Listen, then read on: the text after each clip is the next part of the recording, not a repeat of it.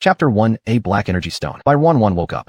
She looked around in confusion. The unfamiliar surroundings left her unsure of where she was. At this moment, a force exploded in her mind, and Barren's vision went black as she fell back onto the bed. Perhaps it was just a few seconds, or maybe several minutes later that Barren opened her eyes and turned off the electronic sound that kept ringing from her wrist. Recalling the memories that had just appeared in her mind, she was a time traveler. More specifically, she was someone who had first reincarnated and then traveled through time. In 2012, a meteorite fell in South America. It carried immense radiation and viruses, turning people into zombies overnight, similar to what happened in the video game Resident Evil. This marked the beginning of the apocalypse, making the Mayan prophecy come true. For 3 years during the apocalypse, she struggled desperately, but eventually died. She was killed by zombies due to being used as bait by her best friend. Only after dying did she learn that the so-called awakened wooden-type power and space ability her good friend possessed was actually the jade bracelet her grandmother had given her hundreds of years ago. This bracelet came with a spatial ability, including a few parcels of land.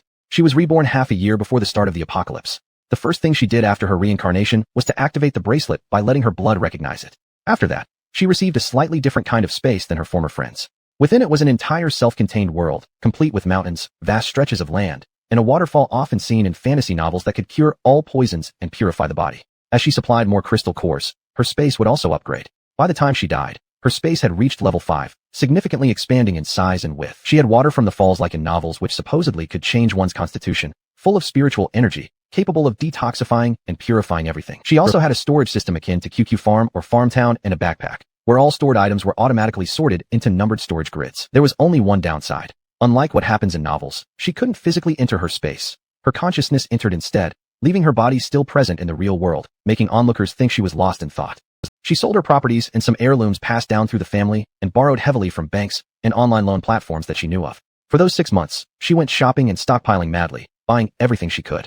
After the end of the world arrived, she proceeded to gather supplies across the economically developed regions. Her hoarded supplies would last for over 50 years, even for a large metropolis.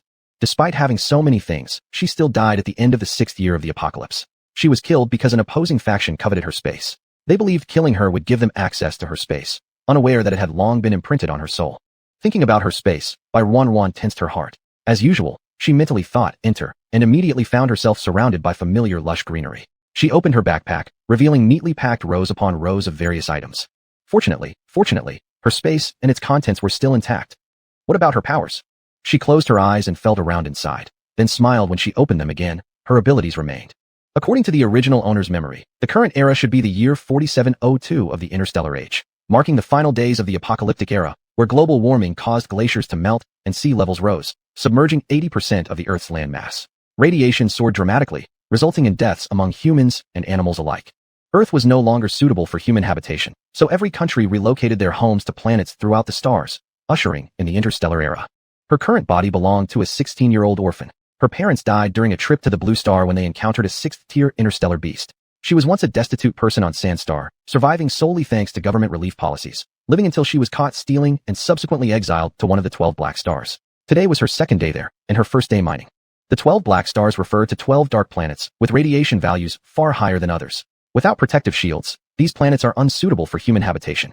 Despite wearing the highest level protective gear, interstellar people, who live up to 400 to 500 years, cannot survive past 80 years in such high radiation without the protection of shields.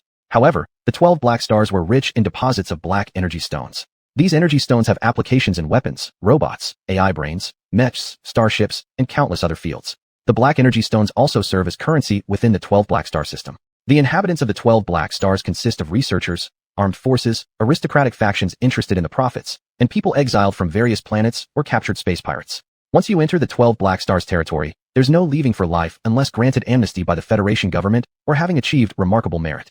Alternatively, if one could buy a planet and become a lord, they would also be exempted from the exile. However, in the 12 black stars, there is basically no opportunity to earn merit. All noble families and research institutes have their own armed forces, and the Federation army certainly wouldn't hire people with criminal records like them without reason. Even buying a garbage-like small planet would cost at least over 10 billion credit points. In the 12 black stars, being able to avoid hunger and death due to high radiation was already a sign of wealth. She got off the bed and stood in front of the mirror in the bathroom. The face reflected in the mirror was severely disfigured, weakened by years of hunger and malnutrition. This body looked emaciated to the point that it was not an exaggeration to describe it as bone thin. Barren followed the crowd toward the square. Although she knew nothing about it, she could just go with the flow, following the direction where others went. When she reached the square, there were people gathered in groups and others, like her, alone.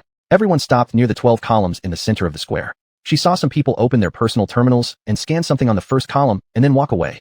Others scanned the second or third columns. However, it was clear that more people chose the first and second columns, and the numbers decreased further down. The 12 black stars are divided into 12 areas, represented by these 12 columns. The farther along, the higher the danger. Barren squeezed through and scanned the first column too. Then she followed those who had similarly chosen the first column. The group left the safety zone and split into two directions after walking halfway. One group continued forward while the other turned a corner. Barren hesitated for a moment before following the group that turned. After walking approximately 600 meters, she arrived at a place resembling a massive parking lot. People entered and exited here. Those coming out mostly rode transportation resembling bicycles from modern times, while some rode something akin to electric bikes, which moved significantly faster than regular bicycles. This parking lot covered a vast area. In the middle stood a two-story large building, but almost everyone did not enter the building itself, but walked instead into an entrance that seemed to lead underground. Barren followed the crowd, surprised to find the inside as bright as on the surface. Looking around, she realized how similar it was to modern parking lots. Each equidistant spot in the underground plaza housed an electric bike she'd seen earlier. On the wall hung a sign introducing these vehicles, electric bikes, each requiring 1 black energy stone for every 10 kilometers, daily rental fee, 5 black energy stones. Most people did not linger here, opting instead to take the elevator down to the second underground level. There, only the kind of bicycle she had encountered before awaited, again accompanied by an introduction label, interstellar pedal cars, renting for 3 black energy stones per day. Barren opened her personal terminal and randomly chose one of the pedal cars, scanning the code on its body. With a ding, the lock on the bicycle opened. Immediately after, her personal terminal received a message, indicating the change in her account balance. Deduction of 3 black energy stones, remaining balance, 1 black energy stone. So poor. Barren sighed internally as she mounted the pedal car and followed the crowd from another exit back to the ground. Following the flow outward, they soon returned to the point where the crowd had initially split up, this time heading along the direction previously taken by the other group. After about 5 minutes of riding, Barren suddenly felt as though her body passed through a layer of film. At the same time, the electronic voice from her personal terminal sounded in her ear. Radiation detected exceeding limit. Radiation detected exceeding limit. She felt something entering her body through her pores. Looking at her personal terminal's radiation reading panel, the value was indeed higher than what she had seen back in the dormitory. She glanced at the people beside her and noticed that all of them pressed the close notification button on their personal terminals. Apparently, everyone heard their personal terminals alerts, meaning these sounds could only be heard by the owner themselves and not by others. That made sense. If others could hear it, it would be no different from a loudspeaker broadcasting everything, leaving little privacy. She also shut off the alert. It seemed that the sensation of passing through the membrane occurred because she had left the safe zone. As the radiation penetrated her body in larger quantities, accumulating in her internal organs, muscles, and bloodstream, Barren couldn't help but feel sorrowful. If this accumulated to a certain extent, death would surely follow. She wondered just how long she could survive here. While contemplating, she suddenly felt a refreshing coolness throughout her body. Her personal terminal also promptly rang once again. Detected a decrease in radiation level by 10 points. Detected a decrease in radiation level by 6 points. Barren probed inside her body and found that the radiation deposits she had noticed earlier were continuously decreasing. Even the radiation accumulated while the previous owner of her body was alive was gradually vanishing. Barren traced the cause and discovered that the space tied to her soul was continuously absorbing the radiation from her body. Its energy levels were slowly increasing, and part of the radiation it absorbed was being converted into energy, flowing into her limbs. The scene resembled how she used to upgrade it with zombie crystal cores during the apocalypse. Barren checked the radiation reading on her personal terminal, finding it exactly as expected, just a lonely 0. Did that mean she no longer needed to fear radiation? Quite the opposite. This so-called radiation would, just like the zombie crystal cores, allow her and the space to level up. Could she dominate Black Star's 12 domain now? The thought that she wouldn't have to die so soon made Barren extremely happy. She continued to follow the group who had scanned the first column, riding for about 20 minutes until they arrived at Zone 1. At the entrance stood another column inscribed with the characters Zone 1. Everyone parked their pedal cars at the entrance of Zone 1. There were already many others with moving vehicles who had arrived early and entered. Barren mimicked what others did, scanning the QR code on the bike again, using her personal terminal. A locking device automatically emerged behind the pedals, attaching and locking the rear wheel much like modern locks, preventing the tire from turning or moving. Standing outside Zone 1, she could feel a faint ripple of energy emanating from within. It seemed her abilities were very active. Entering Zone 1, there was yet another column. She followed the crowd inside, brushing her personal terminal against the identification area on the column. Once inside, Barren felt the energy fluctuation grow slightly stronger. Everyone glanced at each other warily before dispersing, heading off toward places they had already targeted. There seemed to be an unspoken understanding. Others wouldn't approach areas chosen by someone else. Barren aimlessly walked through Zone 1, avoiding places where there were people. The environment here didn't differ much from the outside. All around were barren yellow lands. And yet this place produced black energy stones. Zone 1 featured hillocks, rocky mountains, and rivers, but not a single green thing in sight. From the memories of the original owner, Barren knew that ever since the last rose plant on Purple Star dried out 1600 years ago, there hadn't been any natural vegetation left in the world. Seeds planted in the soil would only be corroded by radiation and never sprout. The lords of various planets preserved seeds through cryogenic technology, praying for the day when plants might revive and these seeds could be sown once more. But in Barren's space, there was one thing that was in no short supply: plants. Barren could imagine either her bright or dark future ahead. Before gaining absolute strength, she must under no circumstances reveal that she had plants. Walking along desolate paths, she occasionally encountered others along the way. They looked at her cautiously, as if fearing she'd snatch their belongings. Their behavior stirred her intense curiosity about those energy stones. She remembered something in the original owner's memory. On the very first day after being sent to the 12 domains, when people handed her the storage box, they mentioned that inside there were 20 black energy stones. Chapter 2. 2 Black Energy Stones. Barren's eyes lit up immediately. She hid behind a large rock, making sure no one around could see her before opening the storage box in her hand. The storage box was a black tech innovation introduced by the Federation. It looked like a regular-sized briefcase, but it could hold 10 or 20 times as much as its appearance suggested. Moreover, its weight and appearance would remain unchanged regardless of what it held. As soon as she opened the storage box, she felt an even stronger energy fluctuation. Inside the storage box were 3 vials of 200 milliliters nutritional fluid. These were the last free rations provided to her by the Federation. There was also a primary mechanical tool issued by the Federation, which looked like a tiny lump of iron, but could transform into 10 different instrument modes. Another example of the Federation's black technology. In the corner of the box lay 20 black stones the size of a baby's fist. They looked just like the cold chunks from old houses. The intense energy fluctuations she sensed were emanating from them. She picked one up and grasped it in her hand, releasing a strand of mental power to envelop it. Streams of energy flowed along her mental power, being absorbed into her body and coursing through her limbs, giving her the same sensation she had when absorbing crystal cores. Her abnormal energy increased slightly. As she continued absorbing the energy, the color of the energy stone gradually turned gray-black. When she let go, the gray-black crystal fell apart and turned into powder. She stood up after patting her hands clean, feeling invigorated with determination. Food. She had plenty of that in her space. Radiation. Her space could absorb it completely. Abilities. The energy stones could provide her with the energy to upgrade her abilities. Now, aside from natural disasters or human-made calamities, she no longer worried about survival in this world. She walked towards a place where she had earlier felt a slightly more prominent energy fluctuation. In the crevice of a stone wall, she found 4 identical-sized black energy stones. Just then, she had an epiphany while absorbing the energy stone. When she opened the box, she had noticed relatively strong energy fluctuations coming from the black energy stones inside. This meant that the previous energy fluctuations she had detected should have originated from nearby places where there were black energy stones. These 4 energy stones confirmed her hypothesis. Transforming a mechanical arm, she reached into the crevice and struggled a bit to remove one piece, about the same size as the one she had used earlier. At this rate of excavation, she realized she wouldn't be able to mine many pieces today. Thinking so, Barren put the energy stone back into the storage box and stretched the mechanical arm out again.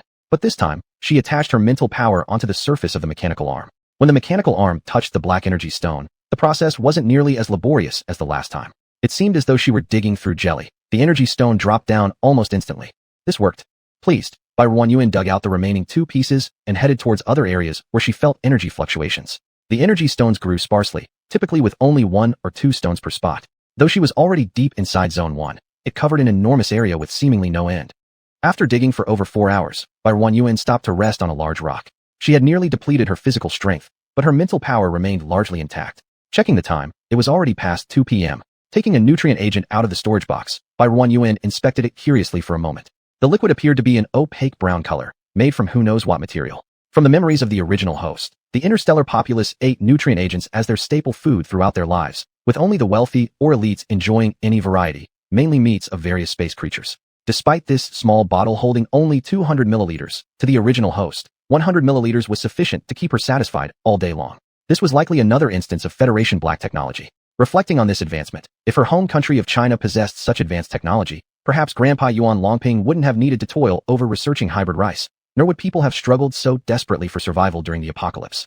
Twisting off the cap, Barren smelled an odd flavor between bitterness and saltiness. Her little eyebrows instinctively knitted together, quickly twisting the lid back on and tossing the bottle into her space, doing the same with the other 2 vials, finally allowing her brows to ease somewhat.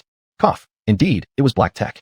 After using her mental power to check her surroundings and ensuring no one else was around, Barren took out 2 little steamed cakes and a bag of milk from her space. She quickly ate them to solve her lunch problem, throwing the leftover packaging into her space where it would automatically degrade. Resting at the spot for a while, she restored both her mental and physical strength. With no plans to continue looking further ahead, she released her mental power and walked toward the entrance following the shortest path she visualized. She also encountered some people on the way. Some were heading inward while others, like her, were moving outward. Most of them traveled in groups of 3 or 5, and she trailed behind them, appearing solitary and isolated. After returning the bicycle, it was already 4 o'clock when she arrived back at her dormitory. The facilities in the dormitory were fairly complete, but they could only allow her to boil a little hot water for a quick body wipe. Clean water was still relatively scarce here. Standing in front of the mirror, she examined her new body. The original host looked nothing like her. Her hair color was a popular flaxen brown tea color from the 21st century online, and she had a pair of black eyes. However, the original host's skin was dark, her body emaciated, presenting the appearance of long-term malnutrition, not much better than African refugees. Upon closer inspection, though, the original host was quite beautiful. She had a classic heart-shaped face with big eyes and double eyelids. Taking out a pair of scissors, she trimmed the original host's messy short hair, originally uneven and untidy as if chewed by a dog. After this, she finally looked human-like, no longer resembling a beggar. Instead, she now appeared to be a boy around 16 or 17 years old. Placing the storage box on her bed, Barren Yuan sat cross-legged atop it and opened the case. The overwhelming energy fluctuation that hit her caused a ripple in her mental power. She began tossing the black energy stones one by one into a corner of her space, totaling 245. According to the conversion ratios in Black Star 12 domains, 10 black energy stones equals 1 red energy stone. 15 red energy stones equals 1 orange energy stone. 20 orange energy stones equals 1 yellow energy stone. Arranged according to black, red, orange, yellow, green, cyan, blue, and purple order, 1 purple energy stone equals 3,150,000,000 black energy stones. But this was merely an approximate conversion. In reality, the purity of energy contained within a single purple energy stone far surpassed that of over 3 billion black energy stones. Not to mention purple energy stones, even blue ones were currently rare. To date, the world knew of only 1 purple energy stone, residing on Purple Star in the private vault of Federal President Chung Ji. There were only 2 blue energy stones, one in the hands of the Lord of Mercury and another displayed in the Blue Star Museum. In fact, she had spent most of her day searching for energy stones today. In Zone 1, the distribution of energy stones was sparse, though its vast area made mining difficult. Yet Zone 1 generally lacked mutated beasts, making it far safer compared to other zones, which is why individuals with low mental power, or those who were too young or too old, would choose this zone. Over several centuries, possibly even millennia, it had been nearly depleted. The rate of regeneration was far slower than the consumption. No one knew how these energy-laden stones were formed. Tomorrow, she would change areas to mine. After putting away the storage box, lying stiffly on the hard bed, Barren Yuan began exploring her personal terminal. This device resembled a smartphone from her previous world, but possessed many more functions. Opening each function in turn, she found the original host's personal information. Name, Barren Yuan. Age, 16 years old. Residence, Black Star 12 domains, 06th star, convicted of theft, born on Sand Star. Mental power, C+ grade. Physical strength, B grade. Mental power at the C+ grade? Shouldn't this correspond to A+, B+, S+, SS+ grades described in those internet-famous novels? The original host had both mental power and physical strength rated among the lowest, explaining why she met her demise upon arriving here. This rating must also be fixed after being tested and recorded in specific institutions rather than automatically updating with the growth of one's mental power. Although Barren Yuan didn't know whether the original host's mental power truly belonged to the C+ category, she was certainly higher than C+. Closing that interface, she discovered a real-time interface showing the temperature, humidity, body temperature, radiation level, etc. of her surroundings. In the bottom right corner was an icon resembling an envelope. Clicking it, she immediately understood it was akin to an email inbox or message center. There was already one red message inside. The sender was Manager of Black Star 12 domains. Barren Yuan skimmed through the content and nodded understandingly. The message detailed the rules and guidelines of Black Star 12 domains, along with some basic living knowledge and precautions. For instance, the 1-bedroom 1-bathroom apartment she was currently in wasn't assigned but rented to her. The monthly rent was 100 black energy stones. Besides such independent apartments, there were shared accommodations available, including rooms for 2, 4, 6, 8, or 10 people. Rent for a 2-person room was 90 black energy stones, a 4-person room 70, a 6-person room 60, an 8-person room 50, and a 10-person room 40 black energy stones. Rent had to be paid at the administration office at the beginning of every month. If one wished to change dormitories, they needed to apply a month in advance. For 10-person rooms, it was required 2 months in advance. Even after application, it wasn't guaranteed to find available housing since cheaper accommodations were highly sought after. If one failed to pay rent and fell behind by more than 5 days, they would be evicted from the safe zone. Each person must mine at least 5 times per month, with attendance recorded by signing in at the squares columns. Falling short of 5 instances would result in fines, 50 black energy stones per missed instance, continuing accordingly. The planet she was on was numbered as 06. This planet had numerous guilds, with the top 3 being Greedy Wolf Guild, Ferocious Leopard Guild, and Megatooth Guild. Joining a guild could provide opportunities to take on missions in exchange for resources, find compatible teammates for mining, thereby increasing one's chances of survival. After all, everything was said to be better when you joined. Within the safe zone, there were banks and shops selling nutrients, alien beast meat, anti-radiation medication, clothing, and other items. After finishing reading the message, she logged out and found the internet icon, which allowed her access only to this planet's websites. After completing the usual registration process, Barren Yuan entered under the nickname ISIS. The site was divided into 4 sections: official section, mission section, guild section, forum section. The official section contained just a few scattered notices regarding rules, lists, etc. Barren Yuan discovered among these a rule about leaving Blackstar 12 domains, dated 16 years ago. Upon clicking into it, there was nothing but a few sentences reiterating what she already knew. She then located a link about planets, updated 6 days ago. It showed 60 planets that had been discovered and were currently unclaimed. Among them was the smallest one, roughly 10 billion light-years away from Z-Star, priced at nearly 19,960 million. Its description simply included its size and the words, trash planet. Its size was merely 1/10 of ancient Earth. In the second row, she saw the blue planet etched into her memory, Earth. Price, 35,743,352,667, retaining its original size, but with land area reduced to 15%. Its introduction similarly labeled it as, trash planet. Seeing these words attached to her home planet pierced her heart deeply. You may not love it, but please don't harm it. Losing interest in browsing further planets, knowing their prices would soar beyond reach, she exited and focused on other areas. The mission section had both official and several guild mission postings. There were those to eliminate interstellar beasts, bounty rewards for certain individuals, or bids for specific tiered interstellar beast cores. The guild section detailed various guild profiles, introductions to their leaders, resource overviews, and recruitment conditions. The forum, however, was far more lively. There were random threads, posts offering various goods for sale, requests to purchase different items, or searches for companions. People used it to pass time or vent various emotions.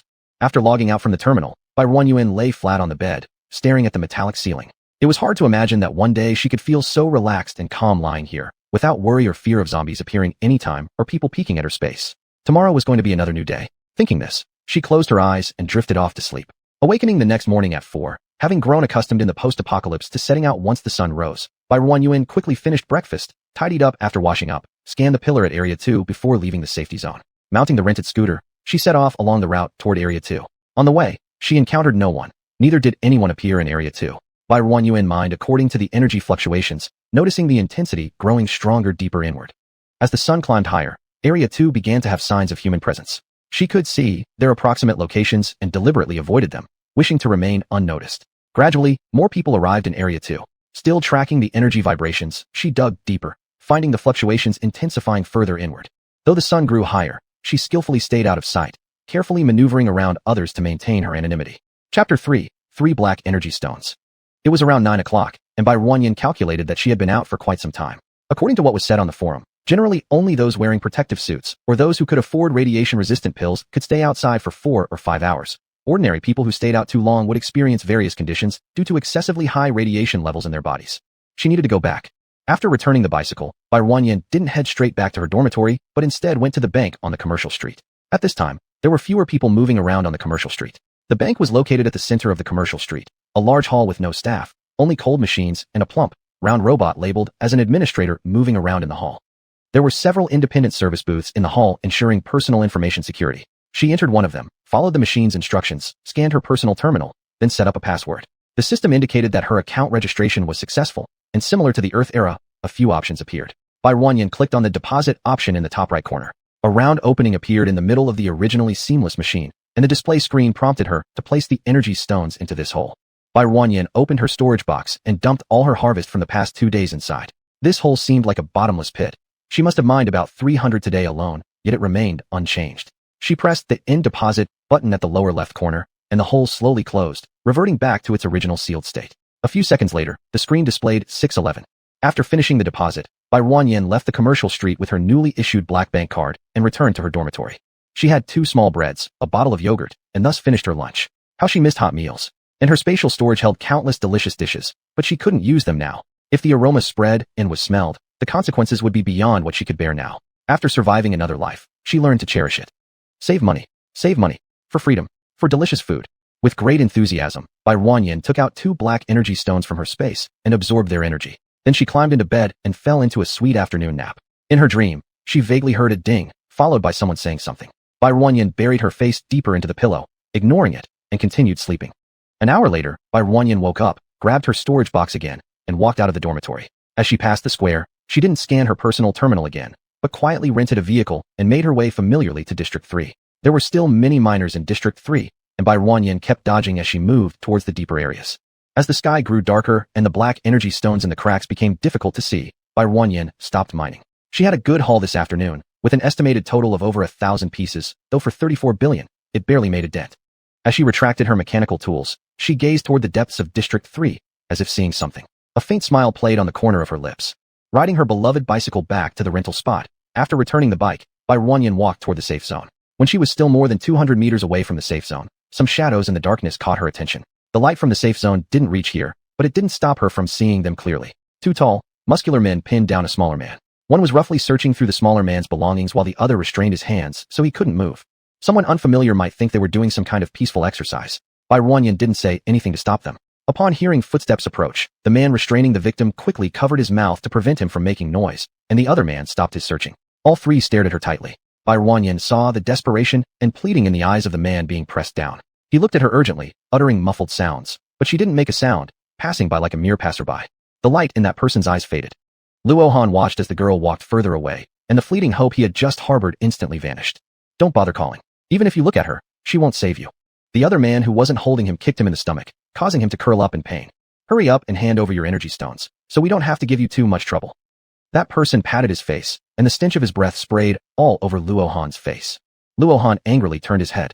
He had heard of such a gang who would rob others when they were alone. He never thought that because he returned a little late tonight, he would run into such misfortune. He only had 20 energy stones left in his pocket, not nearly enough to cover this month's rent. Getting evicted or getting beaten to death would be almost the same to him now. Why be so stubborn? We're just borrowing some of your energy stones to spend. You shouldn't be so disobedient, one of them said. The man exchanged a glance with the other person who was holding the victim down. You're asking for trouble. Let the brothers teach you a lesson. The one pinning him down let go of his hands and instead grabbed his collar, ready to punch him in the face. Luohan covered his head with both hands out of fear, hoping to protect himself and keep alive. After a few seconds, no expected pain came. Instead, he heard a cry of agony followed by a sudden stumble as the hand gripping his collar loosened. Then another cry of pain echoed through the air. He looked up to see a slender and petite figure standing in front of him. It was the young girl who had walked away earlier. The two men who had been beating him up moments ago now lay miserably not far away, clutching their stomachs while groaning in pain. Damn bitch. Who the hell do you think you are, sticking your nose into this? One of them tried to get up unsteadily while shouting threats. The other pulled him up and they supported each other, their free hands still pressing against their stomachs. They looked quite pathetic, far from their previous arrogance. Bai Ruanyan gave them a glance without saying anything, then turned around and helped Luohan to stand up, asking, Can you stand on your own? Luohan nodded. He hadn't suffered much harm. Bai Ruanyan released him and walked towards the two men. 5 minutes later, Luohan held 2 black bank cards in his hands and followed Bai Ruanyan back to the safe zone step by step, as if it were a dream. No beating, no loss of his precious 20 energy stones. Instead, there was an unexpected windfall. The robbers had become the robbed. Bai Ruanyan turned to look at the follower. Go home. It's time for you to leave. Luohan obediently nodded, still dazed. It wasn't until Bai Ruanyan walked away towards her dormitory that he snapped out of it and shouted after her. Patron, patron, please wait. Bai Ruanyan's veins twitched, stopping him before he could call her patron again. Luohan also realized his slip of tongue and scratched his head awkwardly. Benefactor. He managed to squeeze out a term that sounded satisfactory enough to him, unwillingly holding up the 2 cards in his hand to return them. Here are your cards. Bai Ruanyan looked at the items in his hand and shook her head. I don't need them. Keep them. How can I? You earned these. Luohan exclaimed emotionally. He admitted he was tempted by the wealth, but felt it wouldn't be right to accept something that didn't belong to him. Not to mention, she had saved his life. Bai Ruanyan looked at his bruises and said, Think of it as medical compensation. She was about to leave when Luohan called her back urgently. Benefactor, can we exchange terminal IDs? I will repay you someday. I don't need your repayment, Bai Ruanyan answered. However, seeing his persistence, she began to form a favorable impression of this young boy who appeared decent for his age. He looked around 18.9 years old and showed rare integrity in this harsh environment. She agreed to exchange terminal IDs. After doing so, they parted ways to return to their respective homes. After eating dinner simply, Bai Ruanyan washed up quickly, got into bed, and entered the space mentally. It had been days since her last visit, and mature crops once again hung heavy on the branches. She gathered those ripe crops into storage, replanting those that only bear fruit once. After tidying everything up, she opened the system panel. As expected, there was a new item inside. Although she had slept through most of the night, she vaguely remembered hearing that notification sound. She clicked on the newly appeared exchange catalog. A page opened showing 10 thick books. The first book read Minerals, the second Energy, the third Electronic Technology, the fourth Plants, the fifth Animals, the sixth Medicine, the 7th military, the 8th knowledge. The remaining 2 books had blank covers, seemingly waiting to be written in. She opened the first book. On the first page was a familiar black energy stone. Below its image was a number, 10, which meant unknown significance yet. Further down were some texts detailing its functions. At the bottom right corner was an exchange button. Flipping to the second page, there was a red energy stone with the number 80 beneath it. There was still an exchange button at the bottom right corner. On the third page, orange energy stone. Fourth page, yellow energy stone. Fifth page, green. Only on the 9th page did things change, transitioning to interstellar beast core, starting from black ones to purplish black ones. In between were intermediate cores such as black-red and red-orange. Inside, there were also various metals like gold, silver, copper, iron, jade, ores, and even more precious gems like jadeite and nephrite. In the energy category included fresh water, seawater, crude oil and its derivatives like motor oil, diesel, logs of all sizes, coal and its derivatives like charcoal, and much more. Electronic technology contained various interstellar tech products, machines, electronic devices, robots of different models, and many tools that she recognized as well as some she didn't. Plants and animals included many familiar Earth-originated species alongside others she had never heard of. Medicine had many drugs she was familiar with, both Chinese herbs and Western medicine, as well as all kinds of medical tools and instruments. It also featured interstellar anti-radiation pills, anti-radiation suits, medical pods, and various potions. Military showed various types of mechs and designs much like those seen in sci-fi movies or anime. Further down were the recent weapons she had learned about, light energy guns, magnetic force guns, hover cars, spaceships, starships, all sorts of artillery that looked incredibly destructive. The final book, Knowledge, held a vast collection of books, children's reading materials, best-selling novels that had once exploded in popularity, psychology, civil engineering, finance, economics. Every field she could think of seemed to be represented, and even more she hadn't heard of. After flipping through these books, she noticed something. Some exchange buttons at the bottom of the pages were lit up, while others remained grayed out. Did this mean some items were already available for her to exchange, but others required her to meet certain standards first? What exactly was used for the exchanges? She opened the first book, the one containing the item she needed most now. She clicked on the glowing exchange button next to the black energy stone. A small dialog box popped up asking her to input the number of items she wished to exchange and the payment type. Payment options included radiation points or energy stones, or a combination of both. It also displayed how many energy stones and radiation points she currently possessed. The number of energy stones matched exactly with what she had stored in her space, while the total radiation points kept changing since her space continuously absorbed radiation from the outside. Glancing at the radiation point count, Barren exited the dialog box, flipped to the 4th page, and clicked on Exchange. She entered 10 as the quantity, selected radiation value as payment method, then confirmed the transaction. 1/50th of her radiation points disappeared, and 10 yellow energy stones appeared in her warehouse. Barren took one out. It gleamed brilliantly in the light, crystal clear and radiant, far surpassing the strength of black energy stones. Its power fluctuation felt immeasurably stronger. Using her personal terminal, she snapped photos of 5 of the yellow stones from different angles and uploaded them online. Each post highlighted their unique appearance. She opened an anonymous thread for each stone and wrote, "Highest bidder wins," then shut off her terminal and went to sleep. The next day, Barren rose early as usual. This time, her destination was the depths of Area 3, where she detected a strong fluctuation. There were likely more energy stones inside. The deeper one ventured, the fewer traces of human activity existed because nobody knew what lay further in. The area grew progressively more dangerous. Rock forests, mountains, barren earth covered in either yellow dust or gray dirt stretched desolately across the land. Seeing this wasteland, Barren half-joked that it needed a coat of greenery. As she walked along and dug, gradually moving deeper, she came upon a cliff. She could sense a concentrated energy fluctuation beneath it. Peering down offered no sight of its base. Though called a cliff, it looked more like a fissure. Taking out one of the mechanical knobs she had been handed, she adjusted it into a robotic arm attached to her left hand. Then she brought out a pitch-black shiny seed. "Little iron, it's up to you." Pouring spiritual energy into the seed caused a tender sprout to break through the shell. It grew longer and longer, forming 1 branch, 2 branches, until finally 4 long branches measuring about 5 or 6 meters each had fully developed before stopping. The branches were slender but emitted a metallic luster. This was a type of vine she had discovered in the Great Mountains. She named it iron wire vine, because its vines were as tough as iron wires and could freely adjust their thickness. Barren wrapped 2 of the branches around her waist, which automatically twisted 3 times. She grabbed the seed, and the branches functioned almost like another mechanical arm, able to burrow deeply into rock or soil.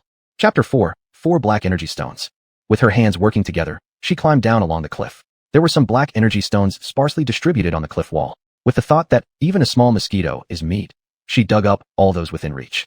After descending about 30 meters, the growth of energy stones began to become denser. By the time she descended around 80 meters, the black energy stones began clustering tightly one by one. When she reached around 130 to 140 meters, they weren't individual stones anymore, but large patches of them, large and irregular lumps that resembled coal but were much bigger, like oversized tiles from the old days at home. The light was barely reaching down here, making it seem darker. Bai Ruanyuan took out a high-powered flashlight, strapped it to her head, and when she turned it on, the surroundings became as bright as daylight. After descending another 10 or so meters, red dots began to appear amidst the blackness, then increased in number. By the time she descended to over 180 meters, she had reached the bottom where there was water below her feet. The river was 15 meters wide, with slow-moving water and a perfectly calm surface. With no place to step, she could only hang off the cliff wall. Iron wire vine extended several more vines, weaving them into a basket in which Bai Ruanyuan sat, conserving a lot of her strength. The rift stretched approximately 200 meters long, with these bald cliffs rising on both sides. The opposite cliff also bore similar conditions. She decided to dig up the row of red stones at the very bottom first, moving upward row by row. Of course, she prioritized the most valuable and abundant sections, intending to take them first to prevent someone else discovering this place halfway through her work. It wouldn't do to lose something big just for a smaller gain. As for the other side, Bai Ruanyuan gazed at the still surface of the water and decided it would be wise to observe first. She could sense an intense energy wave emanating from underwater, yet her experiences during the apocalypse told her there might be something lurking. After digging for more than 3 hours, it was already close to noon. She'd successfully cleaned up the area containing the red stones at the very bottom. During this period, the little unfortunate person she had helped yesterday contacted her, asking if she wanted to go mining together, but she declined his offer. Iron wire vine extended even more branches, weaving a small bed that hung securely onto the cliff wall. Stretching her back after lying down for a while, the tension in her back from sitting for too long relieved quite a bit. She dozed off briefly to recover from her morning's fatigue. Then she pulled out a steaming hot boxed meal. It was just regular takeout, containing 4 dishes with rice. These meals were prepared and portioned beforehand for everyone's convenience during missions. There were stir-fried persimmons and eggs, mountain yam ribs, fish-flavored shredded pork, and cold mixed large-headed vegetable. The portions were generous, paired with a bottle of juice, and it tasted absolutely amazing. It had been far too long since she last enjoyed a proper meal. Since awakening to her special abilities, her appetite had gradually increased. The food was completely devoured, leaving nothing behind. Looking at the box in her hand, Bai Ruanyuan reflected that this too was a non-renewable resource. Every use reduced its availability. Descending further until she was near the water level, she placed the lunchbox in the water to clean it before storing it back into the spatial pocket. Just as she stored the box back, Bai Ruanyuan suddenly focused her gaze, and the iron wire vine swiftly grew upward, elevating her by over 10 meters in seconds. Her eyes fixed intently on the surface of the water because, moments ago, she had sensed a mobile energy fluctuation approaching her location. Something was coming. Moments later, the surface of the water rippled beneath her feet. A huge mouth full of sharp teeth emerged from the water, gulping down any leftover scraps floating on the surface. It seemed drawn by the aroma of the food, clearly a glutton. Soon its head and dorsal ridge surfaced, and Bai Ruanyuan confirmed it was a mutated fish. However, identifying what specific kind of fish it once was impossible now. This fish was approximately 10 meters long, making the river somewhat cramped for it. It floated up and down twice at the water's surface. Bai Ruanyuan wasn't sure why, but she instinctively felt that it was observing her. She could detect the strongest energy fluctuation centered around its brain, likely indicating that its energy core was located inside its brain. She secured herself to the wall using the mechanical arm, retracting the iron wire vine back into her grasp. As the fish circled twice, seemingly agitated by the confined space, it slapped its enormous tail against the water, leaping out and charging straight at her with its gaping maw, exposing its rows of sharp teeth. Regardless of whether it was in the apocalypse or a peaceful era movie, Bai Ruanyuan had seen such situations plenty of times.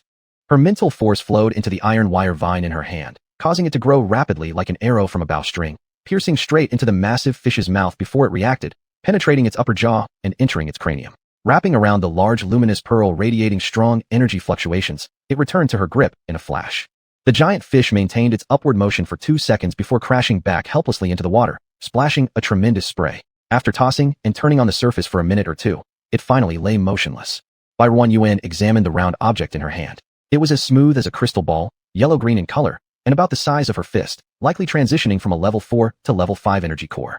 She stored it into her spatial pocket and released her mental force underwater to search for another such fish. After confirming there were no others, she retracted her mechanical arm and allowed herself to fall freely into the water. Swimming over to the large fish, she placed her hand on its body and silently said store, but the giant fish did not budge at all. Confused, Bai Ruanyuan looked at the dead fish.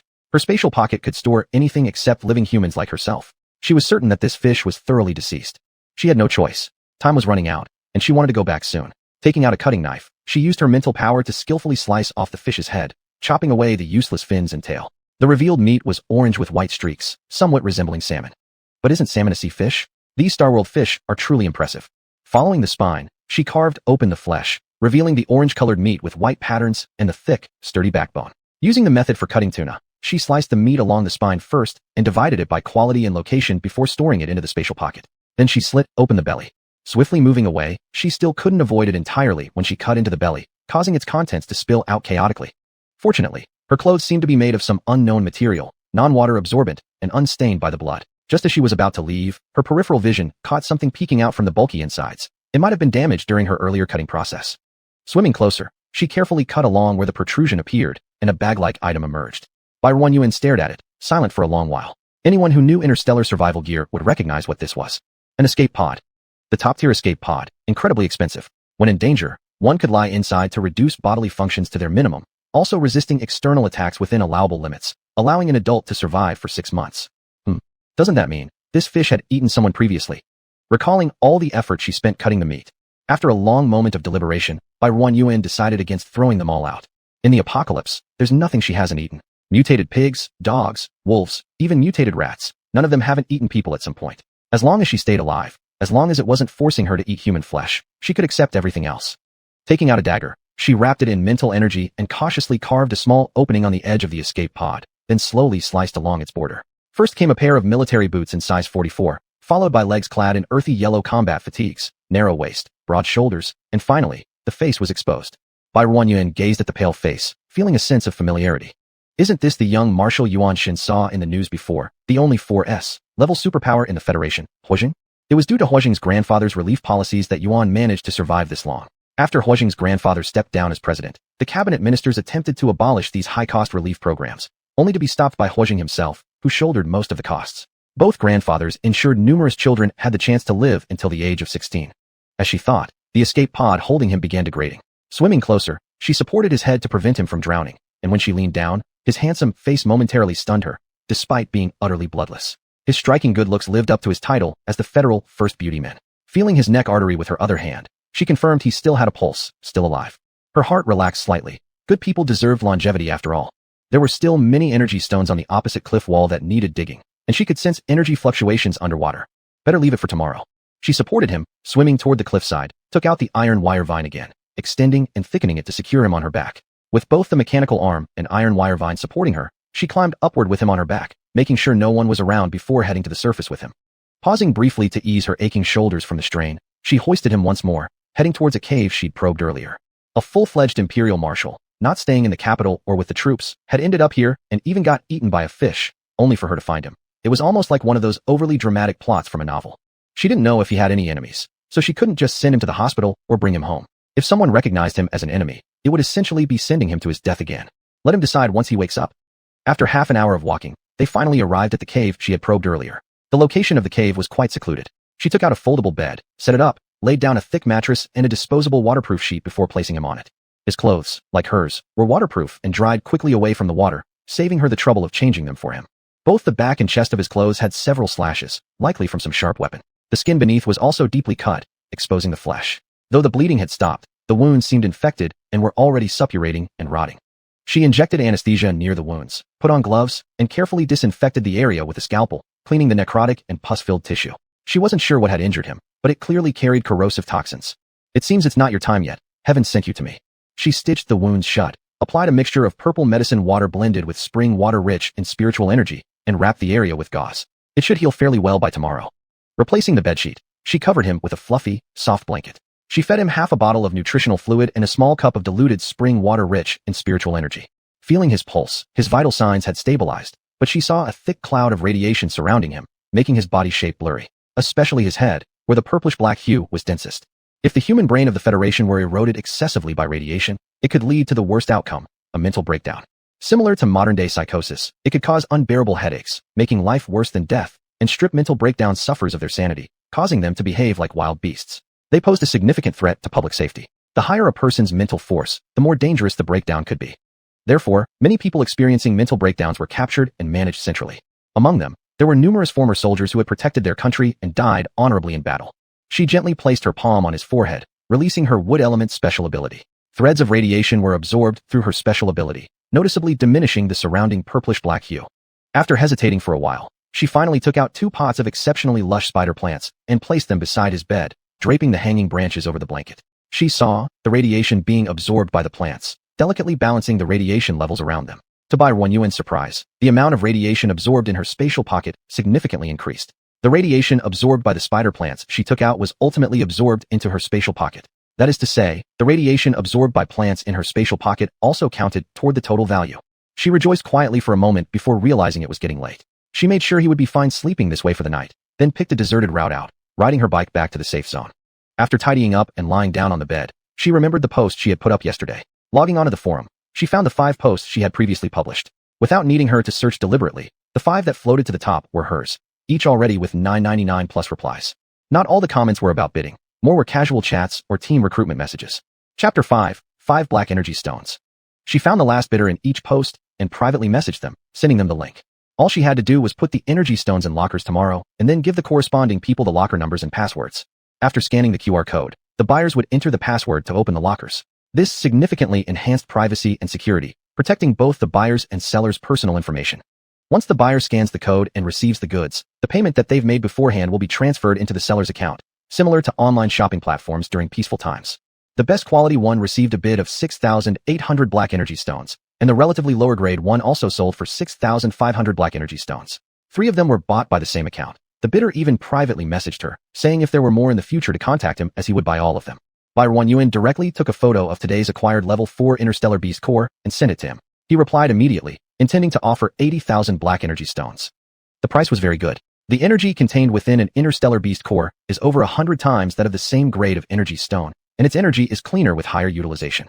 The price was reasonable, so Buyer 1 Yuan happily agreed. Another deal was struck. Buyer 1 Yuan felt happy in her heart, getting closer to her goal of 3.5 billion. She took another round on the forum and saw radiation-proof clothing and anti-radiation pills for sale. She remembered the Sleeping Beauty in the cave and contacted the seller to buy 2 sets of radiation-proof clothing and 2 anti-radiation pills. Unfortunately, since she didn't have much money in her card at the moment, 200 Black Energy Stones for the lowest grade set of radiation-proof clothing and 50 Black Energy Stones for a single pill of regular anti-radiation pills. She only had 611 Black Energy Stones in her card. The seller, seeing her pay promptly, hinted mysteriously that he could sell weapons like light energy guns, magnetic force guns, laser guns.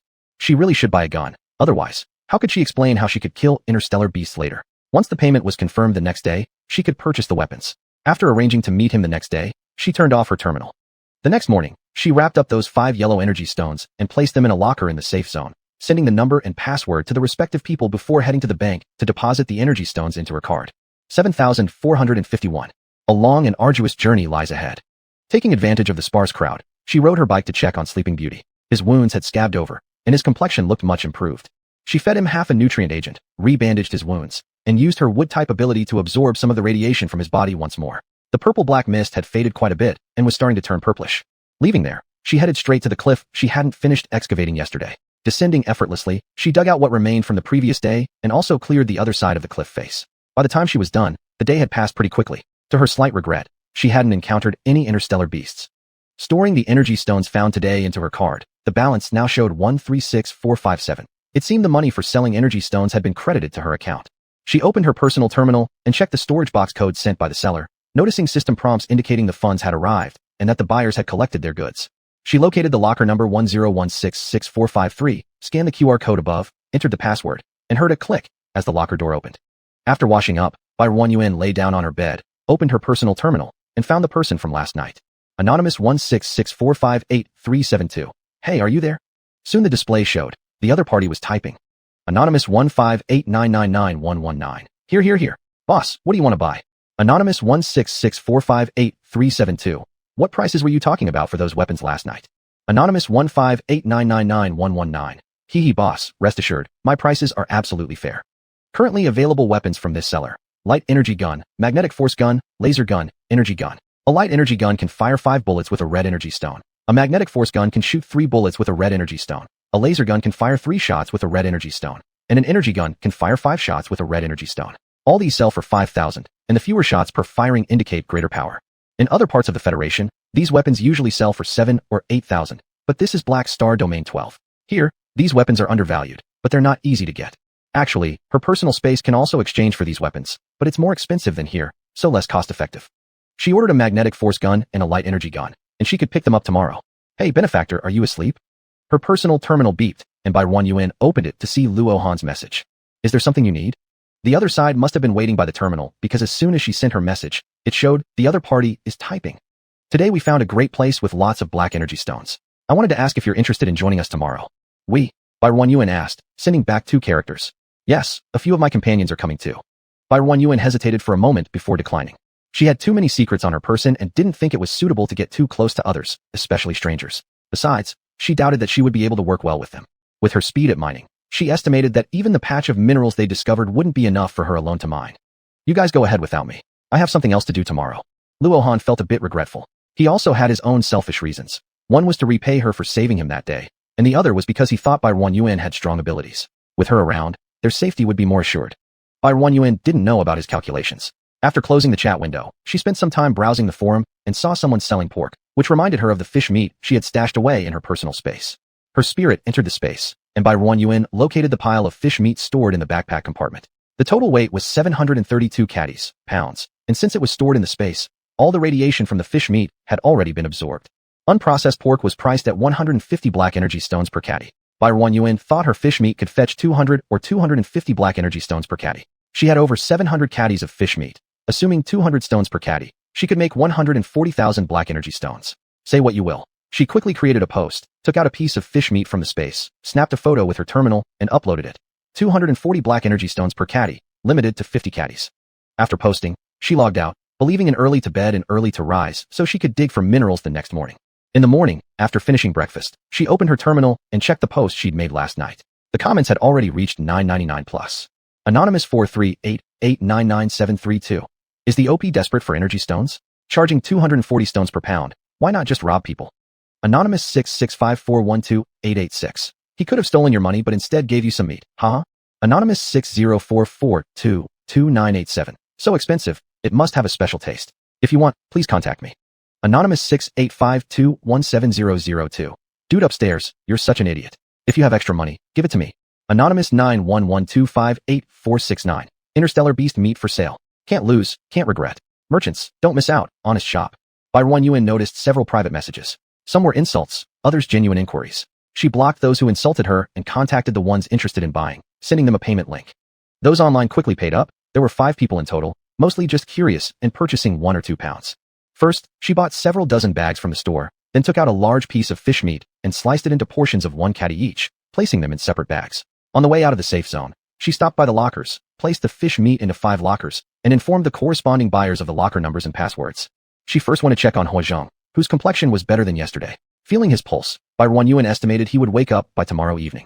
So she packed up the spider plant and the bed into her space, leaving only a common mattress in a corner of the cave. She dressed him in the new radiation-proof suit she'd purchased and placed him carefully on the bed. She fed him half a nutrient agent and planned to give him 2 anti-radiation pills when she returned in the evening. Her destination for today was the same cliff face from yesterday. Familiar with the route, she descended to the bottom of the cliff, retrieved her diving gear from her space, and submerged into the water. Underwater was serene, devoid of any life. As Barren Yuan had guessed, both sides of the underwater cliffs were covered with dense clusters of energy stones, most red. Diving down over 60 meters, she finally reached the riverbed, which was also covered with countless energy stones, black and red, alternating brilliantly. Given how large the fish had grown, she knew this place would definitely hold something valuable. It was like hitting the jackpot. As usual, she started by prying the red ones loose and would only take the black ones after all the red ones were gone. Working underwater was slower than on land, but they grew densely together, allowing her to pry off 2 or 3 pieces at a time. All she could hear was the sound of water flowing, an enveloping silence. Barren Yuan usually dived for 2 hours before surfacing to take a short break and then diving again. When the sun began to set, it was time to finish her work. Barren Yuan took off her heavy diving suit and stored everything into her personal space, then climbed up the cliff wall to return to the cave where Hoard was resting.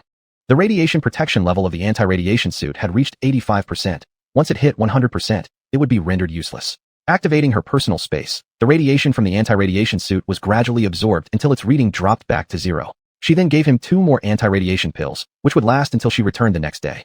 She opened her personal terminal to check on the post she made yesterday. In just 1 day, she found that her private messages had significantly increased. Many were from clients who purchased her fish meat in the morning.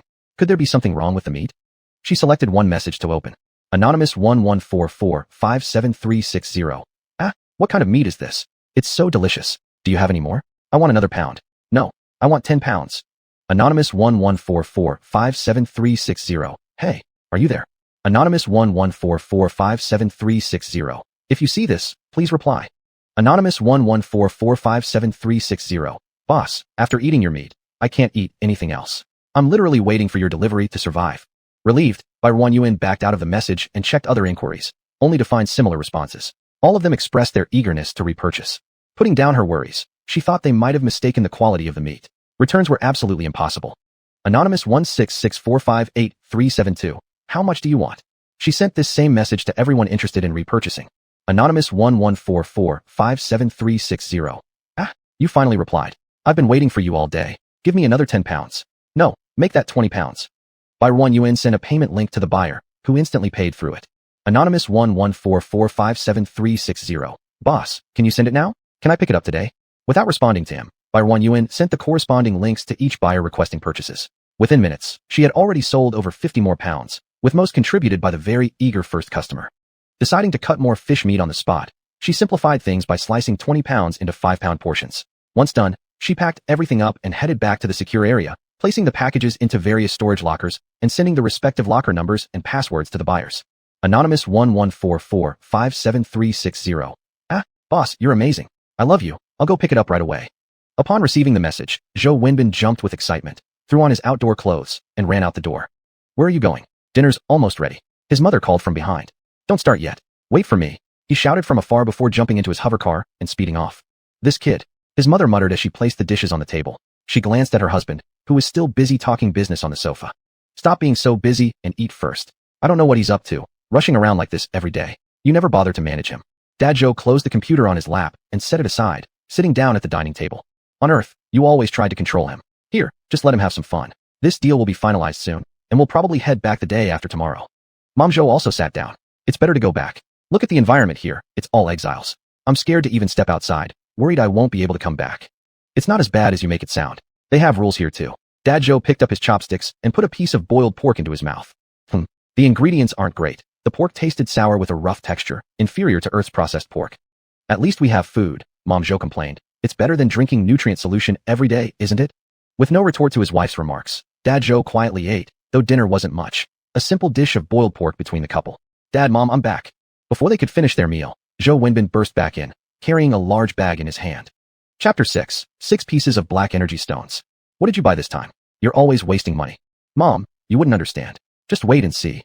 He rushed to the kitchen with a large bag, and soon there were clattering sounds coming from inside. This child, Ms. Zhou muttered under her breath. Soon, a strong aroma wafted out of the kitchen. Both Ms. Zhou and Mr. Zhou unconsciously stopped their motions of picking up dishes and looked towards the kitchen. Did you smell that? Did you smell that? The two glanced at each other and suddenly realized that they couldn't even bring themselves to eat the pork they had been about to eat earlier. The couple neatly set down their chopsticks and moved to the kitchen door, leaning on it to peek inside. They saw their son cutting a piece of meat into thin slices in swift movements, then adding them one by one into a boiling pot of soup. A stronger aroma emerged, making the couple salivate uncontrollably. With the sound of turning off the stove, they hurried back to the dining table and sat down solemnly, looking as proper as could be. Nothing like the people who had been drooling outside the kitchen door moments ago. Dad, Mom, move aside quickly. Zhou Wenbin carried the largest soup bowl in the house over and placed it right in the middle of the table. The room was filled with its rich aroma. It smelled even more delicious up close than it had when they'd been standing outside the kitchen. You guys taste this. I found a treasure seller on the official website here. The flavor of the meat he sells. It's incredible. He sat down eagerly, grabbed his chopsticks, and picked up a piece of fish from the soup bowl, hastily shoving it into his mouth. The fish was still very hot out of the pot, scalding his tongue as he sucked in air repeatedly. SSS. So good, so good. Unbothered by the heat, he took another bite of fish and shoved it into his mouth again. Seeing their son enjoy his meal so much, the couple confirmed that the greenish substance in the bowl was indeed edible. Without further restraint, they also grabbed their chopsticks and started eating. The fish meat was fresh, tender, and juicy, with a slight sour taste which was highly appetizing. It wasn't an inherent sourness in the meat itself, but rather the acidity absorbed from the soup broth. They had never eaten such delicious meat in all their lives. The speed at which they used their chopsticks increased rapidly, almost creating shadows, and Zhou Wenbin wasn't far behind. In less than 10 minutes, the entire pot of fish slices was devoured. As Zhou Wenbin stuffed the last piece of fish into his mouth, he closed his eyes contentedly. So delicious. How can it be so good? This is what real food should be. What was all the stuff he'd been eating before? After relishing the moment, he opened his eyes and met 2 pairs of discontented eyes. Wow, what's wrong? He asked somewhat confusedly. His parents shot him a glare and both put down their chopsticks unhappily. How unfilial their son was. There was the last piece of fish, and he didn't even offer it to Mom/Dad. Son, where did you get this fish meat? Ms. Zhou couldn't help asking. I already said that. It's from their official website. Last night, being bored, I went onto their website, saw there was a forum, and browsed around. I found this boss selling fish meat. Most others sell it for about 130 or 150 yuan per gene, but he charged 240 yuan per jean. Out of curiosity about what kind of meat would cost so much, I bought a block. And since we woke up late this morning and you two didn't leave any dinner for me, I just washed that block of fish I'd bought, cut it up, and threw it in the water to boil, adding some salt as I learned from your way when it was done cooking. I was thinking if this could actually be tasty. Guess what? There's no fishy smell at all. The meat is so tender. From just this one bite, I feel like everything I ate before wasn't even food, so I immediately ordered 20 more jeans. Zhou Wenbin spoke confidently, clearly feeling proud. He was clever after all. Upon hearing this, Ms. Zhou felt even more dissatisfied. Her son had eaten such delicious fish meat that morning without calling her. Truly unacceptable. So how did you prepare this fish meat? I've never known you had such a talent for cooking. Huh. I don't know anything about cooking. Don't you know what your son is capable of? All these steps were taught to me by that boss. Maybe because I bought so much, he even sent me 2 recipes. As he spoke, he leaned closer to his mom, pulled up his personal terminal, and showed her the conversation he'd had with the boss. Look here. The boss said to slice the fish meat into pieces, and then cook it in water mixed with acidic nutrient liquid, and add some salt. After the water boils, put in the fish meat slices, and it's done. Don't overcook it. Also, this one says to cook it with both acidic and spicy nutrient liquids, and then put in the fish slices. Ms. Zhou examined carefully, committing the method to memory. There's still plenty of fish meat left. We'll try the other recipe he mentioned tomorrow. Zhou Wenbin's eyes sparkled with anticipation, unable to wait for the next day to come. Mr. and Mrs. Zhou also had sparkling eyes. After tasting the deliciousness earlier, they too were eagerly looking forward to the next day.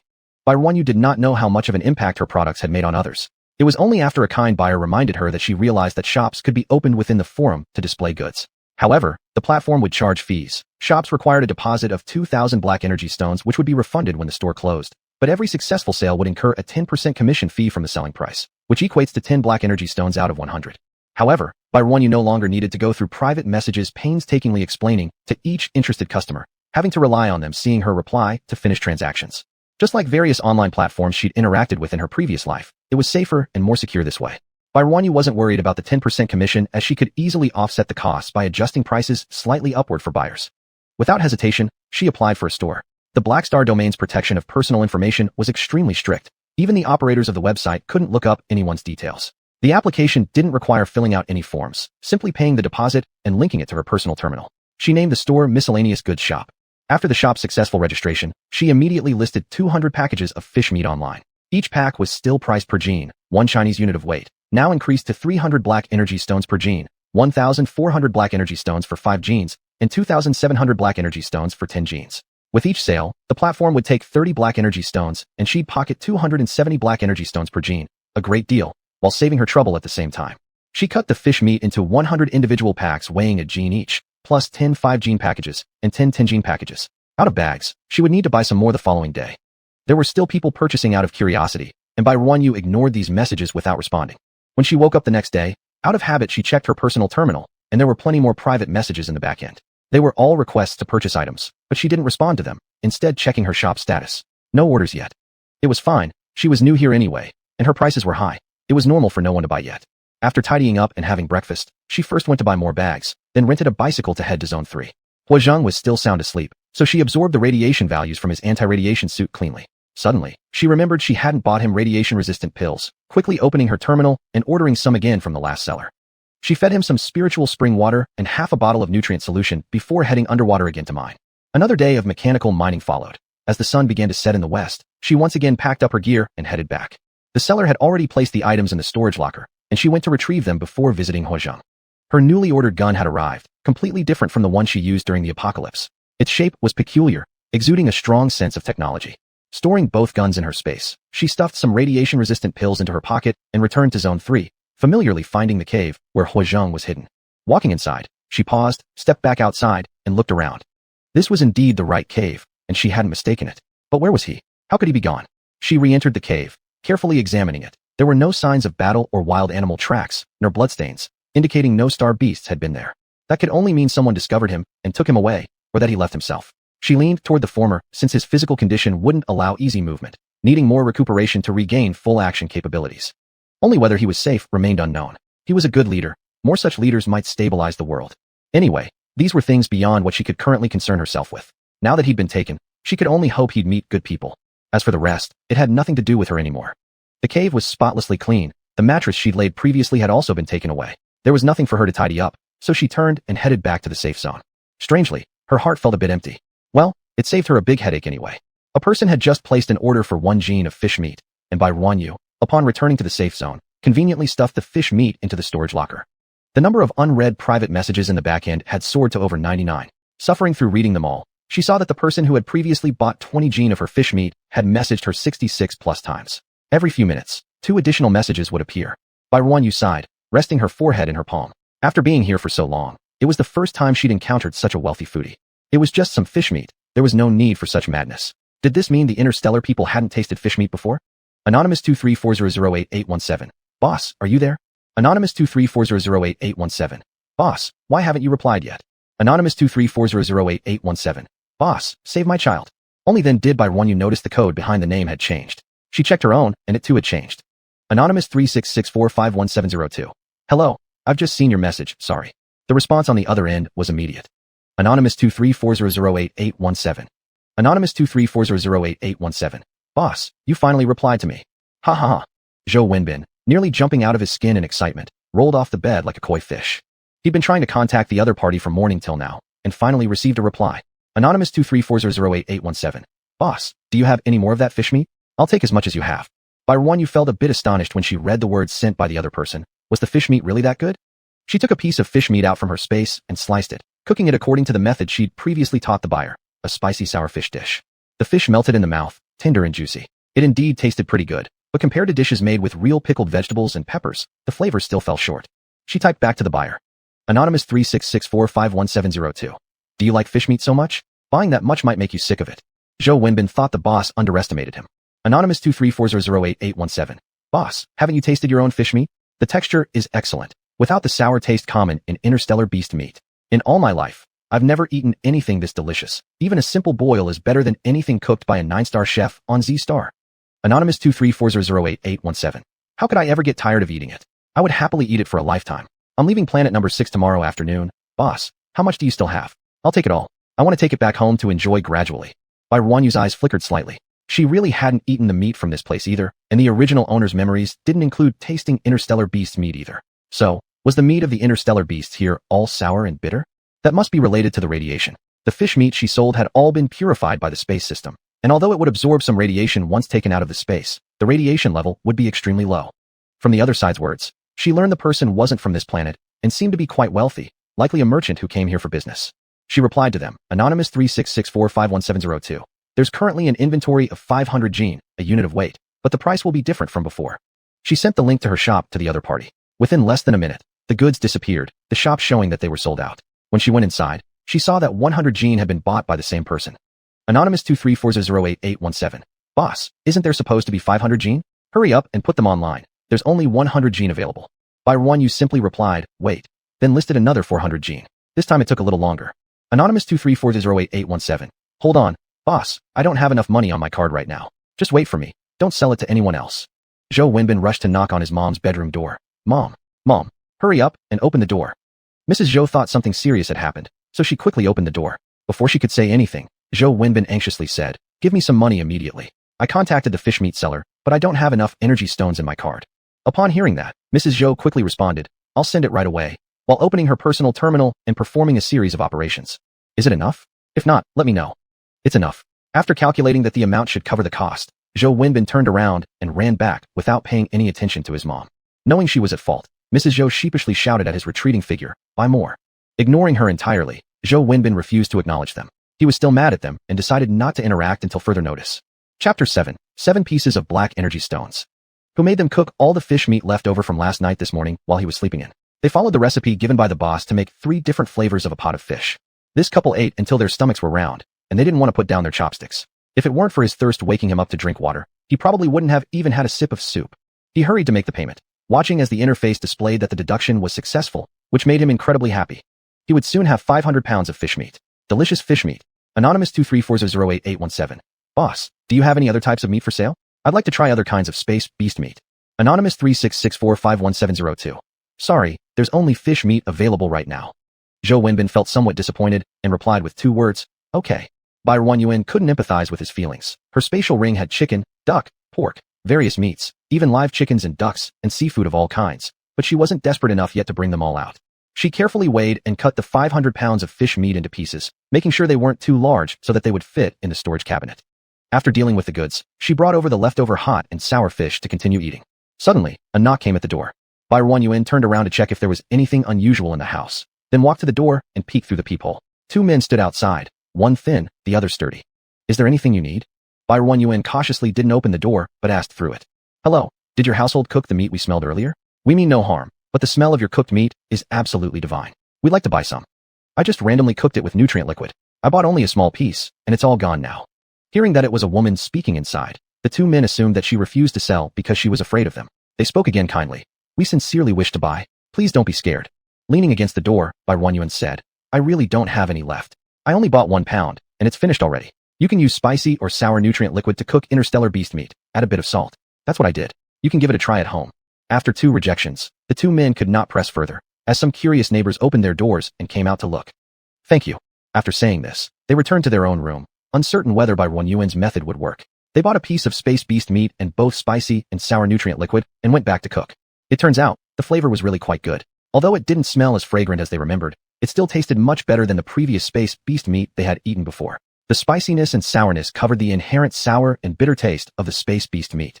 For several days in a row, the entire floor was permeated with the tangy and spicy aroma of cooked meat, leading everyone to inquire from each other, eventually following suit by stewing interstellar beast meat themselves. Each single room on this floor housed skilled and capable individuals. While interstellar beast meat wasn't cheap, though eating meat daily was unrealistic, having it occasionally was still possible. Barren Yuan couldn't help but ponder secretly. Was the price of her fish meat too low?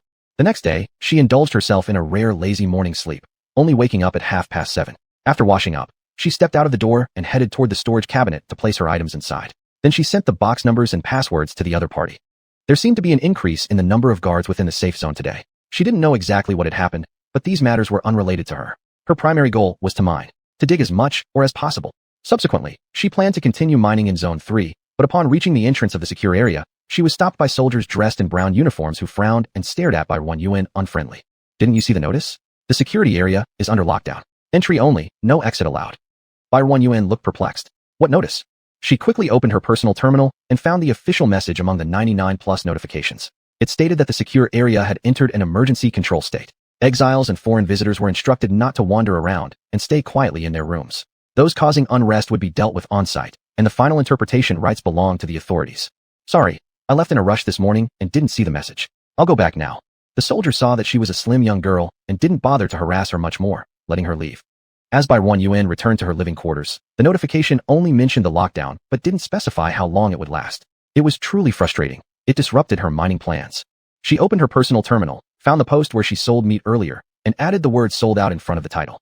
She also went through the private messages on her platform, clearing all the chat records. It was because of these chats that she had failed to notice the official information sent to her, earning herself a reprimand. With nothing better to do, she lay down on her bed, letting her consciousness enter the space and harvest the crops that were already ripe, storing them in the warehouse and replanting the cleared land. She also collected the fully grown livestock and stored them away. She had been prepared with quite a few things before the apocalypse began and continued to gather items afterward. She later traded for some plants and animals that she didn't have from others and also got those discovered by the team members. The variety of flora and fauna in her space was indeed abundant. Opening the exchange catalog, she turned to the plant section. Many of the plants inside were ones she hadn't seen or heard of before, like this rice tree. In its picture, it looked like a large tree with branches filled with clusters of golden rice, resembling a big willow tree from afar, except each branch held heavily laden clusters of rice. One such rice tree could produce at least 800 pounds of rice per harvest, more than what half an acre yielded before the apocalypse. Moreover, it wasn't a one-time crop. As long as the temperature was appropriate, it could bear fruit twice a year. If one rice tree equals the yield of 1 acre of land, then if she planted a hectare, 2 hectares of rice trees, she would likely grow over 100 trees, right? That would mean the income of over 100 acres. And if she grew hundreds of hectares, the figure would be incalculable. If only this kind of plant existed during the apocalypse, it could have solved many people's hunger problems. There was another plant called the 100-fruit tree. Its picture showed a tree bearing various fruits, including oranges, tangerines, pomelos, yellow peaches, nectarines, lychees. The description said it could produce at least 5 kinds of fruits, but what kind of fruit it would bear was random. There was also a wheat tree. One tree she particularly liked was called the ton-ton tree, a large tree that could not only absorb radiation and nutrients regularly, but could also consume garbage, degrading and breaking it down into nutrients needed by the tree. Once she returned to Earth, she must buy a few of these trees to help clean up the trash on Earth. Shutting this catalog, she opened the military section. She found what she wanted: shields. Currently, interstellar shields are divided into 5 grades: 1, 2, 3, 4, and 5. A grade 5 shield is the most powerful, able to block 90% of radiation, while a grade 4 can block 80%, grade 3 70%, grade 2 60%, and grade 1 50%. Don't underestimate the difference of 10 percentage points. It's quite significant. Also, the strength of its accompanying defensive function varies. In by 1 UN's catalog, the highest level was 6, which could completely isolate radiation and withstand 5 full blows from the mightiest starship currently in interstellar space, the War God. This unknown technology emerged from some sci-fi plane. Priced at 12 million black energy stones or 500 million radiation units exchanged for radiation value. Compared to its defense power, the price seemed cheap. However, its high consumption rate meant it used green energy stones for power. If its defensive function was always active, basically every 3 months, it required replacing a green energy stone, generally acquired from the bodies of grade 5 interstellar beasts, though occasionally from veins. She remembered seeing a post 2 years ago on the official site about the largest team in the 6th star, the Battlewolf team, killing a grade 5 interstellar beast deep in Zone 9, selling the beast core for 1.54 million credits. If the 6th grade protective field only ran on the lowest consumption mode, 1 green energy stone could last for half a year. What she most desperately needed was a planetary shield. These were extremely expensive constructions. Even having money didn't necessarily guarantee access. Currently, only Purple Star and Blue Star possess planetary shields. An interstellar individual's life expectancy living under the protection of a 5th-level shield is 450 years, while residents of Purple Star and Blue Star usually live up to 500 years. This is one of the reasons interstellar citizens desire immigration to these planets, both ranking as 1st and 2nd in terms of overall strength in the interstellar union. By 1 UN found the planetary shield she desired and was shocked to learn it too came in levels 1, 2, and 3. Level 3 was the highest. Looking at the exchange number below, it demanded 80 billion radiation units in return. She currently only possessed 500,000 radiation units, a result of the space continuously absorbing radiation 24 hours a day. A level 3 planetary shield could withstand all external attacks, including the corrosive secretions of the insectoids that could dissolve anything. Even the War God's firepower couldn't penetrate its defense unless its energy was depleted. The energy source for this shield was the rare purple energy stone, worth more than 3 billion black energy stones. 1 purple energy stone could power it for half a year, but during attacks, it required replacement every 2 months. Even so, this cost was already too much for ordinary planets to bear. The price of a level 1 planetary shield was 2 billion radiation units, with its energy provided by green energy stones, needing replacement every half a year and every 2 months if under attack. The price of a level 2 planetary shield was 5 billion radiation units, powered by blue energy stones, with the same replacement schedule as before when not or is under attack. By 1 UN had a habit. If there was the best option available, she would always choose the best one and never settle for less. Adding up the 5 billion for the grade 6 shield plus 80 billion for this level 3 planetary shield totaled to 80.5 billion radiation units. She still needed to exchange for the corresponding energy stones. 1 purple energy stone required 5 billion radiation units, while 1 green energy stone needed 500,000 radiation units. She also needed to save up 35 billion more to buy her own planet. Could she possibly exchange enough in time before she died? Her personal terminal on her wrist vibrated. By 1 UN withdrew her consciousness from the space and opened her personal terminal to check. Big shot. Are you in the secure area? The message came from Luo Han. I am. What's the matter? A response immediately came back. That's good. That's good. Big shot. You must stay in your room and don't go wandering around. The secure zone has been placed under martial law. If you wander around, you'll be arrested as a suspicious person. Do you know what happened? Why the sudden lockdown? By 1 UN asked. She suspected it had something to do with Hui Zheng's disappearance. I overheard some rumors. I don't know how true they are. Big shot. Do you know Hui Zheng? The youngest marshal of the Federation? By 1 UN asked with an unfamiliar tone. Yes, him. We call him Little Marshal Hua. Their family has 3 marshals. His father is also a marshal, called Marshal Hua. However, I heard that during one battle with the insectoids, he injured his mental domain and can no longer use psychic powers. His grandfather, Old Marshal Hua, suffered even worse. He experienced a mental force explosion in battle and has been recuperating at home for many years. About half a year ago, there was an insectoid invasion on Wasteland Planet 154, and the Federation sent Little Marshal Hua there. For some reason, shortly after arriving, they lost contact. The army engaged in fierce combat with the insectoids, and after the fight ended, they discovered that Little Marshal Hua had vanished without a trace. Some say he was killed by the insectoids. Others suggest he fell into a wormhole and was teleported away. There were various guesses. Over these past 6 months, the Hua family has searched all across the planets, and I remember their grand arrival here. Marshal Hua personally led a team for the search. He was very formidable and commanding, but alas, they returned empty-handed. However, yesterday someone found unconscious Little Marshal Hua in Zone 3 and took him to the hospital. That night, his ward was attacked, and it said that 3 soldiers guarding him were killed.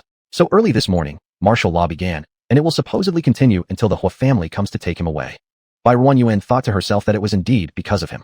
It seemed like her decision not to send him to the secure zone hospital back then was the right one. How is he now? On the other end, the text soon appeared. The person is typing.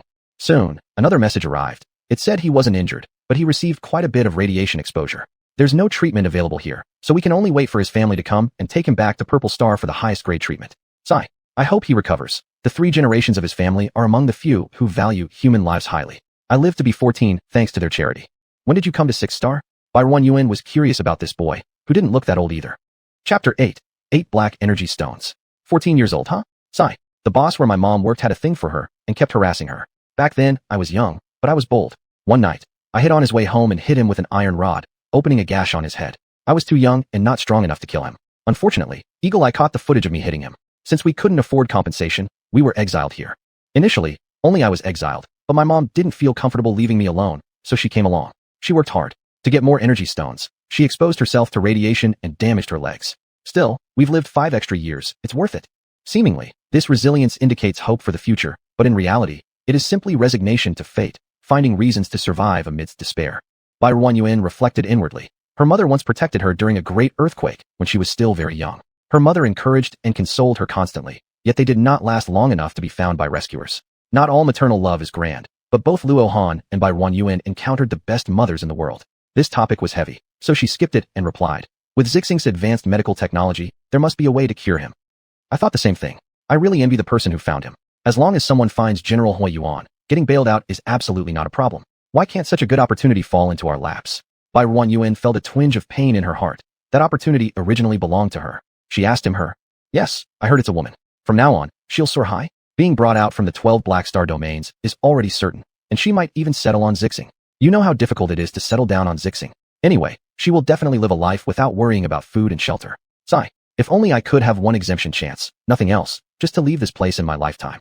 Once again, Bai Ruanyuan felt a sharp pain in her chest over those 3.5 billion credits. If that person hadn't intervened, the person following Huozheng back to Zixing would have been her, and she wouldn't need to struggle desperately for money anymore. Unfortunate timing and destiny. The person managed to find Huozheng's hiding cave and send him to the hospital, which means they must also be kind-hearted. It was their chance, but Bai Ruanyuan could only blame herself for having bad luck. How could she go up to the other person and say, "Hi, actually, I'm the one who saved you, dragging you out of the fish's belly"? What proof did she have? Thank you for telling me these things. This is no big deal. You saved my life after all. Oh yes, yesterday we mined a lot of minerals, and my mom said she wants to invite you for a meal to thank you for saving me the other day. Eating isn't necessary, Bai Ruanyuan refused. They probably wouldn't mine many energy stones in a day, and he still needed to take care of his mother, who had mobility issues. Their expenses were enormous. Just keep the energy stones yourselves, give your aunt a proper nutritional supplement. It's just a small effort, no need for excessive gratitude. You mustn't say that. There are many people passing by, but only you were willing to help me. If something had happened to me that day, my mom wouldn't survive either. You are a great benefactor to both of us, and this fact will never change. Besides, that card you gave me contained over 800 black energy stones, enough for us to use for a long time. Please don't refuse, otherwise my mom would be upset with me. Unable to refuse further, Bai Ruanyuan agreed after confirming that it wouldn't drastically affect the family or their subsequent lives. They arranged a time after the lockdown was lifted. After deliberating carefully, Bai Ruanyuan decided on what gift to bring. 5 pounds of fish meat should suffice. It was the best thing she could currently offer. The lockdown ended quickly. The Hua family acted swiftly. On the 3rd day of the lockdown, a starship appeared above the secure zone. Its enormity aptly described as covering the sky and blocking the sunlight. Confined to their room, Bai Ruanyuan and others couldn't go anywhere. About 3 hours later, over a dozen guard ships accompanied the giant starship, appearing briefly before disappearing from sight. Then, the lockdown in the safe zone was lifted. Wow, did you see that, sir? It's rumored the war god personally came to pick him up. So unfortunate, we couldn't see anything from level 2 underground. Did you catch a glimpse? What did it look like? Wasn't it majestic beyond measure? Recalling what she saw, Bai Ruanyuan admitted forgiveness for seeing nothing clear, but merely glimpsing at the bottom of the starship. It was huge and very spectacular. Why couldn't I see anything? A real-life war god? Bai Ruanyuan sensed his excitement. Then, several photos were sent over, and Bai Ruanyuan opened them to check. Most of the pictures were taken from the bottom, except for one that slightly captured a side view. The forums are all exploding. Everyone's discussing the god of war. She opened her terminal and logged in, seeing the post he mentioned. Countless new posts were enthusiastically discussing Huozheng and the god of war. Some said that Hua Marshal and another marshal of the Federation came together to pick up little Hua Marshal. The post also mentioned the girl who found little Hua Marshal and took him to the hospital. She was granted an exemption, and Hua Marshal had promised to take her back to Zixing. Bai Ruanyuan turned off her personal terminal, out of sight, out of mind. The more she looked, the more she regretted the 3.5 billion credits she lost. Big brother, will you have time tomorrow? My mom wants to invite you for dinner tomorrow. I have time. Since she had already agreed, there was no need to be coy. Let's set it for 5 p.m. tomorrow then. I'll wait for you at the square and take you to my house. All right.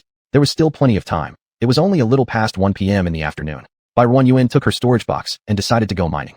The 3.5 billion credits had slipped away, and she needed to make it back. Many people shared the same idea as her, and on her way, she encountered many others going mining. After being cooped up at home for 3 days, they couldn't wait to start mining again. The heavy rent and living necessities were relentlessly chasing after them. Barren Yuan avoided people and returned to the old spot. With the help of a mechanical arm, she climbed down, put on her diving suit skillfully, and swam down. As the sun dipped low in the west, she packed up and headed home. There would still be enough here for her to mine for another 2 days. She went back early the next afternoon, washed up at home, and changed into a clean outfit. She arrived at the place where she and Luo Han had agreed to meet, and not long after, he showed up. Seeing Barren Yuan, whom he hadn't seen for a few days, a look of surprise flashed in his eyes. "Big sister, is that you?" He approached cautiously to confirm. Her figure was similar, but Barren Yuan's face seemed unfamiliar. Barren Yuan never mistreated herself when it came to food. Over these few days, she had been eating well with balanced nutrition, and now, her appearance was almost changing daily. Compared to the alarming state she was initially in, she had become significantly better, her beautiful features beginning to show. Due to this, Barren Yuan dared not take the spirit spring water to cleanse her meridians and bones, fearing unnecessary trouble if she became too striking. "It's me." The familiar voice allowed Luo Han to confirm the person in front of him. "Big sister, your change is enormous. It feels like you've eaten some divine pill or something. It's only been a few days since we last met." Seeing the storage box Barren Yuan held, he didn't pay much attention to it. Many people around here often carried their assets with them, afraid others might take them if left behind in their dormitories. On the way, he enthusiastically chatted about various topics with Barren Yuan. His residence was quite far from Barren Yuan's place. The term opposite directions wasn't an exaggeration. After walking for more than 20 minutes, they finally reached his dormitory. The dormitory was on the second underground floor, and the ventilation wasn't good. The entire hallway was filled with sour smells, urine odors, and other unpleasant scents. This floor consisted entirely of 10-person rooms, where those who no longer had the ability to work or lived in poverty state. Luo Han had grown accustomed to it over so many years and didn't find anything unusual. He led Barren Yuan to a door and knocked. Soon, the door was opened by a middle-aged man missing one eye, smiling broadly. "Welcome back, kid." His gaze swept over Barren Yuan. "Is this the savior of Shaohan? Please come in. Please come in." He warmly welcomed both of them inside. Barren Yuan stepped through the gate, and an acidic spicy smell wafted towards her, somehow familiar. This small room stacked 5 beds across 2 levels, but it was extremely neat and tidy, without the unpleasant odors present outside. All 9 others in the room were present. A couple in their 30s, a middle-aged uncle missing a right arm, a pair of sisters, one around 13 or 14 years old, and the other in her 20s, a middle-aged woman with leg disabilities, likely Luo Han's mother, an elderly man with gray hair, and a middle-aged uncle looking healthy despite being in his 40s. "Please come in, please come in. Is this the savior of Shaohan?" Everyone greeted Barren Yuan warmly. She glanced over the faces of those who weren't in good health. Despite living in such hardship, they still retained the ability to love. "Sit." Luo Han somehow produced a stool, sparing Barren Yuan the awkwardness of having nowhere to sit. They didn't offer her any bed space, lest she felt uncomfortable. Barren Yuan sat by the bed while Luo Han's mother sat on the bed, gently smiling at her. She could tell that when she was younger, she must have been very beautiful. Bone structure doesn't lie. But now, due to the torment of radiation and illness, her complexion was sallow, with many spots on her face and deep wrinkles around her eyes. She extended her hands, perhaps wanting to hold Barren Yuan's hand, but halfway there, she pulled back out of shyness, resting them uneasily on her thighs. "Thank you for saving my son. You are a great benefactor to us." Barren Yuan quickly replied politely, "Don't say that. I just happened to be there, and it was only a small favor. I think if someone else had seen it, they would have helped too. Right?" she said while opening the storage box and taking out a bag containing 5 pounds of fish meat she had prepared. "I heard your health is not good. Recently, I obtained some fish meat, so I've brought some over." As she placed the bag on the floor, which was swept clean, she made sure the bag didn't break to avoid dirtying the bed. This is unacceptable. You're here as our guest. How can we take something from you?" "Shaohan, quickly return this to our benefactor. Take it back home later. This precious thing, keep it for yourself." Luo Han stepped forward to grab the bag off the floor intending to give it back, but Barren Yuan held his wrist firmly, and he found himself unable to move. "Auntie, please don't call me benefactor. My name is Barren Yuan. You can just call me Ren Yuan. How can you send back something already given? If you don't accept it, I won't feel right about eating either." Seeing Barren Yuan's persistence, Luo Han's mother could no longer refuse and accepted it. Barren Yuan let go of Luo Han's arm, allowing him to move again. He looked at her in astonishment until his mother called out to him. "What are you doing, Shaohan? Why are you spacing out? Hurry up and bring the food over." Realizing his days, Luo Han rushed into another room and soon came out carrying a pot of steaming hot contents. The others in the room had already set up a metal table. He placed the pot in the middle, and the aroma of a much more potent sour and spicy flavor filled everyone's nostrils, stimulating everyone's taste buds. "Wow, so fragrant." The 14-year-old girl grabbed her sister's hand, instinctively swallowing saliva. Everyone in the room couldn't help but look towards the dish in the pot. Barren Yuan took a closer look and noticed that among the green broth, pieces of meat floated up and down. This was exactly the recipe she had told the 2 people outside her door about. It had somehow reached Luo Han's family. Though amused inside, Barren Yuan showed no sign of it on her face. Luo Han returned holding a stack of bowls and evenly ladled out 10 small bowls, each with 3 or 4 slices of meat. He then poured the remaining nutritional liquid and meat pieces into a large bowl and distributed the smaller ones to everyone in the room. Finally, he gave the large bowl to Barren. The little girl couldn't wait to take a sip and exclaimed delightedly, "Wow, so delicious. Is this what rich people eat?" Then she eagerly gobbled it up. Her older sister transferred all the meat slices from her own bowl to the little girl's, keeping only one piece to taste. The younger sister wanted her sister to eat too, and thus they happily shared it bite by bite in an atmosphere full of joy. Barren prodded her bowl with chopsticks, seeing that there were at least 10 slices of meat in it. Watching everyone eat slowly and carefully, savoring every bit, a rare bitterness welled up within her heart. She did not bother with polite refusals and methodically finished all the meat slices in her bowl with each pair of chopsticks. It was likely pork, though the sour spicy nutritional liquid covered most of its gamey smell. Its taste still seemed slightly unpalatable to her. She finally understood how much better the radiation-absorbed fish meat tasted after being consumed in space. She also experienced the slight bitter taste mentioned by that previous customer. Chapter 9. 9 Black Energy Stones. Seeing the people around her enjoy their food so much, she forced herself to eat despite feeling unwell. The little girl was still looking at the empty bowl with reluctance, smacking her lips as if savoring the taste from before. For these people living at the bottom of society, perhaps they only buy meat during the new year to taste it. After the meal, she stayed to chat with Luo Han's mother for a while. It was about 7:30 p.m. already and it had grown dark outside when she proposed to leave. A group of people accompanied her to the dormitory entrance, and Luo Han was entrusted with the task of seeing her home. Things aren't safe at night. You should go back early, too, and don't get mugged. Luo Han also knew that the big shot's skills were not bad, so he obediently went back. However, Barren lay in bed thinking for a long time and couldn't fall asleep. The scene she witnessed today reminded her of what she saw during the apocalypse, those without any powers struggling to survive at the very bottom. Compassion welled up within her, remembering how the last efforts of her and her partners could finally resolve the starvation issues for those people. She could tell that Luo Han's roommates all possessed good character. Otherwise, he wouldn't have invited them to join him for dinner. Interstellar beast meat was indeed an extravagance for such ordinary people. She didn't know how long she thought about these things until she dozed off into sleep. The next day, she continued mining underwater. After 2 days of continuous work, the energy stones beneath the water had been completely excavated. She had reached the end of this abyss. Looking ahead, there appeared to be either a vast river or lake. Her spiritual force probing out, but she couldn't touch its boundaries nor detect if there were interstellar beasts inside. Nevertheless, she felt an energy fluctuation emanating from this body of water, whether it was a lake or river. Worried about her own safety, she decided to abandon the impulse to dive in and investigate. Exploring Zone 3 once more, there were no longer large fluctuations in energy. She mined some black energy stones, tidied up her gear after sunset, and returned to the secure zone. Tomorrow, she planned to explore Zone 4. As usual, she woke up extremely early and arrived at Zone 4 early where there was no one. Zone 4 had radiation concentrations significantly higher than Zone 3, and the energy fluctuations were slightly stronger. Wandering through the area for an entire day, she basically had a clear idea of where most of the energy stones were. She noted down several spots and returned to the secure base after sunset. "Are you there?" She took the initiative to send Luo Han a message. After approximately half an hour, he replied, "Yes, Senior, what's wrong? I've discovered a field of energy stones. Would you like to join me tomorrow?" The other party is typing. Notification lingered on his side for a long time. Sorry, I got too excited.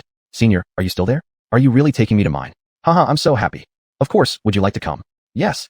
Luo Han sent over a string of exclamation marks and asked cautiously after a while, "Senior, can I bring a few people with me?" "Who?" "You know, my dorm mates. If it's inconvenient, pretend I never said anything." "It's fine." Barren sent over 2 words. Wasn't her purpose originally a spontaneous wish to help those people? "Thank you, Senior. I thank you on behalf of them. You're truly a great person. Please don't mention it. Tomorrow in Zone 4, make sure you bring the right equipment." Barren reminded. "Don't worry, I will definitely look out for them. I'll certainly not hold you back." They agreed to meet at the square pillar at 8 o'clock the next morning. When Barren arrived the next day, they were already waiting there. Apart from Luo Han's mother, who couldn't walk well and thus did not come, everyone else was present. Barren didn't engage in much small talk. Everyone passed by the marker in Zone 4, walking there on foot. Barren walked along with them, while Luo Han chatted with everyone on the way to avoid awkward silences. Moved by his effort, Barren occasionally responded to keep the conversation going. It took more than 30 minutes to walk from the secure area to Zone 4. They passed the stone pillar in Zone 4 and, under Barren's lead, made their way to a region with high energy fluctuations closest by. It was another valley-like place, though much shallower than the previous one. Everyone used the mechanical arms to climb down, and here and there scattered on the cliff face were black energy stones. "Wow, so many energy stones." The little girl exclaimed in surprise, and everyone else's faces lit up with joy. This was far more than they managed digging randomly. A middle-aged uncle who looked the healthiest and had all his limbs opened his mouth and said, "Miss Bai, thank you for bringing us here. You go rest either above or below, let us do the digging. No matter how much anyone digs, we'll give you half. Do you all agree?" The people who came along nodded their heads in agreement. Barren looked at this group of people, some old, some young, some blind, some disabled, and she wasn't so heartless as to take advantage like that. Uncle, I don't even know what to call you, but uncle it is. You don't need to do this. Let's just each dig according to our abilities. Whoever digs how much gets that much. You don't need to share with me. The middle-aged uncle saw that Bai Ruanyun truly meant it and wasn't being polite. Warmth sparkled in his eyes as he nodded at her. You're a good one. There aren't many good people like you around these days. My name's Chen Hao, or you can just call me uncle. Bai Ruanyun realized this middle-aged uncle genuinely recognized and approved of her. Little Bai, you can just call me old blind man. Old blind man, I thank you too. The entire group expressed their gratitude to Bai Ruanyun, and Bai Ruanyun also got a preliminary understanding of them. The physically fit middle-aged uncle with all his limbs was named Chen Hao. The one-eyed middle-aged uncle everyone called old blind man. That couple, the wife was named Luo Wan, and the husband was Zhao Ping. The two sisters, the elder sister was Wu Yu, and the younger sister was Wu Shui. The middle-aged uncle missing an arm was named Cheng Han. The white-haired, hunched old man was named Meng Fuzi. Everyone dispersed, choosing their spots to start mining. Bai Ruanyun didn't join them, but continued heading down. After descending more than 60 meters, she reached the bottom. This time the underground area wasn't completely filled with water as before. Instead, it was solid ground beneath her feet. Moving forward another 50 meters or so, there was a stream about 3 meters wide. The water wasn't deep and was crystal clear, with black energy stones the size of fists scattered across the riverbed. Occasionally red ones could be seen as well. Bai Ruanyun took off her shoes and socks, rolled up her pants, and waded into the water. The stream only reached up to her lower calf. She first picked out the visible red energy stones and stored them into her space. This valley was over 100 meters long, and the stream was roughly the same length. After collecting all the red energy stones, she climbed back up the shore and walked toward them, finding Luo Han struggling to mine on the wall. It wasn't suitable to shout here, so she quietly installed mechanical arms, climbed next to him, and told him about the creek she'd discovered earlier. What? Luo Han's hand trembled as he mined, nearly dropping a hard-earned black energy stone from the mechanical arm. He couldn't pick it up immediately, keeping his voice low as he asked again, "What you said, is it true?" "So many." Bai Ruanyun nodded. "Why wait any longer then?" That wall they'd been admiring moments ago suddenly lost its appeal. "I'll go tell them, you go mine first." Bai Ruanyun nodded and climbed back down again. Luo Han hurriedly crawled to the nearest old blind man to relay what Bai Ruanyun had told him. They split the responsibility. One would notify half the people. Soon, everyone knew the news and quickly climbed down from the walls, rushing towards the creek Bai Ruanyun mentioned. Continuous surprised exclamations arose, yet were controlled to be quieter.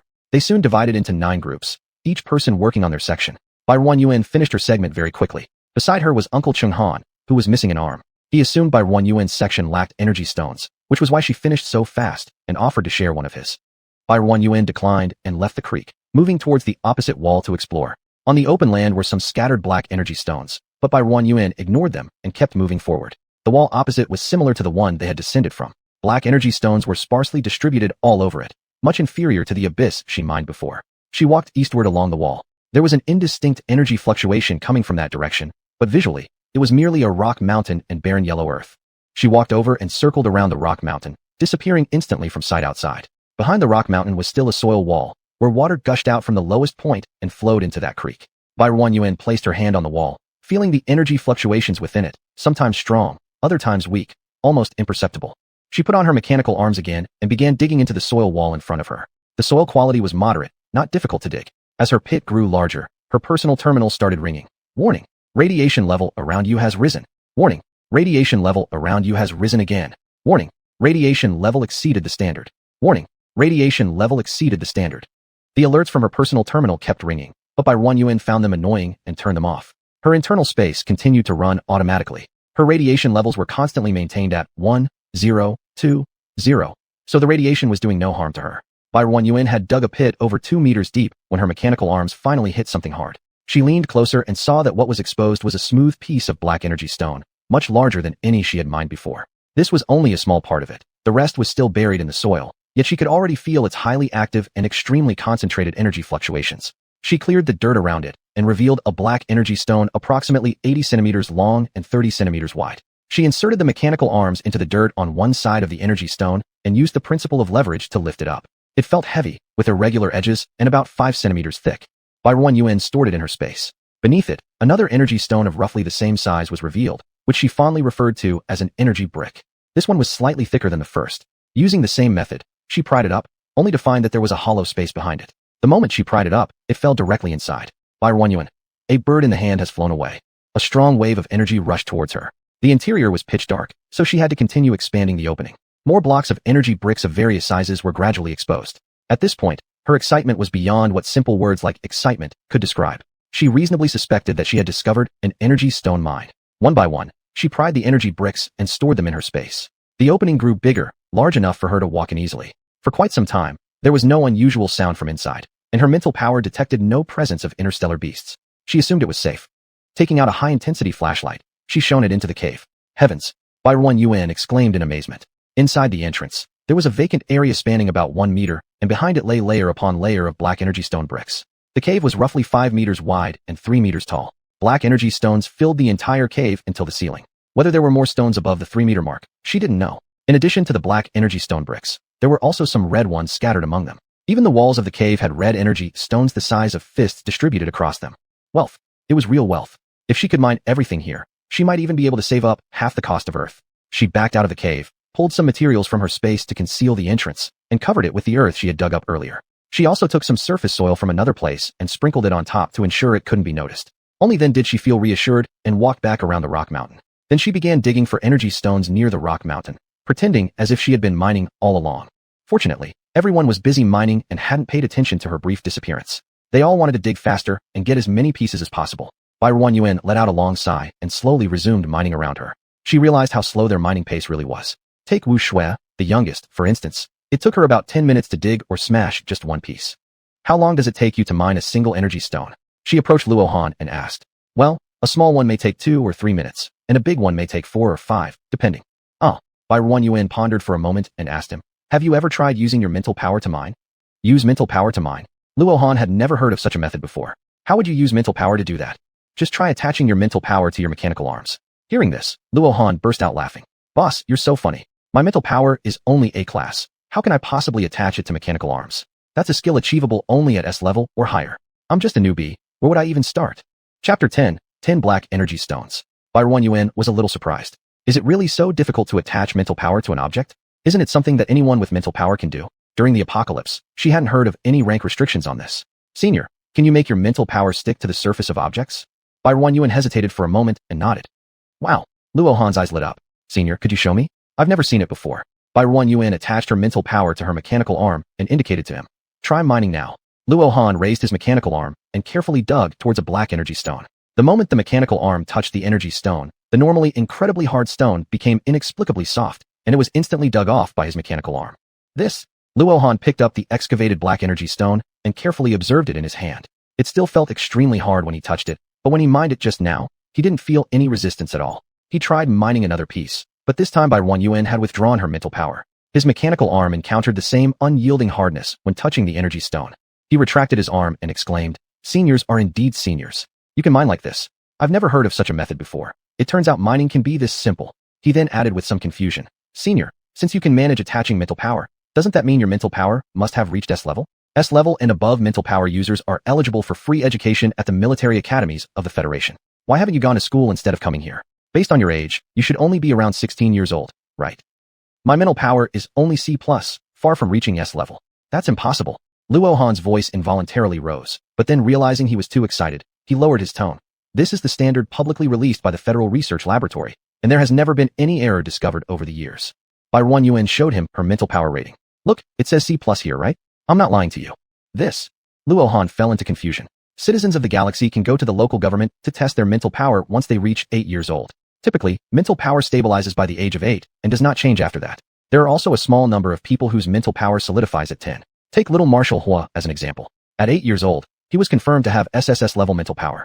But at 10 years old, it was discovered that his mental power strength was greater than others of the same level, and the machine showed his mental power had become 4S level. Senior, did your mental power increase after you were tested at 8 years old, and you just didn't know about it?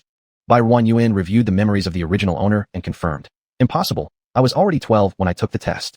When the original owner was young, her health wasn't good. Plus, her parents died when she was 7, and her only uncle who claimed her compensation refused to raise her, leading to her being sent to an orphanage. Her life changed drastically after losing her family and compensation, which caused her a serious illness. The orphanage didn't have the means to treat her, so she could only rest in bed.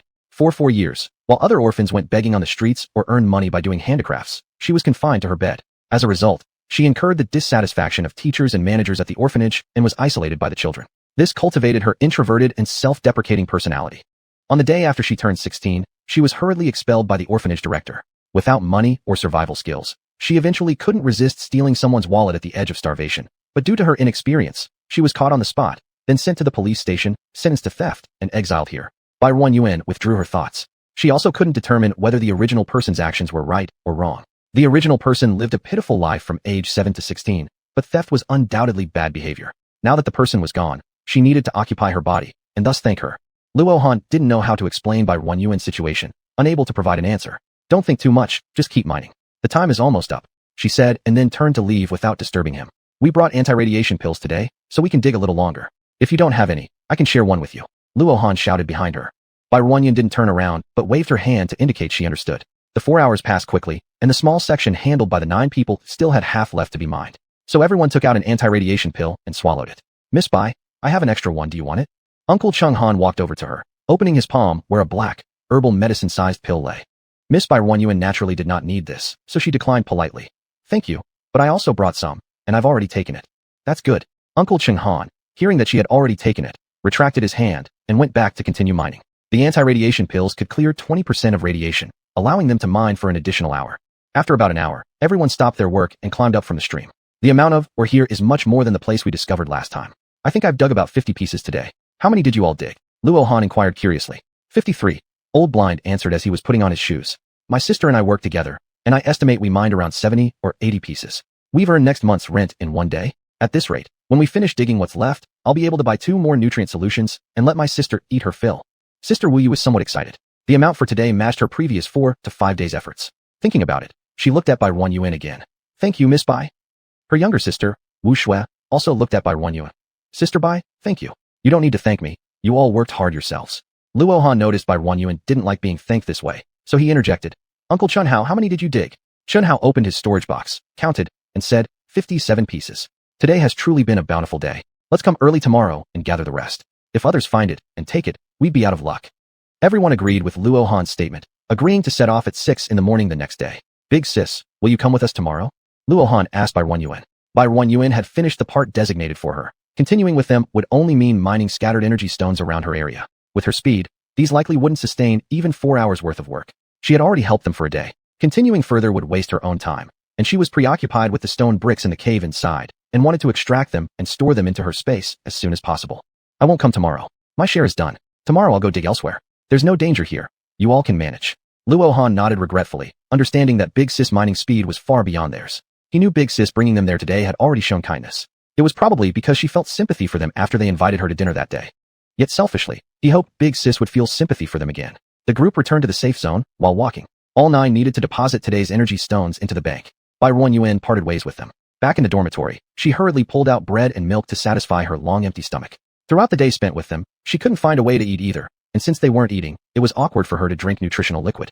It was just past 4 in the afternoon, with the sun beginning to slant towards the west. But Barren Yuan wasn't thinking of resting. All she thought about was the block of energy stones inside the cave. She made her decision. Carrying her storage box, she walked out of the dormitory. After renting a scooter, she once again headed back to Zone 4. Once she arrived, she stashed the scooter inside her personal space. Some people were still mining in Zone 4. Carefully avoiding them, she followed the same route down to the valley bottom and reached the mouth of the cave again. After removing the camouflage from the cave entrance, she strode confidently inside. I'm here. My energy stones. At the break of dawn, faint light illuminated the cave entrance. Rubbing her sore arms, Barren Yuan rested on top of the energy stones. The ceiling light above shone clearly on half the cave roof. This cave was just as she expected. There were more energy stones above the cave roof. She dug out a step and climbed up, continuing to mine upward for roughly 5 meters until reaching the end.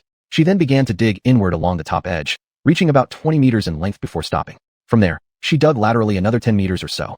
The size of this vein thus came out as 20 meters by 10 meters.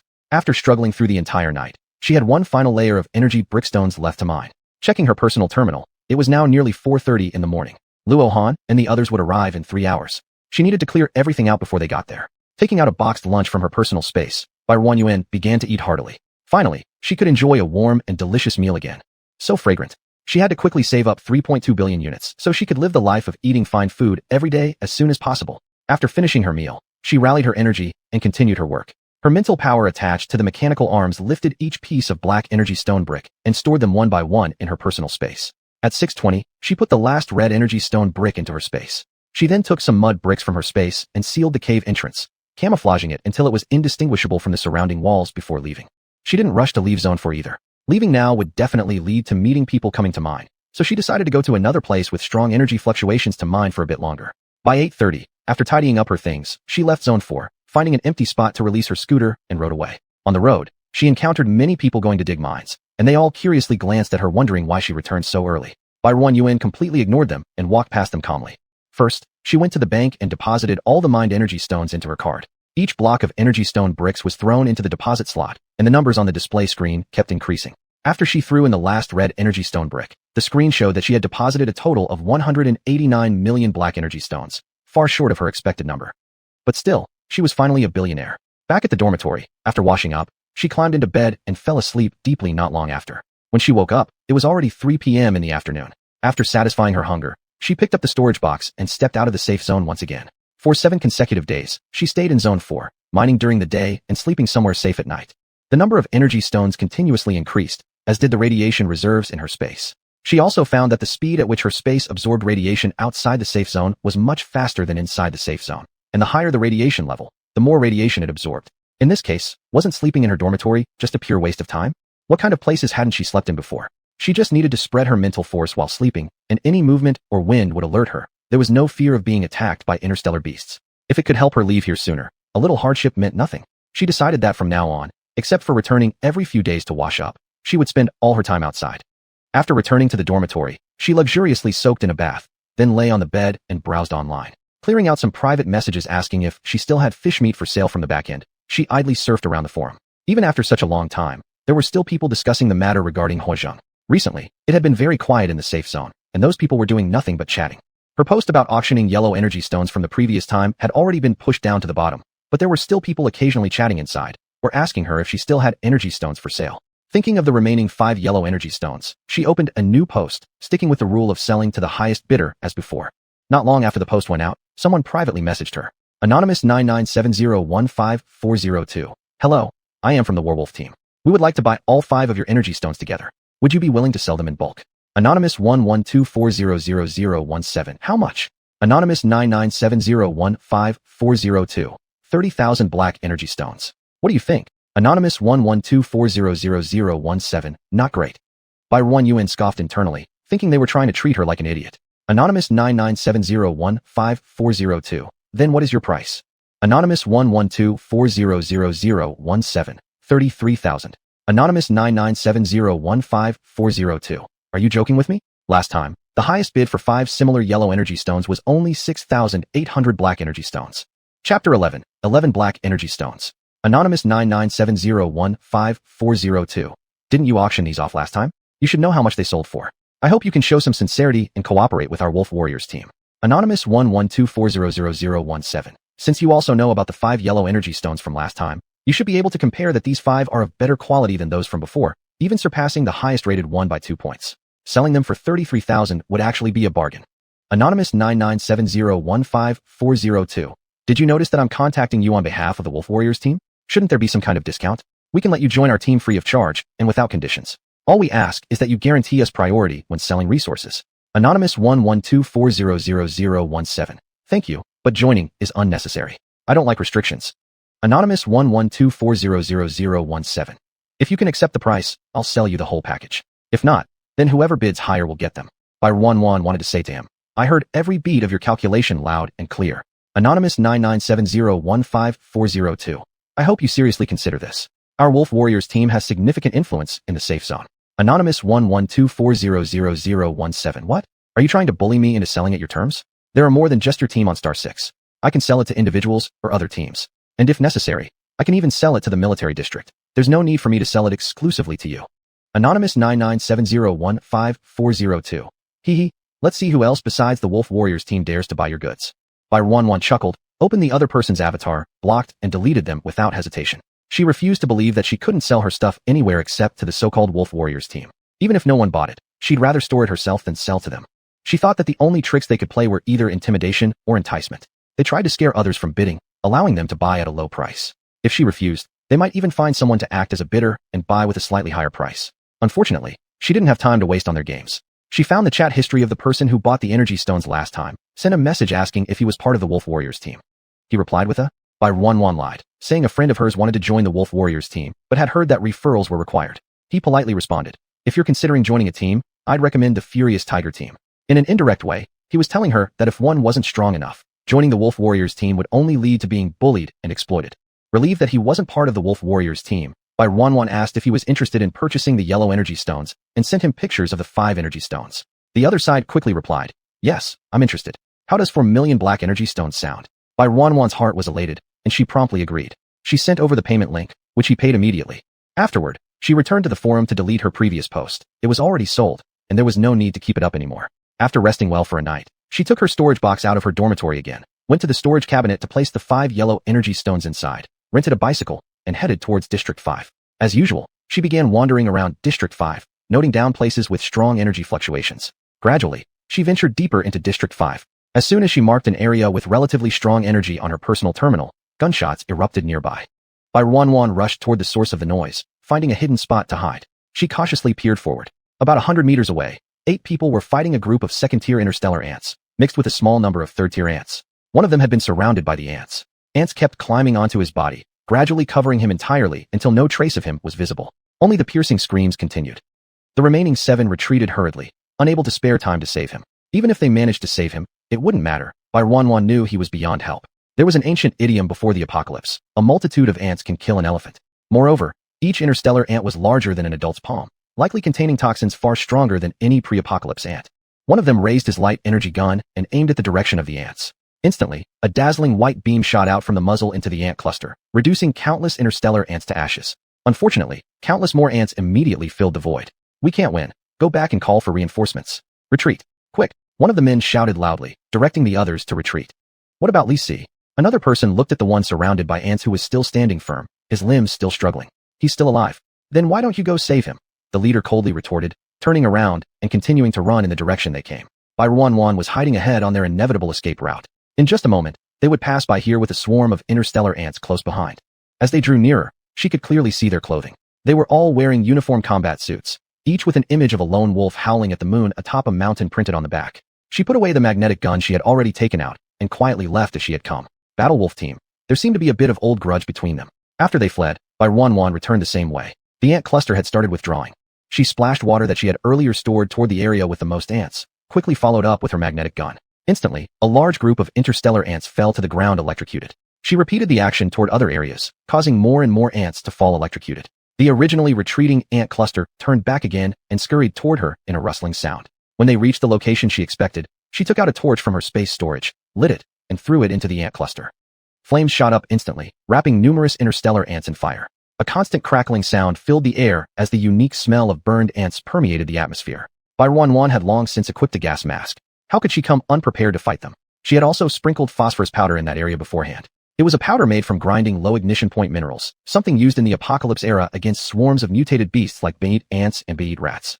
Her hand constantly swung and retracted the iron wire vine, thoroughly exterminating the ants escaping from the fire.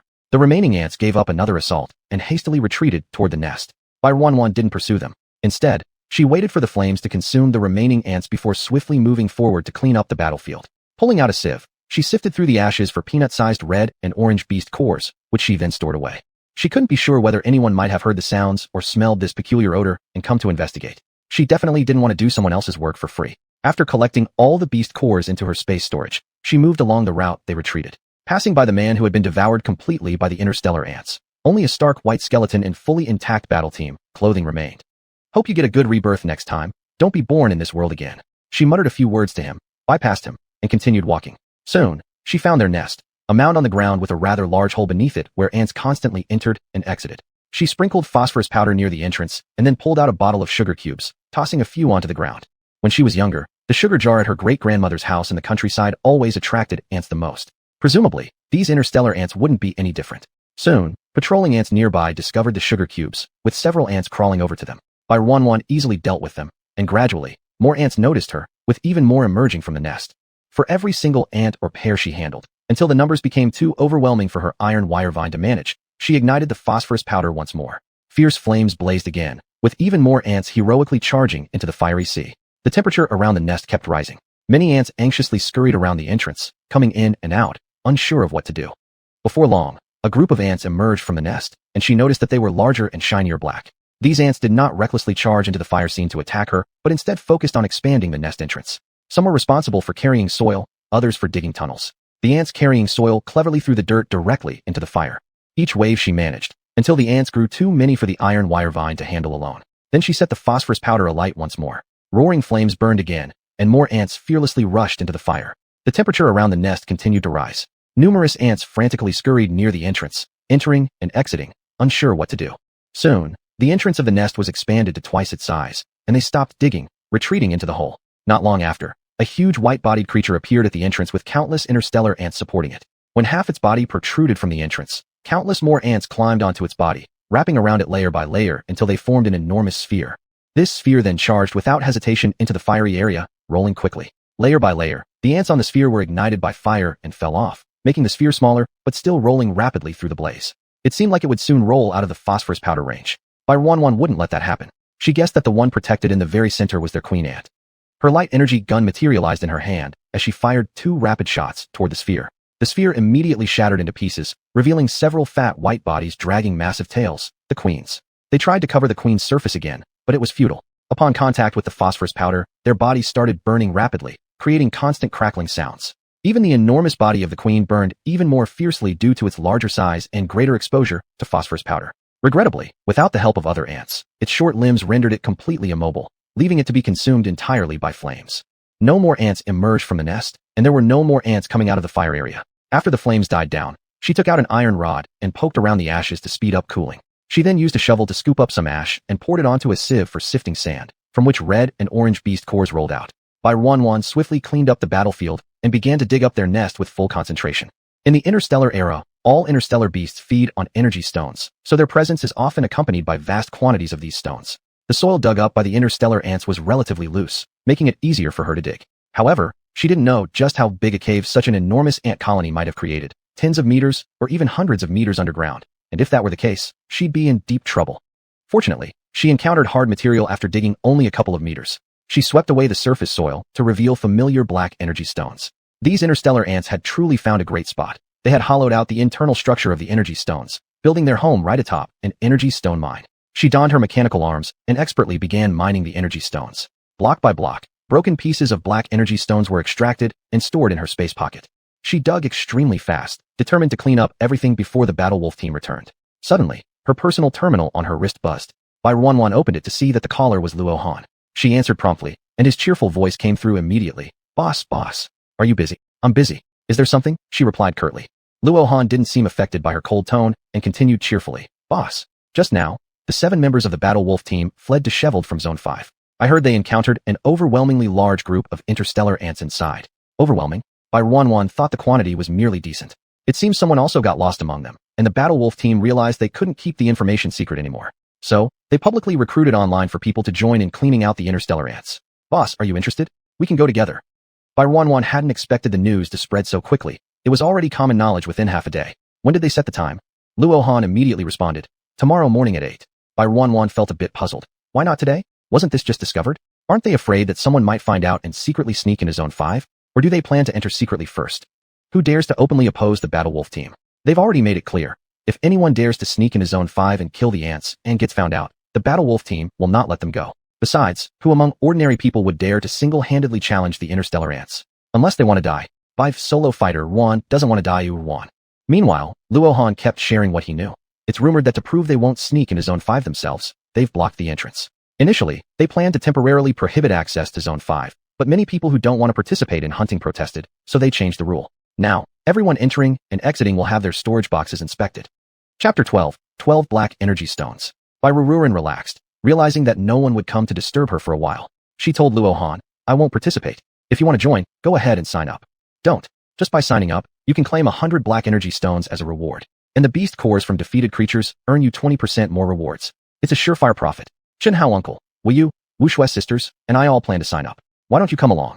Barren didn't like dealing with people, let alone so many. She just wanted to quietly mine without drawing attention. Thinking about the unknown number of energy stones underground, she refused again, then said she was too busy and ended the communication. Her mental power was always spread out, keeping an eye on her surroundings to prevent the Battle Wolf team from coming over or curious individuals from checking on her.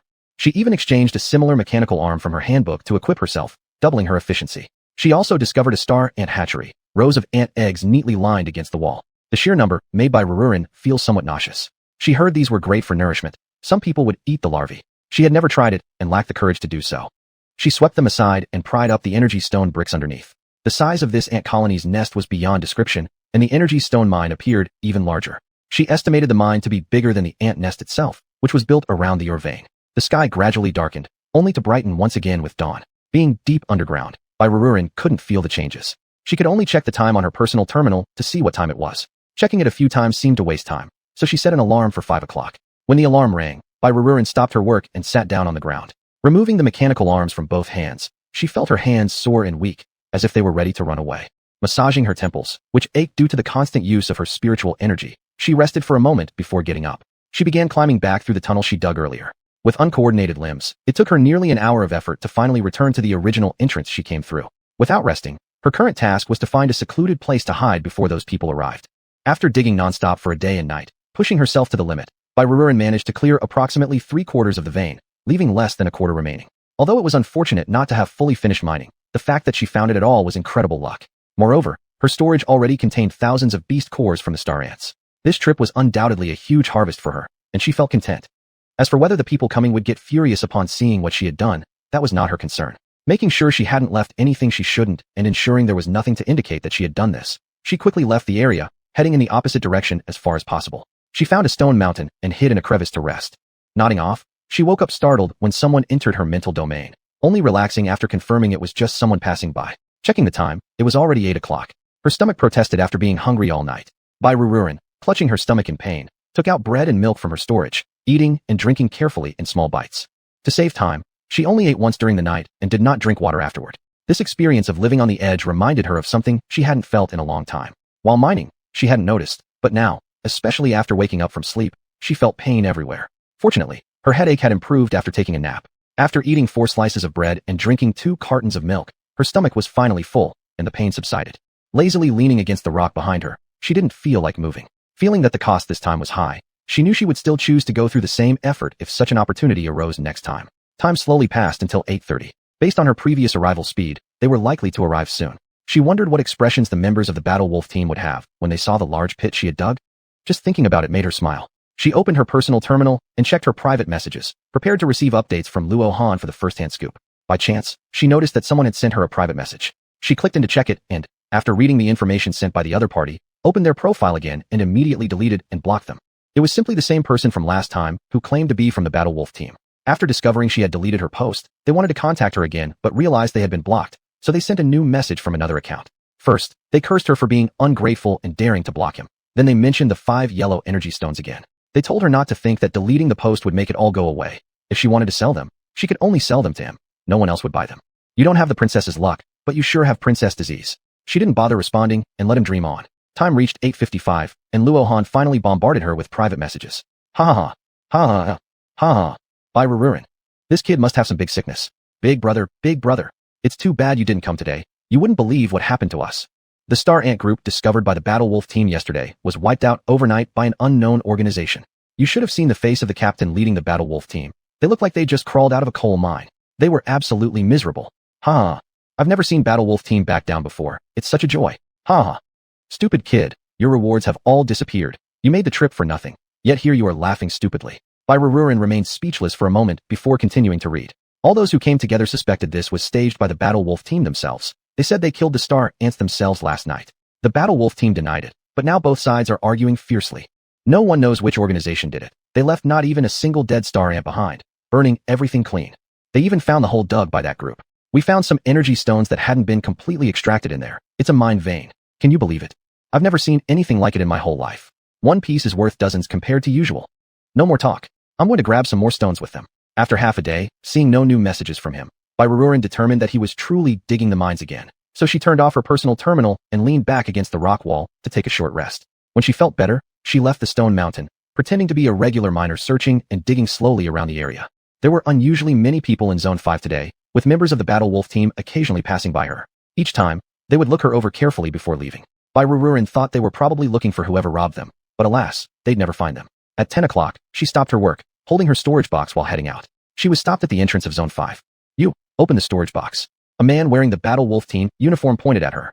Barren flashed a look of disgust in her eyes but played the part of a timid girl, bowing her head and opening the storage box cautiously for them to inspect. Inside, there were only a dozen black energy stones she had mined later. The few men glanced at the pitifully small amount of energy stones in her box, sneering disdainfully. After inspecting her a few more times, they let her go. After walking a few steps, Barren turned back and looked at their busy figures, raising the corner of her lips in a mocking smile, before walking away without a second glance. She found an isolated place, pulled out her hoverboard, got on it, and returned to the safe zone. After arriving home, she washed up thoroughly and went straight to sleep. When she woke up, it was already 3 in the afternoon. She opened her personal terminal and saw several more private messages from Luohan. Big brother, I'm back from mining. Today, I didn't get those 100 black energy stones, but I mined a lot of energy stone ore, so today still counts as a good day. You didn't see the scene, it was crazy. People fought each other over pieces of ore. The Battle Wolf team tried to keep the mines to themselves, but do you think the people who joined them today would agree to that? I'll show you the energy stone ore I dug up today sometime. It's huge, I guarantee you've never seen anything like it. Be careful when you go out lately. The Battle Wolf team insists that they weren't the ones to move first. If they really were cut off, after taking such a big loss, they won't stay quiet anytime soon. Don't get dragged into it. They're like rabid dogs. Once they bite, they won't let go unless they rip out a piece of flesh. If you see anyone with a wolf emblem on their clothes, stay far, far away. They're a bunch of lunatics. Not one of them is decent. Barren replied to him, letting him know that she had received his message. She was somewhat touched by his concern. Thinking of the places with strong energy fluctuations she had noted down today, she decided to find an opportunity to lead them there again as a way to thank him for always thinking of her. She stayed in her dormitory resting for another day, during which the soreness in her body subsided significantly. Carrying her storage box, Barren left the dormitory and planned to deposit the minerals she had mined yesterday into her cart. In the safe zone, it was obvious that there were quite a few people wearing Battle Wolf team uniforms wandering around, giving passing pedestrians a second glance. Holding the box, Barren walked toward the bank, where more than 10 members of the Battle Wolf team blocked the entrance. Everyone who entered was required to have their storage boxes inspected. In front of them, Barren opened her box to reveal merely 20-odd black energy stones lying pitifully inside. The inspectors looked away with disdain and shouted at her to hurry up. Barren's gaze grew colder, but she forced herself to calm down, closing the box before entering the bank. Finding an empty room, she went in and closed the door behind her. The perfect soundproofing meant no one outside would know how much she deposited. After ensuring there were no extraneous objects such as recording devices or cameras in the room, she inserted her card into the terminal and dumped all the energy stone bricks into the provided slot.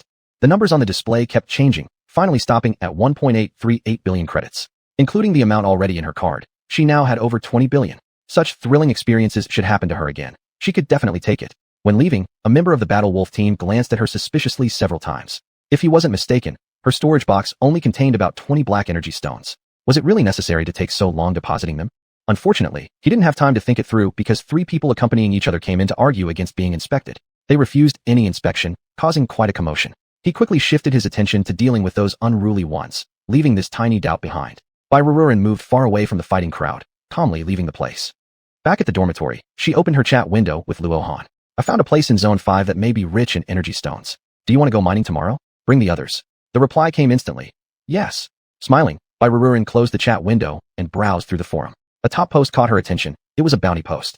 The Battle Wolf team was offering rewards for information regarding vehicles transporting large quantities of energy stones or individuals or organizations possessing a high number of second and third tier beast cores.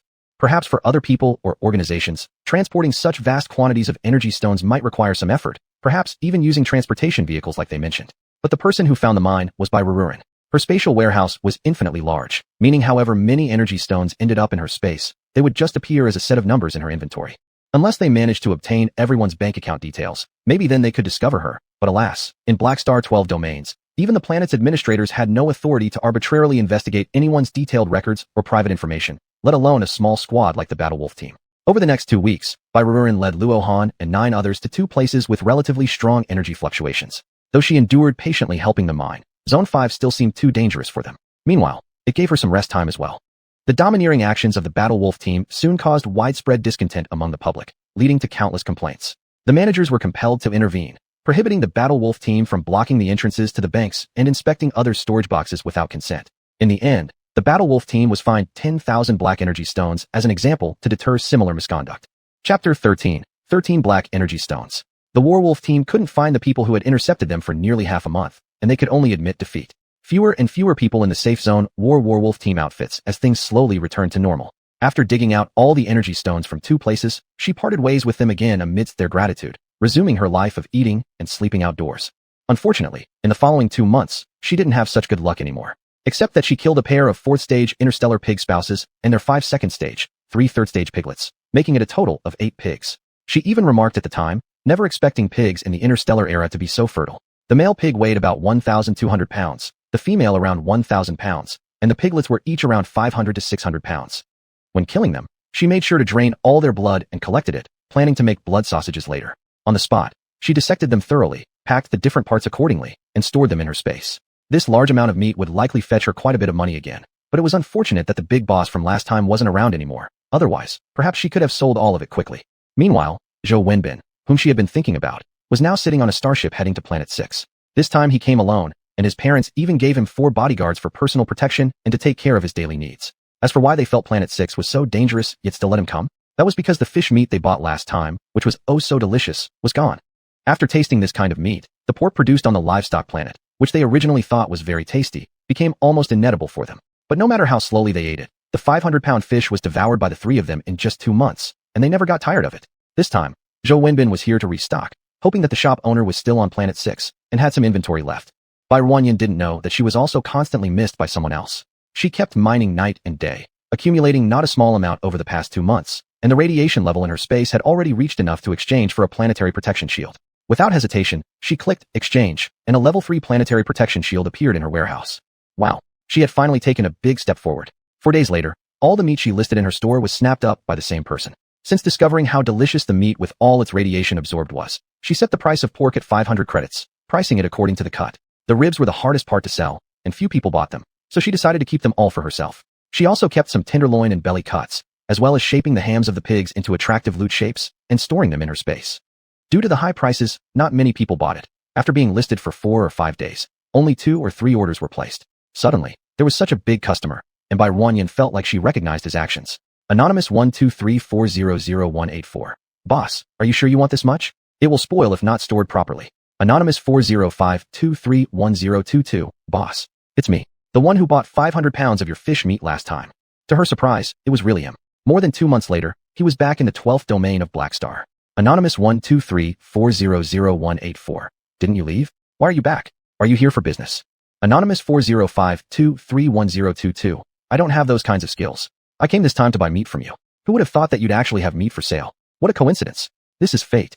Anonymous 405231022. Boss, do you have more meat? Put it up, please. It's not easy for me to make a round trip. Please sell me more. Beg you. Bai Ruanyan didn't expect the other side to run back to the 12th domain of Black Star just for a bite of food. This guy was definitely a foodie. Her shop only listed more than 300 pounds of meat, which she estimated would sell for quite a while. Thinking about how that fool on the other side had contributed so much energy stone to this shop platform again, she felt a little sorry for him. Anonymous 123400184. How much do you want? I'll send you the link directly, saving you some money. Zhou Wenbin was instantly moved, thinking how wonderful this boss was. Anonymous 405231022. Wow, boss, you're so nice. Anonymous 405231022. I brought a lot of money this time. You name the price, I'll pay it all, he confidently declared. Bai Ruanyan arched an eyebrow. She had previously mentioned that the male pig weighed 1,200 pounds, excluding the head and internal organs. 10 pigs together would be at least 6,000 pounds. Removing the parts she kept, such as the back legs and ribs, along with some of the loin and belly cuts, cutting the remaining in half would still leave 3,000 pounds, which Bai thought might spoil before it was all eaten. Anonymous 123400184. I have about 3,000 pounds of pork. Are you sure you want it all? It can spoil if stored for too long. Please consider carefully before purchasing. Anonymous 405231022. That's wonderful. I'll take it all. Boss, don't worry.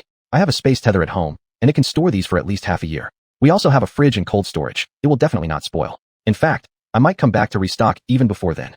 Upon seeing this, Bai realized she was truly dealing with someone from a wealthy family and stopped worrying on their behalf. She calculated the price for 3,000 pounds of pork at 450 credits per pound, which totaled to 1.35 million black energy stones. She sent the link, and the buyer made payment instantly. Anonymous 405231022. Boss, I plan to stay here 2 more days. Could you find me more meat? Please. I considered the other party, estimating they were probably young as well, judging by their youthful tone, showing they hadn't been jaded by life yet. Anonymous 123400184. I'll try my best. Anonymous 405231022. Thank you so much, boss. You're such a good person. Bai ended the conversation and started pondering where she could procure more meat. This wasn't like vegetables, after all, where you could just produce more on command. Suddenly, inspiration struck her. She opened the forum, found posts by others selling meat, and privately messaged them asking how much they had. In the end, she bought 300 pounds of fish, 300 pounds of pork, and 300 pounds of beef. Several shop owners gave her discounts due to her large purchases. The next day, she placed 3,300 pounds of pork into the storage cabinet and retrieved the additional 900 pounds she purchased, storing it in her space. She contacted the other party again. Anonymous 202311111. I've managed to get another 900 pounds of different types of meat. Can you handle it? Zhou Wenbin jumped for joy upon receiving her message and quickly replied. Anonymous 104452304. Yes, absolutely. Thank you so much, boss. I informed him that she'd deliver the meat to the storage cabinet the next day, concluding their conversation again. Some of the meat she had bought for 150 black energy stones, and some for 120, with each shop owner offering her further discounts. Turning around, she could resell it at 450 black energy stones per pound, making a profit of hundreds per pound. This business turned out far more lucrative than hunting interstellar beasts herself. The trade was excellent. All she had to do was store it in her space and sell it later for 450 black energy stones per pound. The next morning, she packed the meat into the storage cabinet again, adding a few homemade blood sausages. She combined recipes for cooking pork, beef, and blood sausages using current interstellar technology and sent them over, concluding the transaction between them. Zhou Wenbin returned fully satisfied, stepping onto the starship with joy, feeling that this planet under his feet was absolutely amazing because it had such an incredible boss who sold exceptionally delicious meat. Meanwhile, the much-praised boss by Ruan Yin had already entered the entrance of Zone 10, carrying her storage box. Over the next 6 months, her time was devoted to Zones 10, 11, and 12. She discovered several small veins of, or within these areas, and eventually uncovered a very large one deep within Zone 12. The size and weight of the black energy stone bricks there were estimated to require cranes for extraction. However, thanks to her mental powers, she didn't need any auxiliary tools. She could break the blocks into smaller pieces and store them in her space. This vein, if she chose to hand it over to the military district or authorities, she felt confident it would earn her enough to purchase a ticket back home. Unfortunately, she had already accumulated sufficient energy stones to buy Earth's required amount, and now only needed enough for the planetary protection shield and various robots before she could board the starship destined for Earth. She dug at this vein for 3 whole months. Due to the high radiation levels in Zone 12, it was rarely visited by people. She enjoyed her solitude there, while the radiation level in her space continued to rise sharply. During this time, she never brought Luo Han or anyone else along to help mine, nor did she see them often. Only occasionally did he still reach out to chat with her about what was happening recently. She spent another half year in Zone 12. By then, she had already exchanged enough energy stones to last the planetary protection shield and her personal 6th level protective shield for a decade. She also acquired some construction robots, weaponized robots, as well as various building materials, ensuring her safety and comfort when she returned to Earth. One day, she sent Luo Han a message, saying that she would treat them to a meal. Because Luo Han's mother had mobility issues, Bai Ruanyin arranged for the meal to take place once again at their dormitory. This meal was also a way to bid farewell to them. She purchased beef, fish, lamb, rabbit meat, and various sweet, sour, and spicy nutritional liquids from the forum. She prepared 6 dishes: sweet and sour spare ribs, hot and sour fish slices, fried meatballs, stewed beef, stewed mutton, and finally, Sichuan spicy rabbit meat. On that day, the inviting aroma continuously wafted out of her room, causing people to knock on her door and inquire about what she was cooking. Bai Ruanyin ignored all inquiries and continued working inside her room, packing the dishes into the storage box. As she looked around this place where she had lived for over a year, she felt unexpectedly attached and reluctant to leave. Many people were gathered outside her door, stretching their necks to peek inside as soon as she opened it. She paid no attention to their questions, only focusing on carrying the storage box out of the dormitory toward Luo Han's residence. Once again, she was warmly welcomed into the house. Thanks to her assistance several times before, these people's lives had significantly improved, with the most evident change being the rosy complexion on their faces. She took out each dish from the storage box one by one, placing them on the table. The rich and tempting scents enticed everyone's taste buds. Sit down quickly, or it will get cold. Unable to wait, everyone sat down and fixed their gaze on the food on the table, not willing to look away. What special occasion is today? There are so many delicious dishes. Luo Han stared at the table full of food with bright eyes and asked Bai Ruanyin. Nothing special.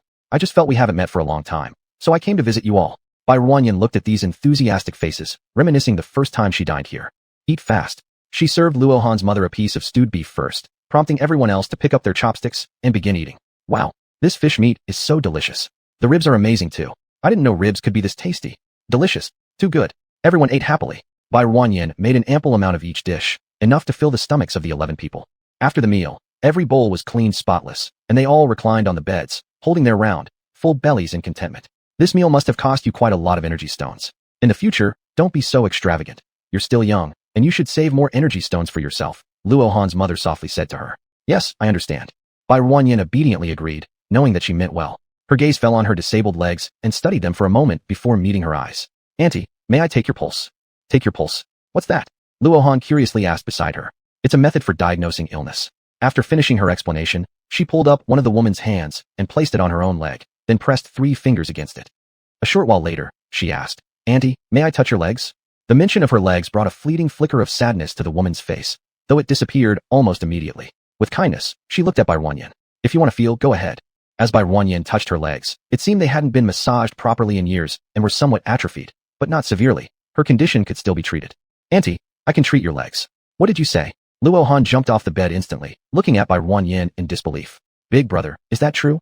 His eyes filled with hope as he turned to her. His mother's legs had become like this because of him, which had always weighed heavily on his heart. "Of course." Bai Ruanyin nodded firmly at him. "However, in order to treat her, I need to remove Auntie's pants. It might be inconvenient for the men present, so could you please step outside for a moment?" Upon hearing this, how could anyone refuse? All they needed to do was wait outside for a little while. So one after another, they stood up and left, leaving only a few women in the room. Luo Han's mother hesitated briefly before removing her pants, revealing thighs that were somewhat dirty due to infrequent bathing. Bai Ruanyin showed no disdain. From the storage box, actually from her space, she took out a set of disposable acupuncture needles. After disinfecting them with alcohol, she told the woman, "It might hurt a little, please bear with it." Chapter 14, 14 Black Energy Stones. "Good child, you can stick the needles anywhere. If it really helps, a little pain means nothing." Sisters Wu Yu and Wu Shui also curiously gathered around to watch. Watching Bai Ruanyin carefully insert one thin needle after another into her legs, gently twisting each needle to reach the appropriate depth.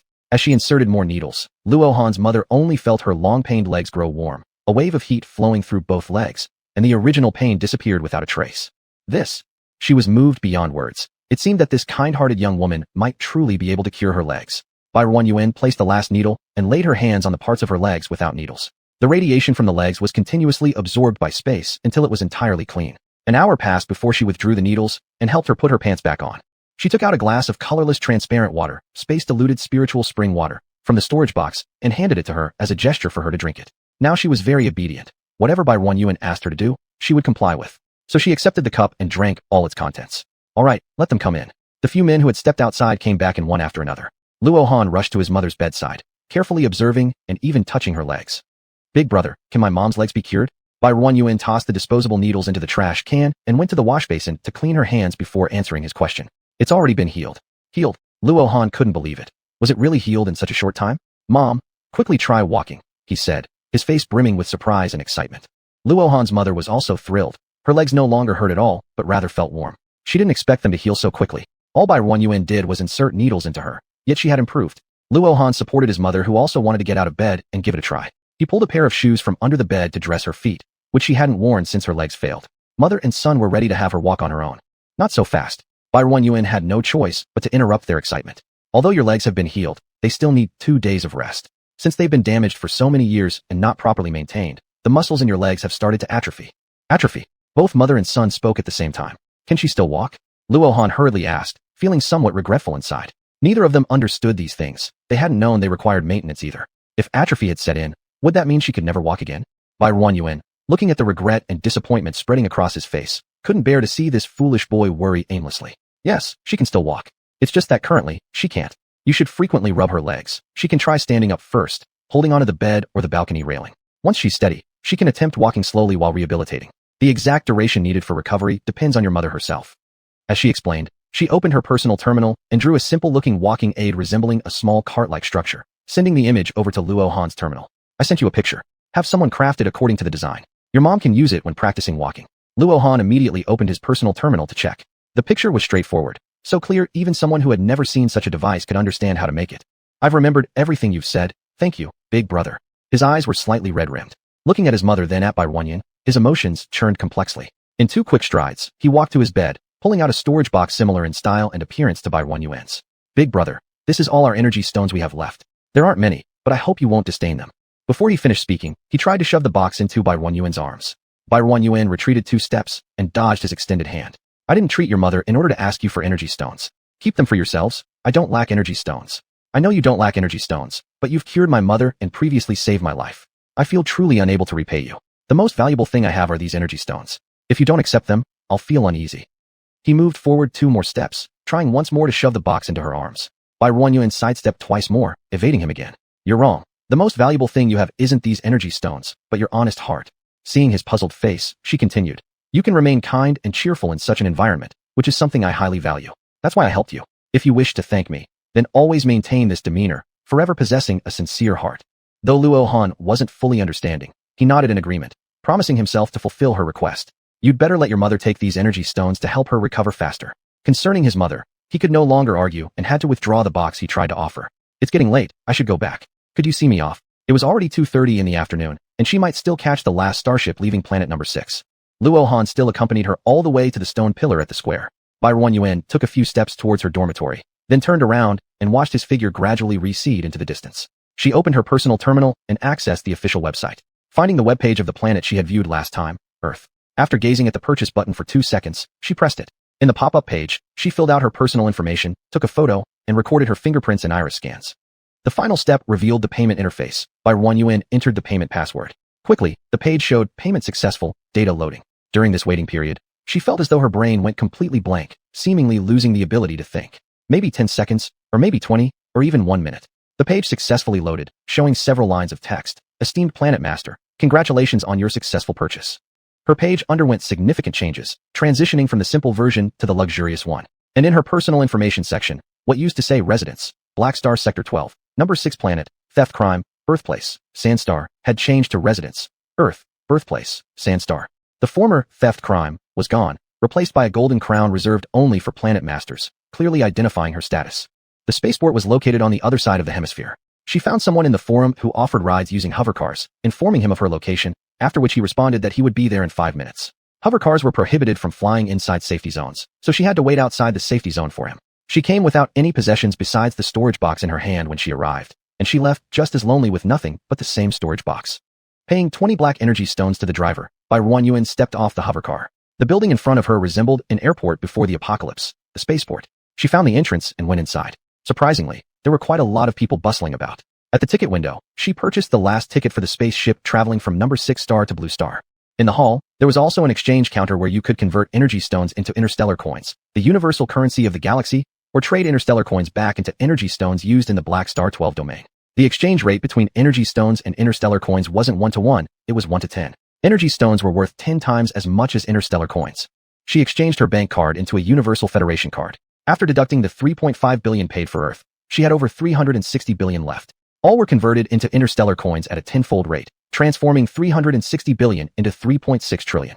As a result, her regular black bank card transformed into a gold one.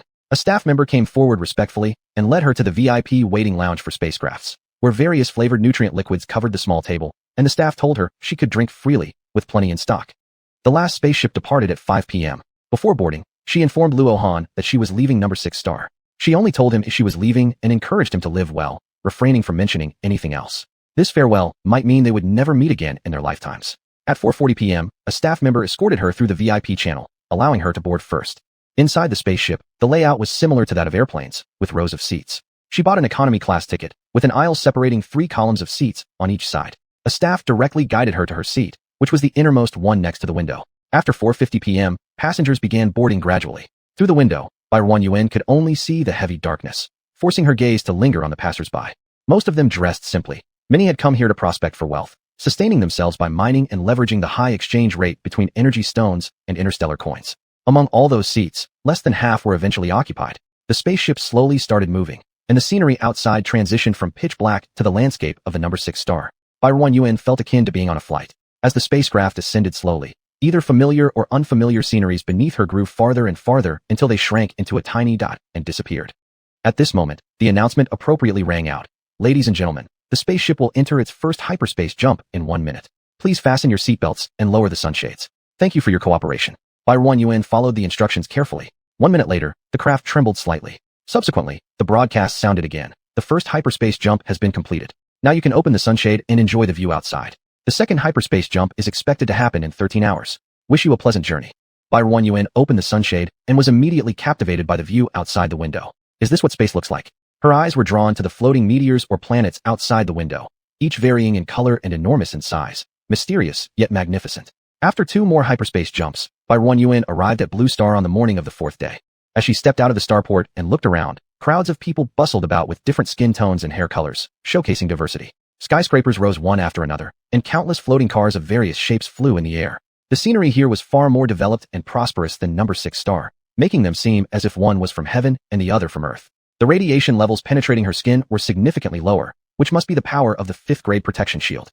She wandered through the city, wanting to enjoy this world thoroughly. People flowed continuously. Everyone seemed busy, brimming with vitality, making Bai Ruanyuan feel as if she had returned to before the apocalypse began. She returned to the starport, entered the service hall, and found the ticket counter to purchase a starship ticket to Earth. Hello, I'd like to buy a starship ticket to Earth. Are you sure? A beautiful big sister with light golden hair and dark green eyes looked at Bai Ruanyuan, worried that she might have been misled to go waste picking on that trash planet. I'm sure. Bai Ruanyuan gave her a faint smile, appreciating the concern from the other side. The ticket seller thought her heart had been struck. How could such a pretty young girl want to go there? She reminded her again, that's the trash planet. Except for being filled with garbage, there's nothing else there. Bai Ruanyuan nodded, indicating she understood. Having fulfilled her duty of warning, the ticket seller reluctantly issued the ticket. Before leaving, she reminded her, I suggest you prepare a protective suit and gas mask. Oh, and also a StarNet receiver. There's no StarNet connection there, so without a StarNet receiver, you might not be able to come back. Besides the garbage ships, no passenger ships pass by there. These reminders were all very useful to Bai Ruanyuan, things she hadn't considered before. She sincerely thanked her for the advice, giving her a sweet smile again and saying, thank you. Then she took something out of her pocket, from her personal space, and handed it through the window. Please eat this, sister. These are candies from my hometown. A bunch of colorful candy wrappers was pushed into the window. The ticket seller had never seen such a thing before, feeling delighted and repeatedly thanking her while promising she would surely savor them. Bai Ruanyuan entered the starship waiting room and sat down in an unoccupied area. She then called up the exchange system in her mind, searching for the protective suit, gas mask, and StarNet receiver mentioned by the ticket seller earlier. Fortunately, these items were available in the exchange catalog, saving her some money. She chose the best ones, and the items were automatically stored in the warehouse. There was no direct route to Earth. It was located between Blue Star and Sand Star. Therefore, she could board a starship bound for Sand Star and disembark near Earth. 2 hours later, the starship she needed to board started boarding checks. Bai Ruanyuan followed the crowd forward and then saw the starship they were about to board. Its appearance was immense, the body made of material she had never seen before, reflecting a cold metallic shine. It really looked like a starship, but it could soar into the sky and roam through the universe. Not long after taking her seat, the staff rolled carts offering water and nutrient liquids in various flavors. Bai Ruanyuan reluctantly accepted hers, her face slightly green. During the last voyage, she drank 4 doses of nutrient liquid, feeling thoroughly soaked in its taste. And now she had to drink more.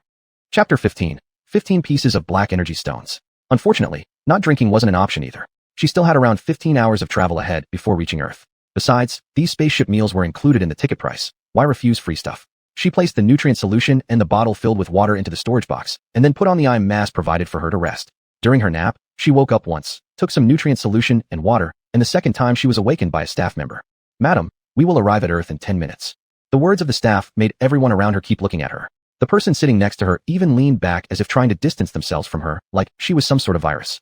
Bai Ruanyuan gave the other person a dirty look, then grabbed her storage box and followed the staff toward the disembarking area. Under the kind reminder of the staff, she changed into a protective suit and a gas mask there, and installed a Star Network receiver onto her personal terminal. If you need to return, you can book your ticket online. We'll be waiting here for you. The staff member was still a woman, with brown hair and black eyes. She wore a face full of kindness and professionalism. Thank you, said Bai Ruanyuan. Since she had already put on her gas mask, her speech was somewhat muffled. She opened her storage box, picked out a handful of colorful candies from it, and handed them over. This is my gift to you. I hope you like it. As the cabin door opened, Bai Ruanyuan stepped onto a small spaceship, which then flew away carrying her. The staff looked at this novel object in her hand. Her heart felt concern for the young girl, and also a touch of pity. Only people who couldn't survive on their original planet would become scavengers. She didn't know what kind of life Bai Ruanyuan had led, or how long she could survive on Earth. Although she saw too many people like this, seeing such a young girl still made her feel sad. When would the Federation make changes so that fewer children ended up like this?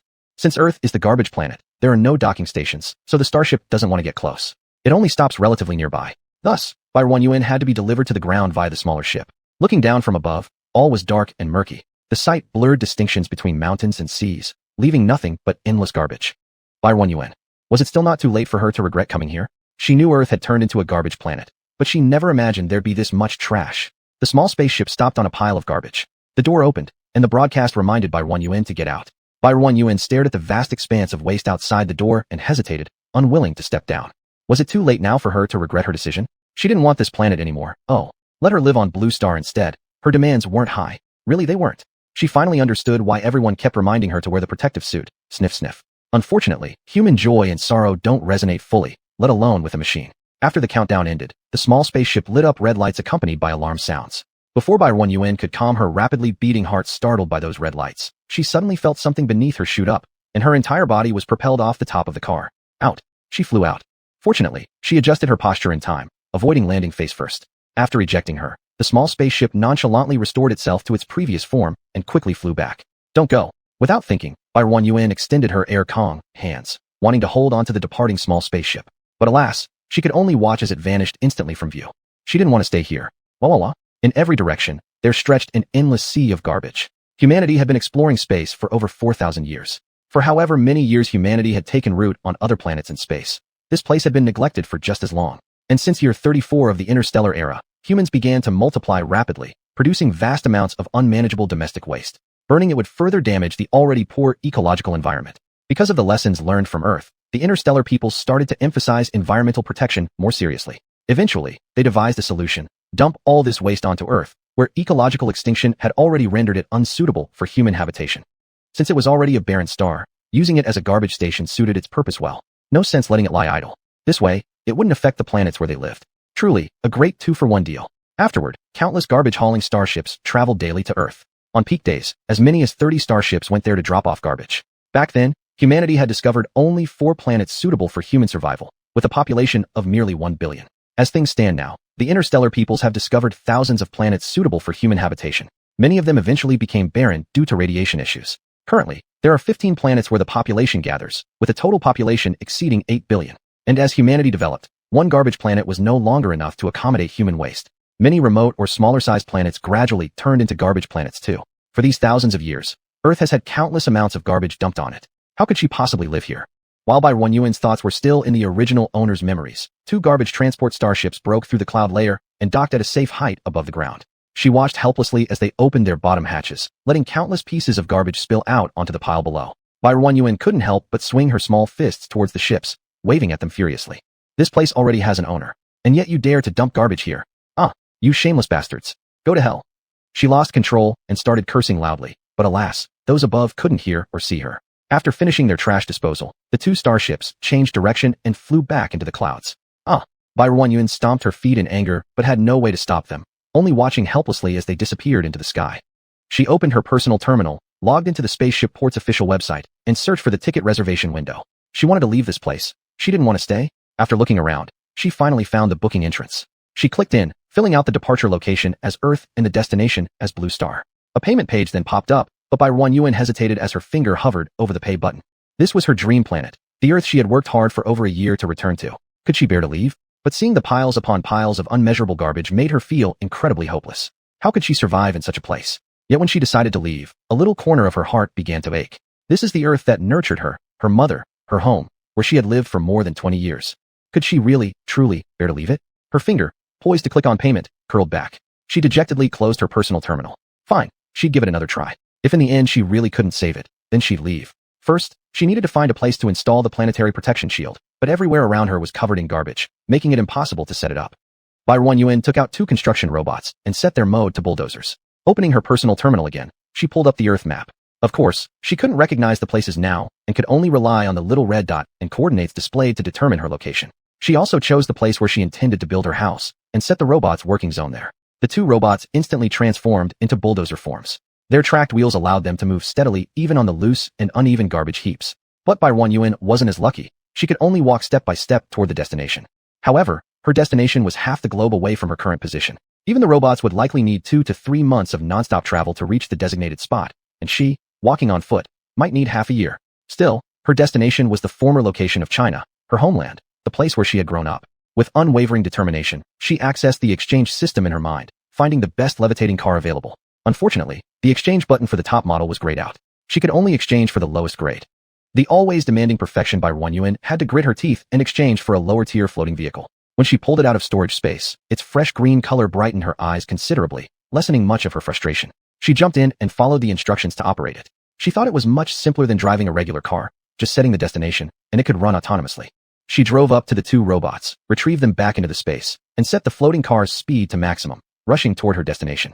An hour later, she finally crossed half the Earth and reached her destination. She released the 2 robots, which immediately began their work at the site. She took off her protective suit since its shielding prevented her body from absorbing radiation values. However, after being on Earth for merely a short while, the protective suit's damage had already reached 40%, clearly showing how high the radiation and harmful gases levels were here. Therefore, she only removed her protective suit and didn't dare take off her gas mask. Massive amounts of radiation entered her body and were absorbed by her storage space. The radiation level inside the space quickly increased. She exchanged for a tuantuan tree, fearing that it might not survive here. so she soaked it in the spiritual spring water before taking it out and casually inserting it into the garbage pile, as if burying it in soil. She was worried they wouldn't survive, so she only planted 3 as test subjects. As the sky grew darker, the 2 robots finally dug through to the ground. Barren Yuan stood on the edge of the large pit they had excavated to inspect it. The pit was around 20 meters deep, and this area, possibly because it was off the flight routes, was already significantly lower than where she initially landed. Even so, it was still over 20 meters deep. Her vision went black momentarily, and once again she considered retreating. However, before she could think more about it, she jumped into the pit, retrieving the planetary protection shield and embedding it into the soil. Operating her terminal, an invisible force spread out. In the unseen outer space, Earth's surface gradually revealed a flickering transparent protective layer. She placed another device onto the surface of the planetary protection shield. It immediately extended 2 tentacles to tightly embrace the shield, then unfolded 2 transparent wings that enveloped the planetary protection shield, before slowly sinking underground and vanishing without a trace. In the outer space unseen by Barren Yuan, Earth slowly disappeared from its original position. Barren Yuan retracted the 2 robots into her storage space. Then on the cleared land, she set up her tent and installed a level 6 protection dome on it, including the locations of the 3 Tuanchuan trees within the protected range. Afterward, she climbed into the tent, having endured days of travel. Finally, she could rest well for one night. Soon, she fell asleep. Outside the level 6 protection dome, however, numerous creatures with jet black fur emerged from the garbage piles, their sharp teeth gnawing at the protection dome, but causing no harm at all. Still unsatisfied, they lingered outside. The next morning, Barren Yuan popped out of the tent and was startled by the oppressive darkness above her. She climbed onto the garbage mound and locked eyes with the creatures outside. Enormous black rats, larger than cats, crouched outside her protection dome. She could see their yellow, long, sharp teeth.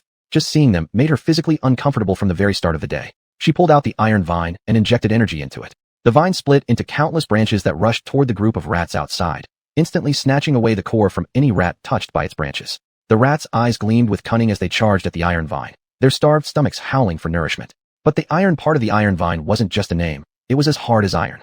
The rats' teeth couldn't damage it at all. Instead, their clustering behavior only made it easier for the iron vine to harvest their lives. One by one, red, orange, and green cores were collected by her and stored in her space. As the number of rats plummeted, they finally realized they shouldn't be provoking this creature. Each carrying a corpse of a comrade, they scurried back into the garbage heap and vanished. Barren Yuan hadn't expected that after being abandoned for 4,000 years, life could still exist here. She felt fortunate that yesterday, she had activated the level 6 protection dome. Otherwise, if those rats suddenly invaded her tent in the middle of the night, just thinking about it gave her goosebumps all over her body. Her stomach growled, indicating hunger. Barren Yuan took out a bottle of nutrient solution, cautiously removing her gas mask. Immediately, a putrid stench filled her nasal cavity, forcing her eyes to tear up physiologically due to the overwhelming odor. She quickly held her breath, then twisted open the nutrient liquid bottle, pouring most of it into her mouth. Then she refastened her gas mask before daring to breathe again. She walked over to check the 3 Tuanchuan trees she planted yesterday, finding them thriving, alive and energetic, their bodies having grown taller. Finally reassured, Barren Yuan repeatedly exchanged for more Tuanchuan trees from the exchange catalog, planting them within the safety zone she had established. Chapter 16. 16 Black Energy Stones. Rows of baby Tuntun trees were planted around the safe zone. Barren Yuan instructed construction robots to another area to push trash. 2 weren't enough, so she increased it to 10, with loaders and bulldozers pushing the trash even further away. Barren Yuan was idly lying in the tent browsing the star net, learning about this world. She discovered that every planet had its own website, and the federal government also had a site of its own. At the very top of both the federal government's and Z-Star's hottest searches was young Marshal Hua's return. Shocking. The young Marshal Hua who disappeared for half a year has been found. It turns out it was because of her. What exactly happened that caused Hua Zheng's injury? Basically, all the top trending searches were about him. Even after a year, his popularity remained strong.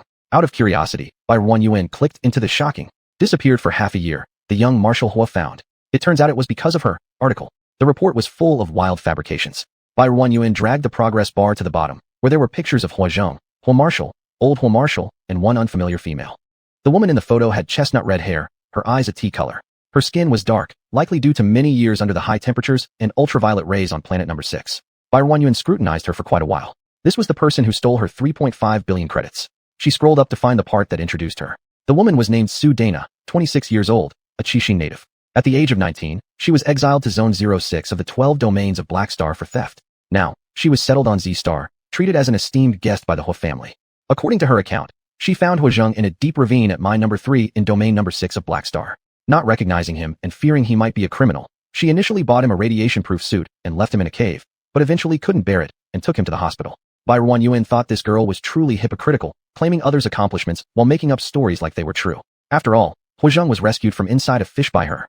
The end of the report mentioned that the Galactic Federation should enhance support for the underprivileged population to reduce cases like Sudana, people forced into thievery due to dire circumstances and subsequently exiled to Black Star 12 domains. While Barren UN supported enhancing aid for those at the bottom, she wondered how a thief could get whitewashed. Apparently, when someone chooses the worst solution to their problems and then blames others, something is wrong. Mistakes are mistakes. Admitting your error bravely and vowing never to repeat them is the right course. Attempting to shift blame and get whitewashed only tarnishes one's public image. She closed the report and lost interest in other news. She wanted to watch a movie. There were various mech battle films like Mech Love, Mech God vs. Bug Tribe. She selected a romantic drama called The Marshals, Cinderella, which told the story of an Imperial Marshal with 3S mental strength and a civilian girl with only A-level mental strength. The girl finds the gravely injured Marshal and takes good care of him. During this time, feelings blossom between them. In the end, the Imperial Marshal takes the girl home, wanting to marry her, only to face strong resistance from his family. Ultimately, for love, the Marshal leaves his family and builds his own small family with the girl, and they live happily ever after. Barren UN. And that was it. Not even a memory loss trope, or anything about an ex-fiancé. Just so bland and simple. Both lead actors looked handsome and pretty, yet when they acted, it was so exaggerated. It felt like her screams revealed her tonsils when she cried. Below, there were still hundreds of millions of comments. Moved to tears. The romance between the Marshal and Cinderella is too touching, wah. In the mech-type movies, there were countless mech battles, defending this and that, filled with non-stop cool combat scenes. Barren UN found it a bit tedious after a few minutes, feeling herself getting irritable after prolonged watching. At the very bottom of the page, there were several live streaming room recommendations, featuring handsome men and beautiful women. She found a cool-looking brothers live stream and entered, only for the page to instantly switch to a platform called Moya. The loud music gave her a shock. This was a singing streamer with an astonishing 9.6 billion viewers online. After listening for 2 sentences, Barren UN quietly exited the live broadcast. So terrible, no single note hit, relying solely on yelling and sounding more like rap. How did over 90 billion people go crazy over it? She switched between several singing live streaming rooms, and they were all filled with overly energetic music or songs that were completely off-key, none of them hitting the right notes. Yet, each of these songs was hailed as celestial melodies. The big streamers' avatars were even certified as professional singers. Had the threshold for becoming a singer become this low now? All you needed to do was open your mouth and shout. She thought she might have stumbled into some sort of pyramid scheme. When she searched Moya on the StarNet, various information told her that it was actually the largest entertainment live streaming company in the Galactic Federation, and the Moya app ranked first among interstellar live streaming apps. Maybe she just didn't have an artistic soul. She downloaded the Moya app and, after completing various registrations, finally entered its homepage. The live streams were categorized by type. She skipped over the singing section and selected food instead. The top-ranked one featured a blonde girl with blue eyes who looked incredibly beautiful, like the kind of Barbie doll she used to play with as a child. When she clicked in, the broadcaster's avatar bore the certification of gourmet expert, with 85 billion people online. At the moment, the girl was pouring tubes of nutrient solution in different colors and flavors into a large glass cup in sequence, then stirring it slowly with a thin glass rod. After mixing all the colors, the liquid turned into a dark brownish-black color. An assistant then brought over a tray of small cups, and the female broadcaster evenly poured the dark brown liquid from the glass cup into each small cup. She picked up one of the small cups and tasted it herself first, nodding satisfactorily. Today I've made a sweet and spicy flavored nutrient solution. Sweet and spicy fans can go ahead and try it out. There are 100 million servings available. See which lucky person gets the spot. Curious about what it might taste like, Barren UN clicked on the product link, only to find there was only one item listed, priced at 330 galactic credits. Feeling curious about its taste, she wanted to buy a portion to try, but was informed by the system that she hadn't installed a simulation sensor. A simulation sensor? What was that thing? She went back to search online again, and the results showed it was a tool used during live streams that could immerse the audience fully, allowing them to experience sensations exactly like those of the broadcaster, such as smelling and tasting the same things while watching a food streamer, and with a resemblance and authenticity rate reaching 100%. Barren UN called up the exchange system and found it, selecting naturally the best one. Seeing the nearby live streaming tools, inexplicably, she also exchanged for a set of the best ones. After installing the simulation sensor onto her personal terminal, Barren UN opened the shopping cart again, but regretfully saw that the product had already sold out and been removed. Wow, so delicious. Calern is amazing. Truly deserves to be the greatest culinary master. I didn't manage to get one, I also want to try it. Was it really that good? Intrigued, Barren UN waited patiently inside the live stream, watching as the broadcaster poured another batch of differently colored nutrient solutions into a clean glass cup and stirred them together again. This time, the liquid appeared blue-black. She again poured the liquid into a plate of small cups, sampling it once more before distributing it. It has a slightly salty taste mixed with an indescribable aroma, very fragrant. Soon another billion portions were put on sale, and Barren UN immediately managed to grab one. Upon activating the simulation sensor, a small glass cup identical to the one in the video materialized before her eyes. She carefully picked up the cup and took a sip. It had a hint of soybean paste soup flavor. She drank the rest of the nutrient solution in one gulp. How could she waste something she paid for? As the contents of the cup disappeared, so did the cup itself, dissolving into a constellation of glittering stardust before fading into thin air. It was just a bunch of data anyway, and she felt no sense of fullness whatsoever. Was someone really willing to spend 330 galactic credits for such a drink made of data? From what she'd seen earlier on the StarNet Mall, a 100 milliliters nutrient solution cost only 20 galactic credits. Looking at the long list of compliments down below, she realized just how profitable it was to be a broadcaster. Just sharing some virtual data could make 330 billion galactic credits effortlessly. Finally, the broadcaster gave away 10 portions of today's created nutrient solutions in a lottery, and the winners would each receive one for free. Barren Yuan left the live room and idly browsed through other categories, where young men and women danced seductively, some wearing quite revealing clothing, easily exposing private parts with every movement. She accidentally wandered into an adult live streaming group, filled with uncensored intimate scenes of a man and woman, multiple women and a man, or multiple men and women engaging in passionate movements. The camera was so clear that the details of individual hairs and pores were plainly visible. Barren Yuan quickly exited the group, her cheeks slightly flushed. Cough. The interstellar people of today were really open-minded. She, this antique, couldn't help but feel a bit out of place. After watching various mech battles for a while, Barren Yuan started to envy these mechs too. She checked the prices of the best few units in the exchange system. Each one was comparable in price to a planetary shield of the 3rd level. She would need to save for some more time. Turning off the live streaming app, she stepped out of the tent. A circle of those black rats she had seen before had somehow surrounded the protective shield again, along with palm-sized pill bugs and cockroaches, and even foot-long centipedes. Their eyes fixated greedily on the tunton trees. Barren Yuan thought that perhaps because they had survived by eating garbage for thousands of years, their reliance on it had led them to develop such a strong craving for fresh plants. From now on, her plants would have to be grown inside the protective shield, otherwise they'd surely get eaten up. The tunton trees visibly grew thicker and taller right before her eyes. At their exposed roots, she spotted a few small metal balls. She picked up 2 to examine them, finding one was an iron ball and the other was copper. This tree could actually re-refine the metallic elements from trash. She collected the metal balls from around the tree roots and stored them in her space. In no time, she had gathered hundreds of them. Looking at the pile of trash that had shortened by 1 layer, she felt a renewed hope in her heart. Time passed as Barren Yuan continuously expanded the safety zone, planted tunton trees, and hunted space beasts. A month went by, and through the joint efforts of the tunton trees and construction robots, she finally owned a large expanse of clean land. Having transplanted the tunton trees elsewhere, she could finally start building her own house. She had always liked the look of large European-style houses, and the blueprints she designed were inspired by various images and TV shows she had seen before the apocalypse. As for the actual structural details, she certainly didn't know them herself, but by just inputting the design into the construction robot, it would automatically generate a reasonable framework.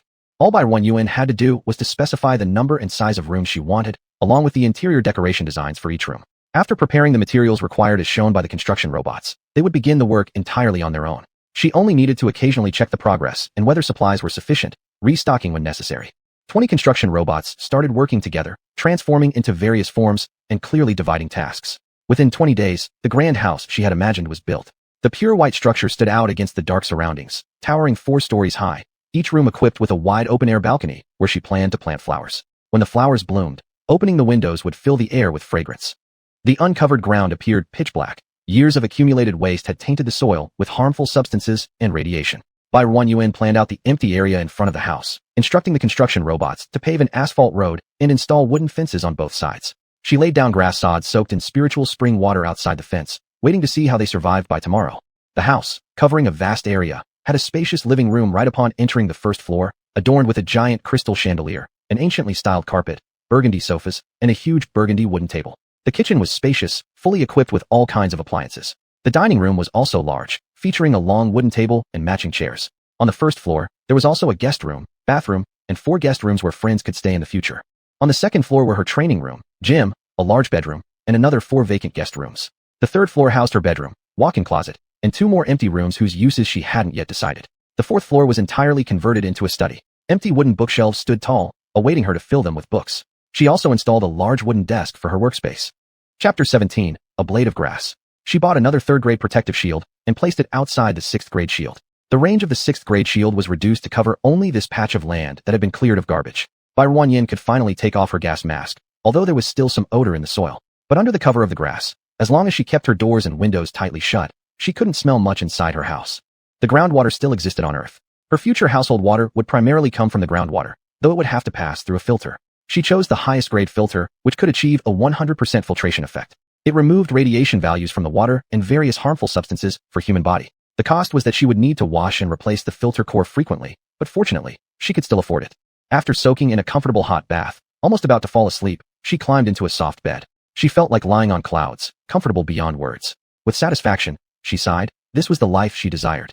This night was the most comfortable sleep since the apocalypse began. When she woke up, it was already 8 o'clock. She hurriedly solved breakfast and went out to check the grass planted yesterday. The survival rate was high, so she finally became reassured. She sowed flower seeds soaked in spirit spring water in several fences and finally sprinkled another layer of spirit spring water out of caution. She cleaned away part of the rats and all kinds of insects outside the protection shield again. The rest ran away once more. Barren couldn't understand their thinking process at all. They came every morning like clockwork, as if they had no memory of what happened the previous day. She checked the status of the bulldozer and replaced its exhausted energy source with a new energy stone. Seeing the newly uncovered ground, she happily went forward and spread the grass mat. Everything before her eyes was lush and green, forming a striking contrast with the nearby darkness. It didn't matter, it would get better and better. After dealing with external matters, she returned to her house, curled up on the soft sofa, and browsed the star net through her personal terminal. The front pages of both the Federation's official website and Z-Star were updated simultaneously today. God of War returns. Huozheng Heal. The titles were quite similar. Barren picked the one on top to click into it. The content of the report said Huozheng, after a year of treatment, had his mental domain restored and was about to return to his post. There were cheers below from a group of people, while others remained skeptical. How easy is it for the mental domain to be cured? They doubted that the Hua family was faking it to attract public attention. They didn't believe Huozheng's strength could recover to his previous state. Barren had no concept of interstellar medical technology, so she also wasn't sure whether his mental power could be healed. Hopefully, he was truly recovered. She hoped good people would be rewarded with good things. At the bottom of the hot search, Barren saw a few familiar words. Earth. Barren. Black man's question face. Gone. Where is she now? She scrolled carefully through the content, originally finding that during the last couple of days, garbage trucks arriving at Earth to dump trash discovered that Earth had disappeared from its original location. The detectors on the starships could not detect its existence either, so the reporters thought Earth might have encountered an asteroid attack and exploded, disappearing in the universe. Barren. Thank you, it's doing fine. She just hit Earth using a top-level shield upon arrival here, not expecting such an accident. But when thinking it was found by the garbage-dumping starship, she became quite unhappy in her heart. Isn't it taken already? Can't they see it? And they still want to throw garbage here. Seeing all those comments of remembrance underneath, she could only chuckle twice. Some even said that they will lose their roots. The origin of humanity has disappeared. She could only chuckle, and chuckle 2 more times. Why hadn't anyone previously said they should protect it, treating it as a garbage planet without saying anything when they needed it? Now they realize it's gone. Each begins to reminisce and say how important it is. After exiting the page, she posted a thread in the StarNet forum, looking for technical personnel, offering competitive prices. Within 5 minutes, many people messaged her privately. She replied to someone whose avatar looked more compatible to her, asking if the other party knew how to build a website. For them, professional staff, building a website was still very simple. It was only because Barren knew nothing about this aspect that she assumed it was difficult. The other side replied immediately, of course I can. They agreed on the price. Barren told the other party some of her ideas, who indicated that everything could be achieved. Barren named her own website, Official Earth Website. Since it's the official website, the name needs to sound formal. The overall color was emerald green, with little grass and leaves as embellishments. Although it wasn't as solemn and luxurious as the Federation's official website or Z-Star's website, it felt refreshing and full of vitality. Just like the official web pages of the 21st century, it was divided into multiple modules. It took the other party more than an hour to finish constructing the website, which had great results, and Barren liked it very much. She paid the other person promptly. The other side even proactively proposed adding a terminal buddy. Through this website, it wasn't hard to guess the identity of the boss on the other end, who believed it necessary to maintain a good relationship. Maybe there would be even bigger cooperation later on. How could she promote Earth and let everyone know it still existed? Barren pondered for a moment, then suddenly thought of something. She exchanged a hand-drawing tablet and a top-spec laptop from the Redemption Center. Fiddling around for a bit, she got the hang of it and grabbed the electronic brush based on her memory of pre-apocalypse times. With a few strokes, a cute Q-version little person appeared on the computer screen. Barren continued brushing, quickly finishing several pictures. Then, through animation-making software, she edited each frame one by one. Very soon, a short animated clip was completed. In it, the Q-version little person wore protective gear and carried a gas mask. Saying goodbye to a beautiful and gentle young lady, the small figure left the spaceship and boarded a small spacecraft, finally seeing outside the window of the small spacecraft. Earth's surface completely hidden by black garbage, with no trace of land visible. The Q-version little person's face showed pure shock and despair, unwilling to leave the hover car. Subsequently, they were ejected from the small spacecraft onto the ceiling, tumbling headfirst into a pile of garbage. She painfully climbed out from the garbage pile, only to see the small spacecraft slowly ascending. The Q-version little person frantically ran after it with their tiny legs, but could only stretch out their air Kong, hands watching it fly farther and farther until it disappeared. Streams of tears rolled down the little person's face, ending the scene here. She uploaded this animation of the Q-version little person to the newly obtained, still warm official website, signing it as the first chapter of Earth Life Diary. She also registered an authenticated account on Maya app using her identity as a planet owner named Earth Diary, synchronously uploading the small animation to this verified account. On Maya's homepage, discussions about Earth's disappearance became increasingly intense, with many big voices expressing their opinions. Barren could see none of them wanted to miss this trend. She closed Maya, and then began drawing the events that happened over the past few days, sketching out the interesting parts, and making them into animations featuring Q-version little people. At the end of each video segment, she paired it with a photo taken at that time using her personal terminal. Barren did not realize that her sudden emergence of the official Earth website and Earth Diary, along with those short animated clips featuring just a few minutes worth of Q-version little people, created huge waves across the Star network. The next day, Barren inspected everything as usual before logging into the Earth Diary account. To her surprise, she found more than 2 billion likes and over 8 billion views. There were comments from 1.4 billion people. Barren clicked open to check. General Sweet Darling. What is this? So cute. Starnet Guardian Earth? Isn't that the garbage star? Is someone now buying garbage stars? Someone replied. Does Blue Planet want me today, bro, don't you know? There are always some scavengers thinking they can find treasures in trash piles, but it's indeed rare to see someone buy a garbage star. Starnet all-knowing. Didn't it already confirm that Earth exploded and disappeared? How come another certified Earth official website popped up? Elizabeth the 18th. To the floor above, what's the problem? There's no rule saying a planet owner must live on their own planet. Maybe they managed to escape disaster elsewhere. These records were probably captured beforehand, might be riding on the popularity. Pete isn't Piter. This planet owner is truly pitiful, wasted money buying a planet, all lost in water, huh? Bug Blaster. Author, how do you make these? Can you teach me? All bugs gone. Author update faster. I love it. Barren gained 2.8 billion followers overnight. She didn't expect that just releasing such a segment would attract so many viewers, so she hurriedly put up another short segment. Not until the appearance of Tunton trees in her Q-version animation did the final video feature an image of 3 or 4 Tunton trees taking root among the black piles of garbage. When this picture was broadcast, the whole Star network exploded. Barren's Maya app froze for about 10 minutes when she tried to log in. It took her almost 10 minutes before she could access her account. The video she uploaded yesterday, which included pictures of Tunton trees, had reached 23 billion views, received 30 billion likes, and garnered 55 billion comments. Her private messages in the backend were flooded as well, showing 999 plus, but the system had merely been polite. She scrolled endlessly without reaching the end, so she eventually gave up. No wonder it was so slow. When Barren uploaded the image of Tunton trees yesterday, she thought it might attract attention, but she never imagined so many people would notice it. In the comment section, countless people demanded to know if the picture was photoshopped or real. Plants have revived on Earth. Why did we not receive any news beforehand? Many people questioned Barren, asking why plants discovered on Earth hadn't been reported, especially now that Earth has disappeared. What can be done? They also asked if she could take responsibility for this issue. In the comment section, there were official accounts from various planets' laboratories and research institutes trying to contact her for more information about the plants shown in the video. The continuous notifications of new messages overwhelmed Barren, leading her to turn off her private message function to regain some peace. She didn't respond to those inquiries and simply uploaded a new video segment. Her days were tranquil yet fulfilling, detached from the chaos online. Tunton trees and bulldozers cleared out another large patch of open land. She wanted to plant grass sod on the cleared land first to purify the radiation and pollution. Previously planted areas already passed the tests conducted by planting robots. Radiation levels were minimal, pollution had vanished, and they were ready for crop planting. Deep within every Huaxiao person lay an instinctive gene for farming. Barren acted immediately, configuring the planting robots to begin work. Following behind the robots, she collected the sod they cut and pulled up into her space ring. After finishing with the sod, the planting robots started tilling the soil, 2 working simultaneously, and the plot roughly 1 acre in size was quickly prepared. Barren looked at the dark, rich earth, hoping it could foster the crop's growth. This was also considered an experiment. If successful, other planets might be able to grow crops as well, allowing humans to bid farewell to nutritional solutions and eat real meals instead.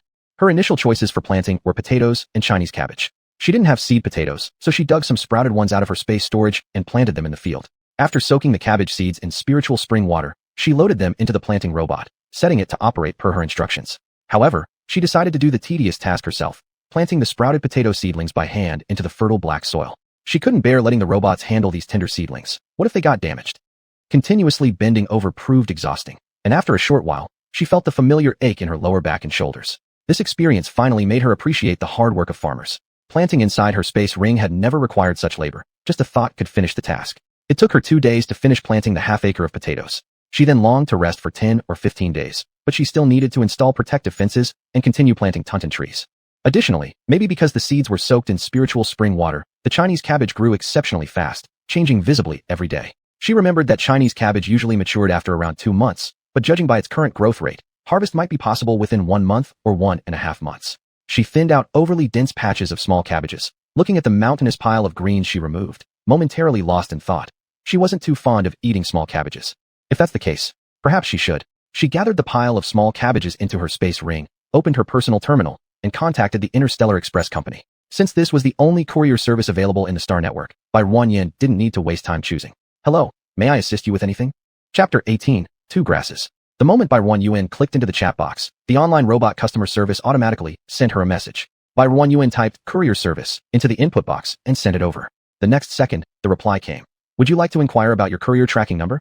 Bai Ruanyin retyped courier installation into the input box and sent it over. Do you wish to install courier service on your planet? Bai Ruanyin clicked yes. Please wait while we transfer you to a live agent. Hello, this is customer service agent Xiaoxi. Is there anything I can assist you with? I would like to install courier service on my planet. Which planet are you located on? If there are already 2 courier stations installed on your planet, no further applications will be accepted. I'm on Earth. There isn't a single courier station here. Alright, let me verify that for you. Please hold on. Less than a minute later, the response came. Hello, after verification, your planet does indeed meet the standards for courier station installation.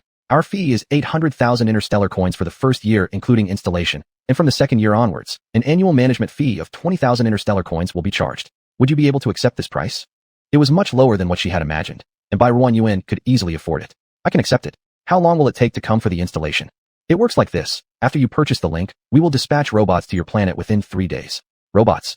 Won't a specialist come over? Yes, don't worry. All costs are included in the installation fee. You just need to set the latitude and longitude of the location where you want the installation to occur. Our robots will automatically build at the place you've planned. Technology sure has advanced. Bai Ruanyin was highly impressed. Please send me the payment link. Bai Ruanyin filled in her information and desired coordinates on the link sent by the other party, then entered the payment password. The page displayed successful payment. If it's close, please let me know. There's a protective shield around my planet. I'll have to open it beforehand so the installation robots can enter. Okay, I've noted that down for you. Rest assured. Bai Ruanyin was very satisfied with the other party service and gave them a perfect score of 10. And the customer service representative who received a 10 out of 10 satisfaction rating was discussing this transaction with colleagues at that moment.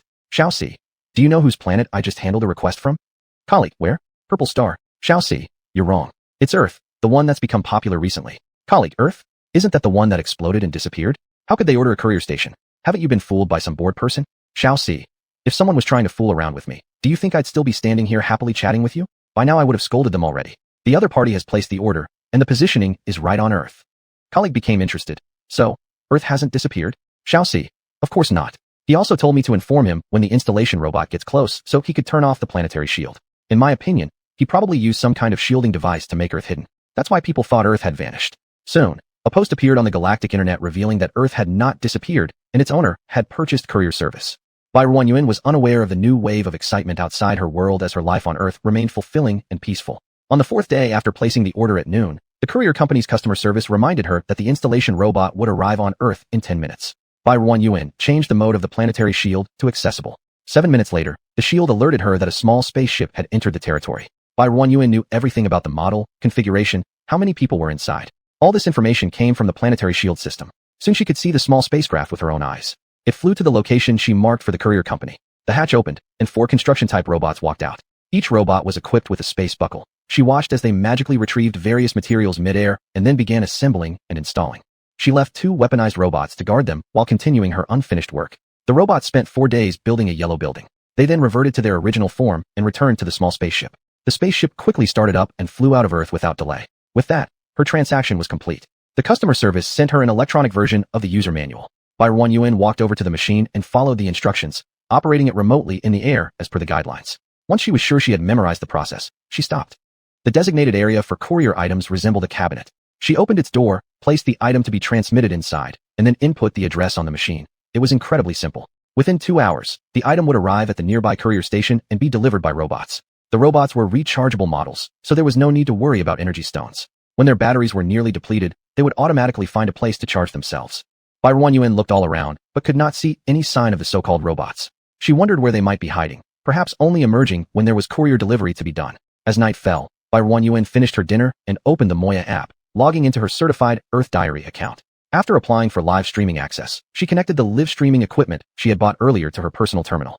She set the recording range somewhere in the kitchen, where one side of a metallic sphere in the live stream kit split open vertically, revealing a camera-like eye. It extended 2 metal wings and slowly ascended into the air, flying left and right within the confines of the area she had set. Once she adjusted the angle to her liking, it hovered in place. After checking the displayed image, she adjusted settings like the tone until it felt just right.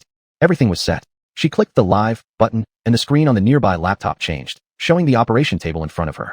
People began trickling into her live room gradually. Starbeast meat is so delicious. Wow, she's actually live streaming. Lee Z is not pair. Where's the host? Why can't I see her? Is she going to cook? Hello everyone. Welcome to the Earth Live broadcast. I am your father. Hi host. What are you making? Fruit Weasel. Earth is gone. What kind of Earth live stream is this? Aren't you just jumping on the trend? Seeing this comment, Barren UN replied. Earth has not disappeared. The host is currently on Earth. Did you fail today? At Fruit Weasel buddy, your information is outdated. Someone has already debunked the rumors. Earth was merely concealed. Alright, let's not waste time. Please allow me to introduce today's star. Barren UN carried a large tray from off camera. On it was a bowl with a small bundle of Chinese cabbage still carrying some dirt on its roots, a plate holding a piece of fatty meat, and a piece of lean meat along with a small dish of edible salt. Doo-doo-doo-doo-doo. Look at what I've found. What's that green thing? Little Red Riding Hood. Ah, Mom, I saw real plants. Barren UN didn't respond to the rapidly scrolling chat messages, but started introducing what was in front of her. The white powder in this little dish is edible salt. These two pieces of meat come from the fat and lean portions of interstellar pigs. The plant in the basin is our main star today. It's called Chinese cabbage. Just from the name, you can tell it's what cabbage looks like when it's young. In ancient times, cabbage wasn't called cabbage, but song, adding a grass radical to the character pine of pine trees. It was extensively cultivated during the spring and autumn warring states period of Huaxia history. Its earliest recorded name dates back to the Han Dynasty. During the southern and northern dynasties, it was one of the most commonly eaten vegetables in southern Huaxia.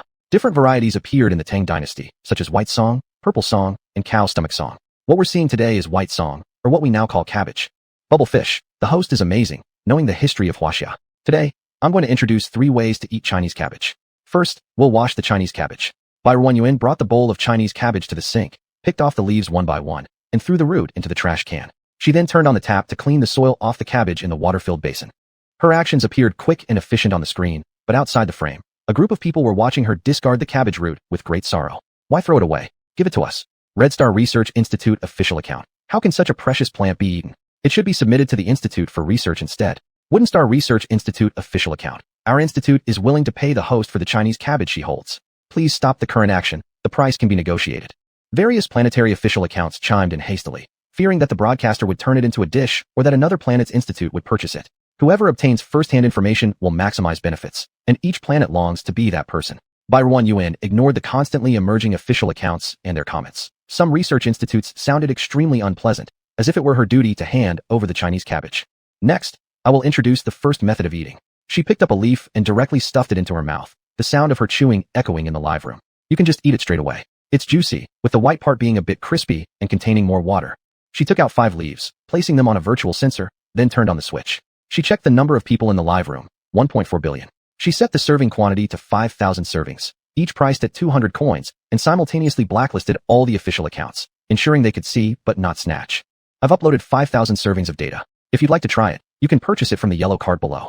As soon as the items were placed in the cart, within 2 seconds, the display showed sold out. Happy but not happy. Which big shot clicked so fast? I didn't even see it go before it was taken off. I lost focus again. Why did I lose focus again? I hate this. Barren UN waited for 2 minutes. Are everyone back? Once we're all here, I'll start introducing the next cooking method.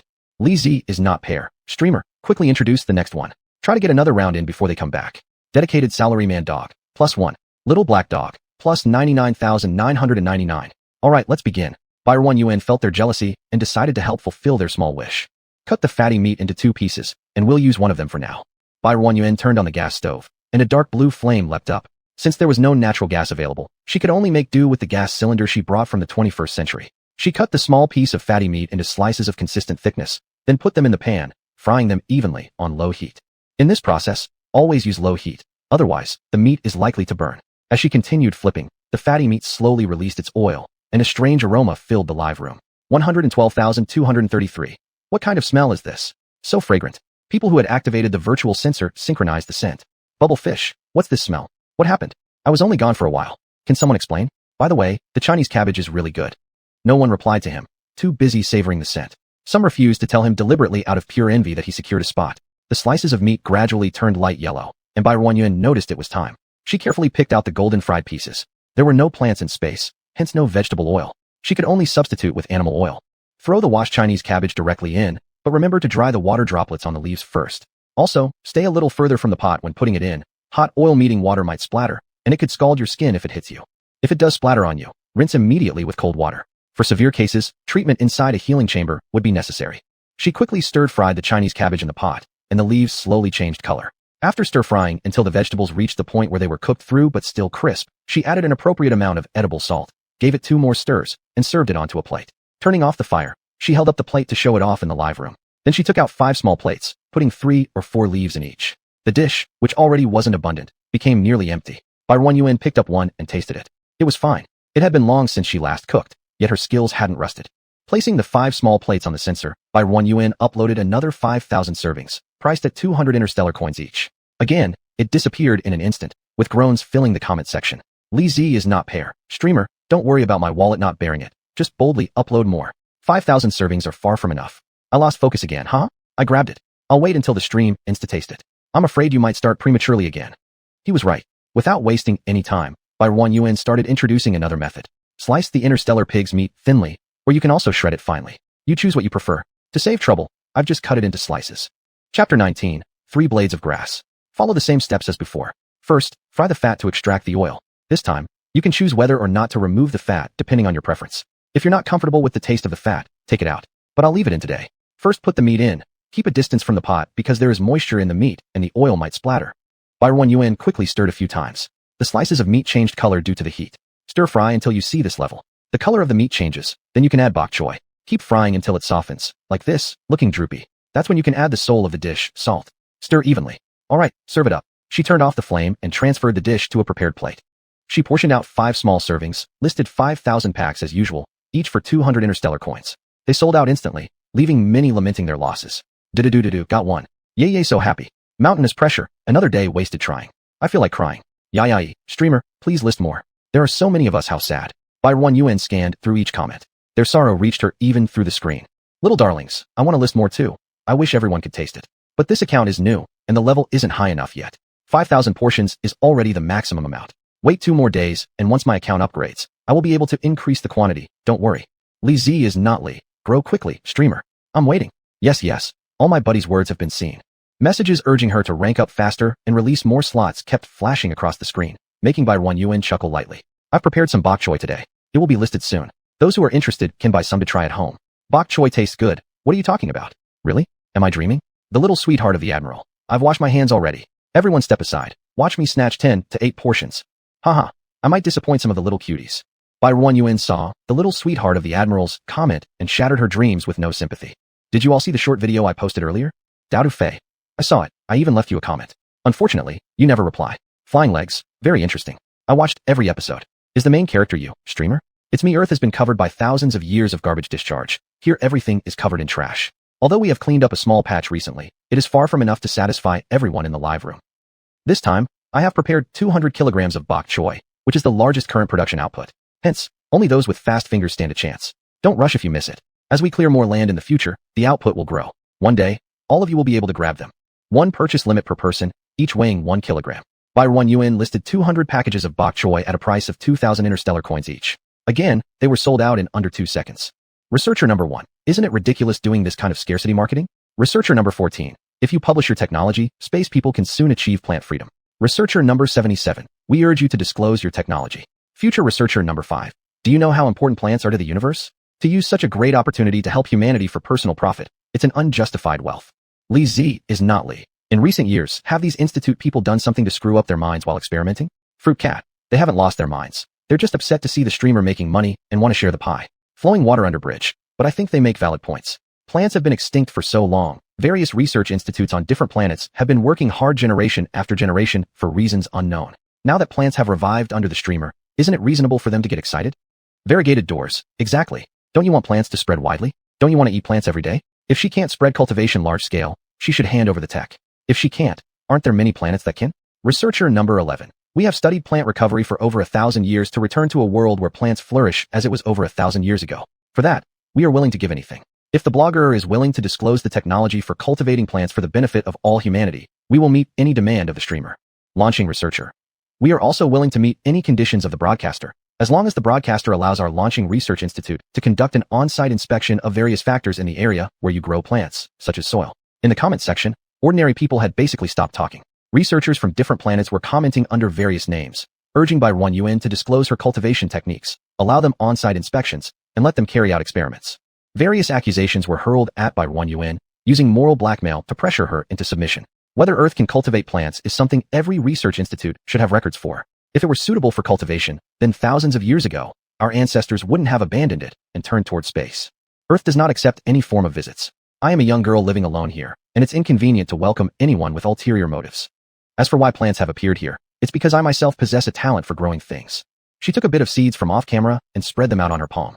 Watch closely. She injected wooden elemental ability into the seeds, and soon they took root and sprouted, turning into little grasses with 2 leaves each. This is my technique. Now that I've disclosed it, you can go back and plant on a large scale. Li Z is not Li. The broadcaster is awesome.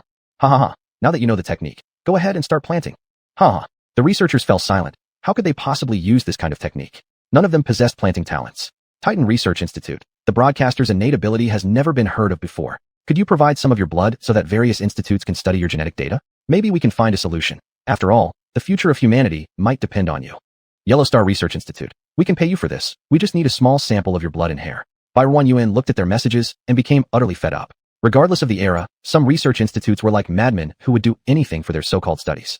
During the end times, many base institutes captured countless individuals, both ordinary people and those with abilities, for experimentation, all while shouting about the welfare of all humanity. Bai Yuan despised those within the institutes most, regardless of what inventions or contributions they had made for humanity. That's all for today's live stream. After going offline, your packages will be sent out one by one, so don't worry. Well, see you next time. Bai Yuan pressed the end broadcast button, and soon the screen went pitch black, disappearing from her kitchen view. After washing all the used pots and pans clean, she looked at the small plates of dishes and slapped her forehead. She had planned to hold a draw after the live stream to give away the food, but those unpleasant interruptions made her forget. She privately messaged, Li Z is not Li, asking for her address. She had defended her multiple times, so these 2 dishes would be a token of her gratitude. The other side quickly sent the address, expressing deep gratitude. Don't thank me. I appreciate your standing up for me. This is just my small gesture. After tidying everything up, she got into her levitation car and headed to the courier station to send packages. Following the previously learned procedures, she watched as packed bunches of bok choy disappeared through the portal. She put the 2 dishes inside a lunchbox, found a bag to pack them in, and shoved them into the portal as well. An hour later, she received feedback from Li Z is not Li. Broadcaster, you're amazing. The food tasted so good. This is what plants taste like. I hope you continue to do well, and I hope one day plants really become universal around the world. I hate drinking nutrient liquids so much. Bai Yuan chuckled upon reading her last sentence. Another person who disliked nutrient liquid like her. She replied, that day will come. Thank you for your support. Returning home from the courier station, Bai Yuan transferred the day's earnings to her card. Even after taxes, the amount was still very substantial. Bai Yuan couldn't help but think, earning money isn't that hard, right? Then why do so many people resort to crime once they pass the age for receiving relief? The land repaired with turf could already be planted with crops. This time, she chose sweet potatoes and cucumbers. For the sweet potatoes, she pre-cultivated seedlings in the space as a child. Her grandmother would go to the field and propagate sweet potato seedlings when the season arrived.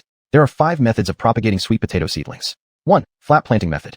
This method is suitable for large-scale cultivation. The advantage of this propagation method is that each node can produce tubers, resulting in more tubers, which are also relatively uniform in size. As long as water and fertilizer conditions are sufficient, it's easy to achieve a high yield.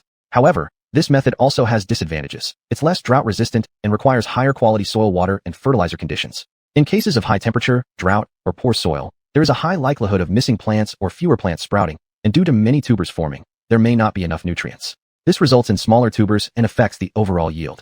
The specific operation involves planting 20 to 30 centimeters seedlings. When inserting them into the ground, shallow trenches along the ridges should be opened. Then place the sweet potato seedlings 10 centimeters below the surface in a horizontal position, slightly exposing a bit of the plant before firmly covering with soil. 2. The slanting planting method. This is more suitable for areas with moderate water and fertilizer conditions, especially in drier regions, and has relatively lower requirements for soil and environment. Because more nodes are buried in the soil, more tubers form, but they can become unevenly distributed, with those closer to the surface being larger. Specifically, use 20 to 25 centimeters seedlings, slanted into the soil. Farmers using this method can plant more densely to enhance the yield. 3. The upright planting method. This method is generally more common in arid sandy soils or on hillsides. The inserted seedlings are more drought-resistant, adjust quickly, have concentrated tuber formations that tend to be larger, and make harvesting easier. A downside is that the number of nodes inserted underground is small, which might limit the quantity of tubers formed. The specific method is to choose seedlings about 17 to 20 centimeters long, leaving 3 or 4 nodes exposed. During insertion, push 2 or 3 nodes directly into the soil about 10 centimeters deep, leaving 1 or 2 nodes above the ground.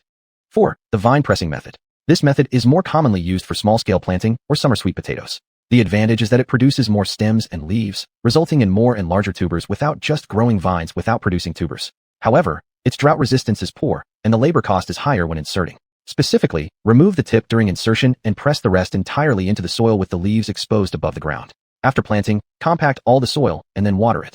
5. The boat-shaped method. This method suits fertile land that does not easily suffer from drought. With this method, more nodes enter the soil, significantly improving tuber formation. However, tubers in the deeper parts of the middle section of the plant may be harder to form and often result in smaller tubers. The specific technique involves bending the middle section of the sweet potato vine downwards into the soil while keeping the tips and leafy sections exposed. The shape of the inserted part resembles a boat. Barren Yuan decided to use the U-shaped planting method based on her grandmother's years of experience. This method ensures both a large number of sweet potatoes per plant and helps produce larger ones. Sweet potatoes are drought-resistant but do not tolerate excessive water. High soil humidity easily leads to unnecessary vegetative growth, which in turn causes fewer or smaller tubers. Moreover, it can lead to root rot. Therefore, it is best to cultivate sweet potatoes in high ridges. In addition, high-ridge planting increases the day-night temperature difference in the soil. The soil warms up faster during the day and cools down quicker at night, and greater temperature differences favor the accumulation of organic matter, which benefits the yield and quality of sweet potatoes. Her grandmother liked to leave the sweet potato seedlings at a length of 25 to 30 centimeters, spacing them 25 to 30 centimeters apart within rows, and leaving a distance of 60 to 80 centimeters between rows. It took Barren Yuan almost a whole day to finish planting the sweet potato seedlings. For the cucumbers, she simply soaked their seeds in spirit spring water and had the robot take care of the sowing to save effort. There were still many sweet potato seedlings left over, but her space already housed various varieties of sweet potatoes, so she didn't need to plant more. Looking at the leftover sweet potato seedlings, Barren Yuan lit up with an idea. She was just pondering what to broadcast live that evening. Wouldn't these leftovers make great ingredients? Unfortunately, the amount would be much less than the previous lot of Chinese cabbage, so she anticipated more disappointed viewers again that evening. Chapter 20. For Grasses. Hello, everyone. Welcome to the Earth livestream. At 8 o'clock in the evening, Barren Yuan started her broadcast on time. When the livestream went online, there was a push notification. Those who received it rushed to the Earth live room, and the number of people in the room gradually increased. Barren Yuan saw that the number of viewers had surpassed 30 billion, and assumed it was due to the plants she had put up for sale yesterday. Last time I forgot to introduce my name. You can call me Wan Yan, as in soft, like Rua in Chinese. Barren Yuan gave herself a homophonic artistic name. Let's introduce today's star, Sweet Potato Vine. She brought a pot of sweet potato seedlings in front of the camera, picked one up, close to show everyone. It looks like this. These are still very tender. They're the leftover seedlings from planting sweet potatoes today. Today, we'll stir-fry some sweet potato vines. Li Zi is not pear. Sweet potato seedlings? Will there be sweet potatoes in a few days then? What do sweet potatoes look like? Are they delicious? We will need to wait some time before sweet potatoes appear for all of you. Its growth cycle is relatively long. Spring sweet potatoes take 160 to 200 days, while summer sweet potatoes take 110 to 200 days. However, the seasons on Earth now are quite chaotic, so I'm not sure exactly how many days it will take for them to mature. Alright, let's start. First, we'll wash the sweet potato vines. Barren Yuan placed the pot under the faucet to rinse, washed it twice, and then drained the water from the sweet potato vines. She glanced at the screen when she had a chance, noticing many comments in the chat discussing the bok choy they received yesterday. 112,233. Following the host's method, it tastes great. So this is the taste of food. No wonder so many people lamented when plants went extinct. Q+, I planted a few in the soil. I'm not sure if they will survive. Best bok choy ever. At Q+, I did the same. Planted half, and ate the other half. I don't know if it'll work out. Weekly push. I managed to grab some, but someone contacted me wanting to buy it for 5 times the price, and my parents happily sold it. Back to work tomorrow. Someone approached me too, but after struggling to grab these, I didn't want to sell them. 112,233. I think this must be the research labs doing their thing. Unable to snatch them here, they're only willing to pay high prices. Unfortunately, I don't lack that bit of money. I just wanted to taste what plants feel like. After eating the plant, I even feel particularly comfortable. Maybe it's just my illusion? Back to work tomorrow. I thought it was just me feeling this way. Today, I feel unusually energetic. My wife said it might be because I went to bed early last night. Since Barren Yuan put the plants on sale, she knew reselling would definitely happen. It didn't bother her who wanted to pay the high price. She didn't care much about it. As for why the body feels better after eating plants. After coming to Earth, she ate various foods stored in the space every day, and her physical condition indeed improved significantly. Plants can truly improve human health. She even found that eating more plants allowed her spiritual strength to remain consistently stable. The method of cooking sweet potato vines is the same as yesterday's bok choy. First, cut them into halves. They're a bit long and harder to stir-fry later. Put the fatty meat into the pan first and stir-fry until the oil is rendered. Gugu beast meat is best. Oh wow, that smells amazing. What are you doing? Li Zi is not pear. Newcomers should stick around for a bit longer. This is an amazing host. Now remove the fatty meat, although leaving it is fine too. Be cautious here, step a little away from the pot, and pour the sweet potato vines into the pan. Instantly, the pan made loud crackling noises. Barren Yuan stood a little further away, and quickly stirred several times. Stir until they're cooked through. When the color has changed fully, sprinkle with an appropriate amount of salt, stir evenly, and then serve. Gugu beast meat is best. The host explained everything so clearly. I think I've learned to make it. But what is this green sweet potato vine? Does any store sell it? Spotted Linsang. Clearly you're new here. This is called a plant. Gugu beast meat is best. Holy crap. Are you serious? Is this the legendary plant? Really? 112,233. It's already trending, and you didn't know? It's already trending? While Bai Ruanyan continued her movements, she served the cooked dish onto a plate. As usual, she carried the plate around for display and afterward divided the dish into 5 portions, placing them on the virtual sensor. I've listed 5,000 portions for sale. If you're interested, come try it out. While everyone was scrambling to grab the vegetables, she took the opportunity to browse the Star Net, visiting the official websites of Z-Star and the Federation. She had a rough idea in mind. She didn't know who had posted the news about the revival of plants on Earth onto the Star Net, but screenshots from her live stream were also uploaded. The close-up shots of Bok Choy were crystal clear, drawing attention across the entire galaxy. She finally understood why there were so many people in her live room today. It was all because of the trending topic. As for some very leading comments, she just skimmed through them and let them pass without giving them much thought. Nowadays, she was like an infant holding an enormous treasure, and anyone with ulterior motives wanted to come and take it or get a share. Unfortunately, she had encased Earth with a planetary shield outside, so no one could enter, leaving them powerless against her. All they could do was try to force her into handing over the treasure using public opinion. After turning off the Star Net, she shifted her focus back to the live stream. Many people had already returned after trying to grab the virtual data. Are you all back? Beanfly, back. Still didn't grab anything. Heaven on Earth, back.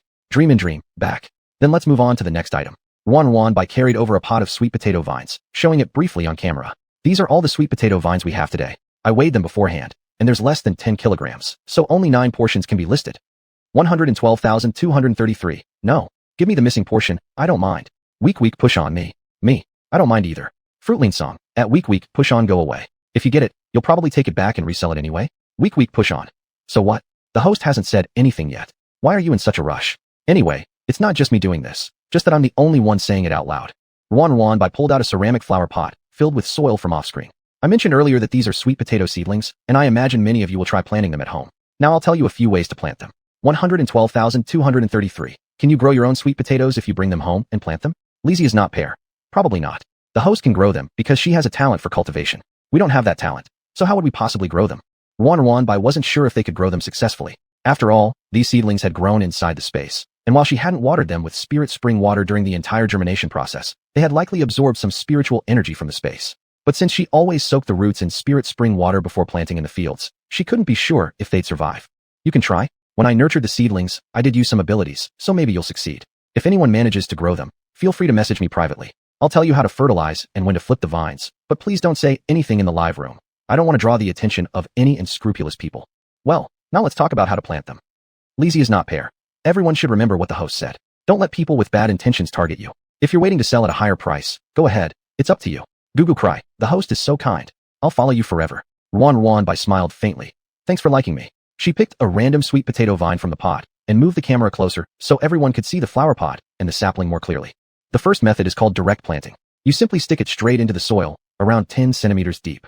Ruan Bai demonstrated the first method, then pulled the sweet potato vine out of the soil. The second method is called oblique planting. You just tilt it slightly and insert it into the soil. Ruan Bai rotated the potted plant once to show everyone, then pulled the sweet potato vine out again. The third method is called the boat shape or U-shape method. Bend the middle part of the sweet potato vine downward and press it into the soil. Expose each node of leaves, and the section in the soil will resemble a small boat, which is why it's called the boat-shaped method. She showed the planted flower pot again for a full circle. That's the 3 methods. Did everyone understand? I've already shown you how to cook them today. Next, I'll be listing the sweet potato vines for sale. Get ready to act quickly. 10 seconds later, the link for sweet potato vines went live, and all 9 1-kilogram portions priced at 2,000 stellar coins sold out instantly.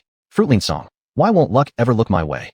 Heaven on Earth. Only 9 portions for 30 billion people? How fast must your hands be to even snag one? This must be the speed of someone single for decades. Before we wrap up the broadcast, let's do a draw. The prize will be today's stir-fried sweet potato vines. There isn't much, so I'll just pick 2 lucky friends. Please don't enter or exit the live room. Otherwise, the system might skip over your name.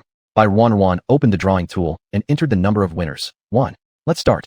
The names inside were scrolling quickly, while everyone outside the screen was watching intently, hoping to see their own name pop up. The first winner is our friend, Gugu Meat is Best. Congratulations to you. Now, let's draw the second winner. The names in the lottery tool rolled again, stopping finally on another name. Congratulations to the second winner, Fruitling Song. That concludes the draw for both of you. Please send me your addresses privately through the background messaging system. Well, that's all for today's live stream. I'm off to pack things up. After ending the broadcast, she scooped out 9 one-pound portions of the sweet potato vines from the pot, packing them into bags respectively, and evenly divided the less than 1 pound remainder among the 9 bags. She then took a hover car to the courier station to send out the packages. Lastly, she filled in the recipient information for the 2 packets of stir-fried sweet potato vines and placed them into the delivery portal. Son, why are you still standing at the door waiting instead of going to sleep? Mom, go to bed already. I'll just stand here for a bit. Zhou Wenbin kept his guard up against his mother who appeared behind him. No matter what, he couldn't tell her what he was doing here. Zhou Ma looked at him with suspicion, hardly believing her eldest son was just standing there appreciating the scenery. What's up? Is someone coming to find you? Zhou Ma glanced at the clock hanging in the living room. It was already 10:30 p.m. She looked in the direction he was staring and could clearly see the gate of their courtyard. No one's looking for me. I just got tired playing and came out to stand for a while. Mom, go back to sleep, or Dad will call for you soon. Hurry up and leave. Hurry. Zhou Wenbin kept praying silently in his heart. Ever since he had purchased the special fish meat from Black Star 12 Domain, 6 star, his dear mother seemed to have unlocked a new world. She was now determined to compete with him for every bite of delicious food. The batch of meat he bought the second time had been consumed long ago, and for these past 6 months, he and his father had visited Black Star 12 Domain, 6 stars several times, but they could no longer find that meat vendor. It was as if he had vanished from the face of the earth. Their household had once again reverted to drinking nutritional fluid and eating various meats produced by Livestock Star. But alas, living a simple life after indulgence is far harder than enjoying extravagance after frugality. Once having tasted such exquisite meat, it was truly difficult to swallow the Livestock Star products. Fortunately, heaven still favored him somewhat, hadn't it? In one of countless live streams, he instantly recognized Earth Livestream from among many others. Finally, he could return to a life of culinary pleasures, even if it was just catching whiffs of the aroma as the host cooked. Today his luck was simply off the charts. Just moments after praying for Lady Luck to pay him a visit, his name was drawn as a winner. Even though he didn't manage to grab any fresh sweet potato vines, being able to eat something handmade by the host herself was absolutely wonderful. After all, Zhou Ma was decades older than Zhou Wenbin, so her son's little tricks weren't hard for her to figure out. Clearly, something was amiss. Alright, then go to sleep early. I know. Relieved to finally see his mom walk away, Zhou Wenbin exhaled deeply, his eyes more eagerly focused on the door. Hurry up, it might not taste as good when cold. Finally, in response to his repeated calls, a silver-white robot appeared at their doorstep. Zhou Wenbin dashed out immediately, snatching the bag handed to him with great anticipation before running straight back into the dining room. He gently placed the bag on the table, opening it with excitement yet reverence. From within, he took out a palm-sized transparent food container. The vibrant green color shining through the clear box made one's mouth water involuntarily. He lifted the lid, and an aroma spread instantly throughout the air. What is this? So fragrant. Chapter 21, 5 Plants. Zhou Wenbin returned with a hint of pride. Doesn't it smell good? I won this in a livestream room. You must not have seen this plant. It's an extinct plant that hasn't existed for over 1,000 years. The taste, beyond compare.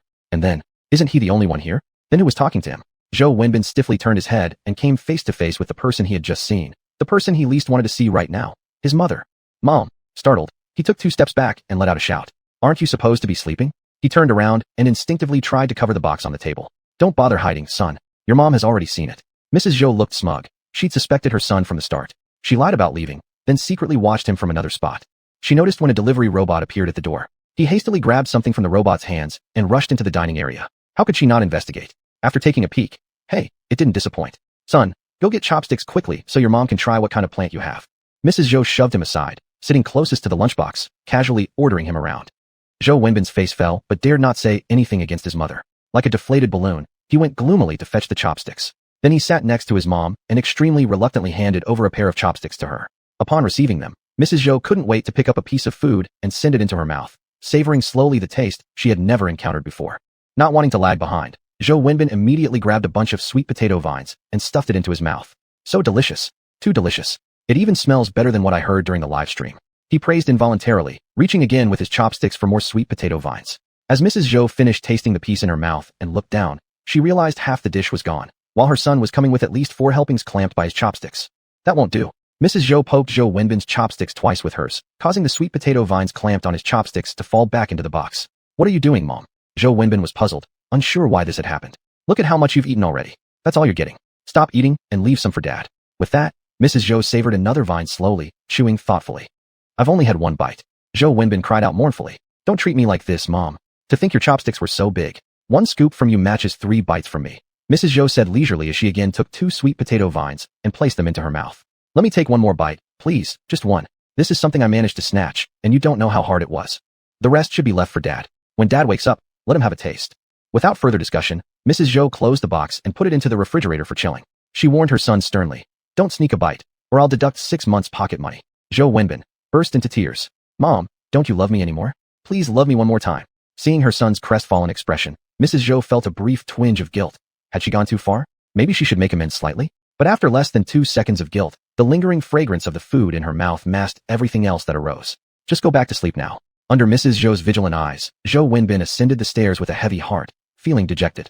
He must be adopted. Bai Ruanyan, however, was unaware of the plight of her old friend.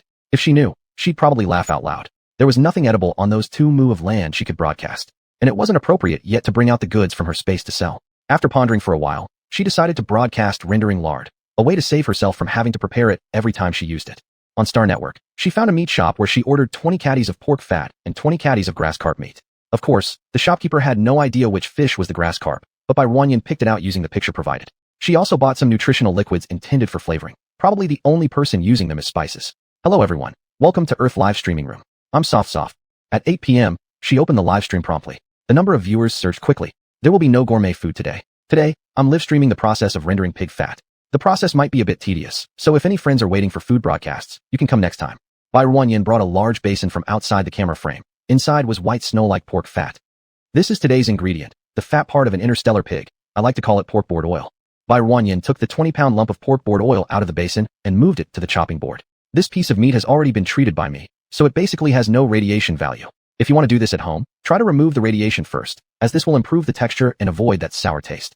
She took out a sharp kitchen knife, cut it into 2 halves from the middle, used 1 half, and put the other half back in the original basin. Hallelujah. Don't joke around. Removing radiation values. Even purifiers can't completely clean up the radiation inside the meat. That's common knowledge. Streamers should draft their lies properly before they say anything. Cute rabbit. It does sound a bit exaggerated, but I still like the dishes made by the streamer. Bai Ruanyan looked up at the screen, scanning over some of the people who said they didn't believe her. Believe or not, as you wish. I have no reason to deceive you. Cut the pork board oil with a few slices, making equally wide strips. Then slice them. She showed the 2 slices she had cut to everyone. Try to cut evenly, otherwise during oil rendering, the thinner ones might be burnt while the thicker ones aren't ready yet, which affects the amount of oil and the flavor. You can also cut them into small cubes or strips depending on your preference. Just make sure the thickness is uniform and the sizes are the same. While Bai Ruanyan was speaking, her hands were busy slicing the 10-pound pork board oil, which was soon finished. Pour water into the pot, and let the pork board oil go in with cold water. Green onions, ginger, garlic, and cooking wine are not available right now, so she could only omit those ingredients. Don't cover the lid. Allow its gamey smell and blood foam to be cooked out. Use a spoon to skim off the scum. These are impurities within the meat. If you're stewing meat at home, it's a good idea to parboil it beforehand to remove impurities and blood. Don't boil for too long. Once the water boils, you can take it out. She scooped the meat slices from the pot into a hot water basin. See, isn't it much cleaner? The residue it picked up is washed into the boiling water. Dump the water out of the pot and wash the pot again. Pour new water. I prefer hot water, but you can choose your own preference. There's no need for too much water. About 50 milliliters per pound of pork board oil is sufficient. Too much water requires extra time to evaporate, so use an appropriate amount. First, boil with high heat. Now after about 7 to 8 minutes, you'll see that the broth has turned milky white, which means it has started releasing oil. You can switch to low heat to render the oil slowly. Bai Ruanyan kept stirring. As the water evaporated, the milky white soup gradually became clearer and more radiant. Bai Ruanyan took out a pre-prepared ceramic jar and sprinkled 2 small spoonfuls of edible salt on the bottom. The pieces of fat have been rendered to a slightly yellowish hue. The oil in the pot remains clear and bright without turning yellow. At this stage, we can start collecting the oil, which when cooled will turn into that snowy white lard. I've sprinkled 2 spoons of edible salt inside the jar, which will prevent spoilage. She took out another dense net strainer and placed it at the mouth of the jar, using a ladle to scoop the oil from the pot through the strainer into the jar. This strainer filters out oil dregs, making it finer when cooled. All the oil in the pot was ladled out. Bai Ruanyan set the jar aside and continued stirring the fatty pieces in the pot. There's still some oil left inside. We can continue rendering it. The oil will be separately packed later and used for cooking next time. The fat slowly released more oil again, until the pieces transformed into cracklings. She turned off the heat, filtered out the cracklings, and poured the oil into another small bowl. Taking advantage of the warmth, she sprinkled a tiny bit of salt on the cracklings. Once they were cool enough, she took out 5 small plates and placed some on each, then onto the virtual sensor. Pig oil cracklings are very fragrant too. 5,000 portions are now on the shelf. If you'd like to try, get ready to place orders quickly. As someone who doesn't particularly enjoy fatty meat, Bai Ruanyan wasn't too fond of pig cracklings either. When she was young, her grandmother liked to make buns stuffed with cracklings that had both lean and fatty parts. Taking a bite would bring such a savory aroma. Maybe because life conditions improved over time, she gradually stopped liking fatty meat, except for rich dishes like braised pork belly and dompa pork. Seeing the data showing all 5,000 portions of pig oil cracklings sold out, Bai Ruanyan prepared to end the live stream. Pork oil should be naturally cooled, and during the next live stream, I will show everyone its state. Today's live stream ends here. The main ingredients for our next session are fish meat, sour nutrient solution, spicy nutrient solution, and a salty one with deep brown color. If you're interested, prepare a set, so next time you can follow along with me. That's all for today, everyone, good night. Before Bai Wanyan even let everyone say good night, she quickly ended the live stream. It had been rather long today, already 10:30 p.m. She tidied up the workstation neatly, and then placed the 2 containers of pork oil carefully. Bai Wanyan rushed back to her room, washed up, took a bath, and climbed into her large bed to sleep. How could a beautiful girl stay up this late? Sleeping Beauty, pretty girls are made in their sleep, absolutely don't pull all-nighters. Perhaps because he'd been extremely unlucky yesterday, Zhou Wenbin was extraordinarily lucky today. He cut through fierce competition like 5 gates and 6 warriors from a vast crowd, snatching a share of the pig crackling data. Accompanied by the aroma of pig cracklings, he gulped down half a vial of nutrient solution, finally silencing his grumbling stomach. Recalling the next dish ed by the streamer before going offline, something strangely familiar struck him. Isn't this exactly the same method as the one told by that meat seller back in the day? Could this be a commonly known method among many food bloggers? But why haven't we seen any food bloggers cook using this method before? It must be because they don't want to disclose it to the public. They prefer to keep these good things for themselves. That's what the simple-minded Zhou Wenbin naively thought. Another mu, a unit of land area, of farmland had been cleared out. Bai Wanyan routinely covered it with sod first. The ready-made potato sprouts planted previously were showing signs of blooming flowers, their heads bearing flower buds. The cabbage had grown significantly more overnight. Bai Wanyan wasn't sure if it was due to soaking in the spiritual spring water, but its growth seemed quite fast. She felt that according to the current trend, the harvest would probably only be about a month away.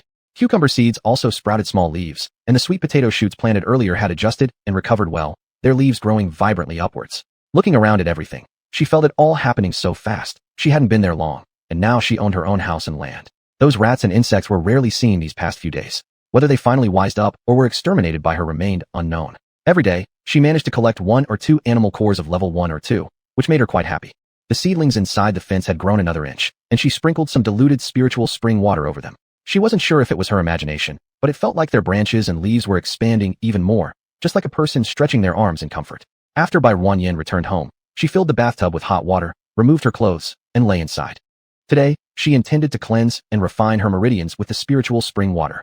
Since arriving here, conditions weren't suitable at first, and later she got busy with live streaming and farming, delaying the process. A large glass of spiritual spring water appeared in her hand, taking her 2 sips to finish it entirely, while she simultaneously retrieved a small cupful to pour into the water in the tub. Not long after drinking the spiritual spring water, black liquid started oozing from the pores on her skin, washing away with the flow of water into the bathtub.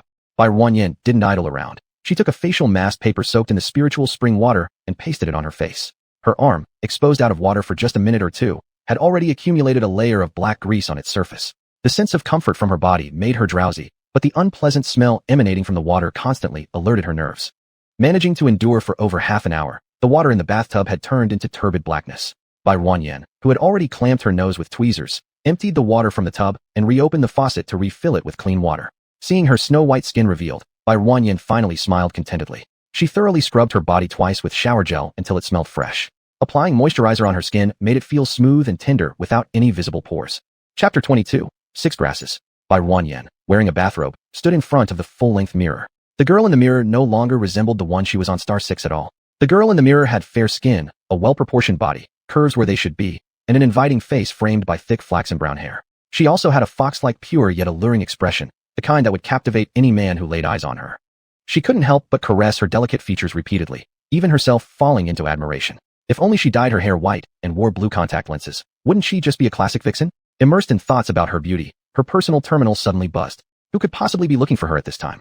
She didn't think she had added anyone as a friend after returning to the Federation, did she? She picked it up from the countertop in the bathroom, where she had left it while showering, and checked the screen. It showed President Chung Ji of the Federation, who was playing a joke on her. The President of the Federation? Wasn't she being absurd? She rejected the call and reattached the terminal to her wrist.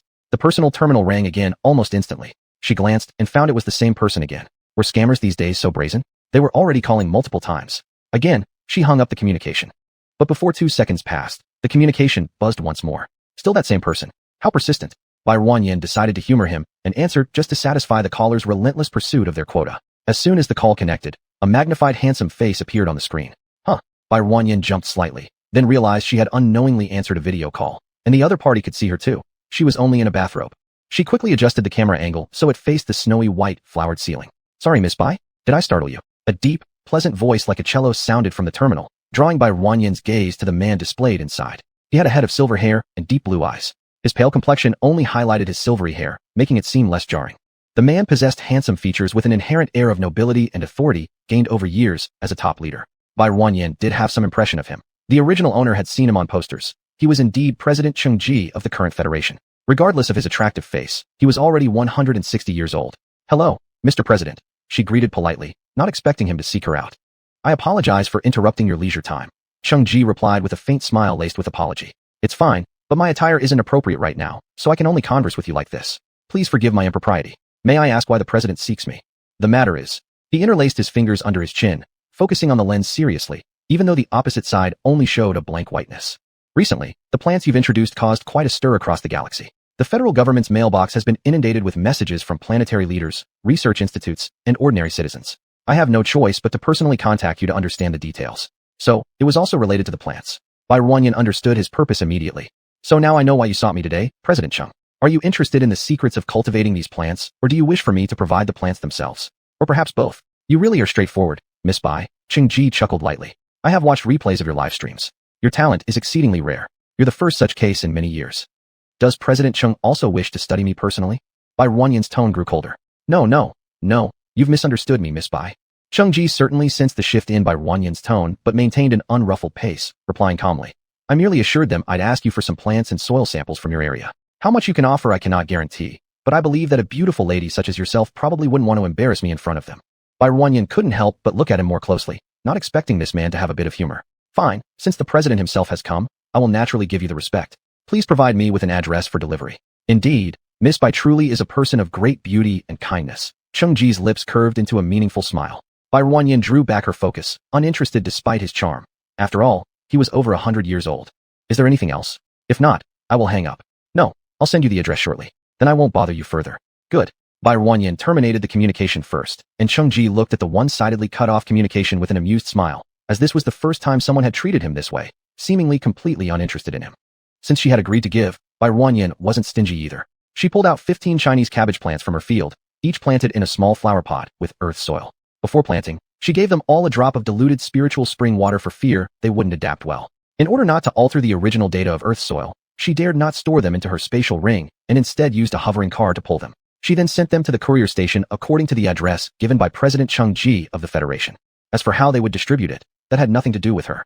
"Hello everyone. Welcome to the Earth live stream. I'm Softy." At 8 o'clock in the evening, Bai Ruanyin started broadcasting on time. "Our ingredients prepared today include 3 pounds of cleaned fish meat, 1 tube of sour nutritional fluid, 1 tube of spicy nutritional fluid, and 1 brown salty nutritional fluid." Audience members in front of their screens fixed their terminals in front of their eyes. On the kitchen countertop lay items exactly the same as those in the streamer's screen. 3 pounds of fish meat. Countless people cut out a portion of the meat before them, adding up to 3 pounds just like the streamers. Cut the fish meat in half. Tilt the knife and slice the fish meat into these thin pieces. Be careful not to hurt your hand. If you can't manage, slicing it normally will be fine too. On the part of the fish meat that Bai Ruanyin didn't cut, she showed the normal method of cutting into slices. Cut both pieces of meat into slices. If there are more people at home or larger appetites, add some extra fish meat accordingly. With deft skill, Bai Ruanyin sliced the 2 pieces of fish meat neatly, each slice thin and uniform, crystal clear. "Well, now we can start heating the oil." Bai Ruanyin took out yesterday's homemade pork fat. This is yesterday's rendered lard, already solidified. She opened the earthenware jar to reveal its white contents. The lard in another small bowl next to it was grayish in color. Adorable plus, wow, the first one is so white, feels like the moisturizing cream I usually use. Scoop a little bit of lard into the pan. Those who don't have any at home can skip this, or simply add some fatty meat to render some oil. Once the oil is heated, add some water to the pan, then pour in the sour and spicy nutritional fluids according to your taste. Today, I'll pour in 2/3 of the amount for both. For the salty one, half will do. You can always add some table salt later if it's too bland. The liquid in the pot slowly boiled, steam rising, bringing a tangy spicy aroma wafting through the air, stimulating everyone's taste buds. Bubbly water bubbles, so fragrant. My mouth can't help but begin secreting saliva. Bai Ruanyin turned on the range hood, which sucked away the escaping steam. The interstellar kitchen hoods were extremely quiet, producing no sound at all, ensuring that the live broadcast wasn't affected. After the water comes to a boil, turn off the fire, and then you can start slipping the slices of fish meat one by one into the pot, thus ensuring the same level of doneness rather than having the first slice cook while the last hasn't even hit the pot yet. When Bai Ruanyin placed the last piece of fish into the pot, now you can open the lid again, but do not stir it immediately, let it set a bit. After about 10 seconds, she used a spoon to stir the pot, causing the slices of fish meat in the broth to coat with sauce color as they bobbed up and down. You can open the lid again. Do not boil for too long. Overcooked fish is less enjoyable. Bai Ruanyin scooped a little soup from the pot to taste, finding it slightly bland, so she sprinkled some more salt. Mine is a bit bland, so I added some salt. Taste yours and decide whether to add more. Don't follow my lead without trying it yourself. Lychee isn't pear, The host said that too late. I followed along when I saw you add more. Will it be too salty now? What should I do? Bai Ruanyan laughed at the unexpected silliness. Taste it first. If it's too salty, try diluting it with some water. Bai Ruanyan fetched a white porcelain large soup bowl and poured the fish meat with its soup from the pot into the bowl. Our spicy sour fish is ready for today. Taking out the old actor, the 5 plates. She felt a single plate with only 4 or 5 slices of fish meat was insufficient, so she switched to using 5 6-inch bowls instead, ladling generous portions of fish and broth into the bowls, which she then placed on the virtual sensors. Today, we can list 8,000 servings for sale, all because of everyone's affection for our live broadcasts. Sable fruit. A round of rewards. Please throw your free votes towards the streamer and make her grow faster. Don't you want a day where everyone has access to virtual data of every meal?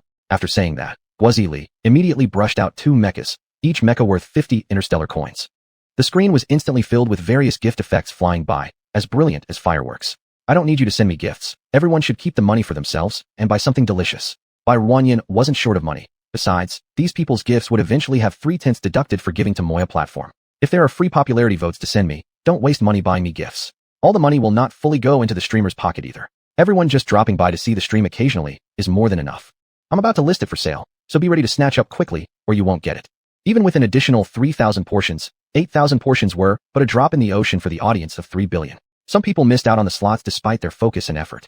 Today we have a lot of fish meat, so let's draw 5 lucky viewers. But only my fans qualify. If you haven't yet followed me, please do now. We're going to start the lottery soon. Bai Ruanyan opened the lottery tool, inputting 5 as the number of winners, then clicked start. The first winning name has come out. Congratulations to Sweet Yam Seedlings. Congratulations to our second winner, Guazili. This buddy seems very lucky. You also won yesterday. Congratulations to the third lucky winner. See you tomorrow. Fourth winner, Mecha God. Fifth winner, Mom calls you home for dinner.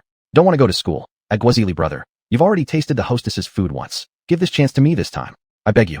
Xiaguang Mantion. Hey above. Stop being so greedy. Don't give it to him. Give it to me. For a fee. Guazili, haha. I'm keeping this one for myself. Jealous? Too bad.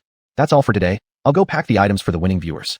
See you next time. Bye. Bai Ruanyan finished her live broadcast, took out transparent packaging boxes, and divided today's spicy sour fish slices into 5 packages, then sent them to the courier station so they could reach their rightful owners. Zhou Wenbin stood at the same spot from yesterday with a face showing complete hopelessness waiting for his delivery. Beside him stood his eager father and mother. Why aren't you two going to bed?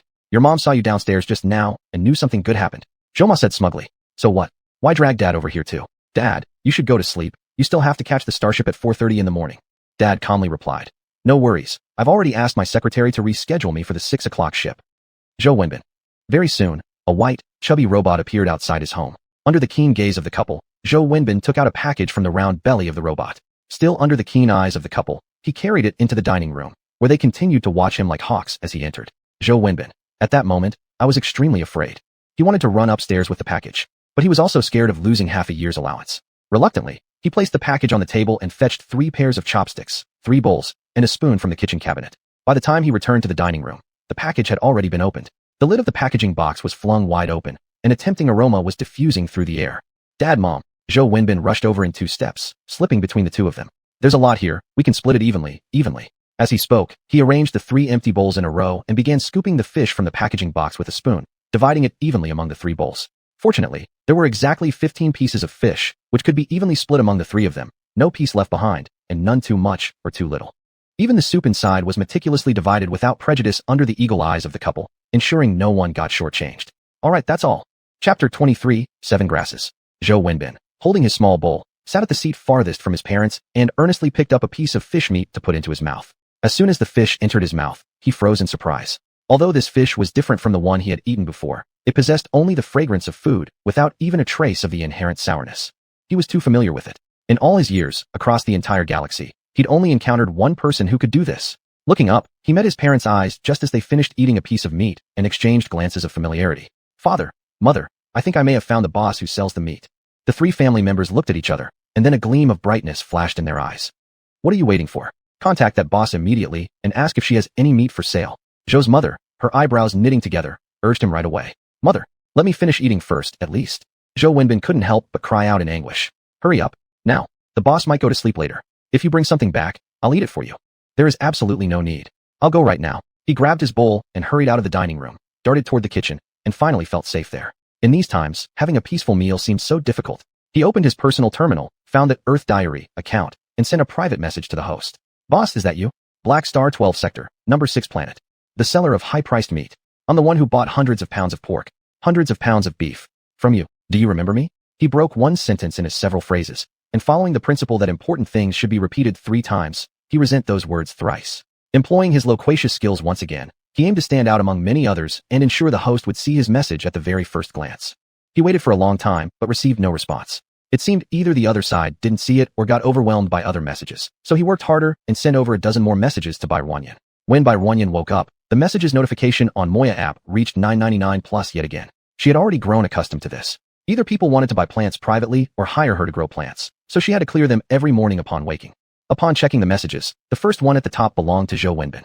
Although feeling somewhat nervous, given the current popularity of the boss, he wasn't sure if his message would be seen among so many private messages. Thus, he was awoken early by his enthusiastic parents, urging him to contact the host again. Still drowsy, Zhou Wenbin started sending messages while repeatedly nodding his head. Boss, did you wake up yet? Boss, please reply. Child needs your response. Boss, save the child. Maintaining a frequency of half a minute per message, he ensured every new private message remained fresh. Barren glanced at the first place. Just one person had sent her 299 plus, and the number kept changing. This sensation, it seemed somewhat familiar to her. Before she even reacted, 299 plus turned into 309 plus. She quickly clicked into it. Another new message arrived instantly. Boss, do you remember me? I bought meat on number 6 planet. Boss, is it you? Child can't find you, and has gotten skinny due to hunger. This familiar style of speech. Barren recognized who it was. How did you find me? She curiously asked. Among billions of galactic inhabitants, it's like finding a water droplet in an ocean. Finding a specific drop in that vast ocean can only be dreamed about. Yesterday, in your live stream, I was drawn to pickled spicy fish meat, and just tasting it, I knew it was yours. So you're pretty sharp-mouthed. Barren mused. Who would have thought that through her simple lottery and gift-giving, 2 disconnected strangers could reconnect? That's the power of foodies. Boss, do you still sell meat? Our family hasn't had grain for a long time. Give some to the children. Barren really didn't have much stock left now. The leftovers in her space were meant for her own consumption. I don't have inventory now. You'll have to wait. How much do you want? Boss, I knew you were such a kind-hearted person. Zhou Wenbin jumped high, rejoicing like a child. Boss, whatever amount you prepare, I will take. Recalling his extravagant move last year. There's absolutely no need. Previously, because I was in Black Star 12 sector and unable to contact the outside world, that happened. Now, within the Federation, delivery is convenient, so there's absolutely no need for you to purchase such large quantities. Isn't it because she suddenly disappeared and scared us? How about starting with 200 gene first? 100 gene of pork, 100 gene of fish. Isn't it all because you suddenly disappeared? My father and I went to the 6th planet several times, but couldn't find you. Once we tasted your meat, we could no longer eat any livestock planet's meat. I need to get more meat and process it before I can give it to you. The price will be determined after I buy the meat. Alright. It doesn't matter how much it costs. My father is rich, don't worry. Feel free to ask for a high price. Barren. She found several stores on the StarNet and bought some meat from each. Meat prices in the Federation were more expensive than in the Black Star 12 sector, though not outrageously 10 times as much, at least 5 times more. Barren had a premonition that as her live streams increased, various types of meat prices would also rise. She should stock up while they hadn't risen yet. That's what she thought, and that's what she did. She found several stores with good reviews and asked their customer service about bulk purchase prices. She wasn't short of money and stocked up as much as possible. Since time and space was forbidden to flow, the food would never spoil. For many years, this was the first time these merchants encountered such a large customer. Barren emptied their inventories of tens of thousands of gene and then pre-ordered another few tens of thousands of gene per store. Don't think it's a lot. Interstellar animals are quite large, like the 2 adult interstellar pigs she killed earlier, which weighed around 1,000 gene each. And artificially bred interstellar pigs from livestock planet would only be heavier, meaning it was just the amount of dozens of pigs. Of course, she didn't just buy pork, various kinds of fish meat, beef, and mutton she also bought some of. The cost of hundreds of thousands of gene of meat was pocket change to her, and since she bought so much, she received significant discounts. She didn't dare to buy too much. If her stockpiling caused interstellar animal meat prices to rise, she'd become a sinner to the galaxy's people. After checking the safety zone, most of her day was spent waiting at the delivery station. Each shipment could weigh no more than 10,000 gene, with 10,000 gene being the maximum allowed per shipment. Thus, the several merchants had to send them multiple times, and every time she received a portion, she stored it in space. It took over 5 hours including waiting and receiving. Previously in the Black Star 12 sector, her 1 gene of interstellar animal meat was sold for 450 black energy stones, equivalent to 4,500 interstellar coins when multiplied by 10. But interstellar meat produced on livestock planet only cost around 600 interstellar coins per gene. If she still sold for 4,500 interstellar coins, wouldn't that be a bit too steep? Her 1 gene of bok choy only cost 2,000 interstellar coins. How could interstellar animal meat be pricier than precious plants? 1,200 interstellar coins per gene. Can you accept that price? After considering, she decided to double it. Yes, it's not expensive. This sentence from Zhou Wenbin came straight from his heart. He knew he had exchanged interstellar coins into Black Star 12 sectors commonly used energy stones previously, and one gene of her meat had cost 4,500 interstellar coins. Boss, don't be modest. It was 4,500 interstellar coins per gene before. Why is it getting cheaper? Still, he couldn't overcome the mental hurdle and opened his mouth to say it. It was because of the Black Star 12 sector, where the cost of living was high, there was nothing I could do. The Federation sells interstellar animal meat so cheaply, and I'd feel ashamed asking for 4,500 interstellar coins from you. When sincere people meet sincere people, communication flows smoothly. Zhou Wenbin quickly made the payment, and Bai Ruanyan sent him through the delivery station 100 gene of processed pork and 100 gene of processed fish. Zhou Wenbin remained in an excited state throughout the day. It had been nearly a year. Finally, their family could enjoy life again. Without mentioning how beautifully the whole family ate that night, Bai Ruanyan suddenly remembered that she forgot to tell everyone what to prepare yesterday when she ended her stream. Then let's make some sour and spicy sliced pork with a piece of pork. Hello everyone. Welcome to Earth Live Broadcast. I am Wan. Yesterday we made sour and spicy fish slices. Today we're making sour and spicy pork slices. If you have pork at home, take it out and follow along. To make sour and spicy meat slices, use the lean meat part. Cut across its muscle fibers, not along its fibers, or it will be tough to chew. After slicing the meat, she used the back of her knife to pat down every slice of meat. Since there was no cornstarch, she could only resort to this method to tenderize the meat. You can try doing it this way. After processing, the meat tastes softer and less dry. Guozili, host, what does dry mean? It means the meat is tough and difficult to chew. Guozili, oh I see. The pork I made before must have been very dry. Haha. Next time you cook meat slices, you can use a knife to pat or pound them with the back of a knife. Destroying the fiber filaments will make it much better. But don't do this with fish meat. It's too easy to break apart. Guozili, got it. I'll remember that. Right after that, 2 hover cars passed by on the screen. Skip the tips. Keep your money for yourself. Listen to me. The word listen was said extremely gently, like soothing an uncooperative child. The screen immediately filled with, listen. Leezy not Lee, listen. 112,233. Haha. Listen, definitely listen. Bubble Dragon, must listen. I love my home, listen. Bai Ruanyan smiled awkwardly at their teasing and then changed the topic. Soak the pork in water, wash it thoroughly, and gently rub it with your fingers to squeeze out the blood water. Or soak the meat in water beforehand, then cut it. Rinse it a few more times. It effectively removes any odd smell from the meat. Although Space had already cleaned the piece of meat she held, she still had to pretend and explain the steps. The following steps are all known to everyone. They're just like yesterday's. Pour a small piece of lard into the pot. After the lard melts, pour in 2/3 of the sour nutritional fluid, 2/3 of the spicy nutritional fluid, and half of the brown salty nutritional fluid into the pot. When the water boils, turn off the heat. Put the slices of meat into the pot one by one. After the last slice also enters the pot, turn on the fire again. Let it set for 10 seconds before stirring it with a spoon. After the water boils again, wait for another 1 or 2 minutes, and finally add table salt before serving. Mix evenly before removing it from the stove. Bai Ruanyan scooped the spicy pork slices into a soup bowl and took out the 5 bowls from yesterday to divide it into 5 portions placed on the virtual sensor. I've listed 8,000 packages. Interested friends can place an order. A minute or two later, she began drawing today's list of winners. Congratulations to our first winner, 1, 2, 3, 4, 5, 6, 7. Congratulations to our second winner, am I lucky today, you won today? Congratulations to our third winner, Sleep God. Congratulations to our fourth winner, Mommy Loves Me Again. Congratulations to our fifth winner, Love Story Beyond Compare. Please send your addresses to me privately. I will ship the prizes one by one after I sign off. Tomorrow's dish will be sweet and sour spare ribs. You'll need pork spare ribs, 2 sweet nutrition agents, 1 sour nutrient liquid, and 1 brown nutrient liquid. This last one is optional if you don't want to buy it. Pork spare ribs should be cut into these small pieces by the shopkeeper. Bai Ruanyan brought a basin of pre-cut ribs from outside the frame to show everyone. Pork ribs were generally not available in interstellar markets as merchants always removed the bones and only sold pure meat. If you can't find pork ribs, you can substitute with pork.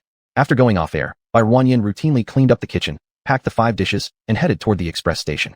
And what she didn't know was that because of her words, tomorrow's ingredients include pork spare ribs. Over 20 billion people rushed to online stores late at night to buy something no one had bought before, bones of interstellar animals. Some clever ones even directly showed screenshots of the pork ribs Bai Ruanyan displayed during her live stream, asking the shopkeepers to prepare according to that image. That night, Bai Ruanyan slept soundly, but countless interstellar animal meat shops fought till dawn answering all their customers. It turned out the instigator was the broadcaster in the Earth Live Broadcast live stream room on Maya app. That night, countless merchants both suffered and enjoyed themselves due to Bai Ruanyan's single sentence. Chapter 24, 8 Plants. Mr. President, hello. Bai Ruanyan removed the sun hat she was wearing and connected her personal terminal. The person she had met not long ago appeared on the screen, Cheng-ji. Hello, Miss Bai, am I disturbing your work? Cheng-ji smiled elegantly on the other side of the video. Of course, you can see I'm busy. For a moment, Cheng-ji faltered in speech. Wouldn't people usually say of course not? Miss Bai is as direct as ever. He forced a smile to ease the awkwardness. I'm speaking the truth. You really are interrupting my work, so please hurry up and tell me what you want. Bai Yuan wasn't about to cater to him. If he came looking for her, it certainly wasn't good news. Besides, feelings and benefits are mutual. She had already been giving too much without such broad generosity or saintliness. In that case, I will come straight to the point. There were some discoveries from the Plant Institute you sent the samples to last time. What kind of discoveries? Bai Yuan rarely showed any interest, but did this time. They found weak energy at the roots of the plants you provided. Although the exact nature of this energy remains inconclusive, it is certain that it benefits the plants. Isn't that just the energy of the spirit spring water that she dripped onto them? Is there anything else? That's probably just because I used some of my talent power when transplanting them. Has the soil been tested for anything unusual? Cheng Ji thought the same as she did. When the Research Institute mentioned this energy, he immediately thought of Bai Yuan's cultivation talent. The soil didn't reveal any difference from soils on other planets. Only the radiation content in the soil was found to be very low. Moreover, the plants you sent possessed the ability to absorb radiation, which could help with the spread of radiation across the star systems. Plants naturally have the ability to purify soil and air. There is nothing special about that. If everything is going smoothly, why did you come looking for me this time? To put it simply, they still haven't discovered anything substantial. Miss Bai, not only is the cultivation talent of yours intriguing to the Research Institute, it also fascinates me. There might be hope for the interstellar future within you. On my behalf, I formally invite you to visit Z Star, and perhaps even provide you with a settlement there. You must know that over the past few years, the radiation values in the galaxy have been worsening. This year alone, 2 planets have been declared dead stars due to excessively high radiation levels. The space available for human habitation is decreasing, and the dangers caused by radiation must surely leave deeper impressions upon you than on me from your experiences in the Black Star 12 domain. If plants cannot thrive again, humanity may not be far from extinction. Cheng Ji spoke full of emotion over the video link, but all Bai Yuan felt was boredom. The fact that the federal president knew about her past wasn't surprising. She coldly said, "If that's the case, then we'll all die together." It's quite romantic, isn't it? Cheng Ji. He only felt as if all those emotionally charged words had fallen on deaf ears. I sincerely invite you to visit Z Star. Bai Yuan cut him off. There's no need for a visit. If you're setting a trap, referring to Hongmen Feast, I don't have any interest in palace schemes. Cheng Ji didn't understand exactly what those terms meant, but he knew they weren't positive ones. Having been president for so long, it had been many years since anyone went against his wishes, except for those irritating noble families. Even he himself originally came from one of these powerful clans. The little girl occasionally baring her teeth made him feel curious and adorable at first, but as it became more frequent, he started to find her impertinent and deserving of reprimand. Miss Bai, I hope you can contribute to the future of the galactic population. We all are striving towards the future of the galaxy, and you will be no exception. Mr. President, the future of the galactic population is something for you to worry about. It has nothing to do with me. I am small and don't have such a large heart. It can only contain myself. Moral coercion is useless on me. You should keep those grand words for yourself. If you want to study me, as long as I live, it will never happen. Cheng Ji's face had already turned cold, revealing the true face of an emperor. Mr. President, if there is nothing else, I shall take my leave. After finishing her sentence, Bai Yuan hung up the communication. As for the character of the galactic citizens, the memories of the original host still held some definitions. Galactic citizens admire strength, solving problems with force when they disagree. Once things get out of hand, they are exiled to the Black Star 12 domain. Starting from birth, people whose mental strength reaches S level and above are sent to military academies to learn various skills. After becoming adults at the age of 20, they will be deployed to battlefields fighting against the insect races based on their chosen majors. It was unlikely that the patriotism and dedication of the native interstellar population amounted to much, let alone asking it from her as an outsider. This little episode did not affect her. She continued with her work. She had newly cultivated a Mu, Chinese unit of area, of land, where she planned to plant leeks on one half and big, round tomatoes on the other. Leeks could be eaten for a long time. You could cut them back and they would grow anew, ready for another harvest in 3 to 5 days. She placed 2 types of seeds into the planting robot, and the 2 machines began sowing within designated areas. She then watered the soil with spring water infused by Bai Yuan's abilities. Looking toward the bulldozer working at a distance, in another day's time, she would have another piece of cleaned up land. After shifting some tunton trees around, she bought another level 5 protective canopy to enclose an area where she planted more tunton trees. The earlier batch of tunton trees had already grown very tall. This mountain of garbage provided them with tremendous energy, and the tunton trees were visibly changing daily. One characteristic of this tree was its rapid growth when nourished adequately. When nutrients became insufficient, their growth would stop. Resistant to drought, flooding, disease, and radiation, capable of decomposing waste and absorbing radiation effectively. This tree was indeed remarkable in many ways. Following today's video call with Cheng Ji, she had started to develop some plans. Hello everyone. Welcome to Earth Livestream. I'm Ruan. Bai Yuan brought a pot of soaked spare ribs in front of the camera. These are the main ingredients for our dish today, pork ribs, or pig spare ribs as I like to call them. You can refer to them as pig ribs too. Colorful balloons. I went to several stores, and they all told me they don't carry this item. Lonely Planet. I asked, and they directly told me it's sold out. All the pig ribs for the next 3 days have been pre-ordered. 112,233. That shows you guys acted too slowly. As for myself, Though humble, I managed to secure 500 kilograms. This is blatant flaunting of wealth. Lonely planet, it was all you who bought it. No wonder we couldn't find any. Today didn't slipped up, I only got 100 kilograms. If I had known better, I would have bought more. Heaven on earth, me. You're all rich. I love my home. I managed to buy 10 kilograms. Hu ting ting. I didn't manage to get any either. Ming ming, NEI. The next few days are already pre-ordered. Can you act humanly? 112,233. Rumor has it that a major client ordered tons of meat, so they're busy with his order. Byron Yuan glanced at the comments and couldn't help but laugh. Was the large client mentioned referring to herself? She had great foresight in ordering so much meat in advance. With so many people scrambling for it, she believed it wouldn't take long before the price of meat would go up.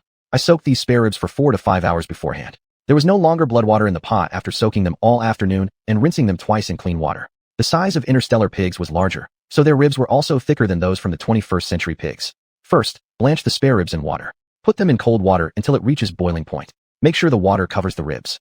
In front of the camera, numerous viewers awkwardly mimicked her actions by throwing their spare ribs into the pot. No need to cover the pot. Let the smell inside escape. While doing this, we should boil a kettle of water. You can skip this if there's already plenty of hot water at home.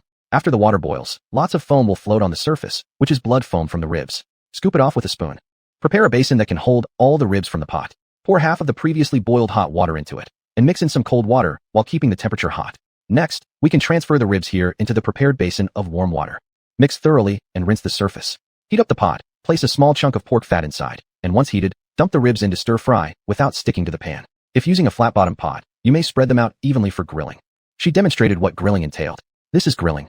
Stir fry until golden yellow or grill both sides to the same color. Afterwards, add 1½ sweet nutrient solutions followed by half an acidic 1½ salty brown nutrient solution. Mix well and pour hot water into the pot until the ribs are fully submerged. Be sure to use hot water, otherwise, the meat won't cook tender enough, leaving it coarse and tough.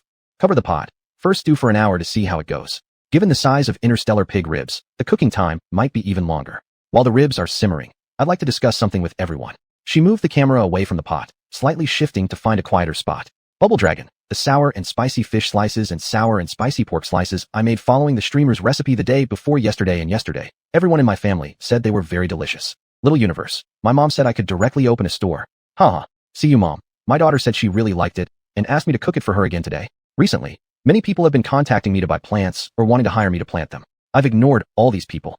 I've mentioned to you all before that I possess a special talent for growing plants.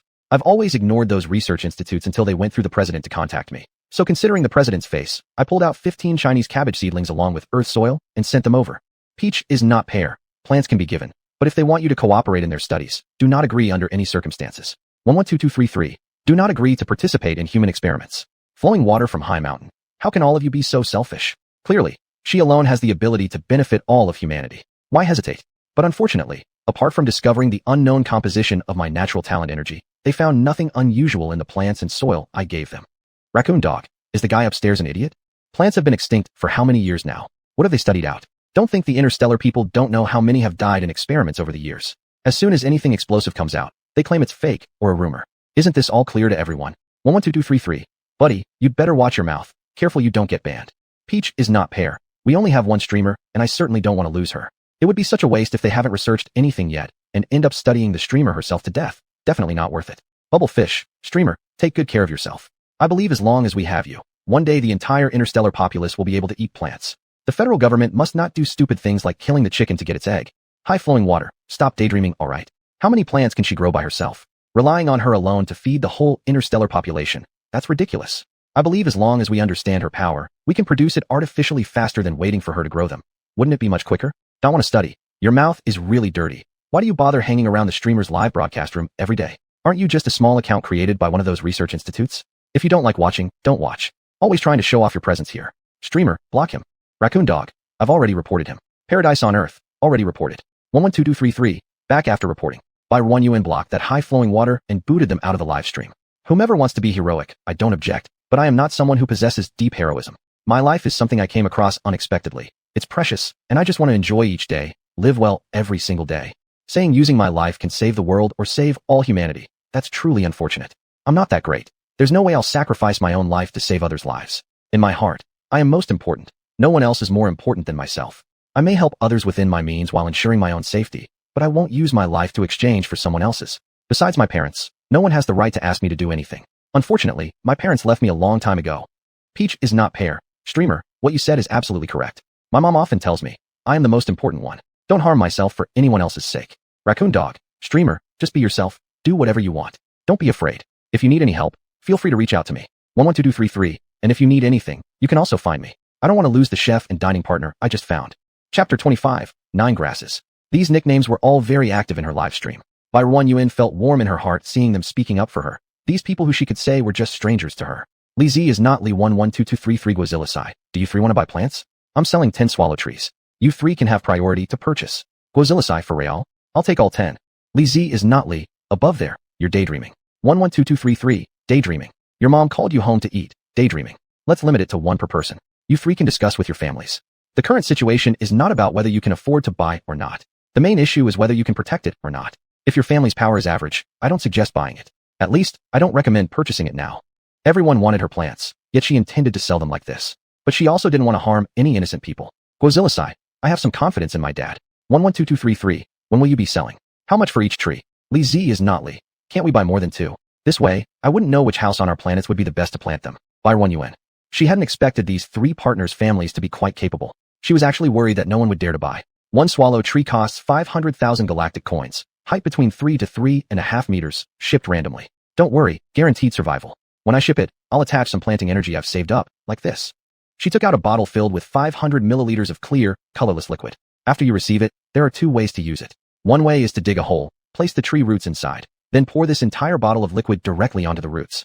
Another method is to mix this solution into water you plan to water the tree with after planting it. Guazilisai, will doing this guarantee its survival? Yes, basically, it will ensure survival. There won't be cases where it won't grow, so I don't offer after-sales service. If you let your plants die, I won't refund you, so consider carefully before you make an order. Next, I'll introduce the swallow tree to you. It has a rich diet. It can absorb garbage while purifying the metal in it for reuse. With sufficient nutrients, it grows rapidly, changing daily. Without nutrients, its growth rate will be slow. When there's no garbage to decompose, it can still grow using soil and water nutrients. It's drought-resistant, flood-resistant, disease-resistant, and can absorb radiation, carbon dioxide, and ultraviolet rays around it. An adult tree can grow to between 10 and 15 meters tall, making it useful both for greenery and for breaking down garbage. People watching in front of the screen had brightened eyes. Some researchers who had been blocked scratched their heads wishing they could send a barrage, but couldn't. Wanted to sell plants? Sell them to them. What's the point of selling to those ordinary people? It's such a waste of resources. Unfortunately, they could no longer comment. Many people with a bit of wealth at home were already thinking greedily, wanting to get one to plant in their yard. It would be so prestigious if outsiders saw it. Jojoya, no after-sales service? Isn't that just plainly scamming money? Who guarantees that your plant can survive on other planets? Li Z is not Li. Sounds pretty easy to take care of. Can't I have 2, streamer? 1 seems lonely. 2 trees would keep each other company, right? 112233. I want 2 as well. Guazilisai, I want 3. It was the first time hearing that plants needed companionship. Barren Yuan felt rather helpless about these few individuals. I've already said this earlier, most likely they'll all survive. If it doesn't, then the problem lies with you. So I'll give each of you 1 extra spot, which does not count among the remaining 7 trees. Qingtian Xiaoya. Streamer is favoring certain buyers. I want 2 too. Dongnan Shifeng. Exactly. Why should they be allowed to buy 2 each? We also want to buy 2. Wanzi 2. The purchases by them shouldn't be counted within the 10 trees. After all, it was your promise to them, not related to us. Guazilisai. Upper floor. Are you here to joke around? 112233. It's the streamer's own thing. Why are you criticizing it? Li Z is not Li. People who even don't know if they can get it are faking being superior. Tiantong Rinjian at Wanzi 2. Did the streamer promise to sell you anything? Wanzi 2. You all are benefiting. Naturally you don't think it's unfair. 10 trees were promised, but now 7 remain due to you. Tell me, who wouldn't be unhappy? The items are mine, and I can sell them as I please. Since you're all unhappy that there will be 7 trees left, then let me reduce the number of available ones. 3 swallow trees it is, each priced at 1,000,000 galactic coins. I'll be selling them in my live stream tomorrow night. Those who want to buy should come. Barren Yuan walked aside to stir the pork ribs in the pot, so they would cook evenly. Tiantong Rinjian. No streamer. Meng Xingjuan. It was her who said it, not us. Quit crying about it. Wanzi 2. And now you're just price gouging? Guazilisai. If you can't afford it, scram. Don't blabber nonsense here. Wanzi 2. I'm going to report you. Dream ever after at Wanzi 2 big sister. Stop talking. Wawajia at Wanzi 2 stop causing trouble, or I'll have someone complain about your account. Leave if you must. Wanzi 2. So, streamer, this is how you allow your fans to bully me? The people of the galaxy will see your true colors. 112233. Go ahead. Let's see Snotly. If you don't know how to do it, ask me. I'll teach you. Joke. They wish there were fewer viewers in the live stream, so there'd be less competition when they tried to snatch things. Don't forget to stir the pork ribs in the stew for even heat distribution. Bubble water. Your sudden change of topic caught me off guard. King Ching Zillion. Everyone was having a serious discussion before, but now you've gone back to cooking pork ribs. If you don't stir occasionally, it'll stick to the bottom of the pot. I'm just giving some helpful advice. Why argue over something that doesn't concern you since you won't be able to buy anything anyway? Suddenly, all the comments on the screen quieted down. Chong Zuzagwangwang, that hurt. Yuan, you finally realize it. Whose fault is this? Berthoff Speed and Mech. Kneeling beg not to raise the price. My piggy bank doesn't have that much money. Mozahi, the streamer already said you won't be able to buy any. Stop worrying unnecessarily. Perhaps Wanzi2 really went off to promote her great achievements. She didn't speak for a while. We'll know tomorrow. No need to rush. Just start grabbing once I hop into the vehicle, no matter how many there are. Bai Ruanyan lifted the lid and stirred twice more. It had been stewing for an hour and a half already, with visibly less water remaining in the pot. But since the sweet nutrient fluid was merely mimicking sweetness without actual sugar, the ribs could not reach the glossy, thickened level. After tasting a sip of the soup, Bai Ruanyan found it sour and sweet, perfectly palatable. Taste the broth saltiness and adjust by adding a bit more salt if necessary. A pinch of salt enhances the sweetness, but don't add too much or it won't taste good anymore. Add the remaining half tube of sweet nutrient fluid and the half tube of sour nutrient fluid, and mix well. The ribs cooked for another 10 minutes until the water in the pot almost dried out. Bai Ruanyan turned off the stove, opened the lid, and the sour-sweet aroma filled the space. This improved version of sweet and sour pork ribs was completed. Scooping the ribs onto a large plate, Bai Ruanyan drizzled the last layer of sauce from the pot atop them. The dark red pork ribs looked temptingly delicious. Muesli, never expected meat could smell so appetizing. Litapeo, I've never tasted this part of the ribs, only the meat. The sourness made it hard to enjoy, probably better off drinking nutrient fluid. Bai Ruanyan divided the pork ribs among 5 bowls with 4 to 5 pieces in each, then placed them on the virtual sensor. I've listed 10,000 portions for sale. Feel free to try if interested. After a minute or two, Bai Ruanyan believed most people were back and continued. Now, let's get to the lottery drawing. Are you all ready? We will still select 5 lucky participants today. She activated the random picker and names began spinning rapidly across the screen. Congratulations to Bubble Bubble Water 112 through Waji Cosmic Beauty Unmatched, and, upon seeing the final name, Bai Ruanyan hesitated whether she should announce it or not. Tian Renjian, whom I thought, Wanzi2 had left, but she was secretly lurking instead? Yuan, sneaking around isn't enough, but actually winning the draw? Come on. Streamer, this doesn't count, don't give it to her. Mozahi, if we don't give it to her, we should only award it to those who like the streamer. Black-hearted trolls stay black forever. Inwardly, Bai Ruanyan also didn't want to give it to her, but saying it outright might damage her reputation. However, seeing everyone on screen agreeing unanimously, she took the opportunity. Since everyone says it doesn't count, then let's redraw one more lucky audience member. She closed the winner page, returned to the lottery drawing page, and started again. Congratulations to this lucky participant, Yuan. That's all for today's live stream. I'm going to pack the parcels for everyone. Tomorrow's main dish will still be pork ribs, so just prepare ribs, brown nutrient fluid, and edible salt. Oh, don't forget about the big event tomorrow night. Remember to bring your money, alright? Bye-bye. Bai Ruanyan ended the broadcast and sent the 5 packed boxes to the delivery station for the 5 lucky audience members. Master, the parcel you were expecting has arrived. A middle-aged man, with his hair combed meticulously and dressed in a black suit, stood holding a package bag with white gloves on both hands. He respectfully presented it to the young master at the dining table and waited for instructions beside him. Is the sweet and sour pork ribs in the kitchen ready? The teenager asked with clear, cold eyes. The kitchen expects it to be done in 5 minutes, master. The teenager nodded. You may go then, butler. Have them bring it over as soon as it's ready. Yes, master. The middle-aged man bowed slightly to him and then retreated with 2 people nearby. The young master never liked being served or washed while eating. The teenager had a head of chestnut short hair, with emerald green eyes that carried a coolness. He reached out and tore open the package in front of him, revealing a very ordinary takeout box. In the past, he wouldn't even use something like this. However, now, after squatting in the Earth Live room for many days, he was finally favored by the goddess of luck. Then a flicker of regret crossed his emerald green eyes because he didn't manage to grab the virtual data today. He wasn't happy. Ever since meeting this broadcaster, he experienced for the first time the frustration of having money but not being able to spend it. Looking at the takeout box, he didn't rush to open it. 6 minutes quickly passed, and the grand dining room heard a set of orderly knocks. Come in, the teen uttered coldly. Subsequently, a female in a suit pushed a small cart into the room, walked up to the teenager's side, lifted the cover from the cart, and placed a plate of sweet and sour pork ribs before him. It was carefully arranged, the red-brown rib pieces neatly aligned on a pure white porcelain plate, visually quite inviting. Bai Ruanyan's simple, insulated takeout box version of the sweet and sour ribs seemed immediately several levels lower than this.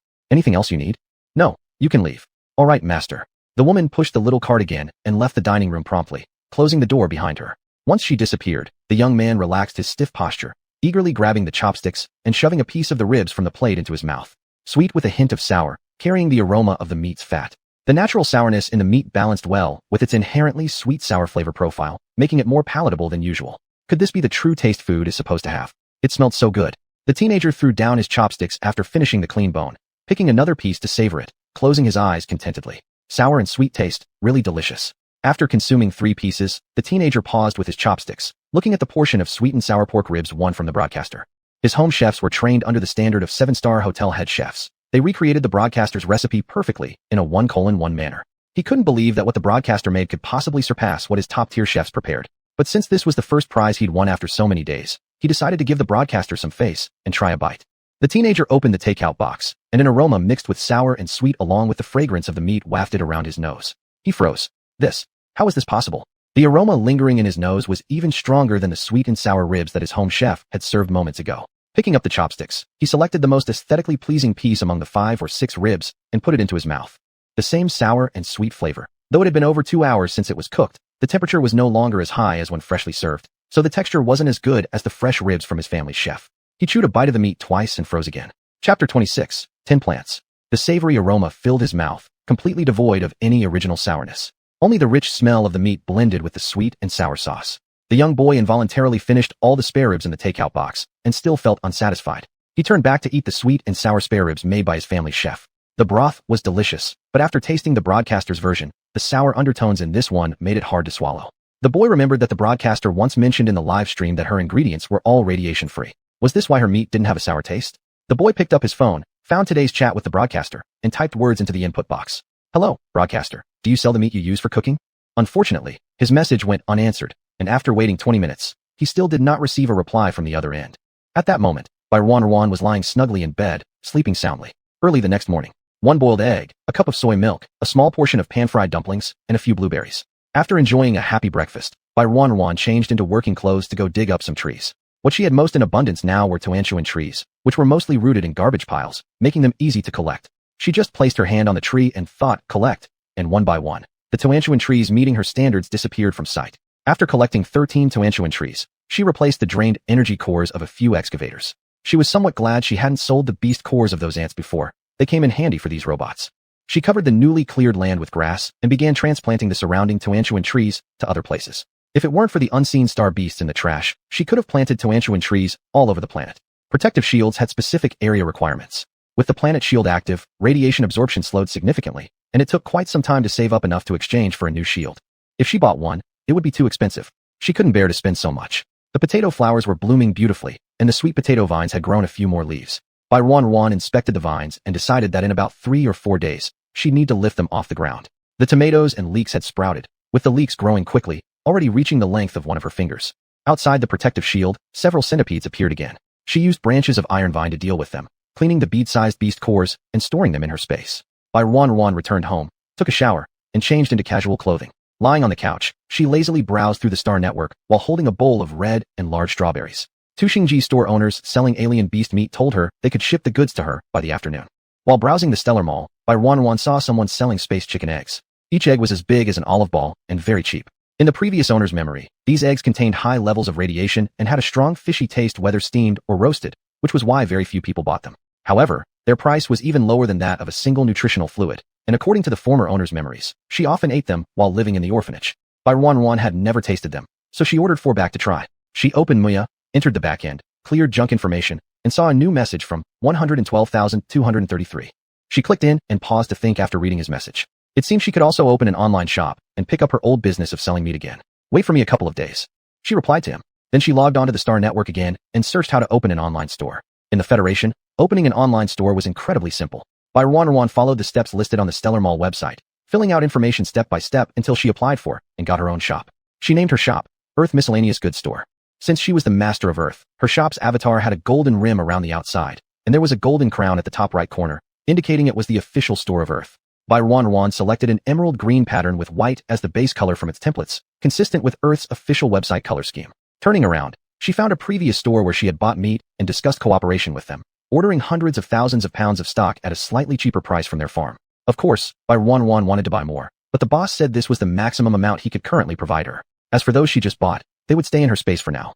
Earlier, when she was browsing the mall, some stores' prices for meat had already started to rise, though not by much, only 20 stellar coins. In the afternoon, Barren went to the courier station and picked up several packages. The 2 bosses of the meat she had previously ordered also gave her some extra items. One sent her a big bag of huge pig trotters, and the other gave her 20 eggs. Barren realized that she had never seen these kinds of pig trotters, cow hooves, or chicken feet for sale in the mall before. In fact, internal organs were something she didn't recall from the original owner's memory at all. After taking beautiful photos of the pork, beef, chicken, and mutton, Bai Wanwan uploaded them to her newly opened shop. Each type of meat was divided by different cuts and priced accordingly. Similar to the butcher shops in her previous life, customers could choose what they wanted instead of blindly purchasing pieces, as it often felt like opening a mystery box in the Interstellar Mall, where the proportion of fat and lean meat depended on the mood of the seller. She labeled her products as radiation-free and set the price significantly higher than regular interstellar beast meat. The Interstellar Mall charges merchants an annual fee of 5,000 stellar coins, but because Bai Wanwan is the planet owner, she only has to pay 2,000 coins. In addition to this fee, deposits are required depending on the items sold. The higher the selling price, the more deposit is needed. This ensures that merchants do not sell defective goods, fail to deliver orders, or run away with the money. However, since Bai Wanwan is the planet owner, she doesn't need to pay the deposit. But correspondingly, if any major issues arise with her products, she will face greater penalties. After sending the store link to 112,233, the Star Network Mall soon notified her that someone had placed an order. 112,233 ordered 20 pounds of pork ribs and 10 pounds of meat. To ensure the freshness of the ingredients, his purchases would always be made on the same day, so there was no exception this time. Bai Wanwan had to go back to the courier station to ship his order. Boss, does your store sell the internal organs of interstellar pigs and cows? Bai Wanwan contacted the few bosses she had previously bought meat from. Who wants those things? They're thrown away or turned into feed for interstellar beasts. One of the bosses replied first. Will you sell them? I'd like to buy some. What do you need them for? These things aren't worth much. If you want, I'll send you some without charging you. The boss seemed very generous. I need a lot. If you don't need them for anything else, I'll take all of what you have. But please clean them thoroughly before delivering them. Since Bai Wanwan was asking for such a large quantity, the boss couldn't refuse payment anymore. He agreed to sell them at 5 stellar coins per pound and promised to clean them thoroughly. It was this same boss who had previously sent her a big bag of pig trotters. She also arranged with him for the purchase of pig blood and taught him how to properly process it. What was once considered waste now suddenly found someone willing to buy everything. The boss was elated inside. Traditionally, the internal organs of interstellar beasts were made into feed for various interstellar animals. The main food of these beasts was generally black energy stones, and they weren't particularly interested in this feed, consuming only a little occasionally. But the boss was reluctant to throw them away. Every bite eaten by the beasts saved him some energy stones. Over the years, he had accumulated the internal organs of several freezers worth of creatures. I also have the internal organs of interstellar sheep, dogs, fish, tigers. Would you like some? Bai Wanwan hadn't eaten the internal organs of those animals before, but she could try some from the sheep. Fish bladders were also worth getting, as she remembered in her previous life that bird's nest jelly was made from fish bladders. Bai Wanwan told him that she only wanted those produced within the last 2 years and wouldn't accept anything frozen for 5 or 7 years. The boss didn't expect his casual inquiry to clear out a few freezers again, making him incredibly happy. In the end, when calculating the total amount, he even gave Bai Wanwan a discount. Another boss, who had sent her eggs, was even more extravagant. His home had over 20 freezers storing the internal organs of various interstellar beasts. Bai Wanwan took all the pig, cow, and sheep internal organs, as well as fish bladders, produced within 2 years. The boss similarly agreed to clean them up and ship them to her. The other 2 stores were probably smaller in scale, which was why their deliveries were slower. Bai Wanwan bought nearly a year's worth of internal organs from 3 kinds of interstellar beasts and fish bladders. Both bosses said that the meat she ordered before could be delivered tomorrow, but the internal organs would need to be thawed and cleaned first, likely taking a few more days. Bai Wanwan stated that this was no problem, as long as the quality could be guaranteed and the goods ultimately delivered. Hello everyone. Welcome to the Earth livestream. I'm Wanwan.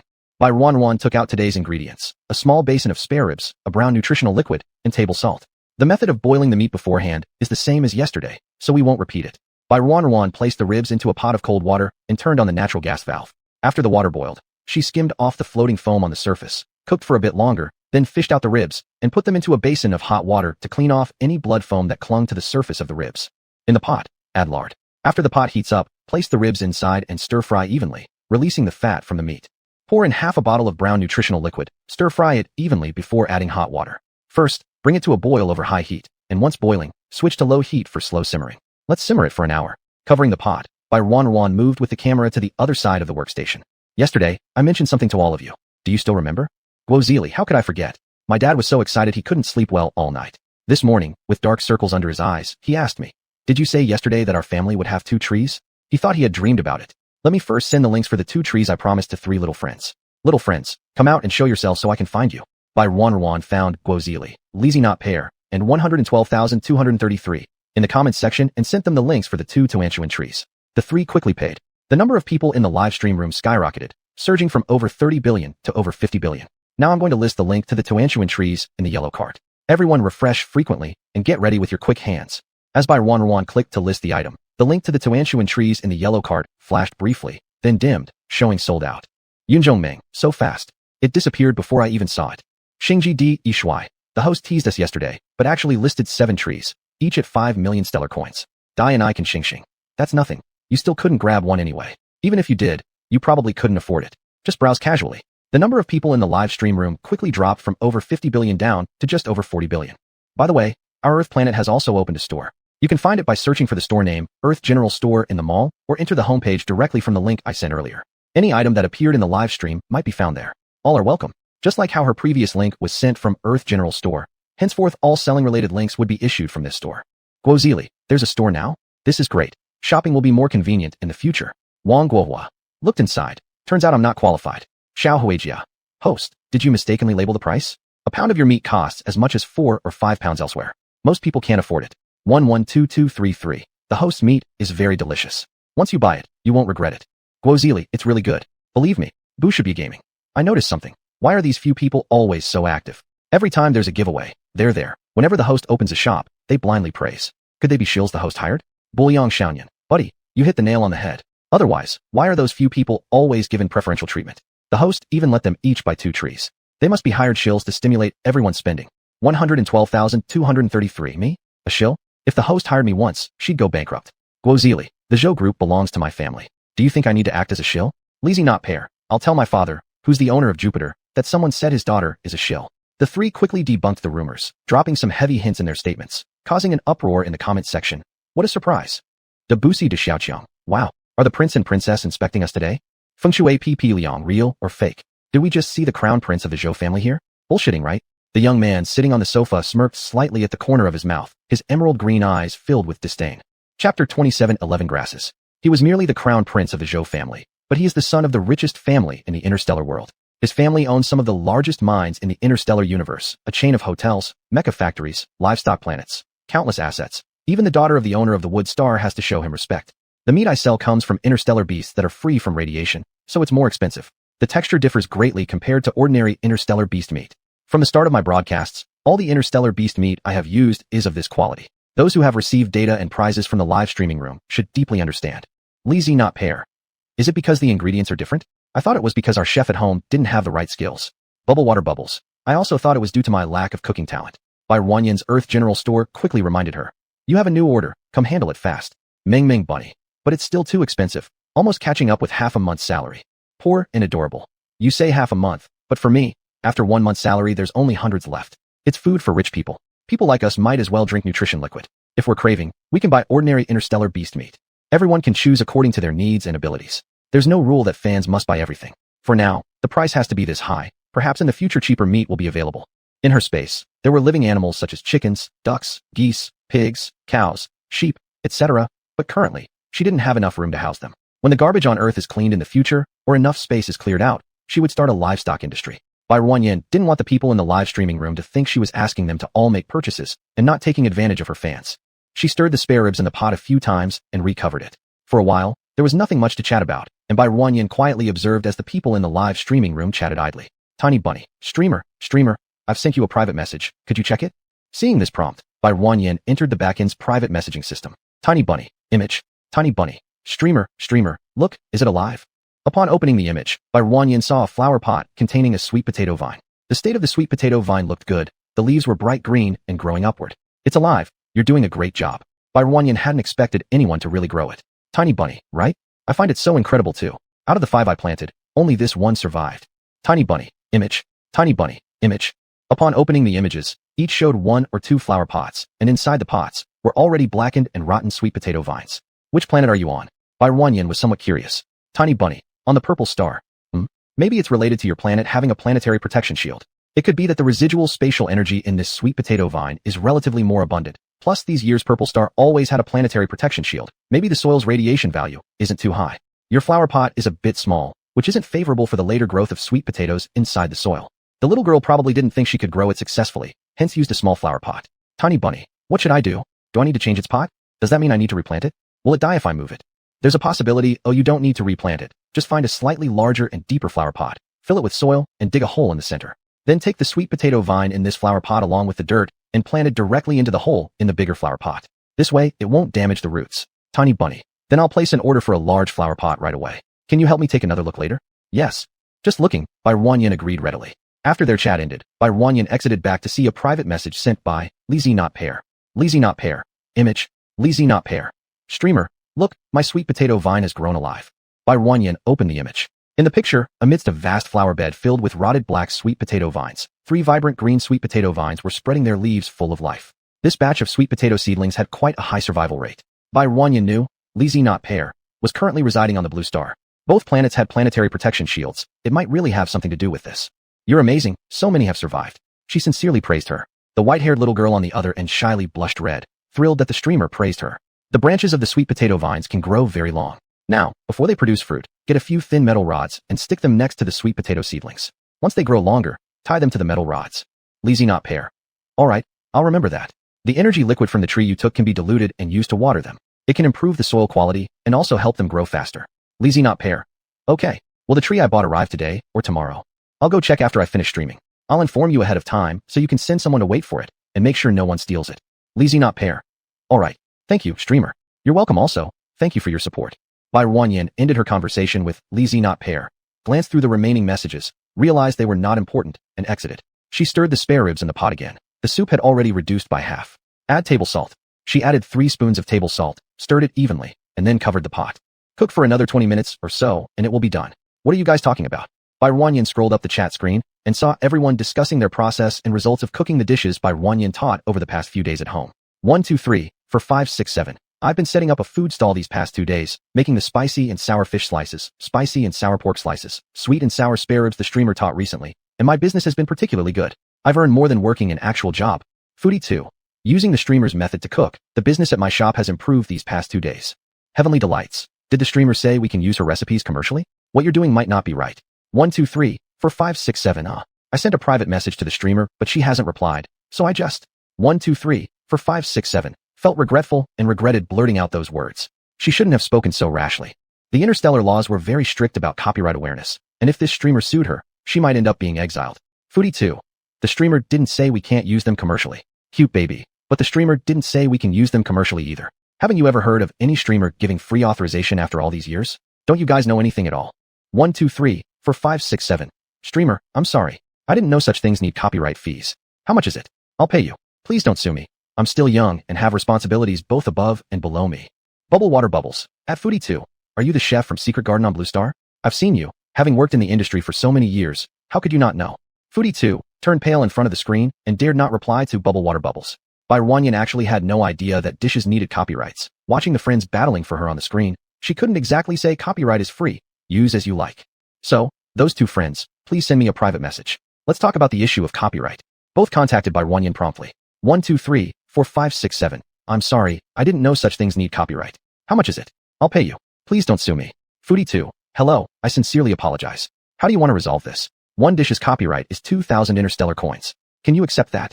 The minimum cost for recipe copyright in the interstellar world was generally 10,000 coins per year, with no upper limit, entirely depending on the value of the thing and the copyright owner's will. It wasn't like who registered first owned it. Interstellar people highly regarded copyright, and if discovered not to be the original creator, one would be deemed as plagiarizing. It wasn't just a fine, they'd be exiled to the Black Star 12 domain. Bai Ruanyan found that there was no death penalty in the interstellar world. No matter how severe the crime, interstellar people uniformly solved it by exiling them to the Black Star 12 domain. 1, 2, 3, 4, 5, 6, 7, and Foodie 2 quickly agreed. Bai Ruanyan separately signed electronic contracts with them, selling the copyrights of 4 dishes: Interstellar version sweet and sour ribs, Interstellar version stewed ribs, Interstellar version spicy pork slices, and Interstellar version spicy fish slices, for 1 year. 4 dishes, 8,000 interstellar coins each, making a total of 16,000 coins for both of them. Bai Ruanyan thought, earning money really was simple. The water in the pot was nearly dried out. She stirred a few more times, and then turned off the heat to serve it. A 10,000 portion quota has been put up. Interested friends can place orders. A few minutes later, she started a lottery.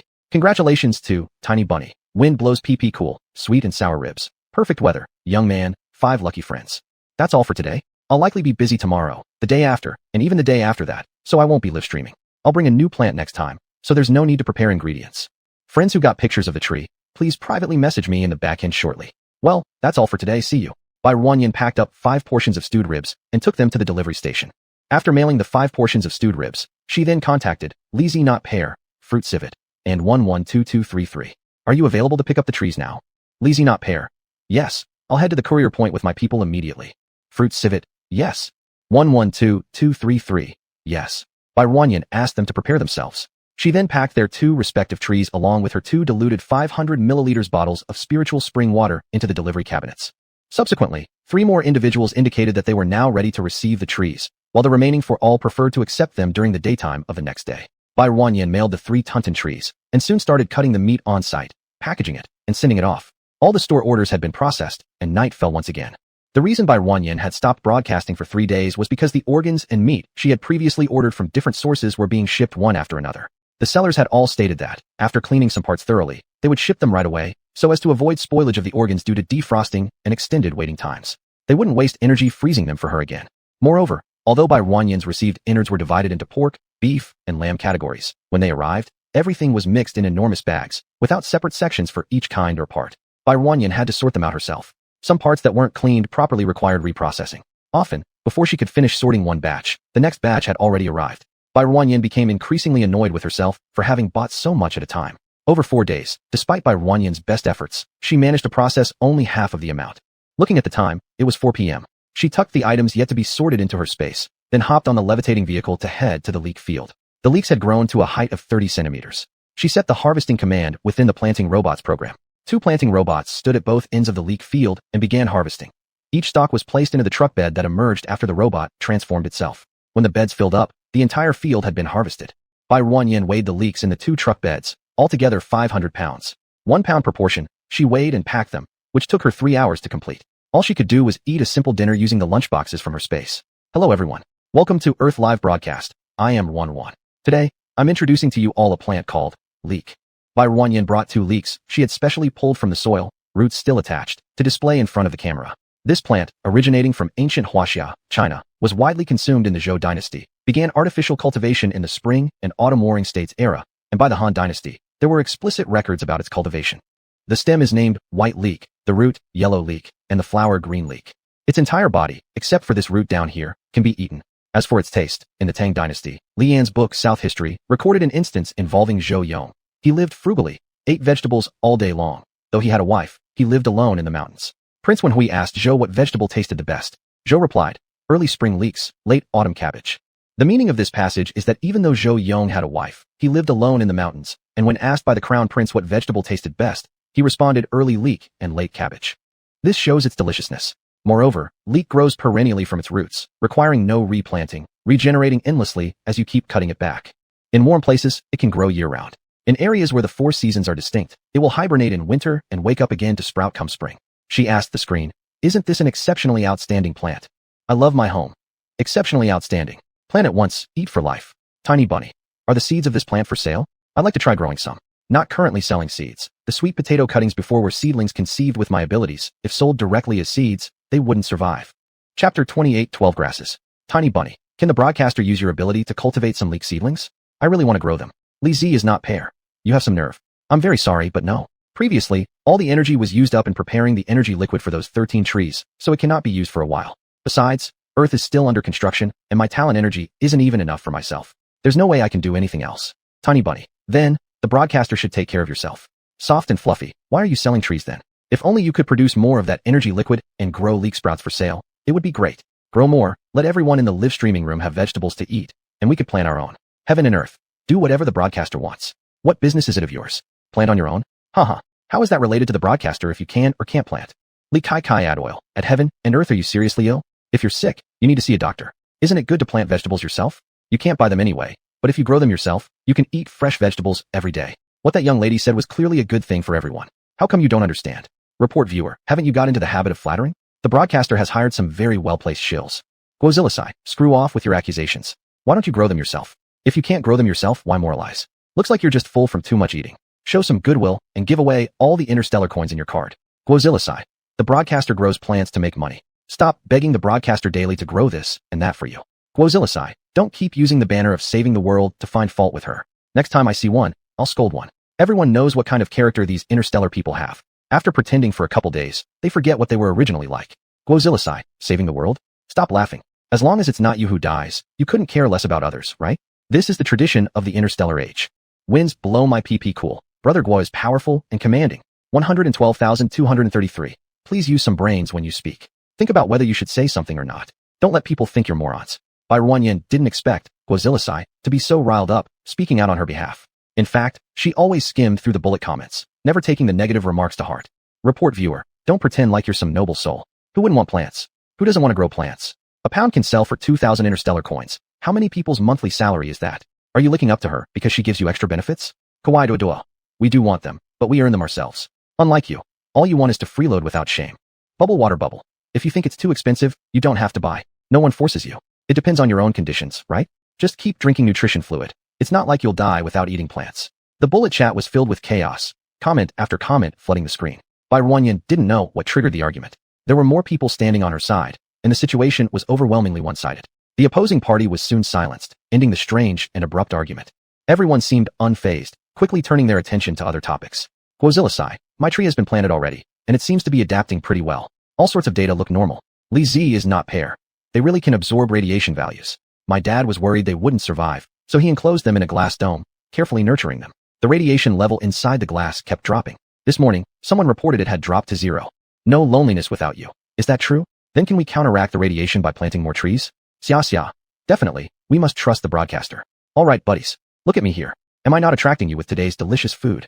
Despite Bai Ruanyan letting them discuss, they became more engrossed in their conversations, paying no attention to her dish of the day. Mom of Liangyang. Oh, yes, watch the broadcaster cook. Musopa. Watching the broadcaster cook leaks, I can't wait anymore. Right? Watch me cook leaks. There was a hint of seriousness in Bai Ruanyan's voice. Cute bunny, broadcaster. You guys chatted without me, now I'm a little upset. Peter, the broadcaster is unhappy, huh? Anya, the broadcaster is so cute, haha. Bai Ruanyan glanced at their teasing and curled her lips slightly, not replying. The ingredients for today are leeks, an egg from an interstellar chicken, and some lard. I'm using an egg that has been treated for radiation. The eggs from interstellar chickens have high radiation levels and a strong fishy smell. If not processed, I don't recommend using them. Take out a bowl. Bai Ruanyan brought in a bowl from off-camera, cracking the olive ball-sized egg on the rim of it. On the first attempt, the egg's surface remained intact. Bai Ruanyan used more force, finally creating a crack. She inserted her 2 thumbs into the crack, exerted some strength, and separated the shell, allowing the egg liquid to flow into the bowl. Bai Ruanyan observed the shell of the interstellar chicken's egg. The shell was quite thick, comparable to that of an ostrich egg, which explained why it took effort to open. Seeing the egg liquid filling half the bowl, using chopsticks to break it up would be quite cumbersome. She fetched a whisk, extending it into the bowl and stirring continuously. Soon, the egg white and yolk mixed thoroughly into a golden yellow liquid. Whisk the egg until there's no noticeable clear egg white left. Heat oil in the pan. Bai Ruanyan placed a large piece of pork fat into the pan. Frying eggs require lots of oil, and the more oil, the better aroma. These egg mixtures can't fit in one pan, so we'll use only half the quantity today. The oil heated up, and Bai Ruanyan poured in half the egg mixture. The egg mixture expanded quickly as the liquid solidified. With the spatula, Bai Ruanyan stirred it slightly to allow the center liquid to flow toward the sides, flipping the egg cake over. The underside fried to a mouth-watering golden brown. The enticing aroma spread through the air, causing the on-screen comments to flood in again. Cloud song, so fragrant. My home lover, just smelling this makes my stomach growl. Sweet and sour ribs, smells good. Bai Ruanyan broke the fried egg into pieces, frying both sides until they were golden, then served it out. Fortune seeker, broadcaster, I want to taste the flavor of fried eggs. Cute bunny, +1, loving oneself, want to eat. There were many people who wanted to try the taste of the fried egg. This small request Bai Ruanyan could easily fulfill. She divided about 4 or 5 pieces of the egg into 5 bowls, placing them onto the virtual sensor. A total of 10,000 portions have been uploaded. Feel free to take a try if you wish. And Shinmu. Wow, it's so tender. Bai Binyuli, so fragrant. It'd be very, very perfect if just a bit of salt is added. Bai Ruanyan placed a bundle of cleaned leek on the chopping board, cutting it into 4 centimeter lengths. Make sure to wash the leeks before cutting them. These are already washed. Scoop a bit of lard into the pan, heat up the oil, add the white parts of the leeks. Stir fry them until they turn bright green and soft, then put in the leaves. Do the same with the leaves until softened, and season accordingly with edible salt. Mix the salt and leeks evenly, then pour in the previously fried eggs. Stir well, and then take it off the heat. Bai Ruanyan transferred the dish onto a plate, where the green leeks blended beautifully with the golden egg slices, appearing highly tempting. Bai Ruanyan fetched a small plate, dished out a little for herself to try first. Familiar sense of scrambled eggs with leek reminded her. Adding a bowl of rice now would make it a matchless delicacy. Suyi, broadcaster, don't enjoy yourself alone, put up the link fast. Eternal fragment, let go of that leek, let me do it. Here comes your order, stop pushing me. Bai Ruanyan looked at those anxious faces and almost burst out laughing. She hurriedly uploaded 10,000 virtual portions, which were snapped up instantly. Wishing I strike rich, see ha. Too hot, but so delicious. Great internet service, better than eating the eggs alone. Knife pull ass, what? Can't I get even one chance? Alright, let's begin our lucky draw of today. Bai Ruanyan opened the lottery tool, entered 5 names, and hit start. Congratulations to Li Z is not pair, late again at work. Knife pull ass. Boss acts like a demon. And cute bunny. Send your addresses to me privately, and I will prepare the parcels after the stream ends. Next is today's new vegetable, leek. Only 500 kilograms were harvested from the field. Since we've already used 2 kilograms, only 497 kilograms can be listed for sale. 1 kilogram per portion, each ID limited to 1 purchase. Grab 1 portion to taste if you're lucky. I'm about to go, everyone. Get ready to grab. The yellow shopping cart light came on and went off immediately. That's all for today, and I need to send out everyone's orders. After putting the last package of leeks into the delivery cabinet, Bai Ruanyan drove her floating car back to her castle. Lying in bed, she logged into the Interstellar Copyright Service Center and found the place to register for copyright protection. Following the instructions, she selected the main category, food, with a few subcategories options. Then she entered the information. Luckily, she didn't have to cook something on-site for the staff. She only needed to list the ingredients and steps required before clicking the Apply for Copyright button. The screen showed, searching. It was combing through the vast database for any previously registered copyrights overlapping with her dishes, generating electronic copyright. Soon, an electronic version of the copyright certificate appeared. The title was a work registration certificate. Below were the registration number, the name of the work, the category of the work, the author's name, the completion time of creation, the first publication time, the registration date, and finally, the seal of the Copyright Bureau. Following the previous process, Bai Ruanyan successively registered Interstellar Stir-Fried Bok Choy, Interstellar Stir-Fried Sweet Potato Vine, Interstellar Scallion Omelette, Interstellar Sour Spicy Pork Slices, Interstellar Sweet and Sour Ribs, Interstellar Braised Ribs. Each registration cost 1,000 interstellar coins, allowing her ownership of its copyright for 200 years. To avoid disputes in the future and prevent cases of others' preemptive registrations, she took out a Chinese culinary delicacies guide from her storage space. She started registering various delicacies, beverages, wines, etc., based on her memories of what she had eaten before. After more than an hour's effort, she obtained 20 copyright certificates. In the following days, she continued working on this matter, spending several billion interstellar coins, which earned her hundreds of millions of copyright certificates. Whenever she recalled a dish, she re-registered it, gradually accumulating them. As these belonged to her originally, she certainly wasn't going to give them up easily. The flowers on the potato plants in the field had withered just a few days ago, and the stems began to change from green to yellow. After another 2 days, Bai Ruanyan thought they were now ripe for harvesting. Finding a nearby potato plant, Bai Ruanyan put on her gloves and tore off its stalks. Then she dug around the soil near its roots, revealing several large yellow potatoes. She picked one out, which turned out to be longer than her hand. She then removed the rest that were exposed, each being of considerable size, with even the smallest one being 2 or 3 times larger than her fist. Surprisingly, under a single not-so-big plant, there were 7 large potatoes. Bai Ruanyan was hopeful about the half-acre plot of potatoes in front of her. After resetting the planting robot, it transformed into a harvester shape, though its front end could deeply insert into the soil as metal blades. As the harvester passed by, the land was turned over, exposing orange-yellow potatoes from the soil. The built-in tools at the tail of the machine would sift out the potatoes from the soil and transport them to the truck bed. In less than half an hour, all the potatoes from the half-acre plot were harvested. Bai Ruanyan weighed them and saw it was 4,500 pounds. Seeing this figure, she was astonished. In the 21st century, the normal yield per acre of potatoes was about 3,000 to 5,000 pounds. If high-quality potato varieties were chosen along with careful management afterward, yields could reach up to 8,000 pounds per acre generally. However, due to differences in sowing time, methods, and management styles, yields might vary, so specific yields per acre should depend on actual situations.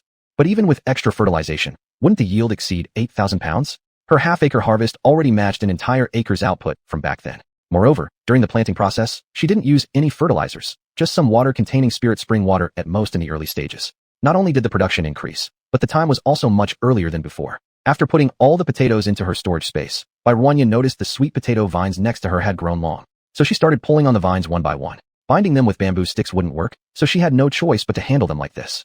During the growth of the sweet potato vine, many adventitious roots grow, which absorb water and nutrients from the soil to nourish the stem leaves, often leading to excessive vine growth. Destroying the adventitious roots of sweet potatoes helps focus the nutrients on supplying the main root, promoting full enlargement of the sweet potato tubers. Chapter 29, 13 Plants of Grass. To destroy the adventitious roots on sweet potato vines, many people turn over the vines of sweet potatoes. However, this can easily lead to the flipping of sweet potato leaves, which is detrimental to photosynthesis.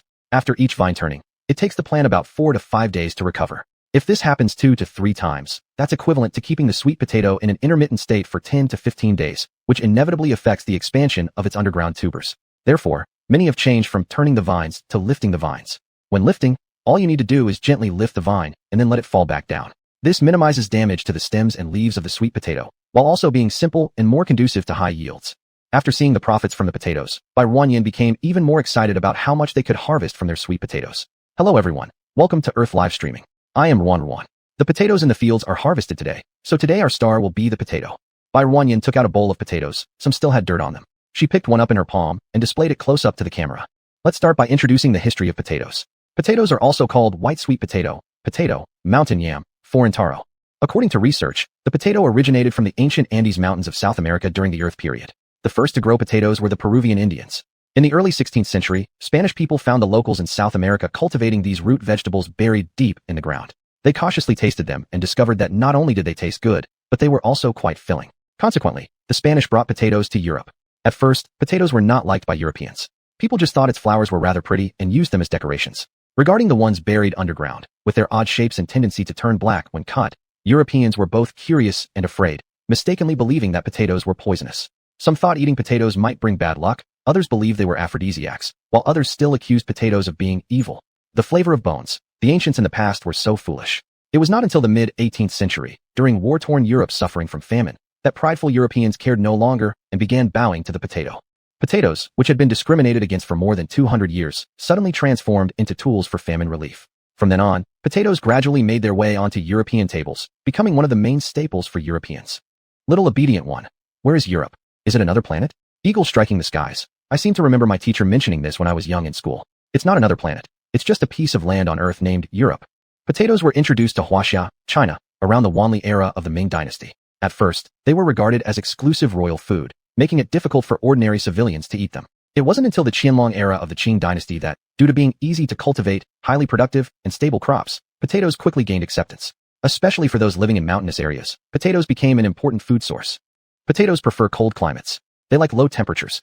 Their underground tuber formation and growth require loose, breathable, cool, and humid soil environments. Requirements regarding temperature. The suitable temperature for tuber growth is between 16 degrees Celsius and 18 degrees Celsius. When the soil temperature exceeds 25 degrees Celsius, the tuber stops growing. The appropriate temperature range for stem and leaf growth is 15 degrees Celsius to 25 degrees Celsius, and growth halts if it exceeds 39 degrees Celsius.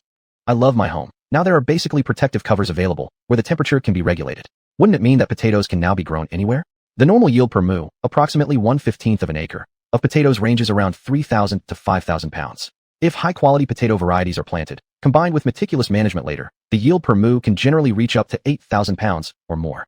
However, since the timing, methods, and management techniques differ, the yield also varies accordingly. Therefore, the specific yield per mu of potatoes should be determined based on actual conditions. Elizabeth Leonora. Sounds like it isn't much. Not enough to feed the interstellar population. Fruit civet. The host mentioned this is the yield per mu. Isn't it enough if we plant tens or hundreds of mu? Potatoes are rich in vitamin A, vitamin C, and minerals. Their vitamin content is twice that of carrots, 3 times that of Chinese cabbage, and 4 times that of tomatoes. The high-quality starch content is approximately 16.5%, and they also contain large amounts of lignin, lysine, tryptophan, etc., offering a comprehensive range of nutrients that are easily digested and absorbed by the human body. There are many ways to cook them. You can slice them into strips, shreds, chunks, or dice them. They can be stir-fried, deep-fried, stewed, roasted, steamed, grilled. They can either be made into dishes or served as staple foods. Today, we will make shredded potatoes and diced potatoes. First, clean the potatoes and peel off their skins. Bai Ruanyin took out a metal peeler and scraped a thin layer of skin off the surface of the potato. You can all do it this way later. In my case, because these are newly dug potatoes from today, the skins come off easily, so I won't peel them. It would be wasteful. Bai Ruanyin placed water in a basin and lightly ran a small spoon over the surface of the potato, carrying off a thin layer of its skin. Her hands moved swiftly, and before long, 5 or 6 huge potatoes had been cleaned. After rinsing them twice with clear water, they looked appealingly golden yellow. Let's cut them into chunks first. She selected 3 potatoes and lightly chopped one with her cleaver, then split it apart forcefully, causing a small piece of potato to fall into the basin. Swoosh, swoosh, swoosh. One potato turned into countless diamond-shaped chunks that dropped into the basin. Bai Ruanyin picked up another, quickly turning all 3 potatoes into chunks. Heat the wok and add oil. Bai Ruanyin placed a large chunk of lard in the wok, which slowly melted as the wok's temperature rose. After the oil is hot, you can throw in the potato chunks. Toss them around several times. Those fried in oil will be more fragrant than directly adding water to stew. Then pour in half a bottle of brown nutritional liquid. Stir evenly, ensuring each potato chunk is coated. Add water until it levels with the potatoes. Cover the lid, bring to a boil over high heat, and then simmer over medium-low heat. Next, we start shredding the potatoes. She took a potato from the basin and placed it on the chopping board, her knife falling at one end, cutting off a thin slice. Cut them into thin slices first, trying to keep each slice an even thickness. Be careful not to get your fingers cut by the knife. Having cut an entire large potato into uniformly thin slices, Bai Ruanyin pressed down on any pieces stuck together, laying them flat one by one. Now for the shreds, pay attention to maintaining consistent thickness, and don't cut your fingers. The cleaver sliced through the potato slices, creating consistently sized potato shreds that appeared on the chopping board. Bai Ruanyan tossed them into a water-filled basin, then took another potato and a grater from outside the camera frame.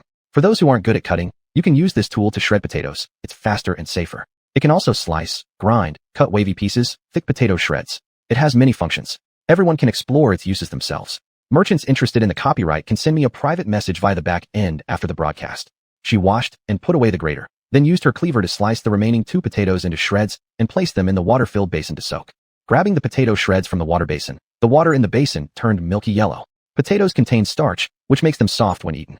I like crisp potato shreds, so I washed the starch off the potato shred surface with water, changing the water twice while soaking them. If you prefer sticky potato shreds, you can stir-fry them right after cutting without washing. The water from washing the potato shreds should be kept and not thrown away. The starch inside will gradually settle, and we can use this substance to make other foods. Bai Ruanyan poured the water used for washing the potato shreds into a large basin and set it aside to let it settle. Then, she lifted the pot's lid, stirred the stewed potato chunks, and covered the pot again. She took out another pot and placed it on the empty stove, turning the valve to release a deep blue flame under the pot base. Add lard to the pot. After the oil heats up, toss in the thoroughly drained potato shreds. Stay slightly away from the pot at this time. Splattered oil can scald our hands and faces easily. She placed the spatula down and dipped both hands into the water basin, scooping out a big handful of potato shreds, draining the water before tossing them into the pot. Sizzle! There was a loud sound as the oil met water, violently bubbling over the edges of the pot. Bai Ruanyan stepped slightly back, and after draining the remaining potato shreds in the basin, she threw them into the pot and began stirring rapidly. You can pre-drain the water or turn off the fire first, add the potato shreds, and then turn it back on. After the potato shreds were coated with oil, they appeared more golden and glossy. Bai Ruanyan continuously stirred, ensuring they were heated evenly and preventing sticking. After cooking the potato shreds, she added salt and mixed it evenly, turning off the fire and plating them. She served herself a small plateful to taste first. The texture was fresh and crispy, with a delicate aroma of potatoes. She portioned out 5 smaller dishes of potato shreds and placed them on the virtual sensor. My level has gone up again, so today I can list 15,000 units of virtual data online for those interested to purchase shortly in the shopping cart. The sauce from the potato chunks had almost evaporated, so Bai Ruanyan hurriedly added an appropriate amount of edible salt, stirred evenly, and turned off the fire once most of the broth had disappeared. She plated the red-brown potato chunks and set them aside. Some mashed potatoes from the stew stuck to the surface of the potato chunks, making it clear at a glance that these potatoes must be extremely soft and sticky. They crumbled lightly at the touch of the tongue upon entering the mouth. The rich aroma of the potatoes combined with the soy sauce fragrance mimicked by the brown nutritional liquid, resulting in a texture that was soft, sticky, and sweet, making one unable to resist eating another bite. 15,000 units are now listed for interested friends to try. After everyone had returned, she began today's raffle. Congratulations to the 5 lucky friends. Listen to my mom, Bay Bay Little Princess, Tiny Rabbit, the General's petite wife, and Heaven and Earth, who won the shredded potatoes. Congratulations also to South of Clouds, Clownfish, Peter, Mama Liang Yang, and Sunny Smile, the 5 lucky friends who won the stewed potato chunks. Next, we will be listing our main character for the day, potatoes. Each unit is 3 caddies, with each person limited to purchasing 1 unit. There are 1,333 units total. Please listen up. Due to the large number of portions, some will be shipped soon after I go offline, and others tomorrow. Shipping details and status can all be viewed on the StarNet Mall backend, so don't rush, just wait patiently. After the 1,333 units of potatoes were sold out, Bai Ruanyan bid farewell to everyone and ended the broadcast. She washed and cleaned the pots and utensils, then packed 10 ready meals and headed to the courier station. She first sent out the winning dishes, then weighed and packaged the potatoes one by one, packing them according to the order in which they were purchased. She would pack one and send it off immediately. By 10:30, she stopped working, tidied everything up, and went home.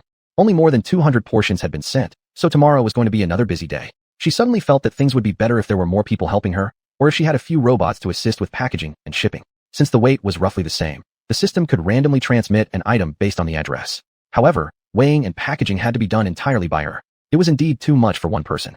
Hello everyone. Welcome to the Earth live stream. I'm Ruanyan. Today's star remains the potato.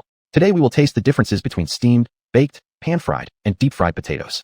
I've prepared 4 potatoes. First wash them. Leave 2 unpeeled and peel the other 2. Let me introduce you to a new tool, an oven.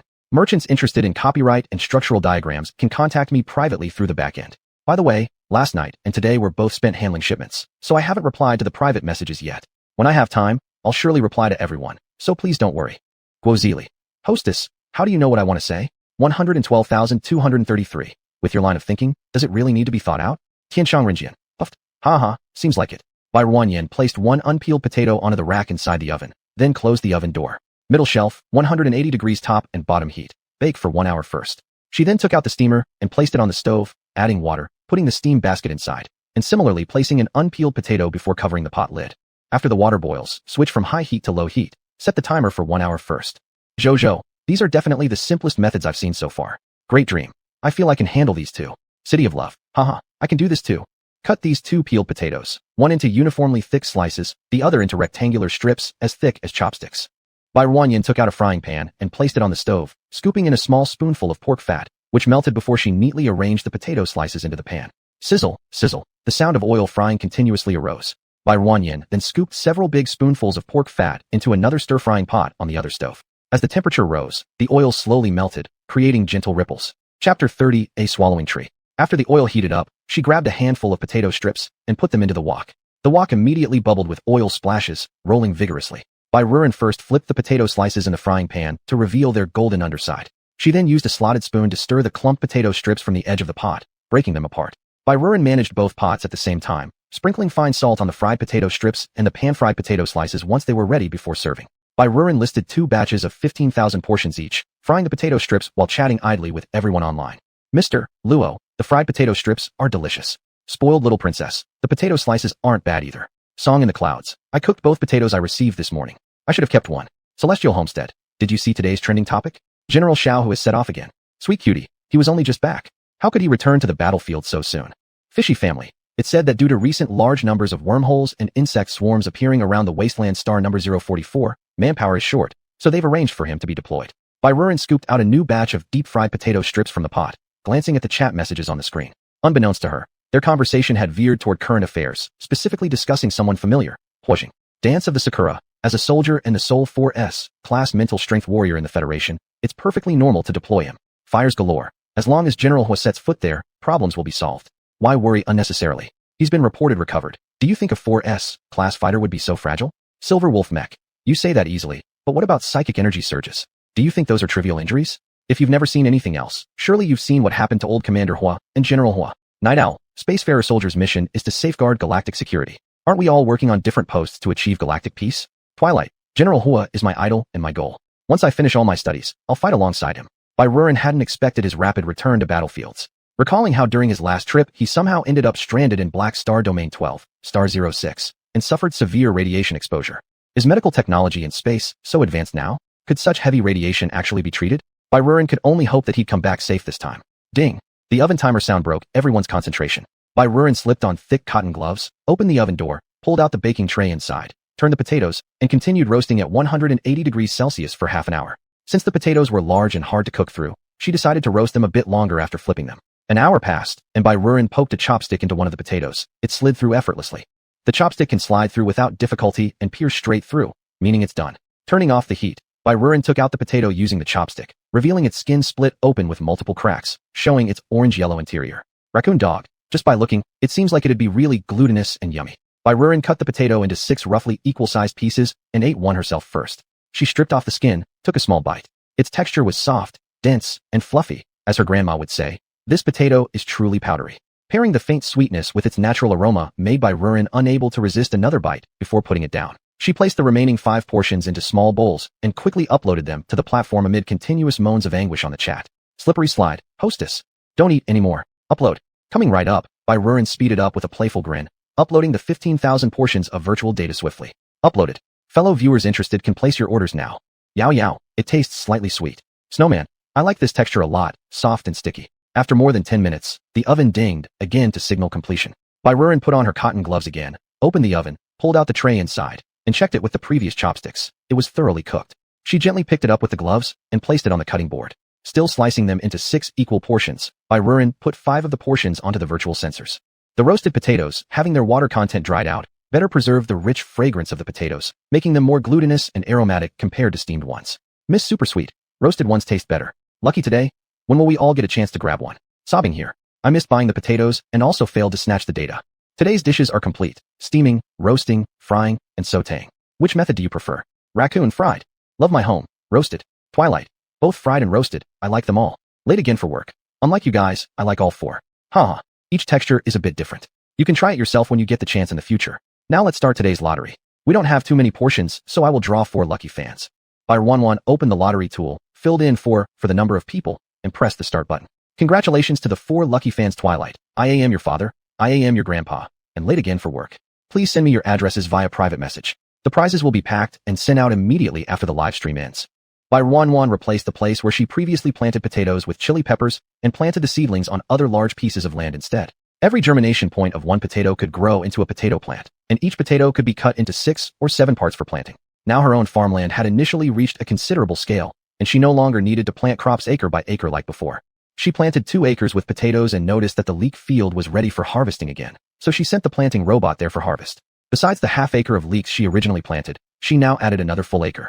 Such fast-growing vegetables allowed the audience in the live stream room to taste plants from time to time. Some parameters were set incorrectly on the original half-acre, and after referring to farming-related books, Wan learned that an acre of leeks generally produced about 3,500 pounds per harvest. However, her previous half-acre only yielded around 500 pounds, clearly indicating an issue. Therefore, during her second planting, she set the parameters according to the book, and the first harvest from that acre yielded 4,000 pounds of leeks. As a result, she uprooted the old half-acre leek patch and replanted it correctly. From 1.5 acres of leek fields, she harvested 5,920 pounds of leeks, which Wan stored in her spatial ring before checking the cabbage and sweet potatoes. The cabbages were starting to form heads. They would be ready to cut in about a week. The length of the sweet potato vines exceeded 50 centimeters, meaning it was time to prune them. She also stored the prune vine tips in her spatial ring since they were edible as well. Hello everyone, welcome back to the Earth live stream. This is Softy speaking. There won't be any delicious dishes today. We're only selling items. Today we'll list leeks and sweet potato tips for sale. There are 5,900 pounds of leeks and only 200 pounds of sweet potato tips available. Feel free to buy whichever you prefer. Softy's fan, why no delicious food today? I'm so sad. Fans baby, yes. We want delicacies. At the moment, there's nothing new harvested, so there's nothing to showcase. Moreover, shortly, I need to go pack all your orders, and every single portion you receive is personally packed by me. Now you know how busy I am. In addition, more farmland means more work for me daily. Not only do I need to pack and ship, but I also need to weed and sell the land. Once there are new crops or listed items, I'll inform everyone and hold a live stream then. Raccoon, why not hire a couple of workers? Don't overwork yourself by doing everything alone. The idea of hiring help has crossed my mind, but there's no secure way to recruit trustworthy individuals. You all know how special this place is, so choosing who to employ must be done very carefully. 112233. If you trust me, I can help you find some suitable workers, guaranteed safe options. Raccoon, I could help too. Even come myself if you allow me, as long as I get 3 meals of vegetable-based foods. Your labor comes at a premium rate. I think I'll handle it myself. Barren joked. Thank you 112233. Would you please keep an eye out for retired soldiers with good conduct who are willing to follow my instructions? They don't need to be perfectly healthy, as long as they can carry out farm tasks without difficulty. Raccoon, is the host thinking about helping those retired soldiers? Some of them really don't get enough support. Let me be. Isn't their situation indeed tough? Some low-ranking soldiers get injured during their service and receive only minimal pensions upon discharge, which isn't enough to cover medical expenses. Those from better-off families may still manage, but for sole breadwinners in poorer households, their injury becomes a family catastrophe. I am your father. There's such a family near my house, living in poverty. The elderly mother suffers from radiation-induced paralysis and remains bedridden. The man is the only child, married just 4 years ago. He returns home only a few days per year. His child is not even 8 months old. I am your father. Last month, he returned from the battlefield, his leg bitten by insectoids. His lower leg nerves were severely damaged by toxic fluid, leaving him unable to walk ever again. Raccoon, that sounds absolutely devastating. Can't his condition be cured? Ren was Shing. Then what did they treat? The insectoid's venom severely damages mental strength and nerves. Even if it is cured eventually, he will just be a cripple. I am your father at Ren was Shing. He is just as you said. They gave him some compensation money, and by the time he returned from the hospital, that sum was almost all spent. His old mother has been on a hunger strike these past few days, saying she wants to starve herself so as not to be a burden to her children. Sigh. Can the Federation ignore people like this? After all, he got injured in battle. It should count as work-related injury, right? Chasing Long Sky, you must be young, host. Do you know how many soldiers are injured every day in space? There's no way the Federation can handle them all. It doesn't matter how much money they throw in, it'll never be enough. That's the fate of spacefarers, to fight the insectoids, guard the planets. Every soldier knows they may have to pay with their lives at any moment. But for so many years now, can't the insectoids be wiped out completely? Fire. Hostess really knows nothing. A bug queen can produce at least 100,000 eggs per minute, which hatch in about 10 days. Each small insectoid gathering point has a queen, and nobody knows exactly how many queens or how many insectoid gathering points there are after all these years. Barren knew absolutely nothing about the history of interstellar warfare. Reading their words left her somewhat silent. Now, she could roughly understand why people living among the stars felt as they did and had such explosive temperaments. I am your father. Partner, can you contact that family you mentioned? Can you help me find out whether they'd agree to immigrate to Earth? I am your father. Is the host serious? Of course, I'd be happy to ask them. It's too late tonight, so I'll visit their house tomorrow. I think his family would definitely want to go to Earth. As long as they can survive, where does it matter? 112233 at I am your father. How is the family's character? Make sure to check well. They must be hardworking and kind-hearted. Don't bring anyone dangerous over to the host. Lazy not pair. 112233 is correct. Little Miss Host lives safely alone on Earth. Don't let us introduce any dangers to her. I am your father. On this point, you can rest assured. All members of his family are very honest. Back when their financial situation was decent, his elderly grandmother always helped the homeless children on the streets. It wasn't until her illness worsened in the last 2 years, requiring a lot of treatment money, that she stopped aiding them. I am your father. I'll investigate more thoroughly tomorrow to ensure I won't cause trouble for the host. That truly gives you a lot of trouble, having to make the trip. I am your father. No big deal. This is a good thing. His grandma doesn't have to starve herself anymore. When I was little, I almost got kidnapped by human traffickers. Luckily, his grandma saved me when she passed by. Sweet and sour ribs. Sounds like a good person. Lazy not pair. With her own difficult circumstances, she still helps homeless children. This old lady should be a very gentle person. I will wait for I am your father's news. If they're indeed nice people, I'll hire them first. If not suitable, I will ask everyone to recommend again. Afterward, Barren listed the leeks for sale, allowing each person to buy only 4 gene, about 2 pounds. More than 4,000 people managed to grab a share. Then she also listed sweet potato tips, totaling 200 gene, limiting purchases to 1 gene per person. Both items sold out quickly, and Barren thought about wrapping up the live stream. I'm going to pack the goods now and ship them according to your order sequence. Friends who didn't get selected yet, please wait patiently. Alright. The next live stream time is uncertain, but I will notify beforehand. She ended the broadcast and immediately rushed to the courier station. Weighing, packing. When she accumulated a certain number, she sent them off uniformly. She kept repeating this process until it was 10:30 again. Chapter 31, 2 Swallow Trees. I am your father. Host, I went to that person's house today. They all doubted I had encountered a scammer when they heard my purpose. Haha. I am your father. I told them about you and gave them the link to your live stream. The male owner said he would contact you, so don't ignore it. Okay, thank you. Barren checked the private messages in her backend. All were either people wanting to buy plants or inviting her. Perhaps because she mentioned hiring people yesterday, there were also those who volunteered themselves. After reviewing the personal information sent by those job seekers, many were excellent but did not meet her current needs. Around 1 o'clock in the afternoon, someone named Dreaming Blue Sky messaged her privately. Dreaming Blue Sky. Hello, my name is Meng Chantian. I am your father introduced me. He said you want to hire me? Hello, I am the planet owner of Earth. I mentioned during the live broadcast that I wanted to hire people to help me manage Earth, and I am your father mentioned you. Having heard about you, I think you're suitable. Do you and your family agree to immigrate here? Dreaming Blue Sky. Since you've heard about me, you probably know I have a crippled leg. I may not be able to help you manage Earth. You don't need to worry about that. If I say you're suitable, then you definitely are. It's just whether your family wants to come over. Currently, I can offer a monthly salary of 5,000 star coins. If your family members find jobs that suit them, we'll discuss their wages later. For now, we will assign employee dormitories, which you can stay in for free. However, the space won't be very large. If in the future you want to build your own house, you can apply for land. This deal was already very good. On planets like Chixing and Shashing, which aren't prosperous, average income is generally around 2,000 star coins, with some only earning around 1,500. 5,000 star coins could be considered high pay anywhere. Dreaming Blue Sky looked down at his injured leg that restricted his movement, then towards the room where his elderly mother lived. Since deciding to ease the burden on his family, he hadn't eaten well for nearly 6 days. He clenched his fists and decided to take a chance. He had watched almost all the replays of the Earth Planet Owner's broadcasts this morning. She didn't seem like a fraudster and owned extinct ancient plants. With the money earned each day, it would be enough to support his family for several years. Such a person wouldn't likely be a human trafficker. Rather than staying here and waiting to die as a family, he was willing to give it a try, losing at most a bit of money or even his life. Either way, their current situation wasn't far from death. It was just that his heart felt sorry for his wife and young children. He thought about divorcing her, but he couldn't bear to part with her. From the first time he saw her, he fell in love with her and wanted to be with her forever. And she refused to divorce too. When he mentioned it, his normally gentle wife slapped him for the first time. She cried until her voice hoarsened, and he felt as if his own life was fading along with her tears. They hugged and cried bitterly, vowing to stay together even in death. Dreaming Blue Sky. I will discuss it with my family and let you know soon. Barren replied. Alright, I'll wait for you. Dreaming Blue Sky's wife returned home at 7 in the evening. Dreaming Blue Sky had been waiting for her on the living room couch. Why are you sitting here? Why didn't you rest in the room? Is your leg hurting today? Dreaming Blue Sky shook his head, gesturing for her to sit next to him. What's wrong? Where's our child? Did mom eat dinner today? Dreaming Blue Sky's wife looked tired, yet still spoke gently to him, always smiling as she gazed at him. Our child is asleep, and mom didn't eat during the day, just had a little nutrient solution tonight. Xiaoro, there's something I want to tell you. Upon hearing herself called Xiaoro, the wife's expression stiffened slightly, fearing he might mention something unpleasant again. She was truly scared after his previous talk about divorce. Don't be nervous. What I'm going to say is good news. Seeing her face relax, Dreaming Blue Sky remembered the things he had done before, feeling remorse. Back then, he really lost his mind, scaring her like this. What's the good news? Xiaoro's expression softened again, and her usual gentle smile reappeared. Dreaming Blue Sky told her about the neighbor coming today and saying someone wanted to hire him, how he found the person hiring him, and the conversation between the two. Since injuring his leg, his wife who had not worked for several years took a job to support the family, earning about 1,800 star coins a month.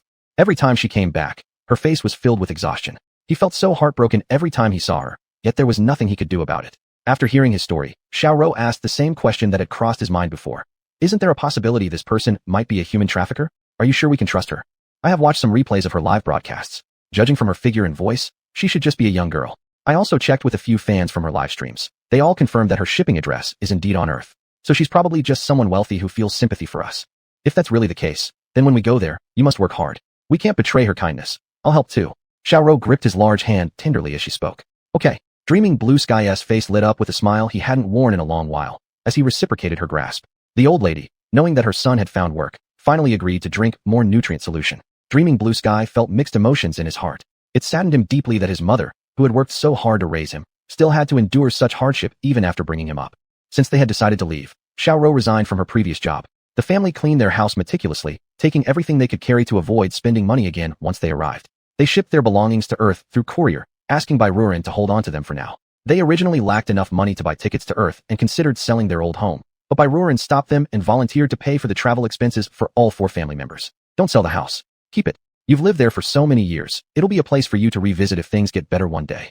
Dreaming Blue Sky remained silent for a long time, touched to his core. Perhaps they truly were meeting someone exceptionally kind-hearted. Barren swiftly processed the immigration application for the family of 4, completing all approvals within less than a day. On a pleasant day, under bright skies, the family of 4 boarded a starship bound for Earth. Glancing back at the place where they'd spent over 2 decades, their hearts heavy with reluctance, but also hope for the future. When the starship approached Earth, the family followed Barren's example and transferred to a small spacecraft headed toward the coordinates she provided. Before their eyes lay emptiness, no sign of an actual planet. Perplexed by where exactly Earth was, they could only allow the small ship to guide them onward into the unknown. Dreaming Blue Sky couldn't help clenching his fists tightly, anxiety coursing through him. Yet observing the numerous small spacecrafts circling nearby gave him some reassurance that he hadn't made a mistake. Barren had pre-approved the model of the ship they were traveling in, as well as the facial recognition data of the family of 4. Thus, their vessel sped straight towards the coordinates Barren had provided. For an unknown length of time, the sensation of crossing some sort of boundary enveloped them. What followed was an astonishing transformation. Before them appeared a pitch-black planet, yet a small patch of it was lush with vibrant greenery. As the spaceship drew closer, the expanse of green expanded, and finally, the craft descended gently onto a grassy field. The hatch opened, and the 4 family members hesitantly stepped off the ship to find Barren waiting for them nearby. Dressed in an outfit made of an unknown deep blue material, her long hair flowing down her shoulders, Barren's exquisite features carried a warm smile. Initially mistaking her for a humanoid robot, the family grew certain she was human upon recognizing distinct differences between her speech tone and expressions compared to those of artificial beings. Could humans naturally grow to be so beautiful? She seemed identical to the most expensive and sophisticated robot showcased in shop windows. Exquisite and flawless. Welcome to Earth. My name is Barren. Hello, Miss Bai. I am Meng Changtian. This is my mother Zhao Hui and my wife Lin Ro. Meng Changtian's mother Zhao Hui sat in a wheelchair with her months-old grandchild cradled in her arms. The infant gazed curiously at the surroundings with wide brown eyes, cooing softly. His wife pushed the wheelchair behind it, while Meng Changtian limped forward on crutches, his leg damaged. Miss Bai, I didn't expect you to be so young, Meng Changtian remarked, slightly surprised at how youthful his employer looked. Let's get in the car first. There's quite a distance from here to your residence, and I'll drive you there. We can talk along the way. Lin Ro took her eyes off the verdant plants around her, pushing the wheelchair ahead as she followed Meng Changtian. Taking a cautious breath, she felt invigorated, the days of worry melting away. If they could live in such an environment indefinitely, she would willingly stay. Welcoming the family of 4 into the floating vehicle, Barren set its mode to automatic driving. She chatted casually with Meng Changtian during the journey. The floating car moved swiftly and steadily. Reaching the residence Barren had arranged for the family in less than 3 minutes. It was a 3-story dormitory building with 4 rooms on each floor. Barren had constructed all of this in just a few days, taking into account that more people might join them in the future, so she'd built an entire dormitory. With 2 members of the Meng Changtian household having mobility issues, they selected a room on the ground floor. The interior space measured roughly 100 square meters, consisting of 3 bedrooms, a living room, a kitchen, and a bathroom, more than enough to accommodate their needs. This house was even larger than their previous one, making the whole family happy. Thank you, Planet Master. I will work hard, said Meng Changtian with slightly red eyes as he immediately expressed his loyalty to Barren. That's good. Then it's all up to you, big brother Meng, Barren responded, smiling approvingly. And you don't have to call me Planet Master. You can call me Miss Bai or Lady Bai. We are in an equal employment relationship. Your labor deserves fair compensation. Please don't feel any burden. Meng Chantian steadied his emotions, recovering from her captivating smile earlier, which made him somewhat embarrassed. Looking at his wife, he noticed her still gazing intently at Miss Bai across the way. Compared to this, his self-control seemed rather impressive. He quietly tugged at his wife's sleeve, pulling her attention back. Lin Ro snapped out of it, her face turning crimson with embarrassment. How could she be so fixated on a young girl like that? It was terribly impolite. Bai Ruoren understood her completely. After all, she herself couldn't help but admire her reflection in front of the mirror every day. For first-time visitors, being mesmerized was entirely understandable. I'm really sorry. Lin Ro apologized awkwardly, feeling uncomfortable under someone else's direct stare. It's fine. Who can blame me when I'm too good-looking? Sometimes, I get lost staring at myself. Bai Ruoren's slightly arrogant comment made Lin Ro laugh despite herself, easing the initial tension significantly. This planet master seemed to have a pretty good personality. You don't have to do anything today since you've just arrived. First, tidy up your things. The items sent over before are still at the courier station. I'll lend you the floating car. That's really very kind of you. The couple were extremely grateful because there were many items to carry. According to the map loaded on their personal terminals, their home was quite far from the courier station.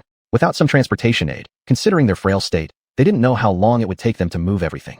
The white castle marked on the map is where I live. Meet me there at 8 o'clock tomorrow morning, and I'll tell you about your job.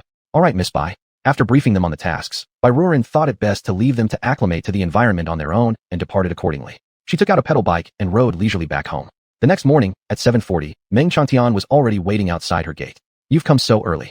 She was surprised. Meng Chantian was clearly not one for much chatter. He truthfully replied, I wasn't familiar with the route, so I came earlier. Bai Ruoren liked his straightforwardness. It gave her more peace of mind than hearing flattering remarks. With new strangers arriving on the planet, last night, she silently maximized the defense system of her protective shield, staying highly alert throughout the night. Did you have breakfast? Meng Chantian nodded. That's good. The work you'll be doing requires physical effort. You wouldn't have the strength if you're hungry. Bai Ruoren teased him a little. Meng Chantian didn't dare to look directly at her face, afraid of being captivated by her overly beautiful appearance. If he offended her accidentally, it would be misinterpreted as having ulterior motives towards her, which wouldn't be good. Chapter 32, The Three Swallow Trees. He had arrived in her levitating car, and Bai Ruoren invited him to get on. She took him to her fields. Meng Chantian looked at the large expanse of raised land, where things he didn't know were planted. He felt as though he didn't have enough eyes to take it all in. Are these the plants you sell in your live stream? Yes, they are. Bai Ruoren considered his watching of her live streams a normal part of business. In the future, your work will mainly revolve around these plants. I'll show you around first so you can get familiar with these plants. For now, there's only this much land and not many types of plants are cultivated. The two began walking along the edge of the field. Here we have potatoes, and beside them, cabbages. Here we grow sweet potatoes. Here is chives. Meng Chantian curiously observed the plants, striving hard to remember everything Bai Ruoren told him. Amazing, you can actually eat these things. For those who had been drinking nutrient liquid their entire lives, this was something they couldn't easily fathom. Bai Ruoren's eyes curved into a smile as she spoke. Today, I'm just letting you have a look. Your task for today is to help me weigh items and send out express deliveries. Later, see if your wife can handle this job too. If my mom also thinks it's suitable, that'd be great. Children can be brought to the workplace, as long as it doesn't affect the work. Thank you. Then I'll let her come try tomorrow. Meng Chantian was excited. If they really could bring their child to work, then his wife could earn more money to buy better medicine for his mother.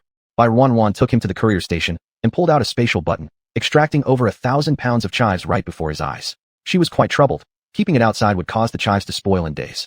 Storing them in her space meant she couldn't produce items from thin air in front of him. She had no choice but to consume more radiation points to redeem them from her storage. She wanted to save those points to exchange for a protective shield, alas. Right before him, she demonstrated how the courier station's machines operated, then weighed a pound of chives, packaging them carefully before placing them into the courier cabinet, inputting the address onto the machine. Today, you'll help me send out couriers. There's been a backlog for several days, and I've really been unable to keep up alone.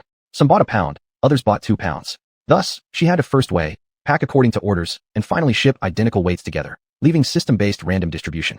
At noon, Bai Ruoren returned home and stewed a pot of diced potatoes, stir-frying eggs with chives. She packed the food in boxes, giving each one a portion. As Meng Chantian stared at the appetizing food in the lunchbox, he hesitated about how to start eating it. He secretly observed Bai Ruoren, noticing that she directly used chopsticks to pick up the food and put it in her mouth, mimicking her actions. But since he had grown up on nutrient liquid and hadn't eaten solid foods like this in the military or otherwise, using chopsticks was very unfamiliar. His hands holding the chopsticks seemed awkward, unable to hold onto the contents of the meal properly. Even when he managed to lift a piece of egg, it slipped from his chopsticks before reaching his mouth and fell onto the ground. His embarrassment mounted, further compounded by his guilt for wasting food. He bent down and picked up the fallen egg from the floor. Since the floor was relatively clean without sand or dirt, he thought it still looked edible and decided to put it in his mouth. Brother Meng. Although Bai Ruoren wasn't constantly focused on him, her casual glance revealed him picking the egg off the floor, wiping it off slightly, and preparing to eat it. She grabbed his arm, stopping his action. Brother Ming, once it hits the ground, it shouldn't be eaten. There are bacteria on the floor, and it could lead to stomach aches. Meng Changtian's face flushed red. Thankfully, his skin had become dark due to training and didn't betray his blush. Internally, he knew he had made another embarrassing blunder. He neither wanted to throw away the egg nor eat it. Bai Ruan noticed his predicament and fetched a garbage can from the corner. Brother Ming, just dispose of it here. Relieved, Meng Changtian promptly threw the egg into the bin and sat back down on his small stool. Bai Ruan found it amusing to watch this tall, almost 6'3" man sitting somewhat uncomfortably on the small stool. She reached into her space and pulled out a metal spoon, handing it to him. Brother Ming, here's a spoon. I think it'll be more convenient for you. Thank you, Miss Bai, Meng Changtian said as he took the spoon, finding it much easier to scoop food with this. Miss Bai Yuan realized that it was her carelessness. She had been using chopsticks since childhood, and she'd subconsciously assumed that everybody else could do so too, neglecting the fact that most people from the stars grew up drinking nutrient liquid and rarely encountered solid foods in their lives. She smiled and didn't say anything more, just urging him to quickly have his meal. Big Brother Ming, try my cooking skills, taste what our homegrown plants taste like. Meng Changtian followed her suggestion and ate a spoonful of chives and eggs. He lacked eloquence and wasn't sure how to describe its taste. He only felt a faint warm flow entering his body, making him feel incredibly comfortable. Delicious. This was the only word he could think of, and he couldn't help but take another and another spoonful. The brown potatoes were fully coated in sauce, and although it wasn't as exaggerated as dissolving at first bite, a gentle press of the tongue caused them to break apart. Meng Changtian might not have been able to articulate it, but he found the meal extremely flavorful, one bite leading to the next without pause. Is this what legendary food is supposed to be like? It's really very delicious. Both dishes, generous in portion, were soon devoured by him. After swallowing the last piece of potato, his senses recovered slightly. He became embarrassed again. Miss Bai's lunchbox still had half of her share left, while his portion had exceeded hers. In order to hide his embarrassment, he washed the empty box in the restroom and then threw himself back into work. When focused on a task, time flies. Bai Yuan placed the carefully packed chives into the courier cabinet and looked at the clock hanging on the wall. It was 5 o'clock. Big Brother Ming, wrap things up, let's call it a day. It's still early. I'll work a bit longer. Meng Changtian glanced at the long list of orders, wanting to stay a little longer and send out a few more deliveries. You can't finish all the work. If you're going to work, there should be fixed hours. In future, your work hours will be from 8 in the morning until 5 in the evening, with an hour for lunch in the middle. Starting tomorrow, you need to prepare your own lunch. Meng Changtian nodded vigorously, acknowledging it was right. He'd seen Miss Bai's live stream and knew that 1 pound of plants sold for 2,000 star coins. He had eaten at least 4,000 star coins worth during lunch. He couldn't possibly let Miss Bai cook meals for him. Do you think your spouse can handle this job? Normally, there's not much work. Only when the crops in the fields mature and need shipping will it get busier. Currently, the output is unstable, not always daily work. So, she can come over as a temporary worker, working when the goods need to be shipped, paid per day, 100 star coins a day. How does that sound? If Grandma can also manage, she could join too. You see, with these many couriers, relying on just us two is truly too slow. I'll have Xiaoro come over to give it a try tomorrow. Meng Changtian's heart stirred with excitement. Having worked all day, this job wasn't tiring. It was merely repetitive actions. Just keep moving your hands, and the work gets done. Moreover, the boss agreed to allow their child to come along, removing concerns about childcare. All 3 family members could now earn incomes, and this kindness surely came from pity for their situation, allowing them a way to make a living. Happy, Meng Changtian went back home. His previous anxieties swept away after a fulfilling day of work, filled only with hope for the future. Already back this early? Lin Ruo seemed somewhat disbelieving as she looked at him and the wall clock. In their previous planet, returning home late at night was considered lenient by bosses. Yes. The smile on Meng Changtian's face couldn't be contained. What's got you so happy? What did you do today? Lin Ruo helped him sit down on the couch. Holding her hand, Meng Changtian recounted everything that happened throughout the day. Hearing that Bai Yuan wanted her to give it a try tomorrow, and even allowed her to bring her mother-in-law and child along made Lin Ruo excited too. Just weighing items and sending out deliveries, such a simple, light job. Before, she had to work herself to death to earn even less than 100 star coins a day. Considering Meng Changtian's leg disability, making commuting inconvenient, Bai Yuan lent him a vehicle, akin to electric scooters from the 21st century, making it possible for him to ride despite his condition. Early the next day, the entire family went to the courier station. Meng Changtian taught his wife the basics of weighing and sending out parcels based on yesterday's experience. Bai Yuan hadn't taken back her spatial button from yesterday, which ended up being very convenient for them. Ling Ruo caught on quickly and soon managed on her own. The couple, following the delivery slips Bai Yuan gave them yesterday, weighed and packaged the items. Meanwhile, grandmother gently rocked the baby who was only a few months old, creating a harmonious scene. The baby, having been fed enough, fell asleep soon. The old lady helped the couple with packing, and the 3 of them worked together quite efficiently. When Bai Yuan arrived at the courier station, she saw this harmonious scene. She glanced at the time. It was only 7:55. Judging by their proficient manner, this family must have come hours earlier than required. Miss Bai is here. The old lady was the first to notice her, and the couple quickly looked up toward her. Hello, Miss Bai. Lin Ruo stood up immediately, feeling somewhat uneasy. Bai Yuan scanned over the weighed chives and the packed bags with a smile, signaling for them to continue their work. Not much done, Sister Lin. You're really efficient. Upon receiving the compliment, Lin Rua's uneasiness lessened significantly. Sister Lin, don't be nervous. You've done a great job, keep it up. Seeing that both the old lady and Lin Rua were still somewhat uncomfortable, she decided to leave. Then you all continue working. I'll go out and check on things. Both the mother-in-law and daughter-in-law secretly sighed in relief, thankful they hadn't made any mistakes, and that Miss Bai seemed satisfied with their work. Their movements became even quicker as they thought about making sure to prepare more parcels before Miss Bai returned. Bai Yuan strolled around for 2 rounds, planting more tuntan trees and laying down grass on newly opened land. By nearly 5 o'clock in the afternoon, she came back to the courier station again. The family of 3 was still busy working. It's 5 o'clock. Big brother Ming. Auntie, Sister Lin, it's time for you to tidy up and go home. Upon seeing her return, Lin Rua and her mother-in-law once again grew anxious, fearing that Miss Bai might find fault in their work. Bai Yuan handed over 100 star coins to Lin Rua and grandmother Zhao Hui. Absolutely not, absolutely not. The old lady's personal terminal beeped when she saw Bai Yuan transfer 100 star coins to her account. She hastily refused. I just helped for a short while. Most of the time, I was watching the baby. I can't possibly accept so much money. After saying this, the old lady wanted to return the 100 star coins to Bai Yuan. Auntie, could I not know if you worked or how much you've done? Even though Bai Yuan herself wasn't there, she occasionally checked through the surveillance cameras inside the courier station. The old lady had been helping her daughter-in-law without complaint, ensuring that her grandson remained quiet. This 100 star coins was rightfully hers. Bai Yuan pointed at the discreetly placed camera mounted on the ceiling of the courier station. Fearing that you wouldn't get used to the work, I occasionally took a look through the cameras. Auntie, you've been working hard the entire time. Therefore, please take the money. It's what you've earned. The old lady merely intended to help her daughter-in-law and son, wanting them to make a good impression on Bai Yuan, but she didn't expect to receive the extra 100 star coins. The family of 3 gazed at the well-hidden surveillance equipment, all feeling fortunate that they hadn't said anything inappropriate or slacked off. From now on, they must work diligently and ensure they don't give Bai boss any reason to think they're not doing a proper job. Although they had only been there for 2 days, everyone in the family already loved the place and were glad they'd been bold enough to accept Bai Yuan's offer to work here. They resolved to work hard and live a good life here. As agreed, Bai Yuan paid their daily wages to settle their minds. But since Meng Changtian initially discussed a monthly salary, she withheld his payment until the end of the month. But there's no need for so much. An old woman like me needs to take care of the child. My hands are slow. I don't deserve 100 star coins. Miss Bai, it's because you pity us. You're such a kind person. How about this? Would it be okay if you pay me 60 star coins per day? Under the mutual insistence between the old lady and Bai Yuan, they finally agreed on a 70 star coin per day wage. Chapter 33, The 4 Swallow Trees. Miss Bai, there was something I forgot to tell you yesterday. Just as he was about to leave, Meng Changtian suddenly remembered there was still something on his mind that he wanted to tell Bai Yuan. What is it? Big brother Meng, please tell me. Miss Bai, when we arrived that day, we saw a lot of small starships hovering around outside. Meng Changtian recounted every detail of what he had seen that day to Bai Yuan. Miss Bai, you should still be prepared. In the end, Meng Changtian sincerely reminded her. Thank you for telling me these things, Big brother Meng. I will definitely pay attention, and all of you don't need to worry. Our planet has a protective shield. Even if it gets attacked, everything will be fine. You can focus on your work. Meng Changtian felt relieved in his heart. Now his whole family lived here, and he really hoped for safety, without any conflict. In his current state, he couldn't even protect himself, let alone his family. Bai Yuan thanked him for telling her this matter, but she didn't take it to heart. Ever since plants were discovered, Earth's visitors never ceased. She opened the little red dot in the lower left corner of her personal terminal, which listed a long string of names. These were all the starships that lingered outside Earth every day, with daily summaries provided. The sizes, models, configurations of the starships, and even their crew members were reported to her in detail by the planetary shield. Among them were not a few military starships from the Federation government.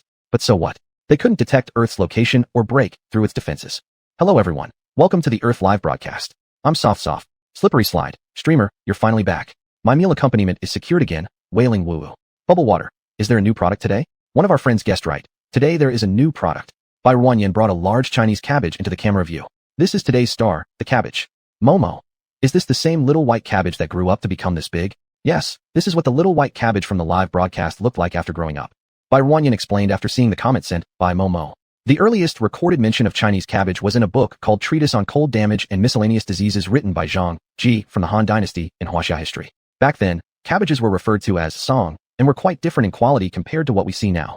People gradually developed loose-leaf Chinese cabbage from the small white cabbage. It wasn't until the Song dynasty in Huaxia history that compact, heart-forming Chinese cabbage was successfully cultivated. A great poet at the time named Su Dongpa once praised it with the lines, "White song, cabbage, tastes like suckling pig, emerging from the soil like bare paws," meaning that the taste of cabbage was as delicious as pork and was considered like bare paws grown from the earth. At the turn of the Yuan and Ming dynasties, the solid heart large Chinese cabbage could grow to around 15 pounds, earning praise as one of the finest vegetables. During the Qing Guangxu period, The Qing government even sent 3 Jiaozhou large Chinese cabbages to Tokyo for exhibition, marking its introduction to Japan. Fruit civet. Wow, the streamer knows so much. I've never even heard of these facts. Chinese cabbage is rich in vitamins, dietary fiber, and antioxidants that promote intestinal movement and help with digestion. Moreover, Chinese cabbage has certain medicinal values. Its specific benefits include 1. Enhancing resistance. Chinese cabbage strengthens the body's resistance, having the effects of preventing colds and relieving fatigue. 2. Quenching thirst and promoting urination. Chinese cabbage has a sweet taste, is mild, low in calories, and contains beta-carotene, iron, magnesium, which enhance the components required for calcium absorption, plus potassium in Chinese cabbage can excrete salt out of the body, contributing to diuretic effects. 3. Promoting intestinal health. After stewing, Chinese cabbage helps with digestion, thus making it especially suitable for those with poor digestive systems or patients. 4. Facilitating digestion. Chinese cabbage promotes intestinal wall movement, aids digestion, prevents constipation, and ensures smooth bowel movements, while also helping prevent silicosis, a disease caused by prolonged inhalation of silica dust leading to widespread pulmonary fibrosis and breathing shortness, breast cancer, and colon cancer. The homophonic sound of cabbage means 100 talents and 100 wealth, symbolizing beautiful aspirations. Bai Ruanyan peeled off the outermost layer of the cabbage, revealing the inner layer that was slightly lighter in color. It looks like this inside, layer by layer. It can be eaten raw or cooked into dishes. As Bai Ruanyan said this, she broke off a piece of cabbage and put it into her mouth, the crisp chewing sounds echoing through the live broadcast. It's pretty juicy, with a hint of sweetness. Fruit civet, hurry, put it on the shelf. With amusement, Bai Ruanyan peeled off 5 cabbage leaves, washed them clean, and placed them on a virtual sensor. 20,000 portions have been listed. Interested friends can give it a try. She then waited for 2 minutes before continuing. I just told you all that Chinese cabbage can be eaten raw. Now I'll teach you a few ways to prepare and eat it. The first dish is cold mixed Chinese cabbage. Bai Ruanyan broke the leaves of the cabbage off, cleaned them thoroughly, and set them aside. She took out 4 large leaves and cut each leaf into 3 parts, then sliced them into thin strips. After putting the finely chopped cabbage into a small bowl, Bai Ruanyan added some sour nutritional liquid, sprinkled some table salt, tossed it evenly, and the dish was ready. This is your cold mixed shredded cabbage. You can also add in some other flavors of nutritional liquid according to your preference, such as spicy or sweet, but remember to pour in little by little instead of too much at once. If it's bland, you can adjust it. If it's too salty, there's no way to fix it. She listed 20,000 virtual servings of the cold mixed cabbage online, and after waiting for 2 more minutes, she began making the second dish, stir-fried cabbage with vinegar. The second method, stir-fried cabbage with vinegar. She picked up another 4 or 5 cabbage leaves and used a knife to separate the white part from the green or yellowish-green leafy portion. This white part, we call it cabbage ribs, while the green or yellow part is referred to as the leaf. First, separate the cabbage ribs from the leaves, then use the back of the knife tilted at an angle to slice the cabbage ribs thinly. The leaves should be roughly cut into similar-sized pieces. Placing the prepared rib sections and leaf sections in different plates, Bai Ruanyan turned on the stove.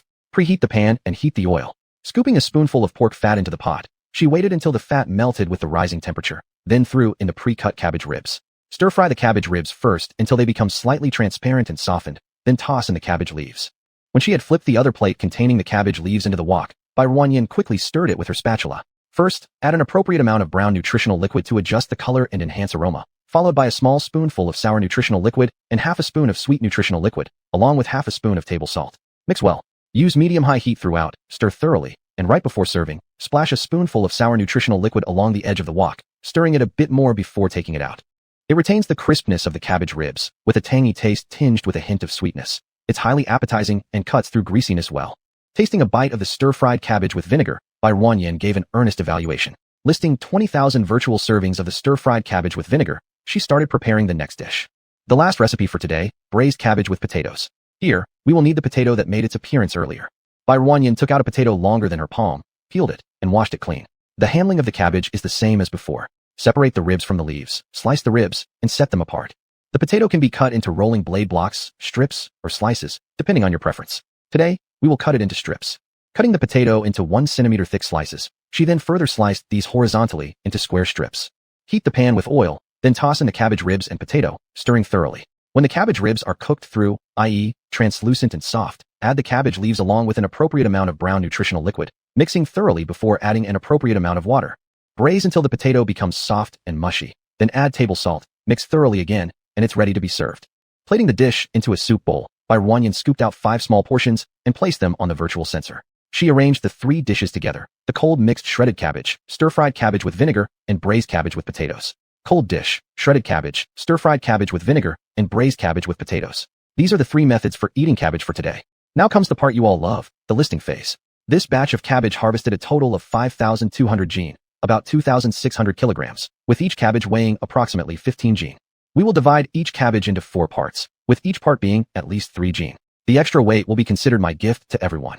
There are over 1,300 slots available. Friends who are interested can check out the yellow cart later. 1 jin equals 2,000 interstellar coins, so 3 jin amounts to 6,000 interstellar coins. Wanting to buy mint having to purchase 3 jin at once, at the price of 6,000 interstellar coins. Despite this steep price dissuading many potential buyers, the passion of those who were not short on money remained unbroken. As soon as the items went up for sale, they were snapped up within 2 seconds. Dream of the sea. Can you put up a link for a 1 jin option? 3 jin is too expensive. Nonsense. Exactly, spending over 6,000 coins at once feels really tough. Bubble water bubbles. There's no point worrying now, it's already sold out. If you want it, you'll have to wait for the next batch. Lazy not pair. The streamer said the minimum is 3 jin. If every single cabbage weighed as heavy as the one the streamer has in hand, what we would receive weighs more than 3 jin, meaning the value far exceeds 6,000 interstellar coins. Guozili, next time the streamer sells, there might not be such a good deal. You guys are still arguing about whether it's expensive or not, but getting one is like making a profit, didn't you realize? After hearing this, many people who had given up on buying regretted their decision. That's right, they would receive cabbage worth more than 6,000 interstellar coins. In the future, it might truly be sold by weight. So this was an amazing bargain. Unfortunately, all the goods had already been snapped up, and even if they regretted now, it was too late. All they could do was shake their heads silently, or slap their thighs, and lament their bad luck. 1 jin cannot be cut. If it were possible, I would hope everyone could taste it. But cutting a single cabbage into 4 parts is already the limit. Cutting further wouldn't ensure each part weighs about the same. Even when cut into 4 parts, it's already difficult to keep the weights consistent for each portion. Let's draw lots for today's lucky little friends. If you didn't buy any cabbage, you can still participate in this free minigame. Opening the raffle tool, she entered the number 9. 3 lucky little friends will be drawn for each dish type, and dishes will be sent randomly, not specified individually. The scroll bar quickly began spinning, and soon 9 names were selected one after another. Congratulations to Huangsha Mantian, Tien Renjian, Xiaoyu, Dang and Iai Wa, Buxiang Shua Zaijian, Xiang and I Dematian, Wa Ai Wajia, Guozili, and 222, as the 9 lucky little friends. The dishes will be shipped out shortly after the stream ends. Please send your private addresses via message. Those who don't send me the address within 12 hours will be considered to have abandoned the opportunity. That's all for today. I'm going off stream to pack parcels for shipment. After saying goodbye to everyone, Barren clicked the button to end the stream. Having packed the 9 portions of food, she took her hover car to the delivery station where, to her surprise, she spotted Meng Chantian and his family of 4. Upon seeing them, Barren was indeed taken aback. Why are you still here? Are you waiting for a package? Other than this reason, she couldn't think of anything else. Not waiting for a package, Miss Bai. We're waiting for you, replied Meng Chantian. For me? Barren looked puzzled. What are you waiting for me to do? Do you have something to discuss with me? We don't have anything specific to talk about. Meng Chantian, noticing she seemed mistaken, hurriedly clarified. Miss Bai, we watched your live broadcast. Didn't you say you needed to pack and ship items? We came over to help. Oh, Barren exclaimed in amazement, realizing why they had come. Her eyes softened with a warm smile. Today, I'll first mail the food to the winners. It can't sit overnight. It won't taste good once cooled down. We can handle the rest tomorrow, so no need for you all to work overtime. Please head home and get some rest. Persuaded, the family reluctantly left, still wishing they could stay to help Barren. Barren smiled as she saw them off, watching them climb onto the 3-wheeled vehicle she later provided, a replica of a 21st century electric bike, which they called a mobile little cart. She waved goodbye as they gradually moved farther away. What a great family. She hadn't made a mistake in choosing them. After shipping all the dishes, she found the time wasn't too late and cut several more cabbages. Only after confirming that each portion weighed at least 3 jin did she proceed to pack them and ship them according to the order sequence. In fact, most of the cabbages weighed around 14 to 15 jin, some even reaching 16 or 17 jin. Very few cabbages weighed around 13 or 12 jin. But in order to ensure accuracy, she carefully weighed every single portion, ensuring that each weighed at least 3 jin. By the time it was 11 o'clock, Barren stopped packing and tidied up the workspace. She then sent the delivery slips to Meng Chantian, leaving the storage buckle containing the cabbages at the delivery station. Chapter 34, 5 Coconuts Trees. This way, they can get started straight away when they come to work tomorrow morning without waiting for her. Life seemed to go by quickly when she was busy, and before she knew it, she owned dozens of acres of land, all planted with various plants. Most were planted in half-acre plots, looking a bit messy. She thought about replanting this area after the crops in the fields matured. Just like playing the once wildly popular Dream Town, she wanted to plan the city well before building it. Now that she had a certain amount of land, she couldn't just randomly cultivate and plant like before. Tomatoes hung heavily on the branches, each one large and red, bigger than her fist. Barren pulled one off the branch, rinsed it with water, and couldn't wait to bite into it. The sour and sweet juice exploded in her mouth. The flesh was soft and glutinous, her favorite kind of sandy tomato pulp. The juice content was also excellent, very quenching. She felt that eating just one would be enough to fill her up and satisfy her craving. It made an excellent little snack. Picking tomatoes was a job that Lin Ru and Zhao Hui, who sat in a wheelchair, could both do. Both Xiao Hui and Meng Chantian, sitting in wheelchairs, could easily reach the tomatoes hanging in the middle part of the tomato vines. As for the scattered tomatoes at the lower part that were harder to pick, Lin Ro could pick them. The planting robot, transformed into the shape of a vehicle, followed them around. They placed the tomatoes they picked onto a conveyor belt beside them, which automatically transported them into the truck bed. When a vehicle was fully loaded, it would automatically leave and be replaced by a new one. For half an acre of tomatoes, they harvested a total of 4,000 pounds. Just before closing time, Bai Wanyan handed a bag of tomatoes to Meng Chantian. Thank you, Miss Bai. Meng Chantian gratefully accepted it. Since they came to Earth, every time they harvested vegetables, Bai Wanyan would give them some. There was no reason for her employees to work hard harvesting vegetables without even knowing their taste. Fortunately, this family had very good character and there had been no incidents of selling them illegally. After all, these plants she sold for 2,000 space coins per pound, and on the Star Network forum, there were many people willing to pay 5,000 space coins to buy them. Meng Changtian's family, though old, weak, sick, and disabled, still held to some principles. Therefore, Bai Wanyan was even better to them, never being stingy when giving them vegetables. It was said that these plants could make the body better. Hello, everyone. Welcome to Earth Livestream. I am Softy. Plum is not pear. Host is back. Does this mean there are more plants to be listed? You've been quite productive recently. Bubble water bubbles. I've always been ready with my cash. Finally, it's usable today? Haha, you guys know me so well now. Indeed, we've harvested another plant. Let's introduce our star of today, tomatoes. Dun dun dun dun. Bai Wanyan brought in a basin from outside the lens, filled with tomatoes that had already been washed. Each one was as big as her fist, red, and very inviting. Meng Meng. Oh wow, looks so delicious. Summer, so red. Is it sweet? Dreamlink. Host, hurry up with the data. Don't let me smash two for you. Seeing this comment, Bai Wanyan almost burst out laughing. She took out 5 tomatoes and placed them on a virtual sensor, uploading 20,000 copies of virtual data. It's not yet the new year, so I'll save the smashing for then. The virtual data has already been uploaded. If you want it, feel free to grab it. She cut 1 tomato horizontally and 1 vertically, pulling the camera closer to show everyone its internal structure. This is its cross-section and longitudinal section. These small granules here are its seeds. This is how tomatoes are grown. Tomato, also known as tomato. In Chinese history, plants whose names contain the characters fan or who were introduced from foreign countries. Xiao Chuiya. It turns out it's sour. I thought such a bright red would be sweet. Fruit civet. Didn't manage to snatch it again, hoping to get something later. 112,233. It tastes hundreds of times better than sour flavor nutrient liquid. It feels incredibly delicious to eat raw. I'm really looking forward to seeing what dishes will be made from it. The tomato belongs to the genus Solanum of the family Solanaceae. It is an annual or perennial herb, originally from the highlands along the western coast of ancient South America during Earth's early period, including what became Peru, Ecuador, and Bolivia later. Tomatoes were originally from the hidden jungles of Peru, where Spaniards took them out of the Andes in the 16th century. They were then introduced to Europe. Due to their bright and alluring colors, despite Spanish explorers having seen Native Americans eat tomatoes, Europeans still insisted that tomatoes were poisonous, only treating them as ornamental plants. Fruit civet. Such delicious food was considered an ornamental plant. Being looked at but not eaten, it's truly a waste. Bubble water. People in the past were really foolish. 112,233. I read about this in some documents before. Ancient people believed that brightly colored things were toxic, and the brighter the exterior, the greater the toxicity. There is a reason for this. Bai Wanyan saw their comments and responded.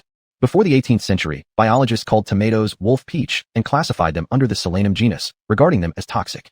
Many other plants in the Solanum family, such as nightshade, mandrake, and belladonna, are indeed poisonous. With the church's incitement, they were considered incarnations of demons, thus increasing the prejudice against tomatoes. However, this was just the beginning of tomatoes being stigmatized. After leaving its native land of South America, tomatoes could only grow in warm areas like Spain, Italy, and Greece when they arrived on the relatively colder European continent. Not only did survival become difficult, but tomatoes were also not recognized by the new land after crossing the ocean. For a long time, tomatoes were regarded by Europeans as something that should only be admired from afar and not consumed. Priests treated them as embodiments of demons, while nobles placed them on terraces and gardens purely as ornamental plants. This series of misunderstandings arose from insufficient knowledge of botany at the time and some accidental human events. For instance, to boast about their achievements, European explorers offered the precious fruits they plundered to the nobility. But since most European nobles used lead plates, the citric acid and malic acid in tomatoes reacted with the lead and caused poisoning or even death when consumed. These strange cases of poison scared the rich and powerful noble class greatly. This further propagated the theory that tomatoes were poisonous, which became the established truth in Europe for a very long time. In 1544, an Italian doctor mistakenly confused tomatoes with mandrake. This plant's fruit looks quite similar to tomatoes, oval-shaped, juicy berry, but its other names include poisonous tomato, sunflower, or poison apple, and every part of it is toxic. This again deepened people's misunderstanding of tomatoes, further harming their reputation and confirming once more the wolf peach's notoriety. Actually, as early as the 16th century, there were people who suggested tomatoes were not poisonous. In 1575, a priest recorded in a book that the Aztecs had made a seasoning with red and green peppers, squash, and tomato juice, indirectly indicating that tomatoes were non-toxic. But later, due to some reasons, this book was banned from publication until the 19th century, when it was allowed to be reprinted. It wasn't until the 18th century that tomatoes got a chance to clear their bad name. A Chinese writer named Lu Sun once said, "The first person who dared to eat crabs was a hero." Similarly, the first person who dared to taste tomatoes deserves admiration. There are many versions of the story about the first person to eat tomatoes, among which the one written in 1937 by American Joseph Squickler has been widely spread. According to his writing, in 1820, Robert Gibbon Johnson, from Salem, New Jersey, brought tomato seeds from South America and cultivated them in his garden. Soon, when the tomatoes ripened, he announced that he would eat an entire tomato on the steps in front of the state government to test its toxicity. This news shocked everyone at the time. People waited with excitement and fear, expecting Robert to fall ill and collapse after eating the tomato. However, after eating the tomato, Robert showed no reaction at all. Joseph Squickler described this story later, naming it Johnson's tomato. On another note, during the 18th century, a French painter could not resist the temptation and also ate the wolf peach. Seeing how tempting tomatoes were, he conceived the idea of being the first to try it for future generations' benefit. Gathering his courage, he risked his life for others' enjoyment, biting down firmly and swallowing. It tasted sweet and sour, prompting him to eat several more. He then straightened his clothes, lay down on his bed, and awaited the arrival of death. However, after waiting for an entire day, the Grim Reaper never visited him. His body showed no signs of discomfort, and, instead, his appetite increased, and he felt physically and mentally refreshed. Overjoyed, he happily shared the news with his family and friends that tomatoes were non-toxic and edible. Soon, the revelation that tomatoes were not poisonous sent ripples throughout the Western world. People came to understand their culinary value and moved them from gardens into vegetable patches at home. Centuries later, 200 years after tomatoes had arrived in Europe, the Encyclopedia Britannica officially acknowledged tomatoes as edible. People began incorporating tomatoes into various kinds of cooking recipes and creating countless delicious dishes. The tomato reached China during the late Ming Dynasty via the Silk Road, introduced by European missionaries. Due to its vibrant colors, it was initially planted as an ornamental plant without realizing its nutritional value. It wasn't until the late Qing Dynasty that people started consuming tomatoes, and they became a common household staple across China only after the economic reforms and opening up. Heavenly paradise. I truly envy the ancient people, having access to whatever they wanted to eat. Unlike now, we can only see what plants look like in history books. Sweet and sour ribs. There are pros and cons. Look at us now. We conquer the universe and roam freely through space. Our technology is highly advanced, with starships and spacecraft being things ancient people could only dream about. Ancient people needed to prepare for years just to reach the moon, while our population has grown to over 80 billion, tens or hundreds of times larger than theirs. We have hundreds of habitable planets, whereas the ancient humans were confined to Earth and couldn't go anywhere. Fantasy Park. But Earth's rich resources and diverse cuisines can't be beat. Unlike now, where we've grown up drinking various nutrient liquids since childhood and don't even know what a tomato tastes like. You, me, him. If we could strike a balance between then and now, enjoying both fine cuisine and advanced technology, that would be perfect. Asian Civet. At you, me, him host, aren't your dreams already being realized? You, me, him. At Asian Civet, absolutely right, brother. And now let's start today's cooking segment. The first method of preparing tomatoes, eating them raw. Many people have already experienced this. The second method, tomato omelet. Cut the tomato vertically down the middle. Bai Ruanyan picked up a previously halved tomato. Scoop out the hard white part near the stem. Bai Ruanyan sliced the area around the stem twice with her knife, removing the white part. She continued cutting it vertically, slicing the half tomato into several pieces. You can cut it like this, or if you prefer differently, cut according to your taste, as long as it's cubed. She proceeded to cut the other half, and then picked up a horizontally sliced tomato. With a deft movement, the tomato was chopped into smaller pieces, falling neatly into the plate below. In total, she cut 5 tomatoes and placed them aside before picking up a space chicken egg and cracking it into a bowl. A single egg filled a small basin. Bai Ruanyan stirred the contents thoroughly using a whisk. We've made eggs before, and this method is the same as last time. She added a large spoonful of lard to the pot and heated it on the stove. After the oil warmed, she poured half of the beaten egg mixture into the pot. She stirred the egg with a spatula as it cooked, quickly solidifying under the heat. Bai Ruanyan flipped the omelette, ensuring both sides were evenly golden brown. Once finished, she set the scrambled eggs aside. In the pot, add more lard. Once the oil heats, add the diced tomatoes and stir rapidly. As she stirred, red juices seeped from the tomatoes, softening them progressively. Add an appropriate amount of table salt. Bai Ruanyan sprinkled white salt into the pot and stirred it uniformly. More liquid seeped out, and the tomatoes softened further. Tomatoes tend to have a sour flavor. If you enjoy sweetness, you may add some sweet nutrient fluid, which will enhance the taste. For those who dislike sweetness, this step can be skipped. Bai Ruanyan poured some sweet nutrient fluid into the pot and stirred evenly with her spatula. Chapter 35. 6 Swallow Trees. Her favorite dish was stir-fried persimmon with eggs. When served with the sauce over snow white and slightly hard rice, she could eat 2 large bowls of rice. Now you can add the eggs, let it simmer for a while, soak in the sauce, and then it's ready to be served.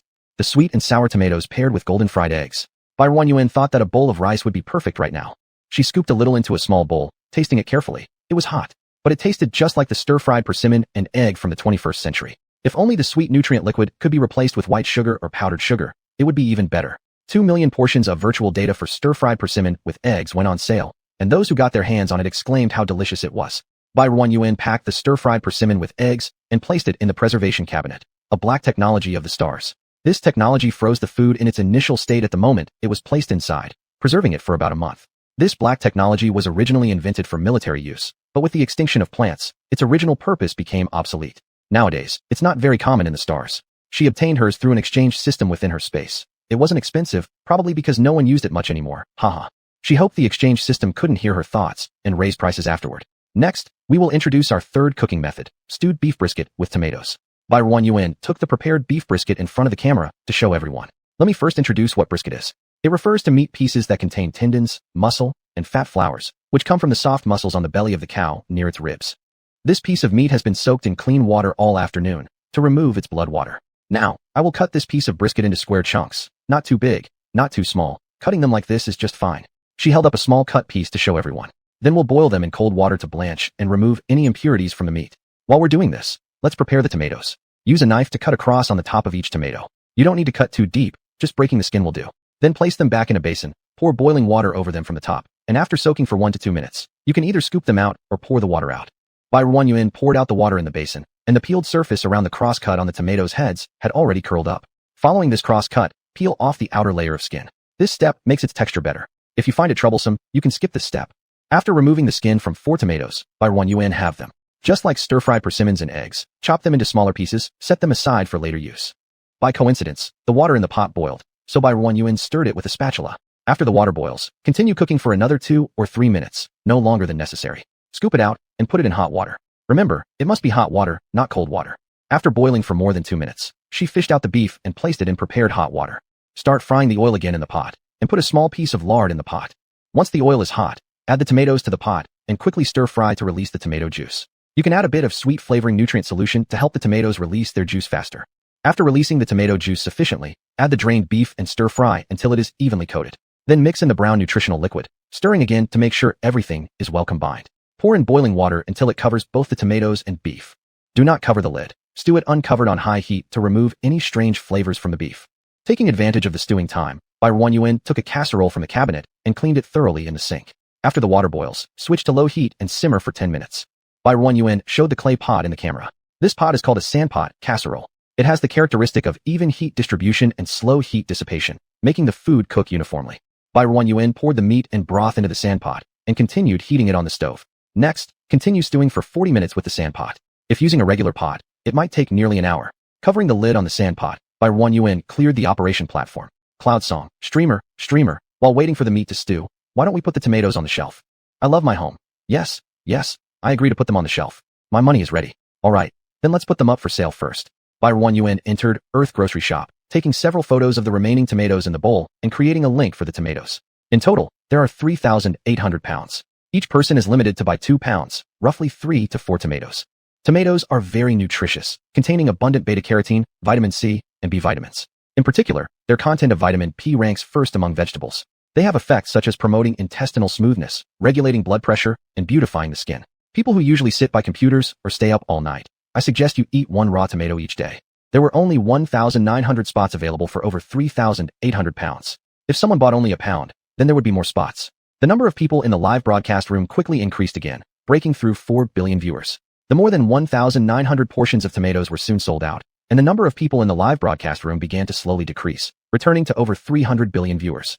Then let's also draw lots for the previous dish of scrambled eggs with persimmons for those interested. Don't leave the live stream. Bai Yuan opened the lottery tool and entered 5 in the winner's field. Congratulations to Cloud Song, Dream C, I Am Your Dad, Love of My Life, and Beauty Tears. Please send your address privately via the platform backend. After I go off air, the winning dishes will be shipped out one after another. 40 minutes had passed. Bai Yuan added edible salt to the clay pot, stirred evenly, and covered it again. Another 5 to 10 minutes should do. When the time was up, she turned off the heat, put on cotton gloves, took the clay pot away from the stove, and placed it on a pre-laid thermal insulation pad. After opening the lid, the sour smell of food mixed with the aroma of meat spread around. Summer, what's happening? I'm drooling for no reason. I have a pink mech. It smells so good. Byron Yuan scooped a spoonful from the clay pot into a porcelain white bowl. Cute bunny. Where did the host buy these tableware? They all look great. Seeing cute bunny's comment, Byron Yuan was momentarily speechless. All of hers came from the 21st century with her. Now, because the interstellar people drank nutrient fluid since they were young, tableware had been phased out over 1,000 years ago. The process of making ceramics disappeared long ago in history. Nowadays, tableware available on the market consists mostly of various metal products, most of them stainless steel, not currently available. These are old things passed down in my family. Heaven and Earth, at Princess Lizzie Not Pair, does your family have such things? Lizzie Not Pair, at Heaven and Earth no, we only have 2 porcelain vases now, which my mother treasures greatly. Fruit Ferret, the tableware the host holds is still more beautiful. The current metal products all look cold. Byron Yuan listed 20,000 copies of virtual data, then started the lottery. Now we are about to draw lots for the winners who will win the tomato stewed beef brisket. Those who want to participate, don't leave the live stream. Byron Yuan opened the lottery tool again and entered 5 for the number of participants. Congratulations to Lizzie Not Pair, She Is My Baby, Luo, Travel to See the Sea, and Sweet Little Trickster. Please send me your addresses via the backend message function. The winning dishes will be sent out successively after I sign off. So that's it for today. I'm going offline to package and ship the goods for everyone. So see you next period. Byron Yuan packed 10 servings and went step by step to the express station to send packages, then wrapped some more and sent several shipments. By the time it hit 10 o'clock, she returned home. Big brother Meng, what's wrong? Anything troubling you? Early in the morning at the courier station, Byron Yuan noticed Meng Changtian looked lost in thought with a troubled expression. Upon hearing Byron Yuan's question, Meng Changtian snapped back into focus, and the speed of his packaging unknowingly quickened. Nothing, sorry by Mississippi. Hey, there's nothing to blame here. I see you with a worried face. If you have any difficulties, you can tell me. If I can help, I will definitely find a way to help you. Don't hesitate to speak. I have no major difficulties, living well here with plenty of food and shelter. You've been taking care of our family so much. What could possibly be difficult? Meng Changtian sighed, putting the packed box aside, starting to pack the next. But, he wanted to say something but held back, sighing deeply at last. By Miss, when do you think we'll really completely solve the problem with the insect race and live peacefully? Without the insect race, there wouldn't be so many deaths and injuries every day. His eyes unconsciously glanced twice at his injured leg. Byron Yuan understood. Is it that one of your friends or comrades has sacrificed themselves or got injured? If they got injured and couldn't go to battle anymore like you, if they're having troubles at home, their families could migrate over. Don't worry about it. Thank you, Miss Bai, you're a good person. But it's not my friend. He could be considered my comrade in arms. Putting the newly packed box aside, Meng Changtian stopped working and looked at Byron Yuan. Miss Bai, haven't you seen today's hot search on Starnet? Commander Huoxia was injured again, and he was sent back to Z-Star early this morning. Commander Huoxia? Isn't that Huozheng? Didn't he just get healed not long ago? He's injured again. It seemed like he had only been on the battlefield for over a month. Meng Changtian nodded solemnly. It is said that he encountered a large-scale insect race invasion, and there was a traitor by his side. He was harmed by the traitor, which led to his injury again. It is reported that his spirit sea suffered serious damage. We don't know if it can be cured. That indeed sounds unfortunate. Last time his spirit sea was heavily radiated, and it was her space and spirit water that saved half of his life. In the end, he was brought back to Z-Star for the best treatment. Don't worry, the medical level on Z-Star is still quite high. His spirit sea was damaged due to radiation last time, wasn't it? In the end, it was cured, so this time he will definitely be treated well too. She consoled him. I hope so. He is the only 4S level strongman in the star system, and the future of the star system depends on him. Meng Changtian helplessly sighed. The people of the star system always place great hopes on Commander Huoxiao with the 4S mental strength. The future needs everyone to work together. How can we put all our hopes on one person? Relying on others is never as good as relying on oneself. There's an old saying. If you rely on a mountain, the mountain may collapse. If you depend on a tree, the tree may run away. Moreover, the medical technology on Z-Star is advanced, and Huozheng comes from a powerful family who will certainly find a way. She didn't say 2 more things. How much pressure does Huozheng bear when placed such heavy expectations on him? Just because he has 4S mental strength, he must take on responsibilities that don't belong to him, and his every word and action are closely monitored by billions of people. Yet he is only 20-something years old, but already carries many pressures and responsibilities that aren't his to shoulder. That damn group of people, they would calculate ways to harm Commander Hui just to gain greater power. Meng Changtian was enraged, clenching his fists tightly. Do you know who did it? Byron Yuan saw from his expression that he must know some inside information. Who else could it be? Probably the current federal president Cheng Ji and another General Li Haojia.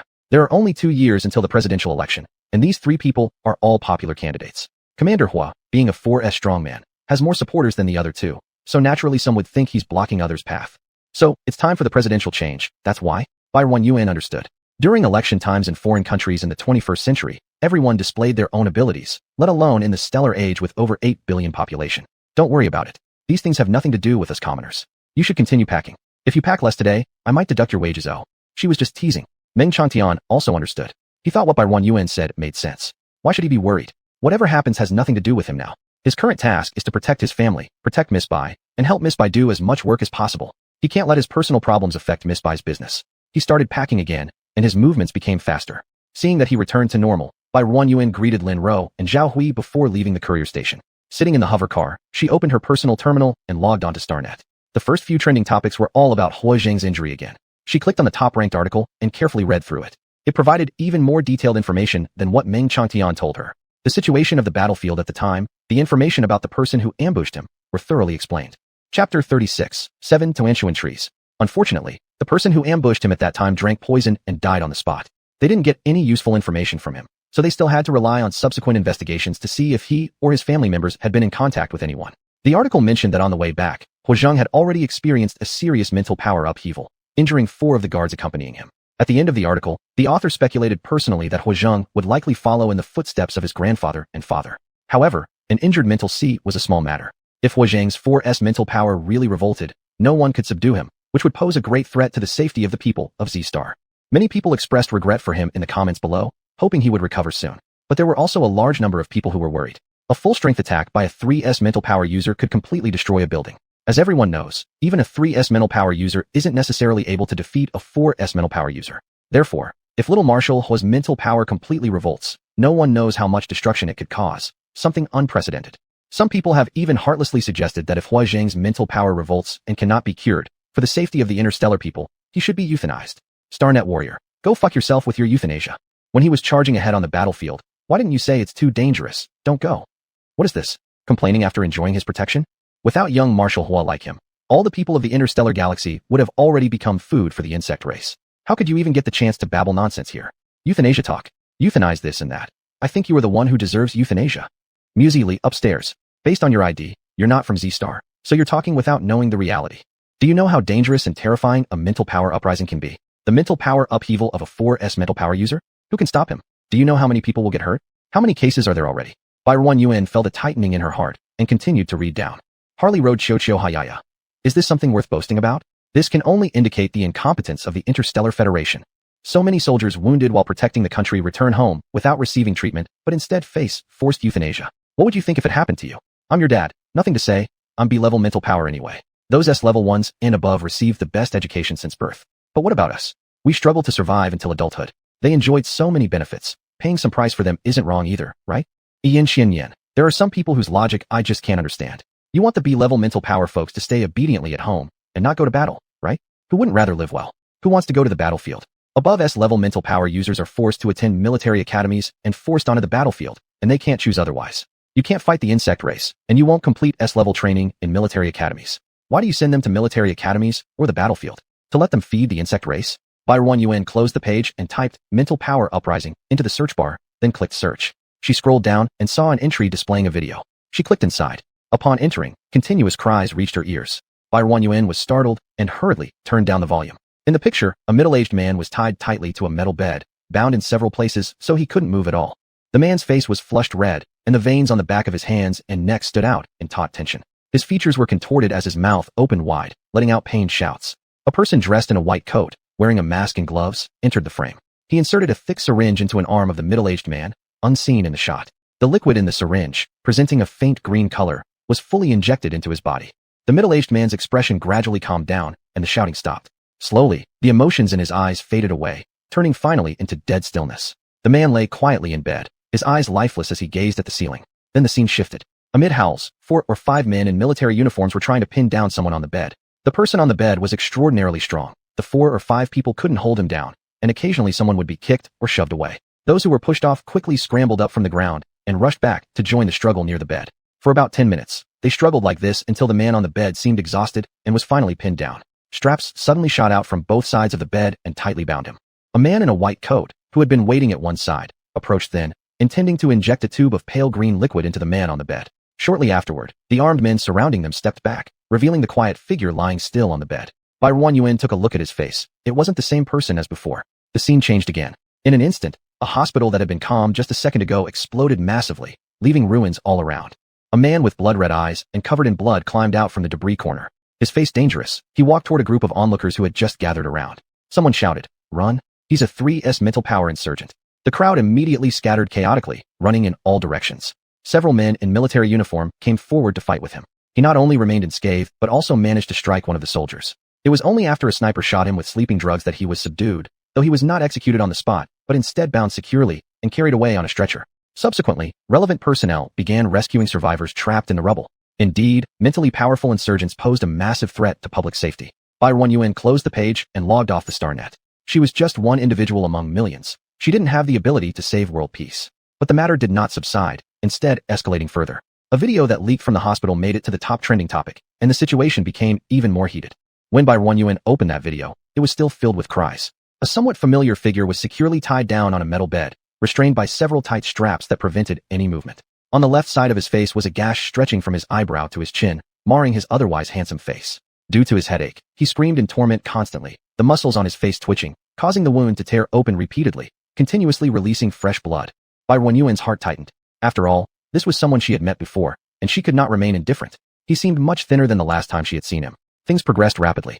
Hua Zhang's mental C was diagnosed as being completely out of control. The treatment during the previous episode did not fully cure the damage. It merely stabilized his mental state. To avoid panic and public disturbance, they announced that he had recovered, but this time, due to his mental C being damaged again, it triggered the old, untreated injuries. After various treatments, the highest-ranked Interstellar Medical Center declared their helplessness. Little Marshal Hoard would be transferred to Z-Star's best rehabilitation center for care and supervision. In the interview video, Hua Zhang's father, General Hua, had slightly red eyes but maintained a steadfast expression. As a father, I do feel heartbroken for him, but as a soldier and for the security of the entire star system, everything he has done is his duty. As his father and his commanding officer, I am proud of him.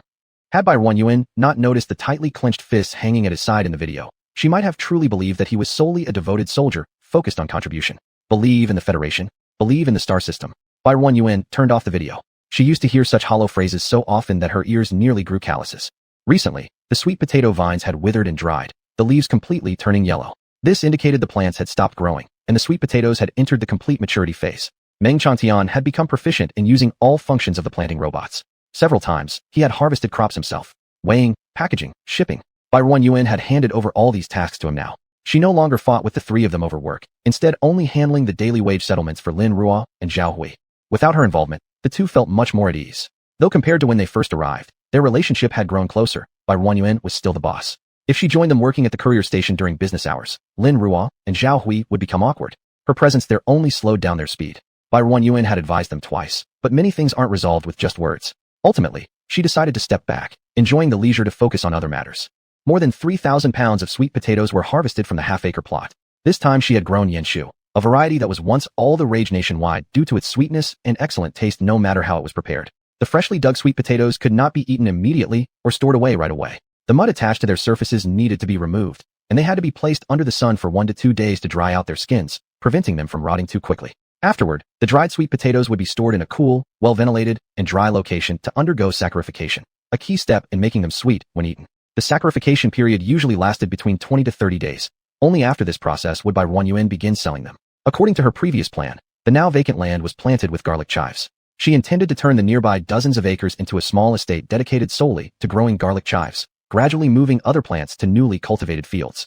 During these 20-some days while the sweet potatoes underwent saccharification, Hua Zhang had already caused the destruction of buildings 3 times and injured medical staff and guards 5 times.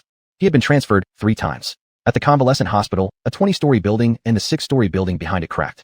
The VIP building on the 2nd floor where Hua Zhang was staying collapsed directly. In the end, he had to be relocated to a cottage far away from all buildings, guarded around the clock, constantly sedated.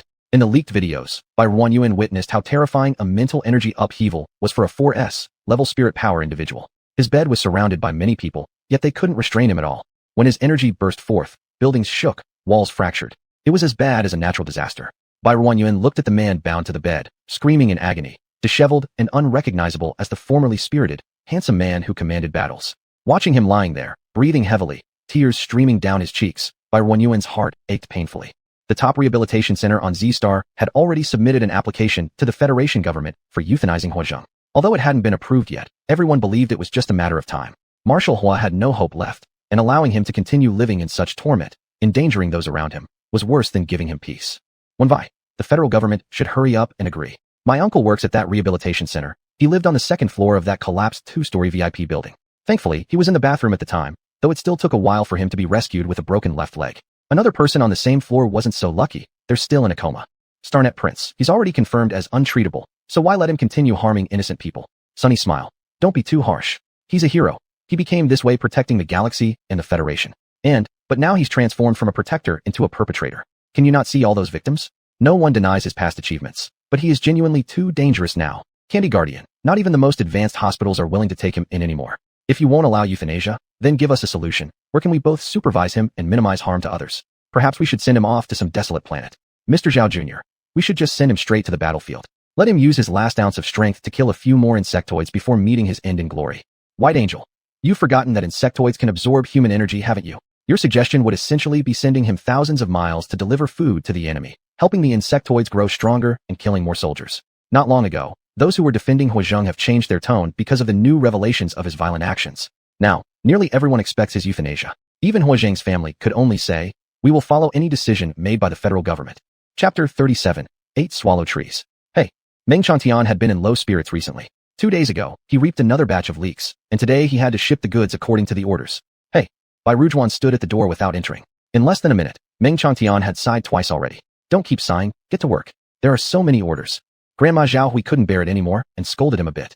You can't help him anyway. When you were injured and came back, who took care of you? If it weren't for Mr. Bai, our family of 4 wouldn't know where we would be now. That's just how society is these days. Don't waste your energy worrying about it. Working hard for Mr. Bai is what matters. I know everything you're saying, but it's just uncomfortable. You know, Commander He Xiaoyuan is the hope of the entire star system, and now he might just disappear like this. It wasn't for his command that I might not have survived on the battlefield of 019 Star 2 years ago. Mom, why do good people never live long? Bai Rujuan lingered outside the door for quite a while before finally left quietly. Hello, I wonder if anyone in your family has contact with the He family? When she returned home, she contacted Fruit Otter, 112,233, and Plumknot Pear. These 3 families had great backgrounds, perhaps having connections with the He family. 112,233. There are some connections, but not very intimate. What do you need from them? Maybe I could pass along the message. Fruit Otter, sorry boss. I've only met them at some banquets. Some side branches are familiar, but there's no interaction with the main household. Plumknot Pear. My mom knows the current mistress of the Hua household. Are you looking for someone? Perhaps she can be of some help to you. The current head of the Hua household is Gu Wanjun, He Zheng's mother. Bai Rujuan thought as a mother, she should be very concerned about her child. She replied to Plumknot Pear. Do you know about He Zheng? I may be able to treat him, but I lack a way to approach his family. I don't want He Zheng to be euthanized at such a young age. Plumknot Pear. His case has been discussed crazily these past few days. If you're talking about this matter, it's possible I might be able to help you. I'll go tell my mom, and let her find He Zheng's mother. Don't worry, wait for me. Bai Rujuan. Then I entrust it to you. She then replied to 112,233. Again, I want to contact He Zheng's family regarding his treatment issues. I found someone who claims to have some connection with his family. I'll try first. If it doesn't work out, I'll come to you. 112,233. Alright, if you need help, you can find me.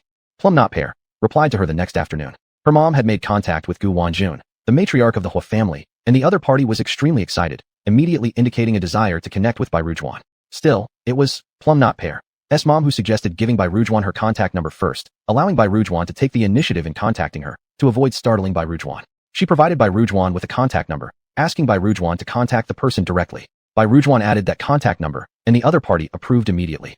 Flowing time. Hello, may I ask your name? Are you calling about He Zheng's matter? Do you have any effective treatments? Flowing time. Can we communicate via voice call? Flowing time. Truly sorry, I might be a little rude. But please understand a mother's heart. I'm really afraid that the Federation will approve He Zheng's euthanasia application anytime. Before Bai Rujuan could type any response, one text after another arrived impatiently. She realized her typing speed could never catch up, and so abandoned texting in favor of a voice message instead. The other party answered immediately, a very pleasant female voice coming through. Why you? Hello, I am He Zheng's mother, Gu Wanjun. May I ask how I should address you? Anxiety, tinged with nervousness, laced the caller's voice. Hello, my name is Bai Rujuan. I am the planetary ruler of Earth. Miss Bai, hello. Mrs. Gu, I know you are very anxious now, so please listen to me first. After I finish, if there's anything unclear, you can ask me afterward. Yes. Bai Rujuan shifted to a more comfortable position and continued speaking to the person on the other end. Mrs. Gu, I have a way to treat He Zheng. I cannot guarantee how long it will take to heal him, but I can assure you he won't end up like this requiring mandatory euthanasia. Suppressed sobs came through the line from the other side. It seemed the person was covering her mouth with her hand, making the cries sound muffled. I believe you must have heard of Earthstar. I can't leave Earthstar, so your side will have to figure out a way to bring him over here. I hope there won't be too many people coming. Just ensure that someone can protect and take care of him, preferably 2 or 3 people would suffice. I will be responsible for He Zheng's diet, but I won't be in charge of the accompanying individuals' diets. Do you understand? Understood. Came the hoarse reply from the other end, tinged with remnants of crying. I'll try my best to send him over to Earthstar soon. Can I accompany him? Of course you can. Bai Rujuan softened her tone, attempting to soothe the emotions of the person on the other side. As long as you guarantee that those who come won't harm me or Earth Star, it'll be fine. However, I do hope the number of people can be as minimal as possible, 2 or 3 at most. You need not worry. I will select people carefully and ensure I cause no trouble for you. Do you have any other questions for me? No. Gu Wanjun had already steadied her emotions, her voice reverting back to its initial state. Do you trust me so easily? Are you not afraid I might deceive you? Bai Rujuan was genuinely curious. Miss Bai, speaking frankly, I have run out of options. At this point, whoever tells me they can save my son, I will believe them without hesitation. At once, Bai Rujuan understood. It seemed she was being considered the last hope. Miss Bai, I will find a way to accompany him to you as soon as possible, and then I'll contact you again. With the direction set, Gu Wanjun needed to quickly work with her husband to devise a plan to extricate He Zheng from the rehabilitation center and deliver him to Earth Star.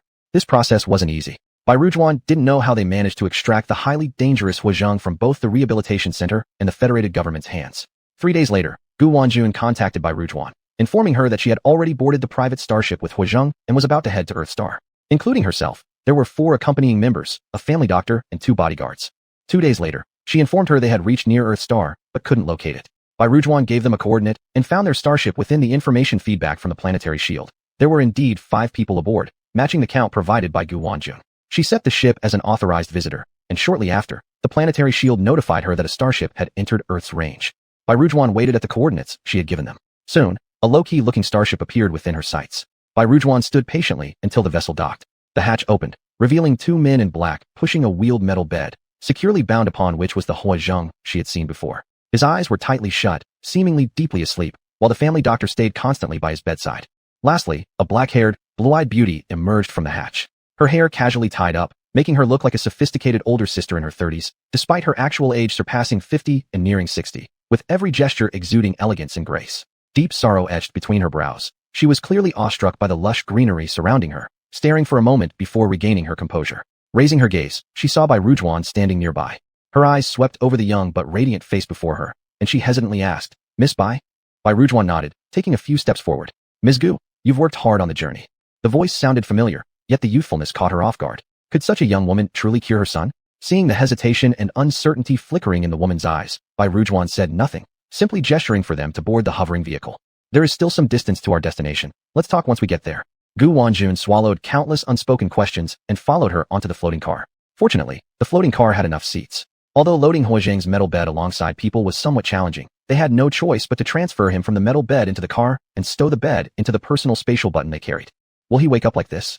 Having witnessed his destructive power, Bai Rujuan worried he might awaken unexpectedly. With no restraints now, he could lash out and hurt others easily. Rest assured, the sedative we injected into him will keep him unconscious for 6 hours, and only 1 hour has passed since the last dose. The accompanying family doctor immediately responded, casting a cautious glance at the exceptionally beautiful girl in front of them. Since he had come along, it was clear he understood the purpose of their visit. If she were only judged from this superficial glance, he doubted this young girl could have any means of treatment. Likely, Madame Gu had been deceived. This girl in front of them might just be a die-hard fan of young Master Hua, hoping to spend some time with him before his demise. The starship had to remain where it was as everyone boarded the hovering car. Gu Wanjun sat beside Bai Rujuan. Peering curiously out of the window, she marveled at the lush greenery everywhere, full of vitality. Are these all real? Due to the extinction of plants, people of the stars had invented realistic artificial plants, and even developed protective domes with a greening effect that could simulate various flowers and trees, though they came with an exorbitant cost. They're real. You can take some time to wander around if you like. Just don't venture beyond the safe zone. It hasn't been cleared yet. Gu Wanjun nodded slightly. It was just a casual remark. She didn't have the leisure to stroll while her son remained in such a condition. Soon the floating car brought them to Bai Rujuan's castle, parking on the lawn. We've arrived. Bai Rujuan stepped down first, followed by Gu Wanjun, then the 2 bodyguards who supported He Zheng and the family doctor. They retrieved the metal bed from the spatial button and repositioned He Zheng upon it, securing him tightly once more. Fortunately, Bai Rujuan had thoughtfully constructed a sloped pathway next to the stairs when the castle was built, which saved considerable effort as they pushed the metal bed upward. Everyone took stock of the unique building, distinct both in appearance and interior design. He Zheng will stay on the first floor, Ms. Gu. Do you prefer to reside on the first or second floor? She glanced toward the 3 followers behind. And you 3 can choose as well. Miss Bai, He Zheng's destructive power is quite formidable now. Perhaps you should consider placing him in another area for solitary confinement? I worry he might damage your house. Gu Wanjun couldn't help but suggest.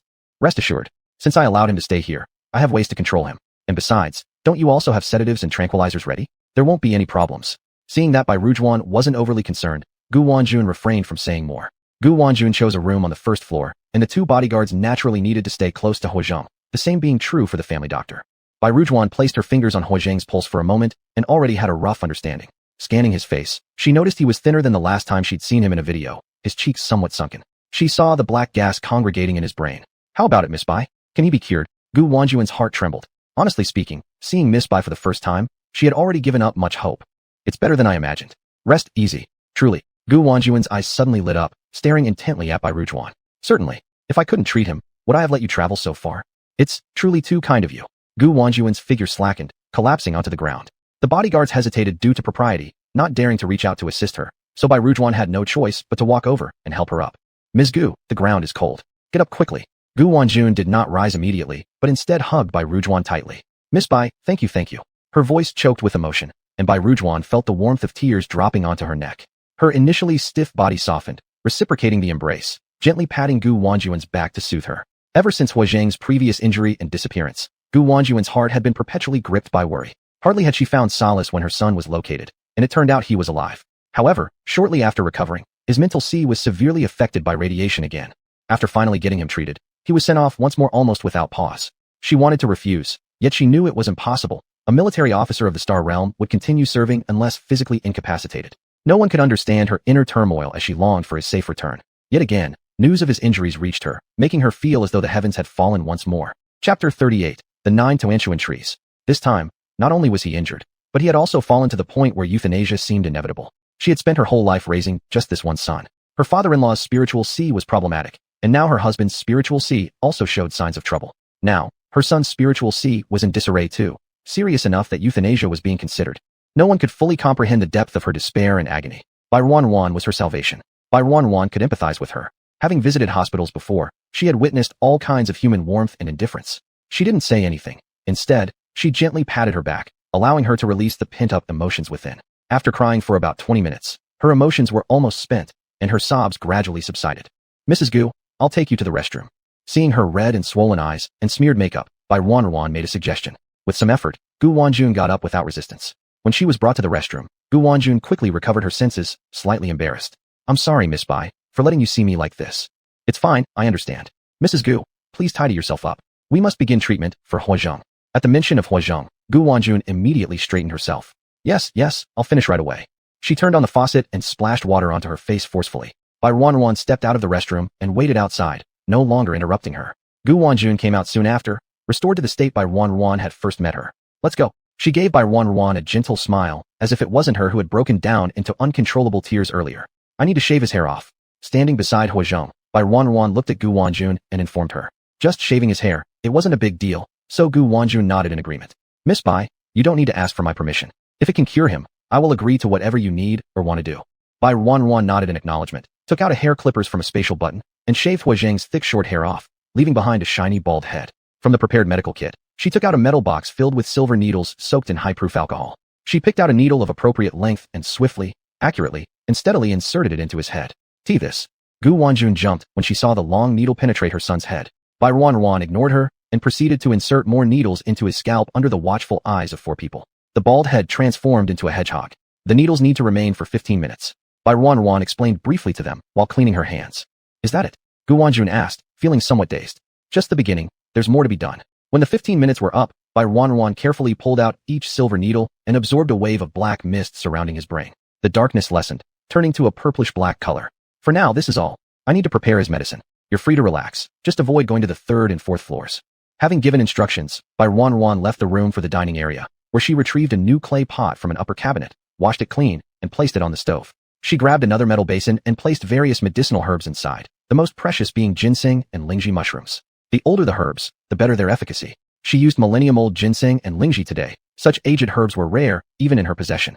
After rinsing the herbs, she poured them into the clay pot, which needed to soak for an hour before boiling to facilitate the extraction of the ingredients' effects. Chinese herbal medicine requires reducing 3 bowls of water to 1 bowl of water, combining the decoction from 2 rounds of boiling and dividing it into 2 or 3 doses. Another half hour later, Bai Ruan carried one of the prepared doses and re-entered Huozheng's room.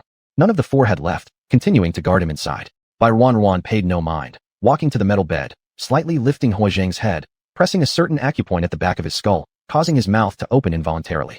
The medicine was warm, but not scalding.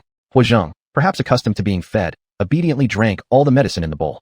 This surprised Bai Wan, who had anticipated difficulties feeding him. Fortunately, he still had a survival instinct, so she felt relieved. One more dose of medicine tonight should suffice. Leave someone here to keep watch, the others may rest. My building has security robots, which will alert me if he exhibits any violent behavior. All right, thank you, Miss Bai. Please carry on, I'd like to stay here with him. Gu Wanjun quickly expressed her gratitude. Since Hua Zheng went to school, he rarely comes back home. This time, it's good because he'll finally be able to spend more time with me. That settles it then. I won't disturb you too. Bai Wan gathered her tools and turned to leave the room. Miss Bai, wait a moment. The family doctor hurried after Bai Wan as she exited. Bai Wan stopped and turned. Is there something else, doctor? Miss Bai, allow me to introduce myself. My name is Xiaoan. Dr. Xiao, hello. Bai Wan nodded briefly. Miss Bai, could you provide me with a sample of the soup master just drank? I'd like to examine it. Bai Wan looked at him silently without replying. Xiaoan quickly explained. Please don't misunderstand me. This isn't about mistrusting you. It's purely out of curiosity about your medical skills. I've never seen anyone treat diseases using soup. That wasn't soup. It's a decoction made from traditional Chinese herbs. She replied simply before continuing her walk. Please follow me. Xiaoan relaxed upon hearing this and promptly followed her. Bai Wan led him to the dining area and retrieved another portion of the prepared decoction from the fridge. I can only give you a small amount, or it won't have enough potency for its intended use. A little bit will do, a little bit will do. Xiaoan immediately agreed. Bai Wan scooped out a small spoonful and poured it into the container Xiaoan had brought along. Thank you so much. Xiaoan appeared thrilled, treating the sample with extreme care, as if holding onto some priceless treasure. No need to thank me. If you discover anything, I'd appreciate it if you could share the findings. It interests me too. For now, you carry on with your work, and I'll go tend to mine. She could tell that he was an honest medicine enthusiast, free of any ulterior motives. Certainly, Xiaoan affirmed as he carefully returned to his room with the container. Once confirming no one was around, Bai Wan withdrew 3 lush pots of pothos from her spatial ring, cradling them as she headed toward Hua Zheng's room. Miss Bai, Gu Wanjun sat by the metal bed, guarding her son, looking up when she heard the door open and noticing the 2 bodyguards glancing over. You don't need to mind me. Bai Wan walked in, placing the 3 pots of pothos on 2 balconies and on a table close to the metal bed. What are these? Curiosity prompted Gu Wanjun to approach and gently touch the trailing vines and leaves of the pothos. They're called pothos. They're highly resilient plants that absorb radiation and purify the air. As Gu Wanjun touched the leaf, she felt an unusual texture. Accidentally, her long nails scratched a mark on the leaf. Oh, I'm sorry, Miss Bai. I didn't mean to damage this thing. Gu Wanjun hadn't expected how fragile it was, leaving a mark with such a light touch. Not knowing how else to refer to the plant part, she simply called it thing. Bai Wan leaned closer to inspect and smiled. No worries, it'll be fine, nothing to worry about. Taking the opportunity, she introduced each part of the plant. The section you touched earlier is its leaf. This here is its stem. Gu Wanjun listened attentively, trying hard to remember everything. Do you like them? If so, we can place a couple in your room as well. Really? Could I? Gu Wanjun lit up, her eyes shining brightly at the prospect. This was a plant, right? She had indeed researched Bai Wan beforehand and knew how hot plants were currently and how hard they were to come by. Still, humans seem to have an innate closeness to plants. Gu Wanjun found joy in its presence just by looking at it. Of course, on both sides of the entrance, there are flower beds planted with many kinds of flowers. If you find any you like, you may place a few pots in your room. Such a simple request Bai Wan could easily fulfill. She also hoped to encourage her to venture outside more often, relax, and not remain trapped in constant anxiety and sorrow. Upon arriving, Gu Wanjun had only focused on entering and hadn't paid much attention until now, prompting her interest. All right, I'll take a look. Thank you, Miss Bai. Bai Wan decided not to disturb them further and stepped back out. The house now housed a few unfamiliar faces, and she really wasn't entirely comfortable with that. So she opted to take a stroll through the fields and visit the Meng Chantian trio at the courier station. Miss Bai is here. Meng Chantian was the first to notice her, having keener senses than others. Just wanted to check in on what you're doing. Take a break if you're tired. Don't keep going endlessly. His family had encountered bosses who scolded them for not working enough, but never someone like Bai Wan who worried they worked too much. Understood, boss. On the workbench's corner, their child sat with round, curious eyes, watching intently as his father, mother, and grandmother worked. Occasionally, the baby reached out tiny hands mimicking their motions, as though contributing to their labor. He'd grown chubbier lately, carrying a bit more baby fat on his face. Bai Wan went over and picked him up. He looked at Bai Wan without any shyness and even smiled at her, revealing his pink gums. Bai Wan saw a bit of white on the gums and carefully looked closer to realize that his teeth were starting to come in. He's beginning to grow teeth. Bai Wan supported his little bottom as she said this to the family of 3. Yes, it was discovered by Xiao Rou while feeding him. This boy is now starting to bite things. Meng Chantian replied to her while Lin Rou just briefly glanced up with a smile before going back to her work. Besides breastfeeding, do you give him anything else to eat? No. Lin Rou responded gently. Bai Wan furrowed her brows lightly, finding no childhood memories in the original host's mind. But in the 21st century, babies around 4 months need to start complementary foods because their digestive systems are developed enough for them to require more than just breast milk. Moreover, vitamins A and D, needs to be supplemented since children are prone to calcium deficiency. They also need attention for possible iron deficiency to prevent anemia. Does he cry, sleep excessively, sweat more, or seem irritable at times? Linro thought back. It seems so. Sometimes he cries a lot, and it's hard to soothe him. For babies aged between 3 to 6 months, calcium deficiency might lead to increased nervous excitability such as irritability, restlessness, excessive sweating, scalp irritation resulting in head shaking, bald patches behind the head, and cranial softening. At 8 to 9 months, lack of calcium would cause symptoms like square skull, enlarged anterior fontanelle, delayed teething. In toddlers over 1 year old, calcium deficiency manifests as rickets, beaded ribs, rib groove, pigeon chest, funnel chest, handlets, footlets, O-shaped or X-shaped legs. Children who remain calcium deficient beyond 2 years of age risk permanent bone deformities. Their child with Meng Changtian and Lin Ro should already be about 6 months old without receiving complementary foods or AD supplements. At what age can he start drinking nutritional fluid? Being a first-time mother, Lin Ro wasn't very clear, so she turned to her mother-in-law, Zhao Hui, for advice. Just before he turns 1, we'll wean him off breast milk. Then nutritional liquid will gradually replace it. So the child might starve for several more months? How pitiful. Bai Ruan watched lovingly as the obedient baby in her arms stared at her with round eyes, pulling on a strand of her hair to put it into his mouth. Not allowed. Bai Ruan retrieved her hair from his grip and pinched his chubby cheeks. He didn't cry, but rather showed her his gums again, smiling at her. Bai Ruan truly liked him. After placing him back on the little quilt, he still wouldn't let go of her clothes, clinging onto her unwillingly. He seems to really like you. The elder lady Zhao Hui said this with a hint of surprise. Bai Ruan pulled her clothes out of his small hands. The little one pouted at her, seemingly hurt, but did not cry. Just wait a moment, I'll be back shortly. She saw his dejected look and hurriedly patted his back to calm him. After stepping out, in a place out of sight, she retrieved 2 cans of infant rice cereal suitable for his age group from her space ring. This rice cereal was fortified with iron supplements, fully capable of meeting his nutritional needs. She then exchanged the cans with a local interstellar packaging design and entered the house again holding the 2 jars. From her space storage, she also took out a new small bowl and spoon. Using its attached spoon, she scooped a portion of the rice cereal and prepared some boiled water to mix it, creating the proper consistency. Since it was his first time eating, she made the porridge thinner. When the temperature cooled down, she returned with the small bowl to the baby's side. He had been staring intently at her every move, and when she arrived, he eagerly stretched his little hands out, asking her to pick him up. He kept making sounds from his mouth. Bai Ruan didn't lift him up. Instead, she seated him on the mat properly and used a baby-sized spoon to feed him a scoop of rice porridge. Chapter 39. 10 Toanchuan Trees. The little one didn't know what she was doing, only watching her curiously. Bai Ruan taught him to open his mouth. The little one was very smart. After only 3 demonstrations he had learned. When she said, he also imitated her by opening his small mouth. Bai Ruan fed him a spoonful of rice porridge. Confused for a moment, the little one smacked his lips and tasted it. His big eyes stared at her, eagerly opening his little mouth again. The little one's mouth opened, mimicking the sound she had made before. Haha, you're so smart. She scratched his little nose with her finger, scooped a spoonful of powdered rice into his mouth, and the little one happily smacked his lips while eating. As soon as he finished, he opened his mouth urging Bai Ruan to continue. What are you doing? What did you feed him, Miss Bai? Hearing the sounds from the child and Miss Bai, the family of 3 looked over with curiosity, just in time to see Bai Ruan feeding their child a white substance. As a mother, Lin Ro became worried and approached to check. It's rice porridge. Bai Ruan showed her what was in the bowl. Seeing Lin Ro's worried face, she regretted not telling them earlier, causing them some misunderstanding. Babies 4 to 6 months old need supplementary food. Your breast milk doesn't provide enough nutrition for his growth needs anymore. The baby may lack calcium and become anemic. I was presumptuous. I should have asked you first before feeding the little one. Her face showed a bit of embarrassment, acknowledging that this action lacked proper consideration. Lin Ro's worry subsided. Although she knew Miss Bai was kind-hearted, matters involving children required extra sensitivity. After listening to Bai Ruan's explanation and observing the item in her hand, despite not fully understanding, she realized that it was for the child's good. The little one had no idea what happened between the adults. He opened his mouth again and made the sound to prompt Bai Ruan to feed him. Now Bai Ruan found herself in a dilemma. Feeding wasn't right. Not feeding also wasn't right. That, sister-in-law, you feed him. She handed the bowl over to Lin Ro, pushing 2 cans of rice porridge towards her as well. This is for the child. Give him a little every day. At this age, breast milk alone isn't enough for him, and the iron content in your breast milk isn't sufficient either. Children can easily become anemic. Lin Ro understood that Bai Ruan had the child's best interests at heart. Still, these things were completely new to her, prompting an involuntary glance toward her mother-in-law. The old lady hadn't heard of such things either. Giving birth and raising children was always done traditionally. Nobody had ever explained details about supplementary food or anemia to her. But Miss Bai was known to be knowledgeable and competent. Her words must certainly be correct. Xiao Ro, Miss Bai knows a lot. Whatever she says is surely right. You should thank her properly, Miss Bai. We really feel sorry for making you spend on us again.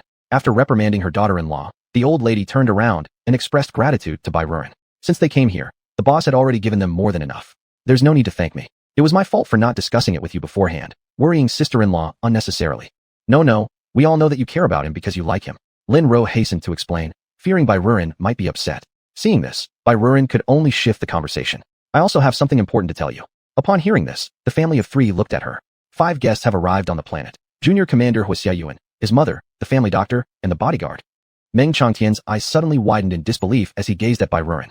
Junior Commander Hua Xiaoyuan's health isn't good, so please try to avoid coming to my place recently. Also, if you see any of our guests anywhere, don't act rashly, but at the same time keep an eye on their behavior. If you notice anything inappropriate, be sure to let me know. The family of 3 understood her words. Knowing how valuable plants were now, their experiences had deeply impressed upon them the importance. Miss Bai, what is Junior Commander Hua's current condition? Meng Changtian cared most about this. His condition is being managed with sedatives and tranquilizers. Meng Changtian remained silent for a while. Miss Bai, why would Junior Commander Hua come here? Is there a treatment method for him? Not entirely clear yet. It's just a trial. Bai Ruren decided not to share specifics with them. Meng Changtian fell silent again, reflecting on the fact that even the highest-ranking hospital had no solution. How could Miss Bai possibly possess any? Suddenly, Bai Ruren's personal terminal rang. Upon checking, she saw it was Gu Wanjun calling, indicating that Hua Zheng had awakened. You all go ahead. I'm leaving first. Sister-in-law, don't forget to feed the child 3 meals. You can prepare it by mixing with boiling water, start a bit thinner, and after half a month, gradually thicken it. Come find me once it's finished. She spoke as she headed toward the door, simultaneously answering an incoming communication. Ms. Gu, what's wrong? Miss Bai, Mr. Hua has woken up. What should we do? Her voice was slightly frantic.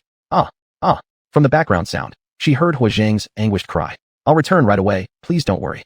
Getting into her levitation car, she rushed back as quickly as possible. The rooms were constructed with optimal soundproofing when built, so it wasn't until she entered Hua Zheng's room that she began hearing his continuous cries. Gu Wanjun stood helplessly by the metal bed, red-rimmed eyes filling with tears. When she saw Bai Ruren approach, she rushed 2 steps forward and gripped Bai Ruren's arm. Miss Bai, please hurry and take a look. Bai Ruren was pulled over to the metal bed where Hua Zheng lay. His face was crimson, his eyes wide open in distress, his mouth agape as he emitted loud screams. His neck veins protruded prominently. One of Bai Ruren's hands grabbed his arm, while the other placed itself on his pulse. Miss Bai, carefully. Gu Wanjun hesitated mid-sentence. She noticed that Hua Zheng's hand being held firmly by Bai Ruren couldn't move at all. After checking for a moment, Bai Ruren let go of his hand, and instantly it resumed flailing about uncontrollably. From the medical kit, she retrieved the longest needle, which she promptly inserted into Hua Zheng's smooth, shining head. She worked swiftly, preventing him from even having time to struggle before the needle went in. His facial expression slowly calmed down, and he eventually lay still quietly on the bed. Missed by this, upon seeing his calmness, Gu Wanjun assumed Bai Ruren had found a treatment method. I've merely relieved his pain and made him temporarily quiet, akin to administering a tranquilizer. But unlike the tranquilizers, it doesn't harm his nervous system or worsen his condition. While she performed the needling earlier, she also absorbed some of the black mist from his head, causing the purple-black haze to lighten somewhat. I'm going to prepare lunch. You two enjoy yourselves. Bai Ruren washed a small bowl of rice, added an appropriate amount of water, then left it to stew slowly in the pot used for daily cooking. Next, she simply prepared fried tomato scrambled eggs, paired with firmer textured white rice. Bai Ruren consumed half of the dishes along with a large bowl of white rice, setting aside the remainder for Gu Wanjun. Placing the food into the refrigerated cabinet, the porridge in the pot was now thickened. Just before removing it from the pot, she dropped a few droplets of spirit spring water inside and added a spoonful of sugar. Ms. Gu, I've left food for you in the dining area. Please go eat. Bai Ruren carried the majority of the porridge inside and approached where Gu Wanjun sat by the metallic bed, keeping watch. 2 guards stood nearby dutifully. I won't go. I want to stay here and keep guard. Gu Wanjun seemed hesitant. You've been exhausted for the whole morning. Try my cooking. Bai Ruren walked over to the bed, looking at Hua Zheng bound like a piglet, and felt a little troubled. Can you untie him for a moment? I want to feed him. This position isn't suitable. No need to untie him. This bed can be adjusted. Ms. Gu pressed something on the bed near her side, and the upper half of the metallic bed rose up, just like the hospital beds from pre-apocalypse times that Bai Ruren had seen. Bai Ruren. She was speechless. She realized how outdated her knowledge had become. Had she known the bed could move, she wouldn't have gone through so much trouble when feeding him medicine earlier. Is this angle alright? A little higher. Now it's good. She tried persuading Gu Wanjun again. Ms. Gu, please go eat. The food is in the refrigerator. The chopsticks are in the upper cabinet. I'll take care of it here. Alright. Gu Wanjun reluctantly glanced at Hua Zheng on the bed twice before finally stepping out. Hua Zheng looked dazed. Bai Ruren ladled a spoonful of rice porridge and carefully fed it to him by placing it near his lips. Hua Zheng obediently opened his mouth, his lifeless eyes fixating on her. Feeding proceeded smoothly. He ate as she fed him. Eventually, the entire bowl of porridge was consumed clean, and he unconsciously opened his mouth again after the last bite. Bai Ruren smiled while wiping his mouth. This portion is enough for now. I'll give you more tonight. It was unclear whether it was because she stopped feeding him or because he understood what she said, but he closed his mouth and continued staring blankly at her. Within minutes of finishing feeding, Gu Wanjun returned. He's just finished eating. Let him sit like this for a while. After around half an hour, lay him down again. Understood, Miss Bai. I've noted it down. Gu Wanjun nodded repeatedly and brought up other topics. Miss Bai's cooking is really good. I wonder what we had today. The white grainy one is rice, and the red and yellow mix is stir-fried tomatoes and eggs. When she packed it in the refrigerated cabinet, she turned it into a Donburi-style dish. After stirring evenly with the soup, Gu Wanjun ate the whole large bowl clean without any leftovers. She even felt like having more. Tomatoes? Are they from Space Chicken's eggs? I've tried that when I was a kid. It's rather fishy. Could they be so delicious now? Then, do you sell them? I'd like to buy some to send back home to my family. She wanted old Hua and her father-in-law to try as well. She felt particularly comfortable after eating. Moreover, Miss Bai was also eating, so it must be good. Yes, sure, how much would you like? I don't know how much is a gene, pound. Could you give me some advice? The portion you just ate used about 1 gene of tomatoes. How much do you think your family could consume per meal? If calculated this way, her old Hua could eat double her amount at once, which is 2 genes, and then her father-in-law too by this count, making that 4 genes for 2 people. 40 genes of tomatoes then, and 40 genes of rice as well. How many Space Chicken eggs did you use, Miss Bai? We used half an egg for both dishes, Barren patiently explained. You can buy some more eggs. They are also delicious if you simply fry them. We have another vegetable called leek, which pairs wonderfully with scrambled eggs. Then I'll get 40 genes of leeks too. There were storage nodes and refrigerators at her place, so she wasn't worried about buying too much food. Do you sell Space Chicken eggs here? Gu Wanjun thought their planet only sold plants. All the eggs here have been cleared of radiation, along with various kinds of meat. You can search Earth Grocery Shop on the StarNet Mall, where everything we sell on our planet is available. After hearing this, Gu Wanjun opened her personal terminal, logged into the StarNet Mall, and searched for Earth Grocery Shop. Inside, she found various space beast meats, even divided by different cuts. But the prices were genuinely high, several times more expensive than ordinary space beast meats. She bought 10 genes of beef and 40 eggs to mail back home. Then she realized that there were no links to vegetables in this shop. Miss Bai, there are no tomatoes or leeks in your shop? Oh, they're all sold out, hence taken off the shelf. I'll go to the warehouse and fetch the tomatoes and leeks for you. Vegetables are quite expensive, 2,000 star coins per gene. Are you sure you want 40 genes of each? Definitely. Gu Wanjun knew from the start that the price of vegetables wouldn't be cheap. The price Barren mentioned was actually slightly lower than what she had expected. She transferred the money for 40 genes of tomatoes and 40 genes of leeks to Barren. Seeing that she didn't have anything else to say, Barren removed the needle from Hua Zheng's head, and he slowly closed his eyes and drifted off to sleep. You go ahead. I'll visit the warehouse and let the packing crew prepare your vegetables. They'll be shipped out today. Make sure General Hua over there receives it. Barren took the empty bowls Hua Zheng finished and returned to the dining area, noticing that Gu Wanjun had already cleaned the utensils she used and placed them in the sterilizer. After washing the bowls in casserole and putting them in the sterilizer, she went to the courier station to pack the tomatoes, rice, leeks, beef, and eggs that Gu Wanjun purchased. The previous batch of tomatoes and leeks had already been sold out, so she had to retrieve them from her spatial key. Miss Bai has arrived? The 3 family members were still working at the courier station, not yet finished processing the last batch of leeks. Don't mind me, you keep working. I'm sending 2 parcels. Having said that, she didn't bother them anymore and proceeded to take 40 genes of tomatoes, 40 genes of leeks, and 40 genes of rice from her spatial key. Then she went to the cold storage to retrieve 10 genes of sliced beef strips and 40 eggs. Chapter 40, 1 tomato. She edited the recipes for a few dishes and sent them to Gu Wanjun, along with the courier tracking number. She also sent today's wages to Zhao Hui and Lin Ro before leaving the courier station. Li Zi is not Li. Streamer, take a look at my sweet potatoes. Are they ready yet? Li Zi is not Li. Picture. Bai Wanyan opened it. The sweet potato vines in the picture were slightly withered but still not ready for harvest. You need to wait a bit longer. Dig them up when both leaves and stems are fully yellow. Li Zi is not Li. Okay. Li Zi is not Li. Streamer, when will you sell ton trees again? I have real estate on other planets too, and I want to plant some in each of the courtyards. Currently, her ton trees are all busy absorbing garbage. She sold the ton trees last time due to Federal President Cheng Ji's provocation. There aren't any ton trees left at the moment, but there's something else. I'll decide which kind is suitable for sale and notify in the live stream these 2 days. You prepare your little money. Li Zi is not Li. Will I still get preferential treatment? I'm afraid I won't be able to grab one, woo-woo. Of course I'll give you 2 reserved slots privately. Whether or not you manage to grab one in the live stream, you're set. Li Zi is not Li. Love you, streamer. I'll ask my dad for money. You hurry up and choose the product. Alright. Bai Wanyan thought about what plants she had plenty of in her space, noting the abundance of grass. Of course, selling grass was out of the question. Then, she remembered the pothose she took out earlier. This would be good. It has extremely strong vitality, and a single stem can turn into many pots through cuttings. With this in mind, she immediately fetched several pots of lush pothose from her space and clipped all the drooping branches, cutting each branch into 3 segments and soaking them in water filled with rooting solution. She stored the containers back in her space, where time flowed 30 times faster than in reality. She posted a live streaming preview, announcing that 3 days later, new ornamental plants would go on sale, priced at 30,000 interstellar coins.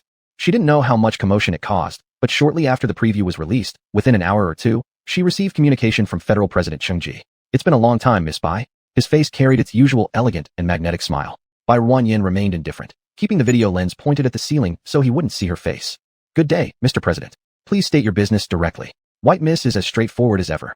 With a voice like a cello, Chung-ji propped his chin with his hands, showing only gentleness on his face, as if the previous icy expression hadn't come from him. After all, I'm nowhere near as idle as Mr. President. If you have nothing to say, please don't waste each other's time.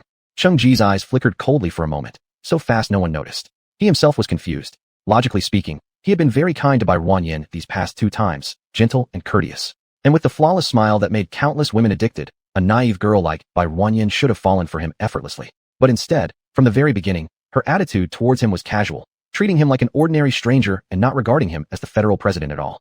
Then I'll be direct. The batch of plants you provided to the research institute died one after another. No matter what method they tried, they couldn't save them, so... He paused mid-sentence, waiting for Bai Ruanyin to catch on to the rest herself. What else could the rest be besides wanting her to provide more plants, ideally bringing the energy of her rumored planting talent? So what? Bai Ruanyin pretended not to understand. Chung-ji didn't expect her to say that, unsure whether she truly didn't get it or was just pretending. What do they hope you'll provide is another batch of plants. Aren't you planning to sell some plants anyway? Such audacity. Bai Ruanyin scoffed twice. The smile on Chung-ji's face faded somewhat. He felt embarrassed, not expecting Bai Ruanyin to be so bold. Are you referring to me? Of course not. Bai Ruanyin snorted softly. I'm talking about those shameless people who beg for things. The fingers of the hand Chung-ji rested under his chin unconsciously twitched. He sensed her indirect implications and double meanings. Moreover, the last batch of plants she sent over, he had kept 2 in his own home. Of course, they ultimately withered and died. He also harbored some selfish intentions this time around. If you wish to charge a fee, it's acceptable. Just treat them as regular customers. Sounds easy, huh? Bai Ruanyin gave a meaning-laden laugh. I'd rather sell my stuff to strangers in the live stream than to them. Why is that? Chung-ji's smile disappeared, turning his face stern. Are you not aware of how they originally conspired to force me? You should understand the importance of plants to the interstellar community, though their past actions may have upset you. Chung-ji's expression turned apologetic. I apologize on their behalf. They acted out of concern, as plants are too crucial for interstellar life. Radiation levels are worsening, and each year planets become uninhabitable due to high radiation, requiring mass migrations of civilians. So many people suffering from excessive radiation pains, it's heart-wrenching. Doesn't Miss Bai feel the same way? Not really. Bai Ruanyin replied coldly. What others endure has nothing to do with me. If you find it painful, then why not open immigration policies for Purple Star and Blue Star to allow more people to move somewhere safer? Or provide planetary shields or safe zone shields to every planet? Wouldn't that also protect the populace? Chung-ji. He wanted her to make sacrifices, not teach him what to do. And don't planetary shields cost money? Issuing one to every planet. The manufacturing materials for planetary shields were extremely rare and exorbitantly expensive. Even using all available resources, they managed to create only 2, which was why he had always been curious where Earth's planetary shield came from. As for the protective shields for safety zones, they weren't excessively costly, but why should he foot the bill? Miss Bai, do you think if one day all the planets in the interstellar community were shrouded in high radiation and humanity could no longer survive, would you still be able to remain isolated and unaffected? I could. Bai Ruanyin spoke these 2 words lightly. As long as she ensured an uninterrupted supply of energy to the planetary shield, even if 20 God of War class battleships attacked Earth simultaneously, she wouldn't fear. Chung-ji was truly speechless. He couldn't figure out where her misplaced confidence stemmed from, or why she was so stubborn. He restructured his thoughts. Miss Bai, even if you don't care about others, shouldn't you care about the safety of your fans in the live stream? They like you, support you so much. Could you bear to see them die? So I'm selling them plants. Chung-ji. His heart felt like it had lost 3 pints of blood. He was genuinely powerless against her. They ended the conversation when Bai Ruanyin said, I need to go busy myself now. Let's talk next time. Without any of Chung-ji's wishes being fulfilled, he really wanted to grab her, and then enslave her, make her serve him through every method imaginable. But she hid inside Earth where he couldn't reach her. At this thought, he remembered she had hired a family of 4 before, bringing them over to live on Earth. He gestured toward his subordinate standing nearby. Find out information about the family brought to Earth earlier, and check if there's any way to contact them. Yes, sir. The subordinate immediately nodded in agreement.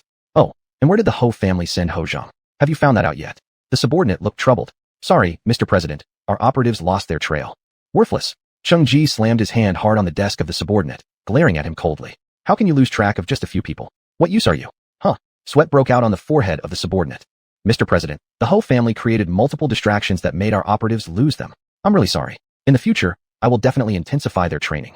Enough. Chung-ji interrupted sharply. You let such a good opportunity slip through your fingers. Opportunities like that don't come around often. Well, he calmed himself down, smiling as he patted his subordinate on the shoulder. You've been with me for quite a few years now. I know you well. As long as you work hard, I'll never mistreat you. Yes, understood, sir. The man being patted on the shoulder didn't dare to take his boss's words too seriously. The words of those in power were best taken lightly. Dismissed. Carry out what I instructed you to do quickly. Yes, sir. The subordinate turned and left, closing the door behind him and wiping off sweat from his forehead afterward. It was true what the ancients said. Serving a ruler is like tending to a tiger. Meanwhile, inside the room, Chung-ji relaxed back into his chair, legs propped up on the desk. Ho Zheng. A slight smile appeared on his lips. Genius. 4S, class powerhouse. Hope of the interstellar future. Come try to compete with me for my position. Gradually, ruthlessness filled his eyes. If you want to vie with me, let's see if you've got the fate for it. As for Ho Zheng, the person he had in mind, that evening he enjoyed another bowl of fragrant sweet congee. Bai Ruanyan made a dish of chives with scrambled eggs, using up the leftover half portion of egg from lunch. Gu Wanjun joined Bai Ruanyan for dinner this time and ate happily, even having an extra helping of rice. Let me do the dishes. After the meal, Gu Wanjun volunteered, reasoning that since Miss Bai was providing them free accommodation and treatment, it would only be proper to also allow her to pay for their meals. She felt a bit embarrassed by this arrangement. It seemed perfect. Miss Bai could cook, and she could wash the dishes. Before coming, Gu Wanjun had asked Bai Ruanyan about fees. At the time, Bai Ruanyan had said there wouldn't be any charges, considering it her way of thanking the Hua family's relief policies for allowing her to live into adulthood. Gu Wanjun believed this didn't nearly match the kindness of Bai Ruanyan curing her son, but Bai Ruanyan insisted on not charging, even bringing up how Hua Zheng's battles on the field were defending the interstellar population. If Miss Bai could truly heal Hua Zheng, then she would always be a welcome guest at their home, and whatever her needs were, they would be the Hua family's concern. Suddenly, a bell rang. It was Gu Wanjun's personal communicator. She checked her terminal and saw it was her husband, Hua Xiaoming. Hey honey. Gu Wanjun answered the video call, and her husband's stern face appeared on the screen. How is it going? Are you doing okay? His deep voice came through from the other side. It's going well. Hua Zheng is doing well too. She looked at Bai Ruanyan. Miss Bai, would you mind being on camera? Bai Ruanyan shook her head, stepping closer to Gu Wanjun so both of them could appear on the screen. Hello, Commander Hua. I'm Bai Ruanyan. Hua Xiaoming slightly paused, quickly regaining his composure. Hello, so you're the planet master of Earth. He hadn't expected the planet master to be so young, and extraordinarily beautiful to boot. This led to a strong wave of doubt.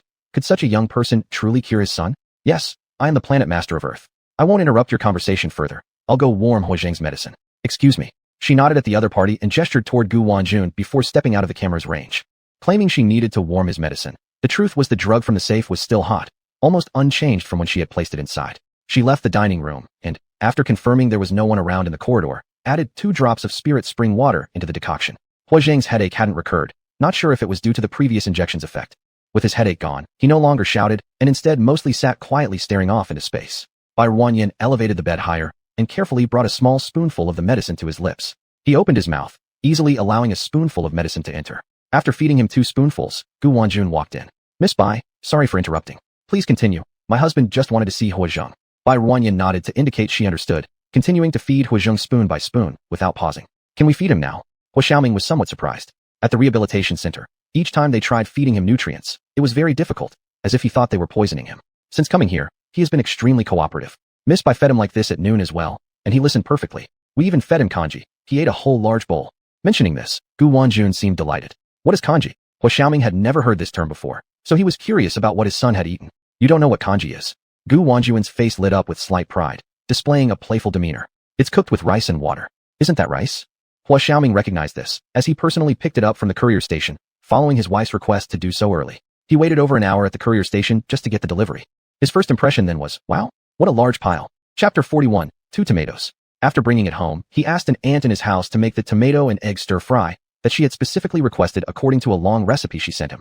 For this reason, Gu Wanjun also bought a rice cooker from a store recommended by Bai Ruan. Surprisingly, the tomato and egg stir-fry with the fragrant rice was truly delicious. He and his father finished a small basin of tomato and egg stir-fry and half a pot of rice completely, their stomachs round and full, feeling very comfortable all over. It was also because his mental strength level was quite high, reaching 3S level, so he could feel this so clearly. Looking at his son who was much quieter than when he was in the convalescent hospital, Hua Xiaoming felt a mix of emotions. He had only one child, yet he had to hand him over to the country. His life and death were not something he could control. Hua Zhen, can you hear me speaking? He called out his name on the video call, but Hua Zhen had no reaction at all. It's just the first day, it can't be that fast. Gu Wanjun saw his expression wasn't good, so she spoke to comfort him. Is that Annie? A clear and pleasant voice came from the video call. Gu Wanjun's expression immediately softened slightly. This is Su Dina, she said indifferently. Auntie, it's me. The woman's clear and pleasant voice rang out again, and finally, Su Dina's exquisite and beautiful face appeared on the video. She stood beside Hua Xiaoming, filled with happiness in her eyes. Auntie, I heard you took Hua Zhen out. Where did you go? Gu Wanjun replied coolly. I just took Hua Zhen out for a walk. Su Dina didn't give up easily, still smiling and saying, how is Hua Zhen? Is he okay? I'm really worried about him. Why don't you tell me where you are? I'll come find you. No need. Hua Zhen needs to rest quietly now. It's not suitable for interruption. Your face seems to have changed a bit again. Did you have another plastic surgery? Gu Wanjun's gaze swept across her face, which was already unrecognizable as its original form, a trace of disgust crossing deep within her eyes. Su Dina touched her face uncomfortably, then asked with a smile. Do you think it looks good? Looks good, as long as you like it yourself. Gu Wanjun replied dismissively. The space-time cosmetic technology had become extremely mature. Many people would undergo cosmetic procedures to make themselves more beautiful. The recovery period was very short, side effects were few, and the price wasn't too expensive. Su Dina failed to notice Gu Wanjun's dismissal, becoming quite happy. Thank you for your compliment, Auntie. Auntie, can I see Huozhen? It's been such a long time since I last saw him. I miss him. She felt a little embarrassed, lowering her head with her cheeks slightly red. If you want to see him, then see him. Bride, just reverse the camera and let Na see Huozhen. Gu Wanjun gave Hua Xiaoming a sharp glare. Hua Xiaoming wasn't sure why, but he knew he had made his wife angry. But what did he say? He just wanted her to reverse the camera to take a look at their son, right? Could it be that she felt he valued his son more than her? He touched his nose, not daring to speak recklessly anymore. Even outside, Gu Wanjun still gave Hua Xiaoming face. As he had already spoken, she couldn't say anything more. So, she switched the lens, allowing them to see Huozhen. She subconsciously avoided capturing Barren in the picture, only showing her own lower body and the hand feeding Huozhen his medicine. Each finger was slender and white, resembling fine-quality nephrite. Su Dina's smile immediately vanished as she stared tightly at those slender, white fingers. Auntie, who is taking care of Huozhen? With his esteemed status, how could someone of unknown origins closely attend to him? Let me take care of him. By Miss is a doctor. Her care should suffice. There's no need for you to come. Hua Xiaoming replied first. But a trace of reluctance appeared on Su Dina's face. Huozhen was her goal. He had a good family background and a handsome appearance. Although there was now possibly a conclusion that he might be euthanized, if she could marry him before his death, it would still be good. Not only could she inherit all of his heritage, but she could fully ascend to the high branches of the Hua family. This way, she wouldn't have to work hard for another 20 years, right? When Huozhen's parents eventually passed away, she would also receive another massive inheritance. This was such a perfect situation that it made her laugh in her dreams. She had long considered him her property, absolutely could not let anyone snatch him away halfway through. Auntie, Su Dina put on a determined look. In the past 2 days, I've investigated at the Federal First Hospital. The doctor said that the mental force outbreak would not affect the quality of sperm. After saying this, she herself felt a little uneasy, not daring to look at Gu Wanjun's expression opposite her. Barren, upon hearing these words, trembled as she fed Huozhen the medicine, spilling a little of the decoction. She bit her lips to hold back a laugh. Miss Su Dina's words were indeed shocking. What do you mean by that? For a moment, Gu Wanjun didn't understand the implication, but Barren and Hua Xiaoming had already grasped her meaning. Hua Xiaoming's expression turned somewhat somber and unpleasant. Auntie, for all these years, both of you have always been so kind to me. It's unlikely there will be much improvement in Huozhen's condition now. He is your only child. Don't you want him to leave behind some progeny? If our genes match, I am willing to give birth to his child, leaving a descendant for the Hua family. Her face was flushed with embarrassment, and she could hardly look up at Gu Wanjun. After understanding her intention, Gu Wanjun replied coldly, Miss Su, our family is grateful to you for saving Huozhen. Whatever you desire or wish to do, provided it does not harm others or the Hua family, we are willing to comply with your request. However, this does not mean you can covet something that does not belong to you or curse Huozhen. My son will be all right. He will get better. Gu Wanjun's eyes watered slightly. Her son would definitely be fine. Miss Bai, isn't that right? She looked towards Barren, imploring her to give her some hope. Of course, Huozhen will get better. Barren was actually telling the truth. Tears almost welled up in Gu Wanjun's eyes. Miss Su, I hope you understand what words should or shouldn't be spoken. Su Dina's face first turned pale, then red with embarrassment, tears spilling from her eyes. I'm sorry. She spoke those words and ran away without looking back. The wind seemed to carry her sobbing sound. What are you doing? Hua Xiaoming sighed. Nena has thought of our family. Why are you reacting so harshly? Though Su Dina's words might have been harsh, they were truly spoken for their benefit. To go as far as saying she'd bear a child for Huozhen was no small feat. How could a man like you possibly understand? She's scheming against our family, yet you still think she's being benevolent. Isn't it possible to let Huozhen leave an heir through an artificial womb? Why does it have to be her? Is her child going to be more intelligent?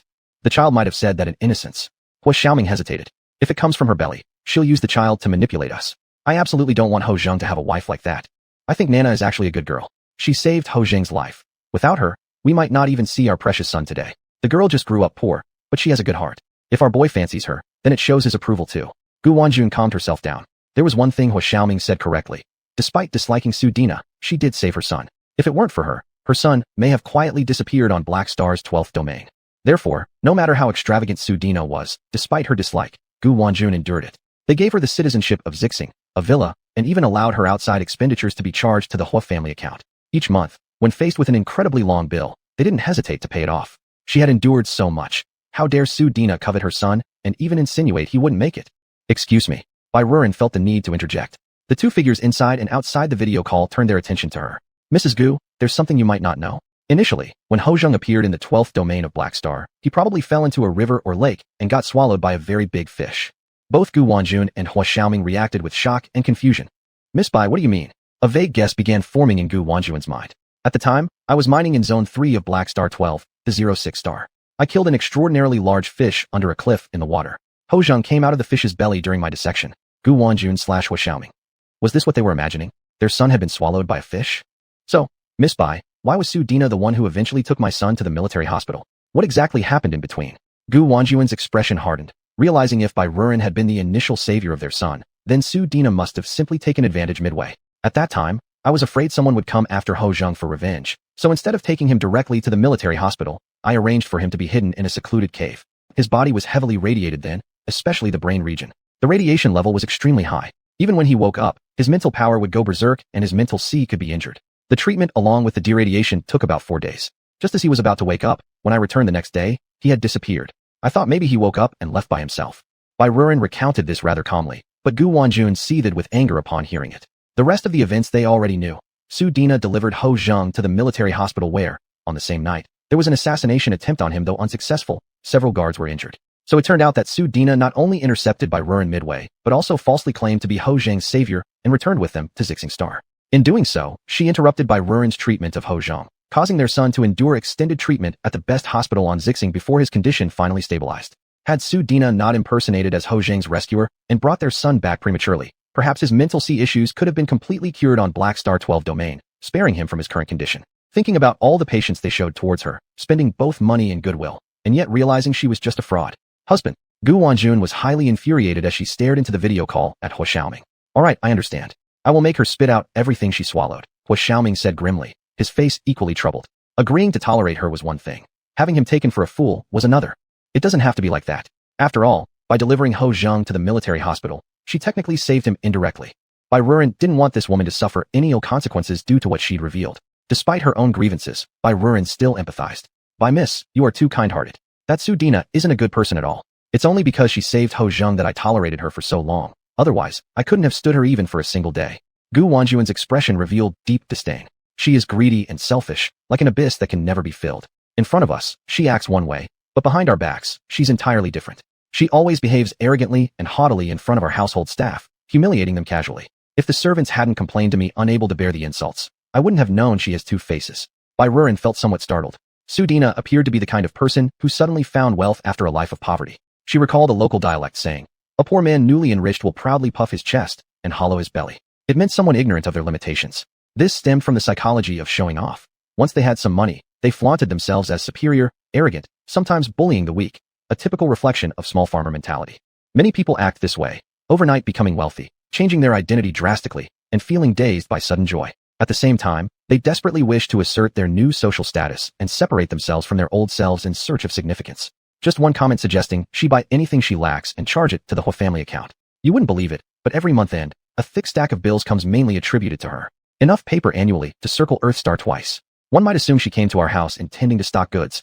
It was clear Gu Wanjun detested Su Dina intensely, taking advantage of this moment to unleash such a long tirade.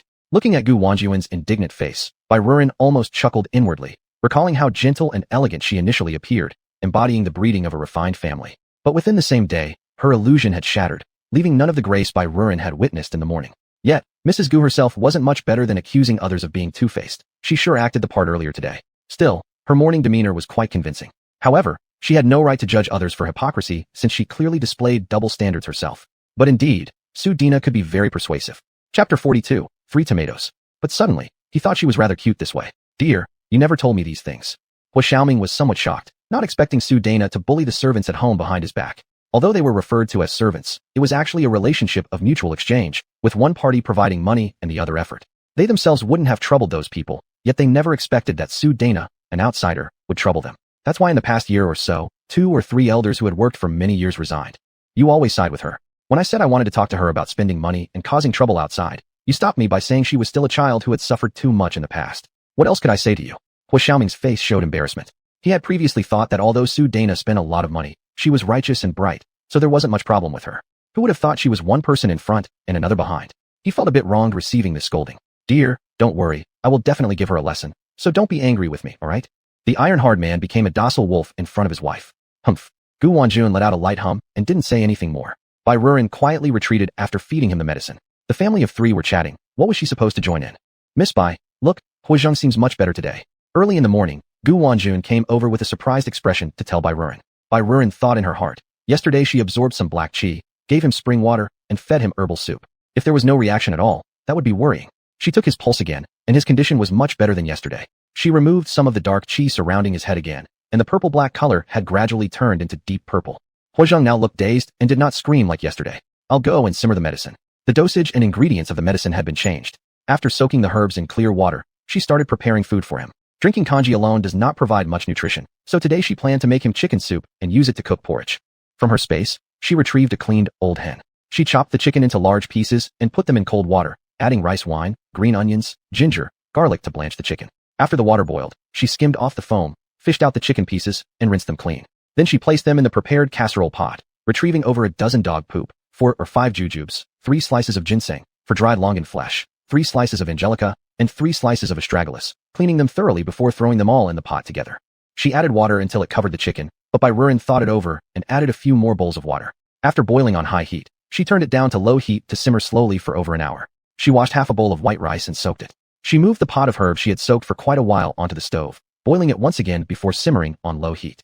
While waiting, she checked the growth of the pothoes she had soaked yesterday in her space. Each one had regrown branches, leaves, and long roots. Because of the time difference between reality and the space, each plant grew lushly.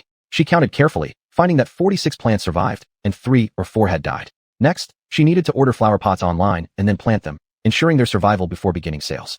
Interstellar plants had been extinct for over 1,000 years, and items such as flower pots had long disappeared from history. Bai Ruren searched the entire star net and found nothing suitable. All search results displayed pots with fake flowers, none of which could be used by her. Unfortunately, she had to custom order them, so she ordered 200. In fact, her space contained various kinds of flower pots, but the materials were vastly different from those currently available in the interstellar era, so she couldn't use them. Fortunately, this item was very easy to make, and Bai Ruren would receive her custom-made flower pots by afternoon. After finishing the first batch of medicinal broth, she added water again to prepare the next batch. She added a little salt to the chicken soup, cooked it for a few more minutes, and then scooped several spoonfuls of chicken soup into another pot with water and clean rice to start cooking. When the porridge became thick, she served more than half a bowl, packed the rest, and stored it in the fridge. As soon as Bai Ruren opened the door to Huozheng's room, wafts of fragrance wafted out, tempting Gu Wanjun to look over again and again. What did you make? It smells so good. I made some chicken soup. There's still some in the kitchen. You can serve yourself if you want. Never mind. Is it for Huozheng? I won't compete with him. Gu Wanjun felt a bit embarrassed. They had agreed to take care of Huozheng's 3 meals a day. She had assumed it would just be nutrient solution and hadn't taken it seriously, thinking the Huo family could easily afford it. Now, upon seeing this, even their Huo family truly didn't have such things.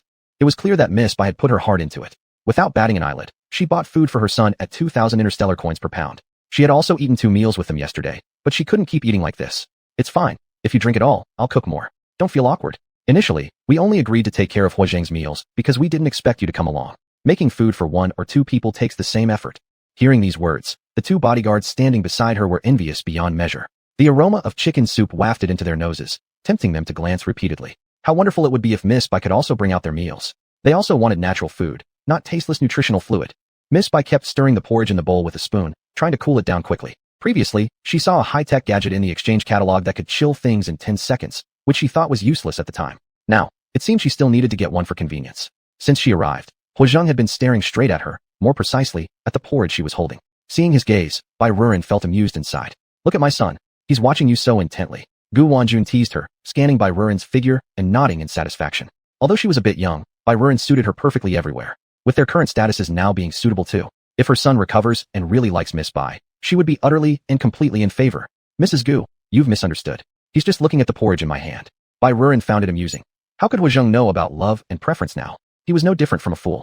Moreover, having suffered long-term illness, he looked far worse than the dazzlingly handsome man he used to be. How could he possibly attract young girls' affection? Also, given her young age, she had no interest in romantic matters. Oh, it doesn't matter. Gu Wanjun wasn't the least bit embarrassed. My son has truly recovered much. He knows what he wants. Bai Ruren agreed, ladling up a spoonful of porridge and blowing on it before feeding it to him. Huozheng eagerly opened his mouth even before Bai Ruren brought the spoon close to his lips, just like a hungry little bird awaiting feeding. When she placed the spoon in his mouth, she noticed how eager he was. Just as she was preparing to feed him another spoonful, her personal terminal rang. Hello, Brother Meng. Recognizing the caller as Meng Changtian, she answered promptly. Miss Bai, there are 2 large packages at the delivery station.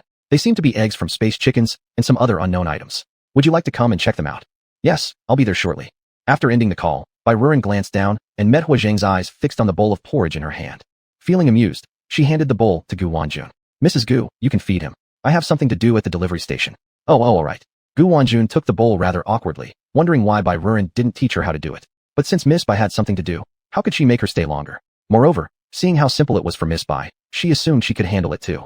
Bai Ruren passed by the kitchen and saw that the medicinal broth was almost done, so she poured it out, mixing it with the previous batch. She then served a bowl, while sealing the rest to store it in the fridge. On the way, she sent the medicine over to Gu Wanjun. You can give him the medicine 10 minutes after the meal. Having finished the instructions, she left without noticing Gu Wanjun's somewhat rigid posture and the rice stuck on Hui Zheng's mouth, jaw, and chest. She had seen Bai Ruren doing it so easily, hadn't she? Bai Ruren took the levitating car to the delivery station. The packages were eggs and internal organs of pigs, cows, and fish she had ordered from a boss several days ago. Initially, she just planned to supplement with eggs, but when the seller asked whether she wanted intestines from space pigs and cows, she accumulated a few portions over the past couple of days. So Bai Ruren requested them to be cleaned thoroughly and delivered together with the eggs. In front of Meng Changtian, she stored these things into the dimensional ring, actually placing them inside her spatial pocket. I'll have another package delivered this afternoon. If you see it, please notify me. Sure. Meng Changtian cut a portion of pork, packed it well, and threw it into the courier cabinet. The chives were already packed by them yesterday, so today he only handled the orders from the Star Net shop himself. Returning home, Bai Ruren cleaned the 2 clay pots and stored them away in the kitchen. Then, she placed the pot containing chicken soup in the fridge. Subsequently, she fetched the bag containing pig and cow intestines and fish bladders, bringing out a bag of cow intestines and pouring them into a pool of water. This was a bag full of cow's organs, and this small bag contained 3 enormous cow stomachs. Cows have 4 stomachs. The first one is the rumen, which functions to decompose cellulose in plants through biological enzymes secreted by microorganisms. The second one is the reticulum, which can filter out various foreign objects mixed in with the food. The third one is the omasum, which further grinds the coarse parts from the rumen into a soft pulp. These first 3 stomachs are variant stomachs formed by the specialization of the digestive tract. Only the 4th stomach, the abomasum, secretes gastric juice. It's also known as the true stomach, and mainly carries out further chemical digestion on the pulps produced by the first 3. The rumen is that velvety grass stomach surface. The reticulum is commonly called honeycomb tripe, and the omasum is what people often refer to as beef tripe or cow stomach lining. Whether they're braised, grilled, stir-fried, or cooked in hot pot, they all taste excellent. Bai Ruren was handling 3 stomachs under her, 2 grass stomachs, and 1 piece of beef tripe, and cleaned them before putting them together with those she had separated earlier inside her spatial pocket. Then, she picked up another bag and poured its contents into a basin of clear water. This was a bag of fish bladders, each very enormous. Thinking about how big the fishes must be, it wasn't surprising.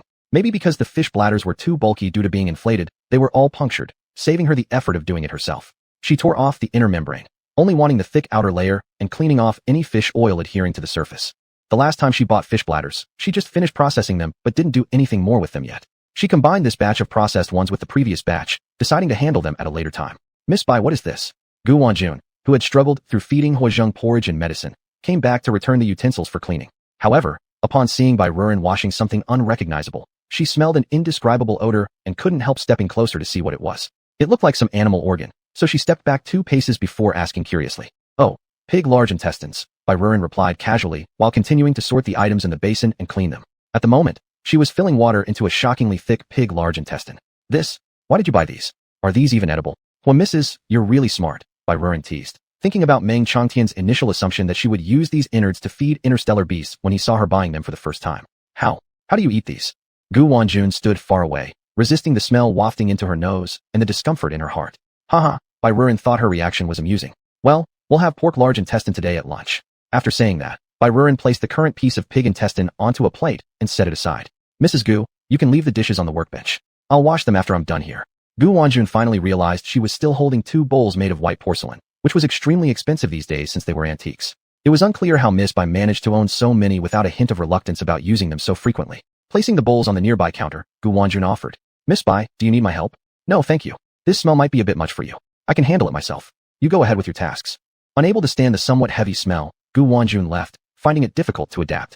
Bai Ruren soon sorted everything, and the kitchen's cleaning robot came out to wipe up the water stains on the floor. Since she promised to cook pig large intestine for Gu Wanjun at noon, she should prepare it. She put the section of pig large intestine from earlier back into her spatial pocket and retrieved a new one from the pocket that had already been radiation cleaned. Both inside and out were thoroughly rinsed, saving her the trouble of cleaning it again. She found a bowl to place it in. This one alone should suffice for 4 or 5 stir-fries. She sprinkled flour into the bowl and started rubbing it. After kneading the exterior, she turned it inside out to scrub off the grease within. She washed it carefully several times under the water until there was no remaining smell. With everything done, she paused. Chapter 43, for tomatoes. After removing the fat and kneading for a few minutes, turn the intestine inside out, and continue kneading for a few more minutes. After kneading with flour, add clear water and rub it a few times, then discard the cloudy water. You can rinse it several times with fresh water. After kneading with flour, you will find that the pig intestine has become much cleaner, without that overly greasy feel, as flour has a strong adsorption property, which removes dirt and excessive oil. Then wash it again with cornmeal in the same steps as using flour. Cornmeal can remove any remaining grease that the flour couldn't, ensuring that the pig intestine is thoroughly cleaned. After kneading successively with flour and cornmeal, the pig intestine looks very clean with minimal odor. However, since this is from a space pig, the odor is slightly stronger than traditional pigs. She places the washed pig intestine into clear water, adding some white vinegar and soaking it for 10 minutes. After soaking in vinegar-infused water, the odor reduces further. Next comes blanching. The pig intestine is placed in cold water along with rice wine, ginger slices, and spring onion segments. Cook for 30 minutes after the water boils, at which point the intestine should have no significant odor left and will release a unique aroma. Barren cuts the pig intestine into chunks because it's too thick and large. She cuts it into sections before dicing them into pieces. The accompanying vegetables are green peppers, red peppers, garlic paste, ginger threads or ginger paste, spring onion flowers, and Sichuan peppercorn. Before cooking, a sauce must be prepared. 1 spoonful of a certain county's fermented broad bean and chili paste, another spoonful of fragrant chili paste, followed by a bit of monosodium glutamate, sugar, and pepper powder. Add 1 spoon of dark soy sauce, 2 spoons of light soy sauce, and finally a spoonful of fermented black beans. Stir evenly and set aside. There's no need to put oil in the pot. Start by putting in the fatty intestine to stir fry until its internal fat is released. This process needs to take longer to ensure it changes color, and the internal fat also gets cooked out. Only then can you effectively reduce the smell and fishy taste. Once there's plenty of oil in the pot, pour out the excess and replace it with the previously prepared sauce. After frying out the aroma, add scallions, ginger, and garlic to make it even more fragrant.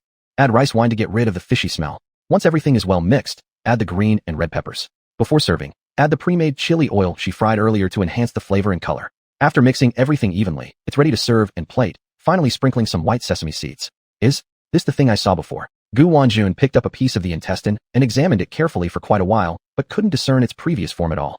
Barren took a bite herself. It was deliciously spicy and dry, with absolutely no off flavors. Using the intestines of these space pigs for stir-fried dishes turned out to be pretty good. With steamed rice, it was truly irresistible. Seeing Barren eat happily, along with the tempting aromas wafting through, Gu Wanjun decided to give it a try. Not a trace of odd smells remained, just the wonderfully spicy taste. Gu Wanjun, who had never tasted spiciness before, wasn't accustomed to it, her pale little face turning red instantly. Are you alright? Barren hadn't expected her tolerance for spiciness to be so low. Indeed, the space people had been drinking nutrient fluids for over 1,000 years. It was possible that except for the spiciness of the nutrient fluid, they haven't tasted other forms of spiciness. Today, she used a kind of pepper that was just a little spicier than the nutrient fluids. No problem, I've never tried anything like this before. I really enjoy this spicy feeling. Gu Wanjun couldn't help but pick up another piece with her chopsticks, pairing it with fragrant steamed rice. It was beyond delicious. By Miss, are these things for sale? Gu Wanjun looked brightly at Barren. Ms. Gu, the intestines of space pigs are available, but the side dishes aren't yet. Gu Wanjun retracted her gaze with disappointment, wishing that her mister he could taste this dish too, as she believed he would surely like it. Eat quickly, it won't taste as good when it cools. Barren urged her on, not pausing with her own chopsticks. Okay. Gu Wanjun couldn't help but speed up as well, and the two of them completely finished a big plate of the stir-fried dish. In the afternoon, Meng Changtian informed her that the package she had been waiting for had arrived. Barren went to the courier station and retrieved 200 flower pots. It was unclear what material they were made of. They looked metallic but weren't heavy like metal. Finding suitable soil also troubled her. She feared that simply shipping the root systems wrapped haphazardly might cause problems for the recipients. And using earth soil seemed wasteful. Considering the increasing number of future sales, could she really use earth soil every time? Nowadays, Earth already has less land than before. After browsing the star network extensively, she didn't find any stores selling soil. So she flipped through the exchange book and surprisingly found someone selling it at an incredibly cheap price. For 1 point of radiation value, she could buy a pound of soil, so she exchanged for 200 pounds. First, lay some soil in the flower pot, then place the pot hose into the pot, subsequently fill the pot with soil, and finally thoroughly water it with mineral spring-infused water. It took her more than 3 hours to plant 46 pots, and she stored all of them inside her space afterward. They only needed another night's rest inside the space before they could be sold. She then worked on over 10 roses, selecting the easiest variety to survive, juice balcony roses. These flowers not only looked beautiful, but also had a high survival rate. The planting method for these was similar to that of the pothose. She selected flower stems with good growth conditions and sturdy branches, trimming them into segments while ensuring each segment had 2 to 3 leaves. Each leaf was further pruned, leaving just 2 smaller leaves behind. Finally, the bottom was cut into a slanted shape and placed in a foam block with a 1 centimeter long stem remaining exposed at the bottom. Then, it was soaked in water mixed with rooting powder and fungicide. Gradually, roots would sprout from its lower end. Afterward, She stored them inside her space as well, estimating that they could be transplanted into the flower pots by tomorrow. Hello everyone. Welcome to the Earth livestream. I am Wanyan. Bubbly water. Oh wow, the broadcaster is finally live again. Bubbly water bubbles. I saw the announcement. You're selling live plants today? Is that true? Heavenly Realm. What's a live plant? The host clearly said it's called potted plants. Bubbly water bubbles. I don't care what you call it. Anyway, I've got my money ready. So have my friends who will help me snatch them up. Fruit civet. This is a great idea. Why didn't I think of it first? I'll go get people right now. Bubbly water bubbles. No way. I was just saying it offhand. Slide. Ha ha ha. Sweet sour spare ribs. Ha ha. The number of viewers in the live stream quickly soared to over 300 billion, and the numbers were still rising. All this just after the broadcast started. It seems everyone is very excited. Wanyan teased lightly and picked up a lush pot hose from outside the camera view, placing it on screen. Little white cabbage. So green. I like it. Big white cabbage. Younger brother. Let it be mine since I'm your older brother. Little white cabbage. Go away. Who's your younger brother? If anything, I'm the older brother. Wanyan brought out an empty flower pot, placing it upside down on the workbench. On top of it, she placed a pothos-laden pot. Lush vines hung gracefully downward, exuding vitality. My lovely home. This plant looks amazing. I want it. Song Xiao. My money is already prepared. Start the sale? Hostess. Let me introduce the plant I'm holding. It's called pothos. Pothos belongs to the Araceae family, a large evergreen climbing vine native to tropical regions, often found growing on rocks or tree trunks in rainforests. It has a strong winding capacity, with well-developed aerial roots. The mature branches have thick leaf stalks, 30 to 40 centimeters long, slightly expanded at the base. The upper joint measures 2.5 to 3 centimeters long and is somewhat fleshy. Its leaf sheath is long, and its leaves are thinly leathery, bright green, typically with numerous irregular pure yellow spots, especially on the surface. Entire margins, oblique ovate or ovate oblong shaped, pointed tips, deeply cordate bases, slightly rough, with both surfaces slightly raised. Pothos prefers a shaded environment, avoiding direct sunlight. It can be kept near a window indoors, but must avoid direct exposure to the sun, which could scorch its leaves. Excessive shading may cause the attractive mottled patterns on its leaves to fade. Typically, receiving 4 hours of scattered light is optimal for the plant's growth and development. Therefore, pothos can be placed anywhere sunny indoors throughout the year. In poorly lit indoor spaces, it should be moved to a sunnier area every half-month for recovery time to prevent excessive elongation of its nodes and shrinking leaves. Pothos thrives in warm, moist environments. Its winter temperature should not drop below 15 degrees Celsius, and its soil should remain moist. Frequent misting of its leaves helps maintain humidity, benefiting the growth of its aerial roots. It has functions such as air purification, formaldehyde absorption, radiation protection, and oxygen generation. After work, when feeling tired, looking at it can help relieve eye fatigue and prevent myopia. There are 2 ways to grow it. One like the one I'm holding, planted in soil, and another where its roots are soaked directly in water. The former allows it to grow more luxuriantly, while the latter is cleaner to maintain. Plum is not pear. Growing in water is indeed cleaner, preventing dirt from spreading everywhere. This she understood all too well. Below, I'll introduce its propagation method. The first method is branch pressing. As she spoke, she picked up a pothose branch in front of her. These small protrusions here are its aerial roots. Press them into the soil and cover them with more soil. After a few days, new roots will grow, turning it into a new pothose plant. The second method, cuttings propagation. Take a branch, use 1 or 2 leaves as a node, or more leaves per section. Insert their aerial roots into the soil. If you want it to look lush, plant more in one pot. The more you plant, the fuller it will look. You can also soak its aerial roots in water, and after a few days, roots will grow, allowing it to be transplanted into a flower pot. She only described these methods verbally because the plant in her hands was going up for sale.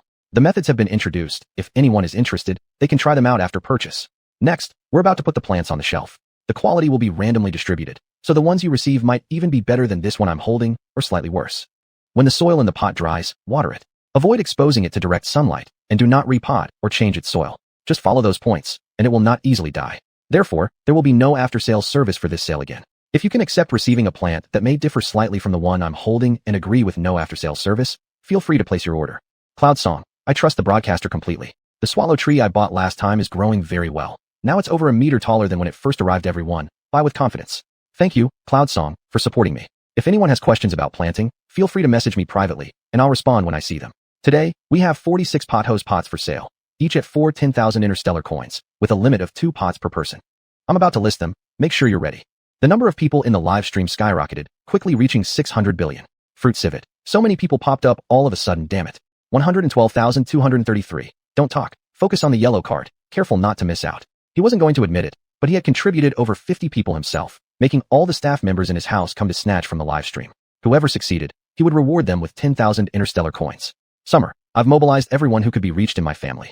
Wanyan quickly finished preparing the links, then uploaded the pothose to the yellow card. The link flashed on the screen for a second before disappearing. Fruit civet. Not. Snatched. Ah. The number of people in the live room rapidly decreased, soon returning to over 300 billion. Day in and day out, the numbers were like riding a rocket. A less mentally strong broadcaster might have broken down right there. Lizzie is not pair. Stop yelling, I didn't get it either. 112,233, sitting by the screen, smiled with satisfaction. He managed to grab one, plus 2 others in his household did as well, bringing his total to 3. Fruit civet. And, Lizzie is not pair, quickly went to Bai Ruanyin in the background, whining and crying. Bai Ruanyin reassured them by promising to prepare 2 pots each. Oh yes, Lizzie is not pair, had helped her greatly before, and she intended to thank him specially. That previous helper. I am your dad. She even sent him 2 caddies of leek as thanks afterward. So that concludes today's broadcast. By the way, I've also prepared another type of potted plant, priced at 10,000 interstellar coins per pot, so get your money ready. Before anyone could react, she quickly signed off, glancing at the orders. Although she said each person was limited to 2 pots, in fact, everyone who succeeded only grabbed 1. This made delivery much simpler. Taking advantage of the moonlight, she went to the post station, placed the 46 pots of pot hose into the postal cabinet, and inputted the addresses of the 46 buyers. Soon, each package was flying towards its owner. The 2 pots for Fruit Civet and Lizzie is not pair needed to be taken out separately from her space. Finding 4 pots whose conditions were similar to the previous 46, she repotted and changed the soil for them. Worried they wouldn't survive, she added a drop of mineral spring water before placing them inside the postal cabinet. Chapter 44, 5 tomatoes. 112,233. If these 2 little buddies knew that Bai Ruanyin had sold them 2 extra portions, they would probably be green with envy. Lizzie not pair, loved planting plants. Bai Ruanyin picked a succulent called peach rose for her. It was pink and very beautiful. She hoped Lizzie not pair would like it. How much did Lizzie not pair like it? She couldn't wait to express her joy to Bai Ruanyin as soon as she received it. Unfortunately, Bai Ruanyin was already asleep and didn't see the message in time. She took a look at the warehouse on the way. The sweet potatoes were nearly ready for sale. This item wasn't easy to preserve and could easily rot. Tomorrow, she'd post a preview notice and sell them 4 days later. There wasn't much meat left in the cold storage, so she replenished some. The next morning, she first posted a live streaming preview. For breakfast, she cooked millet porridge, steamed a tender egg custard, served pickled cucumbers, and scallion pancakes. Gu Wanjun smelled the aroma and came over. Good morning. She felt a bit embarrassed, but couldn't resist the deliciousness of the food or the comfort after eating. That sense of satisfaction was something nutritional supplements could never reach. Moreover, on the first day here, her personal terminal reminded her that her body's radiation levels had dropped to 0. In reality, no matter where interstellar people lived, their bodies would always carry some radiation. Even planets with protection domes, such as Purple Star and Blue Star, were no exception. Various kinds of star beast meat people ate daily contained radiation.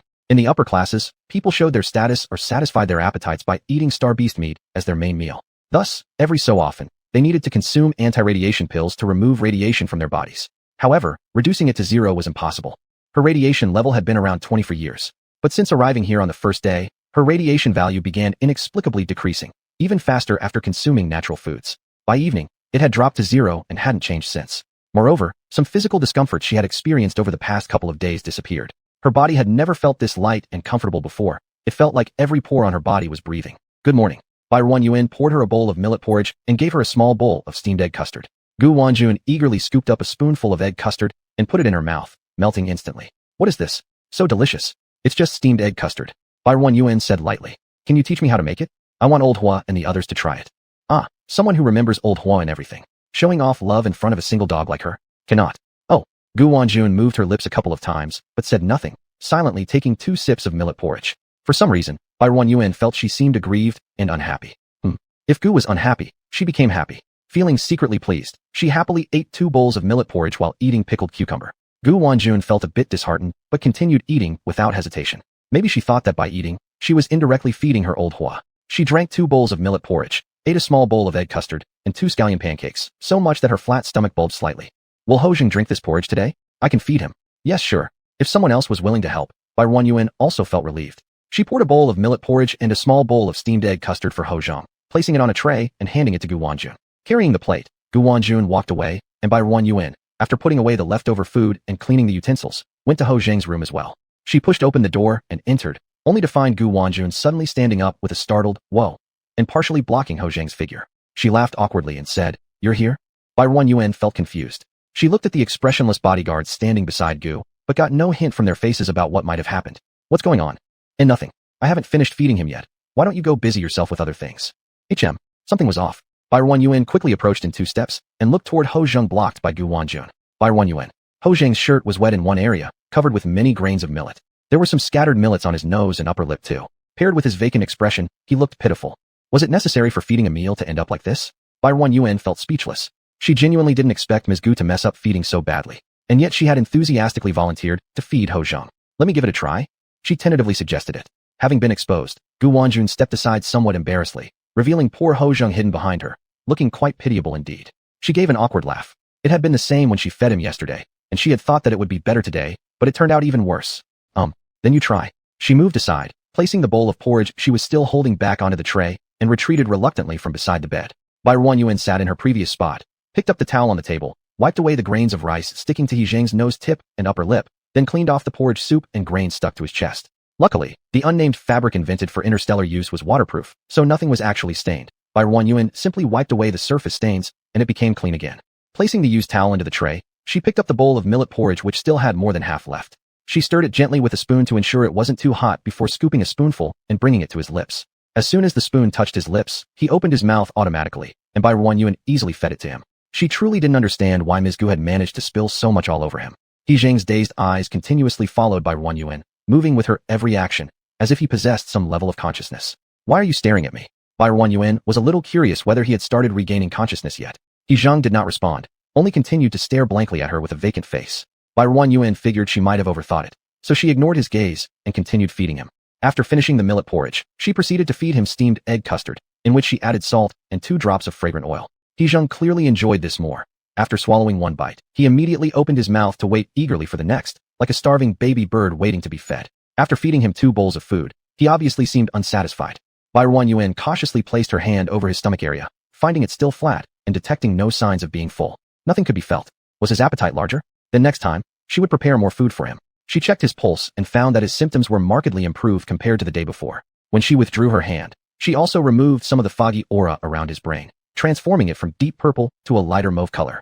How has he been today? As usual, Gu Wanjun inquired about his condition. He's better than yesterday. Probably another day or 2 and he'll regain consciousness. Really? Gu Wanjun sounded surprised. Regaining consciousness meant escaping severe mental power disturbance, similar to the condition of her grandfather-in-law, and there would be no need for euthanasia. Thank you, Miss Bai. Gu Wanjun was extremely moved. It's been said already, you don't need to thank me. He'll get better and better. Your thank you will never run out. Knowing that Bai Yuan was a kind girl, Gu Wanjun stopped saying anything else. Bai Yuan went to boil medicine. While waiting, she started browsing through the Star Web Mall. Shopping and spending money were a woman's nature, weren't they? Now, the Star Web Mall had more shops selling tableware. There was only one merchant selling items like ovens and rice cookers, and she had only authorized that one shop. She bought 3 sets of clothes and shoes she liked, along with some construction materials. Finally, she browsed the meat shops. As expected from her earlier prediction, prices for different cuts of meat had risen again, and new cuts such as ribs had appeared. Following the pattern set by Yuan's store, some meat sellers began selling meat by cuts. If they wanted to learn, let them. It was normal for competitors to emulate each other. Thinking about what she had planned to do with the fish bladders, after finishing browsing, she exited the Star Web and returned to the kitchen to take out the bladders she'd previously stored in her space. Only a fifth of them could fit into the freshwater tank, so she had to use several large metal basins to hold the rest. Adding fresh water, she mixed in scallions, edible salt, and ginger slices to wash them twice. Draining the water, she then added flour, white vinegar, and cooking wine, scrubbing for about 5 to 6 minutes. After washing thoroughly with clean water until the water became clear, she made sure everything was spotless. To conserve water, she saved the water used for the later rinses and reused it for the next basin. The cleaned fish bladders could be cut open with scissors and laid flat on a baking tray, roasted at a low temperature of 50 to 60 degrees Celsius in the oven for about 10 hours to produce semi-transparent fish gelatin. They could also be dried under the sun or in a well-ventilated place, but that method was slower, so Bai Yuan decided to directly use the oven.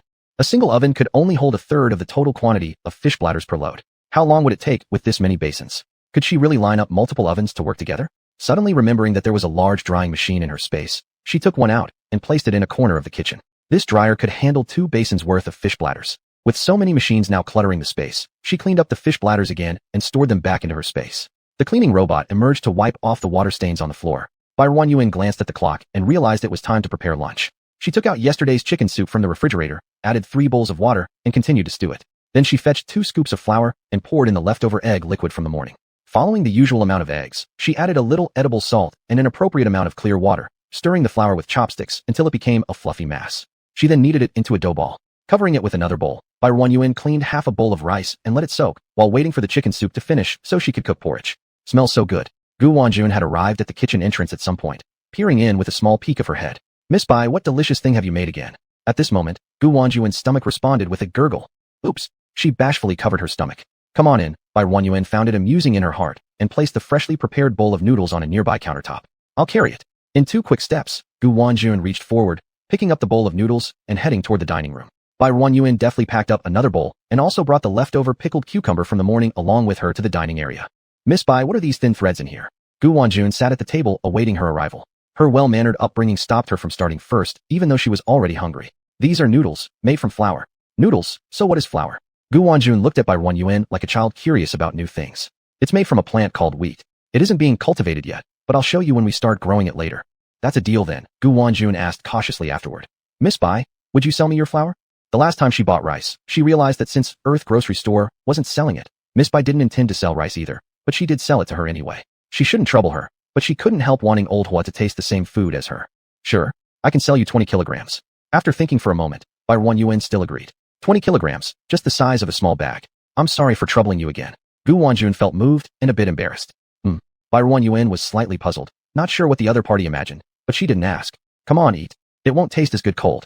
Chicken soup easily turns smelly when cold. Noodles cooked with chicken broth were prepared, along with a few spinach leaves and strips of shredded chicken thigh meat. So good. After taking a sip of the soup, Gu Wanjun looked contentedly at Bai Ruanyuan, finding her reflected starlight twinkling in those eyes. A beautiful person, their every expression looks stunning. There's no way to describe how good it tastes. So her son ate this well every day. Are you talking about delicious? Yes. Delicious. Miss Bai, that word you used is very accurate. It's delicious. The rich and flavorful soup complemented the chewy noodles perfectly. Without realizing, Gu Wanjun overate once again. Oh right, here's your money. Clutching her belly for a moment of rest, she remembered she hadn't paid Bai Ruanyuan for the flour yet. Not in a hurry, Bai Ruanyuan politely replied, and soon her personal terminal received the credit of 4 10,000 interstellar coins. Bai Ruanyuan carefully edited the chicken soup preparation method, noodle making technique, and final cooking steps, and sent them to her. Recalling that Gu Wanjun also wanted the steamed egg cake recipe, she sent that too. This recipe was taught to her by her neighbor. Beat the eggs, add some hot water, and steam for 5 minutes after the water boils. It should not be steamed too long. Too much time makes it hard. The best duration is around 4 to 5 minutes, resulting in a smooth texture as soft as tofu pudding. Her personal terminal rang twice. Gu Wanjun opened it to find Bai Ruanyuan sending her both the chicken soup and noodle making methods, followed immediately by the steamed egg cake recipe. Is this? She glanced at Bai Ruanyuan, feeling a little awkward. These contents must be precious, yet Bai Ruanyuan shared them so effortlessly with her. Chapter 45, 6 tomatoes. Is that how you just told me? Bai Ruanyuan. So how should she have told her? Gu Wanjun realized she had misunderstood and said, Aren't you afraid I'll tell others about these cooking methods of yours? Aren't you a food live streamer? Oh this. Bai Ruanyuan smiled unconcernedly. I've already registered the copyright for them. It's fine if you make it at home for yourself, but commercial use is not allowed. Gu Wanjun paused, then laughed. Miss Bai must have her own plan. That way, she wouldn't feel as embarrassed. Huazheng had congee cooked with chicken soup for lunch, which is still simmering in the clay pot. It should be ready by now. Do you want to feed him personally? Bai Ruanyuan thought Ms. Gu seemed quite enthusiastic about feeding her son. No, thank you, but I think you should do it. Gu Wanjun politely declined. She originally intended to express some motherly love and help relieve Miss Bai's burden, but she realized, this task wasn't suitable for her. Better leave professional tasks to professionals. Alright, Bai Ruanyuan carried the chicken soup congee to Huazheng's room. He lay quietly on the bed, his eyes staring blankly at the ceiling, while the 2 bodyguards continued to watch over him attentively. She approached, raising the bed slightly. She then sat at the bedside, picking up the bowl of congee. It's time to eat. Today we're having chicken soup congee again for lunch. She ladled a spoonful of congee, blew on it gently, and brought it to his lips. Just as the spoon touched his lips, he suddenly opened his mouth. Bai Ruanyuan managed to smoothly deliver the spoonful of congee into his mouth. You? She raised her gaze toward his eyes. He continued to stare blankly at her, seemingly no different from yesterday. Bai Ruanyuan thought he might have really regained consciousness. His body was beginning to respond instinctively. This was good news, and if Ms. Gu knew, she would certainly be very happy. After finishing a bowl of chicken soup congee, Bai Ruanyuan wiped his lips. She was about to leave with one hand holding a napkin and the other carrying the empty bowl when she felt something tugging at the hem of her clothes.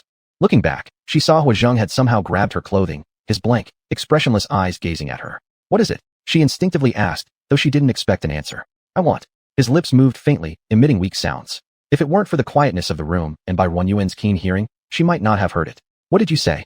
Her face lit up with surprise as she leaned in closer to hear what he was saying more clearly. I want. To eat. Want to eat? What does he want to eat? She suddenly remembered that earlier, she had been thinking about how Huazheng seemed to eat quite well and that she should prepare more food for him. However, due to being busy with fish gelatin in the morning, she forgot and only prepared 2 bowls of congee for him, one for lunch and the other for dinner. What do you want to eat?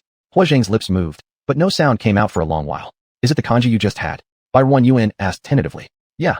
To her astonishment, he responded with a yeah. How hungry had this child been to start talking like this? Not full. Wait a moment, let me get another bowl for you.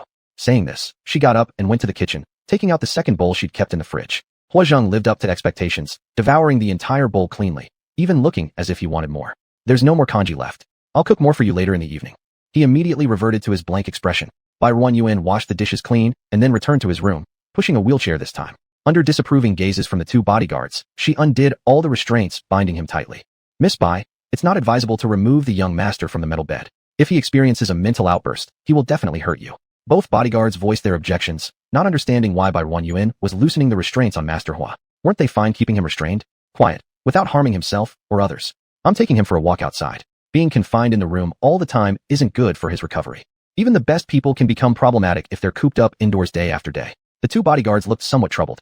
If you don't want to follow, you can stay in the room. I'll take him out for a walk myself. As she spoke, she didn't stop her actions, untying his restraints before giving him a princess carry onto the wheelchair. Let's go for a little stroll outside. She pushed him out, opening the door. She wheeled him to the green belt by the castle entrance.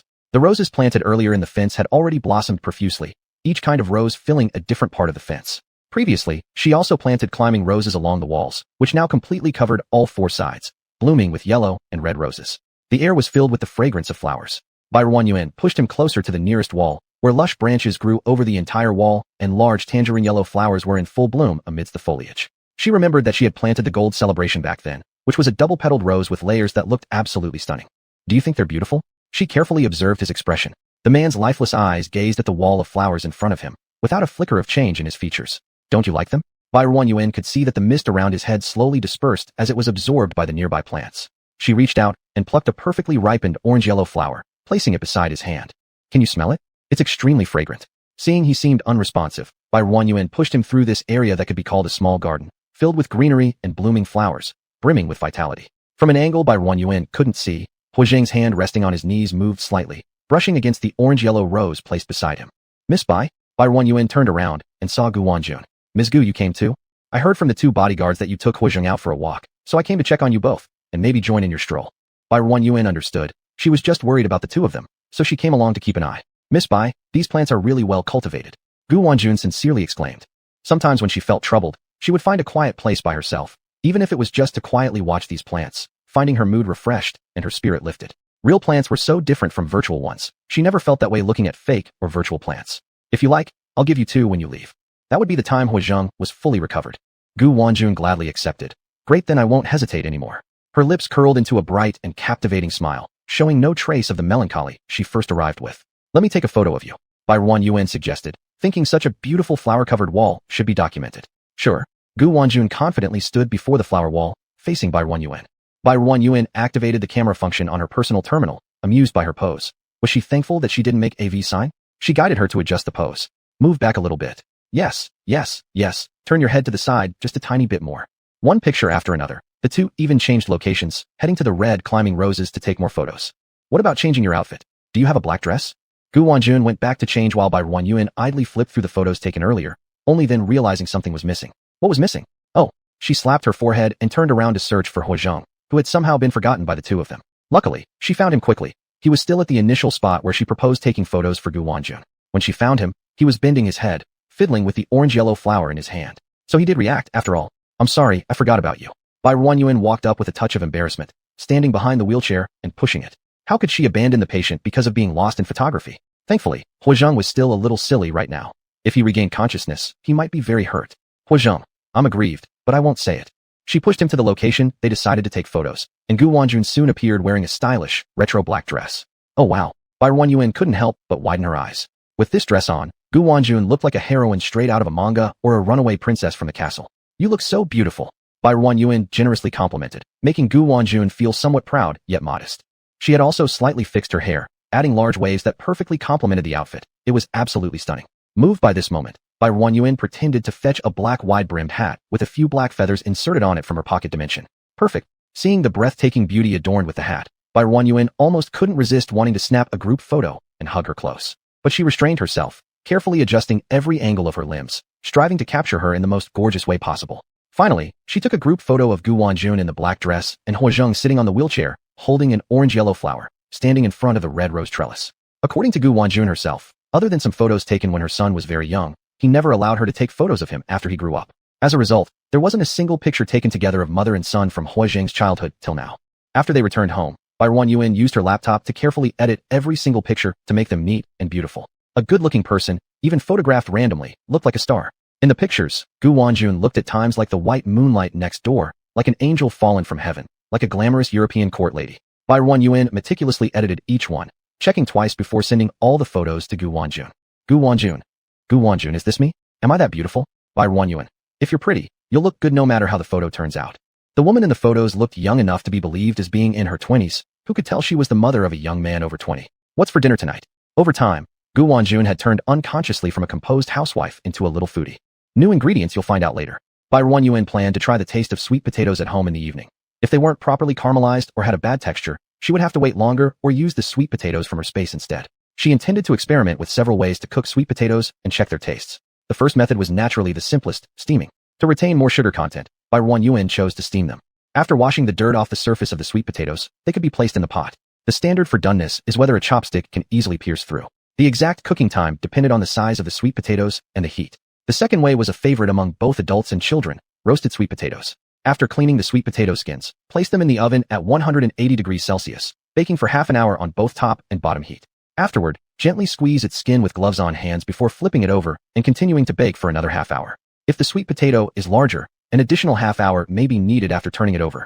After flipping them over for roasting, sizzle, sizzle, sounds began coming from the oven as the sugar inside the sweet potatoes started oozing out, spreading the sweet aroma of roasted sweet potatoes. Wow, what's being cooked? It smells so good. Unbeknownst to Bai Yuan, Gu Wanjun came over again.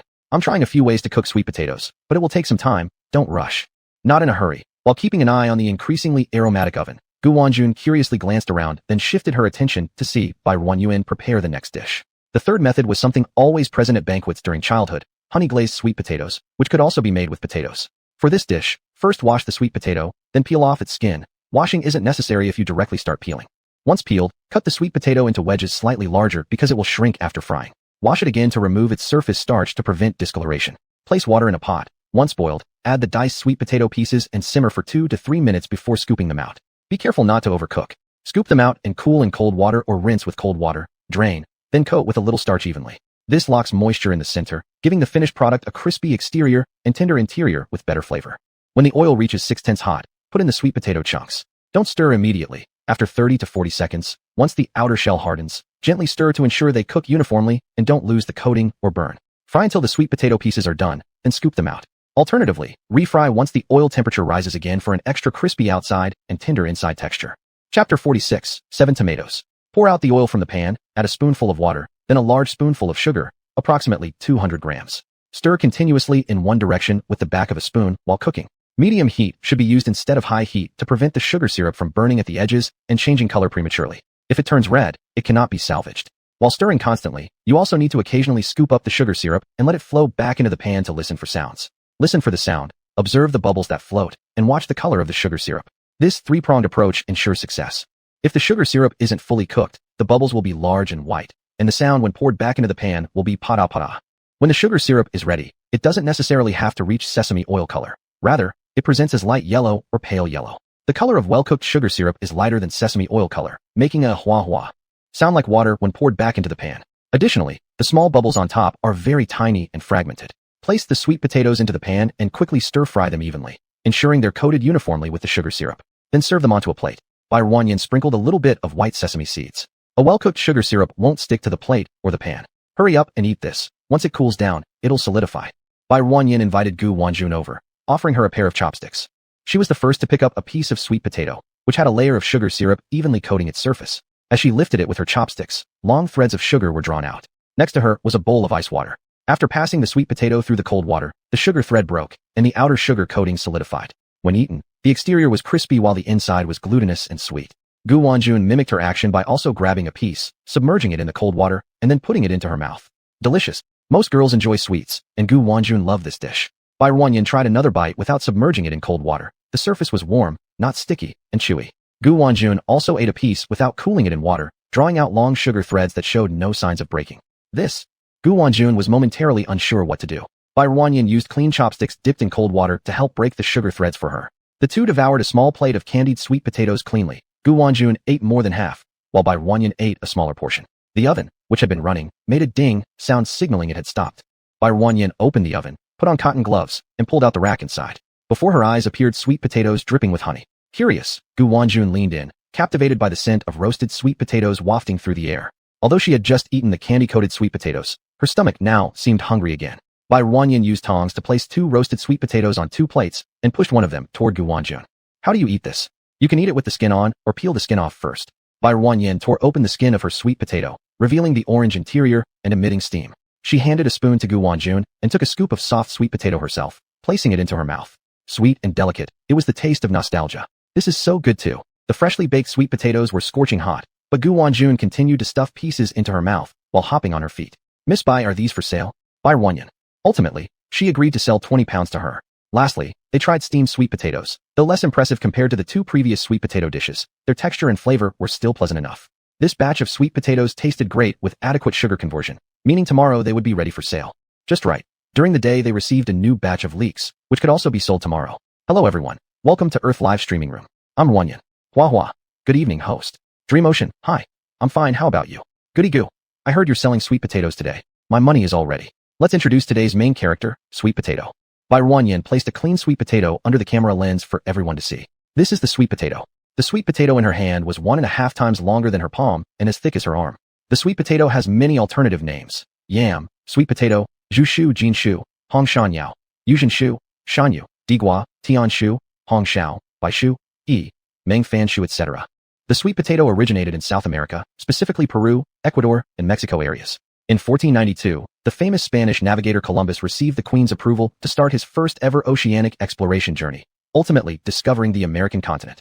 Sweet potatoes were cultivated by the Native Americans thousands of years ago and were also a staple food for the Mayans. It wasn't until October 12, 1492 that Columbus led his fleet to the American continent and discovered many amazing species, among which sweet potato was presented as an exotic gift to the Spanish Queen. With early exploration and trade across continents, sweet potatoes made their way out of their native lands to Europe, Africa, Asia, and other places where people lived.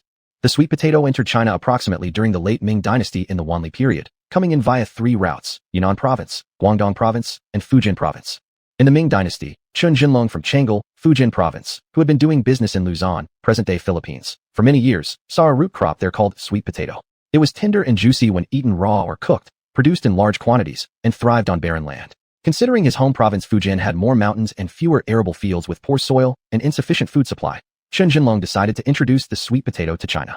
In 1593, the Philippines was under Spanish colonial rule, treating sweet potatoes as rare goods and banning them from export. After careful planning, Chun Jinlong wound sweet potato vines into water-drawing ropes, sneaked through customs, and returned to Xiamen, Fujian province at the end of the 5th lunar month.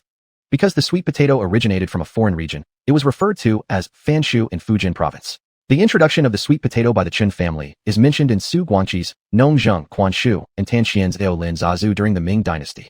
After the sweet potato was introduced to China, it quickly demonstrated excellent adaptability and suitability for any land. With a high yield per acre surpassing 20 times that of grain crops, it could be steamed like honey or ground into powder. Hence, it spread quickly inland. In the late Ming dynasty, in the early 17th century, severe floods affected Jiangnan, resulting in no harvest of the 5 grains and widespread famine. At that time, scientist Su Guangqi learned about the sweet potato grown in Fujian, considered a great crop for alleviating famine. Thus he introduced it to Shanghai, followed by its spread throughout Jiangsu province, with good harvests.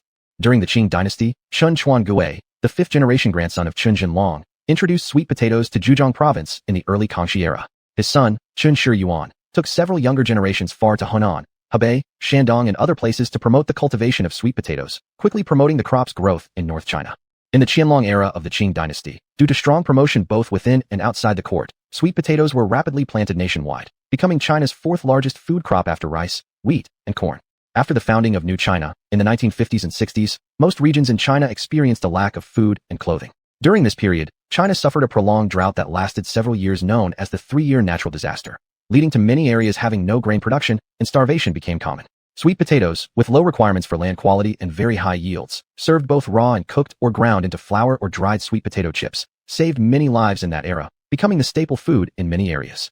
Since then, China has undergone reform and opening up, turning sweet potato cultivation and processing into ways for farmers to get rid of poverty and achieve prosperity. Additionally, there are now more methods for preparing sweet potatoes, further advancing their use. After introducing the history of the development of sweet potatoes, let's teach you some ways they can currently be prepared. Today I will introduce how you can eat it. Let me introduce the first method, steamed sweet potato. Today's tardy again. Finally, the host is making delicious food again. We can smell the aroma while drinking our nutritional liquid. Jojo. Host, do you remember you're a food live streamer? Ho ho ho ho ho ho. You should say.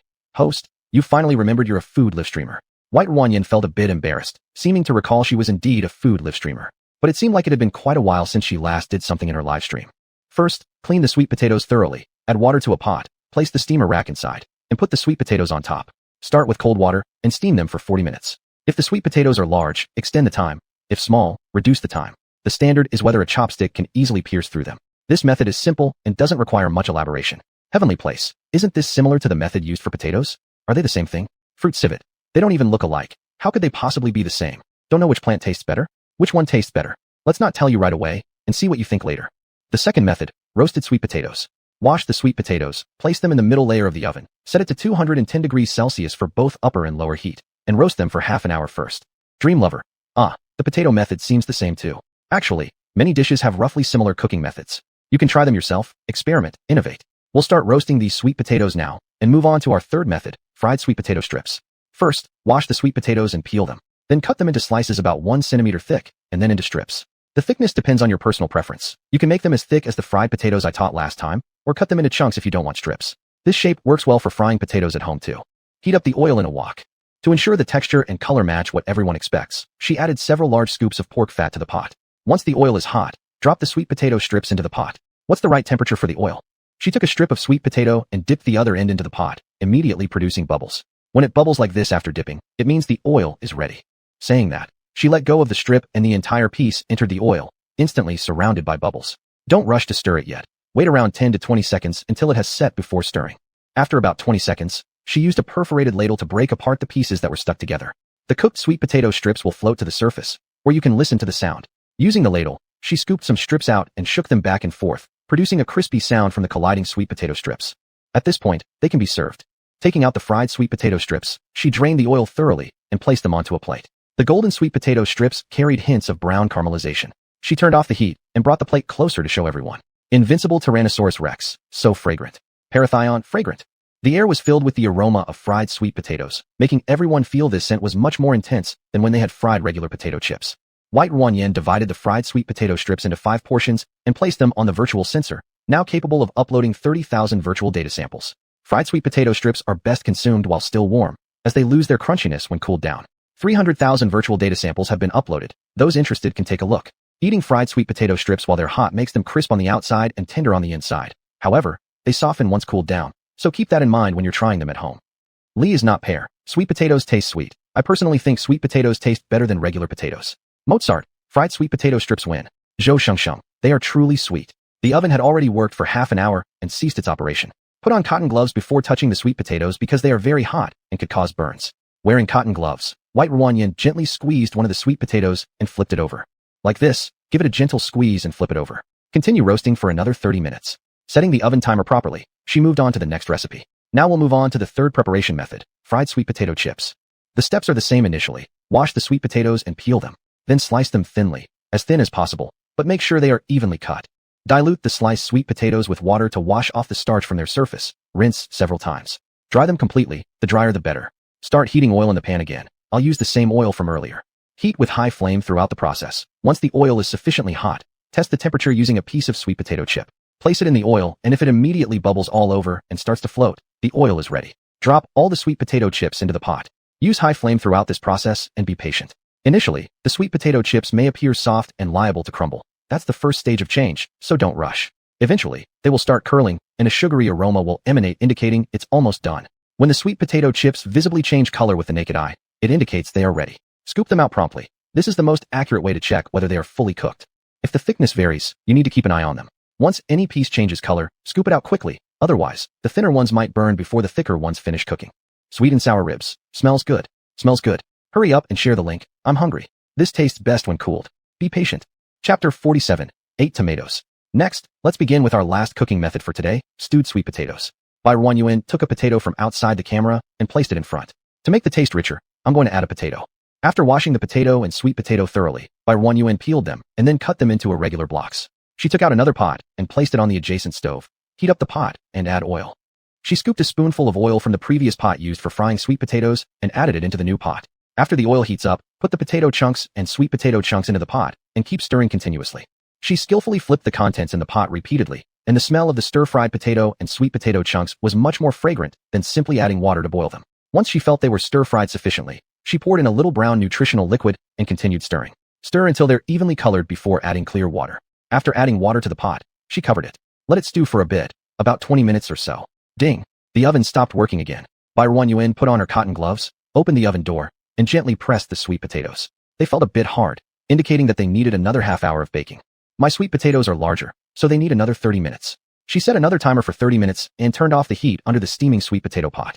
As she lifted the lid, a puff of hot steam rose. When the steam dissipated slightly, the 2 steamed sweet potatoes, cracked open and exposing their golden insides, became visible. She had steamed 2 sweet potatoes and divided them into 6 portions, placing 5 portions into bowls which she positioned on the virtual sensor. The steamed sweet potatoes are ready.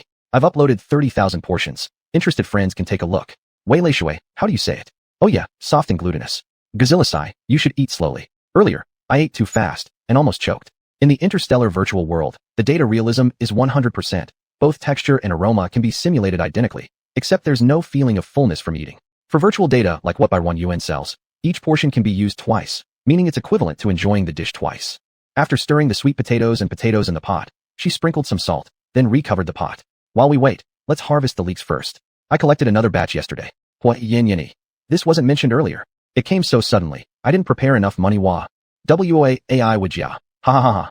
Grab whichever you can, as if you'd get everything. Getting even one is good. Muesli, today feels like New Year's Day. We have delicious food and plants to buy. This batch of leeks has yielded over 14,400 pounds, divided into 14,400 portions at 1 pound per portion, with each person allowed to purchase a maximum of 2 portions. She adjusted the quantity on the pre-made link and then linked it to the shopping cart icon. It's already online. Go and snatch it quickly. When the water in the pot was nearly stewed away, Barren Yuan turned off the fire, opened the lid, and served out the stewed sweet potatoes. Divided into 5 parts, she placed them on the virtual sensor for data uploading. The virtual data of the stewed sweet potato is also online now. Interested buddies can check it out. Gui Yilin, salty yet sweet. The taste is so wonderful. Xiang Xiang, as long as the host makes it, I love it. Xiao Xiang Zhu. In comparison, I prefer the taste and texture of steamed sweet potatoes. Kuang Zhaiku Xian, my attention point is different. I wonder how the person upstairs managed to grab 2 portions of data. Were you sitting on top of a signal tower? Ding. Barren Yuan put on her gloves and picked out 3 sweet potatoes from the oven that were dripping sugar. The unique aroma of roasted sweet potatoes filled the air. Yaya, so fragrant. Ao jiao zai gong's souffle. The smell alone is so tempting. How will it taste when eaten? Zoro, hostess, hurry up and upload. I can't wait anymore. Each sweet potato was cut into halves and distributed across 6 bowls, with 5 portions placed onto the virtual sensor. It's been uploaded. Interested friends can take a look. She pinched a piece of sweet potato and popped it into her mouth. The cooled sweet potato chips were crispy and sugary, just like those bought in the supermarket previously. She also separated this into 5 portions and placed them on the virtual sensor. AI would ya. It feels like celebrating the new year today. All of a sudden, there are 5 foods available to enjoy. It's so satisfying. Feng Shui Pp Liang. Envy has caused me to lose my cell wall integrity. You're responsible. Hurry back. We'll start uploading the sweet potatoes after 3 minutes. Everyone rushed back immediately after placing their orders, afraid of missing the sweet potatoes. Muesli, the sweet potato chips are delicious. Who would like to share the data of roasted sweet potatoes with me? I will share the taste of fried sweet potato chips in return. Many rivers and mountains, crispy and sweet. Cute bunny. I suddenly feel that this would be a perfect snack while watching TV dramas. This little kid unknowingly unlocked the most popular eating method of the 21st century. It's absolutely suitable for binge-watching series, movies, or novels. Happy today. At Muesli I grabbed the roasted sweet potatoes. I'm willing to trade with you. Let's add each other as friends first. Barren Yuan ignored them and continued with her sweet potato selling plan. The total harvest of sweet potatoes is over 3,000 pounds. In a moment, 3,000 pounds will be listed online. Since each sweet potato basically weighs more than 1 pound, this time it will be 2 pounds per portion and each person can buy up to 2 portions. Think carefully before purchasing. Fendudua, can we have 1 pound packages? 2 pounds are a bit expensive. I just want to try a little. Sorry, Fenduda buddy, at the moment, it can only be this way because every single sweet potato weighs more than 1 pound. I can't possibly cut off the excess part at the tail, right? No one wants the cut off tail part, right? AI would ya. I don't want the tail part. After peeling, there won't be much left. Muesli, exactly, I don't want it either. So we can only sell them like this. Otherwise, what should the hostess do with the leftover tails? It is indeed like that, so all I can say is sorry. After putting up 3,000 pounds of sweet potatoes, there were only 1,500 portions. After they sold out, Barren Yuan was about to start the final segment, the lucky draw. It's getting late. Let's now start to draw today's lucky buddies. She opened the lottery tool and entered the number of winners, 15. 15 lucky buddies will be drawn, and the specific prize received will be random, not specified. If anyone cannot accept it, please exit the live stream now. During the next live stream, I'll still announce the details. Do li mi fa sa la shi. Getting drawn is already pretty good. Gov, freebie, why complain? Everyone understands, right? The dish is random. I don't know which one the lucky buddy will get. No requests allowed and no bad reviews if it's not your favorite dish. Malicious bad reviews will result in being blocked from both the shop and the live stream. Now let's begin. People who are blocked from the shop and live stream will not be able to buy things from the store and live stream anymore. Congratulations to Sweet Sweet, Smiling Clown, Sunny Smile, Flowing Time, Little Seven, Mr. Zhao, Dream Flower, Wild Cool, Awesome Amazing, Better Tomorrow, 112,233, Xiao Xiao Sui, Sheila, Vimth, Pray for Passing Exam, and more love. Please send your addresses via private message, and the prizes will be sent out soon after the broadcast ends.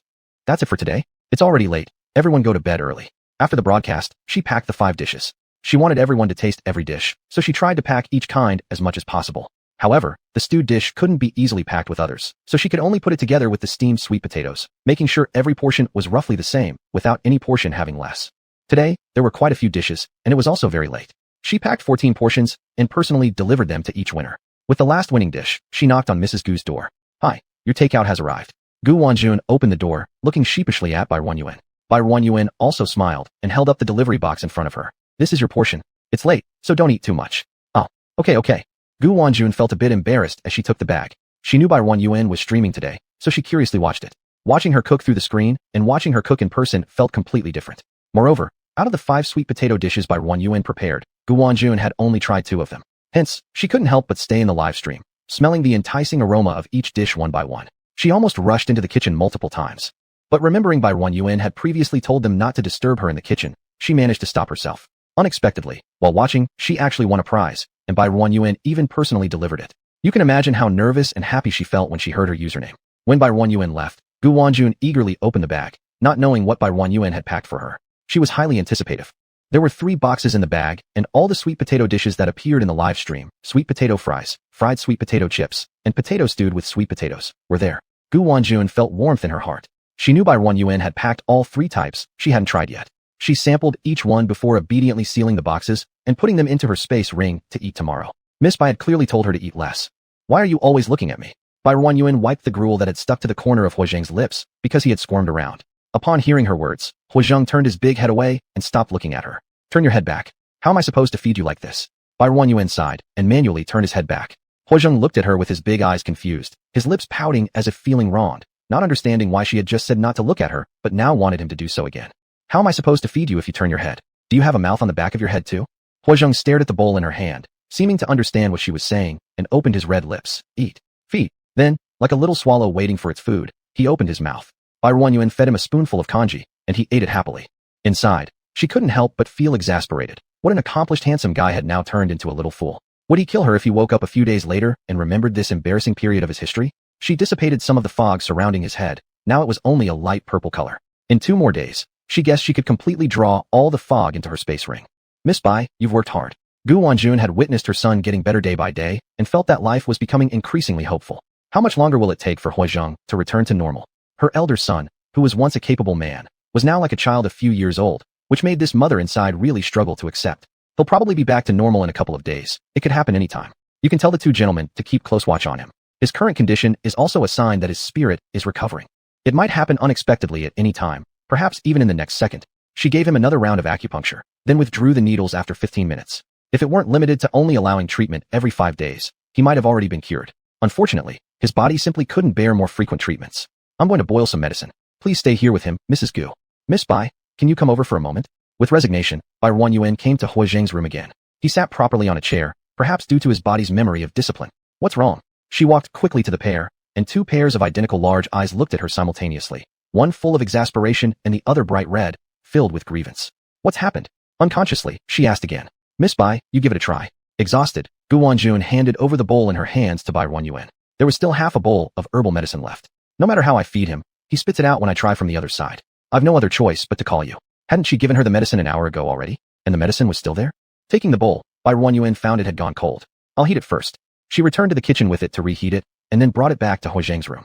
Mrs. Gu had already moved away from Huozheng's front, leaving Bai Runyuan with no choice but to sit down reluctantly. As she did, she caught his red-eyed gaze, both confused and resentful. Big boss, please don't look at me like this. Internally, Bai Runyuan felt powerless. Afraid that he would remember these awkward moments when he wakes up, she had passed on the task of feeding him to Gu Wanjun, thinking it would be better handled by the biological mother. After all, being seen by his own mom wasn't such a big deal. He wouldn't dare to retaliate against her. Still, she should distance herself as much as possible. Chapter 48, 9 Tomatoes. No one knows what happened. Ever since he started talking this morning and gained the consciousness of a child, what had been the easy task of feeding him medicine suddenly became difficult. Come on, take your medicine. Bai Ruanyan scooped up a spoonful of decoction, blew on it, and brought it to his lips. Huajing unconsciously opened his mouth, and Bai Ruanyan fed it in accordingly. As soon as the bitter liquid hit his throat, Huajing frowned, and the medicine that Bai Ruanyan had just fed him leaked from the corner of his mouth down to his chin, staining his chest. Bai Ruanyan, do you even remember that you're a field marshal? Do you care about your field marshal image? Of course, the taste of the decoction wouldn't be good, but they had been doing it smoothly before, so she temporarily forgot about that. She scooped another spoonful and brought it to his lips. This time he knew that what was in the bowl wasn't tasty, so he refused to open his mouth, keeping his lips tightly closed and ultimately turning his head away. Miss Bai, he was like this earlier, we couldn't feed him a bit. What should we do? Gu Wanjun felt exhausted. If he doesn't take the medicine, when will he get better? It's fine, watch me. She took out a needle and inserted it into an acupoint on his body, paralyzing him instantly. Bai Ruanyan turned his head, his eyes carrying a trace of disbelief, but he could only allow Bai Ruanyan to pinch his jaw and force his mouth open. There was no need for the spoon anymore. She directly poured the entire bowl of medicine into his mouth. She didn't know which part of his neck she touched, but his throat involuntarily let out the bitter and sour liquid. Gulp, gulp, until the whole bowl of medicine was gone in a clean sweep. All done. Bai Ruanyan withdrew her hand and placed the medicine bowl on the tray. Hack. Huajing gagged several times, but nothing came out. Moved by compassion, Bai Ruanyan peeled a piece of golden monkey milk candy and put it in his mouth. The sweet and creamy fragrance spread through his mouth, and Huajing, who originally wanted to spit out this unfamiliar thing, paused and closed his mouth to savor it carefully. Gu Wanjun, Miss Bai is too violent. What are we going to do about feeding him medicine later? Should Miss Bai have to do this every day? Gu Wanjun was a little worried. If you can't feed him, then I can only feed him this way, said Bai Ruanyan kindly, seeing the pity in Gu Wanjun's face. I estimate that he will recover in a few days, and there will be no need to force feed him. Okay. All Gu Wanjun could do was pray that her beloved son would recover quickly and suffer less. Huajing pulled at Bai Ruanyan's sleeve, opened his mouth, indicating that she look. What's wrong? Bai Ruanyan leaned in closer and carefully examined, but found nothing. Are your lips bitten? If your lips were bitten, it's no big deal, they'll heal in 2 days. Bai Ruanyan was not particularly concerned. Seeing that calling all the time did not gain any response, Huajing anxiously pulled her sleeve again with one hand, while mimicking the gesture she used to feed him the candy, putting a finger in his mouth. After making the gesture, he opened his mouth wide again, waiting for her to feed him. Bai Ruanyan. Now she understood. He still wanted the golden monkey milk candy she had fed him earlier. Bai Ruanyan reached out and closed his widely open mouth. You high and mighty little field marshal Hua. If you keep acting like this, I might not make it till tomorrow. Bai Ruanyan picked up the tray to leave, but Huajing persisted and grabbed the hem of her dress, shouting loudly. Mom. Bai Ruanyan tossed 2 pieces of golden monkey milk candy to Gu Wanjun and fled, tray in hand. Behind her, she could still hear Gu Wanjun's exclamation. Son, are you crazy? Miss Bai, come back. Bai Ruanyan quickly pushed the door to Huajing's room open and hurried inside. What's wrong? It sounded urgent on the communication device, so Bai Ruanyan ran back quickly. Miss Bai, take a look. Bai Ruanyan rushed to Huajing's side, but there seemed to be nothing unusual. Suddenly, he looked at her, coldness mixed with a touch of confusion in his eyes. After recognizing her, his pupils contracted, and he quickly averted his gaze. No one saw it, but his ears had turned red. Back to normal? Yes. Take a look, is he alright? Yesterday, Bai Ruanyan had estimated that Huajing would regain his mental faculties in a day or 2. Indeed, after sleeping for a while following lunch, upon waking, he could clearly recognize people. Huajing. Bai Ruanyan walked to the front of him and looked at him. He glanced at her, then looked elsewhere. Are you sure he has recovered? Bai Ruanyan uncertainly looked at Gu Wanjun. I'm sure. He even called me mom earlier. Since her son recognized her and called her mom, as soon as he opened his eyes, wasn't that proof of his recovery? She even said, Son, you recognize me? Huajing also hummed an affirmation. Bai Ruanyan. How can that be used as evidence? Your son called me mom yesterday. Cough, cough, cough. A sharp coughing sound erupted behind her. Bai Ruanyan turned around to see Huajing covering his lips with one hand, his face flushed red. Confusion flickered in Bai Ruanyan's eyes as she approached Huajing. I need to check your pulse. Sorry about this. Then her hand rested on his other hand, which was gripping the wheelchair armrest. The skin beneath her fingertips stiffened instantly. She patted his arm, which wasn't thick but had a smooth line and contained strength. Relax. If you don't, I won't be able to sense it properly. The muscles beneath her hand became even stiffer, and for a moment she felt like he wanted to run away, but he gradually relaxed after a while. Bai Ruanyan concentrated for a moment before confirming that he had indeed regained his consciousness. Little Marshal Hua, how are you feeling now? Does your head still hurt?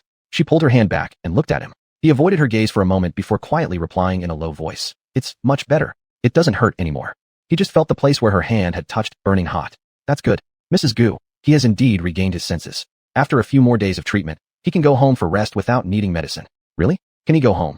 Gu Wanjuan's eyes reddened with excitement. This day had finally come. Was she dreaming? Bai Ruanyan couldn't help emphasizing again. He can only go home after a few more days. No problem. As long as he can go home. A few more days are fine. All Gu Wanjun could think about now was that her son would soon return home. Bai Ruanyan responded briefly. If there's anything else, feel free to call me. I'll leave now. She didn't want to interrupt their excitement. She glanced twice at Huojing. Just then, Huojing also turned his head, and their eyes met. Huojing's gaze instinctively darted away. Bai Ruanyan. Was this little Marshal Hua actually shy? Huojing clenched the wheelchair armrest harder, his body relaxing only after Bai Ruanyan left the room and disappeared from his sight. Although he woke up at noon, he remembered everything that happened over the last 2 days. Being fed like a child and calling her mom. Yesterday. So now, Huojing felt unable to face Dr. Bai directly. Whenever he saw her, memories flooded back, making him feel like he had lost all his dignity over these past half-dozen days. Now that he was awake, they probably wouldn't have to feed him anymore. By dinner time, Bai Ruanyan brought 2 bowls of chicken congee to his room. Huojing, time to eat. She placed the tray on a nearby table and gestured for him to start eating. Huojing remained motionless for quite a while. What's wrong? Want me to feed you? Bai Ruanyan spoke casually as she sat down in front of him, reaching toward the tray to pick up a bowl of porridge. Don't. Huojing hastily stopped her, grabbing her pale hand with his tanned one. Sorry. He quickly retracted his hand and apologized repeatedly, his face turning beet red. But Bai Ruanyan didn't find anything unusual about it. They weren't in feudal times. Physical contact wasn't strange. Still, watching Huojing's face turn so red made her feel a bit awkward too. This little Marshal Hua seemed really shy about touching hands. It looked like he might never have had a girlfriend before. Cough. Drink the porridge. I'll go get your medicine. She stood up and left. Since he clearly felt uncomfortable with her around, she decided to leave. The medicine was sent by Gu Wanjun instead. When Huojing saw her entering with the bowl, he unconsciously glanced behind her, but found no one there. His eyes dropped, leaving him feeling inexplicably disheartened. Son, I brought your medicine. Drink it while it's hot. Miss Bai said it works better when it's warm. Also, she gave me 2 pieces of milk candy and told me to give them to you after you finish your medicine. Who would have thought that someone as big as you could still fear bitterness? Gu Wanjun laughed teasingly as she handed the bowl to him. Hurry up and drink it. If you don't, I'll call Miss Bai to force feed you again. Recalling the times she had forcibly given him the medicine, Huojing shuddered inwardly. He grabbed the bowl resolutely and gulped down a large mouthful, enduring the bitter and peculiar taste as he swallowed. Then with gulp, he finished the entire bowl of medicine in 2 swallows. Hurry, open your mouth. Huojing instinctively opened his mouth, and a piece of candy was inserted inside. The sweet taste diluted the medicine's bitterness in his mouth as an unfamiliar flavor spread through his oral cavity. It smelled so good that he couldn't help but chew on it. He knew this peculiar thing came from Dr. Bai. Throughout his life, he'd never tasted or seen anything like it. After finishing his medication, Gu Wanjun returned the bowl to the kitchen and came back to wheel him out of the room. Dr. Bai said it would benefit your recovery if we took you for walks outside. She wheeled him down the corridor, and Huojing gazed at the familiar scenes before him. Experiencing it in person felt different from his memories. It was more spectacular and breathtaking. Dr. Bai truly has an exceptional perspective, Huojing sincerely complimented. Every corner of the house revealed the owner's uniqueness and ingenious thought. Of course, Miss Bai is extremely talented. Gu Wanjun responded proudly. Huojing shot her, his biological mother, an exasperated look, not understanding what she was so proud about. When they exited the building, colorful sights greeted them, and their noses were filled with the fragrant smell of flowers. Huojing stared in amazement at the beautiful scenery, finding it hard to take his eyes off. Isn't it gorgeous? Seeing her dumbstruck son, Gu Wanjun pushed him closer to the plants. The emerald green leaves and vibrant flowers presented a stunning visual feast. Huojing instinctively reached out to touch one of those green leaves. He accidentally tore it in half due to a lack of control over his strength. His fingertips trembled as the half-leaf he had torn spiraled and fell to the ground. Feeling unsure, he turned to look at Gu Wanjun behind him. Don't worry, it's fine. Miss Bai won't ask you to compensate for it. Coughing quietly, she recalled how she once got overly excited and damaged quite a bit herself. She guided him among the plants, introducing every type of plant he hadn't seen before, and they enjoyed their tour thoroughly. 2 bodyguards trailed not too far away. They only returned to the room when the night fell. In the dead of night, Huojing reflected on everything he saw today and compared it to the memories stored within his mind. He worked hard to digest nearly 2 months' worth of experiences since his mental force had been severely injured. There were many mysteries surrounding Dr. Bai. For example, the porridge he'd eaten all these days and the candy he consumed in recent days, as well as the story his mother told him regarding their experience after arriving here and the entirely different cuisine Dr. Bai provided daily. According to her, all those delicacies tasted delicious and were made from natural plants. Plants that disappeared over 1,000 years ago, plants that various planets had researched for centuries to restore growth, were finally resolved by Dr. Bai's unique talent in plant cultivation. Besides that, she also managed to treat his mental force instability, something even the best hospitals in the galaxy couldn't cure. Either point alone was enough to drive the galactic populace into a frenzy, yet both phenomena converged in one individual. And still, she saved him free of charge, without asking for any rewards. How could there be a free lunch? He didn't believe her statement that she did it out of gratitude toward the Hua family, or him. For rescuing him could only imply that she wanted something greater, something weightier. Nevertheless, as long as her demands wouldn't harm the Hua family, he was willing to agree to them. Thinking back to everything that had happened since his injury, how could he not feel heartbroken? Now he was someone who almost met with euthanasia. The responsibility of safeguarding the galaxy instilled in him by his father, Hua Xiaoming, from childhood seemed less significant now. After he recovered, he would continue to shoulder the duty of protecting the galaxy, but no longer push himself to extremes. He realized all he did was making Mrs. Hua worried and frightened, and he could never forget the face of Mrs. Hua crying in despair. You shouldn't rush things. Good things come to those who wait. Since he had recovered, it was time for him to try walking again using his legs. Having lain flat for 2 months, his legs had forgotten how to walk. Chapter 49, 10 Tomatoes. He stood up on his own accord when no one was around. He almost fell to the ground with his first step, but Bai Ruanyuan, who had come in to check his pulse, caught him just in time. Thank you. You're welcome. Bai Ruanyuan helped him back onto his wheelchair. Where are your 2 bodyguards? Why aren't they watching over you here? I don't like having people staring at me all the time, so I sent them away.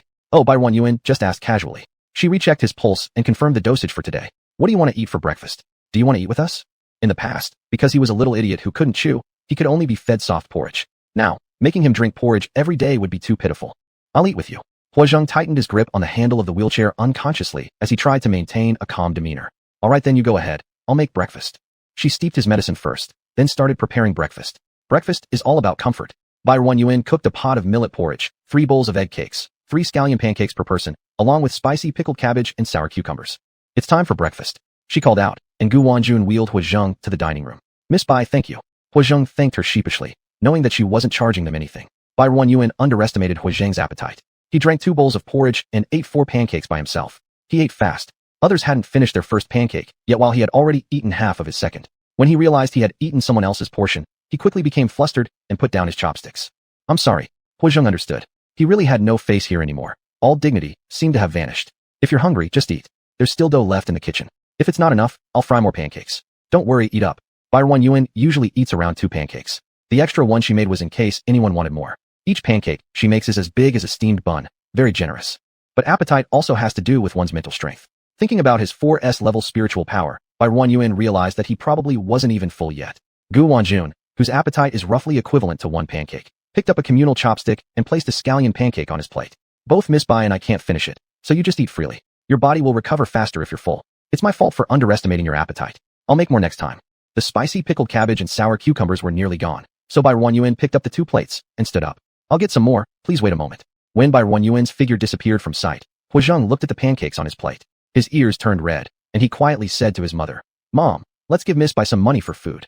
This was his first proper meal of natural food, and he hadn't expected it to taste so good. Without realizing it, he'd eaten quite a bit. Gu Wanjun glanced at his reddened ears and immediately understood her son as his birth mother. When we arrived, Miss Bai already said that she doesn't need any payment from us. All she wants is for us to bring you here. But she also said that she would only take care of your meals. I came along despite everything, and Miss Bai kindly provided for me as well. You focus on getting better. We owe Miss Bai enough already, so this doesn't matter much. If not for her, I would have lost you as a son long ago. Hua Zheng responded seriously. Mom, rest assured, whenever Miss Bai needs me, I will do everything in my power to help her. You owe her far more than this. Gu Wanjun recounted the entire story of Su Dana falsely claiming the identity of Bai Ruanyuan as the savior who had rescued her. When Hua Zheng heard that his survival bag had been swallowed by a giant fish, he showed the same speechless expression his mother had when she initially learned the truth. After a brief silence, he felt a sudden relief from the emotions that had troubled him for so long, leaving him feeling lighthearted. At the time, upon waking up and seeing Su Dana, he genuinely felt grateful. However, later her obsessive behavior only caused him headaches.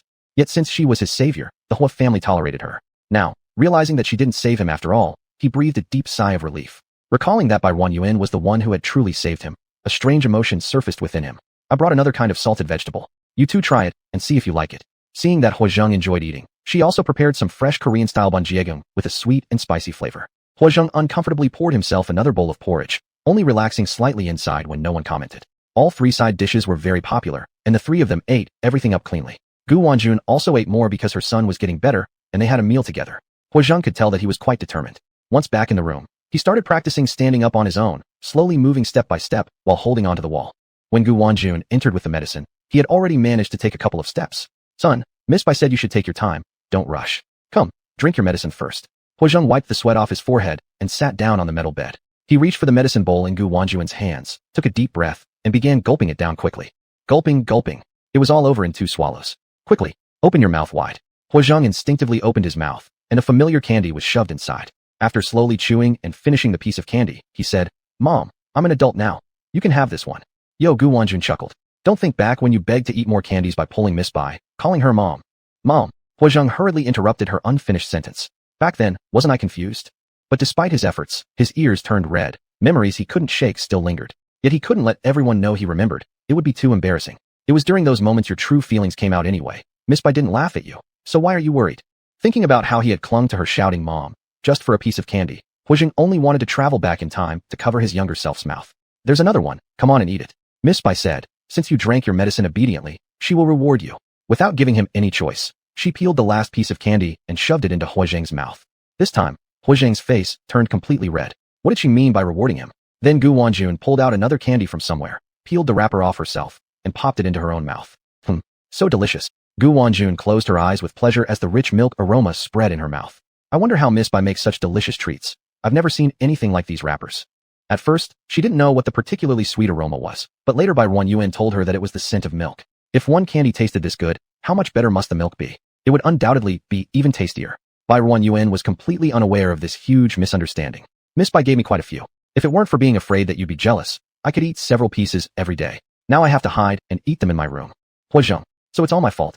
Recalling his mother's curiosity, he couldn't help but warn her. Mom, don't be too curious about Dr. Bai. You little brat. Gu Wanjun couldn't resist poking his forehead with her index finger. Do you think I'm like one of you kids? Of course, I know not to pry too much into Miss Bai's life. Everyone has secrets, and neither you nor me are exceptions. Just because Miss Bai saved your life twice, as long as she doesn't do anything harmful to us of the Hua family, you must protect her no matter what she does. Understand?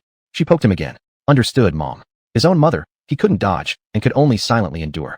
If he dodged, she might cry and go looking for his father. My son is still a patient. Could you be a bit gentler? All right. Gu Wanjun abandoned her continued attempts to educate him. You practice walking on your own. I'll go outside to enjoy the flowers. Saying that, she stood up and left without looking back. Didn't they agree she would stay to accompany him? Why was she leaving him behind alone? Right. There were those two idiots standing around doing nothing. Their only responsibility was his safety. They wouldn't interfere otherwise. Bai Yuan had ordered a walker for him, which existed in her dimension but had been made to order in the interstellar version. You use this for practice. It can serve as crutches, so you won't worry about falling. She pushed the walker beside him, ensuring he could touch it once he stood. Huazheng stood up, placed both hands on the crossbar of the walker, and tried taking steps. His legs hadn't been injured originally. They simply forgot how to move after being inactive for so long. After practicing hard all day, by dinner time, he could walk normally without the walker. Seeing the tall, leggy man before her in anticipation of the new year, Bai Yuan felt an overwhelming sense of pressure approaching. After all, Huazheng had served in the military for many years, having killed countless insectoids and rebels, making the killing aura surrounding him heavy. Previously weakened by mental turmoil and fallen into a state of decay, lying on the metal bed had made him seem pathetic. Now that his body had returned to its former state under Bai Yuan's 3 daily nutritious stews, he had also gained a little weight. Standing before her now, his towering figure at nearly 6 feet 3 inches exerted considerable pressure on her at 5 feet 4. The young General Hua, who once conquered the battlefield, had returned. Bai Yuan calmly uttered 3 words. Let's eat. No matter how formidable his presence, young General Hua could only obediently trail behind her, heading to the kitchen to help serve the dishes. For dinner, there were 4 dishes prepared: salty egg yolk, glazed sweet potato, and a cold dish made with cucumber threads, dried tofu threads, Chinese cabbage threads mixed with cool noodles. Chapter 50, A Bundle of Leeks.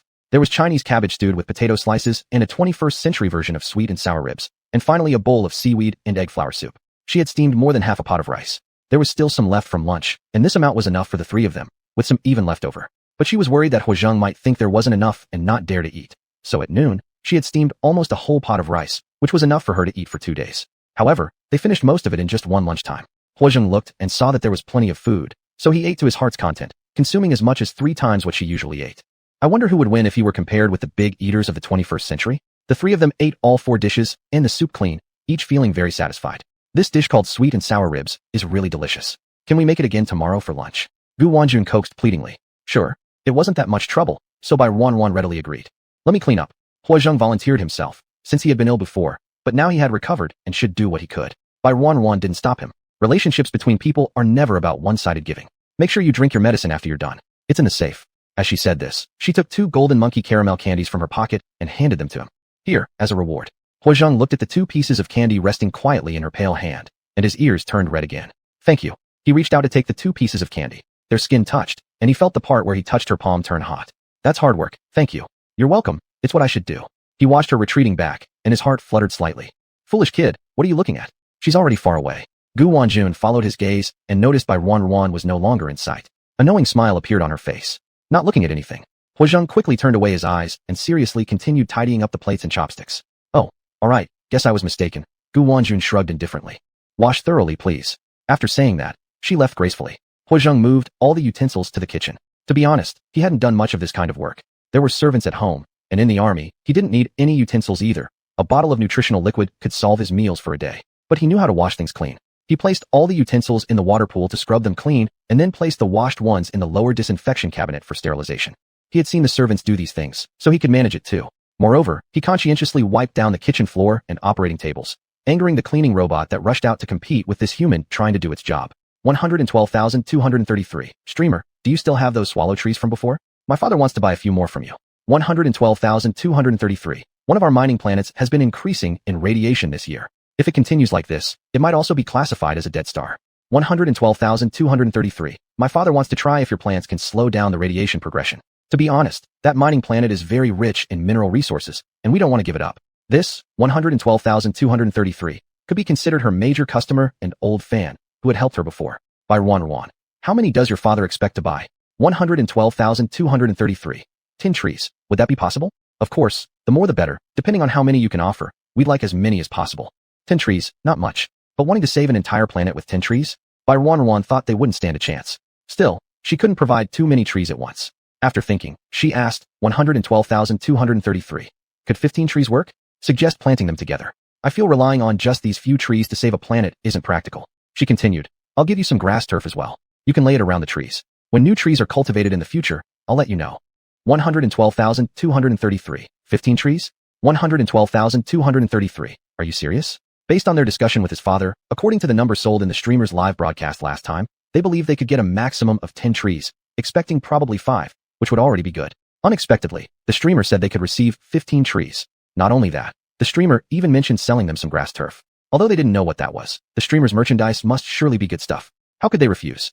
Much higher than expected, both father and son were extremely pleased. Bai Wan found the link from the last time she sold the swallow trees and restocked 15 swallow trees. Each swallow tree was priced at 500,000 interstellar coins, so 15 would amount to 7.5 million interstellar coins. The other side paid immediately, and she then created a new link for the grass turf, adding 20 pieces, each priced at 100,000 interstellar coins. The other side paid instantly again. It's too late today. Tomorrow I'll dig up the trees for you, and will notify you when I mail them out. 112,233.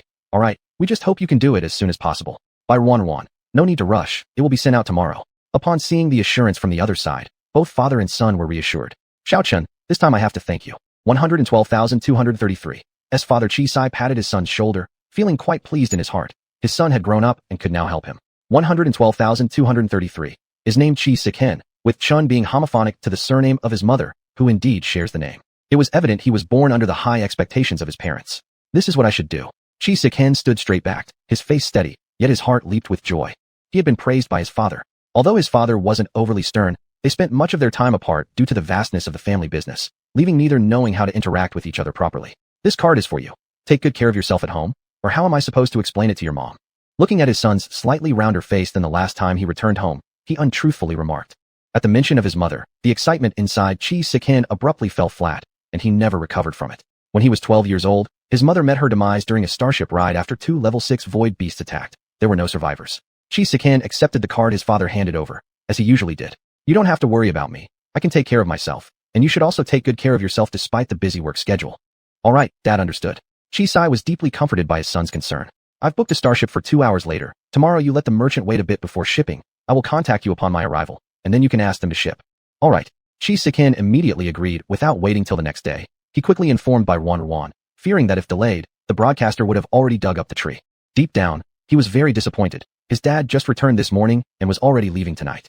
After we finish handling this matter, Dad will come back to stay with you for a few days, all right? Chisai touched his son's head, deeply filled with guilt. He hadn't accompanied him enough, and now at 18 years old, he himself was aging. It was time to properly make up for all those lost familial bonds and start teaching him how to slowly take over the family business. Eyes gleaming with brightness, Chi Siken quickly nodded, unknowingly bringing a silly smile to his face. You idiot. Chisai couldn't help but give his son's head another rub at the sight of his foolish grin. That was right, being stiff-faced every day wouldn't resonate well with others. Kids should behave like kids. Meanwhile, by Wan received 112,233 message and thus felt no more urgency. The trees and grass turfs were ready in the space pocket and could be sent anytime. She only agreed to provide them with so many trees, along with grass turf, because she herself was curious whether her plants could truly save an entire planet. 15 trees required 15 bottles of energy liquid. Since the trees needed energy liquid, it followed that the grass turf would also require the same treatment, hence the fair treatment. Diluted spiritual water was filled into 30 bottles. In reality, she didn't wish to give out so much, but she truly had no idea about the condition of the mine star. How was the soil quality? What about the pollution levels? How bad was the radiation? Thus, a little extra preparation was necessary, trusting both 112,233 and his father more. She was worried these trees and turfs might not survive over there. First, wasting plants, and secondly, it would damage her reputation. If these plants could thrive even in such adverse conditions on the mining planet and effectively reduce radiation, delaying planetary death, then in the future there would be no worries anymore. This truly showed the weight of her responsibilities. Although she had previously quarreled with the researchers, claiming that the lives and deaths of the interstellar population weren't her concern, how could Barren really sit idle and watch? If she could indeed use her small strength to save planets vital for sustaining so many lives, she would gladly contribute. Just this matter must progress gradually, cautiously ensuring her own absolute safety first. After having a good night's sleep, Barren proceeded, as usual, to check Hu Zhang's pulse. Thankfully, he got up early in the morning too. She arrived just as he returned from outside, apparently after jogging, with his hair slightly disheveled and a few beads of sweat dotting his forehead. Sorry, I need to take a shower first. Hu Zhang didn't expect her to come so early. It was also his first time going out, and he wasn't very familiar with the terrain, which caused some delay. However, he was drenched in sweat now, and the smell mustn't be pleasant. He somewhat bashfully asked Barren to wait a moment while he cleaned himself up. All right, I'll go to the kitchen first, and you can find me after you finish washing. All right. Barren returned to the kitchen and began soaking the millet porridge, adding 4 or 5 jujubes and wolfberries. After cutting open the jujubes and removing the pits, she threw them into the casserole together with the wolfberries. After boiling it on high heat, she switched it to a low simmer. Subsequently, she started kneading the dough. They had eaten scallion pancakes yesterday, so they would have oil and salt pancakes today. Recalling the situation from the previous morning, she prepared 15 pancakes this time. Eating meals with Hu Zhang meant that it was better to make more food than run short. Hu Zhang's father nodded at the sight of the well-prepared meal, saying approvingly, "This girl knows how to cook." "She sure does," Hu Zhang responded as he reached out to pick a pancake. He noticed Barren quietly refilling the bowl of rice gruel for his father and felt deeply moved. Chapter 51. 2 bundles of leeks. Otherwise, he would be worried that others might not get enough to eat, and thus hesitate to eat with peace of mind. She also steamed 3 bowls of egg cake. It was said before that eating an egg every day was good for health, but now an egg was equivalent to dozens of eggs in the past, so it could only be used several times. There were also yesterday's spicy cabbage and sour cucumber, which she prepared a large plate of each. "Is there anything I can help with?" A man's voice suddenly popped out. If it were an ordinary person, they might have been startled. However, Barren often liked to spread her spiritual power around, so she had known of his arrival long ago. "Let me take your pulse first." Hu Zhang obediently extended one hand. Barren placed a small pillow used for taking pulses on the operating table, gesturing for him to place his hand on it. Like this. Hu Zhang instinctively knew how to use it. Barren rested her hand on his wrist and diagnosed for a while, having a grasp of his condition. She withdrew her hand. "Please bring these 2 plates of dishes to the dining room first." "It's my duty." Hu Zhang picked up the 2 plates she mentioned and carried them to the dining room. Barren took out the herbs from her spatial ring and soaked them first. The water for cooking congee was already boiling, so she turned the fire down to let it simmer slowly. She then started making pancakes. The ingredients needed for oil salt cakes include flour, clear water, edible oil, edible salt, and 13 spices. This dough needs to be a bit softer, 1 caddy of flour with 6 tails of water. Stir continuously as you pour, stirring all into a state of crumbly dough, then add an appropriate amount of edible oil. She followed the ratio of 300 grams of flour to 10 grams of edible oil. For family consumption, more or less can be acceptable. It doesn't have to be very precise. Adding edible oil ensures that kneading does not stick to the hands, and the baked pancake will be extremely soft. After the final step, knead it a few more times until the dough reaches a smooth, slightly soft consistency that doesn't stick to the hands. Cover with a lid and let it rest for half an hour. After the dough has rested, it will become even softer. At this point, you can directly knead it into a long strip. Roll the dough balls evenly and round them. Sprinkle some dry flour on the chopping board, and roll the small dough balls into pancake skins. After rolling out the pancake skins, Barren brushed a thin layer of oil over them, mainly to separate the layers. When seasoning, Barren sprinkled some salt, and then added some 13 spices. Many friends dislike its taste, so you can substitute it with salted pepper instead. Then cut a slit at the radius, and start rolling from one side. When you reach the end, pinch the outermost layer together like making a dumpling, encasing everything inside. Then press the larger side downwards, sharp side upwards, flatten it into a round shape. Use cling film or something to cover it to prevent it from drying out. By the time the 15th dough ball is done, the first one will also have rested properly. Roll the dough ball into a thin pancake. Heat the oil in the pan first, then transfer the rolled pancake using a rolling pin into the pan or electric pancake maker and lay it flat. Spray oil on the upper surface and cover with the lid. Once it starts bubbling, flip it to cook the other side, still spraying oil on the upper side. Very quickly, The entire pancake swells up, resembling a ball. Bai Ruanyuan tapped on its edge twice to make the swelling more even, then flipped it again. Both sides took on a beautiful golden color, and finally, it was served on a plate. Let me handle this, Dr. Bai. Be careful, it's hot. Seeing her about to pick up the tray loaded with thick pancakes, Huajing immediately reached over and lifted it. Are we bringing these to the dining room? Seeing Bai Ruanyuan nod, he quickly picked it up and left. Bai Ruanyuan stirred the porridge in the clay pot a few times, the sweet aroma mixed with the smell of the porridge drifting out. The jujubes were already soft, the millet had bloomed, thickening the soup. The whole porridge presented a burnt yellow color, a result of combining the colors of the jujube and goji berries with the gold of the millet. Before drinking, Bai Ruanyuan could already imagine its sweetness. Turning off the heat, Bai Ruanyuan was just preparing to move the clay pot when Huajing returned to the kitchen. Dr. Bai, let me do it, don't burn yourself. Bai Ruanyuan gladly stepped aside. Huajing, standing in a pre-padded towel position, lifted the clay pot. Bai Ruanyuan hurriedly picked up the bowls, chopsticks, and heat-resistant pads and followed behind. She set down the heat-resistant pad first, then he placed the clay pot on top. Miss Bai, whatever work there is, let Huajing do it. You took such good care of him before. Now that he can walk and jump, let him do more. My mother said it right. If you have any work, call me. 15 pancakes were made. Huajing ate 6 himself, drank 3 bowls of sweet red date millet porridge. In these last couple of days, Bai Ruanyuan realized that Huajing's taste preference was similar to hers, sweet, sour, and spicy. Mrs. Gu also favored sweet and sour tastes, but eating something spicy would make her face turn rosy. Did Miss Bai plant all these herself? Just after Huajing and his mother finished talking about letting Huajing help Bai Ruanyuan, Gu Wanjun told Huajing to accompany Bai Ruanyuan right after they finished eating. She also reminded him to be smart and grab any work there was so as not to tire Bai Ruanyuan. Thus, Bai Ruanyuan had no choice but to take him on a tour of the land she had claimed, walking along the cultivated fields while satisfying his curiosity. It's impossible for me to do all this by myself. It's all thanks to the planting robots which were programmed to handle it. If I had done it alone, how long would it have taken? By the time the first plot was ready for harvest, the last one probably wouldn't even be planted yet. Huajing's lips curled upward with a faint smile as he curiously observed the surrounding landscape, sights that he had never seen before. What is this? Leeks. Bai Ruanyuan looked at the lushly growing garlic sprouts, her lips curling slightly before suppressing it, and speaking in a light, casual tone. This is garlic. Oh, realizing his mistake, Huajing carefully studied the plants referred to as garlic and memorized their appearance. Here we have cabbage. Here we have tomatoes. Here are the leeks you mentioned earlier. Here are sweet potatoes. As more usable land became available, Bai Ruanyuan expanded the scale of each type of plant, forming small estates where each estate mainly produced one kind of plant. The general land planning was almost complete, with the approximate number of acres designated for each plant roughly measured out. Thus, whenever the robots cleared a piece of land, she would plant the corresponding crop there. Recently, interstellar insects or interstellar mice had become increasingly rare, but Bai Ruanyuan still dared not plant anything outside the safety shield. She had already extended the range of the 3rd-level protective shield to its maximum capacity, but the 6th-level protective shield continued to safeguard only her residents. Without her certification, no one could enter the range protected by the 6th-level shield. That Miss Bai has managed to cultivate so much land and grow such an abundance of plants is indeed impressive. Huajing sincerely praised her. For an 18-year-old girl to single-handedly cultivate such vast tracts of land and produce so many crops was certainly extraordinary. But this is just the beginning. The output now cannot meet the needs of the entire galaxy. To satisfy the needs of 8 billion people would be nearly impossible. All Bai Ruanyuan could do was grow more high-yielding crops. Boss, you're here. A man's voice echoed from afar, and both turned their heads simultaneously. Meng Chantian walked over from the other side of the field. Sir, when Meng Chantian approached and realized who was with Bai Ruanyuan, he promptly gave Huajing a military salute. Even though one leg was disabled, he stood steadily and delivered a very standard salute. Hello. Huajing returned his military salute. He had heard from Gu Wanjun that there was a family of 4 on this planet hired as by Mrs. Employees, but he had never met them. Judging by the demeanor, this person must be a retired soldier who once had good physical fitness. This is my employee, Meng Chantian, and Huajing requires no introduction. Brother Meng knows him well. Bai Ruanyuan introduced the two. Commander Hua, Brother Meng, is your loyal fan. Bai Ruanyuan couldn't help teasing. Huh. Huajing looked somewhat puzzled at Meng Chantian, then turned back to Bai Ruanyuan waiting for clarification. Boss, let's not talk about it.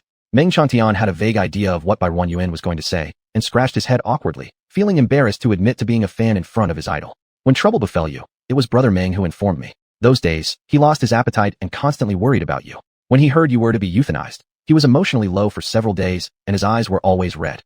Boss. Meng Chantian interrupted her in frustration, finding loss of appetite and red eyes too embarrassing. It made him sound like he was harboring romantic feelings for Commander Hua. As Huajing listened to Bai Ruanyuan's words, although some phrases sounded strange, a softness unconsciously crept into his heart.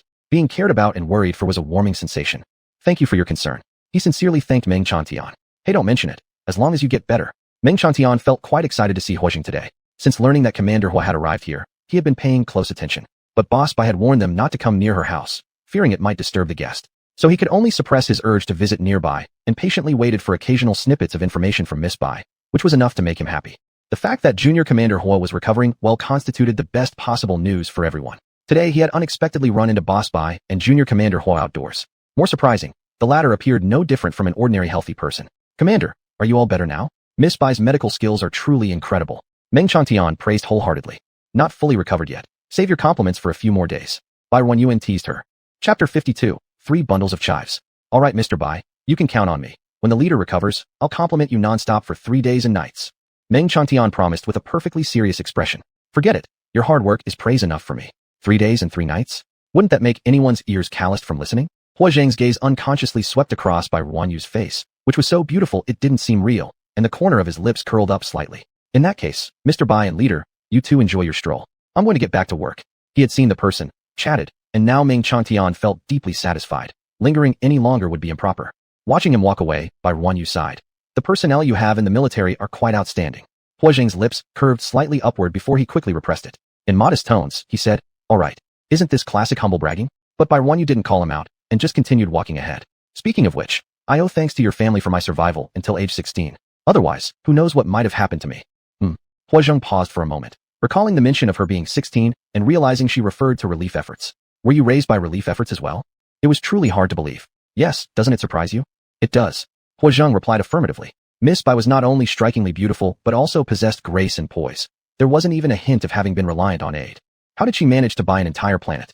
Even though it was a waste planet, its cost was still exorbitant, far beyond the means of ordinary people. Looking at her, she seemed to be around 17 or 18 years old. How had she managed to accumulate enough money within such a short span of time to buy a planet? Not only had she bought a planet, but she also equipped it with a planetary protection shield. Considering the scarcity and preciousness of materials required for these shields, over the years, only Zixing and Launching had managed to construct them. Where had hers come from? For someone reliant on relief efforts, how could she have achieved all of this? Moreover, why had no one discovered or reported her natural planting talents before? She had remained unnamed and unnoticed for more than 16 years. She was full of too many secrets, but he didn't wish to pry deeply. Like his mother said, she saved him twice, and that was more than enough reason for him to do anything for her. Deep down, he was also somewhat relieved that their family had persisted with the relief policies. Though it demanded significant annual costs, they had succeeded in raising Miss Bai. Had the interstellar system not done so, they took a big tour, and Bai Ruan Yu even led him to the edge of the garbage and soil. Looking outside at those towering layers of garbage, like mountains, then glancing at the lush greenery here, the two contrasting images and colors formed a strong visual contrast. How long will it take to clean all this garbage? I'm not sure. Bai Ruan Yu helplessly sighed. Even though she had already widely planted swallow trees, the land cleared so far was just a fraction of the whole. There were still vast rivers and seas covered with trash waiting to be cleaned. Due to the inadequacy of the protective shield, she couldn't grow swallow trees outside of the shield area, so the progress was slow. How about if I send a few spaceships from the Hua family to move some of the garbage to other waste planets? Hua Zhang suggested. Don't bother. Let's not mess up other planets either. You don't throw, others will. Waste planets are basically dead stars. Clearing out this planet sooner will allow more plants to grow faster. Bai Ruan Yu secretly swayed in her heart. To be honest, the accumulation of garbage on Earth over the years was really immense. Although the swallow trees were working hard to digest the garbage, the whole planet was surrounded by it. In the sea, in the rivers, trash was everywhere, and she herself didn't know how many years it would take for her alone to clean all the trash off the planet. However, due to China's long-term education, she couldn't bring herself to engage in littering. Let's see how it goes for now. If there's still little progress in a year or two, I'll seek your help again. In the end, she gave up. Okay, you can contact me anytime. Oh, by the way, we haven't exchanged contact numbers yet. Shall we add each other? Sure. Bai Ruan Yu gave him her contact number, and both remembered each other's contact details. Hua Zhang couldn't resist sneaking another look at her, genuinely not understanding her mysterious persistence. Let's go back. It's almost noon. Didn't Ms. Gu say she wanted to eat sweet and sour pork ribs again yesterday? Obediently following her, Hua Zhang remarked. You don't have to cater to my mom's whimsical requests. Bai Ruan Yu looked at him and smiled. What's the big deal? It's not an unreasonable request. I have to cook anyway, so Ms. Gu telling me what to make saves me the trouble of thinking about it. She added, if there's anything you want to eat, just let me know. Don't be shy.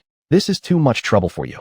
Hua Zhang felt quite embarrassed, since Miss Bai had already cured him, and now she was taking care of his mother and him as well. Cough, especially him, who ate a little more than others. You all said you would do anything for me before, didn't you? Compared to that, I still get a great deal out of this situation. Just think about it. We still have hundreds of years ahead. I will bother you plenty in the future. Hua Zhang thought carefully, and it seemed like she was right. Then, could I order some candied yams? His voice grew quieter toward the end. My mom said they were very tasty. Bai Ruan Yu found it amusing in her heart. Sure, why not? The tough General Hua, commanding on battlefields, could be so adorable. So 2 dishes were decided for lunch. Sweet and sour pork ribs, ordered by Ms. Gu, and candied yams chosen by Hua Zhang. By Ruan Yu planned to add stir-fried potato shreds and scrambled eggs with chives to complete the meal.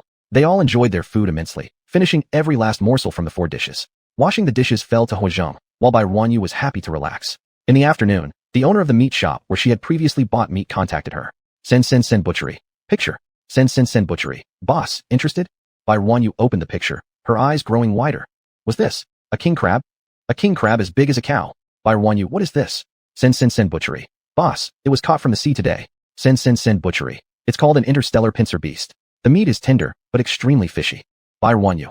People in the interstellar era really know how to name things, calling it a pincer beast. Bai Ruan Yu. Extremely fishy. Why are you even telling me? The boss of Sen Butchery blushed slightly on the other side of the screen, offering an apologetic smile. After all, who could blame the boss for being rich? Not only rich, but also having unique tastes. Just like when she helped him clear several freezers full of innards from interstellar pigs and cows. He figured she must enjoy unique stuff, so he took the chance to ask if she was interested, and maybe make a little extra money. Because the meat of the interstellar pincer beasts was so overwhelmingly fishy, they had overpopulated his livestock planet. Plus, these creatures moved incredibly fast, and their giant claws wielded a significant amount of force. Although capturing them wasn't too hard for his crew, processing their thick shells into feed proved troublesome, leading to even more proliferation. Today, he contacted his strange and wealthy client with an almost nothing-to-lose attitude. After all, no matter what happened, he wouldn't lose anything, just tapping away on his keyboard. Sen Butchery. Boss, isn't this because of your unique preferences that I'm asking you? Sen Butchery. There's a large quantity available, any amount you want.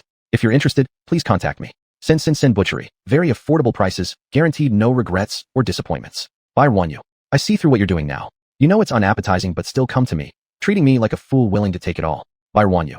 How do you plan to sell this? The butcher responded instantly. Sen Butchery. Its shell is heavy and inedible, so I'll offer a very cheap price. 1 star coin per pound. Sound good? The butcher felt a slight excitement inside. The wealthy customer might agree. Sen Butchery. What do you think, boss? If you think it's expensive, I can reduce it further. We're old friends, after all. How about 2 pounds for 1 star coin? Bai Ruan Yu. Just tell me, with such a cheap price, who would dare to buy? Clearly it's no good. But what was it again? King crab. And she had only eaten it once or twice in her life. Who could refuse this? Bai Ruan Yu. How many pounds does one animal weigh? Sen Butchery. The one in the picture weighs 600 pounds. There are bigger ones, possibly reaching 1,000 pounds. There are smaller ones too. Depends on how many pounds you want. Yay. The butcher's heart leapt in joy. Hadn't the small profit finally come? He was indeed clever. Not much, only a few 100-star coins, but selling even one was still progress. And it could solve the overpopulation problem on his livestock planet. If she buys tens of thousands of pounds, or even hundreds of thousands, most of his problems would be solved, wouldn't they? Bai Ruan Yu. Just send me a live one first. I don't want a dead one. It'd be more trouble for you. But tie its legs up so it can't move around, otherwise, I won't be able to handle it. The crab in the picture he had sent her was obviously already dead. She remembered that people by the seaside had said that crabs should not be eaten if they were dead. A freshly dead crab might still be edible, but a long dead one would not be suitable for consumption. Crabs themselves belong to the scavenger category and naturally contained large amounts of harmful bacteria. Inside a dead crab, there would appear a significant number of bacteria producing harmful histamine and other toxic substances. Consuming such a crab could lead to vomiting or diarrhea. Wasn't this easy? If she really could sell a lot of them, he wouldn't mind even removing all the meat for her. Chapter 53, 4 bunches of leek. The owner of the butcher shop quickly agreed. Hair Butchery. Then please wait a moment. I'll have them go catch one right away. Of course, they had to catch the biggest one. 20 minutes later, Hair Butchery contacted her again. Picture. Hair Butchery. How about this one? It weighs 1,100 pounds and is one of the largest ones available.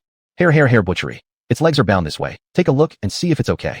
Bai Ruan Yu opened the picture, realizing that this one was significantly larger than the previous one. Its 8 legs were tightly bound with some material, making it completely immobile. Bai Ruan Yu felt somewhat relieved that a few days ago, the courier company had upgraded its services and figured out how to ship living creatures. But this black technology was really expensive. Bai Ruan Yu paid an additional 1 million interstellar coins and also incurred an annual maintenance cost of 50,000 interstellar coins. However, this black technology clearly stated that it could not be used on humans. No engineer dared to experiment on themselves. They also didn't want any unnecessary conflicts, so they added a clause stating that humans were not allowed to use this service. If someone violated the rule, all issues would not be the responsibility of the courier company. Additionally, once discovered, fines and termination of cooperation with the planet could occur. Bai Ruan Yu, let's go with this one. Can you ship it alive? I only need it alive. Hair Butchery. You don't need to worry about that. Our courier service has been upgraded. As long as your side has also been upgraded, it will arrive alive. He sent Bai Ruan Yu the payment link for that crab. He sold it to her at the price of 1 interstellar coin for 2 pounds, costing her a total of 550 interstellar coins. In the past, this amount was only enough for 1 pound of interstellar meat, but Bai Ruan Yu bought 1,100 pounds.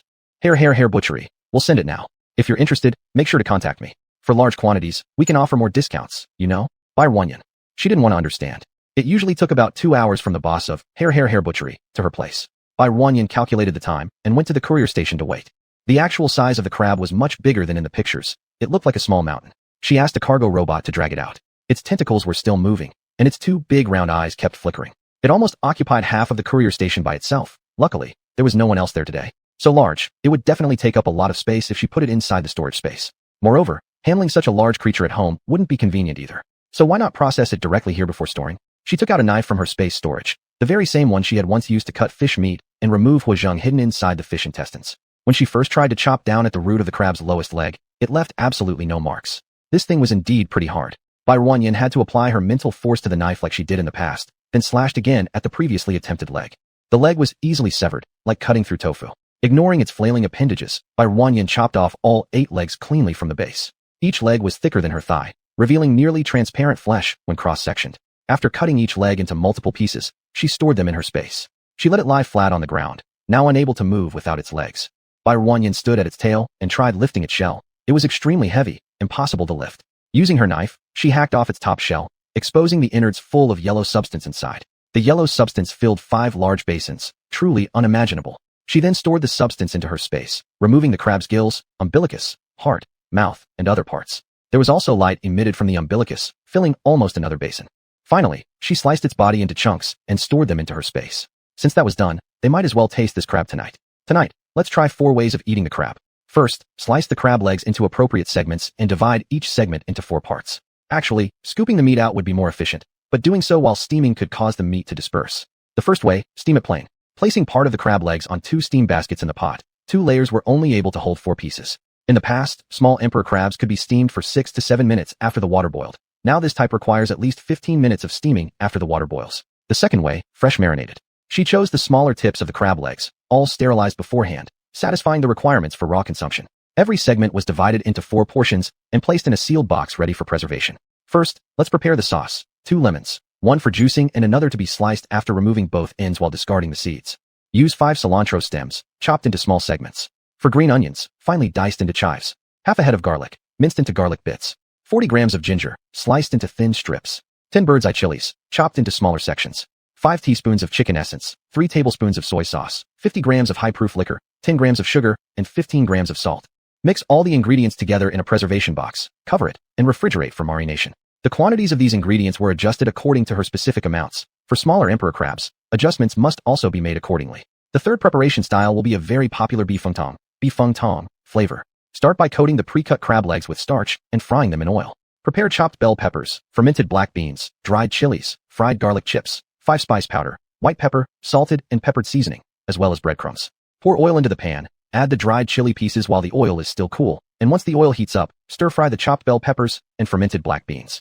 Add the fried garlic chips, and evenly mix them, seasoning accordingly before adding the breadcrumbs and mixing everything thoroughly. Finally, toss in the previously fried crab legs and continue stir-frying until everything is evenly mixed. Once done, plate it. The fourth style, spicy crab. Begin by sautéing ginger slices, garlic slices, and onion slices slowly in lukewarm oil. When the oil heats up, add broad bean paste and a chunk of hot pot base seasoning. Once the base is fully melted and aromatic, add the sliced chili segments, Sichuan peppercorns, and prickly ash. Continue cooking them till fragrant, and then incorporate the 5 spice powder, chicken essence, salt, and peppercorn oil. Lastly, add the crab legs, allowing them to cook through before plating.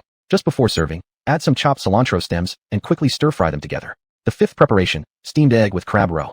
Take out 1 bowl of crab roe, spoon out 2 scoops and combine with 1/4 of the beaten egg liquid. Stir the mixture evenly and distribute it into 3 separate bowls. Steam them in a pot for 20 minutes.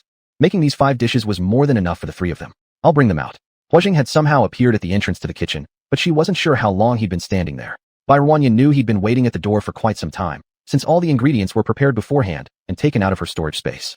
Thus, she didn't mind his watchful gaze.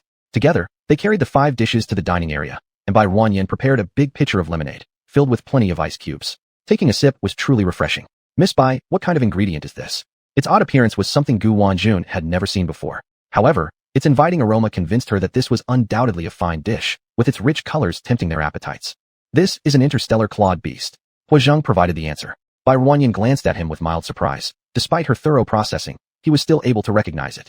I've seen this creature in the seas of other planets before. Its shell is extremely hard, yet it moves astonishingly fast and poses a significant threat. He seemed to sense her puzzlement and thus clarified things for her. There are many of these creatures on Sea Star, causing much frustration among the locals. It spoils easily, and the taste can be overwhelming, leaving no one capable of tolerating it. Glancing subtly at the 5 servings on the table, whether in color or fragrance, they were indeed highly enticing, though he harbored doubts about their actual flavors. But you should definitely try the way I processed the clawed beast. Bai Ruanyin noted his uneasiness but did not counter it verbally. Once he tasted it, all uncertainties would dissolve. Facts speak louder than words. The trio sat down to eat.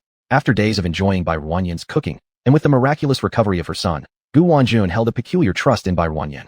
Anything cooked by Bai Ruanyin could not be doubted in terms of deliciousness. Even if her beloved son thought otherwise, she trusted Bai Ruanyin more. True to her expectations, Bai Ruanyin and Gu Wanjun began eating first, prompting Huozheng to hesitantly follow suit after a brief moment of contemplation.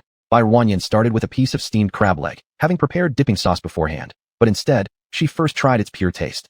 It was exactly as she remembered, the succulent crab meat she enjoyed before, even with a faint touch of sweetness.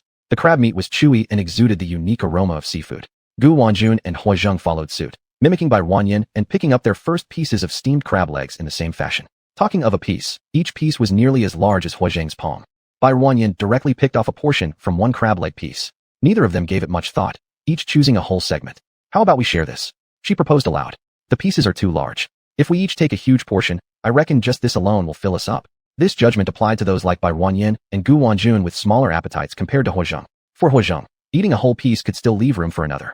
Alright, the two readily agreed, both being very receptive to Bai Ruanyin's suggestions. They hadn't thought of it just a moment ago, but now upon reflection, what she said was absolutely right. Miss Bai had prepared 5 large bowls today, and they needed to taste each one. The 3 of them shared a large piece, the 2 of them imitating her by first trying its original flavor. As soon as the crab meat entered his mouth, Huozheng was extremely surprised. Having tasted the clawed beast several times, he was quite familiar with its taste. However, this piece in his mouth was entirely different. Chapter 54, 5 bunches of leeks. After stir-frying the garlic heads evenly, seasoning was added. Finally, breadcrumbs were included, and after an even stir-fry, the crab legs that were fried before were introduced. After stir-frying evenly again, it was ready to be served. The 4th dish, spicy and fragrant crabs. Slowly fry ginger slices, garlic slices, and onion slices in cool oil until fragrant. Once the oil heats up, add broad bean paste and a piece of hot pot base. After frying the hot pot base until melted and fragrant, include chili sections, Sichuan peppercorns, and numbing peppers. Continue to stir-fry until aromatic. Add more spices like Chinese 5-spice powder, monosodium glutamate, salt, and Sichuan pepper oil. Lastly, add the crab legs. Once the crab legs are cooked, it can be served, sprinkling chopped cilantro just before serving for a final even stir-fry. The 5th dish, steamed eggs with crab roe. Scoop out 2 spoons of crab roe into a bowl. Mix 1/4 of the egg liquid into the crab roe evenly. Then divide the mixture into 3 portions and place them into 3 bowls. Steam them for 20 minutes. Preparing these 5 flavors would be enough for their group of 3. I'll serve. Huozheng suddenly appeared at the kitchen door, though it's unclear how long he had been standing there. Bai Ruanyin had noticed his presence from the start. Because she had prepared all materials beforehand and taken them out of her space storage, she wasn't concerned about him watching. Together, they carried the 5 dishes to the dining room, and Bai Ruanyin prepared a large pot of lemonade with lots of ice cubes. It felt refreshingly cool to take a sip. Miss Bai, what are these ingredients? This odd appearance had never been seen by Gu Wanjun before, but this heavenly aroma convinced her that this must be something exquisite. The color was inviting, tempting her taste buds irresistibly. This is Claw's beast from the stars. It was Huozheng who replied. Bai Ruanyin was somewhat surprised when she glanced at him. Despite having processed it to this extent, he could still identify it. I've seen these creatures in the seas of other planets before. They have extremely hard shells, but move surprisingly fast, with considerable destructive power. He noticed her curiosity, and thus provided clarification for her. There are many such star beasts on Sea Star, causing much trouble for the locals. This creature rots very quickly and emits an overwhelming odor that no one can tolerate.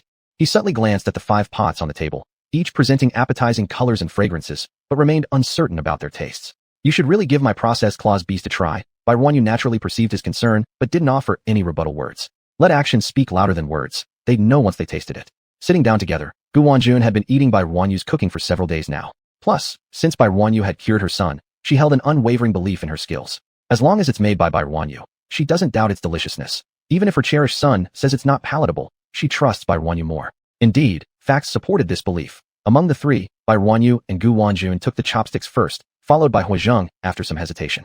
Bai Ruanyin first selected the steamed crab leg for which she had specially prepared dipping sauce, but decided to taste its original flavor first. Just upon entry, the fragrance of crab meat reminded her of what she had tasted previously, even carrying a hint of sweetness. The crab leg meat was chewy, exuding a distinctive seafood aroma. Gu Wanjun and Huozheng mimicked her action by first picking up a piece of steamed crab leg and following her way of eating. What was initially described as a single piece turned out to be as large as Huazhang's palm. By one, you merely picked a piece off one entire crab leg. Without further thought, both of them picked up an entire piece each. Let's share one, shall we? She suggested. The pieces are too large. I estimate if we all eat one large piece, we might already be full. This applied to those with smaller appetites compared to Huazhang, who would likely be able to finish another piece after eating one whole. Sure, both happily agreed, obedient to Bai Ruanyu's advice. Only just now realizing this hadn't crossed their minds earlier, they found her point truly valid. Today, Miss Bai prepared 5 big bowls of food. They certainly intended to sample each type. Sharing one large piece among the 3, they copied her method and started by tasting its original flavor. At the moment the crab meat touched his lips, Huazhang was astonished. Having tasted the claw's beast several times, he was very familiar with its flavor profile. Yet, the piece in his mouth was distinctly different. If it weren't for the shell telling him this was the claw's beast, and Miss Bai confirming it was the claw's beast, based solely on the texture, there would be absolutely no way to recognize it. The tender and chewy texture left Huazhang unable to resist another bite. When he saw that Bai Ruanyu and Gu Wanjun had proceeded to the next step of using dipping sauce, he hurriedly followed suit by dipping a small piece. Dipping sauce combined with steaming created yet another new taste, slightly more complex than plain steaming alone. The taste of spicy and fragrant crabs is one that most people simply cannot resist. Even Gu Wanjun, who can't handle spicy food too well, couldn't help but devour a large piece. Her face turned scarlet from the spiciness, yet she kept gulping down lemonade, unwilling to give up. This time, because Bai Ruanyu had prepared an abundance of dishes, after consuming a bowl of steamed eggs with crab roe and tasting 2 bites of each dish, everyone was already full. Gu Wanjun was the first to surrender, sitting on the side sipping her icy lemonade as Bai Ruanyu and Huazhang continued their feast. Bai Ruanyu followed shortly after, leaving the two to watch Huazhang continue eating. He particularly favored the spicy and fragrant crabs, having eaten the most of this dish while just sampling the others. In the end, he finished off all the remaining spicy and fragrant crabs. His forehead glistened with sweat, his lips reddened by the red oil and the spiciness, making him look exceptionally inviting. Bai Ruanyu found herself stealing several glances at him before realizing what she was doing and hastily downing 2 big gulps of icy lemonade to clear her head. What am I looking at? Am I allowed to look at such things? I'm only 18 years old. Huazhang, always so perceptive, had noticed Bai Ruanyu's appraising glances. What she hadn't noticed was how his back straightened, his dining actions slowing down, becoming more refined. Bai Ruanyu hadn't paid attention to any of these changes, only wondering why he looked better and better the longer she watched him. Sealing the leftovers in cling film and placing them in the fridge for the next day, they left the task to Huazhang to clean up the crab shells, which piled up the most before him. At first, he felt a little embarrassed about eating too much, but later, perhaps inspired by Bai Ruanyu's words, "In the future, you'll be helping me for hundreds of years," he no longer cared. Letting loose, he ate to his heart's content, not holding back at all. His face, which had been quite gaunt due to illness, had regained its weight since coming here, looking even more satisfied over the last few days, resulting in a rounder appearance. "Son, have you gained some weight?" Mrs. Gu Wanjun, noticing her son's face looked evidently fatter under the light, didn't hesitate to ask loudly. Huazhang froze momentarily while clearing the table, then relaxed, pretending nothing happened as he continued working. "You're mistaken." Bai Ruanyu saw his slightly darker face and couldn't help laughing silently in her heart. She quickly took the dishes into the kitchen to avoid suspicion, breaking out into giggles once outside. Just now, Huazhang's face would probably be perfect for portraying Judge Bao without any makeup. And Mrs. Gu, still oblivious, pursued her questions. "How much do you weigh now? You've definitely gained some weight. Your face is bigger than it used to be." Each word hit like an arrow into his heart, yet being his own mother, he couldn't say or do anything against her, feeling utterly powerless. Huazhang hurriedly quickened his pace, wanting to finish cleaning as soon as possible and leave this suffocating place. When night fell quiet, Huazhang stood in front of the dressing mirror in his room, carefully examining himself from every angle. "Am I getting fat? I don't think so." Full of concerns, he climbed into bed, silently making up his mind. The next morning, Bai Ruanyu noticed Huazhang had left the building early. She didn't think too much of it, deciding to go back to sleep. By around 6 o'clock, she got up and went to check his pulse in his room, but found he hadn't returned yet. So, she headed to the kitchen to prepare breakfast. Since they feasted on crabs last night, let's make congee with crab meat for breakfast today. Ingredients needed: appropriate amount of rice, crab meat, minced ginger, chopped green onion, black pepper powder, salt, sesame oil. After rinsing the rice under water, add an appropriate amount of water. Turn on the porridge/soup function of the electric cooker, then proceed to process the crab meat. To save effort when eating and avoid peeling shells later, use scissors to remove the crab meat in advance. Boil the congee on high heat, then lower it to medium-low heat to maintain boiling without spilling over. When the rice flowers bloom and the porridge turns viscous, add minced ginger. Next, add peeled crab meat and simmer for another 10 to 15 minutes on medium-low heat. Add sesame oil, a bit of salt, and black pepper for seasoning. Sprinkle in chopped green onion just before serving. The crab meat porridge is now ready. With crab meat porridge, there must naturally be crab roe buns. Prepare cooked crab roe, peeled and set aside in a plate. Other ingredients include a little salt, 85 grams of pork jelly soup, 250 grams of minced meat, 80 grams of green onions and Sichuan peppercorn water, appropriate amount of minced ginger, 1 tablespoon of sesame oil, 2 tablespoons of soy sauce, appropriate amounts of dark soy sauce and sugar, a small spoon of juho sauce, 300 grams of medium gluten flour, 5 grams of yeast, and about 160 grams of water. Dissolve yeast in warm water, pour it into the flour, and knead into a shaggy dough, then knead into a smooth ball, letting it rest for 30 minutes for fermentation. Fry the crab meat and roe with oil and set aside for use later. Add table salt, pork jelly soup, minced ginger, green onions, Sichuan peppercorn water, soy sauce, dark soy sauce, juho sauce, sugar, sesame oil, and crab meat to the meat filling, stirring evenly. If the meat filling is too dry, add a bit more Sichuan peppercorn water. This way, the steamed buns will have more flavorful broth when cooked. She already had prepared pork jelly in her pantry, saving her quite a bit of time. After 30 minutes, the dough had fermented well enough, now full of honeycomb-like pores inside. She sprinkled some dry flour on the cutting board. Chapter 55, 6 bundles of leek. She transferred the dough to the cutting board and pressed it to vent the air. Actually, whether it's buns or steamed buns, they all enjoy being kneaded. The more you knead, the whiter the dough becomes, and when eaten, it will be chewier and softer. After kneading for a few more minutes, she let the dough proof again for 15 minutes, then divided the dough into small pieces, each piece about 22 grams. She then kneaded the pieces into round shapes, rolled them into circular sheets, and added a spoonful of the previously prepared dipping sauce before wrapping the buns. If one is particular, they can shape the buns with neat circles and several pleats. If not, or if for speed, the buns can simply be wrapped like dumplings. For the first time making buns, Bairu wanted Huazheng and Gu Wanjun to understand the original form of the buns by shaping them neatly with multiple pleats. She was afraid that later, when they made dumplings, they might confuse them with buns. In the steaming tray, place a steamer cloth because there are some holes in the tray. Placing the steamer cloth prevents the buns from slipping into the holes while cooking, avoiding strange protrusions and keeping the bottoms neat. Transfer all the buns onto the steaming tray and let them proof again for 15 to 20 minutes. This duration depends on the ambient temperature at the time. Adjust as needed. Place the proofed buns on the pot with cold water. Steam for about 10 minutes after the water boils. Invert the steaming tray into a basin so that the steamer cloth and all the buns fall inside. Quickly remove the steamer cloth while it's still wet. Otherwise, when it cools down, the bottom may stick, which could damage the buns when torn off. When the buns have cooled slightly, transfer them to plates. With this batch of dough, she made exactly 21 small buns and had some leftover filling that she planned to use the next morning. The previous day, while cooking porridge and making buns, she used 2 crab legs from yesterday's steaming, leaving just one behind. Bairuor mixed a new dipping sauce and served it. She observed the condition of the mother and son pair. Thankfully, everything was normal as usual, and her worries eased. Yesterday, she had forgotten to mention that some people might have allergic reactions to seafood. A mild rash would appear, and in severe cases, shock might occur. Fortunately, both were safe overnight, and the guard robots in their rooms didn't report anything unusual. It appeared there had been no allergic reaction. "Well, little general, let me take your pulse first." Huazheng rushed over just before dinner time, still carrying the fresh scent of soap from his recent bath. After Bairuo finished taking his pulse, she intended to prepare medicine for him. "Miss Bai, eat first. Otherwise, the food will get cold. We'll make his medicine after eating." Gu Wanjun glared at her son, voicing her opposition. Huazheng felt a little embarrassed, touching his nose as he admitted his tardiness. "No trouble, it'll only take a few minutes. You start eating first." Determined to proceed, Bairu reasoned that the medicine could be brewed by the time they finished eating. Otherwise, lunchtime might pass without the medication. "In that case, we'll wait for you. Come back quickly," Gu Wanjun said as she watched Bairu leave. She then turned to her son. "Where were you this morning? You disappeared early. Don't you know Miss Bai was supposed to examine you?" "I lost track of time. Won't happen again." Huazheng admitted his fault and apologized properly to his mother. "It's already exhausting for Miss Bai to prepare 3 meals a day. Don't add extra burdens to her." "I understand, Mom." Huazheng had no rebuttal against his mother's reprimand. Bairu returned soon enough, true to her words of needing only a few minutes. "Let's eat." Seeing that both were genuinely waiting for her, Bairu quickly urged them to begin their meal. "Miss Bai, do you have those pincer animals available here?" Gu Wanjun had learned from past experiences that items not listed on the Earth grocery shop weren't ready for sale, so she stopped asking further. But the pincer animal was native to the interstellar world, so she assumed it should be similar to other interstellar meat sold in Bairu's shop. "For now, we have only the one we've consumed twice. I also bought it just to try. I haven't handled it before, but it will be available soon.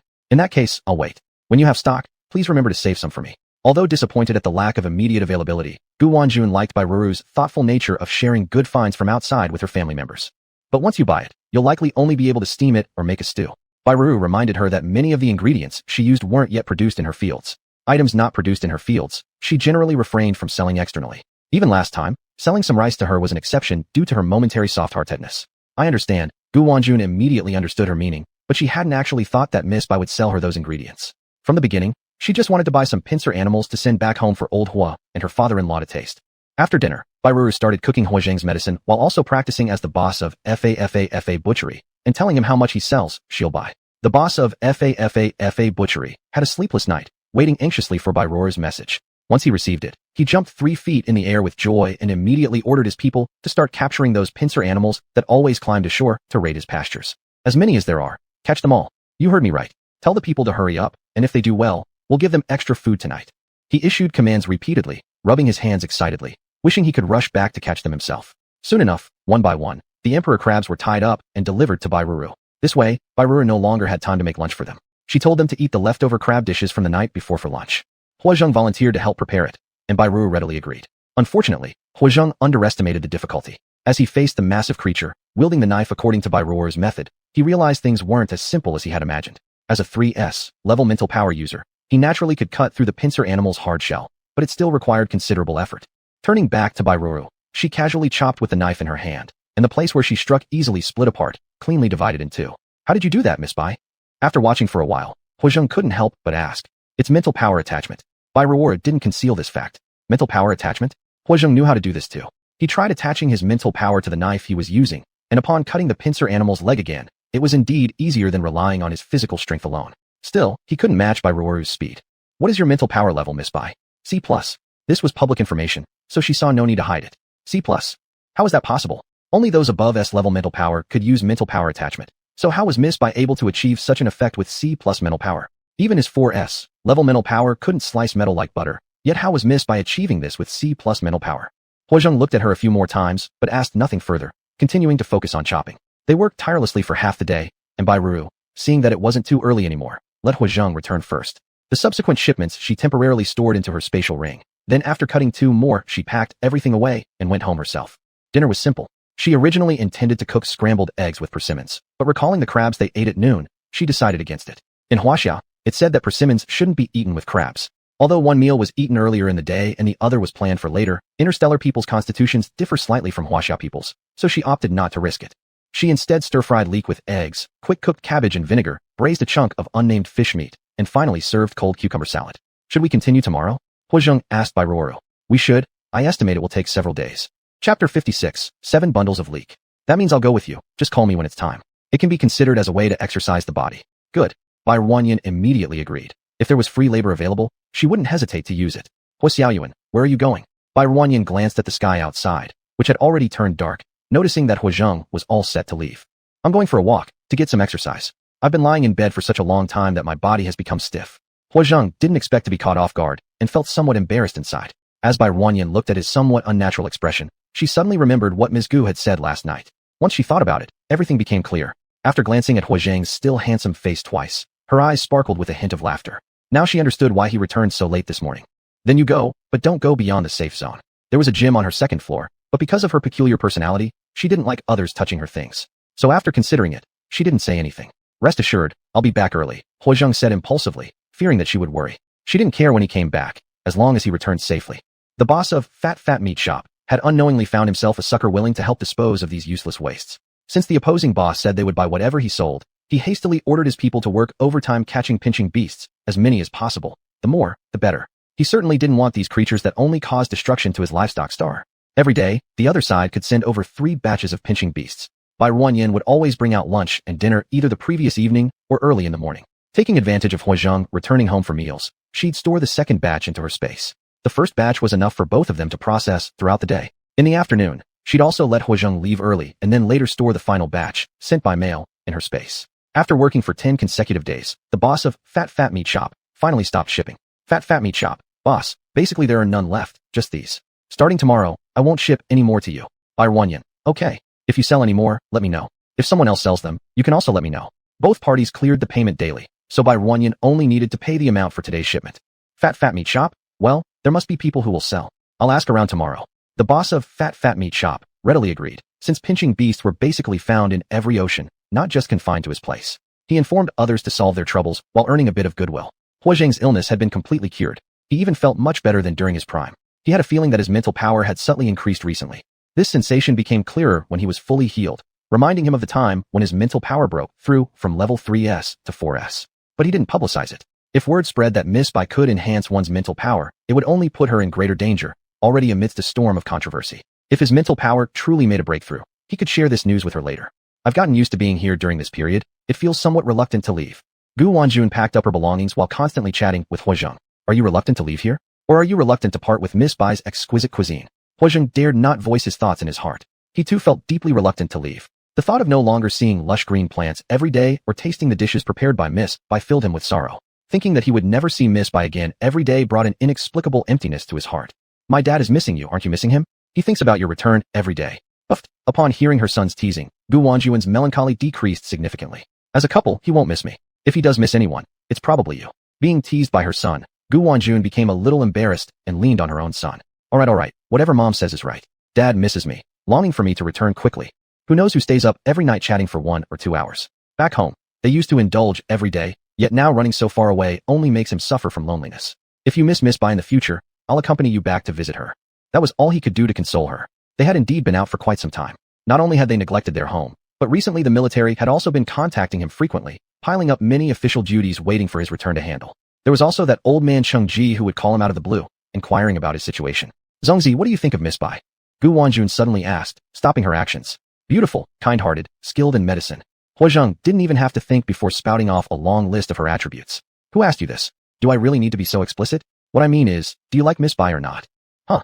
Huazheng was caught off guard by his mother's straightforward question. His ears turned red almost instantly, though he kept his composure and answered her calmly. Mom, what are you thinking? Miss Bai is only 18 years old, and your son is already 27. In my heart, she's like a younger sister.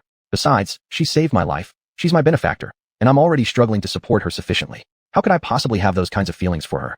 What are those kinds of feelings? Gu Wanjun replied, somewhat unhappily. Are you still thinking about Sudana? Let me tell you now, I will never let her set foot inside our home. A few days ago, Dad told me that he has already reclaimed the house and belongings he previously gave her. As for the money she spent, she has repaid a portion of it. The rest, we consider as payment for bringing you to the hospital. Even so, she got a big bargain. It said that on the day she was driven out, she got into the car of the second son of the Li family. Let me tell you clearly again, you mustn't bring her back. Gu Wanjun spoke with anger and couldn't resist slapping Huazheng twice. Huazheng. He felt aggrieved. Mom, when have I ever said I liked Sudana? Please don't wrong me. I've never harbored such thoughts. And, have you ever seen me get close to her? I've always kept my distance from her. Of course, Gu Wanjun knew this, but she couldn't help doubting him. Why don't you like Miss Bai? Is there someone else in your heart? My dear mother. Huazheng sighed inwardly but still gently explained to his mom. Mom, why can't I just like no one? Does disliking Sudana mean I must like Miss Bai? Disliking Miss Bai means there's another woman I fancy? What kind of logic is that? Miss Bai is my savior, and besides, she's so outstanding. I'm just an ordinary soldier. How could I possibly match someone like her? Moreover, how awkward would it be given our age gap?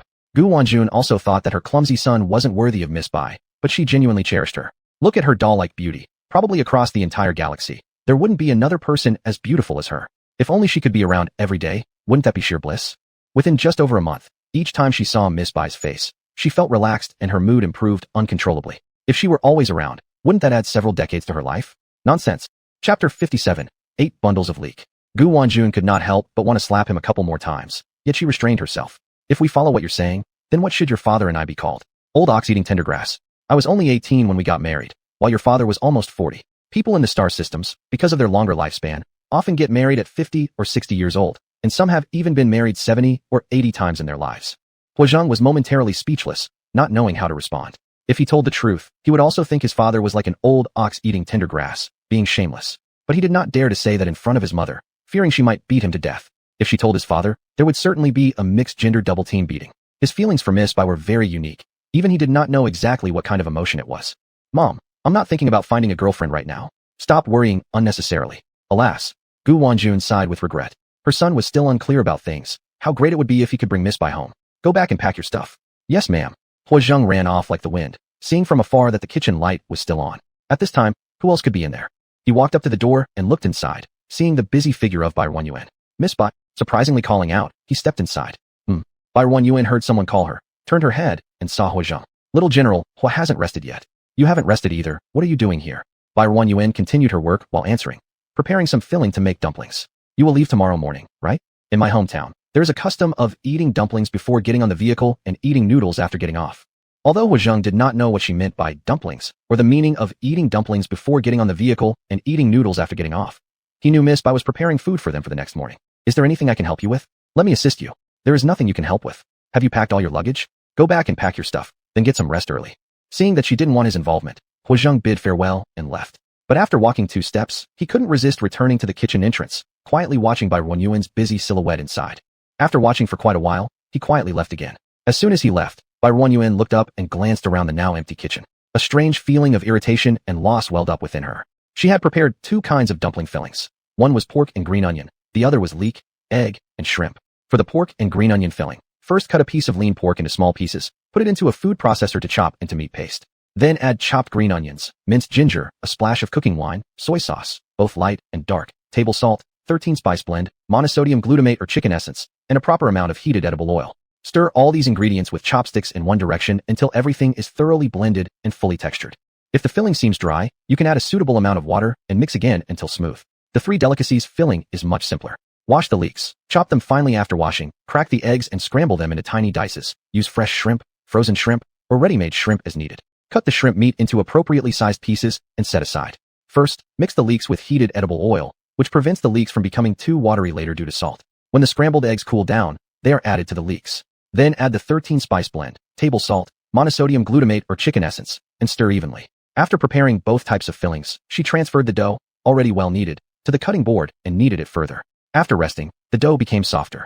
She flattened the dough, made a hole in the middle, enlarged the hole, and continuously stretched and pinched until it formed an O-shaped dough ring. She broke the dough ring, placed it on the chopping board, and rolled it evenly in thickness before cutting it into small pieces of equal size with a knife. Bai Ruanyuan preferred using the knife instead of tearing them by hand. She sprinkled flour on the small pieces of dough and finally rolled them into round flat discs. Finally came rolling out the dumpling wrappers. She first placed the 3 delicacies filling into the fridge, then started making dumplings filled with pork and green onions. From under her hands emerged plump, round, and yuan bao-like dumplings, placed on a bamboo tray. They looked chubby and appealing. She estimated based on 40 dumplings per person, this time including the 2 less notable bodyguards. Knowing that they were leaving soon and would likely never meet again, she considered it good luck to be generous and did not hesitate. It took her a long time to wrap 200 dumplings. She spent over 2 hours finishing them. Looking at the clock, it was already 10:18 p.m. After placing the wrapped dumplings and the leftover pork and green onion filling into the refrigerated cabinet, she took out the 3 delicacies filling and began to wrap again. By 11:30 p.m., she had already prepared 100 dumplings. It was very late, so she decided to continue the next day. She placed all the ingredients in the refrigerated cabinet and let the cleaning robot dutifully start its work before going back to rest with peace of mind. The next morning, she got up just before 6 o'clock and continued wrapping the dumplings she hadn't finished the previous day. Good morning. At 6:30, Huizheng also arrived in the kitchen to report for duty. Seeing the snowy white dough being shaped into round forms under her hands, he liked it immensely. Are these the dumplings? He curiously leaned over. Can you teach me? I want to try too. Of course. Huizheng quickly washed his hands and approached Bai Ruanyuan's side. What should I do? He asked eagerly. Just like this. Bai Ruanyuan demonstrated, cradling a rolled-out dumpling wrapper in her hand. Huizheng imitated her, placing the small dumpling wrapper in his clearly much larger palm. Then add the filling. 1 spoonful is enough, and then place a piece of shrimp. Fold it in half. That's right, exactly like that. Pinch the middle together. Now pinch the left side once more. That's right, exactly like that. Do the same on the right side. Exactly, you're really smart. The kitchen echoed with Bai Ruanyuan's words of praise. Huizheng was truly quick-witted. Apart from the first one not looking very good and the second having slightly too much filling, each subsequent dumpling looked better than the last, increasingly lifelike. By the end, they were nearly identical to Bai Ruanyuan's. No wonder he was a 4S spiritualist, truly smarter than others. With Huizheng's help, she quickly wrapped up the remaining 100 dumplings. That's enough. Bai Ruanyuan stopped him as he was about to continue. Huizheng reluctantly set down the dumpling wrapper, still feeling some regret. He glanced at the plump little dumplings on the tray, somewhat proud because many of them were made by him. Are you sure this is enough? He thought this would probably only be enough for himself. Should we make more? Indeed, wrapping dumplings was quite fun. Besides these, there are others as well. I wrapped some last night. She took out several trays from the refrigerated cabinet, and Huizheng realized they already had quite a lot. Isn't this a bit too much? There's also the portion for the 2 bodyguards you brought along. Eating dumplings before getting on the vehicle and eating noodles after getting off is a custom from my hometown. She placed pots on all 3 stoves, filled them with water, and turned up the high heat to boil. Once the water boiled, she added a small spoonful of salt into each pot to prevent the dumplings from breaking during cooking. She started with the dumplings filled with green onions and meat, carefully sliding the dumplings into the pot with a spatula. When the water boiled again, she poured in cold water. Chapter 58, 9 bundles of leek. Grandma told her that meat-filled dumplings need to be boiled with the pot lid open 3 times before they can be served, while vegetable-filled ones generally only need 1 round. She used the largest plate at home to hold these dumplings. Plates and plates of white, plump dumplings were carried by Huizheng to the dining room. Bai Rujuan took out the last pot of seafood-filled dumplings and handed them to Huizheng, then turned around to peel garlic. After peeling a head of garlic, it was all crushed into garlic paste and mixed with soy sauce and monosodium glutamate. She then brought soy sauce, vinegar, and chili oil into the dining room. The 2 bodyguards had also been called over and were sitting uncomfortably on the side. Bai Rujuan roughly explained how to mix the dipping sauce, and everyone started to eat. Huizheng picked up a white, plump dumpling, rolled it in the dipping sauce he had mixed himself, and ate it whole. Only after biting through the outer layer did he taste the meaty fragrance inside, with fresh, savory juices bursting in his mouth. Hu Zhang's eyes lit up as he ate. He picked another dumpling from another plate that faintly showed some green, dipped it in a mixture of vinegar and soy sauce, and placed it in his mouth. This dumpling tasted completely different from the previous one, a hard-to-describe umami flavor spreading throughout his mouth. The two bodyguards, though it was their first time eating such peculiar food, didn't stop eating once they tasted it. They thought themselves extremely lucky to be able to have natural food just before leaving. This taste was indeed incredibly delicious, even better than what they'd eaten before, which had been cooked by star-rated chefs. Compared to the Miss Bai's creation, named dumpling, all the meats they had previously tasted paled in comparison, merely insignificant scraps. Hey, I really wish I could take you, Miss Bai, away too. Just thinking about never being able to eat your cooking again makes me so sad. The more Gu Wanjun ate, the sadder she became. In this past month, she had lived so happily, enjoying different delicious foods every day. Once more land is cultivated and more crops can be grown, you will soon be able to taste exquisite food in your own home. That's how Bai Rujuan comforted her. Gu Wanjun was in low spirits and glared several times at her son who wasn't worthy of attention, as he stuffed dumplings into his mouth without looking up, let alone noticing her gaze. It made her heart ache. Of the 400 dumplings, they ate more than 200. Bai Rujuan fried the leftovers with oil and packed them carefully in storage boxes. These are for you to take along, to eat on the road. Of course, Gu Wanjun and her son didn't refuse. Hu Zhang took the box and stored it in his spatial ring. With the luggage they brought when they came, they boarded the starship. Thinking back to the time they arrived here, Hu Zhang had been bound hand and foot on a metal bed, and Gu Wanjun trailed behind them, a worried look on her face. Thank you, Miss Bai. Gu Wanjun felt a jumble of emotions. Just a little over a month had passed since then, yet she had experienced two major shifts in her psychological state. All this, thanks to Bai Rujuan. Hu Zhang stood behind her and looked at Bai Rujuan with a tinge of sadness. With this parting, who knew when they would meet again? Bon voyage, Bai Rujuan smiled and waved goodbye as she watched the hatches close in front of her, and then the entire spaceship began to move. This massive vessel slowly slid out and rose higher and higher, until finally, she could no longer see its figure. Alone, Bai Rujuan returned home, and as she looked at the now empty house, a great sense of disconnection swept over her. The formerly lively house had become quiet once more, leaving only her in solitude. Ultimately, people still enjoy liveliness, don't they? Previously, being alone, she hadn't thought much of it. Now, however, she was unaccustomed to the silence, her heart filled with a sense of desolation. But she quickly didn't have time to feel melancholy. The boss of Fafa Meat Shop told a few familiar bosses about her acquisition of clamp beasts. Upon hearing that someone was willing to buy clamp beasts, the buyers were extremely excited and wanted as many as possible. Each of them asked him for Bai Rujuan's contact information and immediately started contacting her, fearing that if she received enough, she might stop accepting them. Thus, Bai Rujuan became busy again, having no time to dwell on her earlier sentimentality. After arriving at Z-Star, Hu Zhang and his mother both reported their safety. Hu Zhang spoke more, telling Bai Rujuan that if she needed any help, she could ask him for it, not to hesitate over troubling him. Having disappeared for over a month, the mother and son returned. Hu Zhang not only alive, but seemingly normal. In no time, numerous visitors flocked to their home, but as to their true intentions, well, that remained uncertain. Bai Rujuan was also extremely busy, with both sides being preoccupied to the point where they barely communicated. It wasn't until Hu Zhang's side finished their tasks that Bai Rujuan still remained ongoing. Only at night, when she lay in bed, did she have time to reply to the messages they had sent her during the day. Hu Zhang stared at the messages, deeply feeling a significant gap. In the past, whenever he wanted to talk to her, he could instantly see her. Now, he could only occasionally receive a few words from her late at night, making him inexplicably feel disheartened and thinking that it wasn't as intimate as when they were on Earth. The originally familiar place, which they hadn't been to for over 2 months, felt much more unfamiliar upon returning. Everything seemed awkward, without the comfort and freedom they'd enjoyed on Earth Star. For some reason, he recalled his mother's earlier words. If he had brought her home, would things be different? What is she doing now? Is she still chopping those clamp beasts? It must be so hard for her, being all alone, a girl by herself handling all that work. If only he could help her too, she might not feel so exhausted. Bai Rujuan collected nearly another month's worth of emperor crabs before the bosses of the livestock stars finally told her they had no more goods left, allowing her to finally breathe a sigh of relief. Spending every day chopping crabs, while not physically exhausting, became monotonous due to the repetitive nature of the task. She found it tiring. Tomorrow, she planned to rest well, and the day after, start live streaming to sell emperor crabs. Oh, she should tell Ms. Gu as well. She had long awaited this item and inquired about it several times. She informed Gu Wanjun that she had already processed the clamp beasts, to which the other party immediately said she wanted 100 pounds of clamp beast meat.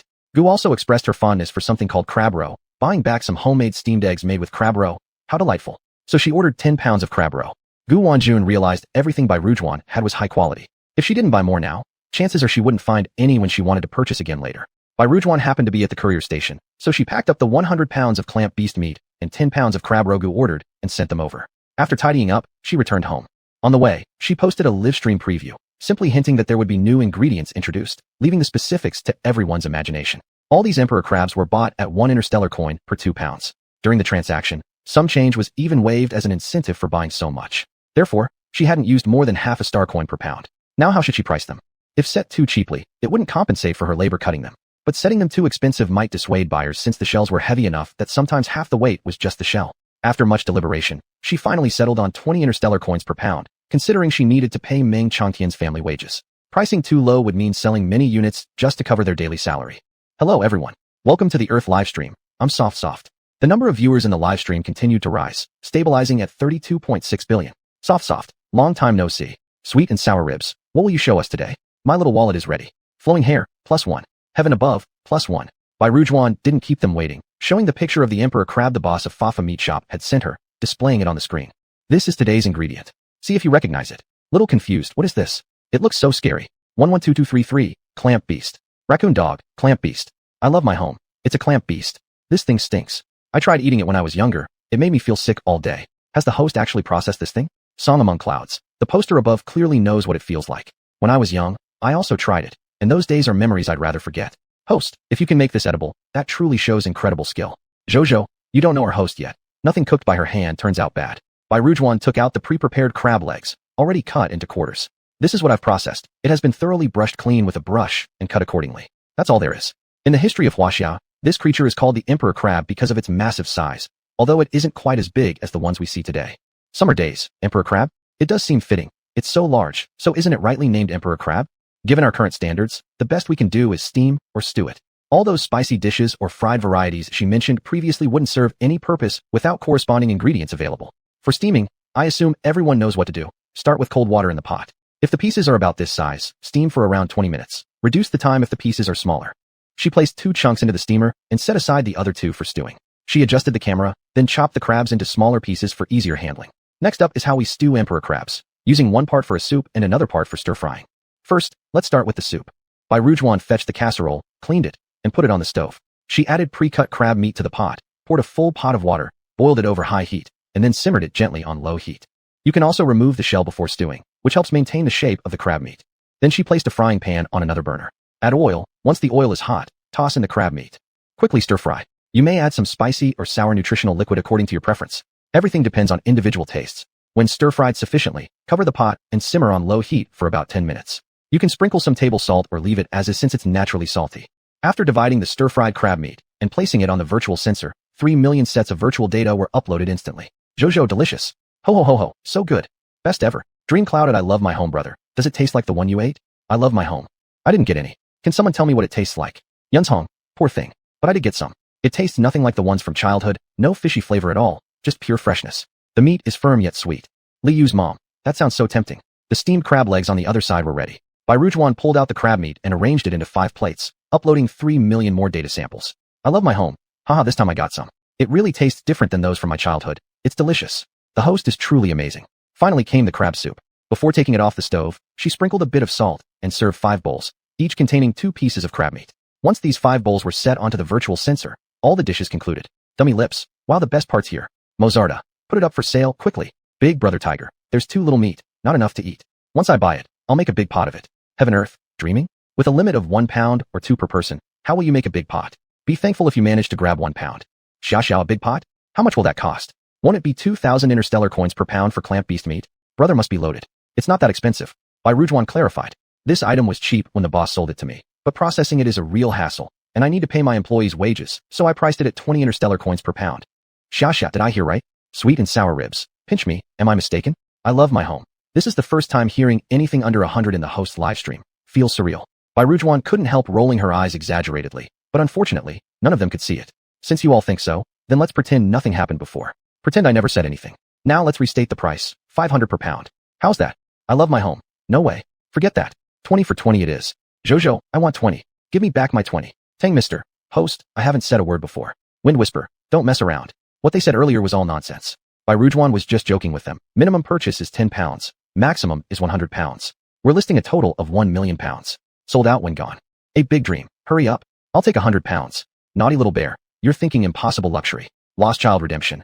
Being able to grab 10 pounds would be a miracle. Chapter 59, 10 bundles of leek. I'm about to put it on the shelf, get ready with your money. As Barren Yuan said this, she threw the link online. The crowd fell into a frenzy of scrambling. My lovely home, yay? Got it. Zhou Bapi, who's that? So quick. How could you not leave any for me? Sutsu doesn't cry, Sutsu is cutest. This speed. Must be from being single for how many years. But Barren Yuan paid no attention to their wails. Since her goods were sold out, she prepared to log off. There'll be no lottery for today's dishes. That concludes our session today, see you next time. She quickly logged off and then ran to the kitchen to start organizing the crab meat in her space. She also took a quick look at the recent orders. They were almost all 10 pounds per portion. It seemed like they greedily added more quantities to buy extra portions, certainly rushing without paying too much attention during checkout. She had bought 2 cutting machines before to make selling crab meat easier later, which would now be useful for Meng Changtian's family tomorrow. After dumping 1 million pounds of crab meat into her spatial knot, she hurried back to her room to wash up and sleep. She would have to wake up early tomorrow to send the spatial knot to the delivery station. Huazheng was still lingering with thoughts when he turned off his phone, lying in bed doing nothing. Seeing Barren Yuan's live stream recommendation, he couldn't help but click into it. He could only see her well-proportioned figure and hear her cool voice that carried a touch of softness, yet couldn't see her face. One that once seen, made you reluctant to look away. Longing spread quietly from his heart, slowly filling his entire chest. He had to admit, he missed her. He got up again and opened the live stream backend. Just now, he shamelessly coded a small program that helped him grab 3 sets of virtual data. He clicked on one of them, familiar scents spreading from inside. It was made by her, carrying the flavor he knew so well. Ding! The communication interface popping up interrupted the transfer of virtual data. A cold gleam flashed in Huazheng's eyes as his facial expression and air completely changed. He answered the call. On the other end appeared Cheng Ji with a head full of white hair. It's been a while, Commander Hua. His deep and magnetic voice came from the other side, and a flash of disgust flickered in Huazheng's eyes. Good evening, President. What's this late-night call about? Can I call if there's nothing? Cheng Ji rested a hand under his chin, flashing a standard smile. President, it's already 10:30. If you have nothing, I'm going to rest. I've just finished my meeting, and you're already going to rest. Mr. President, please get straight to the point. Huazheng wasn't in the mood for idle chatter. All right, I'm checking on your recovery progress. When do you plan to report to the military base? I need to recuperate longer. I haven't fully recovered yet. The doctor advised me to take care and rest properly. Actually, he had already recovered, but it wasn't appropriate for him to return to camp at the moment. The last time I asked who treated you, you didn't say. Can you tell me now? There's an uncle in my clan suffering from mental force eruptions for many years. You've experienced it. I imagine you understand the torment and pain. I want that doctor to treat my uncle too. The elderly gentleman's getting older. I wish he suffered less. Sorry, I can't help you with that. Huazheng firmly refused once again. Huazheng, consider this a favor I owe you. President, I truly have no way to assist you. I already explained clearly last time. It was because he owed me a favor. That's why he helped me. How do you know I can't persuade him? Rest assured, I won't mention your name. I'll offer the best conditions possible to him. I don't believe he wouldn't be tempted with a price high enough. All movements come for profit. All hustling and bustling come for gain. How could he believe the man would resist the highest price offered? Once he got hold of such a person firmly, if he could crack the key to treating mental force eruptions, he believed holding this skill would allow him to stay president of this federation until death. Sorry, I won't provide any information about her. If president could find her on your own, then it's none of my concern. Huazheng didn't trust his claim about helping his clan's uncle. He was a complete egotist. Anything he did would likely be for his own benefit. Mr. Huazheng, let me be honest with you. This isn't just for my uncle and the clan, but also for all humanity in the starry universe. Over thousands of years, countless people have died due to mental force eruptions, most of them being heroes on the battlefield. Just like you, if it weren't for this doctor, you'd likely be lying in a small box right now. This is a big issue concerning the people of the starry universe. Don't you want those who are tormented by illness and pain to be relieved? Don't you want fewer deaths? As the Field Marshal of the Federation, you bear the responsibility to protect the Federation and the starry universe. It's your duty and obligation to completely eliminate the harm caused by mental force eruptions. The last few sentences were almost delivered in a commanding tone. Mr. President, there's no need to wave the flag here at me. If I'm not mistaken, the rule allowing euthanasia for those with total mental force eruption was established by your great-grandfather when he held your current position. Cheng Ji's expression slightly stiffened, his lips drooping, revealing his discontent. Furthermore, please don't forget that although you're the president of the Federation, you don't have absolute command or control over the military, let alone someone as high-ranking as a field marshal like myself. Therefore, please mind your attitude when speaking to me. Also, Huazheng continued without any kindness. Despite Cheng Ji's face having already turned completely dark, finding a solution to mental force eruptions is your responsibility along with the Research Institute. It has nothing to do with our military department. Not finding a solution for so many years only indicates the incompetence and negligence of your government and those institutes. Please don't place such a large burden on me. My head is too small to bear it. Cheng Ji's hands under the table had long clenched into fists, but his face remained calm. If that's the case, then I won't disturb your rest anymore. Before waiting for a reply, Cheng Ji cut off the communication. His face quickly turned dark, and with a wave of his hand, he swept 2 metal cups from the table onto the floor. Dingling-dongling. The assistant standing in the corner was so scared that he dared not breathe loudly, but finally couldn't help asking. President, should we save the content of the recording? Are you stupid? What would saving it accomplish? Would sending it out reveal how incompetent our Federation government is? He glared at him several times, annoyed. Have you ever been my follower inside? Do you even understand this?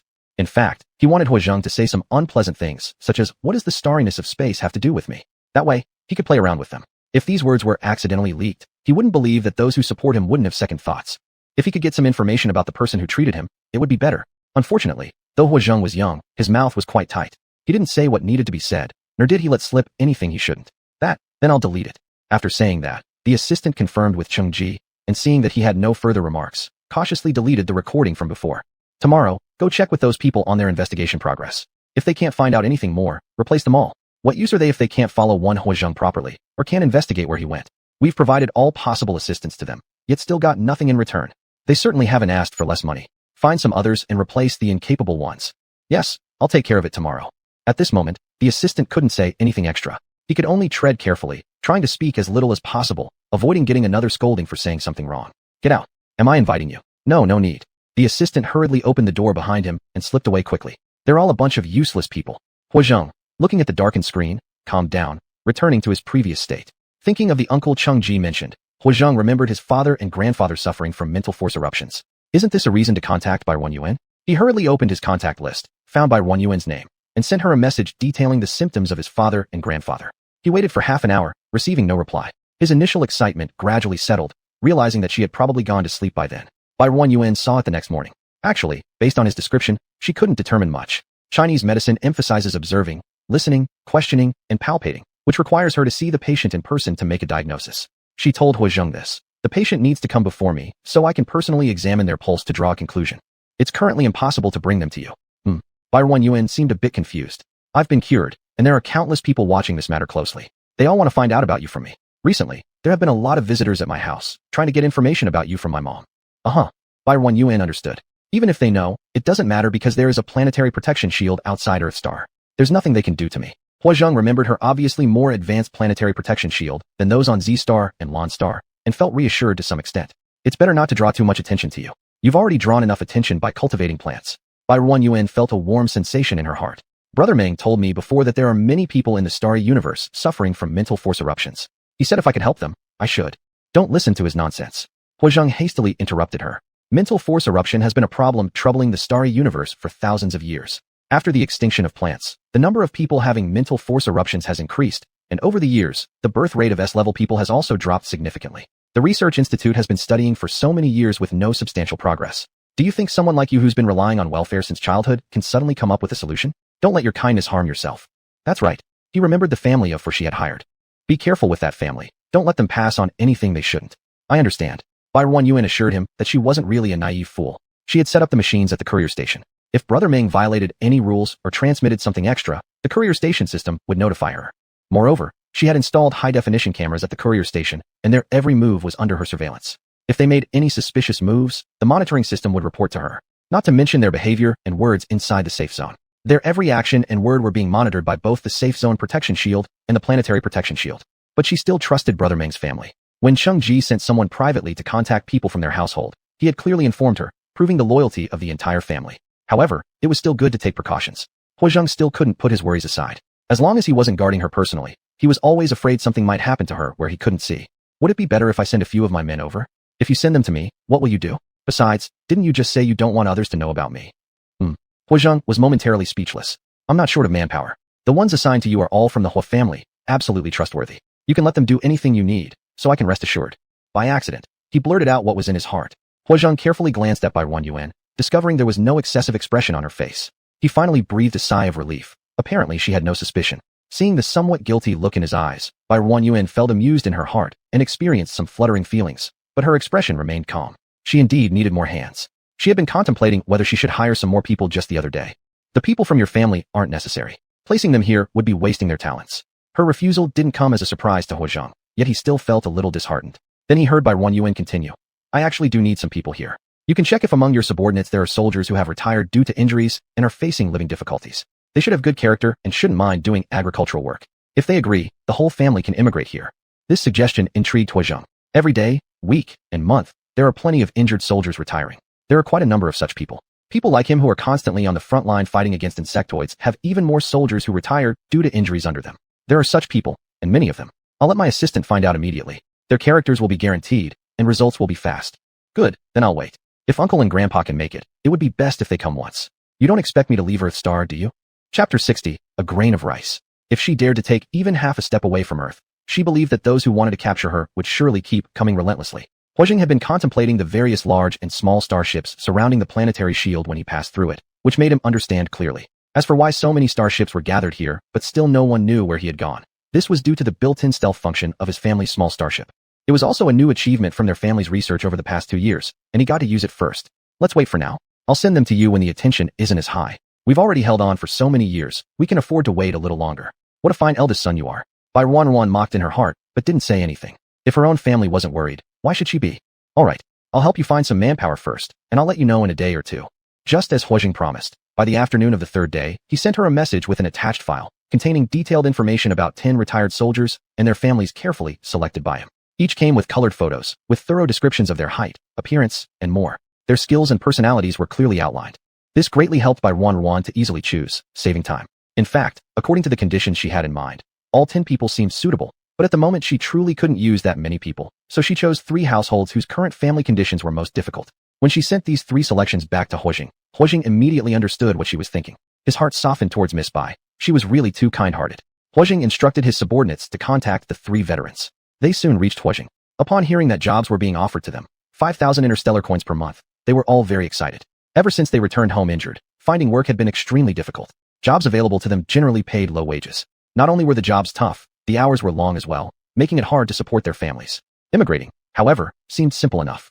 As long as it could ensure their survival, where they went didn't matter much. The 3 men promptly filled out immigration applications, after which Huijing notified Bai Ruan that their applications were approved. Bai Ruan logged into the official website of Earth again, the last time she did this being when Meng Changtian's family of 4 applied for immigration. There were a lot of applicants, but she suspected ulterior motives. Among numerous requests, she searched based on the names of the 3 individuals and their family members and approved their application. The 3 families hastily packed up their things and boarded the starship heading for Earth as soon as they received the notification that their immigration request was accepted. Their starship tickets were still paid for by Ruan. It wouldn't make sense if she paid for Meng Changtian's family but left the others to handle their tickets themselves, which might create rifts later on. Besides, the conditions of the 3 families were not good.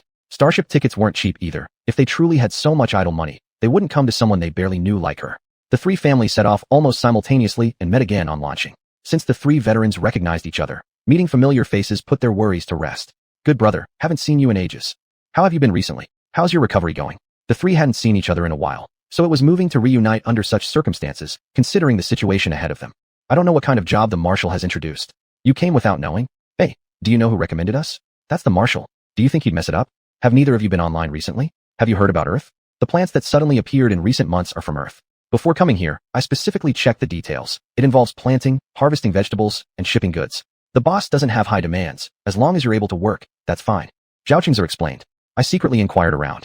This time, a total of 10 people were selected, and the boss picked us 3. It seems we 3 are the ones with the toughest family situations among that group. Clearly, this is special care from our marshal. Once we get there, we must work hard and not let the marshal down. When you put it that way, I get it. Before I left, the marshal reminded me to protect the leader of Earth Planet. I thought I was hired as a bodyguard, huh? One of the 2 other men, a bald man, laughed and said so. Behind him, a young woman pinched his waist, and the man immediately became silent and stopped talking nonsense. The marshal told me the same thing. Now that we know this, we have to work even harder and follow the marshal's orders to protect whoever is the leader of that planet. If it weren't for the marshal, where else would we find such a good job? Yeah, before he said his mental power had gone berserk, I was worried for a long time. Later, when they said he might be euthanized, I didn't sleep well for days. If it weren't for not being able to afford starship tickets, I would have run to Zixing a long time ago to see what happened. Oh, you can only say that because you're here talking. Once you got to Zixing, they'd lock you up instantly.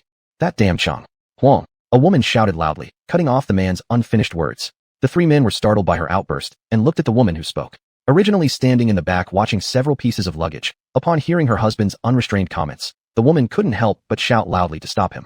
There were too many people around, and if someone with malicious intent heard or reported them, all of them would end up in trouble. Huang Zhongyong was scolded by his wife, realizing his previous comment was indeed problematic. He raised his hands in a prayer-like gesture over his head, giving his wife a glance to indicate that he realized his mistake. Sister-in-law, Brother Huang really listens to you. The family members were gathered together looking at the luggage.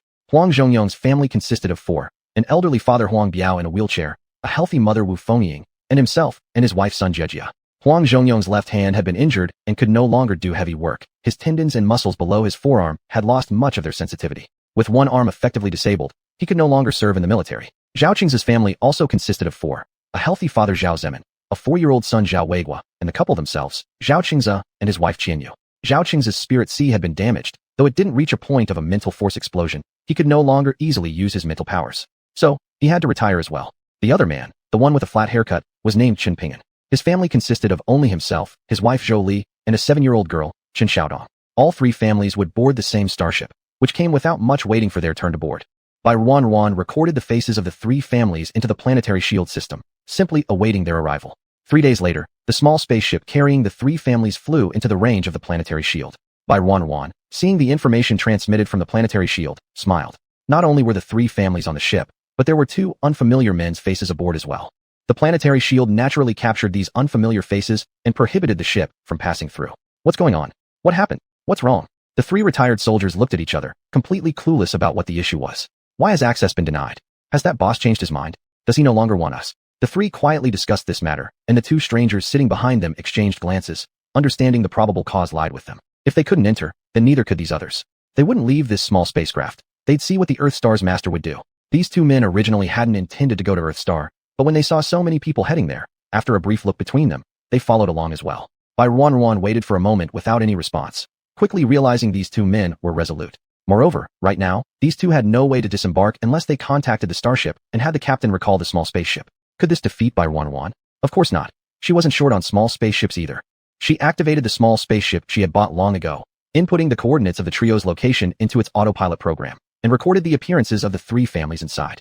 The small spaceship automatically lifted off and headed toward the position Bai Ruan had set. She also contacted Zhao Qingze and the other two brothers, explaining the situation. The three understood the cause. They had previously assumed the two individuals behind them were hired by the same boss, not realizing they were just trying to hitch a ride.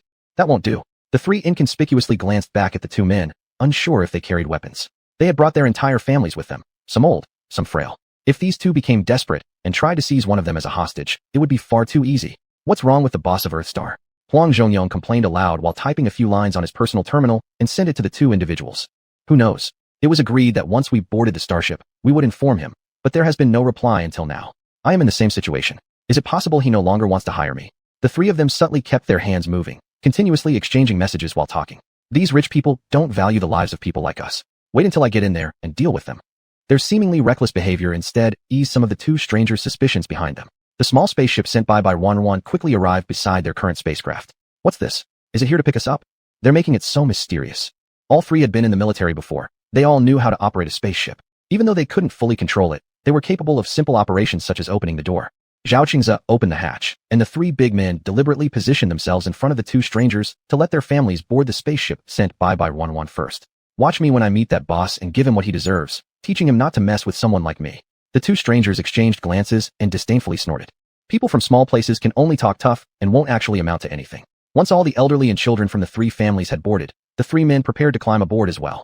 Huang Zhongyong quickly moved ahead, being the first to enter, while Zhao Qingze and Chen Ping'an slowly made their way forward. Those two didn't expect things to go so smoothly, so they followed Zhao Qingze and Chen Ping'an at an unhurried pace, fearing they might expose any differences. As the hatch began to close slowly, the three men blocked the view of the two strangers, who hadn't noticed the closure yet. After a glance at each other, the two hurried a couple of steps and squeezed into the hatch just in time. The two strangers behind them were caught off guard but ran immediately, only for the hatch to close extremely fast right before their eyes. Shit! Open the door! Brothers, open the door, we haven't gotten on yet. At this point, you're wasting your breath. Can't you tell we've been tricked? One of them kicked his companion and cursed angrily. Unfortunately, no one responded to them anymore. As soon as the small spaceship confirmed that everyone was aboard, it started its return journey, leaving the two outside staring helplessly as it flew away. Shit! Don't let me catch them again. Just watch me kill them. How dare they fool me? You just wait. The two could only yell curses toward the departing spaceship, which proved futile in the end. They eventually contacted the starship captain to request its return. Originally, the two had not bought tickets to Earthstar, but only claimed they had never seen Earthstar closely to placate the captain. The starship captain wasn't stupid either. He was fully aware of Earthstar's recent news. However, adopting a better safe than sorry attitude, he allowed the two to sit back down where they'd come from. Bai Ruan waited at the spaceship's docking point, watching it grow more distinct as it came closer from being a small black dot. As the cabin door opened, the three men led the way out. Upon seeing Bai Ruan standing nearby, they paused for a moment, their gazes lingering briefly on her excessively beautiful face before finally turning away. Hello, young lady. We are the ones hired by your planet master. Are you here to pick us up? The girl appeared rather young. Her clean attire indicated she wasn't the laboring type. She might be the daughter of the planet master. I'm glad to see you all. I am Barren, the planet master of Earthstar. Welcome to Earthstar. Ah, what? You must be joking, right? Simultaneously startled, the three spoke up together. This girl looked to be only around 17 or 18 years old, and she was supposedly the planet master of Earthstar? This won't last for even 2 months, will it? Let your families come down now. We'll take the hover car to your dormitory. Since they had already arrived, what was there left to think about? Chapter 61, 2 grains of rice. Moreover, this job was introduced by the marshal. If they didn't trust anyone else, how could they not trust the marshal? The marshal would never deceive them. The three of them returned to the hatch, and soon a group of people came out with large and small packages. Barren led them to the nearby floating car and casually retracted the spaceship back into her spatial ring. The massive spaceship's display was cleared, which startled the group of people. However, they weren't overly curious, thinking that Barren probably had some advanced technology. Barren took them to the employee dormitory. Meng Changtian's family already knew that new employees were coming today, so they were waiting early at the gate. Welcome. The family of three weren't very eloquent. After saying, welcome, all they could do was stand there smiling at them. This is Meng Changtian, an employee I hired before. Beside him are his wife Lin Ro and his mother Zhao Hui. You will be working together from now on. Meng brother, this is Zhao Qingze. This is Huang Zhongyong. This is Qin Ping'an. Behind them are their families. I won't introduce them one by one anymore. You can get familiar with each other later. Barren could only act as the introducer and give them a simple introduction. Meng brother, hello. Meng brother, good day. Hello. The three men greeted each other, knowing full well about this person's background. Don't just stand there. The luggage is heavy. You guys go inside and choose your rooms first. See which room you like. The three families entered the dormitory building with some trepidation, visiting up and down. In the end, due to the father in the Huang family, they chose a room on the first floor. The Qian family selected a room on the third floor, and the Zhao family chose one on the second floor. You can tidy up your luggage first. I'll leave you alone. Tomorrow morning at 8 o'clock, you three follow Brother Meng to my house to find me, and then I will assign work to you. All three immediately agreed, and Meng Changtian also promised to take them there the next day. After Barren left the place and gave them time for themselves, she informed Huazheng. Everyone has arrived. I have already received them. Huazheng replied quickly. If they misbehave or make mistakes, you can tell me, and I will discipline them. Good. Barren immediately agreed. They chatted idly for a few sentences and ended the conversation. Barren called up the current distribution map of Earthstar. It was still pitch black, except for a tiny streak of green in the vast darkness, like a small oasis in the desert. The land she had currently organized is not even as big as the overall area of a single county in the 21st century. However, most of the land she had cultivated into farmland remains uncultivated for urbanization or greening purposes. Her goal until now had always been focused on cultivating more land and planting more crops. Now she has employed 3 more people, and fieldwork doesn't need daily supervision anyway. Moreover, due to plant extinction issues, they don't even need to weed, as no extra grass grows out. Should they just sit idle then? Let them work on the greening. She had been so busy reclaiming land and growing crops. Her backyard turned directly into a farm. It basically surrounded half of her place. So, take advantage of this opportunity to redesign everything. She still owns a lot of land. There's no need for farmland right in front of the door. That's too ugly. In the future, Earthstar may not have as many countries as the previous Earth did, but at least it will form a small city. When plants eventually grow on other planets in the galaxy, she can slowly release control over Earthstar. Back in the old days, what was the most profitable business? Of course, it was tourism. Perhaps in the future, she might turn Earthstar into a combination star where both agriculture and tourism coexist. Barren looked over the Earth plan she had nearly completed before, made a few modifications, and became extremely satisfied with it. When Barren handed a stack of designs to the 4 people, they all got confused. They were given such a huge task on their first day. This is my plan. There's no strict deadline set for when you must complete it. I just want you to see it. Once the materials I bought arrive, we can work slowly, no rush. Although the boss said there was no hurry, could they really slack off? None of the 4 were lazy people.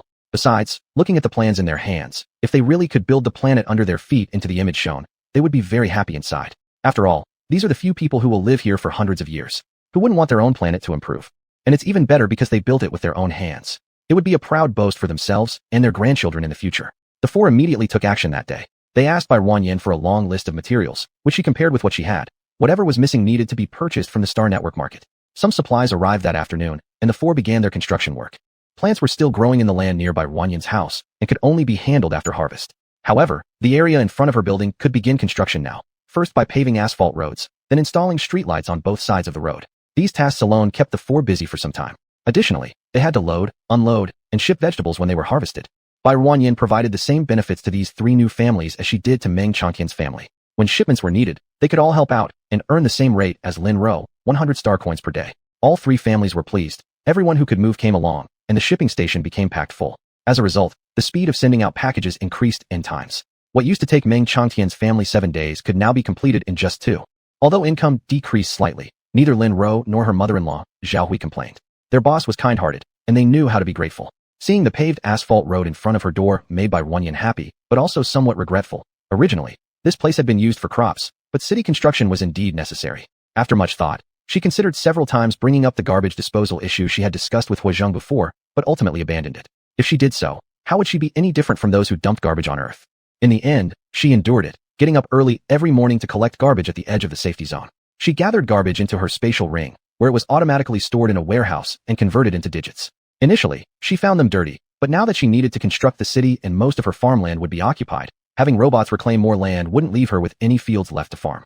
Now there was no choice but to do it this way. Fortunately, whenever her fingers touched a piece of garbage, any garbage within 2 meters would also be sucked into her spatial ring. At first, she hesitated because of how dirty the garbage was, but then realized it was too slow this way. It was faster to walk and let her hands touch as she went. So she focused her mental energy on her palms to prevent being cut by metal items inside the garbage, extended her arms over the trash heap, and moved forward while her hand slid along it.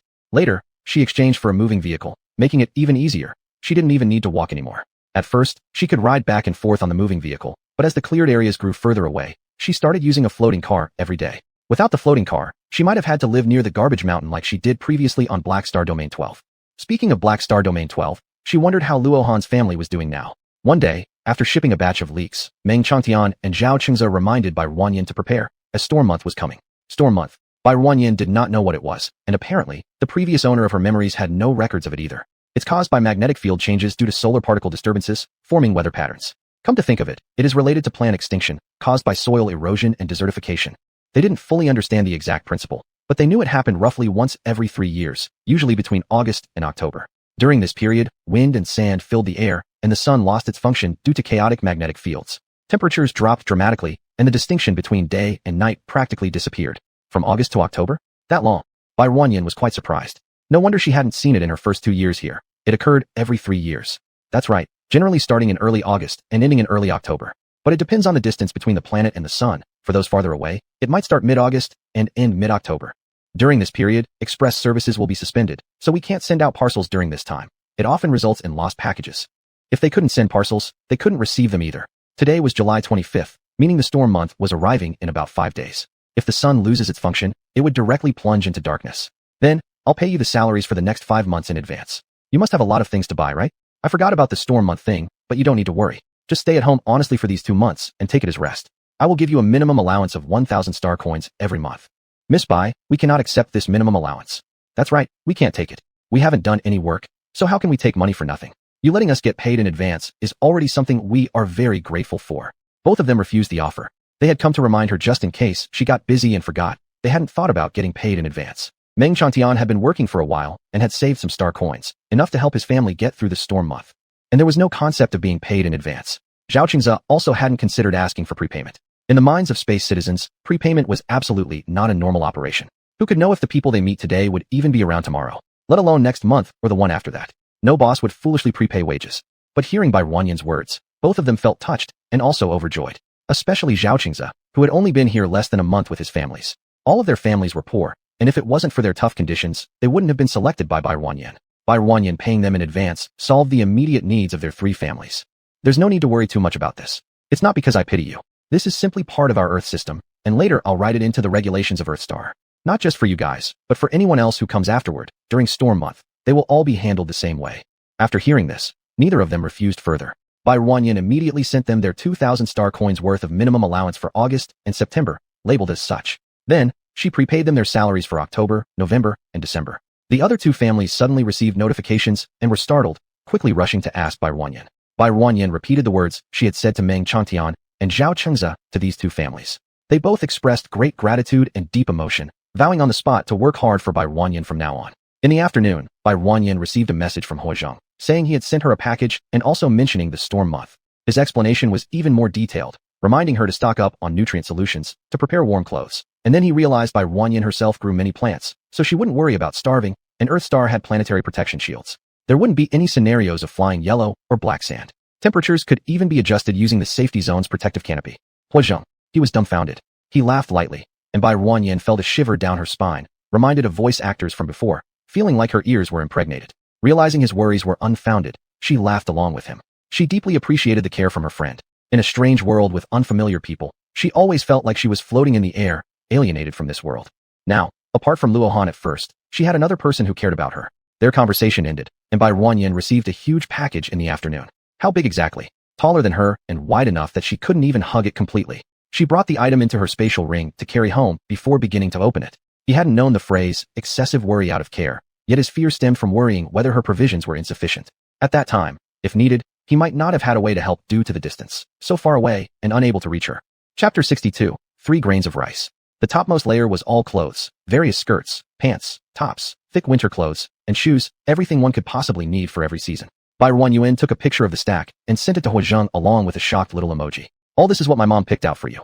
At first, she just said she'd buy you some warm clothing, but then she kept saying one piece fit you well, another piece fit you too, so now it's a whole bunch. Even though the person opposite couldn't see him, Huazheng's ears turned red anyway. He had lied. These clothes weren't just picked by his mom. Half of them were chosen by him as well. The shoe sizes were also kindly reminded to his mom by him. Bai Ruanyuan put all the clothes away into her storage space. Which girl doesn't love pretty clothes? Underneath the clothes were various kinds of food. A bag full of tightly packed meat had leaked out again, followed by row after row of premium nutritional liquid. Seeing this, Bai Ruanyuan couldn't help but laugh and cry at the same time. How much these two feared she would starve herself. She got so much stuff that it might last her a year. She wasn't the type who enjoyed haggling or refusing others' kindness. Even though she didn't really need any of these things, it wouldn't be right to reject their goodwill outright. She roughly estimated the value of everything and pulled out an equivalent amount, or even more, from her own storage. Items that Mrs. Gu wanted before but never bought from her were perfect for the exchange now.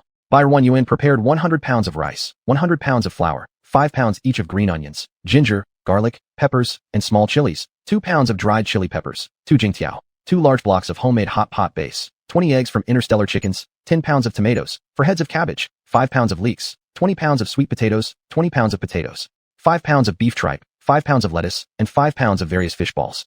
If sold at the current prices in interstellar commerce, the total value would have been close, or even slightly higher, to what they had sent her. After considering, she added 2 pots of lush spider plants. After carefully packaging everything, she returned the items to her space for easier transport when she went to the courier station later. The courier station had been busy these past 2 days, probably because storm month was approaching and there were many recent orders. Inside, people were busy slicing meat, weighing it, and packing it. Women from 4 families had all come over. Sisters-in-law, why didn't you tell me you were coming to help? What's the big deal? It's just moving hands a bit, Huang Zhongyong nonchalantly responded. With so many orders, he feared they might not keep up, so he called a few wives over to help. I've already mentioned it before. If the sisters-in-law come to work, they'll earn 100 interstellar coins per day. There's no reason to break my word. As she said this, she transferred the wages for the 4 sisters-in-law of that day. Lin Ro's previously tense expression finally relaxed somewhat. This makes us feel very awkward. The 3 women felt a mix of happiness and embarrassment. Without consulting White Boss, they came here to work voluntarily, yet White Boss noticed and still paid them. In business, we should follow rules and integrity. There's no need to feel awkward. You worked for me, and I pay your reward. It's only fair. These 3 had just arrived, perhaps out of good intention wanting to help their husbands. But acting without telling White Boss made it difficult for Lin Ro. Though unspoken, it still made her uncomfortable inside. Are there many orders recently? Is it too much work? Though she was kind-hearted, she wasn't foolish either. It was important to clarify things properly. There are indeed quite a lot of orders these past 2 days, but it's manageable, Meng Changtian explained. Bai Ruanyuan opened her personal terminal, logged into the back end of Star Network Mall, and checked the order quantities. It was true, it wasn't too overwhelming. With the 4 of them handling it for these 2 days, they'd easily ship everything out. She set all the purchase links to not purchasable. All buying links turned gray, including the store icon and background. I've closed the store. There won't be any more orders recently. Just send out what you've currently got, and then everyone can go back home and get through the storm month. Feel free to contact me during that period if any issues arise. Everyone immediately acknowledged with a yes. Bai Ruanyuan seized the opportunity to send Huazheng and Gu Wanjun their packages. Guozili, boss, why did you close the store? Guozili, I was going to buy something today or tomorrow. Guozili, is it closing permanently? Guozili, no way.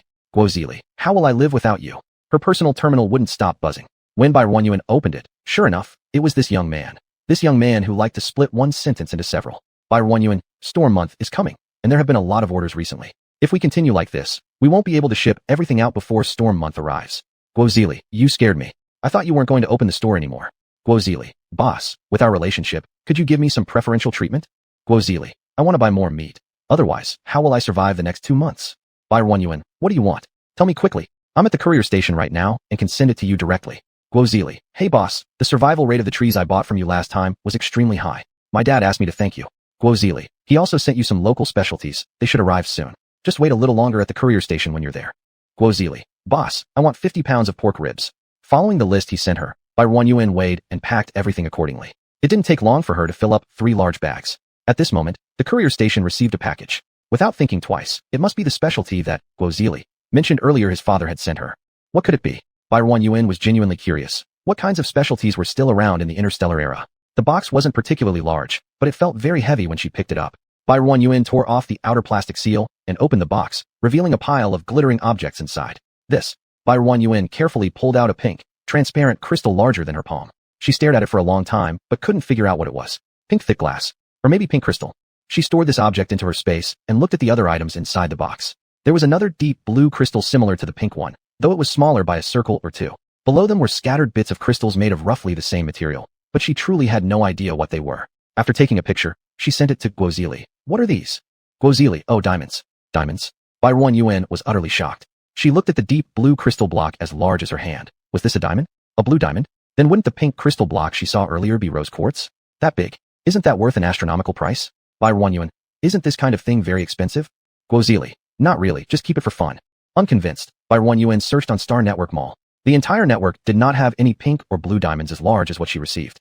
Although prices were no longer as exaggerated as they were in the 21st century, raw pink and blue diamonds as large as the ones she received were definitely not cheap. Barren, "Please thank your father for me. I really like it."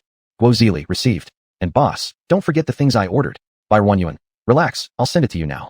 It should arrive soon." Chapter 63, 4 grains of rice. She tossed the bag that she had already packed into the portal. After some consideration, she threw in another 20 kilograms of sweet potatoes, 20 kilograms of tomatoes, 20 kilograms of potatoes, for cabbages, and 2 pots of spider plants to thank his father for the things he gave her. Raccoon, "Oh boss, I also sent you a package. It will take about an hour or so to arrive. Sorry for making you wait."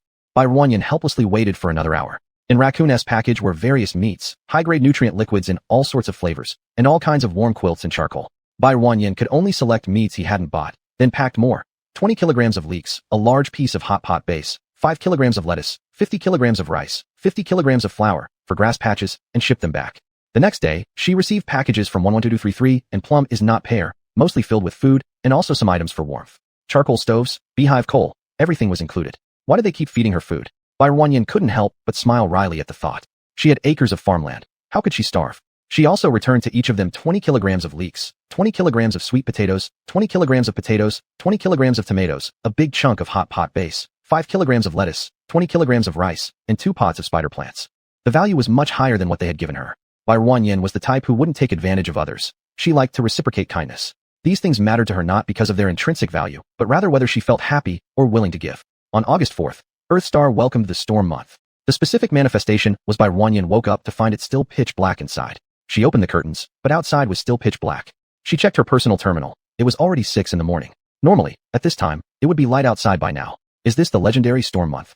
She opened the stellar network to check the situation online, only to find the signal wasn't great, and it took forever to load anything. Fortunately, she had known beforehand that during this storm month, the network would also be affected. Therefore, she wasn't overly alarmed.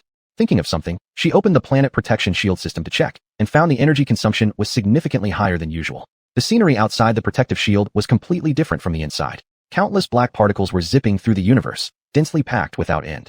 They kept hitting the planet's protective shield and rebounding back into the universe. Looking at the remaining energy, at the current rate of consumption, it could last another month or so. Luckily, due to her earlier concerns about the storm month, she had preloaded a purple energy stone as a backup. 2 energy stones would be more than enough for them to get through these 2 months. Although it was pitch black, she still followed her previous habits. After eating breakfast, she walked around the 4-story building to confirm there were no issues, then went to the gym for an hour's workout, followed by a comfortable bath. She then harvested the crops that had matured in the space and stored them in the warehouse, then replanted new crops on the land that needed planting. It was then that she discovered the radiation level in the space was growing several times faster than before. Barren suspected this was related to the plants she had sold previously. In the following days, the radiation absorbed by the space continued to grow rapidly, confirming Barren's guess. After staying home for 5 days, bored out of her mind, despite having many things to do, the external darkness made her feel uncomfortable, despite the bright lights indoors offering little relief. After thinking for 5 days, Barren decided to visit those few households, see if they needed any help, and while she was there, check on Meng Changtian's leg and his mother's condition. Now, with all the free time, considering how long he'd been working diligently here, it could serve as a reward for his hard work over such a period. She first contacted Meng Changtian, informing him of her intention to visit, then brought along her medical box and took the hovercar to the dormitory where they lived, originally intending to bring some items. But considering there were 4 families living together, If she gave something to one family and not the others, it might cause resentment. She disliked such social obligations, so she decided not to give anything, having already given them 2,000 interstellar coins, a gesture already well-meaning enough. The lights in the dormitory were brightly lit, with the corridor illuminated. Meng Changtian's family of 4 was waiting at the door for Bai Ruanyan. Such a grand welcome naturally caught the attention of Huang Zhongyong's family, who also lived on the first floor. Seeing Bai Ruanyan come, they quickly approached to greet her. Ms. Bai has arrived. Why didn't you notify us so we could receive you? No need to be so formal. I have something to discuss with Brother Meng. You all please carry on with your business. With a smile, Bai Ruanyan greeted them and stepped into the house of Meng Changtian's family. The house was immaculately clean, clearly showing that the female head of the household was very industrious. Don't be nervous, please sit down. The 3 family members holding their child in front of her were somewhat constrained. Upon hearing this, they all found a place to sit. I came today to take a look at Brother Meng's leg. Everyone has been so busy before that we had no time. So I'd like to take advantage of this break period to see if Brother Meng's leg can be cured. Really? The first one to speak was Lin Ro. Her face was filled with excitement, incredulously looking at Bai Ruanyan, waiting for her answer. On the other hand, Meng Changtian was completely stunned, remaining still for quite a while before he reacted and also hopefully looked at her. Let's try it out. I can't guarantee for sure that it will be cured, but I'll need to examine your condition first. Meng Changtian firmly believed that it could definitely be cured. The severe mental force rebellion by Commander Hua Xiao could be healed, so this leg probably could as well. Could I take a look at your leg? As everyone sat together, silence enveloped the room for a moment. She wasn't the type who could easily ease the atmosphere, so she got straight to the point. Yes, of course. Once again, it was Lin Ro speaking. In a flash, she stood up, ran over to the sofa where Meng Changtian was sitting, and attempted to pull down his pants. Meng Changtian immediately caught his waistband, stopping her from unfastening it. Old Meng, do as told. Let Madame Bai have a look, and you'll be fine. Lin Ro sounded a little anxious, but her strength couldn't match Meng Changtian's, so she could not overpower him. No need to take off the pants. Bai Ruanyan almost burst out laughing. These two now looked like a woman trying to bully a morally righteous man, with Meng Changtian stubbornly gripping the waistband, silently resisting. How can I look without taking them off? Lin Ro paused her actions, confused as she looked towards Bai Ruanyan. Just roll up the trouser legs and show the injured area of that leg where it was hurt. Oh, Lin Ro understood, somewhat embarrassed as she released the grip on Meng Changtian's waistband. She then squatted down and started rolling up the trouser leg of his injured leg. Meng Changtian also exhaled deeply, releasing the grip on the waistband. His injury was on the calf. Lin Ro rolled up his pants until just above the knee. On the calf was a scar. The place where the scar was located had sunken in, as though a piece of flesh was missing, appearing extremely odd. Chapter 64, 5 grains of rice. Does it hurt? Bai Ruanyan lightly pressed on his scar. It doesn't hurt anymore. It has healed. Bai Ruanyan felt along his tendons with her fingers and finally took his pulse. How about it, Ms. Bai? Lin Ro asked somewhat nervously. It can be treated. Bai Ruanyan gave them a reassuring response. She sprayed some alcohol on her hands to disinfect them and then took a set of silver needles from the medical box. Really? That's great. Lin Ro was so excited that her eyes turned red. Old Meng, did you hear that? It can be treated. Meng Changtian was also stunned for a long time. When he came back to his senses, his eyes were a little red too. Are you telling the truth? There was a tremble in his voice. Of course, you will be as good as new in half a month. Bai Ruanyan understood their feelings and patiently repeated. It will hurt a bit, but you need to endure it. I'm going to needle you now. Saying this, Bai Ruanyan inserted the first needle. The first needle only caused a slight pain, but when the second needle went in, the slight pain became significantly more noticeable. One needle will hurt more than the last. You need to bear it. This is key to your recovery. Go ahead and do what you have to. I can endure it. Even if he couldn't hold on, he would push through it just to get better, no matter how much pain there was. If you can't endure it, tell me. Bai Ruanyan continued with the third needle, the fourth. The pain grew more intense. By the seventh needle, Meng Changtian's face had turned completely pale, with fine sweat on his forehead. Can you handle it? Bai Ruanyan looked at his expression and asked. Meng Changtian was unable to speak, barely nodding. Lin Ro had already been brought to tears with worry, silently crying beside him. Bai Ruanyan inserted the eighth needle, and Meng Changtian felt as if his leg had been forcibly broken, the bone-deep pain making him grip the table's leg tightly, his knuckles turning white showing how much force he was using. Sister-in-law, go and get a towel or something for him to bite down on so he doesn't hurt his tongue or teeth. Lin Ro was still too tense to understand Bai Ruanyan's words, calling out twice before she reacted and hurriedly ran away. Bai Ruanyan respected Meng Changtian's resilience. Although she herself didn't know how painful it could be, she clearly understood the pain level from her own handwork. Rather than moving, he preferred holding onto the table leg until his knuckles turned white while not twitching his legs at all. Lin Ro quickly returned with the towel, folding it into small pieces so he could bite it, and also wiped the sweat off his forehead. The last needle. Just endure it for a little longer. While comforting him verbally, her hands didn't falter as the ninth needle was inserted very steadily. A deep moan at the peak of pain. Meng Changtian's head tilted back, veins bulging on his forehead and neck, his eyes wide open like they wanted to tear apart. It's over.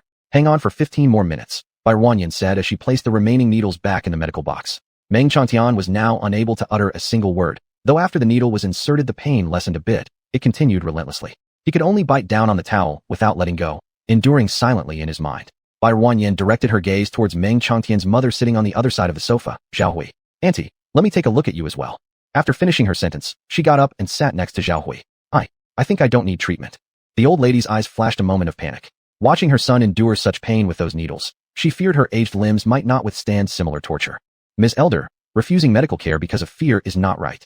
Bai Ruanyan's hand directly landed on the old lady's wrist, which scared her almost out of her wits. Ms. Bai, I really don't want to treat myself. I am too old and can't endure such pain. I'd probably pass out after just 2 needles. Bai Ruanyan now understood the old lady's thoughts, finding it both amusing and sad. Who says I'll be giving you needles? Your brother Meng's case involves tendon damage which requires the restoration of his blood circulation. You don't have a similar problem. Relax, I won't needle you. Hearing Bai Ruanyan's explanation, the old lady relaxed her mind. So please proceed with looking at me. She extended her arm slightly, fearing Bai Ruanyan wouldn't be able to reach. No need to do that, Auntie. You can place your hand naturally on your leg. I can reach it. Placing her hand back onto her leg, Bai Ruanyan began to carefully diagnose her condition. The old lady's condition wasn't serious. Years of radiation deposition and aging combined with too much hard work during her youth had left a lasting impact on her health. Auntie's condition isn't severe. I'll give you a few prescriptions shortly. Boil them and drink the decoction. Good. By the way, Ms. Bai, how much? Let my son pay you. Bai Ruanyan thought for a moment. Just tell him later. 500 interstellar coins will do. The 15 minutes were up, and Bai Ruanyan removed the silver needles from Meng Changtian's leg, leaving behind small needle marks. Let's leave it at this for now. I'll go back and prepare the medicine for Brother Meng. I'll send it over once it's done. Bai Ruanyan placed the silver needles back into the box carefully. They would need to be sterilized before being put back in their designated bag. In the corridor, she spotted the Huang family again. Ms. Bai, are you finished talking? Come over to our place for a bit. Huang Zhongyong extended an invitation with some unease, for who could relax knowing the boss was around. The couple had to stay ready by the door, fearing any oversight in receiving Bai Ruanyan that might mislead her impression of them. I won't stay. I have things to do at home. You two carry on. As Bai Ruanyan's figure disappeared, Huang Zhongyong turned to his wife in hushed tones. Wife, what do you think Ms. Bai discussed with old Meng? It's none of our business, so stop being nosy. Sun Jejia shot him a glare. Do you really think you can interfere in Ms. Bai's matters? Just focus on your own work. Let me tell you this. If you mess up such a good job, you'll see how I deal with you. Being reprimanded by his wife, Huang Zhongyong deflated immediately. I understand, wife. I was wrong. Don't be mad. I'll work hard and make plenty of money so you can live well. Sun Jejia softened slightly as her hand subconsciously rested on her abdomen. You must not only let me live well, but also ensure our children lead a good life. Huang Zhongyong was dumbfounded for a long while before understanding what his wife just said. Wife, what did you say? He gripped her shoulders with both hands, staring at her with surprise mixed with doubt. Look at your face. Sun Jejia blushed and gave him a scolding glance, then nodded affirmatively. She had only just confirmed the news herself and hadn't yet decided when to tell him, wanting it to be a surprise for him. But she couldn't hold herself back and told him anyway, though seeing the joy light up his face dissipated any regret. Wife, I'm going to be a dad. I'm going to be a dad. Huang Zhongyong embraced her tightly in his arms. Her ears were filled with the rapid beats of his heart. Hurrah, wife. I'm so happy. Thank you, wife.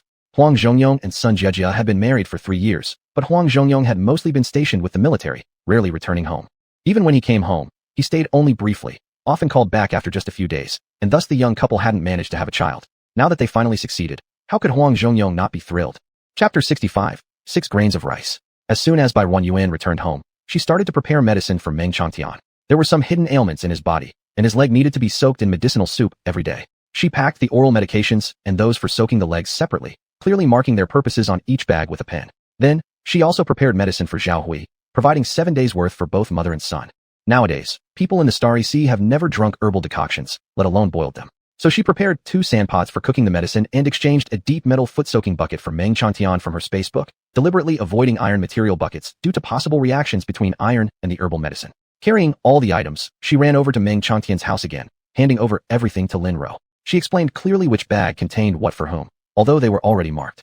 It was Bai Ruanyan's duty to explain all these details, and how to boil the medicine, how many times a day, how much water should be added, how Meng Changtian's foot-soaking herbal medicine should be handled, and for how long.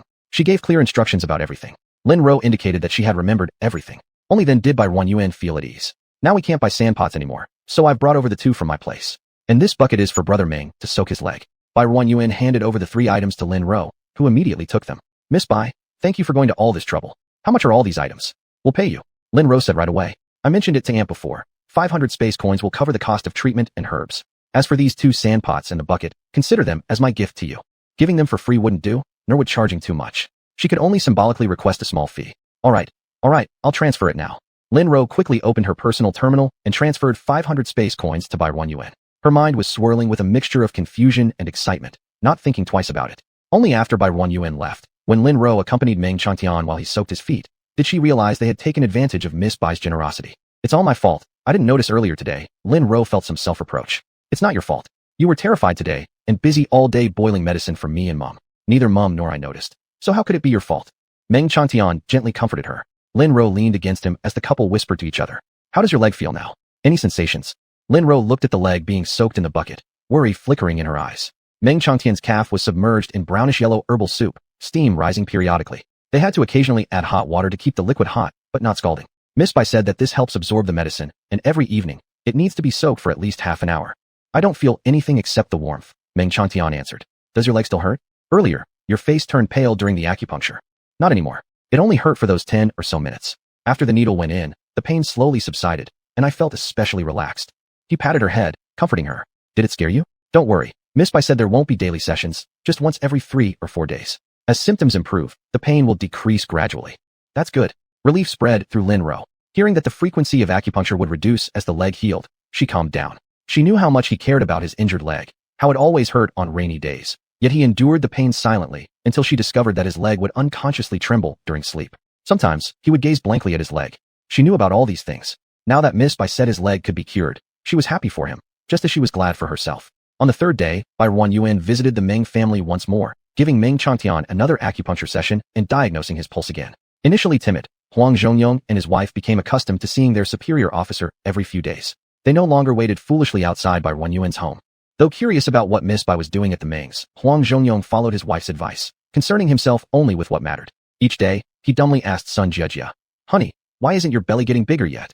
Miss Bai had promised half a month. It was truly just half a month. This was her last acupuncture session for Meng Chantian, and he could barely feel any pain now. Meng Chantian had the most significant improvement. In recent days, the once sunken wound had slightly swelled. Although it hadn't returned to its original state, there were clearly visible changes. Moreover, these days when walking, his leg could exert some force again. In the quiet of the night, he secretly tried walking with both legs without his crutches. At first, he could only take a couple of difficult steps, but this was enough to make him happy. By the time Bai Yuan gave him the last needle, he could already roughly walk without the use of crutches. Today is the last session. I'll give you another prescription for soaking your legs. After soaking for 4 or 5 more days, you can stop taking medicine. Do I not need to take some other medication? Lin Ro asked uncertainly. Wouldn't it be better for old Meng's body if he took a bit more? No. All his hidden illnesses have already been cured, and the rest will recover gradually. I think Brother Meng would deeply agree. Overdoing it isn't beneficial, and things are already perfect as they are. Meng Chantian nodded, indicating that Bai Yuan was right. His body had indeed mostly recovered to its prime condition. Now, the only thing left was his leg. But he felt that if there were a level 1 insect in front of him now, he would certainly be able to kill it using his own strength. Has Brother Meng thought about his future? Bai Yuan's question caused Meng Chantian to fall silent. Brother Meng's current condition allows him to return to the battlefield and the military camp. If you want to go back, I won't stop you. Don't let yourself be bound by our contract. Every man, fundamentally, would prefer fighting in the blue skies rather than being confined to a small place where one works the fields daily. Boss Bai, I've really thought about what you said recently. But from my leg injury until now, I've experienced too much. I believe I fulfilled my responsibilities as a soldier. In the future, I want to take care of my mother properly, look after my wife, and nurture my child into adulthood. Do you think I'm selfish and cowardly? How could you think like that? Bai Yuan was somewhat shocked. Everyone has the right to decide how to live their life, whether it be battling on the field or staying home to take care of parents. It's your freedom. Just like you mentioned earlier, when you were in the army, you already fulfilled your duties. Actually, Bai Yuan deeply reflected on the treatment of these veterans. They didn't receive proper medical care after getting injured, nor did they get any subsidies. Once the family lost their breadwinner, their lives became unbearably difficult. Chapter 66, 7 Rice Grains. Mr. Bai, thank you for understanding me. Meng Chantian sighed with relief. I will definitely work hard in the future, you can rest assured. My body is better now, and I can also help you protect Earthstar. Good. Then the future of Earthstar will be in your hands from now on. Bai Ruren went home and prepared 7 days' worth of medicinal baths, which he handed over to his wife, Lin Ro. The body of old lady Zhao Hui could gradually recover with the medicine, so Bai Ruren thoughtfully adjusted her 1-week herbal remedy. On a whim, she also prepared a scar removal ointment for Meng Chantian. It reminded Bai Ruren of Huazhang. His facial scar hadn't been treated yet, so she decided to prepare a jar for him as well. His wound had torn earlier, so it couldn't be treated before. Now that his scab should have fallen off, it was time to start using the scar ointment. How could there be any flaws on a beauty's face? Outside, it remained pitch black as ever, and Bai Ruren returned to her boring life. She endured staying at home for 2 days, but finally couldn't resist taking the garbage-collecting hovercar out. Early to leave and late to return, it helped her sleep soundly without messing up her schedule. Ms. Bai, come to our dormitory, let's play cards together. How boring just to sit around. Zhao Qingze invited by Ruren several times, but she didn't see because she was busy. You guys go ahead and play. I've got some things to do. What are you doing? We'll help you. A group of them were extremely bored, confined inside due to the never-ending darkness outside. Back in the military camp, they were accustomed to training day and night. Such tasks occupied all their time. When did they even think about anything else? No need, you play. This can only be done by myself. If this kind of work could involve anyone else's help, she wouldn't have worked so hard. She would have delegated the task right away. It was only because stuffing all this waste into a space knot made her feel too queasy that she hesitated to buy more space knots and make others deal with it instead. At first, she could manage early morning departures and late evening returns, but later, as she traveled farther and farther, she found herself too lazy to keep making those trips back and forth. So, she set up a tent nearby.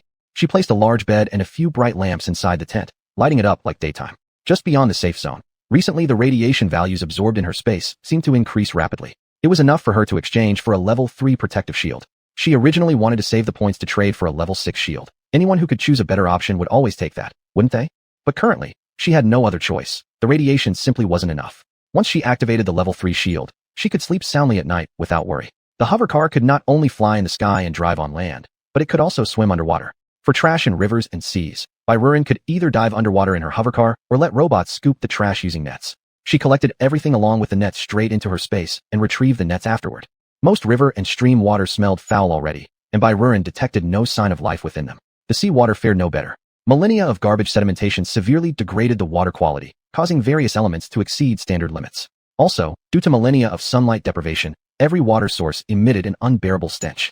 Barren was deeply troubled. How to treat this water, especially the ocean water? Without even looking, she knew plants wouldn't grow here. Even if she transplanted some marine flora into it, it would surely perish due to severe water pollution. A dragon king might come and still shrink its head, powerless to act. After flipping through her trading catalog until the end, Barren eventually found something called Purifying Water Hyacinth. It was an enhanced version of the water hyacinth, capable of purifying all causes of water pollution while absorbing radiation and producing oxygen. However, it could only live in freshwater. Thankfully, she also discovered another item called Purifying Algae, which could purify contaminated seawater. These names were indeed straightforward and easy to understand. And the price was not high either, 5 star coins or 10 radiation values for one plant. In one breath, Barren exchanged for 10 plants. Haha, unfortunately, she was broke, out of radiation values. Want her to pay with star coins? No way. Afraid they might not survive, she soaked them in spirit spring water before planting them in the river and sea. The method was simple, just toss them in and leave them alone. Since it was dark everywhere, Barren couldn't tell whether they lived or not. The murky water made it impossible to observe anything once they were thrown in. Over the following days, she exchanged batches at intervals, keeping them alive in her space first. Within a couple of days, the water hyacinths multiplied in times in both plants and seeds. She left a small portion to continue breeding and threw the rest into the rivers and seas. They spun a few times before vanishing completely, leaving Barren unsure where the current carried them to. Time flew by when she was busy. On this particular morning, Barren woke up from her dreams to find that the sky outside had brightened slightly. She opened the planetary shield to check and noticed that there were fewer sand particles outside the shield, and their movement had slowed significantly. She glanced at the time, September 28th. It seemed like storm month was coming to an end. She gazed longingly at the faint light outside. After staying in the dark for so long, one naturally yearned for brightness even more. After enjoying it for a moment, she quickly finished her breakfast and headed out to work again. Through over a month of effort, she had managed to clear half the earth of garbage. Initially, she organized the cleanup systematically, but soon realized that her priority now was to remove the trash on land first so she could plan the layout for planting crops. Passing by the riverbank and the seashore, she glanced at them casually. By the river, she saw a water hyacinth floating by, appearing to be in good condition. However, nothing was visible at the seashore yet. Perhaps they're too old, she thought, understanding the situation. Besides, she had already done everything within her reach, apart from pouring spiritual spring water into the sea. Spiritual spring water was very important to her. Maybe it could help her purify the ocean, but the ocean mattered far less to her than the spiritual spring water itself. She tossed another bunch of purifying algae into the sea and watched as they slowly drifted away again. Although it might take a long time, she didn't mind and actually preferred the slow pace. Sometimes, speed expressed many things. On October 1st, Barren woke up again and noticed it was much brighter outside. It looked as if today was just a cloudy day. Barren dismantled her tent. With the dawn breaking, it was time for her to go home. On the way, she spotted Meng Changtian jogging around the dormitory area. Seeing Barren's hovercar from afar, he waved at her enthusiastically. Barren stared at his leg for a while and observed that it was in perfect condition now, indistinguishable from the other leg. Someone unfamiliar with the backstory wouldn't have guessed it was ever injured. Boss, I think we can start working today. Do you need us to do anything immediately? If not, we'll continue with our previous tasks. I don't have anything urgent here. You all can continue with your prior assignments. Barren soon found 4 bustling figures near her house. She pulled up the planetary shield sky surveillance system and glanced at the fields. The tomatoes were all fully ripe, and the leeks were ready to be harvested. Garlic needed to be dewaxed. Peppers could be picked. Chapter 67. 8 Grains of Rice. Barren Yuan felt somewhat embarrassed. She had just finished saying that there was nothing for them to do, but as soon as she turned around, she realized there was actually a lot to be done. Nevertheless, she gritted her teeth and informed them again, instructing them to gather in the tomato field and to also invite their family members, which were the sisters-in-law. A group of people waited for Barren Yuan in the tomato field, where she had prepared stacks of carrying baskets. Meng Changtian's family of 3 confidently picked up a carrying basket, slung it over their shoulders, and took the lead by walking into the tomato patch. Barren Yuan handed Meng Changtian a spatial button, and he immediately understood, nodding at Barren Yuan before stepping ahead into the nearest row of tomato plants. Lin Ruo and Zhao Hui followed his steps. The 2 chose rows next to Meng Changtian's and started picking tomatoes. Zhao Qingze and others mimicked what they saw. Everyone carried a basket, each family taking a spatial button from Barren Yuan before entering the tomato field. It couldn't be helped. With the current size of the planting area, vehicles could not enter, so everything relied on manual labor. To prevent them from having to shuttle back and forth with full baskets, she simply gave each family 1 spatial button. Once their carrying baskets were full, they could store them inside their spatial buttons. This saved time and also discouraged any thoughts of slacking off because when it came time to weigh the harvest, it would be clear who had worked more and who had worked less. Barren Yuan believed that no one wanted to lose face in public. She currently had 2 hectares of land planted with tomatoes. However, judging by the speed of these few individuals, it seemed impossible to finish even half the total acreage today. Some of the tomatoes had already ripened fully, and if left overnight on the vine, they would likely crack open by tomorrow noon. Big Brother Ming, start with the reddest ones. They're already ripe. They'll probably spoil if left overnight. Got it. Don't worry. We'll pick every last one. Leave it to us. The 4 spoke in unison and assured, their hands speeding up slightly. This is money. How could they let it go bad? These were their salary. Barren Yuan also picked up a carrying basket and went to the other end of the tomato field.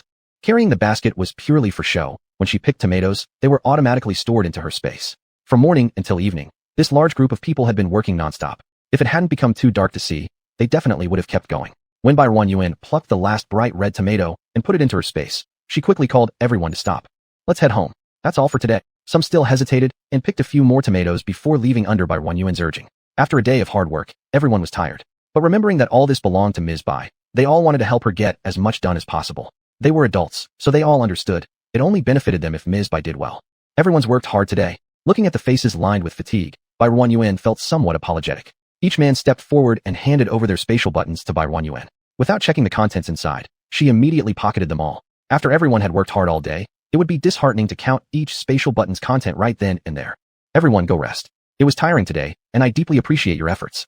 Then she immediately transferred the wages for the day, except for the 4 veterans, to the rest of the families. They all had worked 3 or 4 extra hours that day, which made Barren Yuan a bit anxious. She therefore tacitly agreed, giving everyone an extra 100 interstellar coins as a bonus. Ms. Bai, isn't this too much? Is it for 2 days? As soon as Sun Jiejia's personal terminal chimed, she instinctively glanced down and found Barren Yuan had transferred 200 interstellar coins, so she immediately asked, "No, this is your pay for today. Since everyone worked overtime, you deserve the extra. This is nothing. It's just working a little longer. How can we accept extra money from you? You've already given us such good conditions." Zhao Qingze was gradually emerging as the unofficial leader among the trio. His words immediately gained several echoes of agreement. The darkness obscured their expressions, making it hard to see each other clearly. But who was Barren Yuan? She had no such troubles. So even in the darkness, she could still clearly see the emotions on their faces. Some genuinely believed Zhao Qingze's words, while others looked quite reluctant but could only follow suit.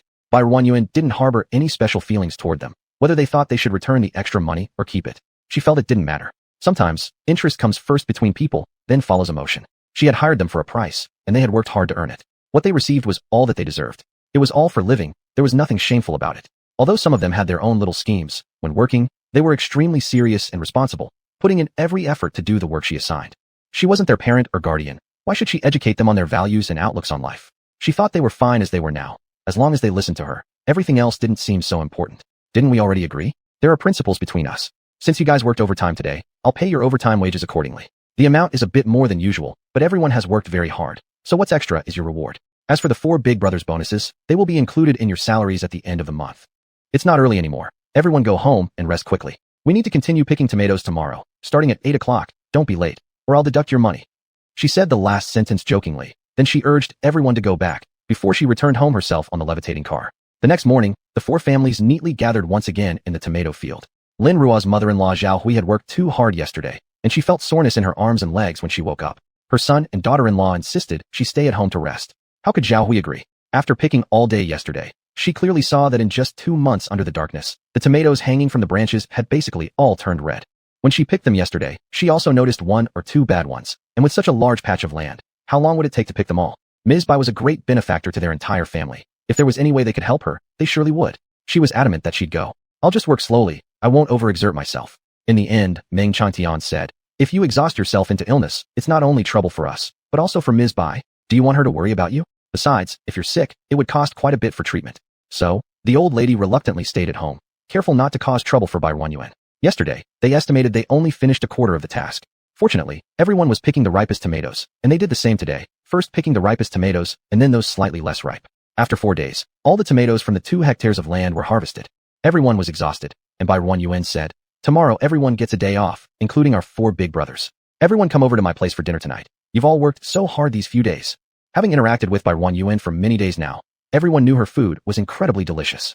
Although she always gave each of their families a share whenever she harvested something, they didn't know how to handle it properly. Most things that could be eaten raw were consumed that way. Eating them raw was already so delicious, yet Bai Boss could cook them into even more enticing dishes.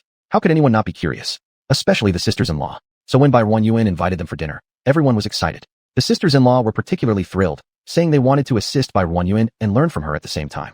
Chapter 68, 9 Grains of Rice. If you want to learn, then come on. Bai Ruanyuan was not the type to hold back. With adults and children plus herself, there were 16 people in total. Since she had invited them for a meal, she would make sure it was a good one, so the dishes needed to be plentiful. She chose to prepare steamed egg with crab roe, spicy crab, baked crab legs with cheese, popular sweet and sour spare ribs, stir-fried meat slices, fried sweet potatoes with salted egg yolk, braised fish segments, scrambled eggs with chives, cold mixed cucumber noodles, and dried tofu. A ready-made 21st century version roast duck. Tomatoes mixed with white sugar, also known as volcanic snow or red plum snow. Harbin red sausage, stir-fried pork intestines, and seasonal vegetable stir-fry. There were 14 dishes in total, covering all tastes, sour, sweet, salty, and spicy. The methods for steamed egg with crab roe and spicy crab had already been introduced before, so there's no need to repeat them here. For the baked crab legs with cheese, the method is to remove one side of the crab leg shell. These crab legs from the interstellar world were too large, so they had to be cut in half. Cutting it in half will do, right? Then let me handle it. I'm strong. The 4 sisters-in-law had all come early to help Bai Ruanyuan wash the ingredients that had been prepared beforehand. Sun Jejia volunteered eagerly, but Bai Ruanyuan smiled and said, sister-in-law, you won't be able to manage this. You can't cut it. It can't be. I see you cutting it so easily. Sun Jejia wasn't quite convinced. Let me try.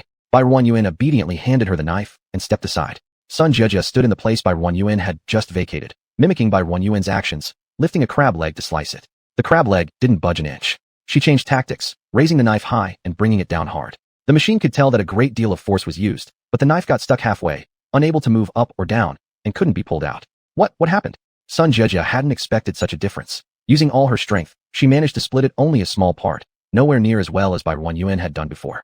I really can't handle this. Sun Jejia had an open and cheerful personality and admitted it straightforwardly. You do it. I'll help you with something else. All right. Bai Ruanyuan returned to her previous position, placing one hand habitually on the crab leg, while the other held the knife handle tightly. With a little effort, the crab leg was effortlessly cut into 2 equal parts. Brushing a layer of melted butter on the surface of the crab meat, then sprinkling some black pepper and salt, she first sent the crab meat into the oven for 15 minutes, then added a thick layer of cheese shreds and baked for another 8 minutes. Since the crab leg meat was too large, she was worried that if it was baked for too short a time, it wouldn't be cooked through, and if baked for too long the cheese would burn. Wow, what is this smell? So fragrant. The sisters-in-law were all drawn to this enticing aroma. Bai Ruanyuan took the 2 baking trays out, placed the baked crab legs into 2 large plates, and subsequently put them into the refrigeration cabinet. For the stir-fried pork loin pieces, she selected loin meat from the interstellar pig. First, she sliced the pork loin into small cubes, slightly larger than sieve holes. She then added a few slices of ginger to the meat pieces, sprinkled with some pepper, fine salt, cooking wine, and marinated it for 10 to 20 minutes. During this time, she prepared some accompanying vegetables. The carrots were cut diagonally into strips and then further chopped into diamond-shaped slices. The green peppers were halved, removing the stems and seeds, then divided each half into quarters and finally chopped into small blocks. Diced onions, ginger threads, minced garlic or garlic slices were also fine, cut, and set aside. Finally, she prepared a marinade. 1 spoonful of dark soy sauce, 2 spoonfuls of light soy sauce, 1 spoonful of vinegar, a pinch of chicken essence, a bit of edible salt, a bit of white sugar for freshness, then added some water and starch, stirring evenly, and placing it aside for later use. Removing the ginger slices from the meat cubes, the starch she soaked in the morning had already settled, so she poured off the top layer of water, retaining only the starch and a touch of water floating on the surface. The water-starch mixture became a non-Newtonian fluid. Bai Ruanyuan flipped it over and dumped it into the meat cubes, continuously kneading the meat until initially it was dry. with the starch separating from the meat. However, after kneading more thoroughly, the starch wrapped around the surface of the meat cubes. Kneading a bit more to ensure a uniform coating, she then poured in some cooked edible oil to lock in moisture so that when frying, the oil wouldn't splatter excessively. She poured a fair amount of edible oil into the pot. Once the oil temperature increased, she scattered the meat cubes into the pot. Ideally, the meat should quickly flip over and float when entering the hot oil. After dropping roughly half of the meat cubes into the pot, Barren Yuan waited for quite a while before beginning to stir. Once the fried meat pieces stuck together, a gentle separation was sufficient to part them. She then scooped out the fried meat and proceeded with the next batch. Because there were many people, she prepared the food portions generously. 2 minutes after the second batch of pork loin came out of the pot, waiting for the oil in the pot to rise again for a second deep fry, lasting about 40 seconds. Then she also added the previously sliced carrot and chili pepper into the oil pot. After 1 or 2 seconds in the hot oil, she filtered out the meat cubes and the 2 accompanying vegetables. In another pot, she added a small amount of base oil. After stir-frying the chopped onions, ginger, and garlic for aroma, she stirred the sauce she had prepared, mixing it thoroughly to blend the starch settled at the bottom before pouring it into the pot. When the sauce in the pot became slightly thicker, she poured in the fried meat pieces and the accompanying vegetables, stirring them evenly to coat each piece with the sauce. It was now ready to be served. Taking advantage of the still hot oil used to fry the meat cubes earlier, Barren Yuan took the sweet potato strips that her sisters-in-law had prepped and got ready to make salted egg yolk sweet potatoes. She prepared 4 medium-sized sweet potatoes and 10 salted duck egg yolks, using 3 yolks for a larger sweet potato, as per her previous learning experience. For these 4 sweet potatoes, 10 egg yolks would suffice. Each yolk was carefully scooped out from whole salted eggs. They were not the kind sold as ready-made egg yolks. First, she sliced the sweet potatoes into thick slices, then cut them into thick strips. Next, she washed them thoroughly several times to remove the surface starch, and finally soaked them in clear water for a few minutes. She added a little salt to the egg yolks, adjusting according to their inherent saltiness. Then she crushed the yolks using a spoon or other utensil, striving for even consistency. She added some cooked edible oil and mixed them well. In a pot, she poured in clear water, bringing it to a boil before adding the sweet potato strips. This step ensured they wouldn't turn soft later on. Once the water boiled again, she removed the sweet potato strips and rinsed them under cold water. This was done because the subsequent step involved coating with starch, and she wanted to prevent the starch from being scorched. The strips didn't need to cool completely. Lukewarm would do. Then she drained off the water and used kitchen paper towels to pat the surface dry, ensuring the strips were as dry as possible. Next, she added dry cornstarch, making sure to use cornstarch since it provided the best crisp texture after frying. Other types of starch were not recommended. She grabbed a handful of cornstarch and sprinkled it gradually into the bowl containing the sweet potato strips while shaking the bowl, allowing each strip to be coated with a layer of starch so they remained separate and non-sticky. Barren Yuan picked up the spray bottle on the workbench, filled with clear water, and sprayed lightly while shaking the bowl. This ensured that the cornstarch adhered firmly to the sweet potato strips, preventing powder shedding during frying. Then she added more dry cornstarch to the bowl, repeating the same method, adding in small amounts multiple times, until every strip was lightly coated with a layer of cornstarch. This sufficed. Chapter 69, 10 grains of rice. Throughout the cooking process, use high heat, and the oil temperature should be about 60% hot, roughly 180 degrees. The state is that when you throw the sweet potato strips in, they can quickly flip and bloom. Put the sweet potato strips into the pot sporadically, let them fry for 10 seconds or so before stirring them. Stir from the outer layer inward. The stuck-together sweet potato strips will soon become separate. Fry until they float, and then scoop them out. This is the first frying. When the oil reaches 70% heat, it's the point where a little blue smoke begins to rise from the edge of the pot. Pour the sweet potato strips back in again for a quick second frying of about 30 seconds. The sweet potato strips have already become light, with much of the water inside fried away. Scoop some up with a strainer and give it a light toss. The sweet potato strips collide, producing a crisp sound. Use the strainer to filter the oil and scoop them out, setting them aside for later use. Add a bit of base oil to the pot, and turn on low heat. Spoon in the pre-prepared salted egg yolk sauce and quickly stir-fry it with a spoon, making sure it foams up. Once the foam starts rising in the pot, turn off the fire, dump the sweet potato strips back into the pot, and mix them around, ensuring each strip is evenly coated with the salted egg yolk sauce. Then sprinkle sugar into the pot, while simultaneously tossing the pot, and adding more sugar, about 2 handfuls, and once everything is uniformly covered, the dish can be served on a plate. Looks amazing. Mrs. Bai is truly skilled. The 4 sisters-in-law gathered around at an appropriate distance, their eyes dazzled, having no idea what Barren Yuan added in. Lin Rua took the dish and placed it into the refrigerator as Barren Yuan started preparing the next dish. After washing the pot, add edible oil to the pot, and after it heats up, put the fish slices marinated beforehand into the pot and fry them briefly. Once they are golden brown on both sides, remove them. Add more edible oil to the pot, and after the green onion flowers, minced garlic, and ginger threads are fragrant, add water. In the water, add an appropriate amount of soy sauce, light soy sauce, oyster sauce, monosodium glutamate, and edible salt. Then place the fish pieces in the pot for stewing for about 20 minutes. After serving, sprinkle green onions and cilantro on top. It looks extremely tempting. Volcanic snow is tomato cut into small chunks with a layer of white sugar sprinkled over. For the stir-fried vegetables, prepare yam, black fungus, broccoli, and carrot. The yam has already been peeled and is soaked in water to prevent oxidation. The black fungus was also pre-soaked and its bottom part removed. Cut the yam the same way as the carrots.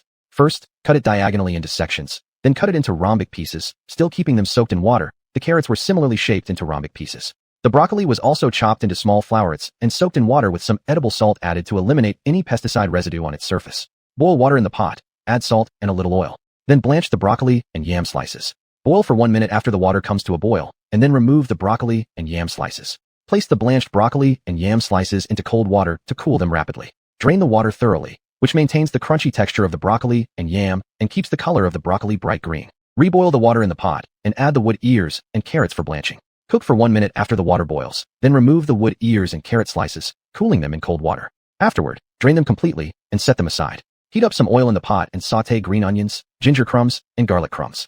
Next, add the wood ears and carrot slices and stir-fry them vigorously. Add broccoli and yam slices and add salt and chicken essence. Stir-fry thoroughly over high heat. Coat with a thin cornstarch mixture and stir-fry again evenly before turning off the fire. Finally, transfer it to a plate. Finishing up the previously prepared dishes, 14 courses were completed. Everyone worked together to bring the 14 dishes to the dining table. It must have been the first time in so long that this table had been genuinely put to use. Among the 15 people, 3 were children, one of whom was even being held in someone's arms. This dining table could accommodate 20 people, so everyone easily sat down. Open the switch underneath the table, and the rotatable section on the table began to spin. Everyone stared with wide open mouths. Wow, it moves by itself. Although Bai Ruanyan found it amusing inside, her face didn't show it. She thought she might as well showcase the wisdom of the Chinese people from the 21st century to these somewhat outdated interstellar folk. She prepared both rice and steamed buns as the main courses, offering plenty of each for everyone to choose from. She also placed cups of colorful drinks onto the spinning plate. All varieties from the 21st century were poured into large glass cups. She prepared red wine and sake for the men, considering none of them had drunk alcohol before. Only low-alcohol varieties were selected. Please take your seats. People stood awkwardly nearby, waiting for Bai Ruanyan's word before seating themselves. It was their first time entering such a luxurious place, leaving them slightly uncomfortable, fearing they might break something. The food won't taste good if it cools down. Everyone, please dig in. She moved her chopsticks first, prompting others to start eating one after another. Worried that they might not know how to use chopsticks, she also prepared forks and spoons for each of them. Some people awkwardly used chopsticks, others used spoons or forks, but the atmosphere was lively. Bai Ruanyan poured a glass of wine for the 7 men and a cup of beverage for each woman and child. She noticed that unless she served them, none of them would take action. Here's to you all. I'd like to offer my gratitude for your hard work lately. Everyone followed her example, lifting their cups, including Zhao Weigua and Qian Xiaotong, who imitated the adults. To our success. Bai Ruanyan clinked glasses with Sun Jejia next to her. Then everyone started clinking glasses with each other, exchanging smiles and laughter. To our success. Thank you for your efforts. Everyone took a sip from their cups, eyes widening in surprise. Perhaps men were naturally born with a liking for alcohol. They enjoyed the red wine in their glasses. A few sips later, spurred on by the alcohol, they began to relax, talking more freely as they gradually grew comfortable chatting while eating. Bai Ruanyan was not a talkative person and mostly ate slowly, listening to their conversations. She only spoke when someone addressed her. What is this? It's so delicious. It seems to be the clamp beast. Most of these humble folk had tasted the clamp beast before, but it doesn't taste the same at all. Miss Bai is truly talented. Seizing the opportunity, Bai Ruanyan introduced the ingredients and names of each dish. Everyone listened attentively, and seeing their interest, she briefly introduced the drinks and wines, along with their flavors. The men showed great curiosity, while the women and children loved the sweet, tangy beverages. Each dish was something they had never seen or heard of, yet tasted exquisite. At first, they were somewhat reserved, fearing they might make a fool of themselves. But as conversation flowed among them, they gradually relaxed and started eating without restraint. Originally, some of the sisters-in-law thought Bai Ruanyan had prepared far too much food for everyone to finish. However, by the end, the 14 dishes were almost entirely consumed, though she had brought plenty of beverages, many of which remained untouched. Chapter 70. A plate of shredded potatoes. There wasn't much left of the alcohol she had brought out. The 7 men drank until their faces were flushed with color. Huang Zhongyong's father, Huang Biao, and Zhao Qing's father, Zhao Zemin, perhaps because they were older and less able to handle liquor, were already somewhat tipsy. The 4 sisters-in-law helped Bai Ruanyan clear the dishes. Bai Ruanyan distributed the remaining large cups of drinks among them, allowing them to take them home to drink. There wasn't much leftover food to speak of, so there was nothing for Bai Ruanyan to divide among them. This meal had truly lasted a long time, starting from around 5:40 or 6 in the evening, continuing until 9:30. Bai Ruanyan then urged everyone to head home and rest, reminding them not to forget about tomorrow's work in the garlic field. They left happily, discussing even from afar which dish was the best tasting and which drink was the most delicious today. Pulling out garlic scapes this way, Bai Ruanyan stepped forward and demonstrated it to them. One hand holding the total spathe of the garlic scape, the other grabbing the part where the scape comes out of the leaf top, then pinching and lifting to pull the garlic scape out. This method is slow but causes the least damage to the garlic. There are other ways too. using a knife to cut open the false stem of the garlic plant, then cutting the scape before pulling it out and twisting the leaves back over the wound on the garlic stalk. Using tools to slice open the false stem can increase yield, but it will also reduce the production of garlic bulbs, potentially causing scattering of the cloves. So she decided to use the slower method since there weren't many plants anyway, and she wasn't in a rush. Everyone then grabbed their own baskets and went down into the fields. Initially inexperienced, they slowly became more adept as they worked, increasing their speed. Especially the big men, whose strength far exceeded the average person's. Once they mastered the technique, their speed of pulling garlic scapes increased significantly, leaving others far behind. It took the group 7 days to finish pulling the garlic scapes from 2 hectares of land, totaling 15,000 pounds. In the previous few days, they harvested 70,000 pounds of tomatoes. The robot harvested leeks weighed in at 110,000 pounds. It could be called a bountiful harvest. As usual, Barren divided some of each produce among several households for them to taste, and left the rest for selling through a live broadcast the next day. After the storm month passed, the network across all planets was restored.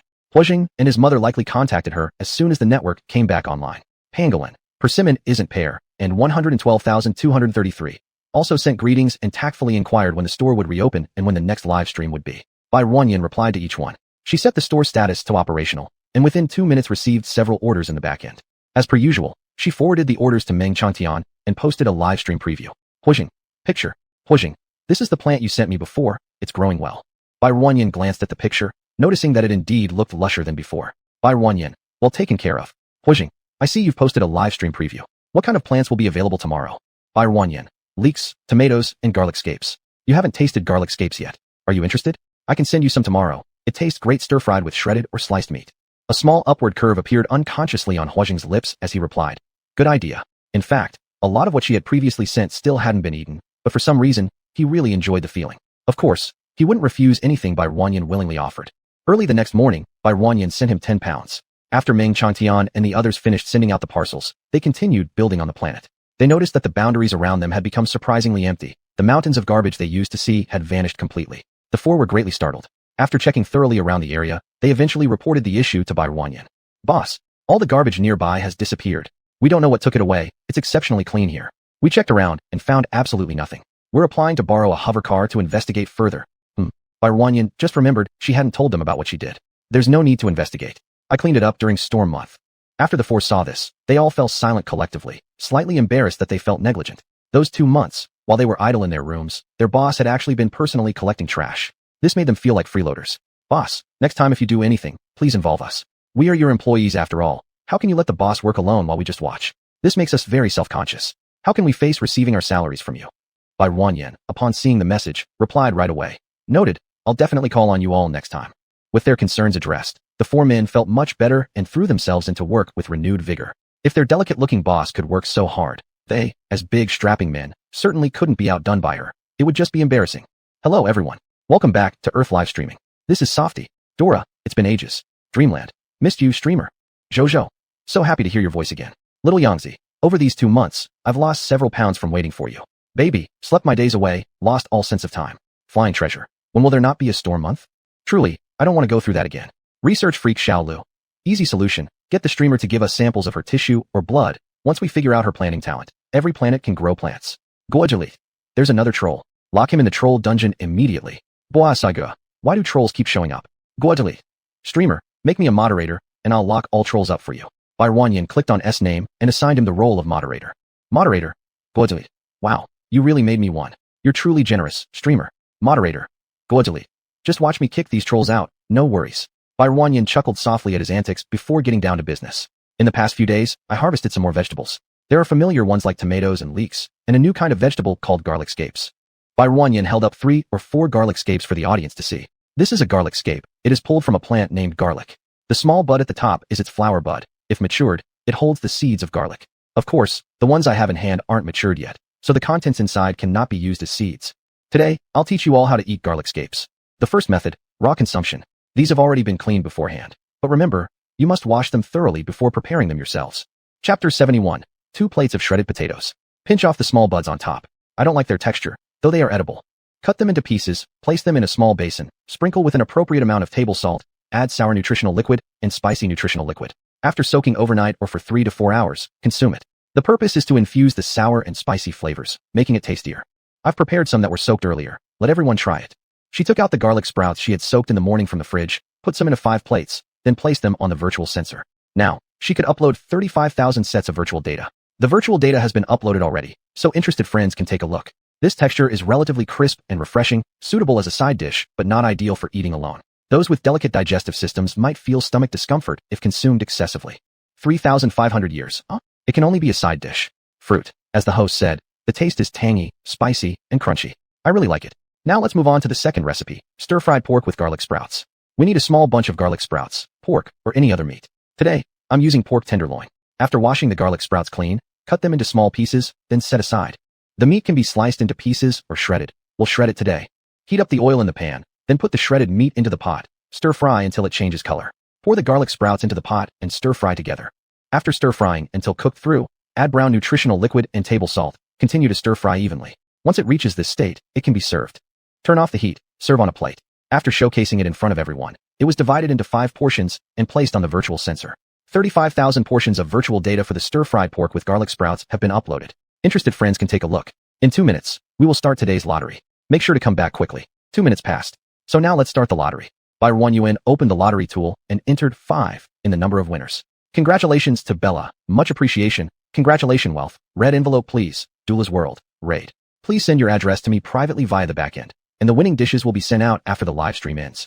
So now, we begin the highlight of today. Everyone must be very anxious by now. Today, we will feature 3 vegetables, tomatoes, leeks, and garlic sprouts. Tomatoes and leeks are 2 gene per serving, garlic sprouts are 1 gene per serving. Today's purchase rule is that each ID can only buy one of the 3 options. That means once you buy one, you cannot buy the other 2. This is mainly to ensure more people get a chance to buy plants. Everyone think about which vegetable you want while I set up the link for garlic sprouts. Buyer 1 UN was quite adept at creating links now and quickly finished setting up the garlic sprout link. Have you decided yet? I'm going to post the link.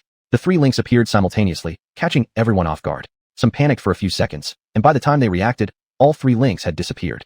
Damn. Little way. Why doesn't the host follow the routine? Mama duo. I didn't get any. Our family love. Suddenly 3 links popped up. I didn't know which one to grab first. In the end, I found that none were left. Heavenly Realm. Let me taste the garlic sprouts for everyone first. Mass palm civet. I'll help everyone taste it too, huh? Many who grabbed the item came out to brag, causing the rest to argue heatedly on screen. That's all for today. I'm signing off. As soon as Buyer 1 UN finished speaking, she quickly ended the live stream. Many had just started typing their complaints when they were kicked out of the live room, leaving them with a buildup of frustration. Those who succeeded laughed happily as they exited the live room, waiting for the delivery so they could show off again online. If Buyer 1 UN knew what they were thinking, she'd probably find it amusing how childlike their behavior was. She mailed the winning dishes to the 5 winners and then placed the storage buckle containing the 3 types of vegetables into the warehouse. All 4 families knew about her live stream today, so they would automatically come over to the express station tomorrow morning to send packages. These 10 or so thousand kilograms of vegetables would keep them busy sending parcels for a few days. While they were busy with the deliveries, Buyer 1 UN went out again to collect garbage. By sister, do you know of a way to buy cheap safety zone protective covers? With the continuous garbage collection, she really needed to buy protective covers since the radiation levels weren't sufficient. With no choice, she could only spend galactic coins, so she asked Huazheng if there were ways to make the purchase cheaper. Huazheng. Yes, what level of protective cover do you need? Currently, in the space galaxy, the highest level of safety zone protective covers is only level 5. Naturally, Buyer 1 UN would prefer the best. Since Huazheng was in the military and had more interaction with those who sold these protective covers, his camp also specifically developed their own versions. For him, this kind of item wasn't particularly precious. If you had money, you could buy it. How many do you want? He asked Buyer 1 UN. Buyer 1 UN thought about the current area that had been cleared and reported 3 needs. Huazheng quickly gave her a price, which was 20% cheaper than what she saw on the Star Network Mall. Buyer 1 UN. Big shot. Did you miscalculate the price by any chance? She feared that Huazheng might be giving her his own belongings for free. No mistakes here. Developed by the military department itself, the price is generally lower than purchasing from outside vendors. It's even cheaper for insiders. Of course, 2 of them were from his personal assets, and he further reduced the cost of what the military department originally quoted him. That's good. Make sure you don't lose money on me. I'm rich. Huazheng chuckled unconsciously. He could even imagine how she looked saying the last sentence. All right, understood. You're a little wealthy woman. Buyer 1 UN transferred the interstellar coins to him. Big shot. Make sure you ship it fast, or I'll leave a bad review. Relax, dear. I'll send it out within 48 hours. How do you like my service? Please give a 5-star review. Ha ha ha. Initially, Buyer 1 UN just wanted to play around, but never expected Huazheng would humor her by mimicking customer service language. Thinking about how someone with such a handsome face saying, please give a 5-star review, made her laugh until she almost died. All right. She slapped her forehead. She hadn't given him the scar removal ointment yet. How's your face? Let me see. Huazheng. Picture. Buyer 1 UN opened the picture. An enlarged side profile revealed a long scar running through half of his face, which had healed nicely. Huazheng. Is it a bit frightening, isn't it? Chapter 72.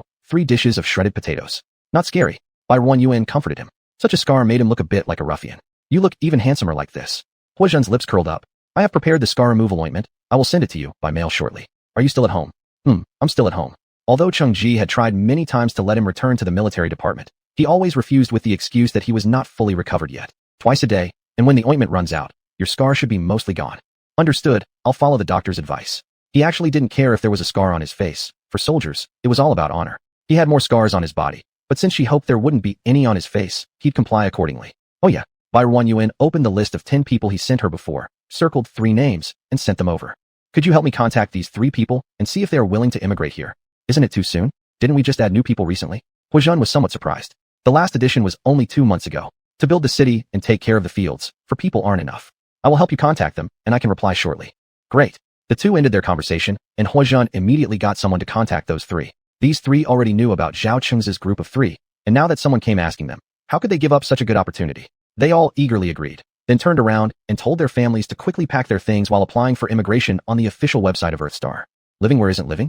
As long as they can survive, anywhere is fine. Barren Yuan hadn't expected such swift agreement, so she quickly approved the immigration of the 3 and bought their tickets. There will be more and more strangers in your place. Make sure to protect yourself. Even though they were almost all selected personally by her, Huazhen was still worried. A girl alone on Earthstar surrounded by strangers made him really concerned. The military department has previously bred a batch of interstellar dogs. Should I get 2 for you? This batch of interstellar dogs are very obedient, highly combat capable, and can keep you company during normal times. Little dogs? Barren Yuan felt somewhat tempted, cute furballs, who wouldn't like them? She also had various fur-covered animals in her space, but she was busy figuring out how to survive in the galaxy and had no time to think about raising pets before. Later, she also didn't dare to take them out because she was afraid that pet cats or dogs couldn't adapt to the current Earth environment. But interstellar dogs are different. She doesn't have to worry about them not adapting to life on Earthstar. Are they obedient? Will they suddenly attack people? She was still a little worried. After all, old people and children on Earth now. Whoever gets hurt, she can't take that responsibility. They're obedient. It's a batch bred through several generations by the military department, relatively affectionate towards humans, less aggressive towards humans. After they recognize their master, they become loyal and protective. Wouldn't this incur more favors? In that case, don't bother. No, just an interstellar dog. I'll definitely pick a pretty one and send it over, via those 3 people. Okay, then please pick the most beautiful one for me. Having too many debts won't bring much concern anymore, nor does this once matter. Barren Yuan suppressed the discomfort in her heart. The desire for interstellar dogs dominated her mind. After learning carefully from Huazhen about the situation of interstellar dogs, they can take energy stones as food, and meat can also be fed. Their size has been reduced through a few generations of cultivation, but an adult interstellar dog is still as big as a calf, male dogs being slightly larger. Won't she be able to ride a dog around everywhere in the future? Just imagining the scene makes her eager. Since this little buddy is coming, she needs to prepare its bed and supplies. She looked at the main gate of her house. Luckily, the door was large enough. Even when it grows up, it should still be able to come in. If necessary, she could expand the door later. After all, she would not leave it outside all alone. She needed to prepare a super large mat for it. And as for where it sleeps, it depends on where it likes to sleep when it comes. Huazhen. Picture. Huazhen, how about this one? His speed was fast. He sent her the picture by afternoon. Barren Yuan opened the picture and saw a dog that looks very similar to a Samoyed, with snow-white fur and a pair of deep blue eyes that seem to hold starry rivers. Huazhen, video. Huazhen, take a look, which one do you like? Barren Yuan opened the video he sent, and a series of woof woof woof sounds resonated, making her feel quite close. In the video, various dogs were housed in individual metal cages of different sizes, each with varying body shapes and fur colors. Among them all, the big white dog he had sent her before was still the most handsome. Barren Yuan watched it enviously and couldn't help but send a video call, which Huazhen answered instantly. Hi. Barren Yuan's exceptionally beautiful little face appeared on the screen, and Huazhen unconsciously coughed lightly while covering his lips with his hand. However, his gaze quietly scanned her face. She seemed to have lost some weight. Why had she lost weight? Could it be that those few guys had been lazy? This was the first time he'd seen her in so long. Barren Yuan didn't notice his expression and only focused on those big dogs. Hurry up. Let me see those big dogs. Big dogs? Wasn't she referring to the interstellar dogs? Although Huazhen didn't know why she called them that, seeing her bright eyes softened his heart. There was nothing he wouldn't agree to now. Even if she asked for stars from the sky, he'd find a way to get her one. All right, I'll show you them. His tone naturally turned gentle. The camera rotated, and Barren Yuan saw the scene she had seen in the previous video. Huazhen paused at each cage so she could clearly see every interstellar dog inside. There were some whose fur resembled the huskies, and others that looked similar to border collies. Most of these interstellar dogs had a resemblance to the dogs from the 21st century. In the next cage was the big white dog that looked like a Samoyed. Its beauty stood out more vividly in the video. Huazhen opened the cage door. Be careful. Won't it bite you? It won't, don't worry. Seeing her worried expression in the video, Huazhen felt greatly satisfied. As the cage door opened, the big white dog sat alertly at the back, cautiously eyeing Huazhen without making any noise or threatening gestures. It simply observed him silently. Wow. Hello, little white, you're so pretty. Barren Yuan couldn't help but exclaim, admiring the dog immensely. Huazhen chuckled involuntarily as the big white dog tilted its head slightly, confused about where this voice was coming from. Wow, so cute. Barren Yuan's starry eyes looked at it, longing to hold it in her arms right away. Chapter 73, 4 plates of shredded potatoes. Huadalao, I want this one. I like it so much. The great white dog's ears twitched, and its 2 front legs stomped uneasily. Canine animals all have intelligence, let alone a star beast like the star dog. An adult star dog has an intelligence comparable to that of a 10-year-old human child. Moreover, wild beasts possess a natural sensitivity to their environment. Huazhen exuded no malice from his presence, but the dog could sense the oppressive aura of a strong being, thus not daring to act rashly. It also understood that the number of similar creatures around it would often fluctuate. Those who disappeared were either weaker or had stronger aggressive tendencies toward the type of being standing in front of it now. As long as it remained obedient, it wouldn't go hungry, and life would be relatively comfortable. Are you sure you want this one? Yep, it's so beautiful. I want it. Looking at her excited face, it was clear how much she truly adored it. All right, then I'll go find the administrator and discuss it. Huazhen locked the cage door, stood up, and turned to leave. In his departing gaze, Barren Yuan caught a fleeting glimpse of something on the other side. Wait a minute. She quickly spoke to stop him. Huazhen halted in his steps. What is it? Turn the camera lens towards the other side. I want to take a look. Huazhen complied with her request and redirected the lens to the other side. There were rows of metal cages here too. Take a few steps forward. Stop. Following her instructions, he walked and stopped as instructed, eventually stopping in front of a metal cage. Could you lower the lens a bit? Huazhen squatted down as requested, lowering the lens. Barren Yuan met the pitiful eyes of a dog. This dog looked like a German shepherd on the outside. One ear stood up while the other half drooped.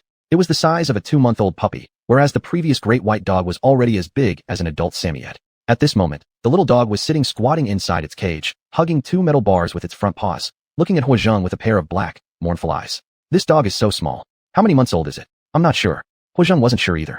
There was no information by the cage. He said, all these dogs are eliminated star beasts. They all have various issues and are unsuitable for battle, so they've been rejected. The puppy seemed to understand what he was saying, giving a soft bark. Woof. It conveyed helplessness and sadness. So what happens to those that have been eliminated? They're either released into the wild or become meat on dining tables. Barren Yuan's breathing caught for a moment. She felt a heaviness in her heart, but knew there was nothing she could do about it. The battle between star beasts and humans had continued for thousands of years. After plants became extinct, star beasts turned into the only food source for humans. Even the nutritional fluid she found unpleasant was derived from star beasts' meat combined with some interstellar substances. Besides, these weren't the tiny dogs from the 21st century. Once grown, these star beasts were much larger than humans, ferocious creatures that viewed humans as another item on their own menu. The little dog's short tail wagged like a little broom behind it. It let out faint, yipping sounds and kept trying to squeeze its little head out through the bars of the cage. Barren Yuan wanted to shout, "Quick, let it out. Could you give me this little dog as well?" She asked tentatively. This was currently the dog that most resembled the dogs of the 21st century that she had seen. It looks really weak. Huazhen pressed a finger against the top of its little head and pushed it gently. It fell right over instantly. You see, it could be tipped over by just one finger, a weakness beyond measure. Ah, woof woof. The puppy picked itself up, shaking its head in confusion, not quite understanding what had happened. It moved closer to the edge of the cage to check Huazhen, this time even stretching out a paw to try and reach for him. Huazhen subtly took a step back, ensuring that its paw just barely missed touching the hem of his clothes. Barren Yuan. Such a silly creature, yet affectionate. A creature like this set free in the wild wouldn't survive long. Look how adorable it is. Just thinking about it ending up on someone's plate makes my heart ache. Huazhen examined the constantly bumbling little thing a few more times. It truly was quite dumb. A girl's heart is indeed soft, but he certainly wouldn't feel upset seeing it end up on a dining table. He'd only feel troubled if the chef didn't make it taste good enough.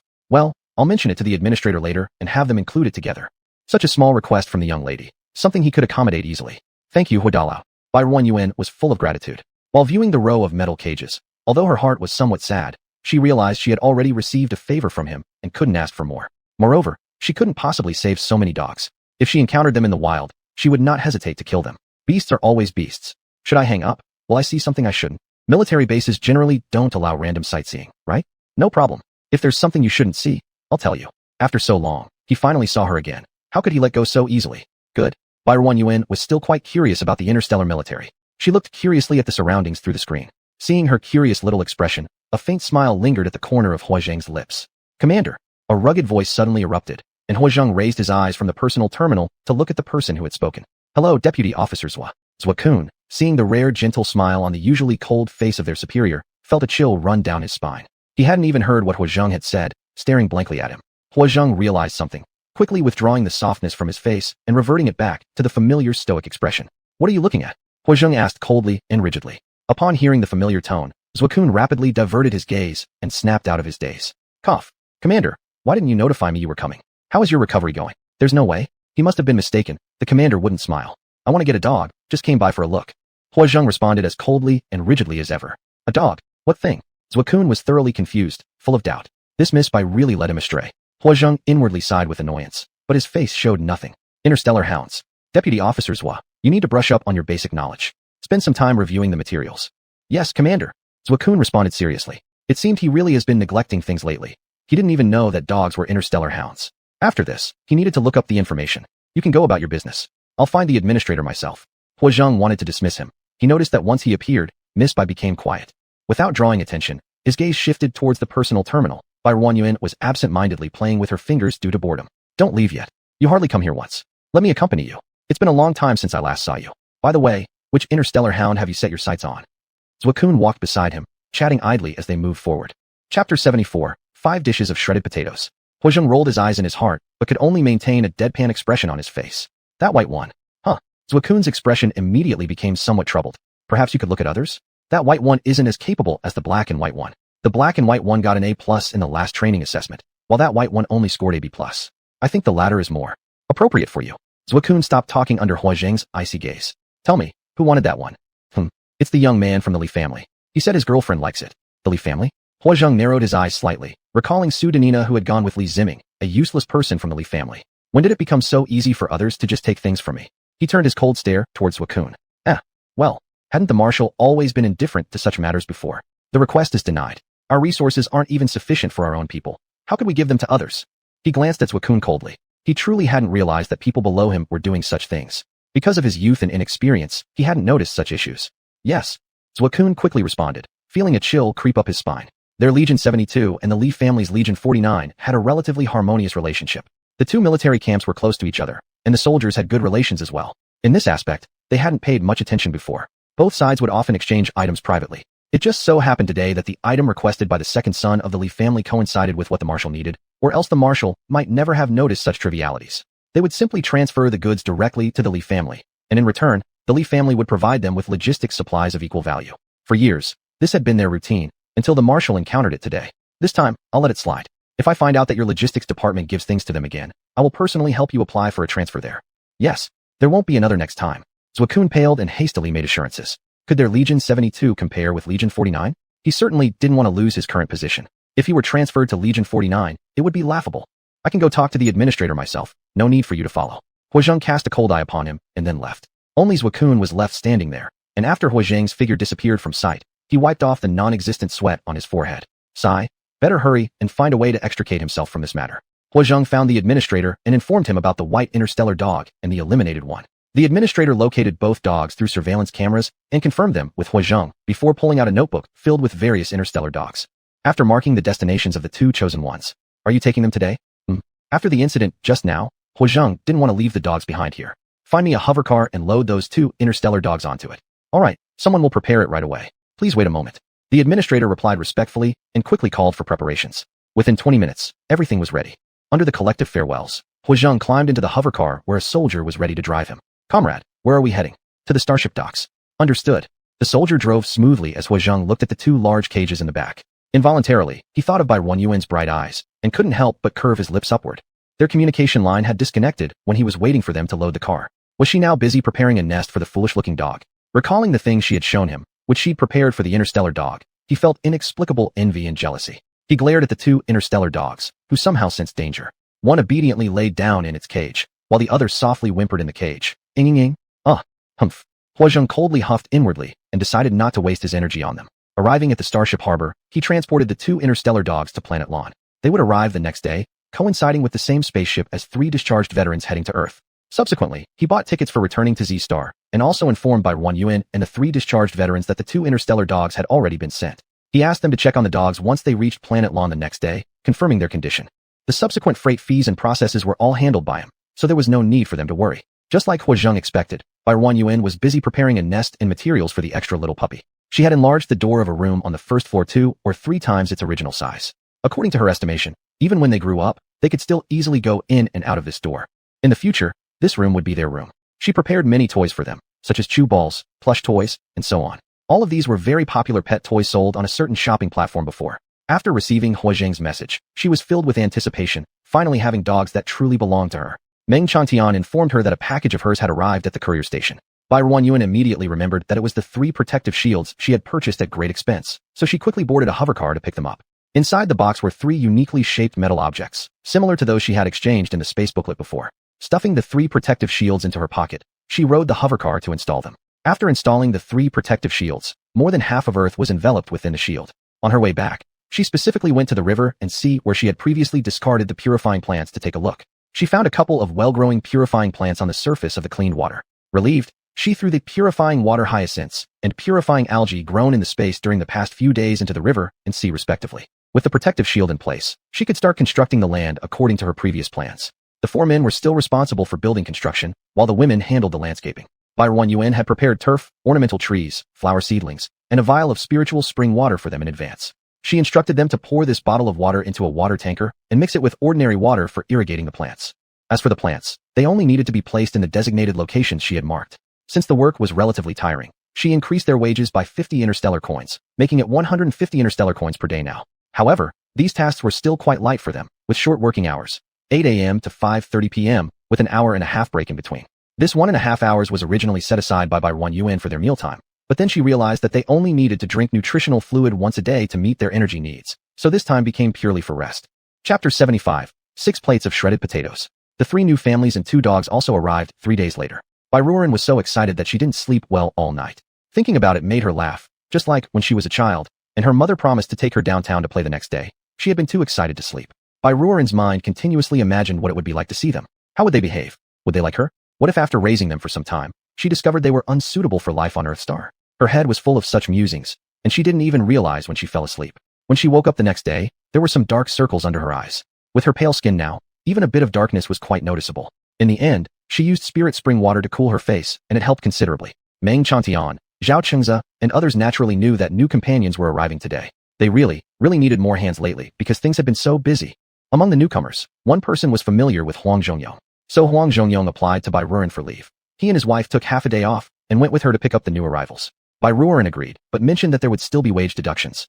Although money wasn't an issue for her, how would others perceive it? The 3 waited at Bai Ruanyuan's commonly used landing site for over half an hour when a somewhat familiar small spaceship descended from the sky and slowly landed.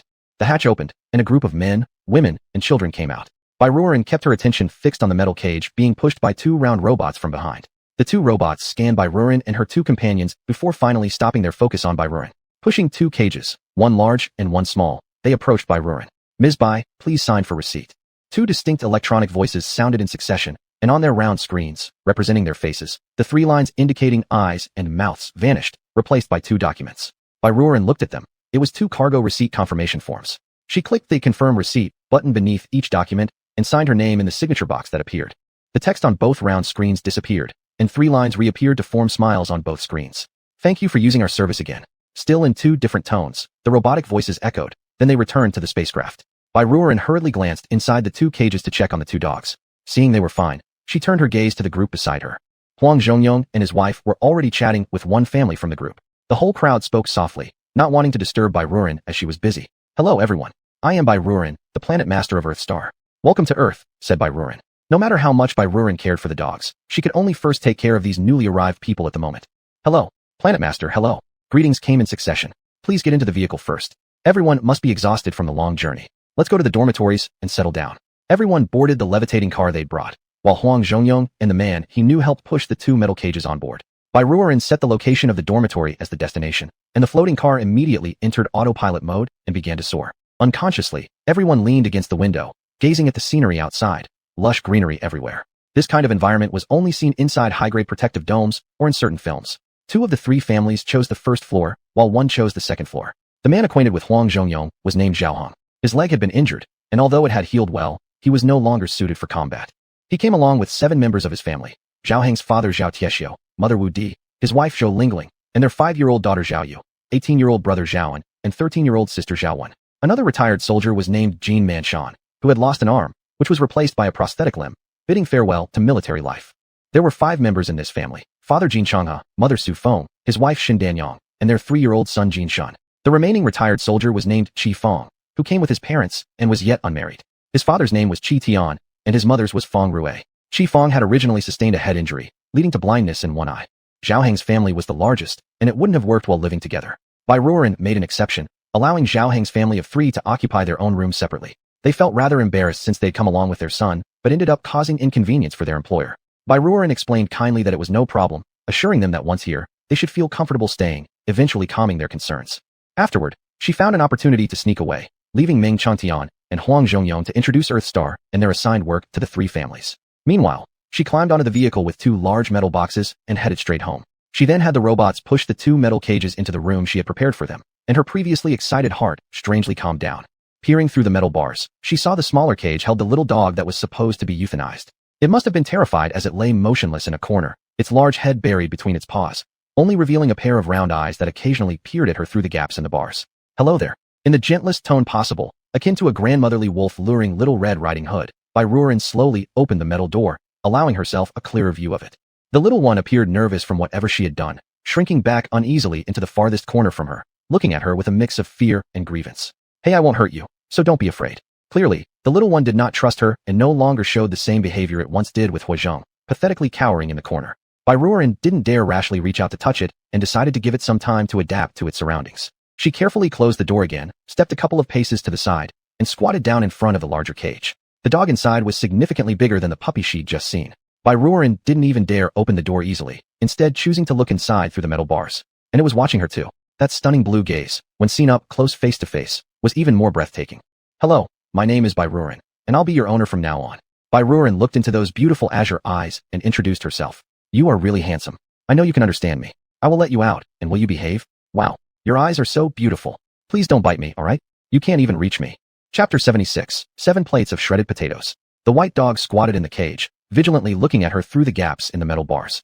Over the past few days, it and the not-so-bright beast next to it had been shuffled around to several unfamiliar places, unsure where they were going to be sent next. Was it because it wasn't obedient enough that it also had to be sent away? Then it saw this strange creature before its eyes. It looked similar to those other strange creatures, but its appearance was actually quite appealing. What was it saying? The white dog involuntarily tilted its head. It seemed like it said it looked good, but of course, the white dog involuntarily lifted its head a bit, as it was certainly one of the best looking among all the beasts. The white dog quickly turned around. Just now, something seemed to have touched it. Bai Ruoren, who secretly petted the cherished dog fur, tucked the hand that had touched the soft fur behind her back and dumbly chuckled for a while. "I'm opening the door, please don't hurt me, okay? Otherwise, I might accidentally knock you out." Carefully, Bai Ruoren opened the door, revealing the exceptionally beautiful dog face. "Wow, you are so handsome. This snow-white fluffy fur, this fox-like face. It even has natural eyeliner. It is 90% similar to a Samoyed, but looks even better than one." Squatting inside the cage, the white dog watched her muttering to herself, and faintly formed an impression in its heart. This creature somewhat resembled the less intelligent beast beside it. But from it, it didn't sense any of the usual disdain, oppression, or threat, only pure kindness and affection. It could feel how much it liked it, and wouldn't harm it. "My little darling, you look so handsome." Bai Ruoren had said this more than 10 times already, but she couldn't help saying it again. Separated by a door, the human and the dog stared at each other. The white dog nervously shifted its paws a bit, while Bai Ruoren continued looking at it without any reaction, finding it perfectly fine to watch like this all day. Finally, the white dog couldn't sit still anymore. It took 2 steps toward the doorway and looked up into the bright eyes of the opposite creature, startling itself into staying rooted on the spot. "Can I touch you? I promise I won't hurt you." Bai Ruoren couldn't contain her eagerness and instinctively stretched out her hands. The white dog felt nervous when seeing her extended hand and slightly ducked its head to avoid it, but didn't extend its paws. As expected, Bai Ruoren's hand landed on its big head, and she started stroking its fur.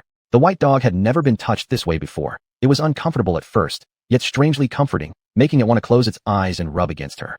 How could it let her do that? The white dog suppressed its urge, stiffly squatting there letting Bai Ruoren touch it horizontally and vertically. Its big fluffy ears trembled incessantly. "You're such a good boy." Unable to resist, Bai Ruoren grabbed the scruff of its neck with some force, pulling it out. Caught off guard, the white dog was dragged out by her.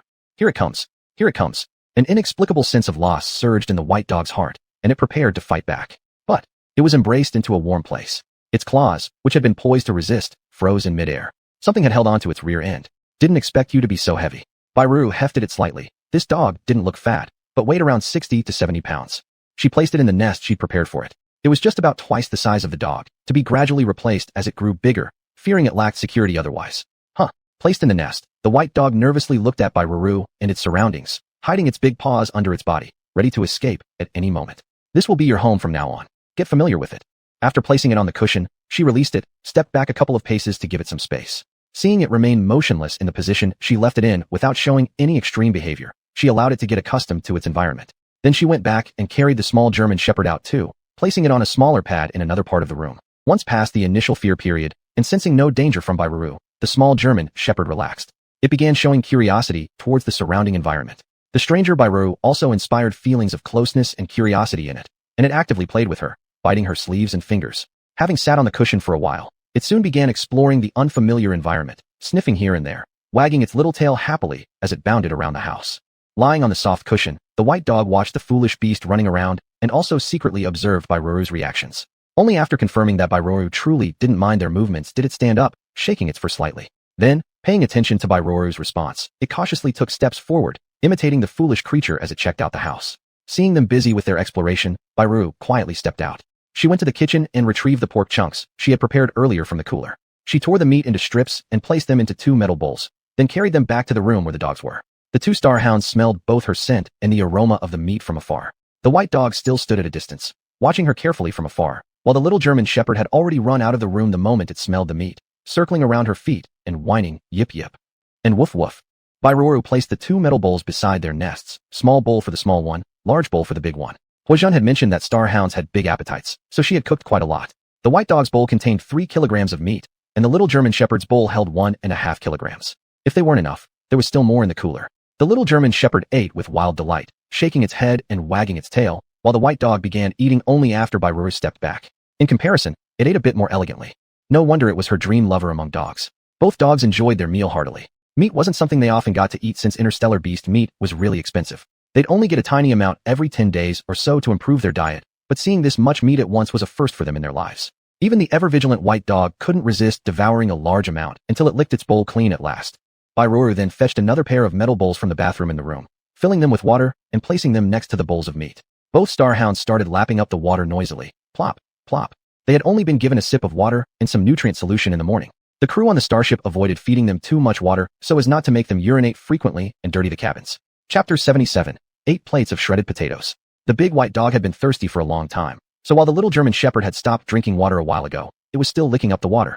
Barren's gaze lingered on its naturally hanging fluffy big tail, and she really wanted to reach out and touch it. The big white dog suddenly felt a chill down its spine. It stopped drinking and looked around, but saw no danger. Despite its confusion, it continued drinking. Barren put her itching hands behind her back, surprised that this little guy was so sensitive, for she had only thought about touching him, and he had already noticed. She then tucked away the 2 cages that had held them into her storage space, making the room feel suddenly spacious. My dears, you stay here by yourselves. I have to go out for a bit. Before leaving, she couldn't help herself from petting the big white dog again. It was almost time for their shift to end, so she needed to pay them their wages. After reviewing today's work progress, everything matched her expectations. The plants were carefully cultivated, showing clearly each one was treated with dedication, without any negligence or carelessness. She generously paid their wages and exchanged some polite remarks like, "Good job, thank you for your hard work." On the men's side, the progress was also pretty fast. Barren even dispatched 5 construction robots to assist them, which greatly accelerated the work. The big white dog was so good-looking that Barren initially assumed it would be a girl, but it turned out to be a handsome little boy. To her surprise, the clumsy little German Shepherd was actually a girl.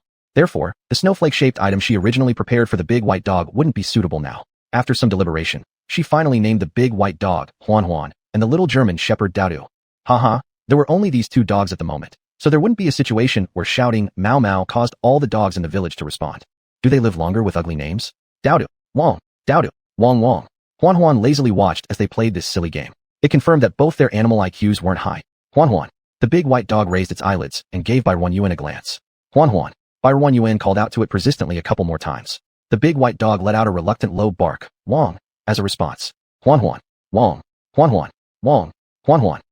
Frustrated, the big white dog turned its body and placed its head in a position where it couldn't see her anymore. But Barren didn't feel upset. Instead, she laughed heartily, finding it incredibly adorable. Everyone on the planet had been informed about Huan, so no matter where they saw it, they weren't surprised. At first, women were somewhat afraid of it, fearing that it might pounce on them and harm them. They debated whether to resist or not. If they didn't resist, they could get hurt or even be eaten. If they did resist, they didn't know if they could fight it off, and they worried whether White Boss would blame them, dismiss them and their husbands, or evict them. People pondered much about why White Boss brought such a terrifying wild animal. Families began confining their children at home, forbidding them from wandering outside, fearing they might be eaten. Barren gradually noticed this attitude. However, She said nothing and made no changes, continuing exactly as before. Huan Huan would never harm anyone, and it rarely went close to people. She observed it many times. It always avoided crowded areas, sometimes even actively dodging humans. Being an energetic creature, let alone an interstellar beast, Bai Ruanyuan couldn't keep it cooped up indoors forever. Plus, her own Earth planet, her home, should follow her rules, not others' preferences. Every time Huan Huan went out to play or explore its unfamiliar surroundings, it returned promptly when mealtime approached or it grew dark. It had never spent a night outdoors. The first time it ran off and didn't return until late at night. Bai Ruanyuan drove out in a hover car to find it. There it was lying in a patch of grass, looking quite content to sleep there. Bai Ruanyuan scolded it, grabbing its big ears, and then pulled it into the hover car to bring it back. Perhaps realizing how worried and angry she was, from then on, it knew when it was time to come home. While Huan Huan was well-behaved, Dowdu was more mischievous, perfectly inheriting the playful traits of 21st century dogs. Once familiar with the environment, it started causing trouble, gnawing at furniture and damaging things in the house. There were many pieces of solid wood furniture in the first floor hall, and when Bai Ruanyuan first noticed Dowdu chewing on them, she scolded it, and even hit it. Yet it continued to chew gleefully. It damaged the leg of a small stool that Bai Ruanyuan used to place flower pots, but luckily she discovered it early. Otherwise, if one day the stool's leg broke and the flower pot fell down and smashed onto it, what would happen? It was already silly enough. Bai Ruanyuan couldn't help mumbling a few words in front of Huan Huan. Whether Huan Huan thought her voice was tormenting its ears or felt sorry for her, it ran back into the room and bit Dowdu awake from its sweet sleep before letting it experience a harsh beating. She didn't know how they communicated, but after that incident, Dowdu no longer dared to gnaw randomly. Bai Ruanyuan was delighted and rewarded Huan Huan with a large bottle of dog food. Then she quickly turned around and started making several dog chew toys from interstellar cow leather and interstellar beast meat, trying to imitate those she had seen before for the dogs. At first, Huan Huan was quite interested, but once it realized it could easily tear them apart in just a few bites, it lost interest and found more satisfaction in gnawing on the big bones Bai Ruanyuan cooked for them. As for Dowdu, the first time it chewed on the cow leather circle, it acted like some other useless dog she'd seen in the past, fighting all night with the cow leather circle. When Bai Ruanyuan checked on it the next morning, it was still hugging the cow leather circle, lying motionless in its nest as if it were dead. Bai Ruanyuan. Huan Huan never gave her any worries, while Dowdu let her fully experience the joy of being a dog owner. She sent Hojin a picture of Dowdu lying motionless and holding the cow leather circle, and he replied with 6 dots. Hojin. He was very curious about how such an eccentric breed was cultivated. Would such character be able to survive in the wild? After Bai Ruanyuan took charge of the 2 dogs' main diet, it became various kinds of meat. Occasionally, Bai Ruanyuan would give them 2 red energy stones resembling sugar beans as snacks, and every week, she added 2 drops of spiritual spring water into their drinking water. The result of feeding them this way was that both dogs received sufficient energy. Although they weren't growing exactly one size per day, there wasn't much difference from that. Huan Huan could already fully understand every word she said, whereas Dowdu was slightly behind but much smarter than when it first arrived. It mostly understood what Bai Ruanyuan said. Chapter 78, 9 dishes of shredded potatoes. There was a significant difference in their sizes. In just over a month, Huan Huan had already grown to the size of an adult interstellar dog and showed no signs of stopping. Dowdu's semi-erect ear had also fully stood up, and its body was already larger than that of a regular German shepherd. It had large paws and sturdy limbs, but it still couldn't change its whiny nature. Every time it saw Bai Ruanyuan, it would whimper and roll over for her attention. You're growing so fast. Even Huozheng had to compliment them. Have you seen how much they eat each day? Bai Ruanyuan cooked 50 pounds of meat daily for the 2 dogs, Huan Huan 30 pounds, and Dowdu 20 pounds. Each time, all 3 stoves were used simultaneously to cook this massive amount of meat. They could actually eat it raw too. The space-purified meat from her storage was probably cleaner than the specially sterilized ones outside. Still, she personally couldn't bring herself to do that, so the dogs had to settle for cooked meat. She mixed it with vegetables, dog food, fish oil, various nutritional powders. There was nothing missing in her feeding routine. How could they not grow well under her care? Fortunately, neither of the dogs was picky about what they ate. Dowdu especially loved eating raw potatoes and savored every bite each time he chewed on one. Are you sure you're a little girl? She pulled on his fluffy big ears but couldn't dampen his enthusiasm for meals. By the way, how are the vegetables at your place? Do you need anything more? The recent harvest has occupied the fields previously used for crops, so we'll have to clear new land elsewhere. It will take 2 or 3 months before anything grows again. I think there's still some left from what you last sent me. However, my father and grandfather seem to like it a lot. If you have any left, save some for us. All right. After a brief thought, Bai Ruanyuan understood. Wong. Having finished the potato, Dowdu reminded Bai Ruanyuan and asked for another one. Bai Ruanyuan patted his fur gently before shooing him aside. Just one more. Haven't you gotten fat enough recently? Wong. Wong Wong. Unhappy, Dowdu barked at her twice before realizing what he'd done and promptly ran behind Huan Huan to hide. Huan Huan's hind legs twitched slightly, but let it go considering Dowdu was younger. Don't bark at her like that, or I'll take away tonight's dinner. Huozheng commented casually from the screen. In an NG woo-woo. Peeking out from behind Huan Huan, Dowdu gave a pitiful whine towards them. He regretted it. He wouldn't bark at his owner again. Please don't take away his dinner. Both of them burst into laughter at his antics, and Bai Ruanyuan found it hard to stop laughing. It's just lucky that we live far apart. If you lived near me and dared to say such things, it would definitely come back to haunt you. She then recounted a heroic act of Daodu from the past. Once, a sister-in-law from a neighbor's family said he was chubby. That night, Daodu pooped right at their doorstep, a particularly large pile. Later, Bai Ruanyan heard about it through others and brought gifts to apologize sincerely, even though they insisted it didn't matter. Nevertheless, Bai Ruanyan didn't want them to hold any grudges against Daodu. She couldn't always watch over both dogs. While Huan didn't cause trouble, Daodu's overly trusting nature made him susceptible to trouble. So, these things should be addressed properly. In the future, more people from Earth will be arriving, and it's essential not to be complacent. I understand. In 3 days, I'll set off for the 78th Barren planet, and I'll likely be busy for a while. Here's a communication number for emergencies. If you need help, call him, he'll assist you. Got it. Bai Ruanyan agreed. Is this another deployment to the battlefield? She was somewhat worried about him. Ever since the day she saved him, she hadn't heard much good news about him. Both times he went to war, incidents occurred, and if it weren't for her coming here unexpectedly, his grave would have long been overgrown with weeds. Are you concerned about me? For some inexplicable reason, Huazheng said this, afterward watching Bai Ruanyan's face closely, observing every nuance. How can I not worry? Don't forget, it was me who saved your life. How soon you forget after healing just to run off to battle again. Aren't you ruining my reputation? Huazheng's tension melted instantly when he noticed how natural Bai Ruanyan appeared, treating him purely as an old friend. As she looked at her delicate, beautiful face that still had a touch of innocence. Huazheng, forget it. This young grass is still too young. I'll wait a bit longer.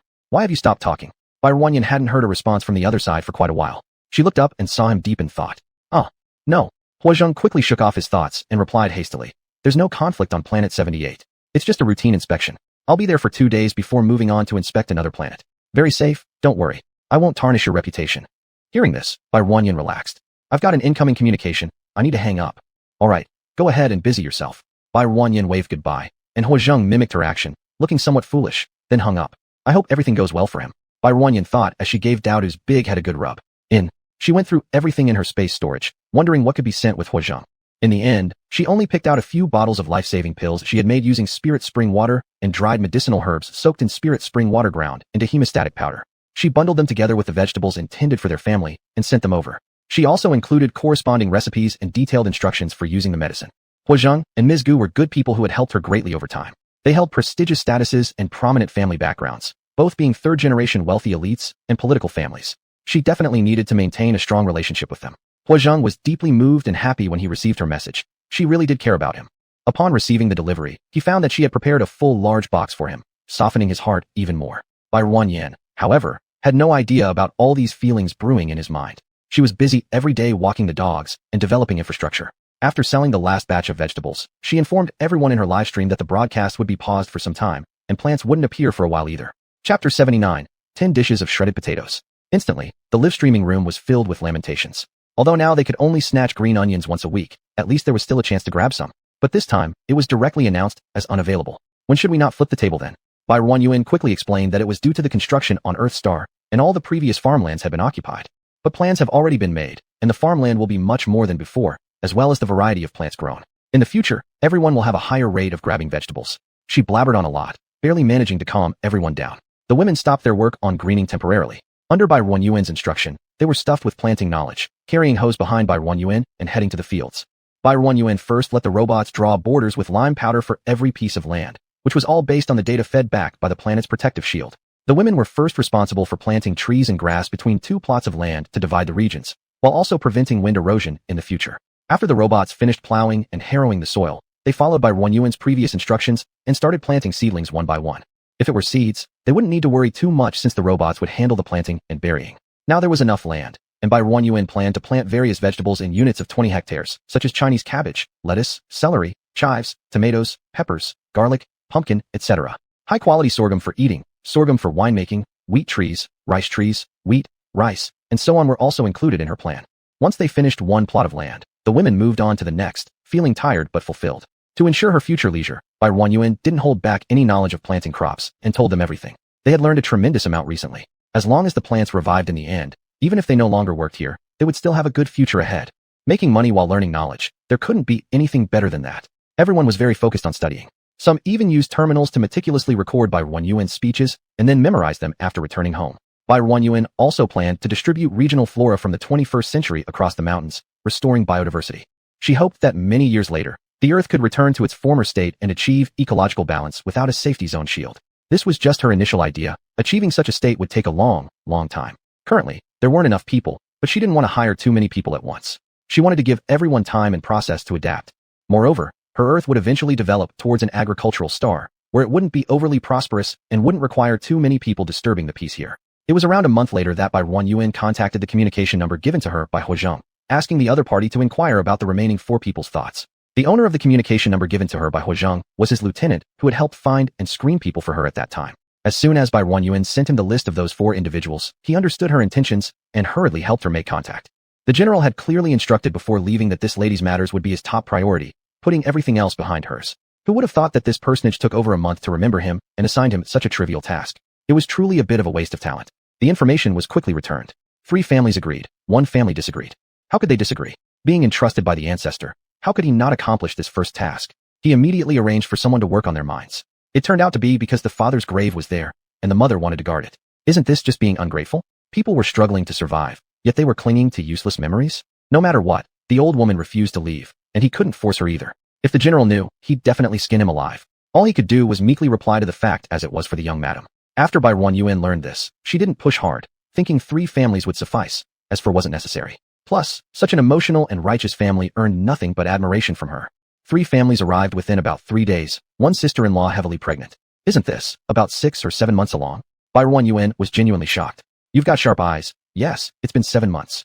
The woman supporting her sister-in-law should be her mother from her maiden home. This entire family was quite large, with a total of 16 people. The man's parents, his brother, sister, the couple themselves, their 8-year-old daughter, and the child in her belly not yet 3 months old. In addition, there were the sister-in-law's parents, her brother, her pregnant sister-in-law who was about 6 or 7 months along, her 4-year-old nephew, her 16-year-old sister, as well as the sister-in-law's parents and an unmarried 40-year-old brother. When Barren Yuan offered to buy them tickets, she was genuinely astonished, never expecting that someone would really come, dragging along their entire families. Barren Yuan had initially considered rejecting their family. However, the man's wife contacted her and explained their family's hardships and the difficulties they faced in life. She admitted feeling extremely embarrassed, but explained that the elderly couldn't live without them, and they truly couldn't survive any longer unless the entire family came to Earthstar to seek a livelihood. Thinking that the man was a retired soldier due to injury, Barren Yuan's heart softened. She contacted Huozheng's subordinate to investigate the backgrounds of those who were coming, with the whole family, making sure no one had been bribed or done anything bad before finally agreeing to their family's immigration request. She also promised the same wage treatment for the few men added later, but clearly stated beforehand that they would only continue being employed if they worked hard, didn't cheat or lie, and didn't disclose any information about Earthstar to outsiders. Everyone agreed, and Barren Yuan sent them the prepared electronic contract. However, Barren Yuan truly hadn't expected that this sister-in-law was already so far along in her pregnancy. If she had known, she would absolutely not have let them come now. They could at least wait until after the baby was a month old before traveling. If anything happened to her on the way, Barren Yuan couldn't bear the responsibility. Since they had arrived safely, Barren Yuan decided not to dwell on these useless thoughts. The shuttle car she normally used to pick up people couldn't fit all of them, and it took 2 trips to deliver everyone to the staff dormitory. The retired soldier who brought the 3 families over was named Wang Bo, and he was only casually acquainted with Meng Changtian from years ago. After many years without seeing each other, they met again here, marveling at the wonders of fate. Chapter 80, A Rice Tree. Are all these people here with you? Meng Changtian looked at the large group of people behind him and was shocked. Wang Bo nodded somewhat bashfully. Even Boss Bai didn't say anything, so Meng Changtian couldn't possibly have anything to say either. He just smiled without saying a word. However, he thought about his mother-in-law's family who were also struggling on the brink of life and death. This large group originally belonged to 3 families, and Barren Yuan had them choose 3 houses. The size and layout of the rooms in the employee dormitory were all the same. They could only choose the floor. Each room came with 3 bedrooms, 1 kitchen, and 1 bathroom. When planning the construction, Barren Yuan had already considered living arrangements for the elderly and children. But she hadn't accounted for the case of families with several children. Previously, due to population issues, Zhao Heng's family received special treatment and an extra room. But for this extended family, Barren Yuan privately did not want to provide more. If she had to allocate another 3 rooms, it would be quite burdensome. One family consisted of 5 members, parents and 3 mouths, while another was made up of parents and 2 mouths. There were enough houses for everyone. After arranging their accommodation, Barren Yuan instructed Meng Changtian and the other elders to explain the rules of Earthstar to the newcomers before rushing home. Some new people have come to our place, so for the next couple of days, don't let Daodu run around too much, or else they might take both of you again. Woof! Huan lay sideways in its nest, enjoying Barren Yuan's combing service and lazily barked once as an acknowledgement. It was already very nice of her not to eat them, let alone abduct her. You've been hardworking. Keep an eye on Daodu, will you? With its now massive size, Barren Yuan spends a considerable amount of time combing its fur every day. Woof! This is such a trivial matter, it's no trouble at all. Feeling like one side had been combed thoroughly enough, Huan turned itself over and presented the other side to Barren Yuan. Its fur gleamed like fine satin, thanks to Bai Ruan Yuan feeding its spiritual spring water regularly every few days. In Yingji, Daodu entered from outside and seeing Bai Ruan Yuan combing Huan Huan's fur, excitedly ran over, climbed on a Huan Huan, and offered Bai Ruan Yuan its big rear end, indicating that it wanted to be combed as well. Huan Huan wouldn't agree easily, and with one effort pushed Daodu's much smaller body under it, leaving it unable to move. Bai Ruan Yuan kept combing Huan Huan's fur without pause until she covered every spot, then quickly jumped up and freed Daodu, which made happy yipping sounds. As Bai Ruan Yuan promised, she gave it a thorough combing, causing Daodu to shiver with comfort. Showing off, are we? Bai Ruan Yuan teased it mercilessly. Watching nearby, even Huan Huan couldn't help rolling its eyes. In Yingji, Daodu swayed its large rear and changed its posture, signaling Bai Ruan Yuan, I still want more. Continue please. Bai Ruan Yuan got up early, fed the dogs after breakfast, played with them in the yard, and then boarded her little hover car for an inspection tour. Her main purpose was to check how the newly arrived families were doing their work. From the real-time images transmitted by the planet's protective shield, she found their positions and watched from afar. The men were laying asphalt roads today. It wasn't a particularly tiring job since robots did most of the work. The men were standing aside doing finer tasks and taking care of areas the machines couldn't reach. At the moment, the men stood around watching as the machine poured the asphalt on the ground. 3 machines trailing behind flattened and compacted the asphalt on the ground. Bai Ruan Yuan swept her gaze through the crowd and counted twice. There weren't enough people. She pulled up the real-time image of the planet's protective shield, where each face could be clearly seen. Based on her memory of the faces, she realized it was Wang Bo's brother-in-law's brother-in-law, who had not shown up yet. Checking the time, it was almost 9 o'clock. She set the start time at 8 in the morning. In her terminal, she found Wang Bo's communication number and dialed it. Hello? Bossbot. Through the transmission sent by the planetary defense shield, Wang Bo appeared tense and solemn when he answered Bai Ruan Yuan's call. Bai Ruan Yuan went straight to the point. Big brother Wang, what about your brother-in-law's brother-in-law? Why isn't he here? This. Wang Bo looked embarrassed, walking 2 steps over to the side where his younger brother-in-law was standing. Where is your elder brother-in-law? Why haven't you come to work? Even Boss Bai has inquired about it with me. Wang Bo hadn't paid attention to this early in the morning, previously thinking that he might have gone to work with the women. His younger brother-in-law also showed an awkward expression and quietly said to Wang Bo, I'm not sure either, but I guess he hasn't gotten up yet. Bai Ruan Yuan had certainly heard that as well. She glanced at the time again in uncertainty. It was indeed 9 o'clock. Not having gotten up by 9. Big brother Wang. Does he plan on not coming to work? Bai Ruan Yuan couldn't help frowning. She wouldn't support idle people here. This. Wang Bo didn't know how to respond either. He looked at his younger brother-in-law who had overheard the same question, and his younger brother-in-law also seemed momentarily speechless. This older brother-in-law had always been unreliable. He knew this, but he hadn't expected him not even to pretend on the first day of work. I'll ask him. The younger brother-in-law opened a communication channel and called his older brother-in-law. After ringing for a long time, the other side finally picked up. A voice still heavy with sleep came through. Hello, brother, why haven't you come to work? What time is it now? There came a puzzled sound from the other end, followed by silence for a moment before continuing. Oh, I forgot. I'll tidy up and be there soon. Where are you guys? I'll send you my location. Hurry over. The boss has already personally called to ask. All right, I got it. The man's tone on the other side carried some impatience. Then he quickly hung up. Bai Ruan Yuan waited almost an hour for the tardy arrival of the older brother-in-law. Oh, this older brother-in-law's name is Chung Exile Yuan, and shares a surname with the annoying Chung Ji. Tell your older brother-in-law that half a day's salary will be deducted today. Bai Ruan Yuan sent this message to Wang Bo's younger brother-in-law. His younger brother-in-law's name is Wang Hao, so both families share a surname. When Wang Hao saw the content of the message, his face turned unpleasant, but he still told Chung Exile Yuan about it. Chung Exile Yuan's carefree face instantly turned ugly. He threw the tools in his hand to the ground and shouted loudly. Dare to deduct my money. I won't work for her anymore. Where is she? Let her come out and say it to my face. Why should my pay be cut? Chapter 81. 2 Rice Trees. Lower your voice. Chung Exile Yuan's father walked over and whispered a few words. Chung Exile Yuan's face turned sour as he picked up the tool on the ground again, and reluctantly followed his father to continue working. Bai Ruan didn't care what they had said. If they dared to cause trouble, she would immediately block him from the planetary shield, then let him wait for his death in pieces. She was also too lazy to go check on the women directly, so she checked through the planetary shield instead. The women were much more compliant, though the newcomers might not be very skilled yet, but they were diligently learning. When Bai Ruan approached near the end of the workday, she paid their wages for the day. The new women encountered this kind of daily pay job for the first time and were quite amazed. They hadn't expected to earn 150 interstellar coins just for one day's work. Paid by the day, there could be no better work than this. The older men were also being paid daily, and Bai Ruan drove the hover car to deliver their payments. After handing them out, she turned around and prepared to leave. Hey, beauty, how about mine? A flirtatious voice interrupted her departure. Bai Ruan turned around and saw Chung Exile Yuan. Now with an oily grin on his face, he arrogantly flicked his sweat-drenched hair that was too long after working all day. Bai Ruan. The men surrounding them looked at him variously. Meng Changtian and Zhao Chengzhe, who had arrived earlier, all flashed a look of disgust. Your salary is paid monthly. Didn't anyone tell you? It's written in our contract. You can take a look. Bai Ruan responded curtly, then turned to leave. Hey beauty. Chung Exile Yuan pursued her. Bai Ruan slightly shifted aside, dodging the hand he extended toward her. Chung Xianyuan hesitated momentarily, but quickly restored his smarmy smile and attempted to reach out again, trying to grab Bai Ruan's wrist. He lingered on her excessively beautiful face before finally letting his gaze rest on her exposed, white arm. Uncle Chung, say what you need, don't touch me unnecessarily. Bai Ruan coldly replied with a chilly little face, which was somewhat intimidating. Chung Xianyuan awkwardly pulled back his hand, but his eyes still burned with passion when looking at Bai Ruan. Yesterday, he realized how stunning this girl was, but since they had just arrived here, he thought he'd observe a bit first. However, later he learned some details about her from those who came earlier, and it made him even hotter inside. Rich, young, and alone. If he could snatch her, wouldn't that mean getting a beauty and money? Money that would never run out. And who knows, this planet might even become his own. Even if he sold it, he could turn a profit of several billion instantly. Enough to last his whole life. Before deciding to come here, they did plenty of research. This young lady casually earned millions of interstellar coins per night. It was like finding a gold mine.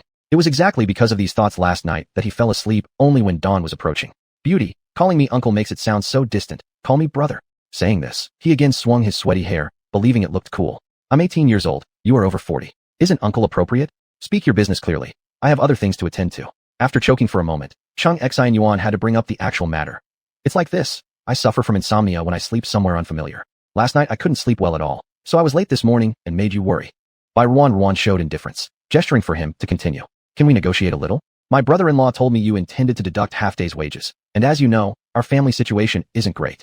Seeing that Bai Ruan didn't follow the script and ignored him, he silently cursed. Aren't girls usually soft-hearted? Unable to help himself, he continued his own reasoning. Could you not deduct the wage? I've realized my mistake and promised not to be late in the future. No. Bai Ruan spat out 2 words, glanced at his changed expression, and asked, is there anything else you'd like to say? Not really. Chung Xianyuan couldn't help himself from reaching out again. Just because I'm new, shouldn't you give me some time to adapt? I was merely late for a short while. How could the punishment be this severe? His next couple of sentences grew louder, and people who had been attentively observing the situation understood clearly, showing various expressions. Mr. Chung, we are adults. We have a contract, and everything proceeds according to it. My money doesn't grow on trees either. You care about your money, but I also care about mine. You get money so easily, earning in one day enough for us to last several lifetimes. Can you not care about such a small amount? Don't be so penny-pinching. After Chung Xianyuan heard her mention money, the absurd smile on his face grew even wider.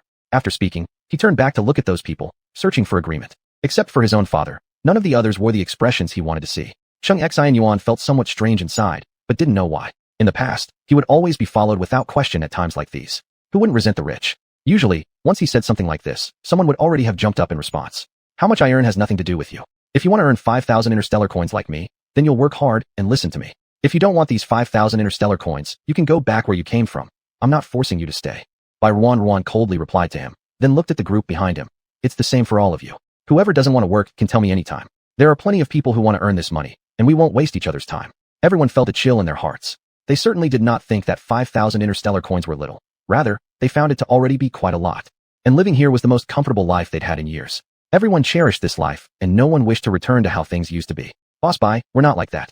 How big our bowl is decides how much food we eat. The life we live now was unimaginable in the past. Meng Changtian, as the first person to arrive here, whose leg Bai Ruan had cured, owed by boss his whole life.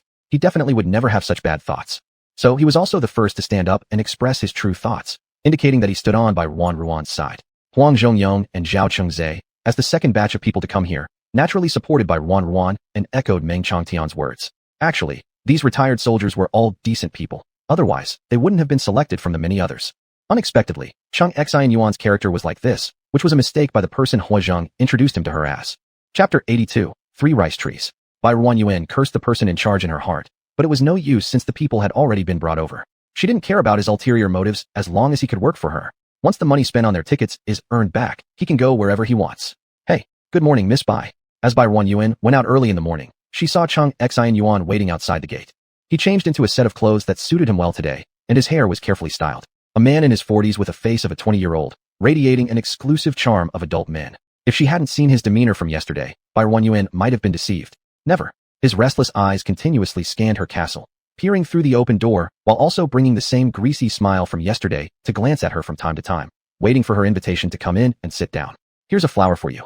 He handed her wildflowers he picked halfway and waited for her to joyfully accept them. He knew that young girls like this useless romance the most. In the past, a bouquet of fake flowers would always work without fail. Ignoring his overly greasy smile, Bai Ruan's gaze stopped on the flowers in his hand. She coldly asked, Mr. Chung, Did you not read the Earth Star rules I had Meng Changtian send you? What rules? Chung Xian Yuan was stunned by the question. When were they sent? All he thought about was how to win the heart of this little girl. Where did he have extra time to focus on other things? These plants in your hands are the fruits of hard labor of those sisters who've been working tirelessly for these few days. They've only been planted for a couple of days before you broke them off. Chung Xian Yuan was somewhat dazed, but then reacted indifferently saying, what's the big deal? There are so many on the roadside. If they're gone, just make them plant more. Aren't there plenty? What's this bit? Do you know how much these flowers in your hand are worth? Haven't you watched my live streams? The average price of a potted plant is generally over 3 million. These flowers aren't that expensive, but I can still sell them for 5 or 10,000.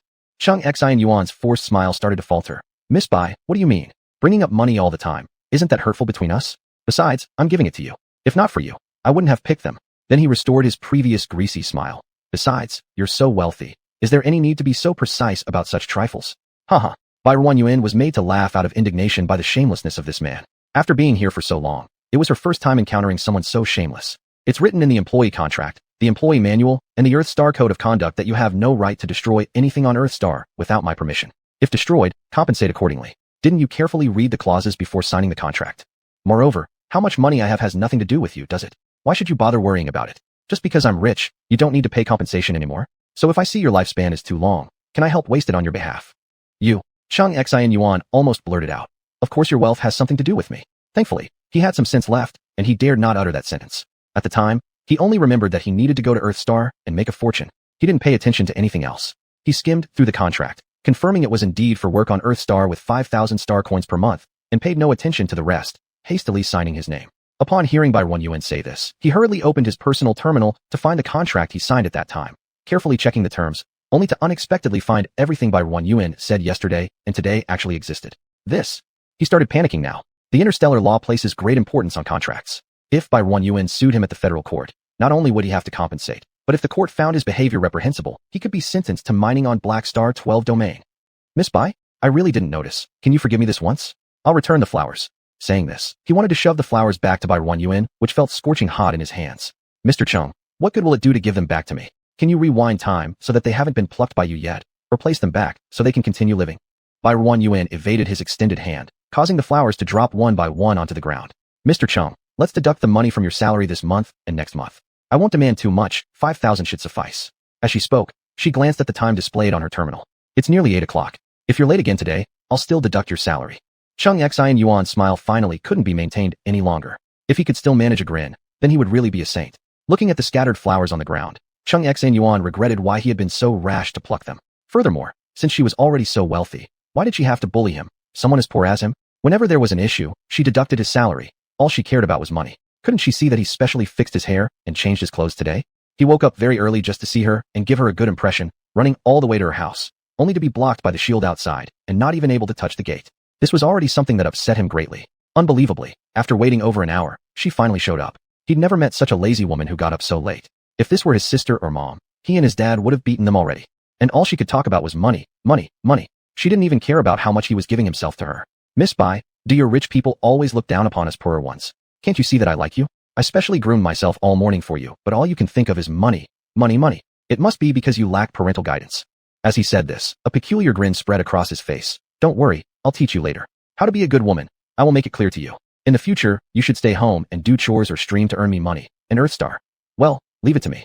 After saying that, Chung Xian Yuan no longer bothered hiding what he truly thought, grinning lewdly as he approached Bai Ruanyuan. Bai Ruanyuan. Was this guy seriously devoid of common sense? Behind her was the protective barrier and the gate. He dared to talk trash and reveal his true self right in front of her house. How did someone with this kind of mindset even grow up? Seeing his disgusting, lecherous expression, Bai Ruanyuan felt truly unable to tolerate it anymore. Huan. With one shout, Chung Xian Yuan was momentarily stunned and stopped, then burst out laughing loudly. Chapter 83, 4 Rice Trees. Little beauty? Now you're scared, huh? They've all gone to work. Go ahead and shout. No one will come to save you even if you scream your lungs out. Bai Ruanyuan. What terrible lines. Chung Xian Yuan took another step forward. Then Bai Ruanyuan only felt a gentle breeze passing by her ear, followed by Chung Xian Yuan's anguished cry. What is this? He screamed in terror, but Huan's giant paws were already pressing on his chest. If it used a bit more force, it could flatten him instantly. Help! Somebody help me. Save me. There's an interstellar beast here. Chung Xian Yuan was pinned under Huan and couldn't move at all. He didn't dare to make a single movement, his limbs going limp, utterly devoid of the strength to flee. Bai Ruanyuan squatted down beside him, looking at the ugly sight of him sobbing in fear. A wet patch had spread beneath him. Clearly he had wet his pants out of fright. With your pitiful state, you still dare to talk big in front of me? Barren Yuan really couldn't understand how someone so cowardly could have the audacity to provoke her. Miss Bai? Quick, save me. There's an interstellar beast here. To Chung Exile Yuan, seeing her was like encountering a savior. He kept shouting for her to save him. Barren Yuan stood there unmoving, while the interstellar beast that he thought would bite him made not a single move. Gradually, he noticed something wasn't right. Looking back and forth between Barren Yuan and the faceless interstellar beast pinning him down, realization finally dawned on him. Why? Why isn't it hurting you? Is this yours? It was then that he remembered her earlier call. Huan. You people, don't you even bring your brain when you leave home? How can a girl like me live alone on this planet and deal with so many strangers without having some real skills? How could Chung Exile Yuan fail to see now? His brain finally cleared up, grasping everything. I truly asked for death. Thought she was just some helpless little girl. Turns out she's actually a formidable one with powerful backup. Just this one interstellar beast here, who dares entertain any ulterior motives toward her. Those damn fools, saying so much useless stuff. How come they didn't tell me she has an interstellar beast? Otherwise, I wouldn't have rushed over here so recklessly. I'd surely have taken my time instead. Miss Bai, Boss Bai, I've realized my mistake. Forgive me once. Look, I'm Wang Bo's relative. Forgive me. I won't dare again. You are laughable indeed. What kind of face does Wang Bo hold with me? You're all just hired hands I pay money for. Who's better than whom? Chung Exile Yuan never imagined Barren Yuan showing such disregard for Wang Bo. While internally cursing Wang Bo for being useless, he kept begging for mercy verbally. Boss Bai, let go of this minor incident. Forgive me this once. I've realized my mistakes. I'll never dare again. I'll work like a slave to repay you. I have plenty of money. Who needs you working as my slave? Huan. With Barren Yuan's call, Huan immediately bowed its head, opening its massive mouth towards Chung Exile Yuan underneath its paw. Ah! Help! Chung Exile Yuan screamed like a pig being slaughtered, using all his might, loud enough to deafen the ears. Go ahead and scream. Even if you scream until your throat tears, no one will come to save you. Barren Yuan, unable to hold herself back, gave back the same lousy line. Chung Exile Yuan. Why does it feel funny all of a sudden? Calling me boss Bai makes you think you're someone important. Uft. You slut. If you have the guts, kill your grandpa right now. Killing me won't end well for you either. With me dying alongside you, your grandpa got himself a bargain. Chung Exile Yuan had completely given up, speaking his mind entirely. Since she wasn't letting him off easily, he wanted to have his say freely before the end. Smack. Smack. Barren Yuan slapped him twice from both sides. The sky gave you a mouth not for you to spew nonsense. If you don't want that mouth anymore, I can tear it apart for you. Looking at him, she chuckled coldly. Every day, countless people die in space. On my territory, who would know you were killed by me? Tell me, how long do you think you'd survive if I threw you outside the safe zone? Have you ever seen the edge of the safe zone? Do you even know what's outside it? There are interstellar rats and insects as long as your arms, starving for years. Can you guess what they would do to you when they see you? Although Barren Yuan's voice wasn't loud, it was akin to the whispers of a demon. Chung Exile Yuan's complexion turned even whiter each time he thought about the scenario she described. Countless interstellar rats and bugs will surround you. Maybe at first, you can kick away a couple, but they'll climb up your legs and start biting every exposed part of your skin. 1 bite, 2 bites, 3 bites. You'll be fully conscious as they tear into you. Slowly. They'll rip open your flesh and burrow into your body. No more. No more. Chung Exile Yuan's face was ashen. Just hearing her description terrified him to the point of nearly stopping his heart. Ugh. At the thought of such a scene, he felt sick and wanted to vomit. Unfortunately, he hadn't even had time to drink any nutrient solution this morning, so nothing came out. All he could do was gag a couple of times. This is just the beginning, and you're already unable to bear it. Barren Yuan squatted beside him, her face twisted with a devilish grin. How about I let your whole family search for you outside the safe zone? Perhaps they'd be lucky enough to join you. Miss Bai, I truly know my mistake. Chung Exile Yuan was genuinely frightened into tears now. I deserve to die. Please give me a quick death. I beg you. With snot and tears streaming down his face, Chung Exile Yuan no longer dared to say another word. He was getting what he deserved for his earlier foolishness. He had been strutting around arrogantly, spewing nonsense. Now even his family would be dragged into trouble because of him. All the mistakes are mine. Don't harm my family, please. I plead with you. Do whatever you want with me. I accept. It turned out he did have some filial piety in him after all. Barren Yuan inwardly sneered. If you want me to spare you, there's one condition. You'll work unpaid for me for a year. Your family's travel fees weren't exactly cheap. After a year, you're free to go wherever you like. That's none of my business. During this year, I'll provide you with 500 interstellar coins each month along with nutrient solutions, enough to keep you alive. Don't expect anything else. As for your family, their treatment will remain the same as others. As long as they work for me for a day, I'll pay them for a day. However, if they also try to harm me, they'll share the same fate as you. So, can you accept it? Chung Exile Yuan never expected a twist of fortune that gave him a ray of hope. How could he dare to refuse? Chapter 84, 5 Rice Trees. Barren Yuan had drafted a new contract and forced him to sign it under pressure. Chung Exile Yuan learned his lesson this time around and decided to carefully read through the clauses. Barren Yuan had copied over some of the clauses from the previous contract and added in the things she just mentioned. Even after reading it, what could he do? Could he say no to any one of those clauses? Huan. Barren Yuan called out again, and Huan quickly lifted its paw, then repeatedly rubbed the large paw on the grass before finally stopping. The whole creature stunk. Huan then moved a few steps closer to Bai Yuan, sitting by her side like a little mountain, exuding immense protectiveness. Exile felt as if a great mountain had been lifted off him and began breathing heavily. What a relief it was to be alive. Hurry up and go. You're late again today. Half a day's salary is docked. Bai Yuan kept petting the dog's fur while glancing at the time, then gave Exile a nudge with her foot as he lay on the ground gasping for air like a dead dog.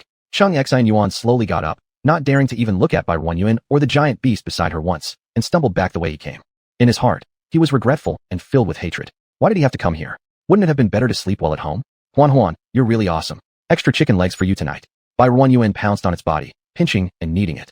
Huan coolly sat there, but its big tail behind twitched joyfully. Bai Yuan stepped on its large paw to borrow some force. And of course, it was also due to handsome Huan's active cooperation that she managed to climb onto its back. There was no way to ride it properly. Its back was extremely wide. It was more than enough for Bai Yuan to use it as a bed. Shall we go play outside? She rode on its neck, whispering to it softly. Huan shook its fluffy big ears and slowly stood up. Wow, so high. As it stood up, Bai Yuan's view rose higher, and she couldn't help but cheer. What's so amazing about this? Huan's fluffy ears trembled, but its large paws started moving, beginning to run slowly. Once it confirmed that its owner on its back could endure this speed, it accelerated further, going faster and faster. Wah!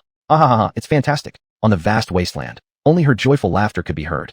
She tightly grabbed the fur on its neck to prevent herself from being thrown off, feeling the wind rush past her ears and face. Mom, I'm riding on a big dog. Who wouldn't be envious when hearing this? Riding this is way more thrilling than riding a horse. The sensation of rushing like lightning, though the wind blowing on my face is a bit painful, has left me with no choice but to mobilize my spiritual power to protect my face, which feels slightly absurd. Finally, Huan thought its fragile owner might have reached her tolerance limit, so it gradually slowed down and eventually resumed wandering around with Bai Yuan on its back. The man-beast duo strolled to where the men were working. She found Uncle Exile among the crowd. This uncle seemed to have become much tamer, working rather diligently. A group of them noticed something coming and all looked over together. The newcomers saw the suddenly appearing interstellar beast and immediately assumed a defensive posture, gripping their tools tightly. Meng Chantian and a few elders hurriedly explained. This was the interstellar beast raised by Ms. Bai, and they mustn't harm it. Though everyone in the hearts of the onlookers were quite shocked that someone could actually raise an interstellar beast, they all relaxed somewhat. They glanced at Huan a few more times before resuming their work, none of them noticing Bai Yuan sitting on its back. Only Exile, upon seeing this colossal beast he had just parted ways with, felt a pang of pain in his chest again, and subconsciously worked even harder. The women were also working earnestly. As Huan carried her along the roadside, no one was disturbed. Bai Yuan had prepared some plants suitable for tropical regions and planned to start planting from the hottest mountain range, without following any particular order, trying to ensure the biodiversity of species. Everyone was putting in efforts for the development of Earth. After spending half a month, Bai Yuan finally finished planting one mountain ridge. She took pictures of this mountain, intending to send them to Huazhong, only to realize that they hadn't contacted each other for over a month. She didn't know how his work was progressing, nor whether it was dangerous. Deep into the night, she was watching a series when hugging Daodu's large head, when her personal terminal rang after a long time. Upon checking, Bai Yuan saw it was Huazhong. She hurriedly sat up and answered the call only after making sure her clothes were decent. Huazhang's handsome face emerged from the screen, his brows hinting at weariness. Good evening. It's been a long time. Both spoke simultaneously, exchanged a glance, and Huazhang slightly smiled. Did you just finish work since you're calling so late? Bai Yuan noticed the hint of fatigue between his eyebrows and felt a tug in her heart. Yeah, I just finished. How about you? Are you about to rest? Not yet. I'm binge-watching dramas. How's your work going? When will you be back? Back. Huazhang's fingers twitched on his knee, and Bai Yuan realized she had said the wrong thing and quickly corrected herself. I mean returning to Z-Star. I made a slip of the tongue. I'll still be there for about another half month. What drama are you watching? It's called The Little Wife of the Marshal. It's quite interesting. It's about. Bai Yuan recounted the content of the 2 episodes she'd watched, initially finding the actors' performances exaggerated, but strangely, after watching more, she got used to it, and even found it engaging. When Huazhang heard the name of the drama, his hand moved again as it rested on his knee, and he looked at her with tender eyes, not remembering a word she had said. Do you think, what about it? Did you hear me? After finishing her summary of the plot, Bai Yuan noticed that the person on the other side seemed lost in thought, so she thought it was poor signal or a frozen screen. Pretty good. Huazhang snapped out of his daze, his ears turning red without him noticing, and he hastily responded casually, changing the subject. I saw the pictures you sent. Did you plan all of those? You're amazing. Right. Bai Yuan lifted her chin slightly with a hint of pride. She'd worked hard for this. Isn't it tiring? Thanks for your hard work. Not tired. Looking at his gentle smile, Bai Yuan suddenly blushed, feeling a bit uncomfortable. This guy? Why did he seem like a completely different person when he went to work? Did you contact me for something? She didn't arrogantly assume it was because of the picture she sent earlier that day. If he really had time to miss her, he would have contacted her much earlier. Yeah. Huazhang hesitated instead. Go ahead and tell me if there's anything. If I can help, I will definitely do my best. Chapter 85, 6 Rice Trees. How could she make things difficult for a handsome man? The more she acted like this, the more embarrassed he became instead. Do we still need to be formal with each other? You were supposed to protect me for my entire life. By Rujuan. What terrible lines. She seemed to have been infected by Chung, Exile and Yuan. Huijing let out a pu tao and laughed, his smile as splendid as when rain has passed and flowers bloom. By Rujuan's already somewhat red face turned even redder. Huijing looked at her flushed little face, knowing that the other party was feeling awkward, and reined in his laughter. Since you've said it like this, then I will feel comfortable. After finishing speaking, he took a deep breath and continued. I want you to help me treat a person. By Rujuan blinked. He is an exceptionally talented commander who has long been stationed on a barren planet. We were classmates from the same year. I heard that his head had been injured earlier, and he has suffered from headaches ever since, which significantly affects his judgment. I discovered his headaches had worsened this time as I passed by the barren planet where he was stationed. So, I want you to help him, what do you say? By Rujuan, what nonsense. She thought there was some great difficulty behind his hesitance, but it turned out to be this? Just this? Then send him over. And let your dad and grandpa come up with ways too. After all, if one sheep can wander, so can two. Huijing. By Rujuan. Was she infected by a virus or something? By Rujuan hastily covered her mouth. Let's pretend I didn't say anything just now. Huijing's lips curved upwards. She was increasingly being her true self in front of him, no longer holding back. All right, I remember that. Neither of them brought up the sheep thing again, and Huijing started telling her about the fun things he'd encountered recently and the beautiful sceneries he had seen. By Rujuan listened attentively. She had never heard of or seen such things. Though she had plenty of money, she couldn't even leave Earth. They talked for a long time, most of it being Huijing speaking while By Rujuan listened. It wasn't until Huijing's door was knocked on that they ended their communication. Only then did By Rujuan realize how late it truly was. She wondered who would visit him so late. By Rujuan. Picture. By Rujuan. I forgot to show you Daodu and Huan. They're both so big now. By the way, who came? It took several minutes before he replied. Huijing, one of my deputies. Earlier, there was a report about discovering a bug colony, and I'm going to take people to check it out. Get some rest, good night. Bug colony? By Rujuan's heart involuntarily tensed up. By Rujuan. Take care, go ahead and deal with it. Good night. Huijing, good girl. By Rujuan looked at the last word he replied with. Her face turned slightly red without her realizing, and she hurried back to her room and buried herself in the soft blankets. By Rujuan, don't think too much. He just treats you like a child. How old is he? And how old are you? After a CPU moment, deep thought, By Rujuan finally calmed down. She was still a kid. Huijing said it would be half a month, but he disappeared for another month. A month later, she received his message saying he had already taken his friend and family to her place, and his father and grandfather would be waiting for them halfway. Finally, they would arrive together. Total number of people, 13. They brought their own chef, so By Rujuan simply gave him orders and didn't need to prepare their meals.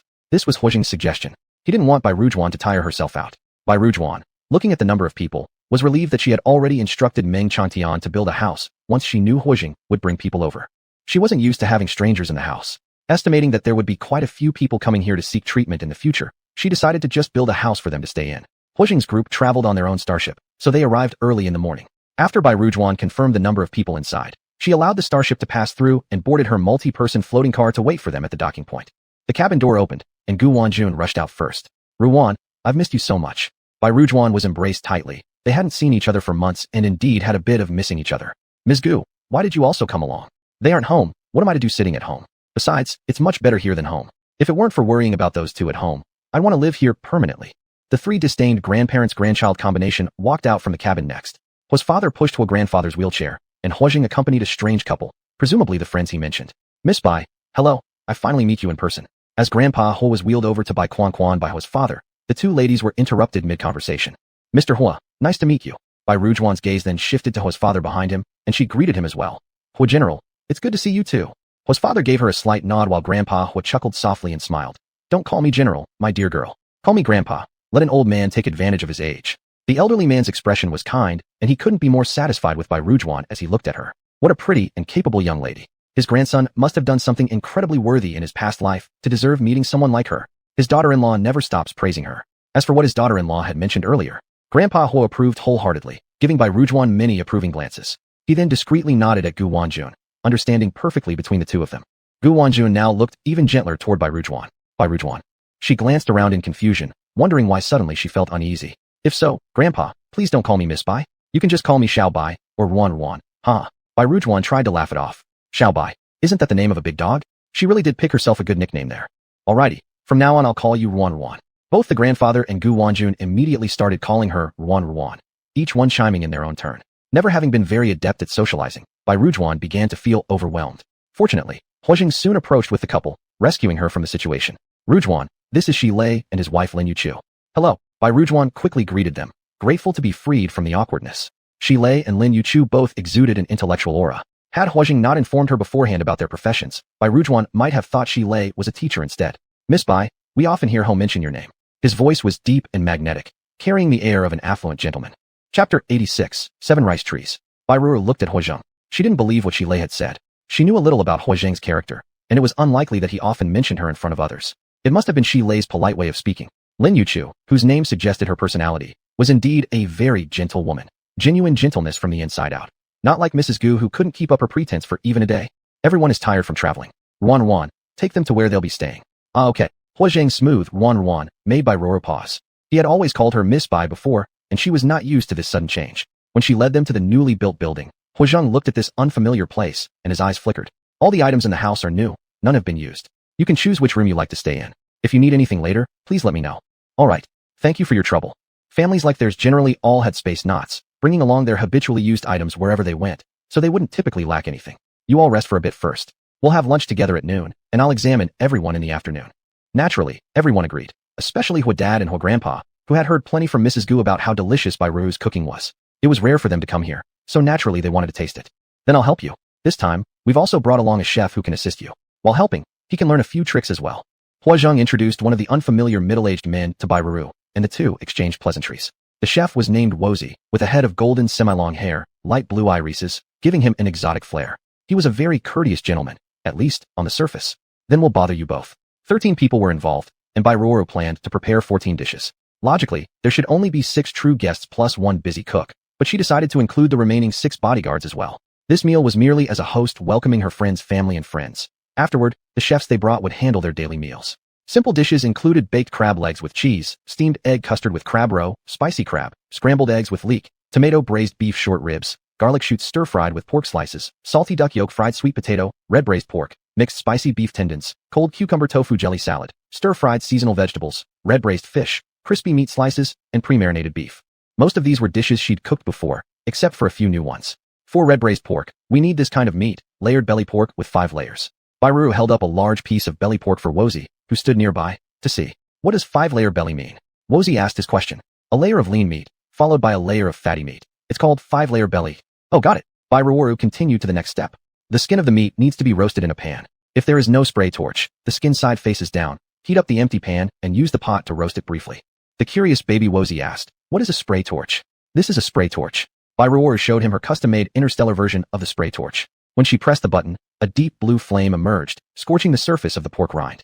What is the purpose of this step? To remove any residual pig hair and dirt from its pores, maximizing the removal of odor. Wozi nodded, indicating that he had learned something. The pork skin tightened slightly under the flames and became dark brown. Dip it in water and then scrub off this blackened layer until clean. Bai Ruo directly used a steel wool brush, working quickly and cleaning thoroughly. Cut the meat into medium-sized square chunks, roughly this size will do. For seasoning, you need green onion, ginger, garlic, a few dried chilies, 1 star anise, 2 or 3 pieces of bay leaves, a small piece of cassia bark, and a few peppercorns. She displayed the small dish of seasonings to him, and Wozi tried hard to memorize the names of all the various seasonings Bai Ruo had mentioned. Pork needs to be blanched first. Put in cold water, add rice wine or white spirit, all for removing the smell. Boil for 3 to 5 minutes before scooping out. The scooped out meat doesn't need to be rinsed again unless you plan to wash it with hot water. That's due to the principle of thermal expansion and contraction. If placed in cold water, the meat would contract, resulting in tougher meat and poorer texture. To avoid overly greasy food, do not add oil to the pot. Instead, toss in the meat chunks and fry over low heat. Soon, a layer of lard appeared in the pot. This is the key to why it feels greasy when eaten. Filter out this oil. This is lard, which can be saved for cooking in the future. Wozi nodded to show that he understood. As a chef, he had naturally also noticed the Earth live stream room, which could broadcast only a few times a month. He was very familiar with what pork lard was. He'd rendered it himself many times. He had tried making some of Bai Ruo's dishes on his own, and even bought her expensive meat from Earth General Store. The taste was indeed very different. This made him extremely curious about Earth and the host of the Earth live stream room. He never imagined that this time he would have the chance to come to Earth personally. When he first received the job offer, he was thrilled beyond words. It was also a good opportunity for him to resolve the copyright issue of her recipes, which she hadn't replied to yet. Such delicious dishes deserved to be tasted by more people. A little edible oil needs to go back into the pot. This is rock sugar. Bai Ruo showed him a small dish of crystalline white cubes. Wozi expressed great curiosity about something he'd never seen before. You can try it. Bai Ruo indicated that he could take some and taste it. Wozi, of course, wouldn't miss such an opportunity. Chefs are always curious about new ingredients. He had wanted to taste all the materials Bai Ruan showed him earlier, but refrained out of politeness during their first meeting. Unexpectedly, Miss Bai invited him personally. How could he refuse? Wozi picked up a piece of rock sugar and popped it into his mouth, while at the same time, a hand with clear bone structure and long fingers extended from the side, picking up another piece of rock sugar from the small dish. Bai Ruan. She had been teaching so attentively that she'd completely forgotten there was someone else in the kitchen. The sweetness hit as soon as the rock sugar entered his mouth, and Wozi instinctively widened his eyes. Is it good? As a veteran foodie, Wozi nodded enthusiastically. This texture was too amazing. Much better than sweet nutrient liquid. I'm glad you like it. Bai Ruan smiled. I think it tastes great too. A voice came faintly from the side. Bai Ruan turned her head and smiled to Huozhong. I'm glad you like it. What was going on? Why did he seem strange today? Like a restless young chicken. Now pour the rock sugar into the pan. Chapter 87. 8 rice trees. Little fire, slowly stir until the rock sugar melts completely. The kind of red-brown color like sesame oil is used for making pulled thread dishes. Once it's past that state, we get the caramelized sugar color we want. Bubbles forming delicate little foam are the signs of a perfect sugar color. Stir it, and as soon as you see the bubbles disappear, throw in the meat quickly and stir-fry rapidly. When everything's evenly coated, add the previous ingredients, frying them to release their fragrance. Bai Ruan picked up the plate with seasonings and poured all the contents into the pot. Drizzle a spoonful of cooking wine along the edge of the pan. Add half a spoon of soy sauce, a bit of dark soy sauce for coloring, a touch of oyster sauce, and then mix them thoroughly until fully combined. At this point, the meat chunks in the pot presented an inviting amber color. Add boiling water. It must be boiling water so that the meat will become tender and soft. After adding water, Bai Ruan took out a bottle of red fermented tofu. This is fermented tofu. When I make braised pork, I like to put a piece inside. It's optional based on the cook's mood. Bai Ruan dropped a piece of fermented tofu into the pot and gently stirred it. That's good enough. Simmer uncovered for 5 or 6 minutes first, to remove any strange odors from the meat. Miss Bai, you're truly amazing. Wozi gave Bai Ruan a thumbs up, his light blue eyes looking at her like pools of clear water. Thank you for your praise. Bai Ruan graciously accepted his compliment. Miss Bai, can you authorize the copyrights of these dishes to me? I'll pay whatever price. I hope more people can taste these delicacies. Why not? Bai Ruan readily agreed, granting him the copyrights for all 14 dishes prepared today. Mr. Wozi, I also hope more people could taste these delicious meals, but currently only Earthstar can grow these ingredients, and some yields are extremely limited, such as these large green onions, ginger, garlic, Sichuan peppercorns, and cassia bark. These only suffice for my personal use, and they're not available for sale. Wozi's fervent heart immediately cooled down. Without ingredients, how would one proceed? I'll reach out and do those low-spec versions, which could also satisfy people's appetites. But after seeing the high-spec version, who would still settle for the low-spec version? Unfortunately, reality doesn't allow for dreams, so Wozi eventually purchased many copyrights of the low-spec recipes. His mood adjusted quite fast.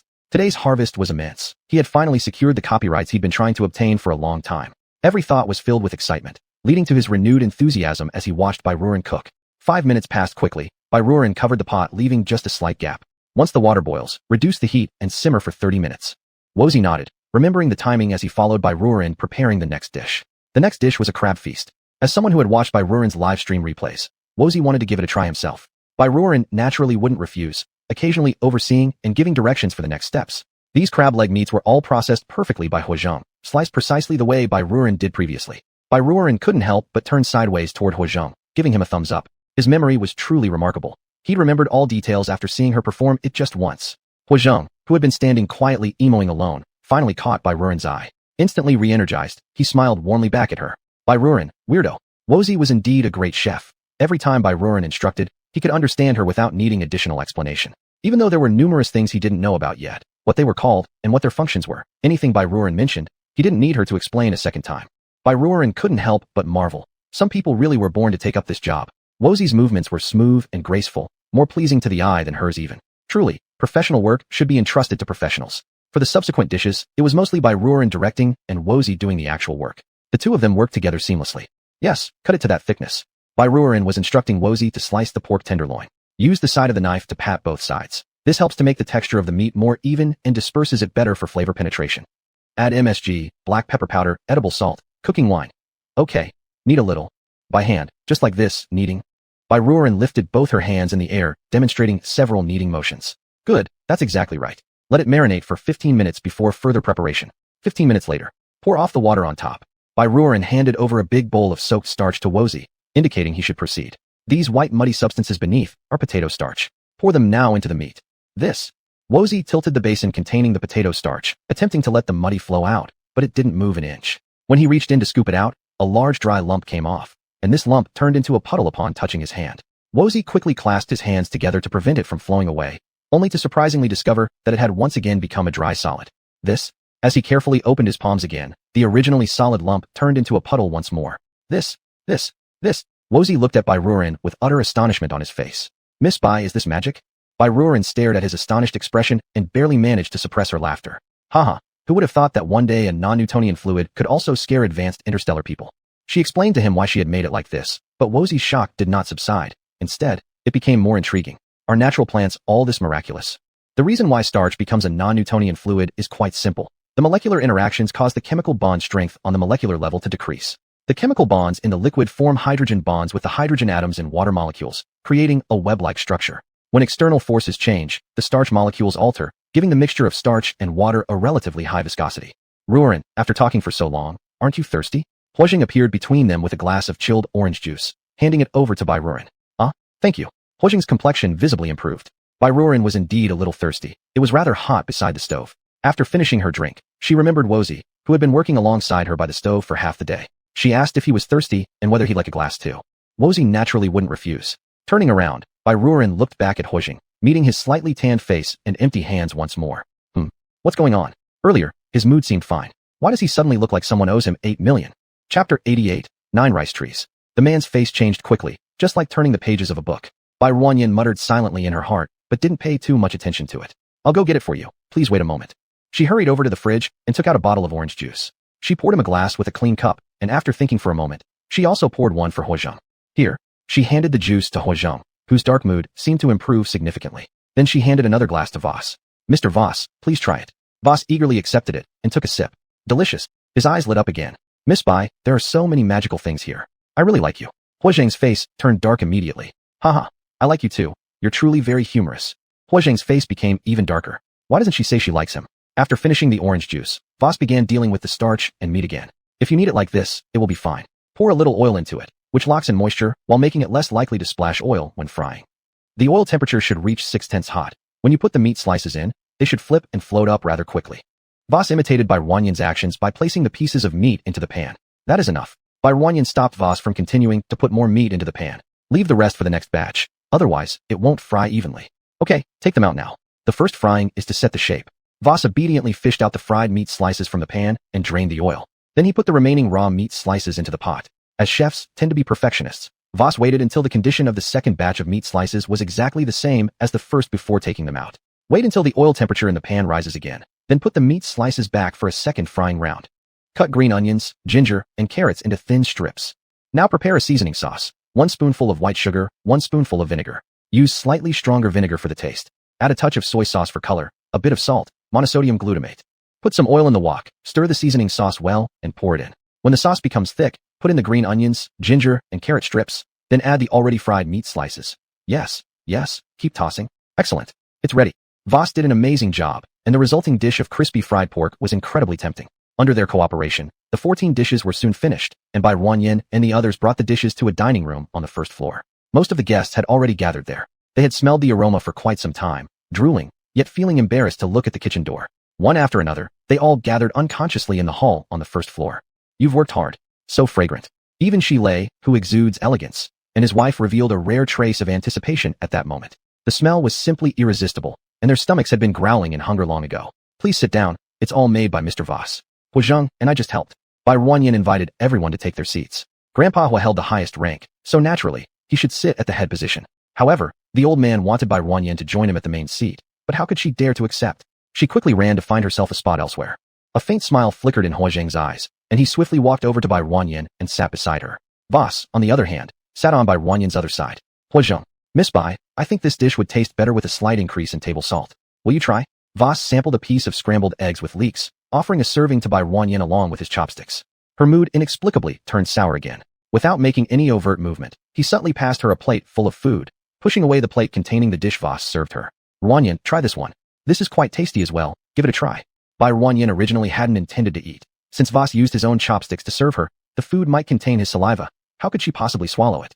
As she didn't know how to decline, Huojing came to her rescue. She gave him a grateful smile.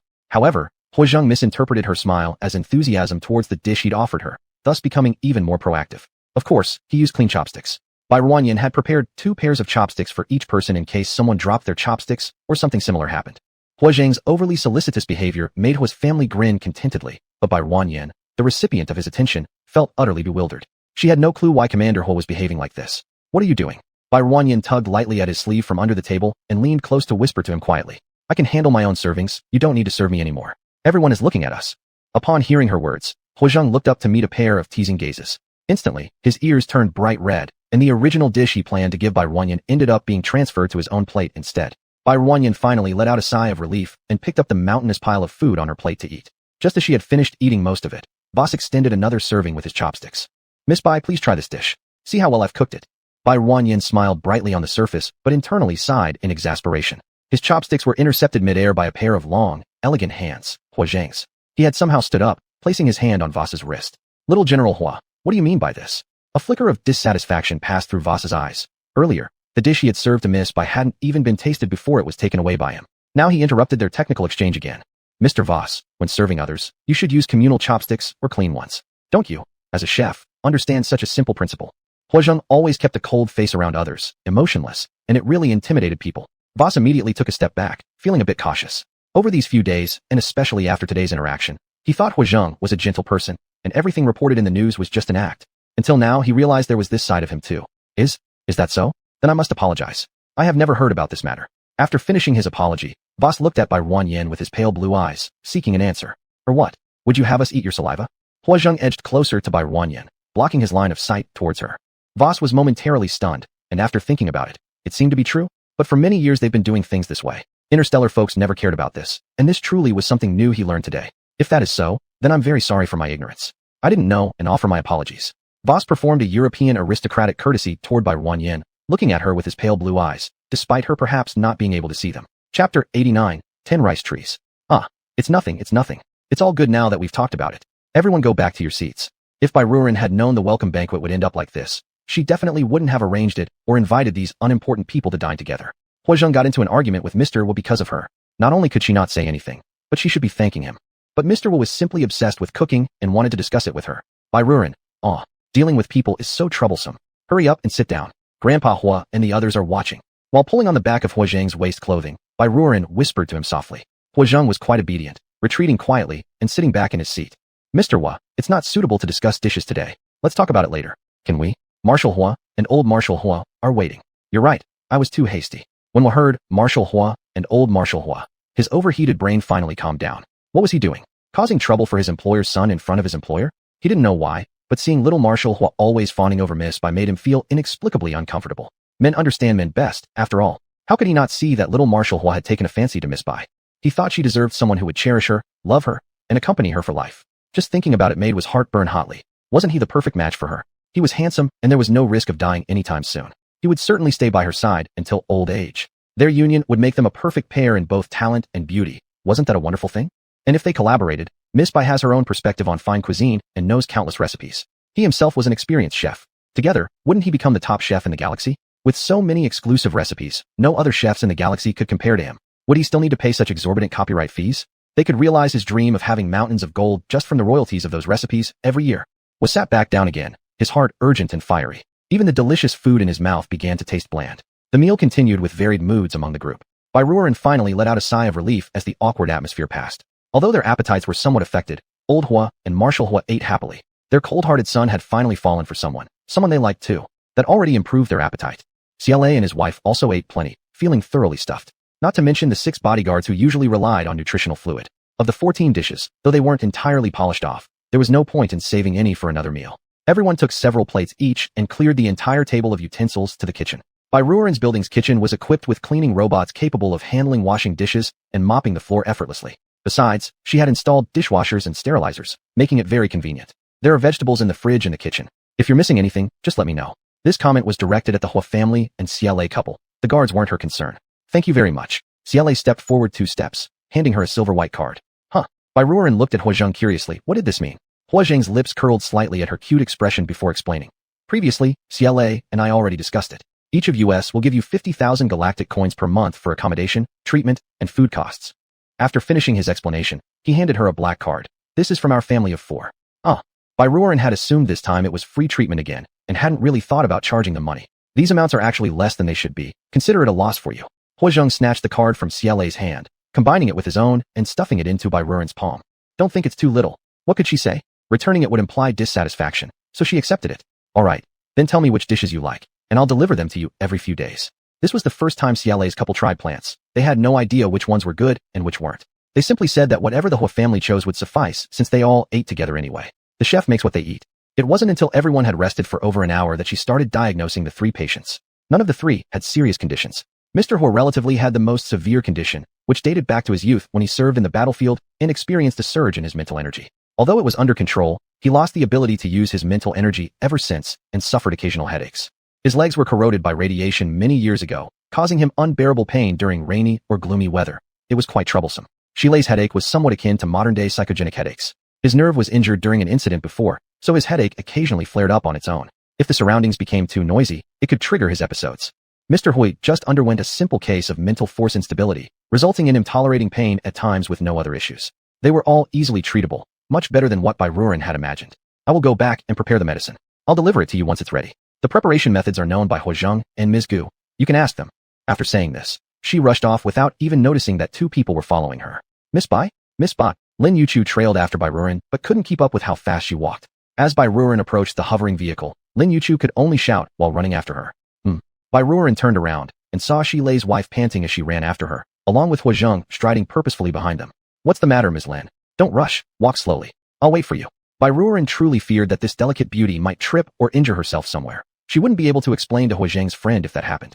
Miss Bai, I have a favor to ask of you. Lin Yuchu reached her side, out of breath. It took her quite some time to recover. Bai Ruren glanced at the person standing motionless nearby, her eyes flashing with admiration. What is it? If I can help you, I certainly will. It's. Lin Yuchu started feeling embarrassed, her face turning crimson. Is there any discomfort in your body? Indeed, some women might feel ashamed talking about gynecological problems. She must have come out here wanting to speak privately. Let me take your pulse first. Chapter 90, A Pig Trotter. Bai Ruanyan reached out and grasped her slender wrist. Lin Yuchu immediately dared not move anymore. She had also seen just now that Miss Bai treated other people this way. You are very healthy, there's nothing wrong with you. After diagnosing for a while, she gave her conclusion. How could that be? If so, why have my husband and I been unable to have our own child for all these years? Lin Yuchu was anxious. She had been married to Xilei for many years. Her mental strength was only at level C, which should allow her to conceive children with Xilei who possessed 2S level mental force. Yet after all these years, her belly had shown no signs of movement. She had actually been to the best hospital in Zixing to get checked before, but the conclusion she received was that her body had no problems either. So why couldn't she have children? This time, coming along with her beloved, she harbored a slight hope deep in her heart. Commander Hua Xiaoyuan said that though this doctor looked young, her medical skills were quite extraordinary. His spiritual power outbreak had been successfully cured by her. So she carried a bit of expectation. What if it worked? But now, Miss Bai also said there was nothing wrong with her body. Could it really be due to her genes not matching with Brother Lei's? That was why they couldn't conceive? Isn't the current technology advanced enough? Artificial wombs already exist. Have you tried them? We've been. Lin Yuchu's laughter carried some bitterness. Oh, Bai Ruanyan expressed sympathy. I'll check your husband again when I come back later. Having children is not one person's responsibility. I didn't notice his aspect earlier. You shouldn't put too much pressure on yourself. That was all Bai Ruanyan could do to console her. Whether or not they had children was up to fate. How many people underwent long-term in vitro fertilization without any good results? I'll go back first. See you later. Bai Ruanyan boarded the levitating car, and Huozheng, seeing this, quickly stepped a few paces and also boarded. What are you doing? Bai Ruanyan looked at her with a face full of doubts. I'm going to look at those 2 interstellar dogs. Oh, good then. Bai Ruanyan moved over a bit to let him in. Lin Yuchu watched them leave with bitterness in her heart. Bai Ruanyan's levitating car parked in the berth in the backyard. Once the cabin door opened, she faced 2 pairs of eyes, big and small. Woof, oof dash. Daodu saw the unfamiliar person next to Bai Ruanyan and started woof woof woof, her big head lowered to the ground, making an aggressive stance. Daodu, be a good girl, he's my friend. Ing. Daodu's round big eyes flashed a flicker of doubt, sitting upright from a crouching position. Good dog. Bai Ruanyan got off the levitating car, petting Daodu's big head. She asked, cradling its large head, don't you remember him? Back then you wanted hugs and kisses from him. Otherwise, I might never have found you. Evidently, Daodu might have been too young back then to remember Huozheng. However, Huan apparently still remembered Huozheng. Since the door opened, it remained honestly seated where it was, merely watching Huozheng cautiously all the while. Daodu turned from Bai Ruanyan's embrace to peer behind at Huozheng with confusion, sniffing hard with its big nose. It did smell a bit familiar. Is your memory so bad? What if one day I leave for 2 months? Will you even forget me? Woof. Daodu put her big head back into Bai Ruanyan's arms and started rubbing herself against Bai Ruanyan's chest. How could that be? Absolutely impossible. She would never. That's enough, stop being coy. He came specially to see you guys, and back then it was he who helped you two come to me. Sit well, and let him take a good look. In, Daodu pulled her big head out of Bai Ruanyan's arms and obediently squatted in place. Hurry up and come over to take a look. Bai Ruanyan turned and beckoned Huozheng. Don't worry, they won't attack you. They're all well-behaved. Huozheng originally used them as an excuse and wasn't truly interested in looking at them. Interstellar dogs, he'd seen all sorts. But now he still had to pretend and look. The two dogs sat in front and behind. The white interstellar dog behind him wasn't less impressive than the largest one he'd ever seen. How has it grown so big? Huozheng was surprised. This dog had only been here for 2 months? Yet there was such a great difference in size. Yes, it changes daily, growing exceptionally fast. Sometimes in the morning it's this size, and by evening, it's grown another circle bigger. It might be due to genetic mutation. It was possible, and the only reason Huozheng could think of. Generally speaking, it takes 2 to 3 years for an interstellar dog to grow into its adult form. Ruanyan secretly stuck out her tongue in her heart. Could she say it was because she always fed them with spiritual spring water? But drinking the same spiritual spring water, their amounts were not too different. Yet Daodu and Huanwan's sizes were vastly different, and there was no compensation for its congenital insufficiency. Then why is Daodu so small? They eat and drink the same things. It might be due to a reversion phenomenon, Huozheng explained. Its genes had issues to begin with. Otherwise, it wouldn't have been rejected. That's true. Ruanyan sighed in her heart and stroked this foolish dog again. Come in and sit down. I'll prepare their medicine. All right. The two headed towards the house, with the two giants leisurely following behind them. You sit first while I prepare the medicine. Bai Ruanyan brought him 2 glasses of chilled fruit juice and went upstairs to get busy. Huozheng didn't rush to drink the juice, but got up from the sofa and strolled around the first floor under the watchful eyes of the 2 interstellar dogs. There had been many changes here, and he felt unfamiliar with it all. Daodu was also very curious about him. Wherever he went, she kept an eye on him. After a circle around the place, Huozheng refamiliarized himself with the environment and sat back in his previous spot. He took a sip of the pink juice, tart yet sweet. What was it made of? Come over. He beckoned at Daodu, who was watching him curiously a few steps away. No. Daodu swiped a paw at him from afar, then scurried with a twisting motion behind Huan for cover. A glint of amusement flashed in Huozheng's eyes. Both these animals were taken care of extremely well by Bai Ruanyan. Soon, Bai Ruanyan came down holding 3 large bags. Huozheng quickly stepped forward and took 2 of them, finding them not heavy despite their large appearance. Are you going back now? Yes, is there anything wrong? Bai Ruanyan looked at him with some confusion. Nothing. Huozheng wore an expression as if saying he was just casually asking. Chapter 91, 2 Pig Feet. That means we can leave. Bai Ruanyan, carrying a bag, took the lead and walked out. The 2 of them got back to their building again on the floating car. Bai Ruanyan handed out the corresponding medicine to the corresponding people. Master Hua had more, similar to Meng Changtian. They both needed to soak their legs. Bai Ruanyan had bought several leg-soaking buckets before. Now it was just in time to give one to him. She also gave 3 new clay pots, with Grandpa Hua getting 2. Huozheng and Gu Wanjun had experience in stewing the decoctions, so there was no need for Bai Ruanyan to worry about this. In order to better absorb the medicinal effects, she still had to give each of them a silver needle pack. All 3 were pricked by Bai Ruanyan until they looked like hedgehogs, sitting still without daring to move. Lin Yuchu stood beside Shilei, frightened, full of worries but not knowing what to do. Shilei and General Hua had their heads stuck full of needles. Grandpa Hua's head and legs were both stuck with silver needles. From afar, if you didn't know, you would think they were porcupines or hedgehogs. Haha. 15 minutes later, Bai Ruanyan successively removed the needles. From then on, the 3 began the bitter days of drinking Chinese herbal medicine. Without Bai Ruanyan secretly adding spirit spring water into their medicinal soups and meals, they would have had to drink for at least half a month. Before leaving, Bai Ruanyan retook Shilei's pulse and confirmed that apart from his headaches, all other areas were in good health. Miss Bai, is there anything else wrong with me? Shilei did not understand why she checked his pulse again. Was it hard to treat his illness? Nope. I want to see how your pulse condition changes after the needle therapy. Bai Ruanyan could only bluff such an excuse to him. She looked at Lin Yuchu standing beside him and almost imperceptibly shook her head. Lin Yuchu's straight shoulders immediately slumped. Drink first and check again in 7 days to see how the prescription needs modification. Then you busy yourselves, I don't want to disturb anymore. Bai Ruanyan closed her medical box and put it away in her space button, then bid everyone farewell. I'll see you out. Huozheng followed her downstairs. The arrangement for their rooms was that 6 bodyguards and the chef Voss lived on the first floor, while the rest lived on the second floor. The building had a total of 7 floors. Bai Ruanyan learned from the mistake of building the staff dormitory last time and installed elevators. This way, those with poor mobility wouldn't be restricted to living on the first floor. Miss Bai, in the hall on the first floor, Voss was sitting on the sofa waiting for her. Seeing her coming down, he quickly and happily approached. Hello, Mr. Voss, is there anything? Huozheng, seeing this blonde-haired blue-eyed man, found him irritating, especially since he came over closer again and darkened his face. Oh, Miss Bai, are you done? Can we discuss today's dishes? There are some parts one don't quite understand. Sorry, Mr. Voss. I have other things to deal with, and I really don't have the time to discuss these issues with you. Just follow the steps I told you today, and basically there won't be any problems.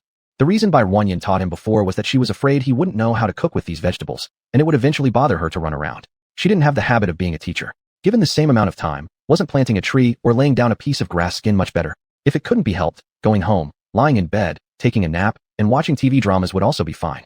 The knowledge in her brain currently appeared to be very valuable in the interstellar context, possibly even priceless. She had neither the reason nor the obligation to teach another person for free. What was referred to as discussion was merely constantly gaining knowledge from her unilaterally. Voss's expression paused in surprise. How had Miss Bai's attitude changed slightly? He glanced at the grim face of Huazheng closely following her behind and suspected whether he said something bad about him behind his back. Otherwise, how had Miss Bai's attitude toward him changed just after a little while? If you have nothing else, I will take my leave. I will make sure to watch the ingredients be sent over. You can contact me if you have any needs, and I will provide what I can offer. She nodded politely at him, then passed him. Miss Bai, Voss couldn't help shouting after her, only to meet Huazheng's cold face. Staring at him made most of his words forgotten, and Bai Ruanyan had already stepped outside the door. Huazheng turned around and quickly caught up with Bai Ruanyan, watching her get on the flying car and drive away. When Huazheng returned to the building, Voss was still in the living room, not leaving yet. He didn't want to pay attention to him, so he went upstairs directly. "Oh, mister." But Voss stopped him with a shout. "Do we have any misunderstanding?" Huazheng paused on his way upstairs, turned around to look at him, waiting for him to continue. Voss felt a bit annoyed at this. So what if he was from the upper class? Why did he give him such a look? Wasn't he still the one who had to discuss things nicely with him? The one who ate the food he cooked? If you have any opinions about me, you can say them to my face. No backstabbing tactics. How contemptible. Is that so? Then I'll be straightforward. I want you to stay away from Miss Bai. On what grounds? Voss's tone carried some resentment for being found out. Mr. Voss, you are merely our hired chef. Remember your place. Our Hua family expects you to keep a low profile like those 6 bodyguards and not cause us any trouble. General Hua, I'm only temporarily employed by you, not one of your servants. Voss wasn't a rookie when it came to being hired. As a rare 7-star chef in the interstellar context, he had been to banquets hosted by various noble families or accompanied certain nobles on their travels. But who didn't treat him respectfully? How many dared to speak to him like this? To equate him with your household staff, wasn't that insulting him? Mr. Voss, if you cannot do as we ask, we can terminate the contract and find another chef. Did that mean he would be sent back? Voss was filled with refusal. He had already been curious about Earth and its unique plants. Having just started to gain benefits today, how could he bear to leave? Voss had no choice but to shut up obediently, despite his dissatisfaction. Once back in his room, he began sending messages to Bai Ruanyan. Miss Bai, General Hua approached me earlier and said he wouldn't let me get close to you, or else he'd fire me. Bai Ruanyan replied. Is that so? Then let's keep our distance. This way, he won't fire you. After reading Bai Ruanyan's reply, Voss was stunned. Based on their earlier conversation and her apparent fondness for him, shouldn't she express disapproval towards Huazheng? At the very least, shouldn't she ask why Huazheng did this? Chapter 92, 3 Pig Feet. After pondering for a while, he still felt dissatisfied and continued. Xia Yuanhua's actions are truly excessive. Miss Bai, you have the freedom to do as you please. How could he interfere randomly? Bai Ruan said, you misunderstood him. He's not managing you, is he? If he were talking about me, he would have come to talk to me. Was. Who was Huazheng referring to? He cautiously asked. Miss Bai, if I get fired by the Hua family, would you take me in? I've just barely come to Earth. Bai Ruan replied. I can't do that, sorry. Currently, Earth is not open to outsiders. For the safety of Earth, we won't leave strangers on our planet. Was felt very angry. They had discussed it all morning, and he was still considered an outsider. So, in order not to be sent back to Zister and stay on Earth, he decided to endure a little wetcheck. By noon, the dishes she brought over were almost finished. Bai Ruan selected some vegetables and meat to send over again. These should last them for 2 days, and then she would come again. She delivered the ingredients around 4 o'clock. At this time, Mr. Was happened to be cooking in the kitchen. Miss Bai, seeing Bai Ruan come in, Was was genuinely very surprised. Miss Bai, what a coincidence. Hurry up.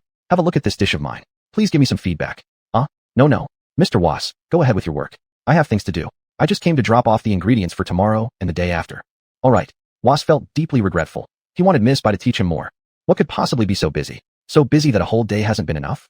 It wasn't exactly Bai Ruan shirking her responsibility toward him. She needed to distribute wages to those paid by the day. Ruoru, where are you going? Huazheng saw Bai Ruan's hover car parked outside. Knowing she was here, he quickly went downstairs and saw her coming out of the kitchen with Was following behind. His eyes turned slightly cold but softened again when he looked at Bai Ruan. Without making it obvious, he positioned himself between the two of them and followed her out. I'm going to visit the workers and transfer their wages today. There was nothing she couldn't say to Huazheng. Then let me accompany you. I also want to meet them and check on how they're doing. Sure, it's good timing since the men are all gathered now, saving you from having to visit each house separately.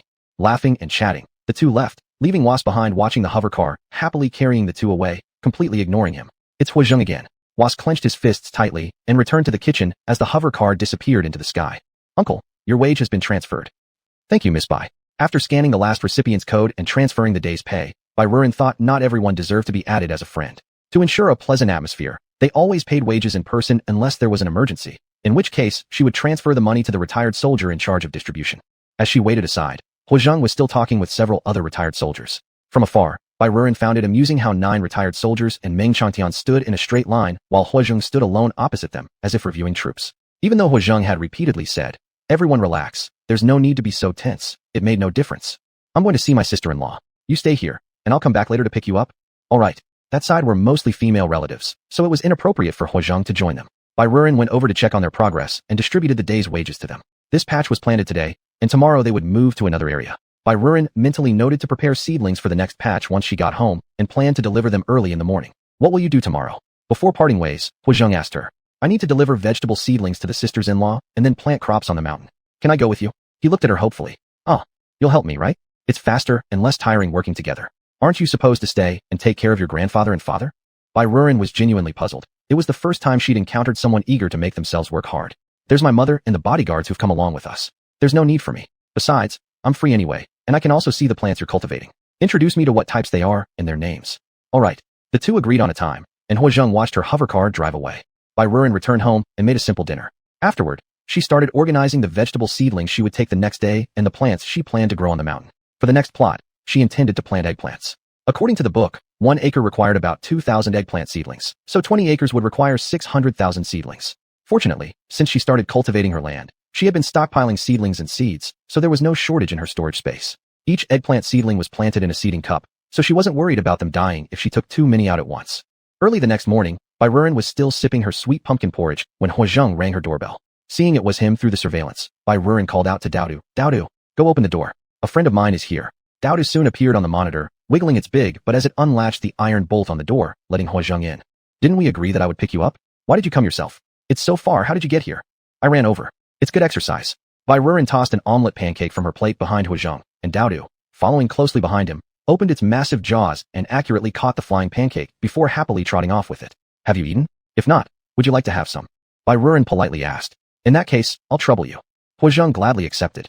Barren. She had just been being polite. She got up, took a clean set of chopsticks and bowl from the sterilizer, and placed them in front of him, pouring him a bowl of pumpkin porridge along the way. "I added a lot of sugar to the porridge, so it might be too sweet. If you don't like it, I can heat you a glass of milk." Huazheng picked up the bowl and took a big sip before confidently saying, "It's delicious." Barren usually ate lazy style by preparing lunch and dinner together. Chapter 93, 4 Pork Feet. Who would have thought Huazheng would come over? Well, it worked out for him. Both of them had great appetites. Perhaps because there was company to eat with, Barren also ended up eating a lot without realizing it. The two of them finished the breakfast that she had prepared for herself in just one meal. Barren. No wonder she felt slightly stuffed. Huazheng was also very satisfied after eating. He touched his slightly full belly and blushed slightly behind his ears. "Does Mr. Voss not cook well?" Barren couldn't help but voice her confusion. "Or is it that he doesn't make breakfast for you?" "He does, but I woke up too early, and he hadn't started making it yet." How could he explain? To be able to eat a meal with her, he got up super early and came over without having breakfast just so he could share her meal. It was quite embarrassing, wasn't it? Oh, Barren began to reflect on herself, wondering if she had been too happy recently and thus become somewhat lazy. Look at how early he got up, and he even exercised. It had been so long since she ran as he did. She only went upstairs to work out when she was completely free. No, she needed to step it up. She decided that tomorrow she would spend more time working out upstairs.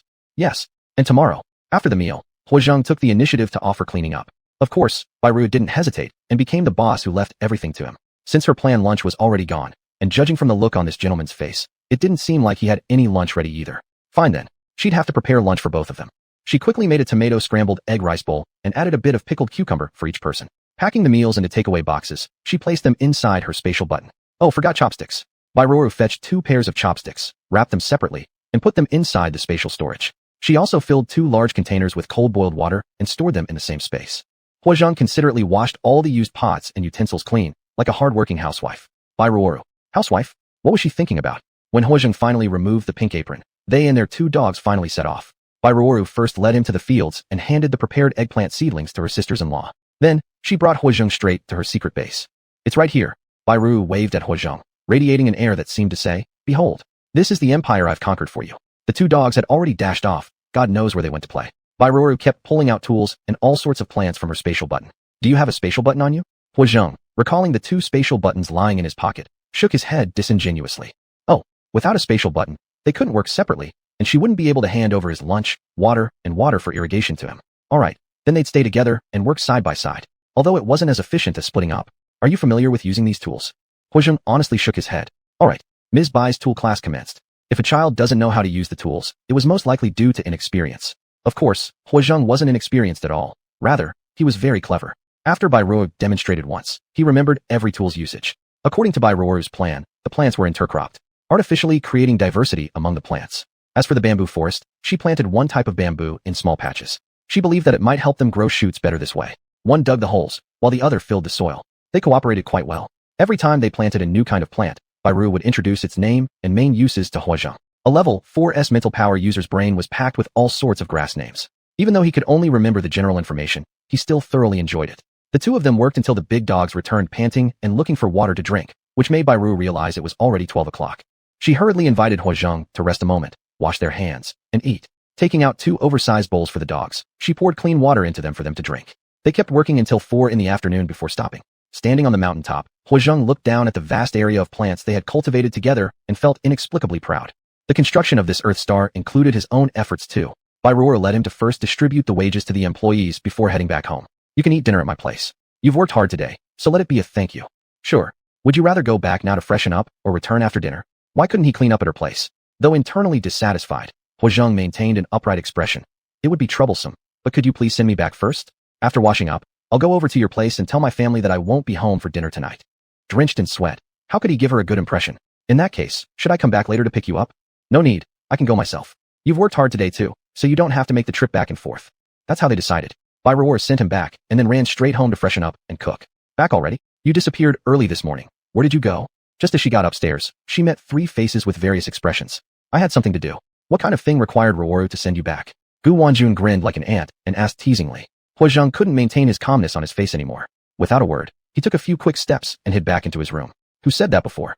How old is Miss Bai? And how old am I? How could I be a lecherous old man who takes advantage of young women? Mrs. Gu joked behind him, and Huazhang cursed himself for not having extra legs to grow to escape even faster. Every time he recalled the words he had spoken in the past, he wanted to jump through time and space to cover his own mouth at that moment. He quickly took a bath and headed downstairs amidst their teasing gazes, and left a sentence. I won't eat dinner here tonight. Don't save any for me. Mrs. Gu knowingly asked.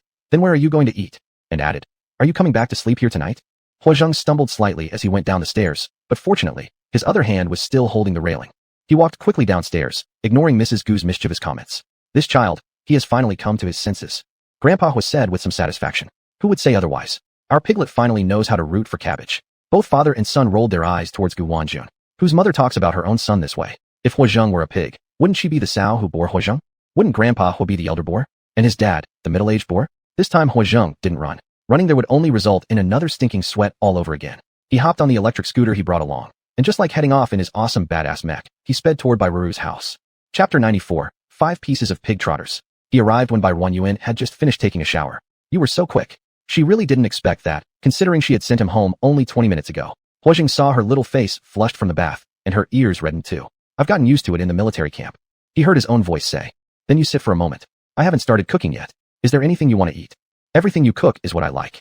Barren Yuan looked at Huazhang's earnest expression, feeling something stir in her heart. You're really supportive. She smiled, not daring to look at him again as she headed toward the kitchen. The corner of Huazhang's lips curled upward as he followed her, rolling up his sleeves along the way. Barren Yuan washed her hands first, then opened the fridge door to see what ingredients were inside. She took out 2 garlic cloves, 3 green onions, a small piece of ginger, a small bunch of bok choy, 2 tomatoes, a piece of frozen beef, 3 eggplants, chili peppers, small hot peppers, 1 potato, and a short sausage. After closing the fridge, she turned around and found Huazhang attentively peeling the garlic skins.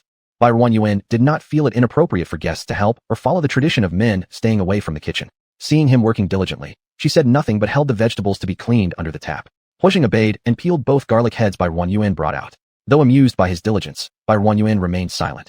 After all, how could she discourage someone's enthusiasm? She began by slicing the beef into pieces and blanching it, cutting the tomatoes into smaller pieces, and stewing them together with the beef before starting on the other dishes. The eggplant was cut into chunks and dusted with cornstarch layer by layer, 3 layers in total, then deep-fried in oil. Barren Yuan wasn't careful enough and got her fingers scalded by splattering oil. Ouch! Barren Yuan couldn't help but let out a sound. Are you okay? Huazhang, who had been watching beside her, immediately asked with concern. I'm fine. Who hasn't been scalded dozens of times while cooking? She didn't mind this small incident at all. Let me do it. You can supervise from the side. He gently pushed her aside and took the chopsticks from her hand. No need, let me do it. If I get scalded, you'll be responsible. Since he lacked experience, it would be better if he avoided injury. Just stay still. Barren Yuan, all right. She stood by, watching his serious face, her heart involuntarily fluttering. This man before her, handsome, well-born, talented, and now, it seemed he also had a great personality, wasn't a male chauvinist, and worked hard, always taking care of her. Isn't he exactly the ideal husband everyone dreams about?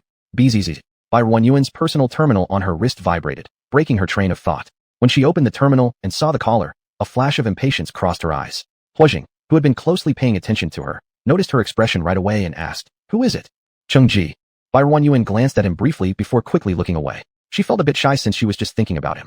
A flash of coldness flickered through Huojing's eyes. "If you don't want to answer, don't. Don't bother. If I don't answer, he'll call back. Let me take this call over there. Watch the pot, alright? When it changes color and everything floats on top, you can scoop it out, then put the rest in the oil pot. Be careful not to get scalded." After giving him a brief rundown, she hurriedly went next door to answer the call. On the screen appeared Cheng-ji's excessively handsome face once again. Barren Yuan adjusted the camera upwards, allowing him to admire the ceiling of her house. She truly couldn't understand why some people like video calls so much. Wasn't normal voice communication enough? "Mr. President, is there any matter?" Barren Yuan asked professionally. Whenever he contacted her, it was never for anything good. "I am sorry, Miss Bai, for disturbing you again." Cheng-ji slightly curved his lips, revealing an incredibly charming smile. He made his signature gesture, crossing his 10 fingers and supporting them under his chin, and showed a smile he believed to be bewitching. Barren Yuan. Sorry, she couldn't connect with whatever point he thought he was making. Nowadays, even space-age folks favor manga boy antics. In her era, these things were long outdated. Looks like fashion trends really come back around. Indeed, I am busy preparing dinner. If you have no important matters, we'll talk another day. No, Cheng-ji quickly interrupted. "Miss Bai, I have very important matters to discuss with you. Please give me a few minutes of your time." "Well then, please hurry up and say it." Cheng-ji. Why was it always like this whenever he tried to contact her? Was his appearance now unattractive to people? Cheng-ji fell into deep self-doubt. But as he remembered the important matter at hand, he set aside those petty emotions for now. "Miss Bai, is Huojing on Earth?" Cheng-ji went straight to the point. "Yes, so what?"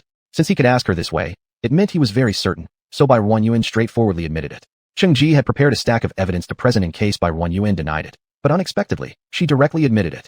Cheng-ji quietly put the stack of evidence he had been gripping under the table back down. "What did they come to you for?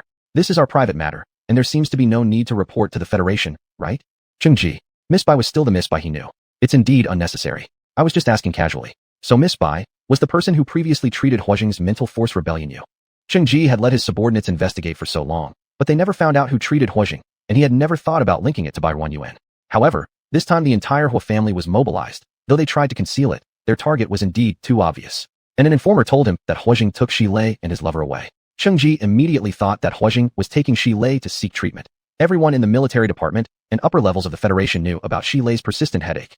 With the whole Hua family moving, all he could think of were those two old immortals whose bodies were similarly experiencing mental force rebellion. Though the Hua family side left no traces since they took the same cloaked starship that carried Huojing last time. Still, Huojing and Shi Lei left some clues. His spies saw them meet up at the starport on Blue Star, then heading towards Sa Star and Chi Star. Although their trail disappeared midway, no one was stupid. What kind of skilled expert could there possibly be in places like Sa Star and Chi Star? If anyone truly had such an ability, they would have long used it to go to Z Star or Blue Star by now. Chapter 95, 6 Pig Feet. It was precisely because of this that he noticed a place he had overlooked. Earth Star. "It's me." Barren admitted it straightforwardly. "Is it really you?" There was a rare hint of excitement in Cheng-ji's tone. To be honest, he wasn't entirely sure. Although the suddenly emerged talent of Barren was quite surprising, he hadn't dared to associate it with her. She is so young, and how could anyone possibly know so many things at once? Are they even human? Why not a human? Rian affirmed again. "It's me." She just disliked being troubled, not that she feared trouble. If she's discovered, then so be it. What can they do to her? "Miss Bai, on behalf of the federal government, I formally appoint you as the dean of the highest hospital of the federal government, the first hospital of Z Star. The federal government will provide you with the highest salary and the best benefits, solving all your problems. You don't need to worry about housing, money, or cars. The federal government will take care of everything for you. The federal government having you is truly a blessing bestowed by heaven. As long as...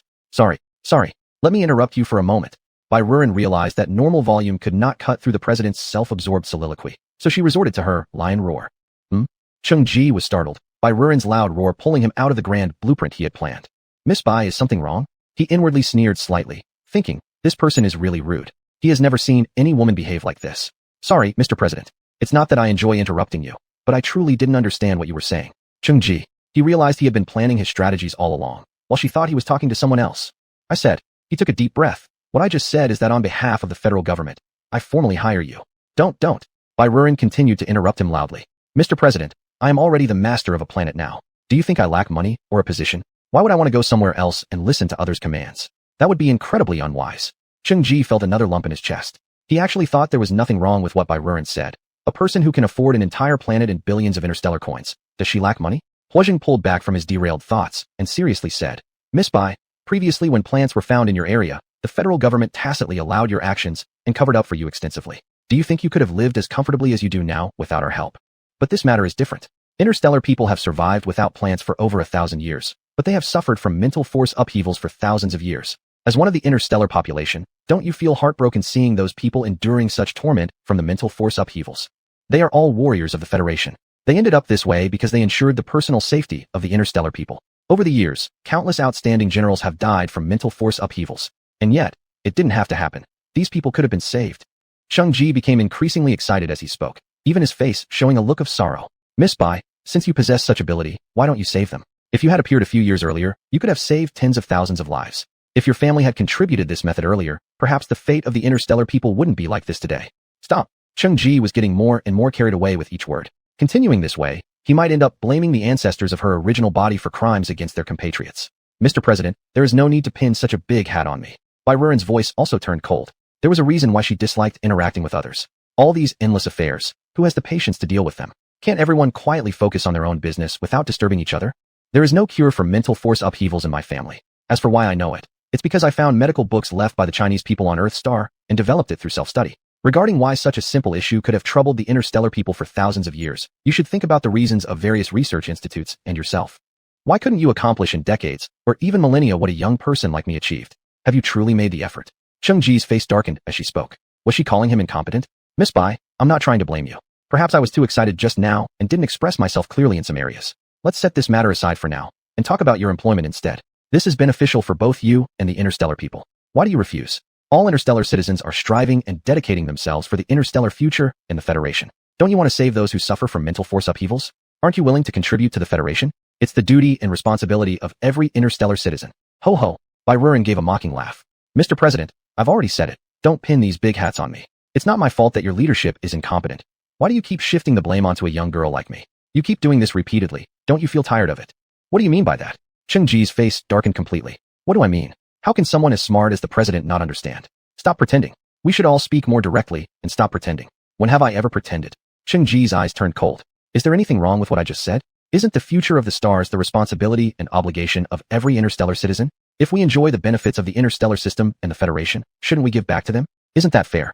Just like you, Miss Bai, if it weren't for the relief provided by the Federation, would you have lived to adulthood? Saying this, his tone became somewhat condescending. Barren scoffed again. Mr. President, you're really good at slapping gold paint onto your own face. Although Cheng-Ji didn't fully understand the meaning behind her words, he knew they wouldn't be flattering coming from her mouth. Before he could figure out how to respond, she continued. The reason I survived into adulthood owes first to my parents for bringing me into this world, and second to the Hoard family, whose financial support over the years allowed me and countless other orphans like me to survive until adulthood. Chapter 96, 7 Pieces of Pig's Feet. Excuse me, what does this have to do with the federal government? If I'm not mistaken, the personnel arrangements for relief were also handled by the Hoard family themselves, right? When it was decided to abolish the relief policy, your family was the one shouting the loudest. What? Have you already forgotten in just a few years? Cheng-Ji felt his face grow hot after she spoke. It seemed that indeed things happened that way back then. But isn't that how everyone is? People only remember good things and only show their good side. Who would boast to others about the bad or shameful deeds they've done? The Hoard family has contributed both manpower and money, doing good quietly, yet all the good reputation went to you. Why don't you take out the account book and let me see how much money each of you contributed?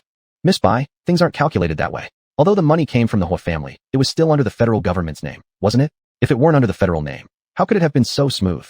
Barren was truly exasperated by his shamelessness. The original policy was promoted by the Federation, but later, the president thought it cost too much and hindered his own spending, so he wanted to get rid of this policy.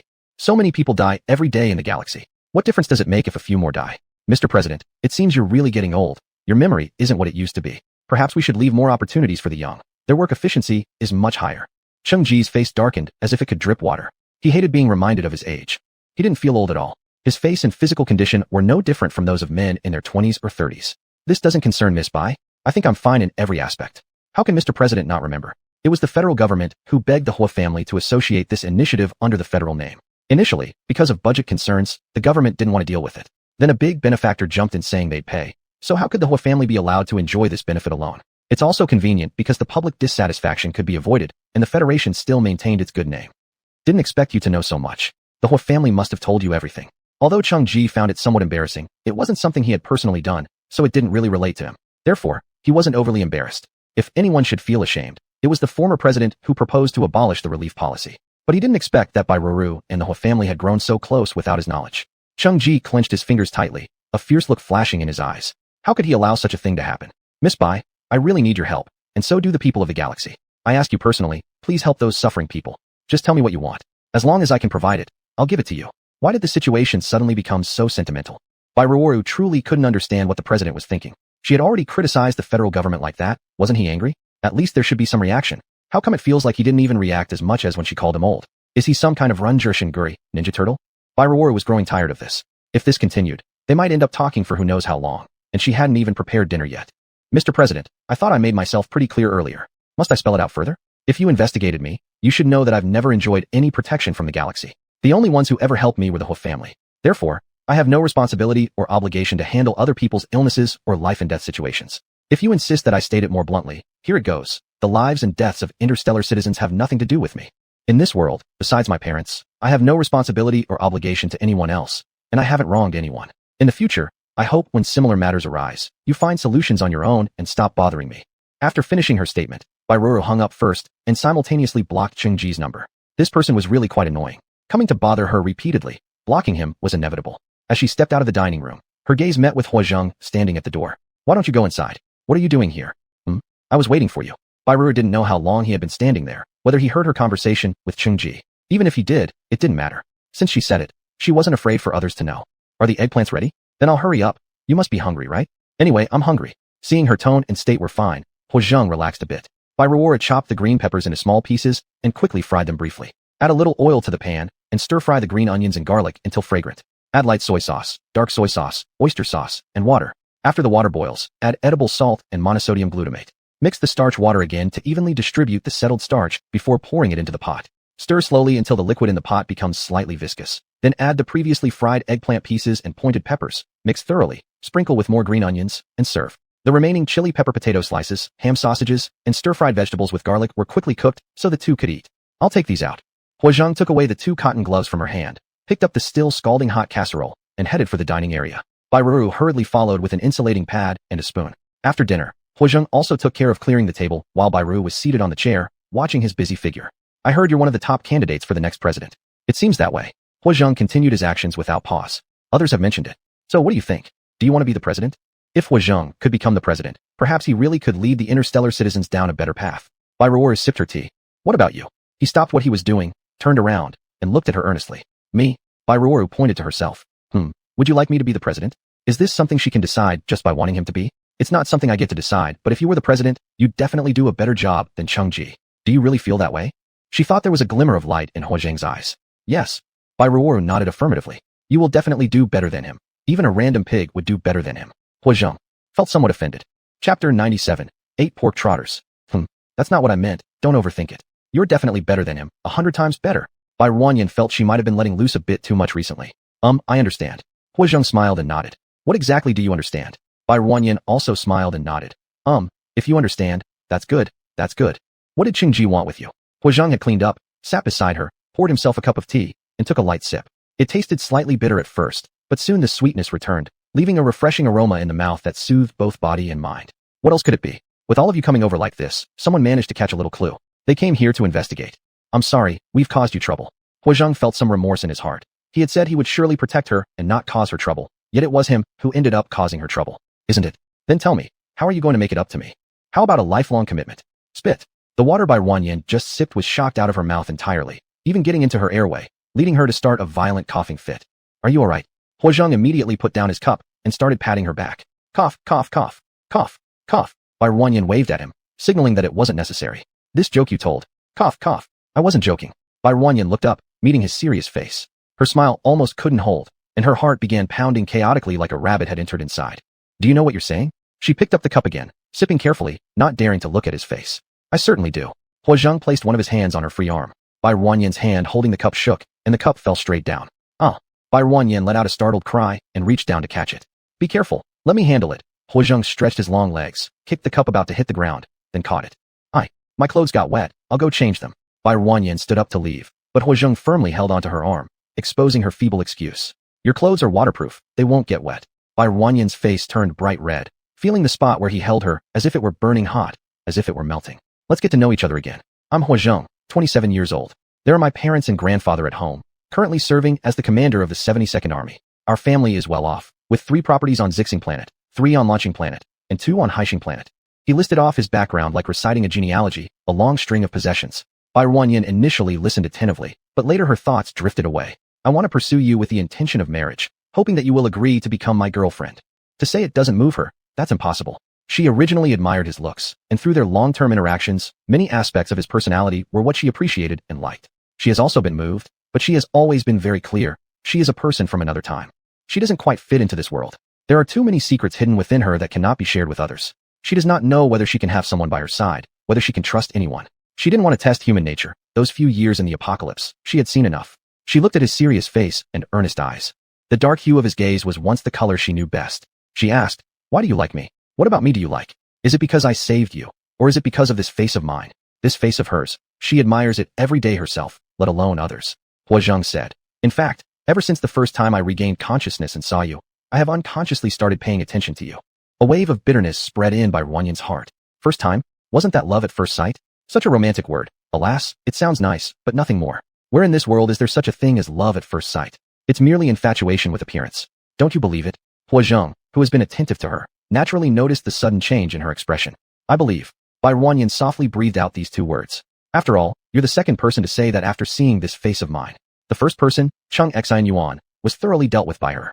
Hua Zheng also figured out the reason and quickly explained, "I admit, part of the reason is indeed because you look good. But among people, appearance is itself a factor. Everyone hopes to find someone whose looks appeal to them. But this is just the beginning. I'm not the type of person who only values looks. Although I admit that I initially paid attention to you because of your appearance, after spending more time with you, your various qualities and personality are far more attractive than your looks. I wouldn't use marriage as a repayment simply because you saved me. There are many ways to repay the kindness of saving someone's life. If I were to offer myself as repayment, it would be because I truly want to be with you and choose to give myself to you." Bai Ruanyan's lips quivered slightly, wanting to say something, but in the end, she said nothing. "Ruanyan, the future is still long. Can you give me a chance to try? If eventually you feel we're not right for each other, you can always refuse me, and I will never harass you." "Alright." Is Bai Ruanyan moved? Of course she is. If this were in a TV drama, 2 people with mutual feelings running towards each other would result in such a perfect and blissful moment. However, the main character is her, someone who carries too many secrets, having experienced too much during the apocalypse. Though she still believes in family bonds and love, she has never imagined herself as the main character. Human nature is fragile and cannot withstand even the slightest testing. "I'm sorry." With great difficulty, Bai Ruanyan uttered these 3 words. She saw the light in his eyes dim. Hua Zheng didn't know how to describe his current mood. Growing up, he has never felt so deeply preoccupied or cared so much about a girl. His first confession ever, rejected just like that. Saying he wasn't frustrated would be impossible. But this person is Bai Ruanyan, and the sense of defeat in his heart seemed to lessen somewhat. He didn't have 100% certainty to begin with. It was just that the conversation today led to his hasty declaration of feelings. "Then, may I ask, do you dislike me?" Bai Ruanyan shook her head. Hua Zheng felt a bit better. "Do you have someone you like?" Bai Ruanyan hesitated. She wasn't sure if Hua Zheng counted or didn't count. After some thought, since she had already refused him, she decided he didn't count and shook her head again. Chapter 98. 9 Pieces of Pig Trotters. A flicker of hope rose again in Hua Zheng's heart. Maybe it was because she was still too young, so she didn't yet have the idea of finding a partner. That meant he still had a chance. "If one day you want to find someone special, will you consider me?" Bai Ruanyan didn't expect him to ask this way. But if there ever truly was such a day and she thought things through, maybe she really would consider him first. After all, among the people she knew, there was no one more outstanding than Hua Zheng. "If that day really comes, I certainly will." "So we've made that promise then." Hua Zheng didn't stay long before leaving. Bai Ruanyan sat on the couch drinking tea for a long time. "Good morning." "Good morning." Bai Ruanyan's thoughts were a bit complex. She thought he wouldn't come today anymore. "I haven't eaten breakfast yet. Is there any kanji left? Serve me a bowl." "Yes." Following her to the dining room, there was breakfast laid out on the table. Bai Ruanyan went into the kitchen and fetched clean bowls and chopsticks for him. She had cooked millet porridge today. "I'll do it myself." Hua Zheng took the bowl and served himself porridge. Seeing the obviously increased quantity compared to yesterday, he couldn't help but glance at Bai Ruanyan. Bai Ruanyan felt guilty as she lowered her head to drink the porridge, avoiding his gaze. When cooking this morning, she wasn't sure if he would come today or not, but inexplicably, she still added a little more millet.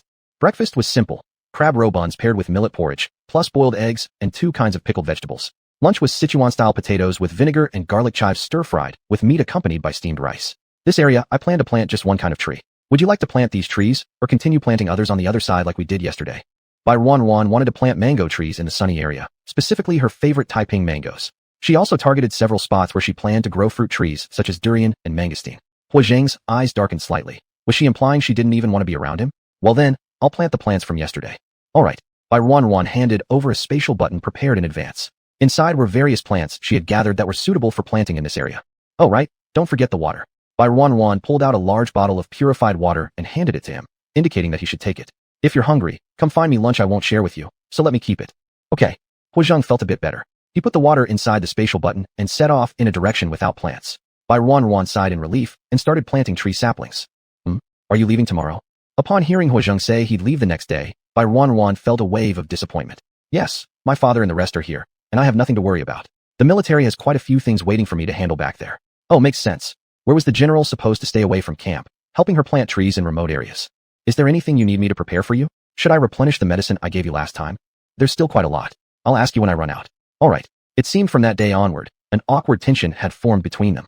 Bai Ruan couldn't think of anything else to say. Finally, she muttered, "Wish you a safe journey."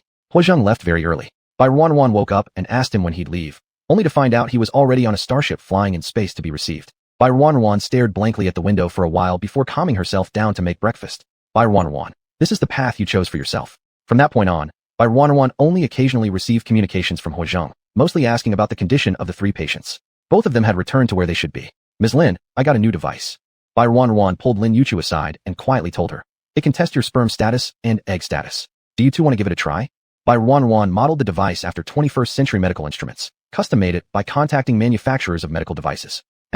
Lin Yuchu was shy by nature. Hearing Bai Ruan mention sperm and eggs so frankly threw her off balance. We could give it a try. Just tell Mr. Shi. Bai Ruan handed her a test tube and asked him to place his sample inside here, then bring it back to me.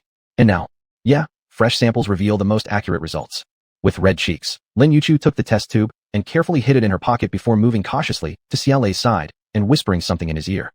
Bai Ruan clearly saw Xia Lei's muscular body shake. In an instant, he twisted his head toward Bai Ruan, shocked beyond belief. Cough. Bai Ruan awkwardly covered her mouth and coughed lightly, avoiding his gaze. Lin Yuchu secretly passed the test tube Bai Ruan gave her to Xia Lei, whose face visibly turned red. He glanced at Bai Ruan again, feeling the test tube burning in his hand. What's going on? The others looked at the couple curiously. Nothing. Xia Lei hid the test tube into his sleeve, blushing as he moved towards the bathroom on the first floor. Why is Mr. Shi so red in the face? Mrs. Gu asked worriedly. Wanjun, could you please get me a glass of orange juice? I'm thirsty. Ah, sure, I'll go right away. Grandpa Hu smiled at everyone, keeping his accomplishments under wraps. Miss Ruan, my leg has been itching lately. Could you take a look? Of course, Grandpa. Bai Ruan leaned over and touched the leg he indicated was itchy. Where does it itch? Is it here or here? A bit lower, on the left side. Yes, exactly here. Bai Ruan touched it. The issue wasn't serious, perhaps a sign of his body recovering. Grandpa, this means your leg is getting better. Keep soaking it and don't be lazy. Got it. After a while, Xia Lei came out of the bathroom hesitantly, tightly gripping something as he walked quickly to Bai Ruan's side. He handed her the test tube filled with milky white liquid discreetly, without letting anyone else see. This nearly 6'3" tall man had his face completely flushed, and Bai Ruan couldn't help but find it amusing yet somewhat awkward. She hurriedly put the test tube into her spatial button, deciding not to leave it out to embarrass him further. I'm going back to my room. Xia Lei was too embarrassed to stay, feeling as if everyone already knew what he'd just done. He practically ran upstairs in 3 quick steps. I'll go check on him. You guys keep talking. Lin Yuchu followed, concerned about him. Chapter 99, 10 Pig Trotters. This child, Mrs. Gu held a large tray of cups and a big pitcher of orange juice over. Do you want to call them down for a drink? She asked while pouring juice for the old man. There's no need to bother them. If they want a drink, let them come themselves. They've already started their own families. Why are you still treating them like kids? Look what you're saying. No matter how old they get, aren't they always children to us? Come on, Ruan, come over here and have some juice. Mrs. Gu poured the juice and then ignored Mr. Hu's outstretched hand, warmly calling Bai Rujuan over instead. Thank you. Bai Rujuan accepted the orange juice Mrs. Gu poured for her and sat on the sofa as she did so. Why are you being polite? Didn't you bring this over anyway? If we followed your example, shouldn't we also thank you? After serving herself a glass as well, she finally remembered that Mr. Hua was present and poured whatever remained in the pitcher into an empty cup until it was half full, then pushed it towards Mr. Hua. I wonder where our son is by now. Did you ask him? Yes, I did, but he didn't reply. He must be busy. Just listen to you. What is there to be busy about? It's not like he's the only person in the whole military camp. Will the planet stop spinning without him? Are all those people beneath him just decorations? At the mention of this, Mrs. Gu became angry. It's no surprise he's your son. He's exactly like you. Neither of you ever spend time at home. What good is it for me to have such a son? Mr. Hu drank the orange juice in his glass with some sense of grievance and glanced at the now empty glass pitcher which used to hold the orange juice. Bai Rujuan thought he looked rather pitiful and took out her spatial ring, taking out 2 unmarked bottles of drinks from inside the space with an air of showmanship. Besides, she felt somewhat guilty since Ho Jing's departure seemed partly due to her reasons. She took out 1 bottle of Sprite, 1 of orange juice, and a box full of ice cubes. First, she placed 2 ice cubes in the old man's half-empty glass, then refilled it with orange juice. She then filled the ice in Mr. Hua's glass and poured it full of Sprite. Similarly, she prepared a glass of Sprite for Mrs. Gu. Why does mine taste different than theirs? Mr. Hua immediately expressed his dissatisfaction. You still have some left in your cup. How am I supposed to pour you more? When you finish, I'll pour another one for you. Mr. Hua reluctantly agreed. All right then, leave the rest for me, old man. No problem, it's all for you. Bai Rujuan pushed the remaining half bottle of Sprite to Mr. Hua, who held it tightly in his arms as if afraid someone might take it away. Mr. Hua looked delighted as he picked up his cup and sipped the cold drink. The peculiar, popping sensation in his mouth made him open his eyes wide. Both of their expressions were similar, but they couldn't resist having sip after sip. Carbonated drinks really have a certain charm that captivates people. Miss Bai, after leaving the house, Bai Rujuan encountered Was, who had been waiting beside her floating car for who knows how long. Mr. Was. She nodded at him. Have you been waiting for me? Is there something? Miss Bai, haven't you noticed that you haven't paid much attention to me recently? Is there anything wrong with me? Huh. Bai Rujuan momentarily felt confused. No, we haven't spoken much recently. How could you have done anything I think is bad? That's true. Then why haven't you paid any attention to me recently? Did I do something wrong, causing you to ignore me? Or, has Grand Commander Hua said anything about me to you? Did he tell you not to talk to me? Oh. Bai Rujuan. Black mark question face? Would Huazhong really say bad things behind the back of a cook? That would be too petty. He hasn't said anything, nor have I ignored you. Besides, we're both so busy, we barely have time to interact. You didn't say before that when you had free time, we would exchange cooking skills. I've been waiting for you, but you never came looking for me. Please, bro, isn't this excuse clear enough for everyone to understand? Because I've been so busy lately, I haven't had time. How long have you been busy? Rest today? Let's discuss culinary skills and chat a bit. Was finished speaking and grabbed her arm, pulling her towards the building. Bai Rujuan. She quickly pulled her hand back, stepping back 2 steps to create distance between them. Mr. Was, Earthstar is still developing, and I really have many things to do. Sorry, I really don't have time to discuss culinary skills with you. Seriously, how come there are so many strange people in the galaxy? Bai Rujuan rolled her eyes inwardly, but on the surface, she remained courteous. After all, he was a guest brought by the Hua family and would probably leave in 6 or 7 days. And Was, precisely because he knew that he would be leaving in a few days, was now in a hurry. There were still things he hadn't resolved yet. How could he just leave like this? Miss Bai, a chef as excellent as you shouldn't be held back by such trivial matters. I've heard that you've hired quite a few people. Just hand over the work to them. There are still many things I don't fully understand. Let's discuss them together so we can improve together. He invited her indoors once more. Mr. Was, I'm not really a chef. Cooking is merely one of my hobbies. Moreover, I have nothing that needs clarification, and discussing with you wouldn't lead to any improvement anyway. Was fell speechless. She might not be able to, but he could. Miss Bai perhaps. Mr. Was, Rujuan cut him off. If you want to discuss cooking, go find those professional star chefs instead. I'm not a culinary teacher after all. If you're interested in my recipes, you can buy the copyright. Go back and try them yourself. I really am very busy. In the future, please ask someone else about these things. She realized that for some people, it was better to speak clearly. Whether they genuinely didn't understand or were pretending to misunderstand, she wasn't sure. All right, then I apologize. Even with his thick skin, Was couldn't persistently insist anymore. Miss Bai, there's one more thing. What is it? It's just, can we get more ingredients from you? The amount you've provided isn't enough. Not enough. Bai Rujuan was somewhat surprised. She was familiar with Mrs. Gu's appetite, and Mrs. Lin's portion would definitely be less, if not equal. Shi Lei and the Hua family father and son were calculated based on Hua Zheng's intake, with a bit extra added on top. The food quantity should only be more than enough and less. Oh, it's like this, the amount you've given can barely feed 6 people. We now have 12. Bai Rujuan looked at Was and thought, exactly as expected, and then she felt rather incredible. What kind of impression had she given them? Did she look like an easy target to take advantage of? Chapter 100. A smoked meat pancake. She took a deep breath and said, Mr. Voss, Mr. Shi and his wife, along with the Hua family, haven't given me enough stellar coins to cover the cost of those ingredients. I've already given them more, because they're friends and family of Huazhang. But it's not nearly enough for all of us. Mr. Voss, I'm unclear about your contract details, but they only requested the quantity needed for a few of them. They didn't mention your portion. If there are communication issues between you, please resolve them yourselves.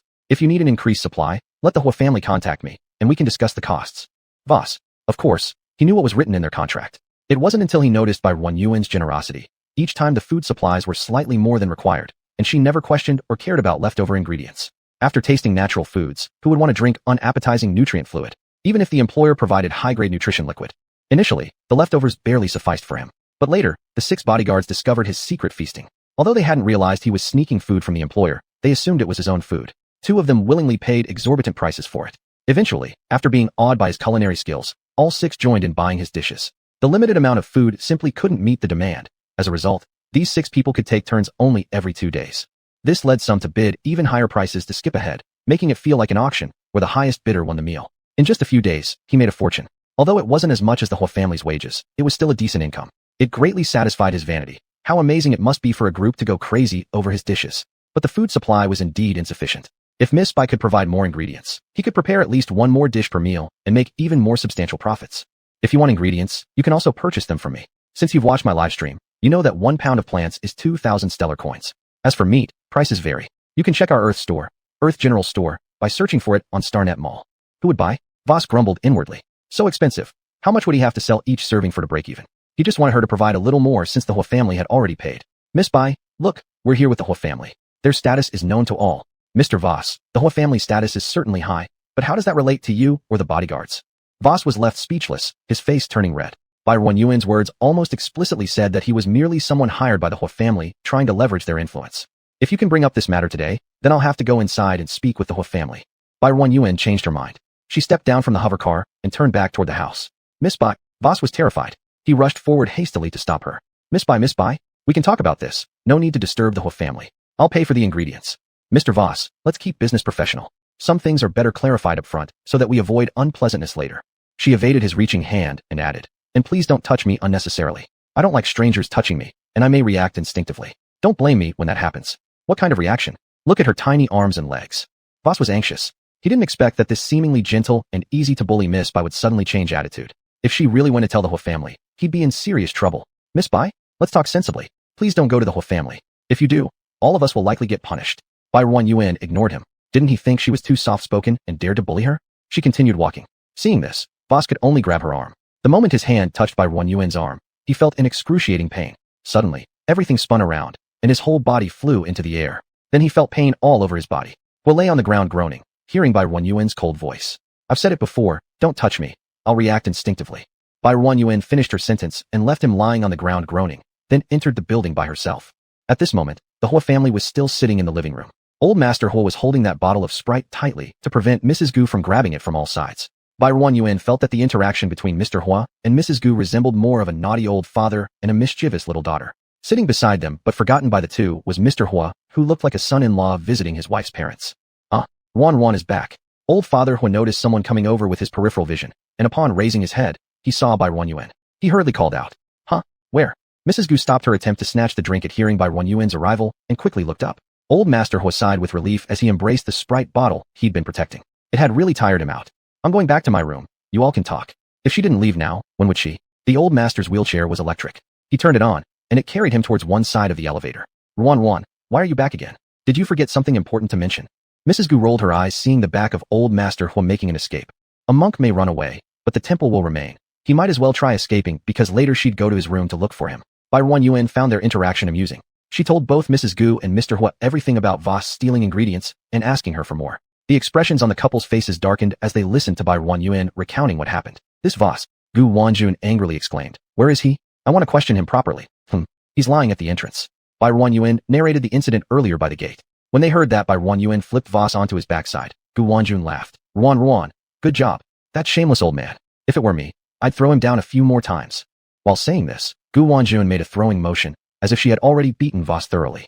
Chapter 101, 2 Bacon Pancakes. Mr. Hua looked at her with doting affection on his face, and Bai Ruren felt full even though she hadn't started eating yet. This matter will be dealt with seriously. It's caused you trouble, and we sincerely apologize. He gave her an apologetic nod. It's no big deal. It's not because of you guys. I assure you, I'll have a serious talk with him soon. Mr. Hua's eyes flashed with a cold gleam. A little punishment is enough. Otherwise, who will cook the meals? She whispered this as a reminder. Don't chase the person away, otherwise she might end up cooking for the whole family. You're very considerate. Mr. Hua nodded in strong agreement with what she had said. Before leaving, Bai Ruren left another bottle of orange juice and a bottle of Sprite behind. For the sake of this family of three's relationship, she would take a small loss. As she passed by the gate, Voss had already gotten up, leaning against a tree trunk gasping for breath. His physical condition was only C+, and Bai Ruren had not held back during that toss. He felt sore all over. Seeing Bai Ruren walking toward him from afar, his body involuntarily trembled slightly. He moved slightly to let the tree trunk block him as much as possible. Bai Ruren could only see his body but not his face, which was completely hidden behind the thick tree trunk. Wasn't this like stealing while covering your ears? Bai Ruren didn't bother with him anymore and drove off stylishly in the hover car. After a long pause, Voss felt somewhat better, but he couldn't stay sitting there forever. If someone saw him in this state, they'd probably laugh him to death. Also, he didn't know how Miss Bai had spoken to the Hua family, but there was still a tough battle waiting for him inside. Staggering step by step into the house, every move sent pain shooting through his entire body. If there weren't any Hua family members in the hall, he'd go back and lie down for a while. Miss Bai really had an immense amount of strength. Such a girl was perhaps best left for Commander Hua Xiaoyuan to enjoy. He wasn't worthy of it. thinking about if she were dissatisfied with him after their marriage. Voss shivered unconsciously. He wanted to live a few more years. Unfortunately, just as he stepped into the hall, he saw Mr. Hua and Ms. Gu sitting on the sofa waiting for him. Voss forced out a stiff smile, dragging his hurting body closer. Barren didn't know how they resolved it, but since they hadn't called her to cook for them, that was good. Later when she went there again, she barely saw Voss anymore. Occasionally when they met, he dared not say any casual words to her, not knowing whether Mr. Hua had instructed him or if he was still scared from that fall she gave him. She continued delivering ingredients every other day, but there were never any shortages anymore. Instead, whenever she brought supplies, some leftovers always remained in the fridge. Ms. Lin, I've tested the things both of you gave me. Barren still pulled Lin Yuchu to the corner to quietly converse. Then, what are the results? Speaking of this, she felt somewhat embarrassed and uneasy. Ms. Lin, your mental power is C. What about your stamina? It's also C. Although Lin Yuchu didn't know why she was asking this, she still answered honestly. What about Mr. Shi Lei's stamina? It's 2S. Ah, that's it. I detected through instruments that Mr. Shi Lei's sperm quality is very poor, while the quality of your eggs is marginally acceptable. The main issue lies with Mr. Shi Lei. Then, does that mean the two of us can't have our own child? Lin Yuchu's expression darkened. She truly wanted to bear a child with both their shared DNA. That's not entirely true. There is still a way. Lin Yuchu suddenly looked up at Barren. Miss Bai, are you sure about that? It's true. The number of little tadpoles in Mr. Shi Lei's sperm was so scarce, not to mention they swam very slowly, and some even lacked limbs. If such quality could still result in having children, that would be quite impressive indeed. She hadn't seen the sperm quality of other 2S class warriors, so currently, she had no comments on why people with stronger mental powers found it harder to have offspring. But based on Mr. Shi Lei's symptoms alone, all issues stemmed from the low activity of the sperm, or even its complete absence. Low activity? Just increase its activity. Too few numbers? Increase the quantity. After hearing Lin Yuchu's retelling, Mr. Shi Lei's heart was filled with deep regret. He knew all too well how eager she was to have a child, but it couldn't happen due to his reasons. Yuchu, don't worry, I will fully cooperate with Miss Bai's treatment. He grasped her small hand tightly. Sorry, it's all my fault. It's not your fault. Lin Yuchu gently touched his somewhat stiff hair with her other hand. After so many years of marriage, he had always been good to her. Extraordinarily good. She was truly, incredibly happy. If in the end they really couldn't have a child, though there would be some regret, she had never once regretted marrying him. Marrying him was the luckiest thing that ever happened to her in life. Barren first diagnosed Shi Lei's pulse, then wrote a new prescription based on his physical condition. The herbs in this prescription must not conflict with the ones he was currently taking. Ms. Lin, please come over as well. Barren beckoned Lin Yuchu to sit down too. After diagnosing her pulse, she wrote another prescription for her. You both should take the medicine together, that way the effect will be better. Miss Bai, then, how long will it take to see any effects? Shi Lei clutched his hands and finally asked the question that made him a little embarrassed. To be honest, I've never treated infertility among interstellar people before. You two are the first couple. The specific situation depends on how your bodies respond. We'll start by drinking the medicine for 10 days, and then check the results after another test. Alright. Thinking about the items Barren needed for analysis made Shi Lei feel somewhat bashful again. Will our vacation be enough? Shi Lei's headache had basically cleared up. Barren instructed them to take the medicine for another 7 days to consolidate their recovery. In fact, they could already leave Earth and go home. It's enough. He had originally planned at least a month. Even including travel time, it had been less than half a month, so they still had plenty of time. That's good. Barren nodded. I estimate it might take you around 10 to 15 days before you can return home. The elder and Mr. Hui didn't have the assistance of spiritual spring water, so the process was much slower than Mr. Hui Zhang's. However, Mr. Hui stopped the medication on the 20th day. The elder still needed more time, while Mr. Hui felt completely relaxed and spent his free time wandering around Earth. Sometimes, he even helped the hired workers with their tasks instead of staying home and bothering the two parents. Chapter 102, 3 Smoked Meat Pancakes. 10 days later, Barren simply brought the device to their building. She poured the milky white liquid from the test tube that Shi Lei had given her back into the machine. After observing it for a while, she stepped aside and let Mr. and Mrs. Shi take over. Take a look yourselves. It was the first time in these 30 years that Shi Lei had seen such an instrument. He sat at the spot Barren just vacated, placing his eyes where hers had been. Inside, there was a field of white with some black things resembling tiny worms moving around non-stop. Barren stood beside him to explain. What you're seeing, those things that look like tadpoles, are your sperm. Normal sperm move quickly, which is what I mentioned earlier as their activity level. Look, your little tadpoles are moving very slowly. This speed is already a bit faster than last time we checked. As for quantity, it has increased a little bit, but it's still far from reaching normal levels. Before the two could show disappointment, Barren continued. But your body is responding well to the medication. Based on your current recovery speed, it seems like in about a month you might reach the standard required for artificial uterine conception. Then you can go to Z-Star and have your child conceived through an artificial uterus. If you want natural conception, it will probably take another 2 months. The couple was almost disappointed, but then Barren gave them hope. Miss Bai, Lin Yuchu was so moved that her body trembled slightly. You mean, by what you said before, does that mean in a month we'll be able to have our own child? In theory, yes. Brother Lei, did you hear that? Lin Yuchu excitedly nudged Shi Lei's arm. In 1 more month, we can have a child. Our own child. I heard.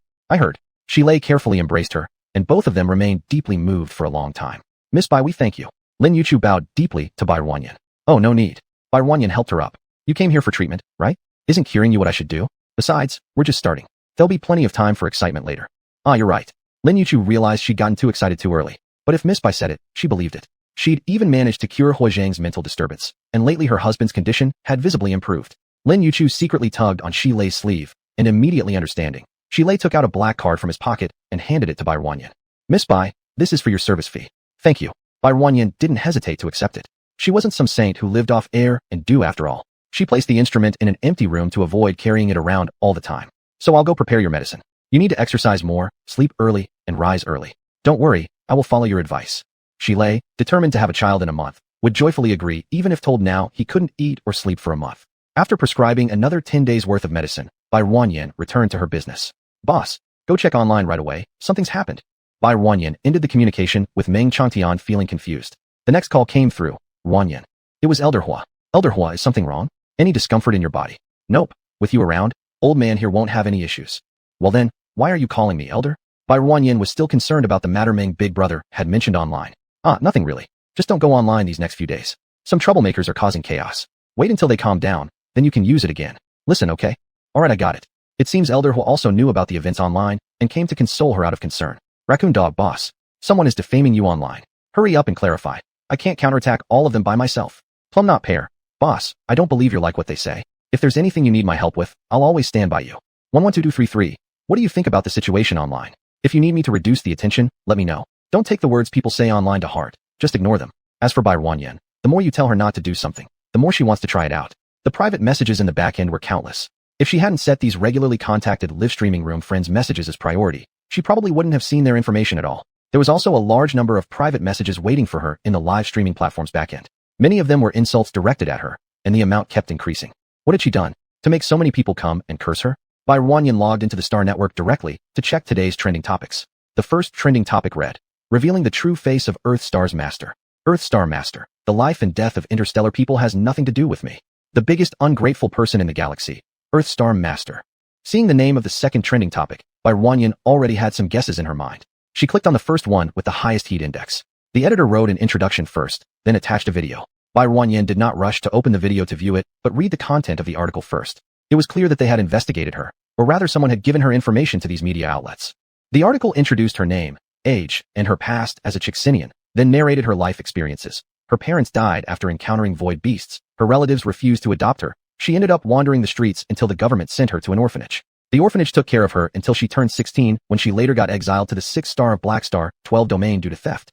Somehow, she managed to buy a planet and regain normal citizen status. Growing up relying on the galaxy and the Federation government, she now completely denied all the help the Federation provided her. At this time when everyone in the entire galaxy is striving hard for the future of the galaxy, as a beneficiary of the Federation and a master of a planet, she openly declared that the life and death of the galactic people has nothing to do with her. Chapter 103. 4 Smoked Meat Pancakes. Where does this place the warriors who have sacrificed their lives at the front lines to protect their homeland? Blah blah blah. The entire passage criticized by Wan Yuan for being so untrustworthy, then dragged her shop's prices into it, even posting comparison images. The price of meat normally sold by merchants was contrasted with hers in the Earth grocery shop, which had skyrocketed several times. Finally, it exposed that she had purchased a pair of pliers beasts for 1 interstellar coin, but later resold them at 20 interstellar coins per pound to viewers in her live streaming room.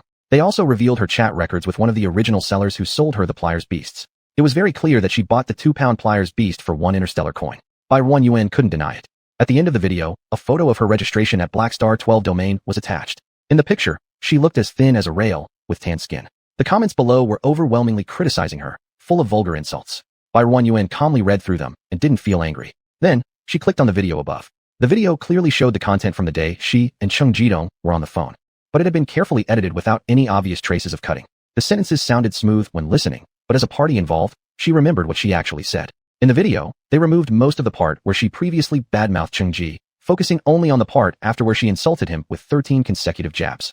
However, Cheng Ji still said he would do whatever she asked for the sake of the interstellar people, and agreed to all her requests as long as he could fulfill them. This moved countless interstellar citizens, shouting that it was no wonder he was their president, and only such a person deserved to be their president.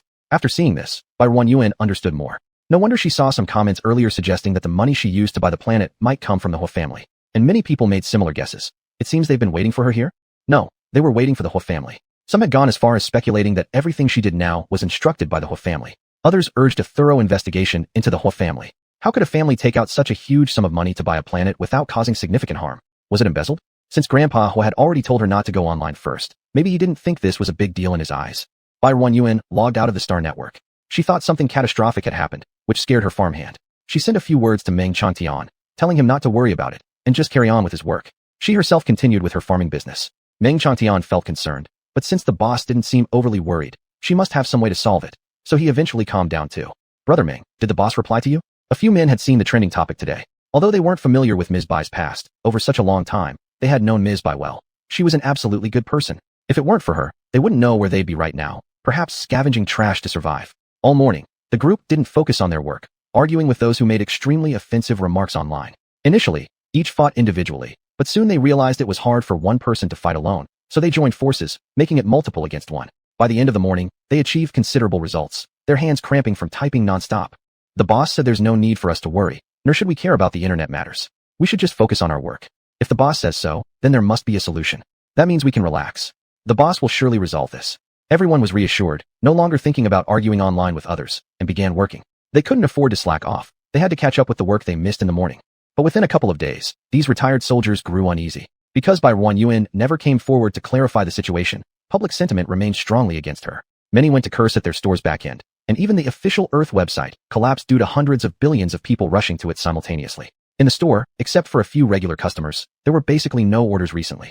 They all knew how Bai Yuan made her money. The men, having large hearts, simply worried about Bai Yuan, but the women were more sensitive, worrying more deeply. Husband, do you think, if this continues, will Ms. Bai fire us? And will there come a day when she cannot pay our salaries? Since she cannot stream anymore, and there are so many people cursing the shop, without profits, how will she support us? Such thoughts were common. Similar discussions echoed throughout numerous dormitories, and many families fell into anxiety. For several consecutive days, when Bai Yuan sent wages to the sisters-in-law, she could see their expressions of hesitation and low spirits. She knew what they were worried about, but she really couldn't figure out why they had anything to worry about. She hadn't stopped paying their salaries, after all, and the payments always arrived on time every day. Miss Bai, we know you're going through a tough time lately. The orders for the shop have decreased significantly recently. Perhaps you should cut our wages as well. As the unofficial leader of this group of sisters-in-law, Sun Jejia stepped forward to express the decision they had discussed over the past 2 days. Miss Bai was facing difficulties now, but they were not heartless people. During their time on Earth, it was the most comfortable period they had experienced in many years, and none of them wanted to lose their current lives. It would be false for Bai Yuan to say she wasn't moved. She reassured them with her words, "Sisters-in-law, don't worry. This is just a small matter and won't affect us much. Even if no one comes to our store to buy things in the end, I can still support all of you. Everyone doesn't need to be afraid. Keep doing what you've been doing. In the worst case, we still have so much land and so many plants. Relying on these plants, we can survive on Earth." The sisters-in-law suddenly woke up as if drenched in cool water. That's right. Even if no one buys their plants anymore, they could still eat them themselves. They could continue living well on Earth just relying on those plants. The sisters-in-law changed their anxious mood of the past few days, each showing broad smiles. "Sisters-in-law, rest assured. As long as I am here on Earth, as long as you don't make mistakes and don't want to leave, no one will drive you away from Earth. I won't leave. My family will live here forever. Thank you, Miss Bai." The sisters-in-law chattered excitedly, their emotions clearly overflowing. "Well then, sisters-in-law, go home quickly. After a hard day, go back and rest properly." Chapter 104, 5 Bacon Pastries. Bai Yuan returned home and logged into the StarNet. Since the last time she had checked, she hadn't paid much attention to it, which resulted in her employees worrying about her so much. The top trending searches were all related to her. She skimmed through each one and had a rough understanding of the situation's development. Cheng Ji that mongrel released a statement. The general meaning was that whenever he communicated with people, he recorded audio or video to avoid unnecessary misunderstandings at work. But no one expected an underling to expose the call's recording due to personal emotional issues. The involved personnel had been disciplined, and Cheng Ji welcomed everyone to supervise the work of the federal government, requesting not to overly focus on this incident anymore. The whole thing was nonsense without any explanation of how the video was edited or revealing the name and photo of the involved individuals. It looked like a declaration, but ultimately said nothing. There were even more praises for Cheng Ji online. Bai Yuan also saw some people speaking up for her, but compared to the entire interstellar populace, they were far fewer, drowned out in the sea of voices. Some people who spoke in her favor were harshly criticized by radicals and even doxed. Bai Yuan thought, what a hard punch. Then the Hua family also issued a statement, posted by Hua Dad's account. It was regarding recent unfounded statements published online about the Hua family. All defamers would receive a legal letter from the Hua family. Hua Dad made a high-profile statement supporting Bai Yuan, stating that Bai Yuan was a prestigious guest of the Hua family, implying that those who crossed Bai Yuan would be crossing the Hua family. The The whole family believed in Bai Yuan's character and stood beside her always. Many people cursed in the comment section of Hoard's post, but Hoard didn't flinch. He said that anyone who slandered and insulted him would soon face letters from the whole family law team. That whore is really tough. Being protected by someone felt like this. Bai Yuan felt warmth in her heart. She realized that she couldn't act carelessly anymore. People had already been hurt because of her, and a small portion of people kept fighting for her, including the whole family being dragged into the mess. Previously, she thought it was a minor issue, not affecting her in any way, but now she could no longer think like this. After spending half the night thinking, Bai Yuan had a plan. Without caring whether it was late at night or not, she announced the live stream preview. 2 days later, the Earth live broadcast would hold a special sales event. The time was set for 5 p.m., earlier than usual. Hello everyone. Welcome to the Earth live broadcast. I'm Yuan. The same opening line, but the viewers of the live broadcast hadn't heard it for over a month. The number of people in the live broadcast surged crazily, eventually exceeding 300 billion, reaching as high as 700 billion. Bai Yuan. Do starfaring people have nothing better to do? So idle? Mr. Zhang's little darling. Bold move, still daring to go live. Cloud Song. Boss, haven't seen you in ages. Are you doing alright? Morong family playboy. Let's see who this shameless person is. Why don't you show your face? All day long. How dare she show her face? Probably hideously ugly. Who would buy her stuff if she showed her face? Heavenly Realm. Host, please don't mind what those people say. We believe in you. Ruining year. At Heavenly Realm, how much did your host pay you water armies? I'll pay double. Urban Hottie. Your host has become the rat everyone beats. Yet there are still fools who believe in her. Nansheng. Like you. No wonder you've never had parents. If I were your parents, I would have strangled you at birth rather than let you grow up to harm society. Bai Yuan ignored the screen full of abusive words and calmly said, a lot has happened recently, and I'm very grateful to those who have continued to support me and trust me. Today is also somewhat of a thank you session for everyone. Well, no more talk. Let's introduce the first product of today. Bai Yuan placed a picture in the top left corner of the screen. The image was of a resilient poplar tree standing tall amidst a vast desert of sandy soil. The tree in the picture is called Populus euphratica. As you can see from the picture, it thrives well in sandy soil. This tree is drought-resistant, salt-tolerant, cold-resistant, heat-resistant, wind-resistant, and poor soil-resistant. It is the only tall deciduous tree capable of forming a forest in deserts. It is irreplaceable by our previously sold swallow tree. If your planet suffers severe land desertification, this tree is extremely suitable for planting. The product for sale today is saplings. Therefore, the price is 20 million stellar coins per tree. There will be 50 available, and energy liquid will be provided to ensure their survival. Tiny number. Who's buying? Me. I want it. Adorable. Is this a plant? Is it really that expensive? Ready to list. Everyone prepare your speed. After Bai Yuan finished speaking, she immediately posted the link. For 700 billion people, 50 trees were not enough to see. Wang Tianzhu. Damn, was it so fast? Next door old Wang. There are really a lot of rich people. King Tianzhu. Everyone boycott Earth Star together. Boycott any plant sold by Earth Star. Bin, why can't I buy? Fake purchase, right? Why can't I even see the link? Did you post the link? Are you seeing it? Loved you yesterday. I thought my network was slow, but none of you saw the link either? Is this broadcaster a scammer? Wanted to buy Mechanoid. Already reported her. Bai Yuan watched the screen filled with comments accusing her of being a fraud and not seeing the posted link. Oh, that's right, forgot to mention. I bought a day's system administrator rights today. If someone said things they shouldn't have, they would be automatically blocked by the system. Not only will they not see the link when the product goes up, but they also won't be able to buy anything from the live broadcast room. Little genius. Why didn't you say that earlier? Don't you just want money? I'll give you money if you need it. Thunder Mech. Little slut. Even so, it doesn't stop me from cursing you. Go ahead and kick me out of the live stream if you dare. The next second, Thunder Mech found himself kicked out of the live broadcast room. He yelled a few insults in anger and tried to find Earth live broadcast room, but he could no longer locate it.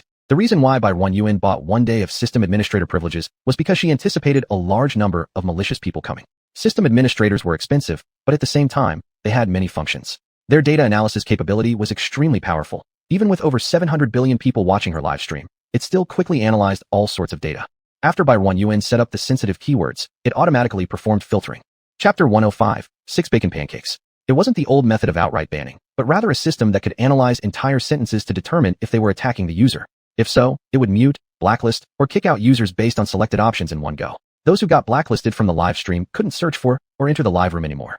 The number of people when the broadcast started had decreased from 7 billion to over 5 billion. More than 2 billion were blacklisted and kicked out by the system administrator. There was another group who could type normally but couldn't see links or grab items. Yet another large group couldn't speak, could see the links but couldn't buy anything. Despite all this, most people were reluctant to leave and lingered in the live room, keeping an eye on things. The second plant is called sea buckthorn. It's also a tree, drought-resistant and wind-sand-resistant. It has a similar growing environment to the poplar tree. Its branches are covered with sharp spines. The orange-yellow little fruits you see in the picture are its fruits, called sea buckthorn berries. They're very sour and can be eaten directly or made into juice. Every part of the sea buckthorn, roots, stems, leaves, flowers, fruits, and seeds, can be used medicinally, especially its fruits, which contain rich nutrients and bioactive substances and have high vitamin content, earning it the reputation as the king of vitamin C. In ancient Chinese history, sea buckthorn has had a long medicinal history.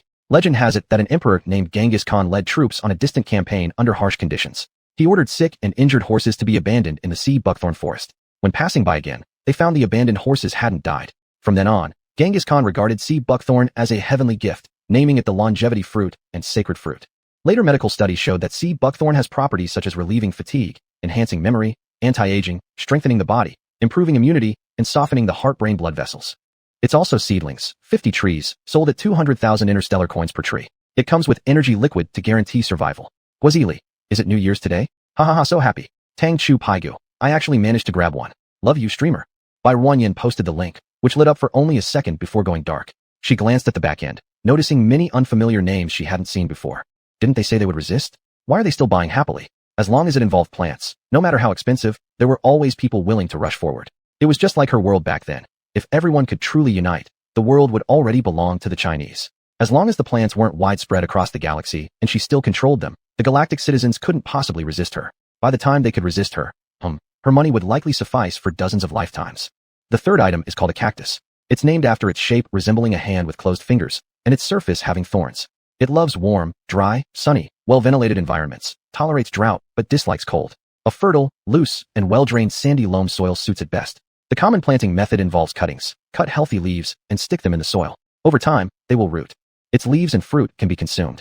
Specific methods on how to use them will be explained privately once bought. Buyers may contact me, and I'll share the information privately. Ancient Zoe, what secrets does this plant have? Why not tell us openly? Chioga, research institutes across planets have suffered countless hardships trying to bring plants back to life. You, however, make a fortune here. It will be sold in sets of at least 3 leaves, including the roots. Once received, you simply plant it in a pot. Pots aren't provided. Each will come with soil balls during delivery, and they will have energy liquids just like the 2 previous trees. There are a total of 100 plants, each priced at 70,000 interstellar coins. I love my home. Grabbed one. Happy. Lee Z. Not Lee. Too many people today. I didn't manage to grab any. Stellar Warrior. Resist, Earth Star. Resist everything Earth Star sells. The fourth item, Salix Somophila. Bai Ruanyin deleted the cactus image and uploaded the image of Salix Somophila. It's also suitable for areas affected by land desertification. All the products I've placed today are designed for land desertification areas, so I won't repeat it later. Salix Somophila is tolerant of waterlogging, drought, poor soil, sand burial, wind erosion, and mild salinity. It can grow in waterlogged or drought-prone interdune lowlands, on the windward and leeward slopes of sand dunes, in lush-covered sandy areas, and in mildly saline soils. However, it grows best in sandy lands with relatively shallow water tables. The branches, leaves, bark, or fibrous roots can all be used medicinally, having a spicy and bitter taste, slightly cold in nature. They have the efficacy of dispelling wind and clearing heat, resolving blood stasis, and reducing swelling, treating symptoms such as the initial stages of measles, rashes that fail to erupt fully, skin itching, chronic rheumatism, and sprained waist. If you cultivate these well, later on, I might need to purchase these herbs from you. Bai Ruanyin joked with everyone. Heaven and earth. Wouldn't that be great? I'll definitely buy several more trees, then sell them back to you at a high price later. Ah. Dream ocean, dream on, they're all mine. No one else can grab them. Saturn Peng Yenshu. Resist Earth Star. Resist anything sold by Earth Star. You are my little liver, right? Nobody should buy. Let me do it. Cute, cute, cute. Don't buy anything from the Earth live stream. We can snatch and return, making sure the Earth planet owner sells nothing. Oh yes, I forgot to mention earlier. For today's products, anyone who buys and returns will be blacklisted synchronously by Earth live stream and Earth grocery shop, and no products will be sold to them in the future. Alright, I've finished supplementing this information. Please continue. Brother Tian, crap. Why didn't you say this earlier? Yun Zhongguo, why should she say it? You come here to disrupt, preventing those who want to buy from doing so. Being blacklisted is already lenient. If you were in front of me, I'd slap you hard twice. Bai Ruanyin continued selling her merchandise, still 50 trees, each costing 200,000 interstellar coins, with energy liquid to ensure survival included. Bai Ruanyin posted the link, then began introducing the next item.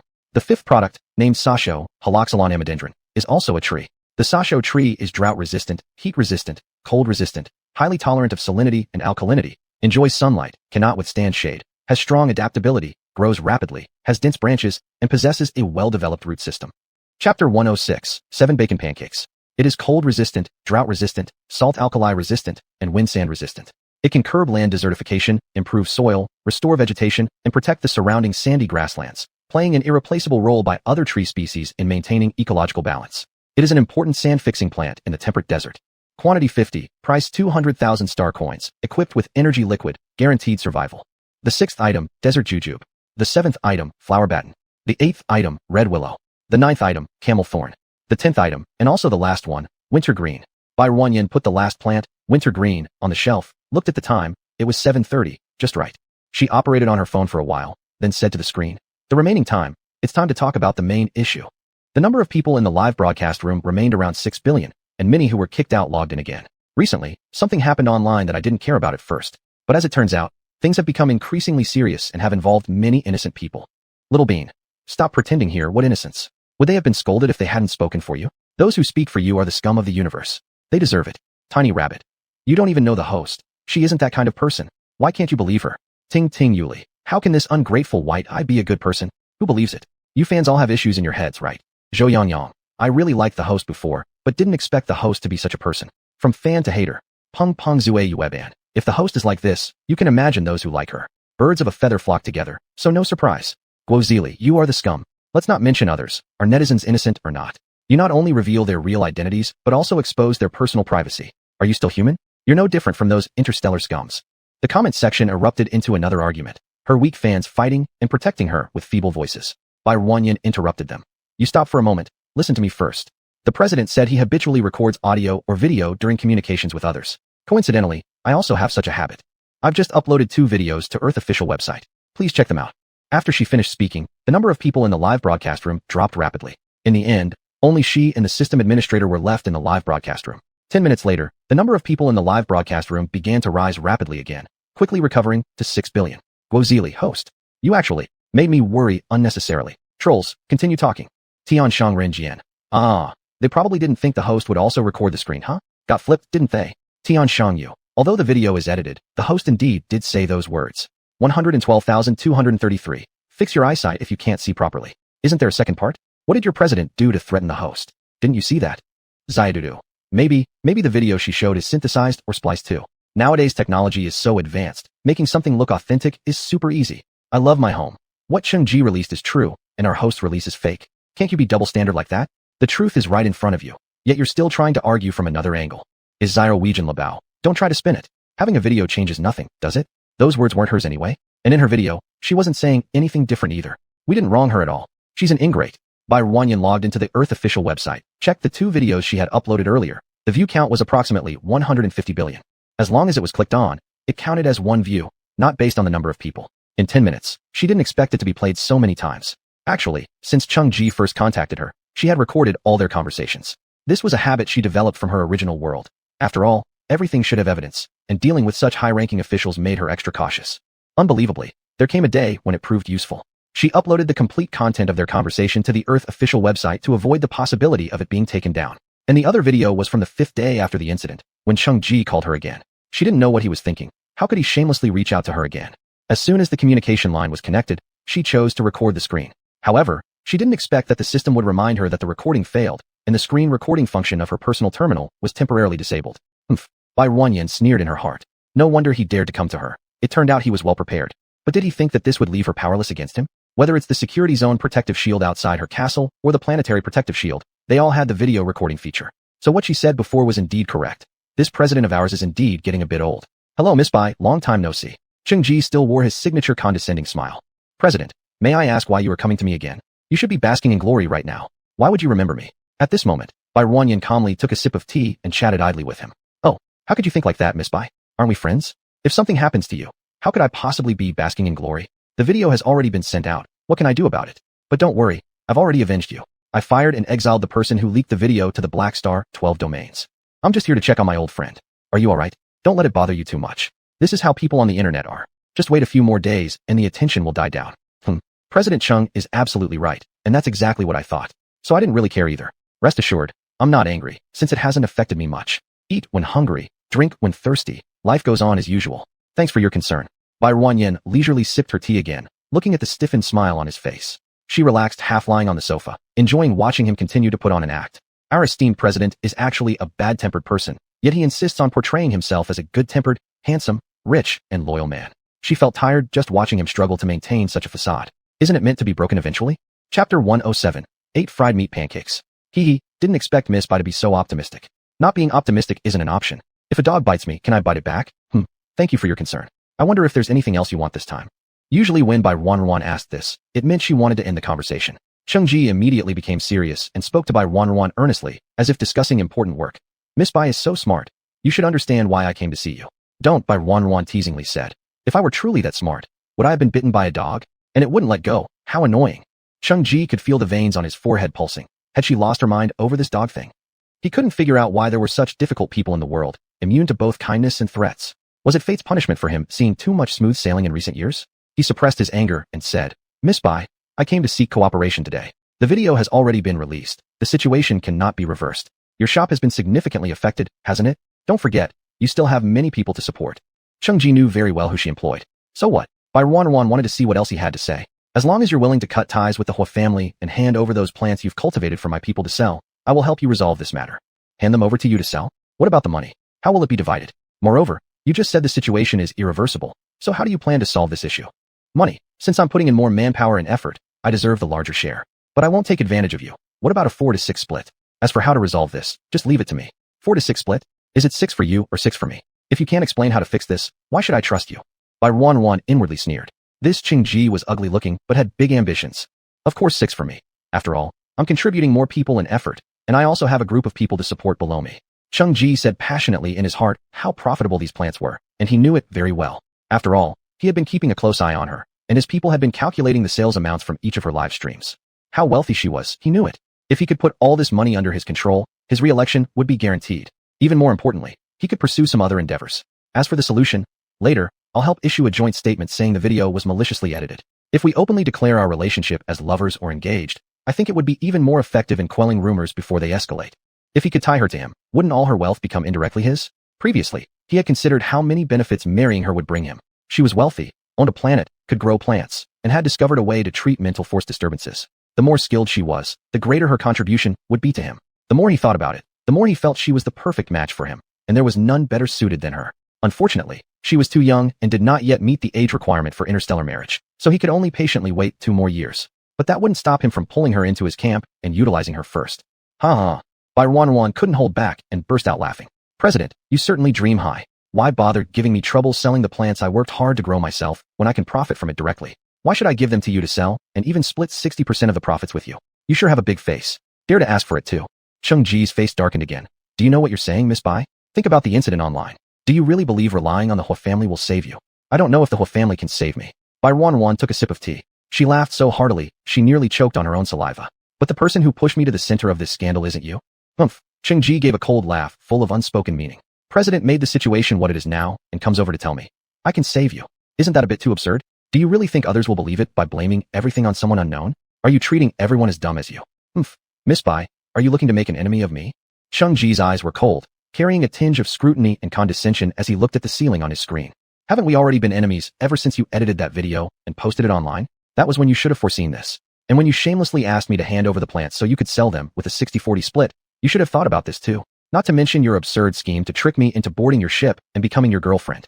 Why would I want your planet when I already have one, your money when I already have plenty, or your influence when I wield enough power? What could you possibly offer me? Your old age? Or your lack of hygiene? You dash. Bai Ruan cut him off, continuing.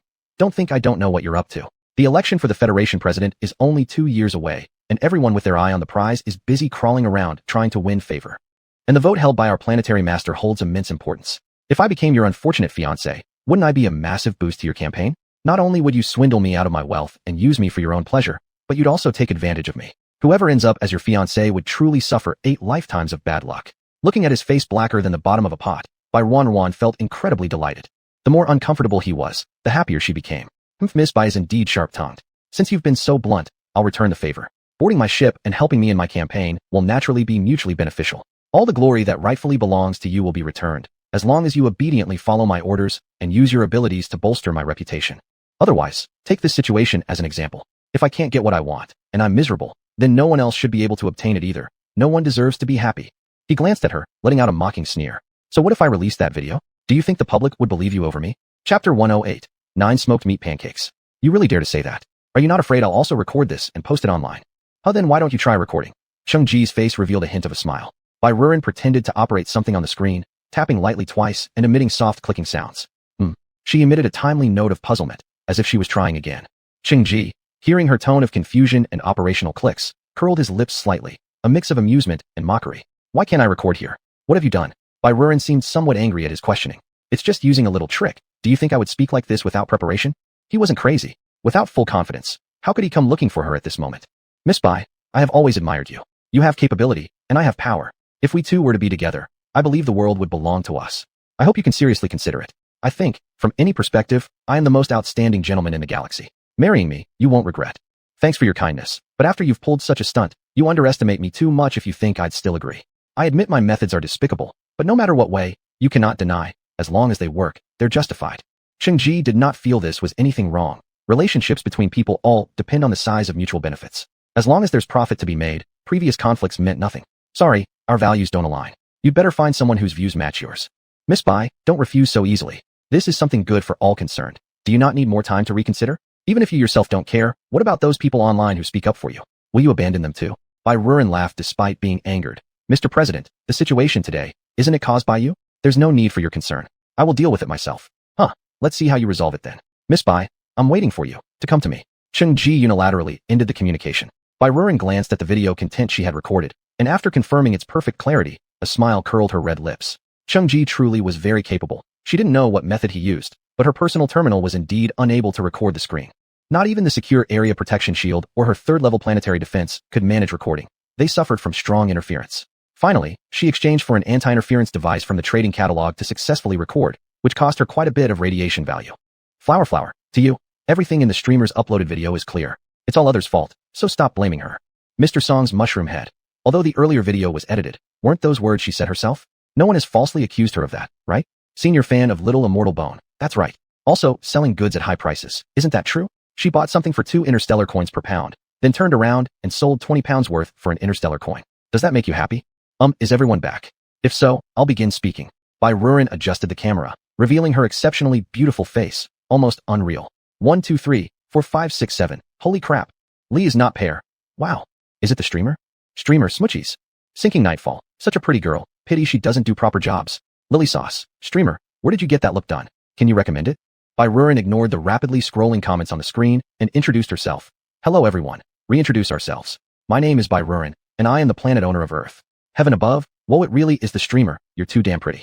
War god of Starnet. One look and you know it's all surgery. Maybe before you couldn't bear to look at her, huh? Today, I want to explain recent events. I didn't give it too much attention initially, but didn't expect things to get out of hand, even pulling innocent people into it. No matter what, the party involved is me. Some people wanting a scapegoat can target me, not attack those unrelated to this matter. Enough with the chit-chat. First, let me clarify my own affairs.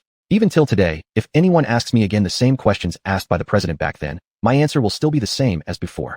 Riding the wind youth. Ungrateful wretch. Won't change name until skinny to 180. Selfish and greedy. Perfectly exemplified by you. Truly eye-opening. When I was young, I lived on Shishin with my parents. From infancy to adulthood, it was my parents who raised me. Everything I ate and drank came from them. I didn't rely on any help from the Interstellar Federation or Galactic Alliance, so I should thank my parents for raising me. Wouldn't you agree? On this point, those detractors really had nothing more to say. Later, during one of their journeys, they encountered void creatures and met with an accident. The Starship Company compensated me with a sum of money. Normally, this would have allowed me to survive until adulthood, at least kept from starvation. But a relative on my father's side found out about this matter and came all the way from another planet to contest the compensation fund with me. At that time, I was still very young. The final result was that I was expelled from my home, leaving me homeless. Mo Rabbit. Sob. The streamer's childhood was so pitiful. I'm your grandpa. Your relative was a real piece of work. Why didn't you just seek help from the local government? They usually would help you reclaim your inheritance. How do you stand out so much? Maybe you were too young back then and didn't think of it. Have you ever thought about going to the government for help after growing up? Even though I was young, I knew to look for help. After becoming homeless, I went to the police station and sought help from them, asking them to drive away the bad people from my house. But they said that this matter wasn't under their jurisdiction and directed me to seek help from the government. Uncle didn't bring sweets today. Alas, that's how it works. Commoners trying to accomplish things are often bounced around from one department to another, running errand after errand before resolving issues. I had no idea where the government office was, but the policeman refused to escort me there. So, I kept inquiring and kept walking, both exhausted and famished. All the while, I wondered, why is this road so long? When I finally arrived, their work hours had ended. There were no duty personnel left, and I had nowhere else to go. That night, I spent it huddled in a corner of the government building. Chapter 109, 10 Bacon Pancakes. Puff skirt, what a pity. If we had met back then, you could have stayed at my place. The thought of a little girl curling up in the corner late at night makes me so heartbroken. 1 out of 10 Military Academy. You're already heartbroken? Every day, countless people die out there in space, and I think it's already a miracle that she survived. I told the government officials everything in detail. At that time, they sent 2 people to escort me home. My relative gave each of them a big red envelope as soon as they arrived, and both left happily and politely. Then I was kicked out again. I ran back to the government building in tears and retold the situation to them. By then, I saw my relative coming out from the mayor's office. Subsequently, I was sent to the local orphanage and locked up. But I fell ill. The orphanage had medical pods, but the warden didn't want to use them on us orphans. Whenever the children got sick, we just had to endure it. If we couldn't make it through, it only proved our fate. Heavenly Moon, I once passed by the orphanage here. All of them were extremely malnourished, and it truly was very pitiful. Haha, splitting lightning. Why doesn't someone manage these types of orphanages? Doesn't the government provide an annual budget? Little question mark. Do you have many children? The higher-ups can't be watching every day. In the end, how things are handled depends on their mood. The orphanage reported me for welfare policies, but less than half of the benefits actually reached me. Most days, we mainly lived off the eggs of clamp beasts and star chickens, occasionally drinking a bottle of nutritional fluid. Boundless ambition, what the host described, I've also gone through. I can only say I was lucky to survive until 16 and become self-reliant. Half summer breeze. My mother also came from an orphanage, and she never mentioned her experiences there. It must have been so hard. Because I was unable to get treatment and my nutrition was insufficient, I was mostly bedridden. The so-called teachers in the orphanage would openly say to other kids about me, "She's so lucky, lying in bed all day without having to work, eating good food, and being well taken care of. Your dad is so great. F***K, what's her name? I'll go take care of her for you. I should ask her if she even wants such good fortune." So I was isolated by all the children, whether older or younger ones. None of them wanted to talk to or play with me. Sometimes, the malice of children can be even worse than adults. When the teachers weren't around, they would bully and insult me. They'd pull my hair, drag me off the bed onto the ground, and sometimes the boys would urinate on my bedding, then report to the teachers claiming that I wet the bed. Plum not pear. Host, I hug you. Everything has passed now. Random bystander. That's why kids are the worst. When I turned 16, I was kicked out of the orphanage the next day. Again, penniless and homeless. I tried finding a job, but bosses wouldn't hire me because I looked frail and unhealthy. They said they didn't want to take responsibility if I died on their watch. Eventually, I couldn't stand the hunger anymore. I didn't want to die, I wanted to live, so I tried stealing. Stealing is wrong. Please don't follow my example. At the time, I just desperately wanted to survive, which led me to do something bad. I was caught during my first attempt and exiled to Black Star 12 domain. Just because of attempted theft, I'm exiled for life. As Bai Rujuan said the last sentence, there was evident desolation in her tone, and those who listened couldn't help but fall silent. They were accustomed to this kind of life where mistakes meant exile, and it felt natural. Now hearing Bai Rujuan's story, many began to reflect. Is this right? Why should such a small mistake result in a lifetime of punishment? She looked directly at the screen and asked seriously the billions of people on the other side. Why, after committing just a small error, do I deserve the same fate as those who commit murders, rapes, and looting? Were laws and rules established to treat interstellar citizens this way? My story is finished. I can still say now, from childhood to adulthood, I have not enjoyed the benefits of being an interstellar citizen or any help from the Federation. On the contrary, all the pain I experienced in my childhood was caused by the Federation and interstellar affairs. Even now, I still say that the rise and fall of the Federation has nothing to do with me, nor does the life and death of the people of the interstellar community. If it weren't for my parents, I wouldn't be in this world, and I wouldn't grow up under their careful protection. So I feel responsible and obligated to them. The relief policies of the Hua family did not fully reach me, but if it weren't for their persistence, I might not have lived to be 16 or been kicked out of the orphanage long ago. So I am also grateful to the Hua family. If they need my help, I will not hesitate to assist them to the best of my ability. I am a person who clearly distinguishes between love and hate. For those who are good to me, I will repay them with my maximum effort, and for those who are bad to me, I will also return it with my utmost capability. Are you all satisfied with my explanation? Fei. Suddenly I don't know how to criticize. The streamer actually makes some sense. Chun little cutie. That doesn't change the fact that you're taking advantage of your fans and earning dirty money, right? Your fans haven't hurt you, have they? Bai Rujuan took 2 sips of tea. After talking for so long, her throat was dry. Below, I'll answer the most frequently asked questions. I'll only answer these once. Those who keep asking should listen carefully and stop questioning in the future. The first question is about selling plants earlier. Why didn't you hand over the plants? Why didn't you let the researchers study you? Don't you know how much effort the Institute's people put into reviving the plants? Jojo. Streamer. Please control your expression. Don't forget you're a fairy. Cough. Bai Rujuan coughed awkwardly. She had somewhat lost herself again. After collecting her facial expressions and returning to her serious demeanor, she continued. Isn't researching plant revival part of their job at the Institute? If they don't do this research, wouldn't they lose their jobs? Besides, if they can't accomplish the research, shouldn't the blame be directed at them? Chapter 110, A Skewer of Candy Hawthorne. You should ask them what they have discovered after studying for over 1,000 years. Why hasn't the issue of plant extinction been resolved after so many centuries, instead of questioning me? Why should I hand over the plants that I have painstakingly cultivated? Why should I let them study my flesh and blood and demand my self-sacrifice? I ask you, if this were to happen to you, could you willingly give yourself up? Could you sacrifice your life for the sake of others? The general's petite wife. Forgive me, I can't do it. Buddy, you've got some green on your head. I'm willing. Sacrificing just one person can benefit billions. What's there to hesitate about? Bedroom gentle daddy. That's right. If it were me, I'd be willing too. 112,233. You go ahead and volunteer if you're willing. Don't morally coerce the streamer. The streamer hasn't eaten your food or spent your money. Why should they sacrifice their life for someone else's well-being? Fruit ferret. Want to play the martyr Mary Sue yourself? Go ahead. Looks like your families are all pretty wealthy. Why don't you donate all your money then? It could save countless lives. At bedroom gentle daddy at buddy. You've got some green on your head. Let's move past this topic. No more discussion. Everyone understands my stance now, and from now on, don't bother asking me about it again. I won't explain further. Next is the second question, regarding claims that I buy products at low prices and sell them at high prices to fans, exploiting them. I thought everyone here is an adult and wouldn't say something so unintelligent. I'm a businessman. I sell things to make money, don't I? Moreover, my goods are always clearly priced, and buying is voluntary. I haven't forced anyone in the live stream to buy anything, have I? Have I ever forced someone to take out their wallet? City Hunter. I wish there were fewer people, then there'd be less competition. Who does business by putting in capital and getting back the same amount without profit? None of you, right? Every piece of meat I sell undergoes special processing. People who have tasted it know exactly how it differs from the meat sold in other shops. If you think it's expensive, you can buy regular meat. I've never claimed my products are cheap, nor have I ever said my fans must buy from me. Additionally, the items you receive are personally divided, packed, and shipped by employees I hire. Do you think they work for free without pay? My point remains. Clear pricing, mutual consent. If you think it's too expensive, you don't have to buy it. There's no exploitation of fans happening here. Zhongli, just say you don't have enough money instead of pretending otherwise. Escape uncle. The streamer is right. Clear pricing, mutual consent. Those who think it's too expensive can simply not buy. Besides, anyone able to purchase from the streamer knows while the quality is worth it. Guajejia. In short, wanting to spend 500 star coins and expect the effects of 5,000 star coins. My advice to those with such thoughts is to stop daydreaming and go to sleep. Everything's perfect in dreams. People started coming out in droves, claiming those making these complaints often have little to no star coins, but still want freebies. This silenced the group with such intentions, as they knew that Earth Grocery Shop only sold top-tier products. Of course, some would save for months just to afford a few pounds of meat from Earth Grocery Shop to satisfy their cravings. But wouldn't they prefer cheaper options to save some money? Who wouldn't agree with that? Alright, that's it for this topic. I've explained it thoroughly enough, and we'll stop discussing it. Is there anything else you want me to answer? Barren Yuan was interrupted by a sudden appearance of a black dog head on top of her head. Fruit ferret, wow. On the streamer's head. Her head. Sister Hui, run. There's a space beast. Barren Yuan. This head feels pretty heavy. She calmed the audience in the live stream. Don't panic, everyone. This is my pet. Dowdu, say hi to everyone.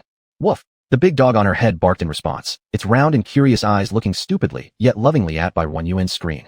It was extremely interested in what this two-legged creature was doing. She hadn't gone to sleep and had been sitting here for a long time. Too close. Barren Yuan felt the bark a bit too loud. Flowers baby. Streamer, you're so cool. You even dare to keep a space beast as a pet. Lee isn't pair. Streamer, I want one too. Passerby, are you all crazy? That's a space beast. It eats humans. And the streamer keeps one at home, fearless of getting her neck bitten off at night. Lula host, does it bite people? It looks so big. Seeing the whole screen full of questions about Dowdu, Barren Yuan answered 2 of them. Dowdu has been bred and optimized, so it's not as hostile to star people. Dowdu, come over. Barren Yuan patted the big dog head resting on her head with one hand and motioned it to circle around to her side with the other hand. Dowdu obediently went around the sofa and squeezed next to Barren Yuan, sitting quietly by her side. Barren Yuan massaged its big head, making Dowdu feel so comfortable that it stuck out its tongue. Little bunny Guai Guai, it's really so well behaved. Its tongue is pink, how adorable can it be? Iron straight male, isn't it too big a lump? I wonder how many meals it would take to eat all its skin and meat. Happily cheered. The host said it's her pet. How can we eat it then? Bebe bear, it's common to see people raising star rats, but it's the first time I've seen someone daring enough to raise an aggressive star dog. Don't try raising one easily. Mine was raised from young, and it's also been optimized and selected, so its temperament is better. But as some have said, after all, they're star beasts, the level of danger still exists, so don't attempt lightly. Moreover, it eats a tremendous amount, and it poops very large lumps. Families without sufficient financial backing truly can't afford to keep it. Fruit ferret. I got the picture. 112,233. I was kind of tempted before. It really eats an enormous amount. I calculated once. The food for its one meal is enough for me to eat for 2 days. Though it can drink nutritional liquid too. If you want it to develop well and grow properly, star beast meat is indispensable. Woof. Woof woof. Dowda made 2 dissatisfied barks. It didn't eat that much. It eats very little. It's easy to raise. Anyway, it denies it. Don't bark. Barren Yuan slapped its head. Dowdu had its ears drooping in sadness, placing its big head on the coffee table to show its discontent. Chapter 111. 2 skewers of Ha. Wazi Lia. Don't be mean to it. I'll cover its meals. Iron straight male. It eats better than me, yet lives worse than a pet someone keeps. Growing up, except for eating some interstellar beast meat during the new year, I usually drank nutritional liquid. Xiaobu, the person upstairs, I'm the same as you. Hard to express pride. If you have this much money, why not donate it for charity? The grudges between interstellar people and interstellar beasts run deep, but you're still wasting money on such creatures. The money to raise it could have saved many people. I love my family. At hard to express pride. Stop showing off your presents if there's nothing important. How many interstellar coins have you donated over all these years? Show us your receipts. Let everyone see them. Hard to express pride. I barely earn enough to cover my own expenses. Where do I have extra money to donate? Aren't you, the streamer, very wealthy? You can waste so much money on an interstellar creature. I bet donating a little would also make you happy, right? After all, it's doing good deeds. Bai Ruanyin was worried they might argue again in her live stream room. She wasn't afraid of making others angry, but she felt her fans didn't need to bicker with such people. She didn't mention the topic that netizen brought up and continued with her advice. Everyone, don't forget what I said before. Don't casually keep it as a pet, especially when you can't physically beat it.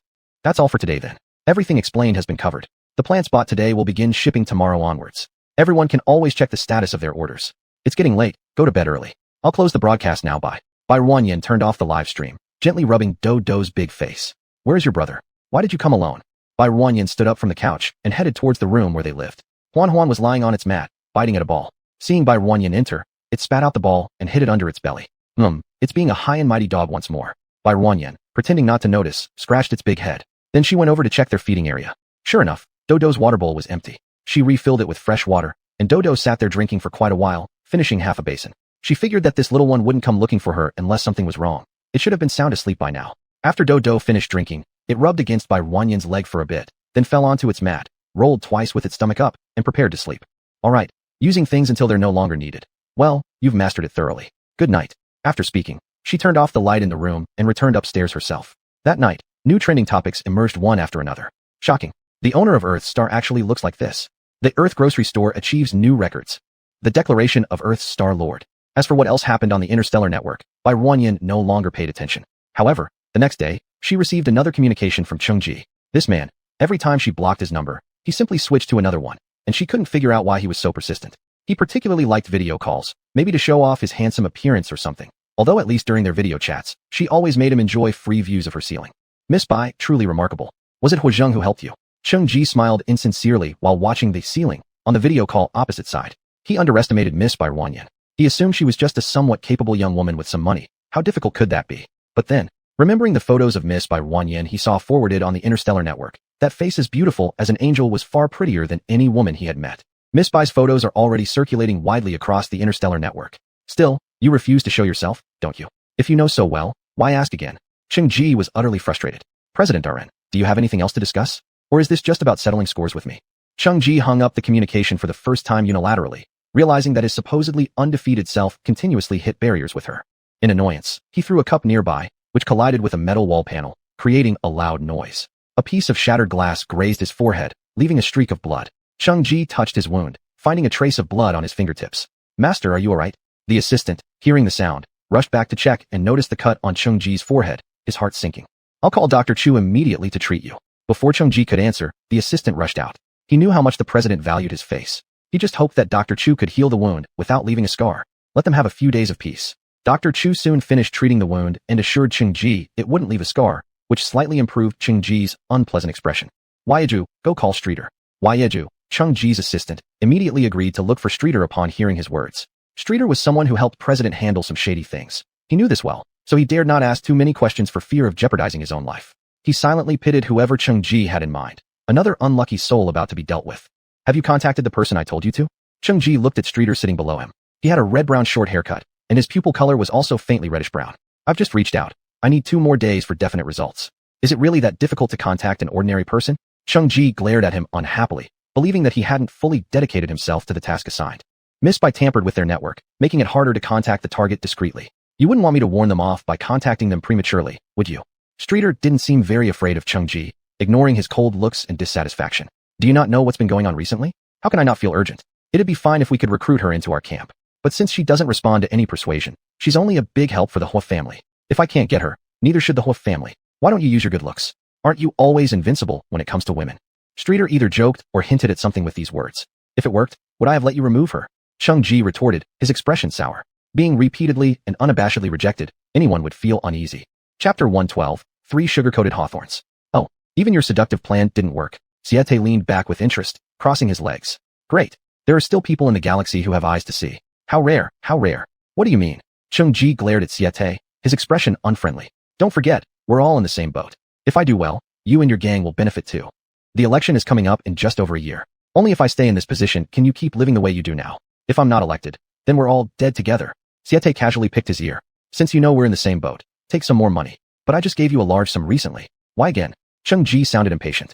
You said recently. The brothers need food and drink, and running errands for you deserves a bit of extra pay, right? Who would do work without benefits? You? Fine. I'll let my assistant transfer another sum soon. But don't waste it. Do you think I'm sitting on a mountain of energy crystals or galactic credits, ready to hand out infinite resources? With the goal achieved, Siete had no intention of listening to any more complaints. He stood up from the couch sharply, walking toward the door. I got it. I've got other things to do, so I'm leaving. Cheng Ji stared at his retreating figure with cold, dark eyes. Over these 2 years, his greed has only grown larger. If he weren't still useful, humph. Cheng Ji curled his lips into a cold sneer. Whoever doesn't listen to him, whoever looks down on him, one day, he'll make them all pay. Yuan, you little girl are just too disobedient. Didn't Grandpa tell you not to go online? Mr. Hua looked at her with a mix of sympathy and reproach. It's fine, Grandpa. See, didn't I handle it myself? You should have faith in me. Bai Ruanyin was removing needles from his leg while talking to him.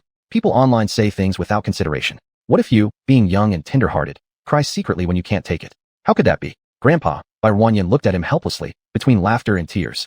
How old am I? I haven't cried in ages. Your leg has been recovering nicely lately. Last time, the walking aid Huazheng used, I put it in the equipment room downstairs. Now you can try walking. That's right. Bai Ruanyin mentioned Huazheng, reminding the elderly Mr. Hua of his eldest grandson who hadn't appeared for a long time. He turned to Gu Wanjun sitting beside him. Where's Huazheng? It's been so long since we heard from him. Ruanyin encountered such a big problem, and yet he hasn't even helped her out. Does he have a conscience? The elder Hua was worried inside. He thought his grandson finally understood, but it seems he still didn't get it. Chasing girls like him? That way, even if Miss Ruanyin were to remarry, she probably wouldn't give him a chance. Bai Ruanyin felt a bit awkward hearing Huazheng's name. Now, things between her and Huazheng have reached a certain level of awkwardness. Neither speaking nor seeing each other feels comfortable anymore. Even hearing each other's names brings unease. Gu Wanjun glanced uncomfortably at Bai Ruanyin, and then blurted out. I haven't received any news from him in a long time either. I don't know where he is now. Don't you know? He never tells me anything. Every time I ask, he says it's confidential, just like both of you did before. Cough. Mr. Hua looked at Gu Wanjun, wanting to say something but unsure how to phrase it. It seems, probably. Back in those days, their father-son pair really did talk to her this way. It's no wonder she resents them now. Miss Ruanyin, maybe Huazheng has just been too busy to notice. Don't be angry with him, okay? I'll apologize on his behalf. As much as he could, the elder tried to salvage some face for his useless eldest grandson. It's nothing, let him be busy. This isn't a big deal anyway, and I don't need his help. Look, didn't I already resolve it? No need to bother him. Father and daughter exchanged glances and both sensed the strange tension between the two young people. Neither parent said anything more after that. Bai Ruanyin packed away the medical kit, went to find Shilei, diagnosed his pulse again, and reminded him to keep taking his medicine. Meanwhile, Huazheng, whom everyone was thinking about, was currently on a starship. General, the doctor said you need to rest more. I'm fine. Huazheng took the water cup handed by his subordinate, drank a few sips, and continued reviewing the documents in his hands. General, don't you think you should inform the family about your injury? There's no need. I'm perfectly fine now. Why bother telling them? Just let them worry for nothing. But this time, you almost died. His subordinate moved his lips slightly, but said nothing in the end.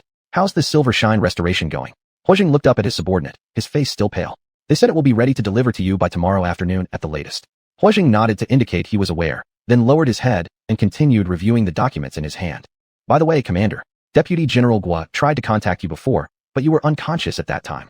Did he mention anything specific? Huazheng looked up at him. Deputy General Gua was the person he had instructed to keep an eye on Earth and by Ruanyin's movements. He couldn't publicly monitor her anymore now, so he had to use such an indirect method. If Deputy General Gua contacted him, there must have been something going on either with Earth or her.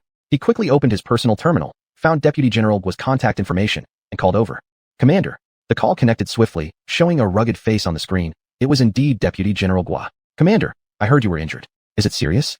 It's fine. I heard you tried to reach me earlier. Has anything happened on Earth? Ah yes. There indeed was an issue. Deputy General Gua explained the previous events to Huazheng in detail, including how Bai Ruanyin resolved the matter in the end. As Huazheng listened, his expression grew increasingly cold.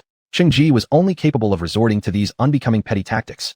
After listening to the report, Huazheng ended the communication and subsequently logged onto the Star Network for a clearer understanding of the entire situation. Seeing the disgusting expression of Cheng Ji in Bai Ruanyin's uploaded video saying he wanted her to join in a marriage alliance with him, Huazheng clenched his fists in anger. If Cheng Ji were here right now, he would waste no hesitation smashing his repulsive face.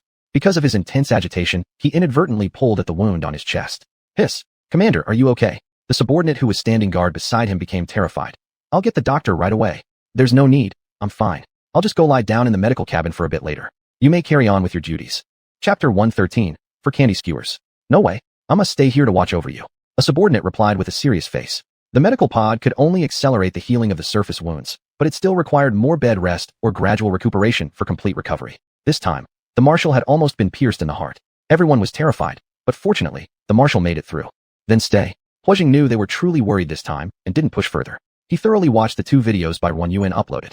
He also replayed by Wan Yuan's live stream, feeling increasingly sorrowful for her childhood experiences. He carefully noted down those who caused her pain in her youth. You come here. He waved his hand toward the subordinate who stood nearby. The subordinate reluctantly approached him, having already heard the discussion between the marshal and General Guo regarding a young lady. The protagonist in the video the marshal just watched should be that girl, whose voice was very pleasant. She must be quite beautiful as well. So he didn't dare to approach the marshal closely, fearing misinterpretations. Thinking of possible consequences, his body unconsciously shuddered. Seeing Huojing's puzzled gaze, the subordinate immediately quickened his pace, taking 2 steps to stand beside Huojing. Huojing pulled out a special kind of paper from the desk and wrote down the time when Wan Yuan initially sought help from the local government, including details about the welfare home and her unnamed relative, along with Wan Yuan's name. You investigate the background of Miss Bai back then and handle the personnel involved accordingly. Do you understand? The subordinate nodded in agreement instantly, realizing this Miss Bai was likely the one mentioned earlier by the marshal. This seemed to be about avenging her. Then the marshal could count on him. He'd make sure everything was handled impeccably. After receiving the paper handed over by Huojing, the subordinate marched confidently outside and came back similarly proud once everything was arranged. Huojing glanced curiously at the relatively young subordinate twice before shifting his focus back to the documents in hand. One team discovered an unnamed planet. According to interstellar traditions spanning thousands of years, whichever legion found the planet got the rights to defend it. All resources located on the planet belonged solely to that legion. If the planet is found suitable for human habitation, the Federation would naturally make arrangements and reward the discovering legion generously. But the early-stage resources extracted there drew countless legions' fervent pursuit. This was why Huojing had insisted on going so far, even while unwell. He had to go personally to fully grasp the situation of the planet, ensuring the soldiers could settle there safely. Wan Yuan was slightly excited today because it was finally time to plant rice trees. She placed all the saplings she'd cultivated inside her personal space into the spatial button, handing them over to a group of sisters-in-law led by Sun Jejia. Watching them plant each rice tree seedling, Wan Yuan thought of an elderly gentleman from the 21st century who ensured that all people in China were fed. He once said, I have 2 dreams, one of resting under the cool shade of bountiful crops, and another of spreading hybrid rice globally. Feeling somewhat complex inside, Wan Yuan gazed at these planted rice trees. Perhaps these represented the hope of the galaxy too. After much contemplation, she opened her personal terminal. Wan Yuan, dear pals, interested in farming? Fruit Loris, wow. Big shot, are you inviting me to play? 112,233. My family owns many planets. Choose any you like? Lizzie is not pear. Streamer. Super interested. As someone who successfully grew sweet potatoes, Lizzie is not pear, certainly had authority to speak. Witnessing tender green sprouts growing robustly, day by day, was exhilarating beyond description. When the streamer told her she could dig them up, she unearthed 5 sweet potatoes longer than her palm. Her family of 3 ate 3, and they tasted incredibly delicious. She left the remaining 2 for seeding purposes, but unfortunately, possibly without the energy liquid provided by the streamer, they eventually failed to survive. Wan Yuan informed them of her plan to sell them rice trees. It was a spontaneous moment, remembering the old man who fought tirelessly in the fields. Originally, she hadn't intended to sell rice trees so soon, but she would allow herself this whimsical indulgence today. Either way, selling was inevitable, and given Earth's limited land area, it was impossible to grow enough rice or wheat for 8 billion people. Upon hearing this news, the 3 young masters and Miss became ecstatic. These days, plants meant so much, and they were well aware. Being remembered by White Boss was such a tremendous honor. The 3 of them immediately told their fathers about the matter, and it goes without saying how excited their fathers were. Although these rice trees are currently only seedlings, they are perennial rather than annual. Once planted, as long as they are well cared for afterward, they will bear fruit every year.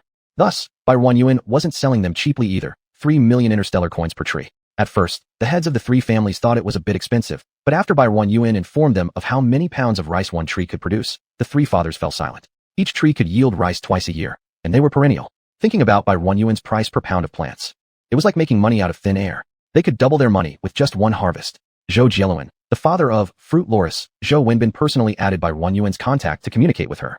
Hello, Miss Bai. I am Zhou Jieluan, Zhou Wenbin's father. Oh, hello. May I ask if you know double section staff? What kind of staff? Is it edible? Wan Yuan almost burst out laughing on the other end. Ah, is the double section staff edible? Oh no, it's a weapon. Mr. Zhou, how many rice trees do you plan to buy? Although the Zhou family was quite wealthy, one rice tree cost 3 million, and the Zhou family currently only had enough liquid funds for 10,000 trees. But he couldn't put all his money into this, so in the end, he bought 10,000 rice trees. As super billionaires, 112,233, S family directly purchased 100,000 trees. Wan Yuan also learned that 112,233 name was Si Rue. All communication and final negotiations were handled by Si Rue, a young man who was steady and wise, completely different from the passionate youth seen in the live stream. Lizzie is not Pear's real name was Li Li, and her family ordered 50,000 rice trees. All three families were very straightforward, and within seconds, Bai Runyuan's account received 3 transfer messages. All three families paid her in full. They trusted her so much. Looking at the 3 large transactions, Bai Runyuan considered whether she should abscond with the money. Chapter 114, 5 Sugared Hawthorns. Running away was not an option, it was just something she thought about. But Bai Runyuan really didn't have that many rice trees to meet the quantity needed by Zhou Wenbin's family. She collected the rice trees already knee-high in her space and replanted another batch. Filling bottles with spirit spring water was too slow, so she resorted to using a 5-liter can to hold the water and added a few drops of spirit spring water. After notifying them, Bai Runyuan sent the 10,000 rice trees to the address they provided. Looking at these 10,000 rice trees, Bai Runyuan sighed inwardly. From now on, interstellar history would change again. Would people in the galaxy finally get access to natural plants? Bai Runyuan sent the planting methods for the rice trees and some precautions to Zhou Wenbin's father, concluding this deal. Li Li and Si Rue had agreed on delivering their saplings within a month. The 3 families hurriedly prepared a whole planet for planting these precious things. For herself, Bai Runyuan also planted 100 mu, Chinese measurement, of rice trees, followed by 100 mu of seedlings. This was good for comparison to see how much difference there was between the 2 kinds. She put on waterproof trousers and personally demonstrated to the sisters-in-law how to transplant the rice seedlings. She worked alongside them all day long, ending up with a sore back. They spent most of the time bent over. Although these sisters-in-law were accustomed to the hardship of farming after years of practice, transplanting rice seedlings was still laborious, especially spending the entire day soaking in the paddy field, which wasn't pleasant. Therefore, when handing out wages at night, she gave each of them an extra 50 yuan. Looking at those women somehow related to Chung Xian Yuan, Bai Runyuan had some doubts in her heart. It had been a while since the incident with Chung Xian Yuan, but these few families had shown no reaction at all. She originally thought that since Chung Xian Yuan no longer earned any salary and had to work for free for her, someone would surely come to make trouble, yet these families were very quiet. They kept working honestly, as if none of them even knew what had happened to Chung Xian Yuan. Bai Runyuan didn't know whether they were genuinely honest or had some other thoughts. Chung Xian Yuan seemed rather honest as well, though she wasn't sure if he had been scared by Huan Huan. She always let Meng Changtian keep an eye on him, and the feedback was that he was working diligently. They started construction outward from around her castle building. With more than a dozen people and over 10 robots, the speed couldn't be too fast. Every day, Bai Runyuan handed over the plants to be planted to those sisters-in-law, and she herself remained busy with reforestation. She only rested when it was time to check on Shi Lei and the old man. Old man, how's your recent practice going? Runyuan, you need to supervise him properly. He's always slacking off, Mrs. Gu Wanjun complained. Old Mr. Hu glared at Mrs. Gu Wanjun, then turned around with a chuckle as he looked at Bai Runyuan. Don't listen to her nonsense. I've been practicing every day lately. I'm not slacking off at all. Don't believe me? Watch me walk a few steps. Saying that, the old man got up and held onto his walker, walking seriously. See, old man here isn't lying, right? Not bad, recovering quite well. Bai Runyuan and Mrs. Gu Wanjun exchanged a glance, then opened her mouth to compliment. She closed her medical box and said to Mrs. Gu Wanjun, Grandpa Hu doesn't need medication anymore. He just needs to keep practicing walking at home. When he doesn't need a walker and can walk steadily, he won't need it anymore. Is that so? That's wonderful. The disease that had plagued the old man for decades was so easily cured. He drunk almost 20 days worth of herbal medicine and felt like his face might turn green. At the sound of not needing any more medicine, he instinctively smiled widely. Consequently, the family of 3 also realized they should start thinking about leaving. They had been out for nearly a month and disturbed by Runyuan for over 20 days. Though everything here was great, they still missed home. In China, there's a saying, no matter how luxurious other people's homes are, they're not as cozy as one's own humble abode. Shi Lei once again took a sample of sperm, blushing as he handed it to Bai Runyuan. After examining it with instruments, it was found that both the quantity and quality were much better, just as expected. Upon hearing that the Hu family was leaving, the couple couldn't help but become anxious. Others had recovered and could go home, yet they still didn't know how long they would have to stay here. What's wrong? Getting anxious. Bai Runyuan joked. If you're anxious, you guys can also leave together with them. No, not anxious, not anxious. The couple thought Bai Runyuan was angry and hurriedly said so. Bai Runyuan saw that they had misunderstood her and explained, I was serious. The results of this checkup are quite good. I'll prescribe some more medicine for you, and you can take it home to drink. After finishing the medicine, you can start trying for a baby. If you don't want to give birth yourself, you can use an artificial womb now. He should meet the condition by now. Really, the couple was thrilled. Hearing this, their spirits immediately lifted. So, Miss Bai, could you write me a prescription? I'll take it back with me. It's perfect to hitch a ride on the Hu family starship. We'd like to head to Purple Star right away. Miss Bai, thank you so much. Both of them bowed deeply to Bai Runyuan. Miss Bai, if there's anything you need our help with in the future, just let us know. This trip truly paid off greatly for them. Bai Runyuan not only cured Shi Lei's headaches, which had tormented him for years, but also helped them resolve their fertility issues, removing Lin Yuchu's mental burden. Shi Lei looked at the increasing genuine smiles on his wife's face, feeling both bittersweet and joyous inside. Miss Bai not only healed his illness, but also saved their family. Therefore, whatever Miss Bai might need in the future, he would be willing to assist wholeheartedly. Isn't that what I'm supposed to do? After returning, Bai Ruanyan prepared the medicine and delivered it to him. When you have good news, don't forget to tell me. Naturally. At that time, let him recognize you as his godmother. Lin Yuchu held Bai Ruanyan's hand and promised. Not really, calling me Annie is fine. I'm still unmarried, so don't make me sound too old. All three of them laughed. The Hua family moved quickly. Once Hua dad knew about the old father's recovery, he started preparing for the return journey. On the third day, both families were ready to go back. Bai Ruanyan went to see them off. Voss stood among the crowd, casting a glance at Gu Wanjun's beautiful face that seemed almost unreal, feeling somewhat regretful. But remembering her fall, the regret in his eyes disappeared. Safe travels. Bai Ruanyan sent her best wishes, watching the small starship slowly start up, then fly higher and higher until it disappeared from sight. Chapter 115. 6 Skewers of Candied Hawthorn. Returning to the building which had now become so empty, Bai Ruan felt a fleeting melancholy once more. So quiet. She was alone again. Bai Ruan admitted that perhaps she still preferred liveliness and bustle. She had the housekeeping robot clean the entire building, especially the few rooms that had been occupied by a group of people. All beddings were sent for sterilization and cleaning, and the rooms were cleaned until they were spotless, as if no one had ever lived there. Bai Ruan returned and laid down on the snowy white fur of Huan Huan. Huan Huan, I miss home, I want to go back.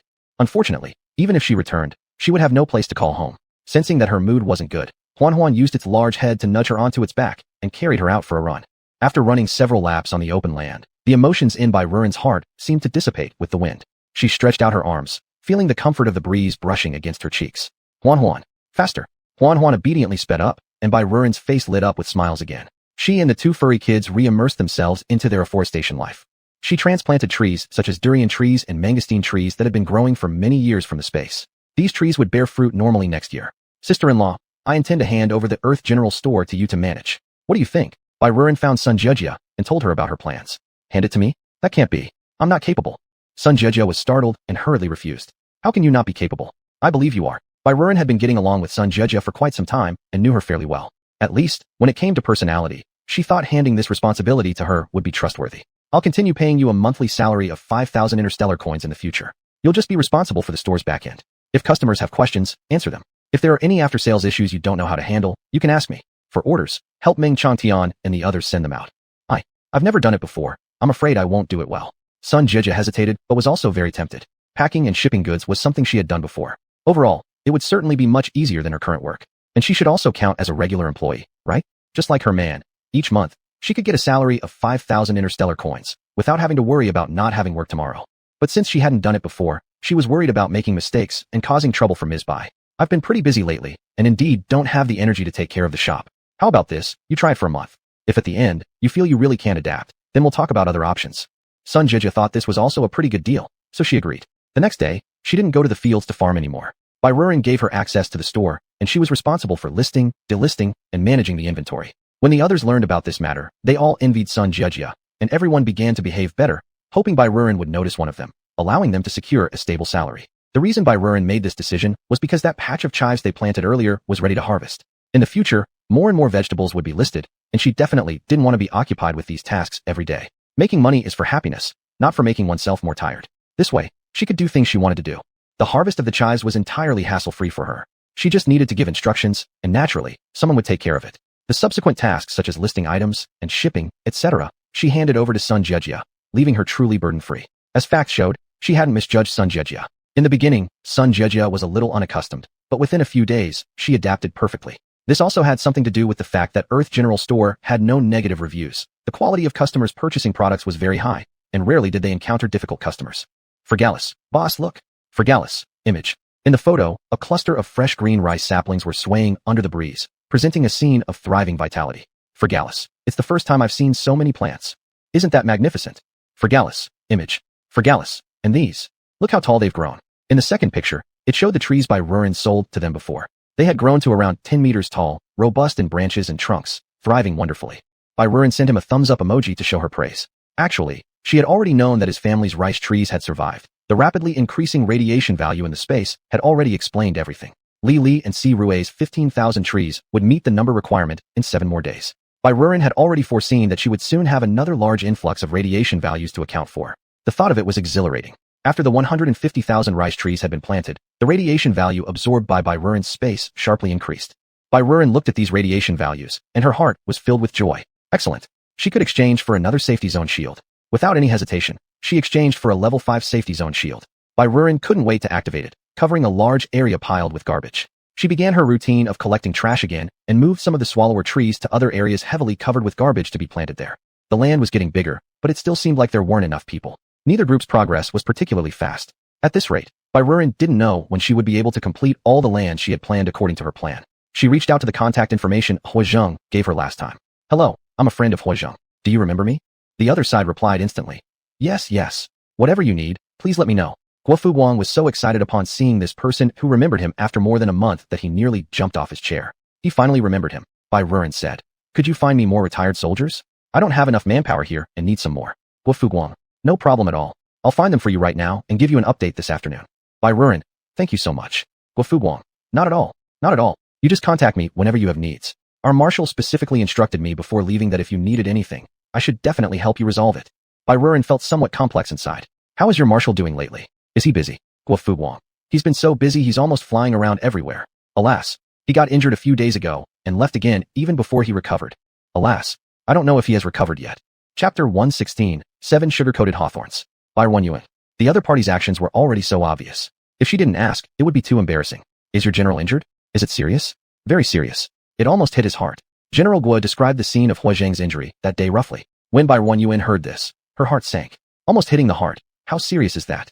She couldn't help but ask, and now? How is he doing? He's much better now, but as you know, our general has too many daily tasks. Before fully recovering, he set off to another place. Really, Barren Yuan was a bit worried inside. Not fully recovered and setting off again, she wondered if it would leave some lingering health problems. Isn't there anyone else available on your side? Why does it have to be him going? If he doesn't recover fully, it will leave health issues behind. It might not show now, but when he gets older, it will definitely affect him. General Guo. She became anxious. He felt overjoyed in his heart. Commander, you must thank me immensely. I'm just helping my buddy out as I should. There's no way. Our general is the best person in the 72nd Army and also our highest commander. Many things simply cannot happen without him. No one can replace him. Barren Yuan understood in her heart. In her world, there are also people who fearlessly risk their lives for the masses. As promised, General Guo sent a list to Barren Yuan in the afternoon. There were 10 people on the list.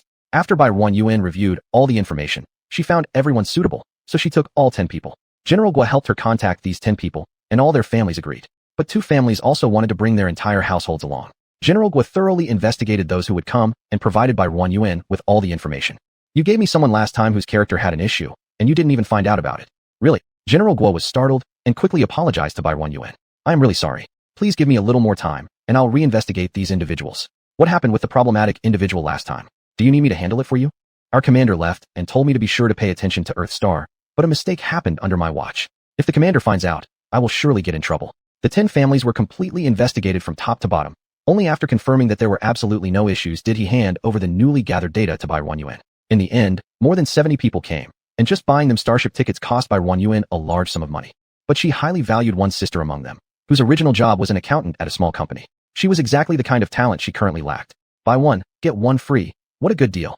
These more than 70 people arrived in 3 batches, and Barren Yuan personally welcomed them. The accountant she valued was named Zheng Rui, her husband Ma Shengli. They had an 8-year-old son and a 4-year-old daughter. Barren Yuan informed Zheng Rui of her arrangements, mainly concerning 20-some employees with a monthly salary of 5,000 interstellar coins, plus others with daily floating wages of over 100 coins.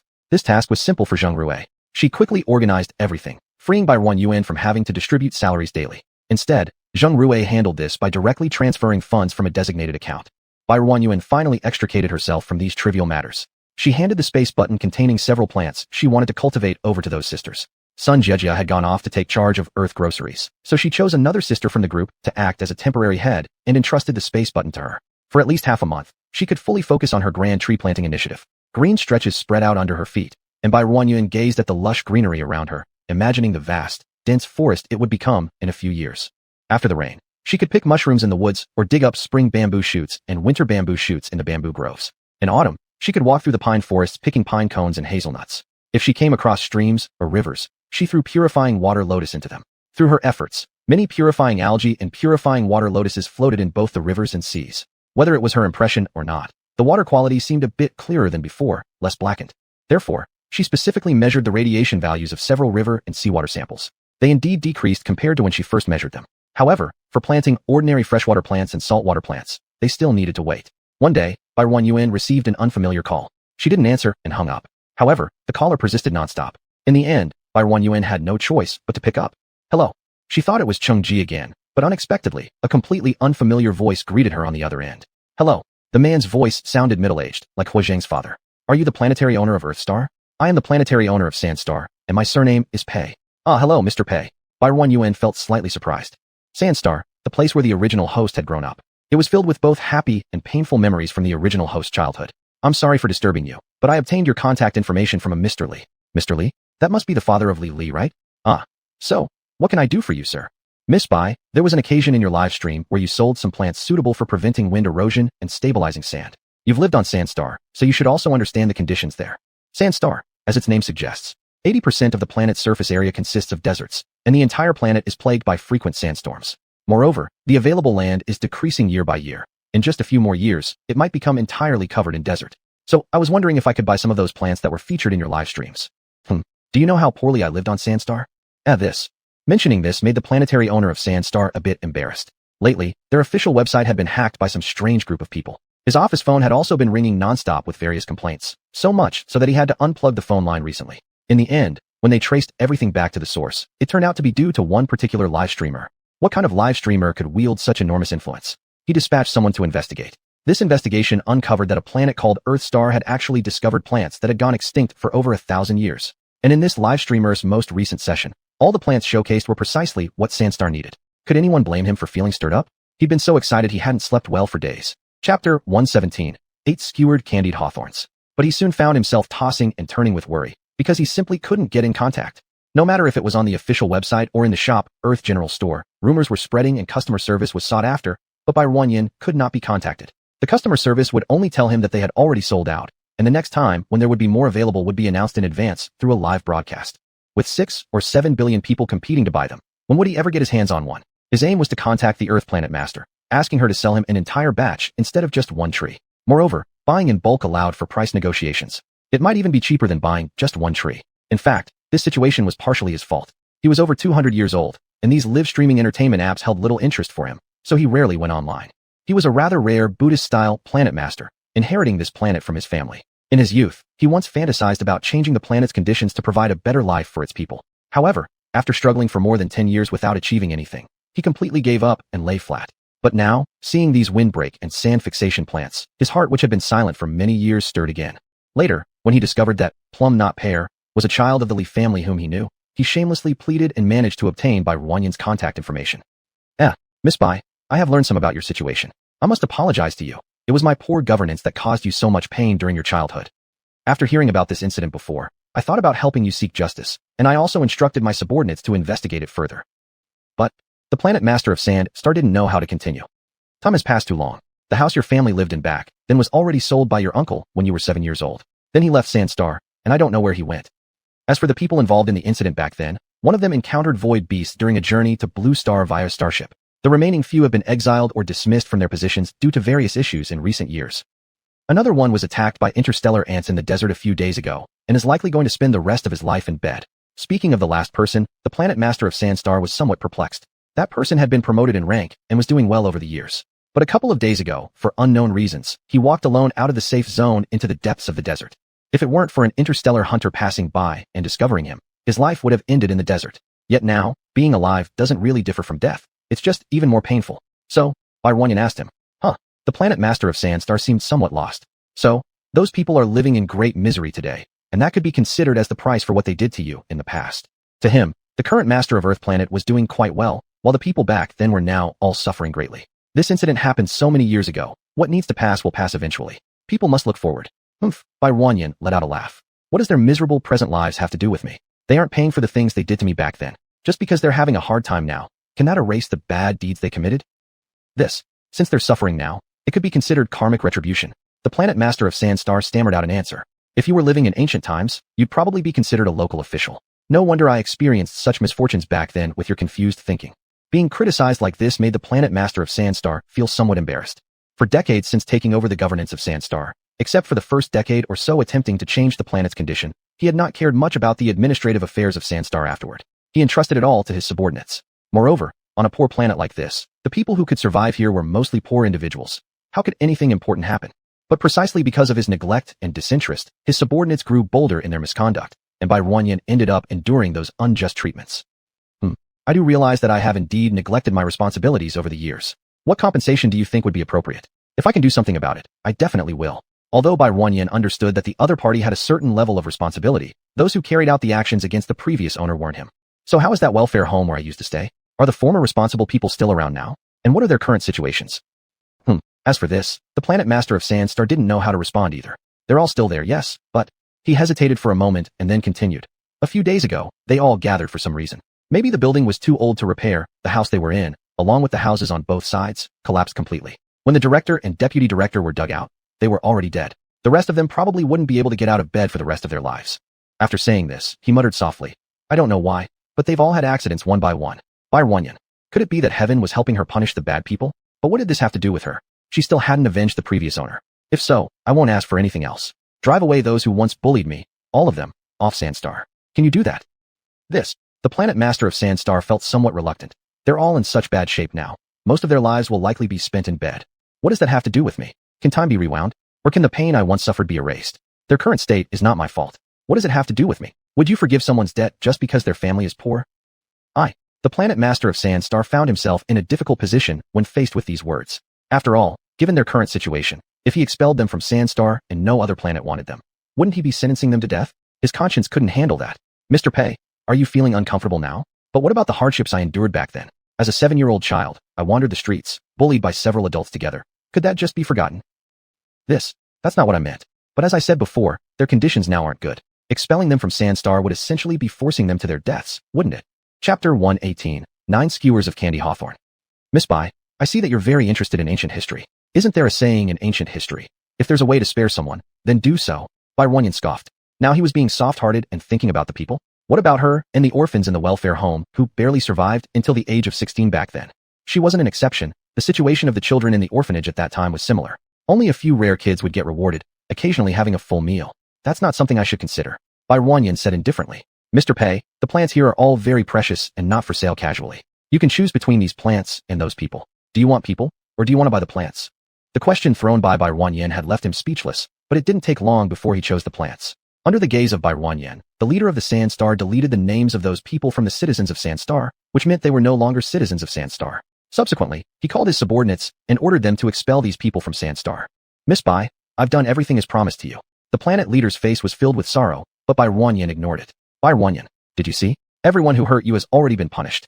Bai Ruanyan also put down a stone in her heart. It was also a form of recompense for occupying the body of the original host. In the end, the planet leader decided on 50 poplar trees, 50 saxaul trees, 50 sea buckthorn trees, and 100 cactuses.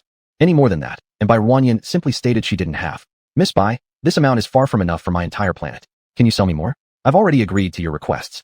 Mr. Pei, do you think growing plants is that simple? Can you just produce whatever quantity you like? The planet leader was momentarily speechless. I only planted dozens in front of hundreds of billions of people in the live broadcast. You yourself bought dozens alone. What more are you unsatisfied with? But it's not enough. Can't you give me more? I can wait if I must. This is the first time I've met someone like you. Someone who doesn't even take money when it's right in front of them. If cultivating plants was that easy, wouldn't those research institutes have made breakthroughs after over 1,000 years of study? To grow plants to the point they can be sold, they require energy irrigation multiple times to grow that fast. Bai Ruanyan did not want him to think it was too easy for her to cultivate plants. At least 2 months would be required. Upon hearing that it would take over 2 months to receive the goods, the excited heart of the Sandstar leader cooled instantly. He thought he would receive the goods tomorrow. Hearing his tone, Bai Ruanyan added, after 2 months, we'll be able to ship the goods, but not all at once. It may take 3 or 4 months to fully send everything out. If you cannot wait, reconsider whether you want to place the order again. The planet leader hadn't expected it to take that long. He assumed that sowing seeds on one side, while using some energy to shine on the other side would result in instant plant growth. Still, he realized how precious the plants were and understood their difficulty in cultivation. If he had to wait, then he'd wait. There was nothing else to do. Letting go of the purchase was impossible. Who knew if Miss Bai would even sell to him the next time he wanted to buy? I'll buy. No matter how long it takes, I can afford to wait.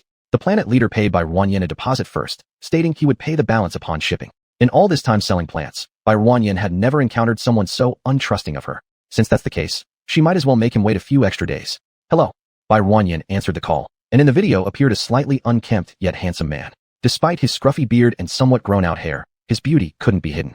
It's been a long time.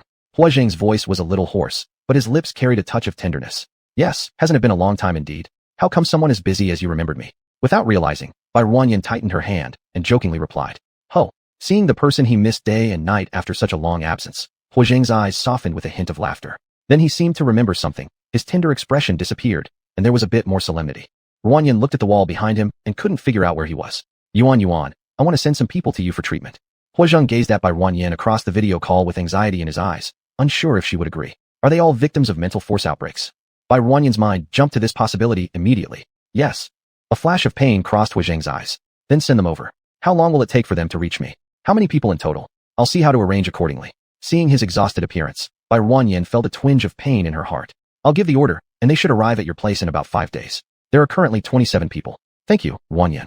He looked at her, as if trying to deeply engrave her in his mind. She was the good girl he liked. Currently, there were 27 people, but this number might increase. Where are you now? How come there are so many people with mental force outbreaks? She asked hopefully. Are they former soldiers under your command? You can send them all over. The place where you used to live has a few more buildings now. Around 100 people could stay there. No, they're all injured recently from the battlefield. His voice was heavy when he said this. So, where are you right now? Is it dangerous? Why are there so many injured people? We encountered the insect race. He simply stated this briefly. I'm fine, don't worry. That's just how it is on the battlefield. I trust my soldiers with you. If there are any more warriors with mental force outbreaks later, I won't send them back to Z-Star. I feel more assured sending them to you. Alright, I'll do my best to treat them. Bai Ruanyan saw his low mood and didn't say anything further. Thank you. In the future, it may not be me who contacts you. It could be my deputy instead, someone you've communicated with before. Bai Ruanyan understood who he was referring to and nodded to indicate she knew. General Hua. A shout came from the other side of the video call. Huo Zheng glanced deeply at Bai Ruanyan one last time. Someone's here. We'll talk again next time when I have time. Alright. The two ended their communication. Bai Ruanyan's heart felt inexplicably heavy. At least 27 people would be coming. Feeding them would be a problem. Bai Ruanyan asked a big group of the sisters-in-law if anyone knew how to cook. Eventually, she selected 5 individuals. These 5 people had only cooked meat a few times during the spring festival back home. Chapter 119, 10 sugar-coated hoths. She picked the simplest dishes, stir-fried shredded potatoes, leek and egg omelet, and braised pork ribs. She carefully explained the portions and steps to them, instructing them to follow the recipes closely. In the end, 3 out of the 5 were left to be responsible for preparing the daily meals for the group arriving in a few days. The 3 women who were chosen were overjoyed. Bai Ruanyan continued to pay them 100 5-star interstellar coins per day, just for managing the meals, which was far less labor-intensive than planting crops in the fields, wasn't it? Thinking about the fact that these 20-odd people all needed to drink medicinal soup, Bai Ruanyan let out a sigh. She then decided to select several meticulous and conscientious individuals to boil the medicine later. 7 days later, an enormous starship broke through the clouds and landed at the landing site. The hatch opened, and 2 men in yellow-brown military uniforms stepped out first, walking up to Bai Ruanyan and saluting her in unison. One of the men, slightly older, spoke first. Hello, Miss Bai. My name is Liang, and I am under General Xiaohua. Hello, Miss Bai. I'm Ji Rongwei, a doctor in the military unit.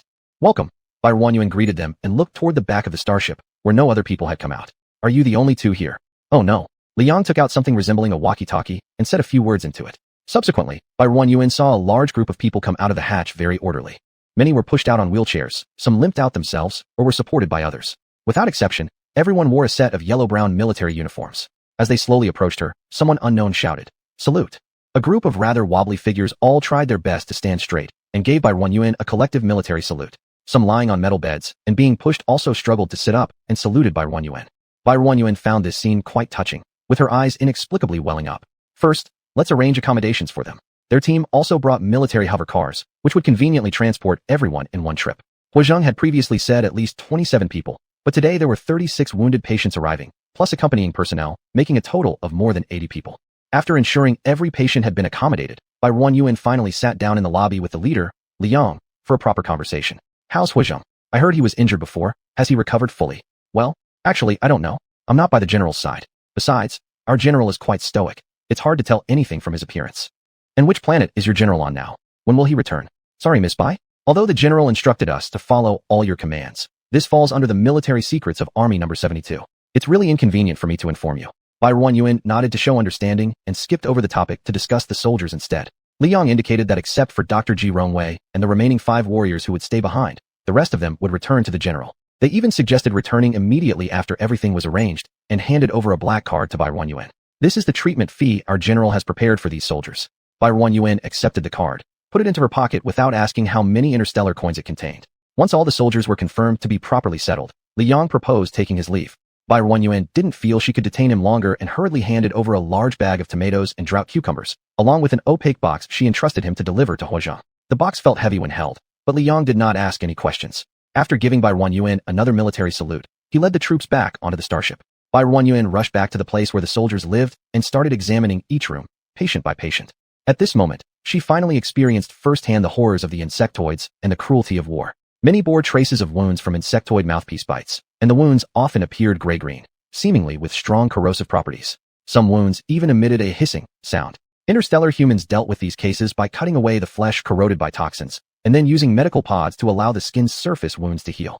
Some soldiers' wounds had already been treated, while for a few others with smaller wounds, treatment hadn't yet arrived. Given by Ruanyuan's assumption that since the corrosion was strong, the toxin was generally acidic. So she simply poured baking soda, sodium bicarbonate, onto a small wound on a man's thigh, and bubbles instantly formed densely on the wound. After rinsing off the surface liquid with clean water, she sprinkled baking soda again. Once it stopped bubbling, she used a scalpel to remove the rotten flesh from the wound's surface, then had another soldier escort him downstairs to the room equipped with medical pods for treatment. When he returned, new flesh had already grown over the original wound, and new skin covered its surface. Bai Ruanyuan observed for a long while and could only marvel at the wonders of interstellar technology. Just lying in there for a bit, and the wound would be healed when he came out? Isn't that incredible? Traditional Chinese medicine emphasizes personalized prescriptions. Although the disease might be the same, each person's constitution differs, as do the required amounts of various ingredients. Those who could walk on their own, and those who needed support still counted as being mildly affected. The severely injured were the ones lying on the metal beds. Some were treated just like Huozheng years ago, tied down tightly on metal beds to prevent them from hurting themselves further, and soft objects stuffed into their mouths to keep them from biting their tongues.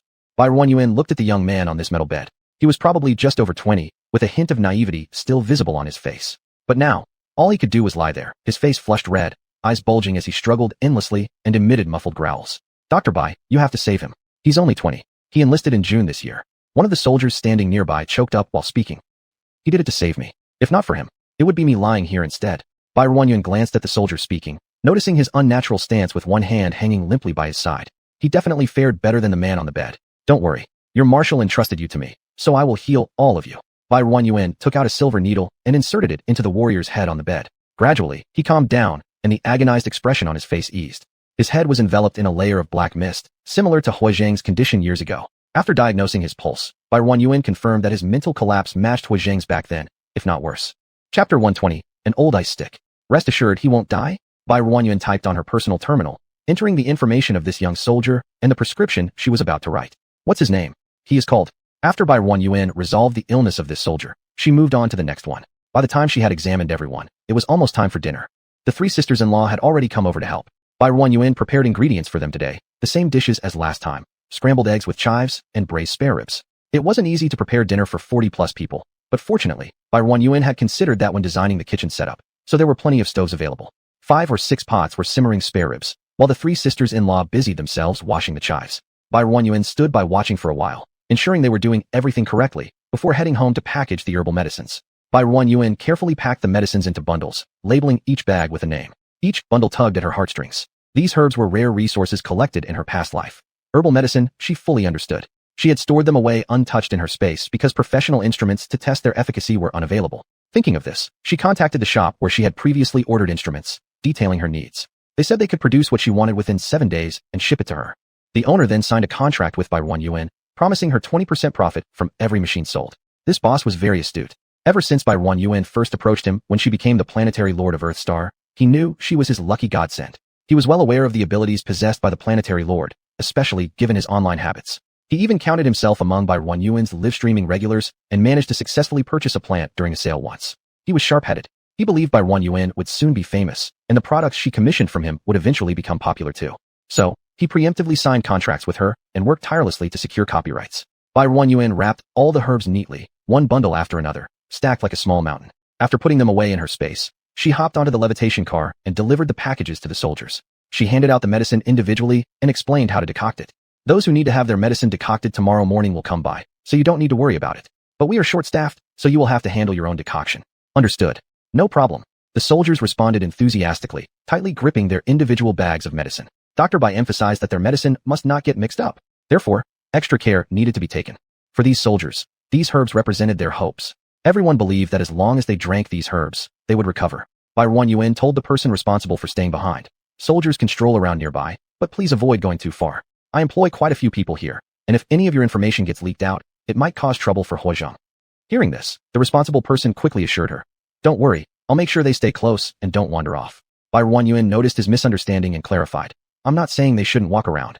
They're allowed to explore a bit. Since it's rare for them to visit here, they may as well treat it as a sightseeing trip. There are many trees and flowers near the gate, and plants help absorb radiation. It's beneficial for them to spend more time near the greenery. The entire second floor is filled with fitness equipment. Those who want to exercise can go there. However, those with injuries should avoid it. There's also a gym nearby where basketball, badminton, and tennis can be played." "Oh, do you guys know how to play basketball?" The responsible officer, who wasn't much older, shook his head after pondering the question. Bai Ruanyuan, "All right, humans had advanced enough to live in space, but couldn't play basketball anymore. Is there anyone who knows how to play football?"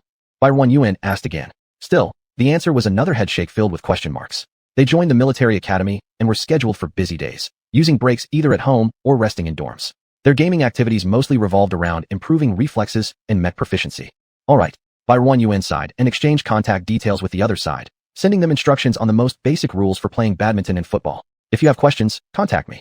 With that, Bai Ruanyuan headed down to the first floor and placed 3 days' worth of food ingredients in the refrigerators and freezers.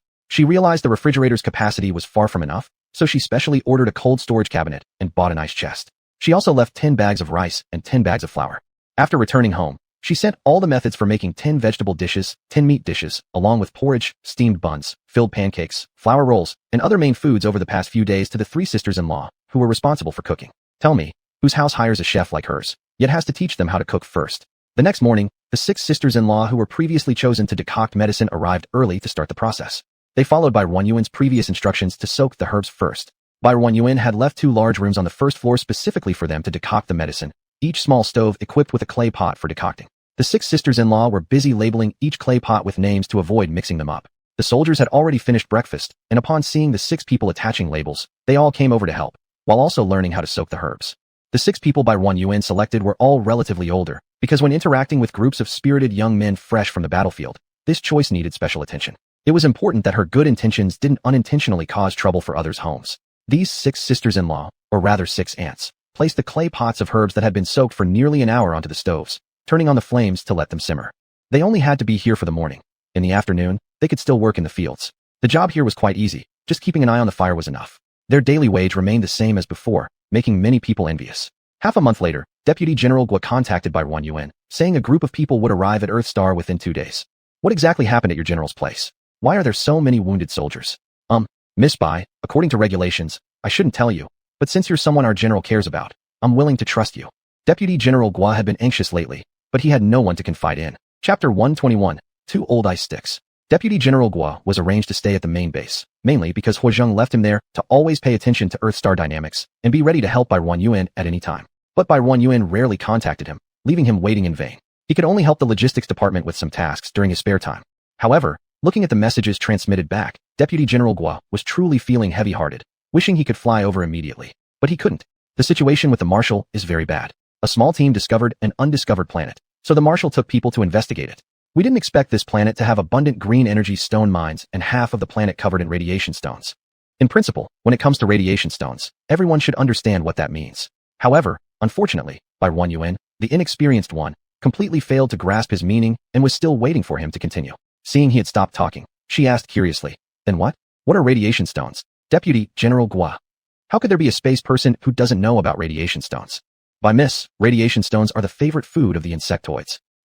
Bai Ruanyuan realized that her lack of knowledge made her look foolish again, quickly searching the star network for information about radiation stones. She also understood why Huozheng and the others had created such a fuss. Radiation stones were not only the favorite food of insectoids, but also essential for their growth. Wherever there are radiation stones, insectoids might be found.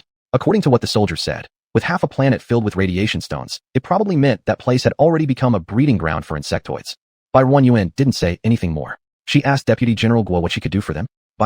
By curing those soldiers, you've already provided us with the greatest help." Bai Ruanyuan fell silent. On the afternoon of the next day, the giant starship seen before pierced through the clouds again and slowly landed at the landing point. The door opened, and the head of the operation, named Li Yang, came out again. Nice to see you again." Li Yang walked up to her, his face weighed down heavily, without a single trace of smile. Looking at this responsible leader who was much thinner than the last time they met, Bai Ruanyuan understood his mood, nodding her head slightly as a greeting. This time, more than 40 patients arrived. There were significantly more lying down than standing. First, send them to their accommodations. Bai Ruanyuan's heart was mixed with many emotions. Those individuals tightly bound on metal beds were all unconscious. The 12 soldiers from the group you sent before have been cured. You can take them with you when you leave. Really? Liang asked incredulously. In fact, he initially didn't really believe that Bai Yuan could cure diseases, but following the marshal's orders, he had to comply. When he saw Bai Yuan's appearance and her young age, he became even more skeptical. He couldn't say anything, especially when looking into the eyes full of pain or hope. He thought allowing them to spend their final days in this world full of plants was good. To his surprise, this time he actually heard Bai Yuan say that 12 soldiers had recovered. In reality, this time he had secretly brought many urns, thinking that if the soldiers didn't make it, at least he could bring them home. Let's go. Dr. Bai, I can't wait to see them. Liang hurriedly arranged for the soldiers to board the floating vehicles. Looking at his anxious figure, Bai Yuan smiled understandingly and assisted accordingly. Unfortunately, she would never know that in Li Yang's pocket, there wasn't anything else but dozens of urns inside the storage button. Upon seeing those 12 energetic soldiers, the heaviness in Li Yang's face instantly disappeared. His eyes watered up slightly, laughing with wrinkles all over his face. He slapped each of their shoulders, saying repeatedly, "Good job."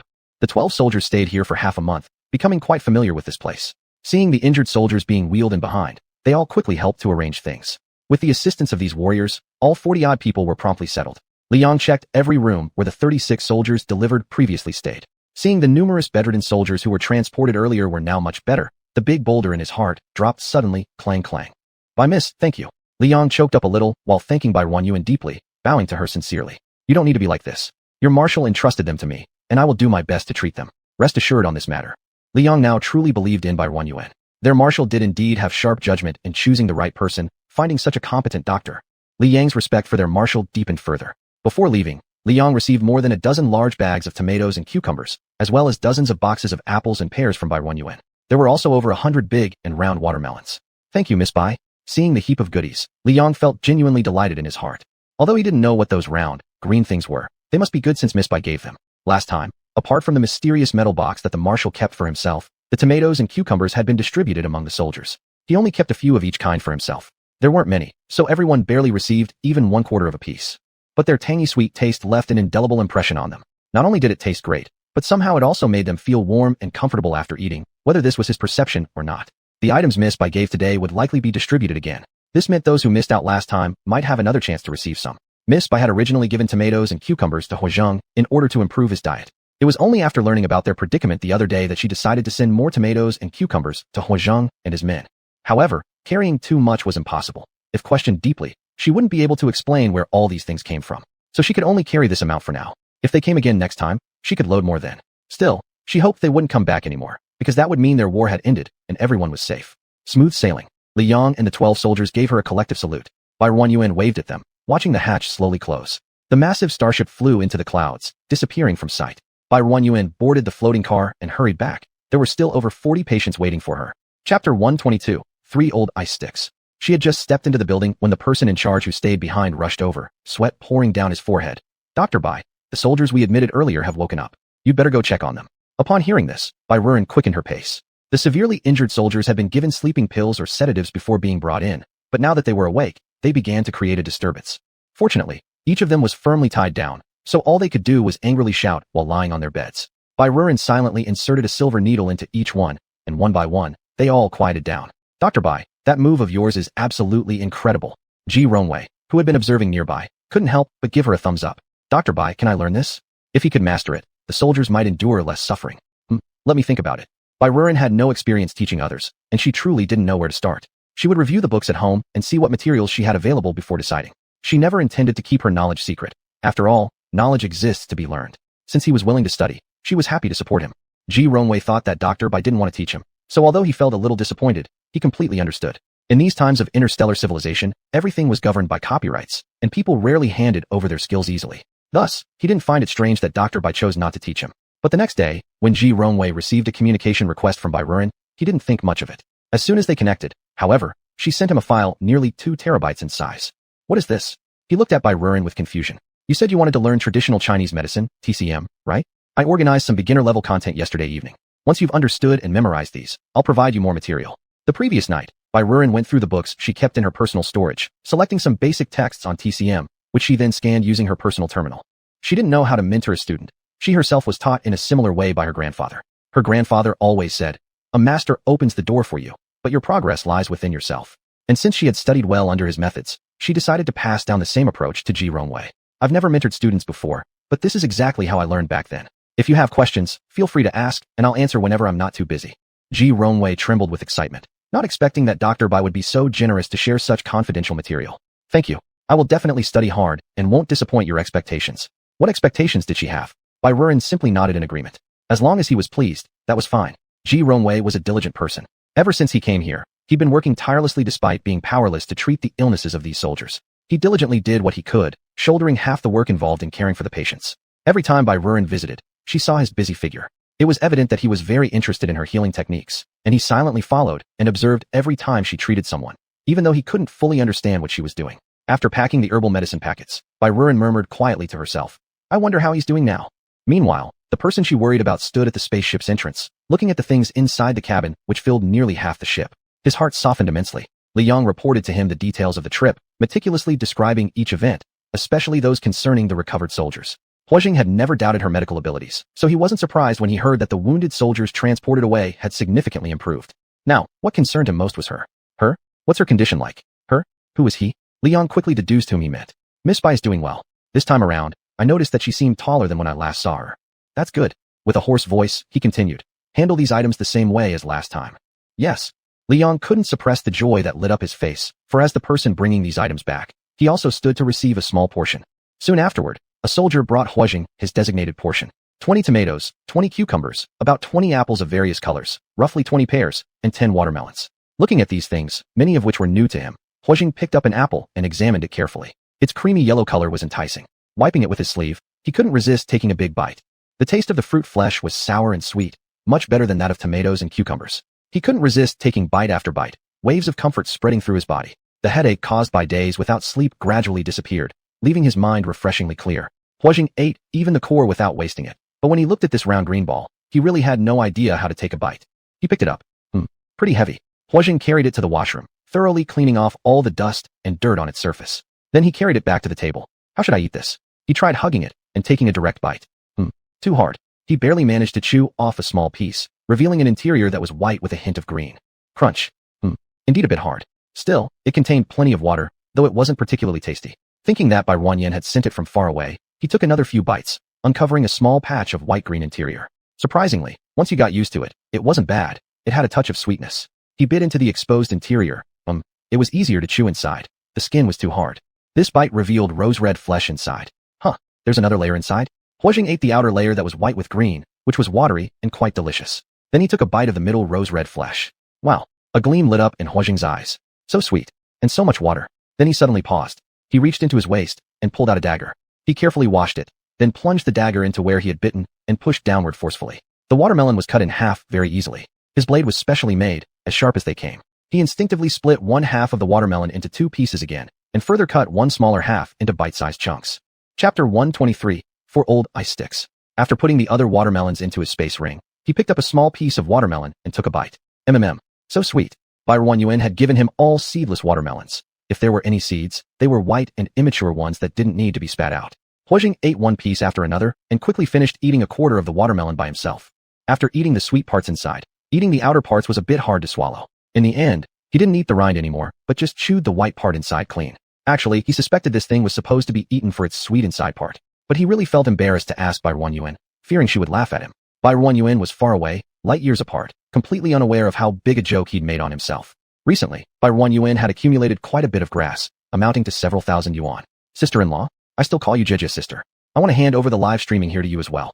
Would you dare? Your salary will increase by 1,000 interstellar coins. I haven't done live streaming before, and it's always been you. I'm not sure if the audience will accept me. After some time of training, Sun Jejia had gained more confidence. Plus, Boss Bai offered her an extra 1,000 interstellar coins in salary, so in her heart, she actually wanted to do it. I trust you. Don't you see how well you've managed our online store? The viewers are more interested in what products we offer. Bai Ruren continued to encourage her. Our planet is mainly an agricultural one, relying mostly on selling plants. It's not about the host showcasing talents or anything like that. What do you have to fear? You only need to introduce the goods and sell them. I'll give it a try. Sun Jejia finally agreed. Bai Ruren first tallied the vegetables they could harvest in the next 2 days. Then the two of them discussed and arranged the order of putting them up for sale. Of course, the highlight at the end would be the grass Bai Ruren prepared. You know the price of the vegetables. Regardless of what the cost is, every pound counts as 2,000 interstellar coins. This grass is priced at 10,000 interstellar coins per piece, and they're all the same size. Their functions are Bai Ruanyuan meticulously explained the advantages of the little grass, such as its ability to purify the land and air, etc., to her. Sun Jejia also cleverly recorded it with her personal terminal. Once both processes were set, Sun Jejia took a deep breath and went home, memorizing word for word everything Bai Ruanyuan handed to her. Honey, why aren't you sleeping yet? What are you doing? Huang Zhongyong approached Sun Jejia, placing his large head close to her cheek, and kissed her. Leave me alone, I'm not done yet. Sun Jejia pushed his big head aside and continued to polish her previously thought-out sales talk. She also watched Bai Ruanyuan's past live streams, but found there wasn't much to learn. Most of the time, Boss Bai acted on impulse without many reference points. She looked for some videos from product-selling streamers and learned how they spoke and interacted with their fans. Then she pieced together a set of lines that she thought were decent enough. Now she just needed to commit them fully to memory. What is this? Huang Zhongyong, not upset, leaned closer again and curiously observed the dense words on her personal terminal. The boss told me today. Sun Jejia recounted the event of Bai Ruanyuan entrusting her with the live streaming responsibility. Oh, Huang Zhongyong turned to look at her and gave her a thumbs up. Wife, you're too good at this. Sun Jejia, flattered by his praise, shot him a glance. I'm going to trial broadcast tomorrow night. I'm a bit nervous. What are you nervous about? My wife is the best. Just ignore those chat messages during the broadcast, and you won't be nervous. Huang Zhongyong consoled her. Just keep talking into the screen. You can't even see them. Neither do they know who you are, no worries. He patted her head, then continued preparing. Don't stay up too late. You have work tomorrow. I'll sleep first and won't wait for you. All right, go ahead. Huang Zhongyong was doing all sorts of manual labor these days, so his schedule was not very relaxing, and Sun Jejia pitied him deeply. Huang Zhongyong fell asleep the moment his head touched the pillow. Sun Jejia memorized the content she wrote twice before turning off the light and climbing into bed. Hello everyone. Welcome to the Earth live stream room. I'm the new host, Jejia. From now on, I'll be with you. Other people's boyfriend. Whoa, why did you change? Laoli, where's the previous host? Although this one looks pretty, she doesn't match the picture. I came here for the previous host. Bring her out. I love my home. Hello. Peng Kai. Welcome. Sun Jejia gripped her hands tightly, trying to relax herself as much as possible, but still couldn't help glancing at Bai Ruanyuan beside the camera. Bai Ruanyuan gave her a thumbs up to encourage her. She was already doing much better than they had expected. Since Ruanyuan is going to be busy, I'll be accompanying everyone from now on. Where did she go? She's researching more delicious plants for all of you. So let's take a look at our first product today. Sun Jejia became more composed as she went on. Old Huang was right. No one knew each other personally. What was there to be afraid of? She just needed to pay less attention to the chat messages.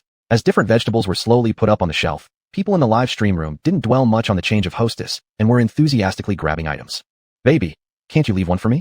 Great name. No, absolutely not. Sun Jejia became more confident in her state and smoother with each word about the plants. Today they only prepared 5 products, leaving the grass as the final highlight. Bai Ruanyuan handed over a sample to her, pushing the board holding the grass toward her. This is our finale product. I bet you've been waiting anxiously. When all 3,000 pieces of grass were sold out, Sun Jejia sighed in relief and chatted casually for a bit before ending the live stream. Then she deeply exhaled. Boss, how was my performance? Very good. Bai Ruanyuan complimented her. You're way better than me. Just keep it up like this. She hadn't misjudged her. Clearly, Sun Jejia had reviewed thoroughly at home. You were better than her, and she didn't have the patience to say those things to the audience in the live streaming room anyway. The next time you can directly broadcast in your dormitory, no need to run back and forth. Because it was her first time, Bai Ruanyuan had the broadcast still set at her house. But since Sun Jejia would be the regular hostess from now on, they couldn't always come here. Do you know how to operate the shopping cart function? Sun Jejia nodded. She had memorized it all. If she ever forgot, she could open her personal terminal to check. Chapter 124, 5 Old Ice Popsicles. Perfect. Bai Ruanyuan thought. From now on, she didn't have to worry about the live streaming business anymore. She could really be a hands-off manager. Another 17 days had passed. With the previous group and the next batch of people sent over, 23 individuals were once again full of life and energy. After their external injuries healed, they did not slack off with their physical training. Bai Ruanyuan's gym was used for 16 hours every day. Bai Ruanyuan could also see them running exercises outside their residential building every morning. Yesterday afternoon, the custom-made gate she ordered arrived, and she eagerly came early in the morning to oversee its installation. Good morning, Dr. Bai. The soldiers enthusiastically greeted her. Good morning to you too. Dr. Bai, what are you going to do? Let me help. I can help as well. I'll do it. The soldiers were too enthusiastic for Bai Ruanyuan to refuse. She could only release the gate from the spatial buckle and ask them to set it up. Is this a gate? It looks quite nice. Bai Ruanyuan customized a gate that resembled a big tree. A thick tree trunk stood on one side, and a branch extended across the top to the other side, surrounded by some smaller branches and leaves, looking very lifelike. In the center of the branches was a faux wooden board inscribed with the 5 large characters, Earth Recovery Center. With calligraphy that was fluid and powerful, Bai Ruanyuan found it in a book of Chinese brushstrokes, but truly forgot what typeface it was exactly. At the time, she just thought this font was very majestic and beautiful. Earth Recovery Center. A soldier read aloud the words on the board. Miss Bai, will this place be a recovery center from now on? The soldiers were all curious. From now on? This place will be dedicated to treating warriors like you who experience mental force surges. Oh, if we had met Dr. Bai earlier, how wonderful would that have been? In the future, if warriors undergo mental force surges, there will be a place for treatment. How good. All the soldiers were both happy and somewhat sorrowful because many of their comrades died due to mental force surges before. If only they could have waited for Dr. Bai. Drip, drip. Bai Ruanyuan's personal terminal suddenly rang. Be careful not to hurt yourselves. I'll answer a call. She stepped aside and opened her personal terminal. It was Ho Jun's deputy calling her. Hello. She answered the call, and an immediately gruff voice came from the other side. Hello, Miss Bai? Sorry to disturb you, but I have something urgent and had to contact you. Oh, what's the matter? Go ahead and say it. Well, Wood Deputy Commander looked somewhat frustrated and said, the starship from the 72nd Army transporting injured personnel has already arrived outside the Earth planet's protective shield. Please open the permission so they can enter. Bai Ruanyuan was a bit confused. Oh, come to think of it, it's my fault. Wood Deputy Commander seemed a little embarrassed. I've been busy helping with logistics these past few days. Liang asked me several days ago to inform you that they were heading there with the injured, and I completely forgot about it. I'm really sorry. Bai Ruanyuan. When will this person ever become more reliable? She clicked on the icon representing the planetary shield and found the starship that had visited twice in the information transmitted back by the planetary shield. She then modified its permissions. You can let them in now. I've already updated the permission. All right. I'll notify them immediately. Thanks for your trouble. Wood Deputy Commander quickly hung up after finishing the communication, and Bai Ruanyuan shook her head helplessly as she stared at her personal terminal. Then she walked to the gate where the soldiers were still working busily and said, I just received a communication. The new group of injured people has reached the outside of Earth. Don't bother with this anymore. Go back and get ready. Are you supposed to follow the starship back shortly? Upon hearing this, the soldiers immediately dropped what they were doing and sprinted back. Bai Ruanyuan, seeing the gate only half installed, couldn't bother with it anymore, and released her hovercar to rush to the docking point. By the time she got there, the starship had already landed smoothly. Liang and an unfamiliar young soldier who was looking around stood by the hatch waiting for her. Miss Bai. Liang hurried forward a couple of steps, standing by the hovercar waiting for her to come out. Bai Ruanyuan got out of the vehicle, and Liang immediately approached her, extending his hand warmly. Miss Bai, it's been half a month since we last met, and you look even prettier. Liang's praise was pure, and Bai Ruanyuan could tell. Aesthetic appreciation is universal. Moreover, the admiration in his eyes was purely for the beauty of things, without any inappropriate intentions. Thank you for the compliment, and so do you. Your mental state looks much better than last time. After exchanging pleasantries, the unfamiliar young man also approached and extended his hand to Bai Ruanyuan. Hello. You must be Dr. Bai? My name is Lin Fan. This time, I am accompanying Captain Li in charge of transferring the wounded. Bai Ruanyuan glanced at Liang and noticed a slight reduction in his smile. It seemed like his relationship with this person was just average. Hello. She still shook hands politely. Lin Fan's gaze lingered on Bai Ruanyuan's face, unwilling to leave. He forgot to let go of her hand. Bai Ruanyuan used some strength to pull her hand back from his, an action that startled Lin Fan awake. His face turned slightly red as he withdrew his hand, placing the one that had touched hers behind his back tightly clenched, savoring the feel from before. Bai Ruanyuan withdrew her gaze and no longer looked at him. She had seen this kind of look too many times, already capable of ignoring it. How many people came this time? First, let's send them to the sanatorium. The sanatorium? Liang was somewhat puzzled. There wasn't such a place the last time they came.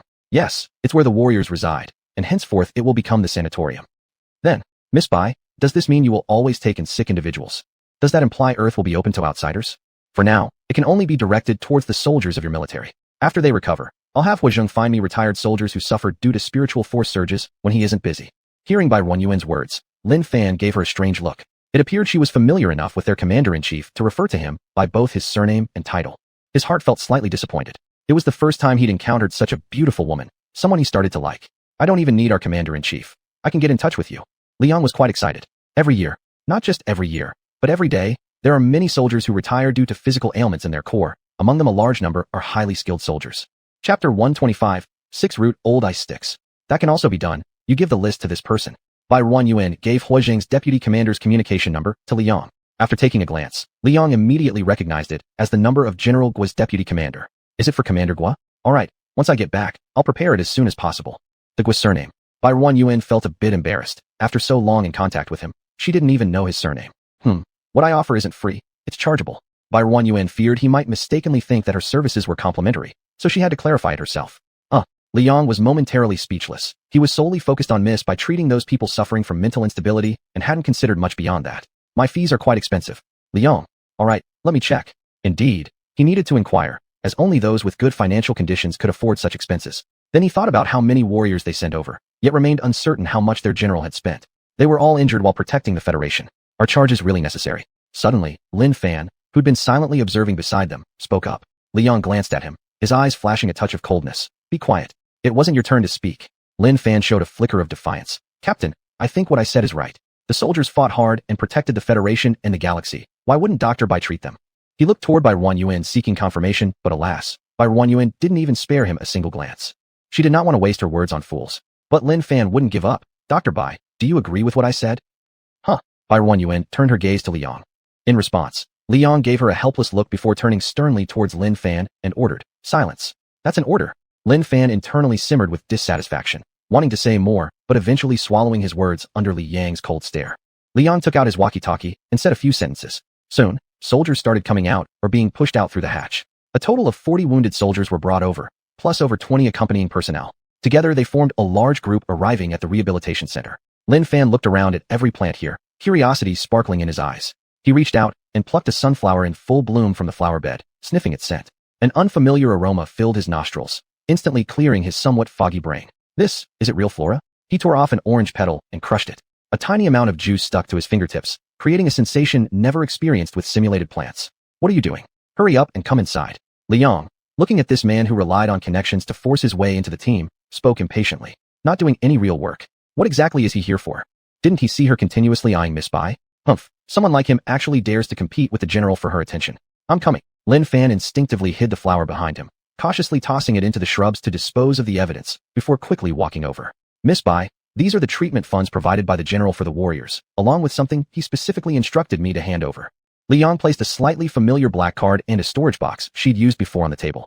Please thank your general for me. Bai Ruanyuan nonchalantly stuffed the card into her pocket and tucked the storage box into her dimensional button without hesitation. Huh? Dr. Bai, you actually accept money from our general? I thought the treatment was free. We receive free treatments on Purple Star all the time. Lin Fan couldn't help himself and brought up the earlier topic again. His voice was rather loud, and with some soldiers already nearby, even more gathered upon hearing him. It's the general who pays for our treatment. Oh, so there are costs involved. Some of the soldiers who were previously unaware now voiced their thoughts. Quiet, Liang loudly commanded, causing everyone around to snap to attention and remain silent immediately. Liang continued. On Purple Star, yes, no fees are charged, but can Purple Star cure you? Some soldiers sheepishly lowered their heads. Liang looked at Lin Fan. You went through so many relations just to follow and cause disputes here. Lin Fan's face paled. I'm not, Liang countered. If not, why are you saying so many useless things? Hospitals and rehab centers on other planets don't charge you because it's considered a work-related injury and the Federation reimburses the costs. Has the Federation compensated Miss Bai? And besides, you merely didn't pay at the time, but when you visit hospitals later, will those places not charge you? Receive, actually quite a bit. The warriors all grumbled inwardly. Many of them, because of their average family conditions, didn't dare to go to the hospital when they were sick. One visit cost a lot of money. Bai Ruanyuan sat nearby watching Liang speaking, feeling extremely comfortable inside.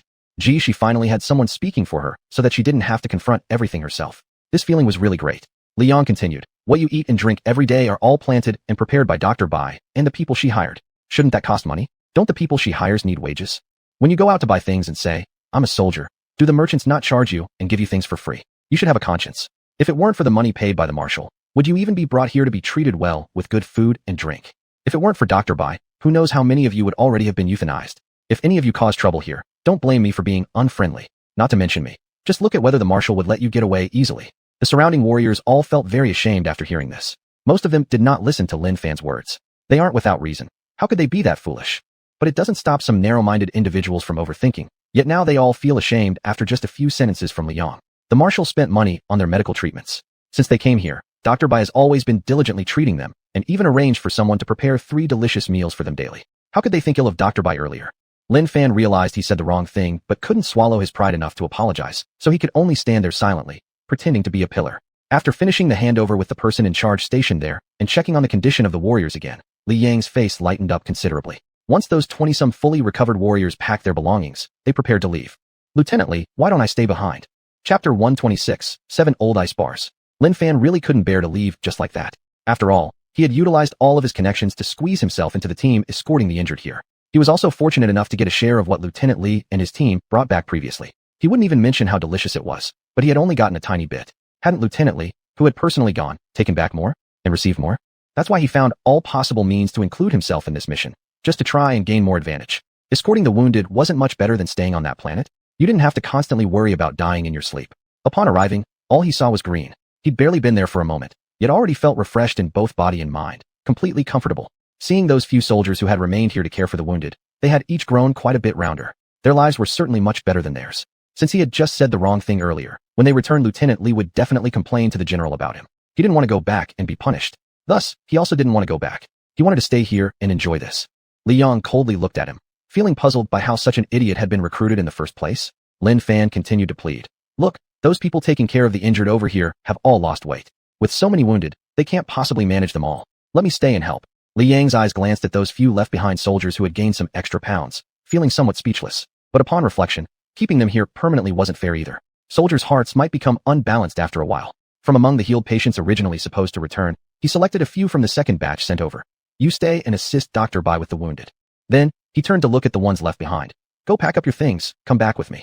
Those left behind had pale complexions, but could only obediently pack their stuff, mentally cursing Lin Fan till kingdom come. Even though unwilling, they could only quietly carry their bags and board the starship they came on, glaring bitterly at Lin Fan. Lin Fan inwardly sighed. This has nothing to do with him, right? Why were they glaring at him?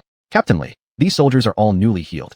If they stay behind to take care of other soldiers, there will surely be some awkward moments. Let me stay. He glanced at Li Yong, who ignored him, and then hopefully looked at Bairu. Dr. Bai, what do you think? What I think. Bairu gave him a glance, wishing desperately that he'd nod wildly right now, yet could only use his eyes to gesture her to keep him. I don't think we need so many people. Perhaps, you should take the others back with you too? Lin Fan's vision blurred. A faint smile flickered at the corner of Li Yang's mouth. I am serious. Observing their expression seemed like they doubted him.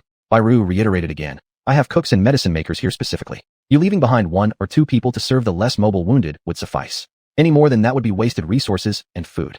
Miss Bai, the last part you mentioned is probably the main reason. Li Yong silently complained inside. Still, in the end, he followed her suggestions and rescreened several individuals, finally keeping only 3 of them. Shut up. Li Yong harshly cut off Lin Fan's words. This guy lacks perceptiveness. Just wait until they return and see how I deal with him. Startled, Lin Fan shrank back and didn't dare say another word. The entire time Bairu observed, watching everyone depart to the docking area. The soldiers all entered the cabin door in order. Only after all were inside did Bairu pull out bag after bag of things from her spatial ring and place them at the ship entrance. Similar to last time in quantity, it increased around 1 level more from last time's basis. Lin Fan eyed greedily. This must be for them, right? Were there really this many? He got merely a quarter of some unnamed fruit. Bairu soon stopped taking things out. Take these things back for Huozhang. Speaking, she picked up a large bag and handed it to Li Yong. You give way too little every time. Barely enough for us to share. Lin Fan's annoying voice rang out once more. White Ruru paused momentarily as she raised her hand higher, then dropped the bag down, allowing it to miss Li Yang's outstretched hand. Oh no. Li Yang called disaster within, unaware that Lin Fan kept going undaunted. Can't you give more? I see your planet is pretty big. Is that all you're giving? In his mind, he thought these belonged to items purchased by their marshal. Therefore, asking felt naturally justified and entitled. Every time Lieutenant Li takes something back, it's only enough for a small part of the group. Therefore, apart from the officers who have priority in distribution, the soldiers beneath them must rely on a lottery system to decide who gets what. When Lieutenant Li brings things over the next time, they will draw lots again among those who haven't had their share yet to determine who can eat and who cannot. Up until now, more than half still haven't received anything. Lin Fan suspected that Lieutenant Li wasn't trying hard enough, which is why he always brought back so little. After all, standing before them was just a particularly good-tempered young girl. If he could bring more things back, their marshal would surely commend him. Bairu let out a cold laugh. I didn't know that your marshal's stomach is that big. After giving him so much stuff, he eats it all within half a month by himself. So is he a pig? Li Yong felt embarrassed. Most of these things had ended up in their bellies, though they had only gotten a tiny portion. Furthermore, she was one of the few people who dared insult their marshal directly after all these years. What? Lin Fan was somewhat confused by what he'd just heard. That. Li Yong interjected into their conversation, saying somewhat sheepishly, Miss Bai, you've misunderstood our marshal. Our marshal cares deeply for the soldiers. He only kept a little for himself and shared the rest with the lower-ranking soldiers. This soldier doesn't know how to speak properly. I will truthfully report this to our marshal upon returning and ensure that he deals with him accordingly. Please don't be angry at our marshal. If Miss Bai got mad and delayed their marshal winning her over, they were sure to suffer for it. But Bairu wasn't appeased by his apology. She had kindly treated Huozhang's soldiers and brought him things. It was his fault for letting someone like Lin Fan come here and act rudely. It was their problem. Why should she bear any more of it? How does your marshal caring for his own soldiers concern me? She said coldly, given that Huozhang had given her a card and gifts. Chapter 127, 8 Old Ice Sticks. She took out a bag, picked 2 or 3 persimmons and cucumbers after careful selection, then grabbed 4 or 5 apples. She handed the bag to Li Yong. Li Yong had just taken it when suddenly he felt his grip loosen as Bai Ruan yanked the bag back. Humph, not even fit for pigs, definitely not for him. Bai Ruan swiftly waved her hand over the pile on the ground and retracted everything back into her spatial knot, including the bag in her hand. Miss Bai, Li Yang's heart raced with panic. Was she really angry? Lin Fan was already upset. Seeing this made him speak out again. Our marshal paid for these. They weren't stolen. Who are you mad at? Do you think you can offend our marshal? Initially, Lin Fan thought this young girl seemed nice. But who would have guessed that beneath her soft appearance lay such a fiery temper? He decided to teach her a lesson. You come. Bai Ruan smiled invitingly, beckoning him with a wave of her hand. Lin Fan looked at her beautiful and enchanting smile and became completely entranced. Thinking she might whisper something sweet to him, he felt quite smug about it, so he walked down from the starship to Bai Ruan's front. What do you want to say? Lin Fan curled up a smirk, one that he often practiced in front of the mirror, believing it absolutely charming. Bai Ruan also showed another dazzling smile, mesmerizing Lin Fan further. Lost in her radiant smile, Lin Fan suddenly felt an excruciating pain in his chest, and then he flew backward. After retracting her leg, Bai Ruan didn't even glance at Lin Fan lying far away and turned to Li Yang, whose mouth was wide open in astonishment. Since you say your marshal paid for it, next time remember to have him pay the interstellar coins for the items he took the last couple of times. Having said that, she boarded her floating car and left without looking back. Li Yang put his fallen jaw back into place manually, watching her departing vehicle's silhouette, admiring her internally. This kind of skill? No wonder their marshal likes her. Thinking of their marshal, Li Yang looked at the unfortunate guy still groaning on the ground, shouting into the cabin. Two people, drag Lin Fan back. As for how to explain this to the marshal when they return, how isn't there already someone designated for the job? The two soldiers dragged the nearly unconscious Lin Fan back and threw him into the medical bay. The door closed, and a fluorescent green liquid released from the chamber enveloped almost all of Lin Fan's body. After navigating through space for 5 days, the starship arrived at a dark planet. The starship docked at an empty berthing point, and as soon as Li Yang stepped out of the cabin, he saw Huazheng waiting. Marshal, Li Yang saluted before walking up beside Huazheng. Welcome back. All right, Marshal, this time we've brought back. Li Yang reported the healed soldiers to Huazheng and recounted what happened on the battlefield as usual. When mentioning Bai Ruan, he meticulously told Huazheng every detail. After all, it had nothing to do with him personally, nor was it his fault, so there wasn't much to fear. Huazheng's brows knitted more deeply as he listened. By the time Li Yang finished recounting everything he wanted to say, Huazheng's face had become frighteningly cold. Where's Lin Fan? Huazheng's voice sounded slightly hoarse but retained its authoritative weight. Kicked by Miss Bai? I guess he felt embarrassed because these past few days, he has been obediently staying in his room. Huazheng chuckled dryly. If she had resorted to action, it clearly meant she was seriously angered. Isn't manpower lacking at the front line? Send him. Yes. Li Yang was not surprised by this decision. Forget it. Huazheng pondered for a moment and reconsidered. If he were injured on the front lines, should he treat him or not? Wouldn't he just end up being sent to Bai Ruan again? Send him to mine radiation stones instead. Understood. Whether mining radiation stones or heading to the front lines, in Li Yang's view, neither was good work. One where you die any moment, and the other could lead to lethal radiation exposure resulting in a painful death. Even with protective anti-radiation suits and pills, there would always be some effects on the body. He decided to give Lin Fan a hard time. Surely the marshal wouldn't mind. That ungrateful little. Huazheng smiled inwardly, unsure if she liked the gift he sent her. He asked his lieutenant to grab more items from the ones he sent last time and put them into a new storage box. From his own spatial nod, he retrieved a few additional items. After pondering again, he instructed the lieutenant to gather 10 or so radiation stones and place them into another storage box. 5 days later, Li Yang set off once again on the journey transporting wounded soldiers, carrying 2 storage boxes and 2 black cards prepared by Huazheng for Bai Ruan. Miss Bai, this is what our marshal has asked me to deliver to you. Li Yang placed the 2 storage boxes on the table and pushed them towards Bai Ruan. On top were 2 black cards. Your marshal has quite a few cards. Bai Ruan picked up the 2 cards on top, glanced at them, and put them in her pocket. Huazheng had given her 4 cards in total, but she wasn't clear how many interstellar coins were in each of them. Because there were no banks here, no deposit machines, or ATMs either. Our marshal comes from a family with excellent conditions. Moreover, most of the money for treating soldiers is covered by the Corps, so you don't have to worry, our marshal won't go bankrupt. Li Yang said this seriously, which made Bai Ruan laugh. Seeing Bai Ruan laughing, Li Yang felt relaxed too. Did this mean that Miss Bai was not angry with them anymore? Encouraged, he continued. Once I get back, I will tell our marshal about Lin Fan's foolish acts. Our marshal hadn't even finished listening before his face turned dark, and he immediately ordered Lin Fan to be sent to the front lines. But later, he thought if Lin Fan's mental force caused chaos, he'd still have to send him here to bother you for treatment, so he assigned him to mining instead. By the way, our marshal specifically reminded me, this black box contains radiation stones. He knows you've never seen them, so he sent a few over for you to take a look. You must wear protective clothing when opening the box, and always keep an eye on its level of contamination. If your body's radiation value increases, you must contact our marshal immediately. Do not endure it. You wouldn't know how terrifying radiation is and what harm it can do to your body. In his opinion, it was wrong to give something so dangerous to Miss Bai. Knowing it was risky, why deliver it to her? What if she gets hurt? Their marshal will end up crying over it. He believed that, as long as Miss Bai could heal mental force disruptions, she deserved special protection. How could they let her deal with dangerous stuff? If anything happened to her, it would not only be their loss, but also the loss of the entire 72nd Corps. Bai Ruan stroked the box beneath her fingers curiously, but she couldn't open it right in front of him. Thank your marshal for me. Considering he had sent her gifts, she decided to forgive him this time. Chapter 128, 9 Old Ice Sticks. Definitely. Li Yang left contentedly with a group of people who had fully recovered. In the dead of night, Bai Yuan opened the silver storage box that Huizheng sent to her. Inside was a small box full of green energy stones, just like the one Li Yang sent last time. She roughly counted them and found that there were about 10 or 20% more than last time. Her heart swelled happily, guessing that it was because he noticed she was upset last time. There were also 2 sets of advanced protective suits and a small box inside. The box contained various colored energy cores from interstellar beasts, and to her surprise, she even saw a blue one. That was truly precious. She closed the box and stored it in her space pocket, planning to return it to Li Yang when he comes next time. After securing the door tightly, Bai Yuan activated the sealed mode. Not even a breath of wind could enter or escape the room. She put on one of the protective suits and opened the black storage box, revealing the corner of a black ore. Bai Yuan opened her personal terminal to keep an eye on her radiation levels at all times. Her body's radiation value didn't change at all, but the radiation detector on her table emitted a shrill alarm as soon as the box was opened. The numbers exceeded the device's maximum measurable value, with red prominently flashing on the instrument screen. It was evident that the protective suit given by Huizheng was of extremely good quality. Bai Yuan first attempted to remove the protective covering from one hand, exposing her delicate, white hand to the air. Her personal terminal instantly triggered an alarm as well, showing rapid rises followed by equally swift drops in her internal radiation levels.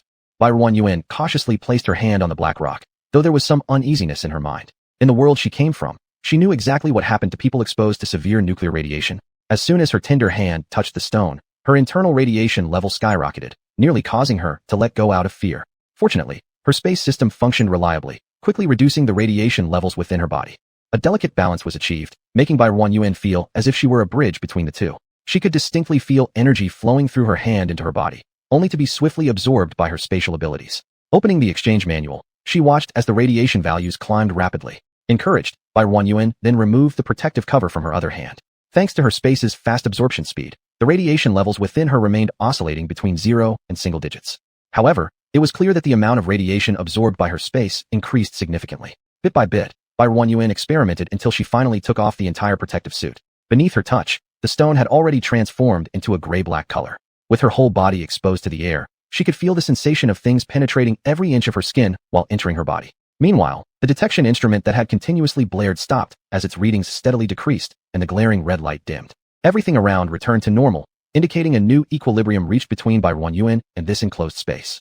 Half an hour later, the radiation stone she was touching began disintegrating into powder, eventually crumbling away. Bai Yuan disposed of the powder and, looking at the many differently sized radiation stones still left in the box, joyfully bounced up and down in excitement. Wealth, pure wealth. Huizheng, I love you so much. She placed both her hands on 2 different radiation stones, and immediately, a constant stream of radiation poured into her body. Watching the numbers rise sharply, Bai Yuan couldn't help but beam with joy. Don't underestimate these seemingly small stones. One had already provided enough radiation for her to purchase a Class 3 safety zone shield. After absorbing the radiation from the 2 stones beneath her, she found she could now trade for 2 Class 5 safety zone shields. Wow, Bai Yuan felt like flying with happiness. She directly took out over a dozen radiation stones and arranged them into the shape of a bed, lying straight down on them. Do they hurt? These are radiation values. No matter how uncomfortable, she can endure it.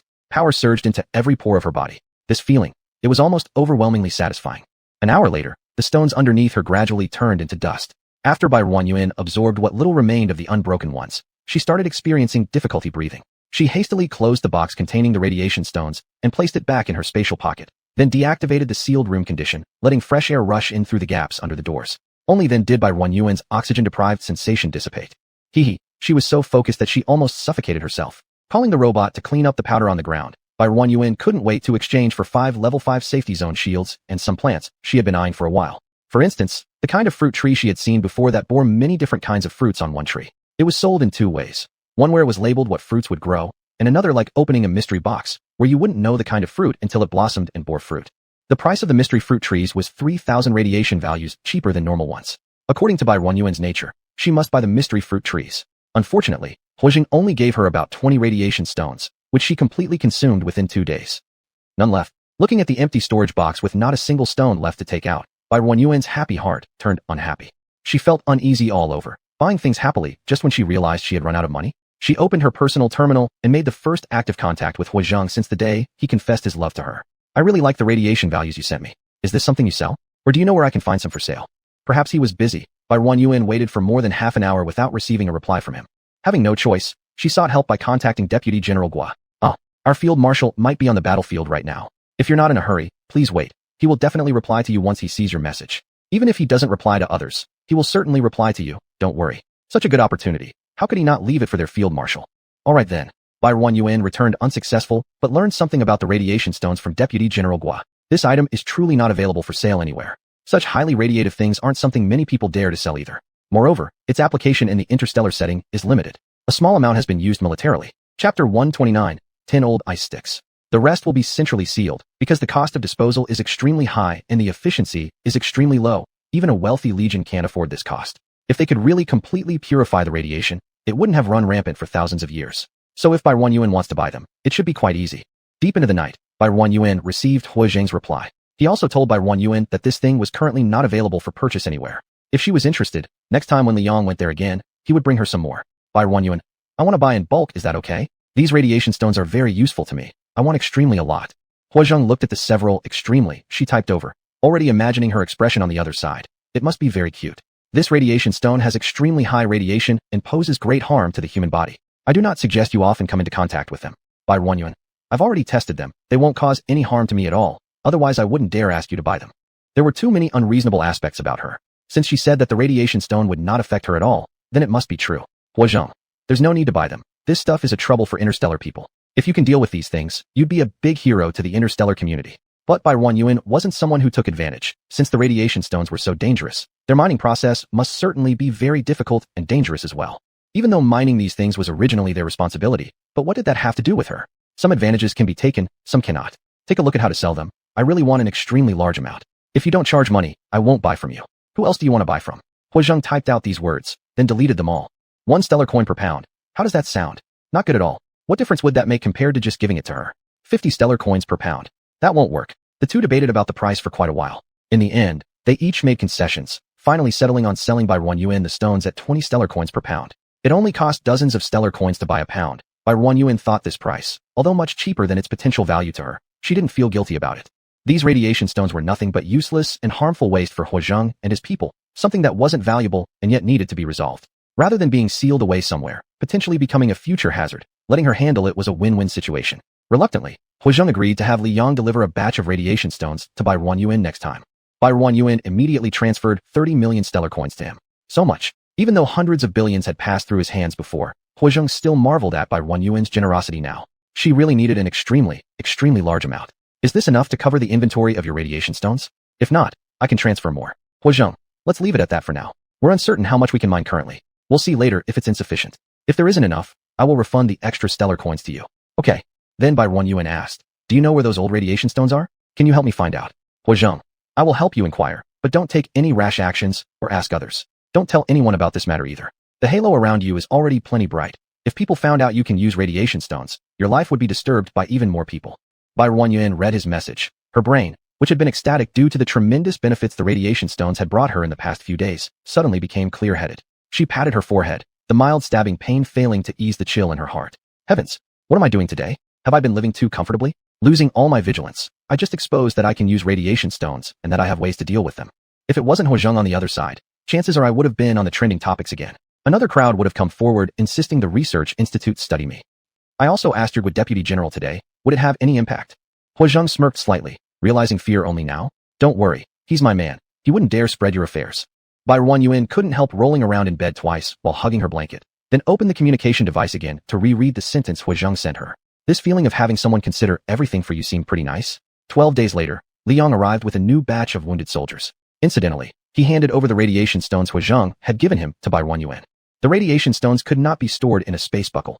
Only the specially made black storage boxes like those He Zheng gave her last time could contain them. Otherwise, they would ruin the space buckle in an instant, making it unrecognizable even to its mother. Storage boxes all have their limits, just as space buckles do. It's not infinite storage. So this time, Liang brought Barren Yuan more than 30 black storage boxes. Liang, of course, knew what was inside, but he had one characteristic. As long as others didn't tell him, he wouldn't dig deep and ask questions. Even though he thought it strange that Miss Bai needed so many radiation stones, since their marshal didn't tell him about this matter, it meant that he didn't need to know about it, and thus, he did not need to inquire further. Just following orders was enough. Most of the patients who were bedridden when they first arrived had recovered significantly. Barren Yuan hadn't given them any spiritual spring water, so their recovery was much slower. That was normal, wasn't it? Such severe mental force outbursts would usually result in death, yet somehow here they got better in just half a month. Would anyone believe that? He Zheng's case was a special situation, so it didn't count. Liang replaced 3 of the soldiers stationed there and looked at Ji Ronwei, asking, "You've been here for quite a while. Why don't you come back with me? Ji Ronwei shook his head like a tambourine, refusing repeatedly. I'm learning from Dr. Bai right now. I can't leave yet. Li Yang looked at Bai Yuan, puzzled and somewhat incredulous. Is that true? Are you teaching him medicine? Ji Ronwei was an exceptional student whose mentor once said he was the most talented and capable student he had seen in many years. A lot of hospitals had extended invitations and offered high salaries to hire him, but he declined all offers and eventually joined the 72nd Army as a military doctor. Chapter 130, A Big Steamed Bun. Bai Ruor didn't say much else. You must study hard. If you can learn half of what Miss Bai knows, then you will be able to save more people. I will definitely study hard, Ji Ronwei loudly promised. When he first started studying medicine, his goal was to research solutions for interstellar radiation and mental force outbursts. But when he actually began studying, he found that there were no known cures. He became very disheartened and eventually joined the military camp, thinking that with his abilities, he could at least save one person at a time. He also fantasized that through contact with more patients, he might find a solution. Miss Bai, I'll leave him with you. If he causes trouble or disobeys, please tell me, and I will deal with him. He then put in a good word for Ji Ronwei. This young man is a high achiever. His dream when he started studying medicine was to research ways to treat radiation and mental force outbursts. Meeting you has truly fulfilled his dream. Bai Ruoro hadn't expected that Ji Ronwei had such a grand dream. She looked twice at the embarrassed Ji Ronwei and smiled as she agreed. As long as he wants to learn, I will teach him. Ji Ronwei became flushed with excitement, wanting to say something but unable to get the words out. That's settled, then I'll take my leave. Bai Ru went together with them to the docking point, where all the soldiers boarded the starship.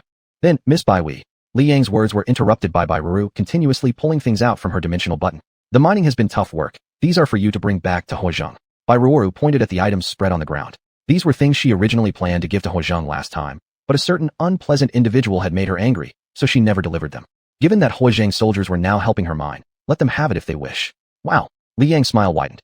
Bring 2 more people. He shouted inside the cabin and ordered the soldiers who came out to move Bai Ruoru's items onto the starship. Bon voyage. Li Yang grinned like a flower, waving goodbye to Bai Ruoru. Thisly, Captain. Bai Ruoru amusingly shook her head and turned to board the hover car. Take a look at this patient.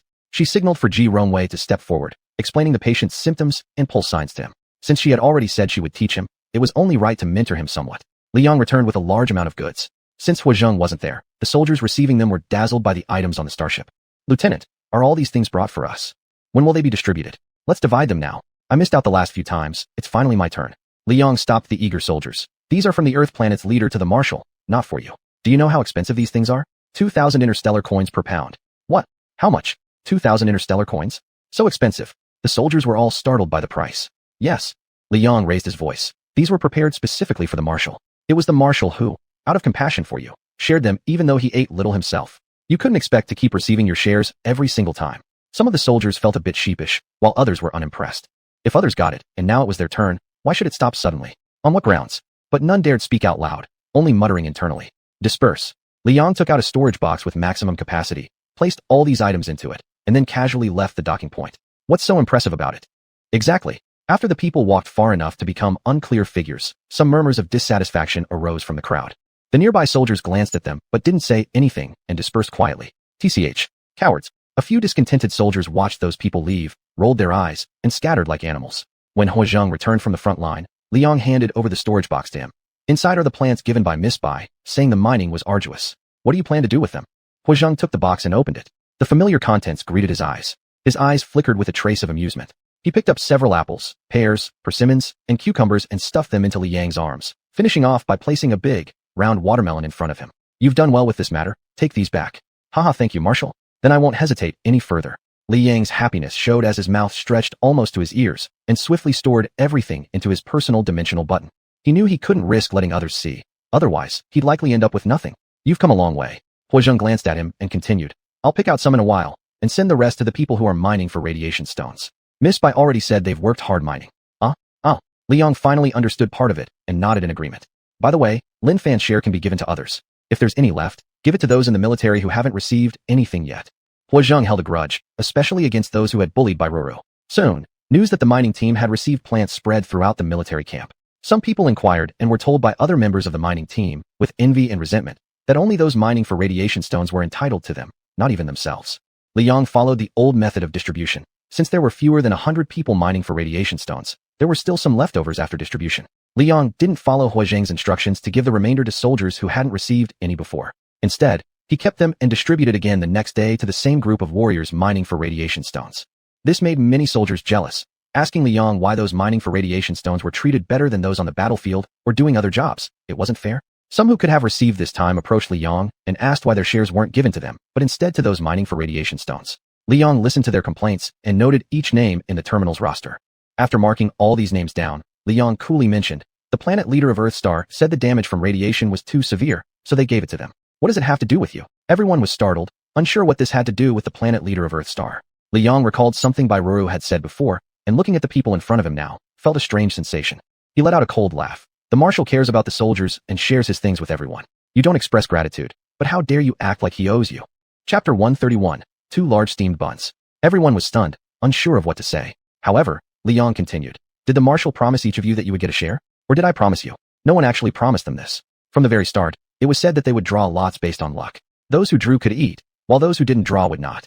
But because later selections were made only among those who had never eaten, the soldiers all subconsciously believed that eventually everyone would have their turn. Now, they thought it was their turn to taste it. However, when what should have been theirs was given to others, how could they feel comfortable? I've never seen anyone give something to others and still listen to others about how to divide it. The marshal's belongings are his to give as he pleases. Do you have any right to question him? What do you people think you are? Who gave you the right to interfere in the marshal's affairs? If you want to eat it, buy it with your own interstellar coins. When have I ever seen beggars act so arrogantly? Li Yang's tone wasn't intense, just calmly stating the facts in a dispassionate voice. It felt more intimidating than shouting. The faces that had previously shown anger now softened. One by one, their faces turned red. One by one, they realized fear now gripped their hearts. How had they dared before? How had they dared to complain about the marshal? And how had they dared to come here and argue with Captain Li about principles? Does the military camp run on reason? No. In the military camp, complete and absolute obedience to orders from superiors is all that is required. People standing behind tried to sneak away quietly, but Li Yong stood at the front, watching these people below clearly. Anyone making subtle movements was caught. His subordinates were guarding around him, and there was no way for them to escape easily. If they did escape, wouldn't his peers laugh at him until death? To be bullied by some rookies. Hey, where do you think you're going? Suddenly raising his voice startled a soldier who wanted to flee. His body froze. Do you think my place is where you can just come and go as you please? Does such an easy thing exist in this world? Because of recent tough battles, the men had become restless and irritable, leading to today's incident. However, Li Yong had no intention of letting this slide lightly. He listed several punishments to those pale-faced men standing below. Tonight was destined to be a sleepless night. Hurry up and run. Li Yong bit into a quarter of an apple with a crunch, sitting on a chair supervising their running. The sound of chewing was particularly loud, making every step past him unbearable torture.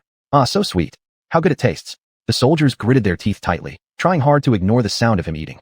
Struggling under the weight on their backs, they pushed their feet harder, hoping to end this ordeal quickly. An assistant informed Hua Zheng, but he just replied with a calm, "Oh," indicating he knew.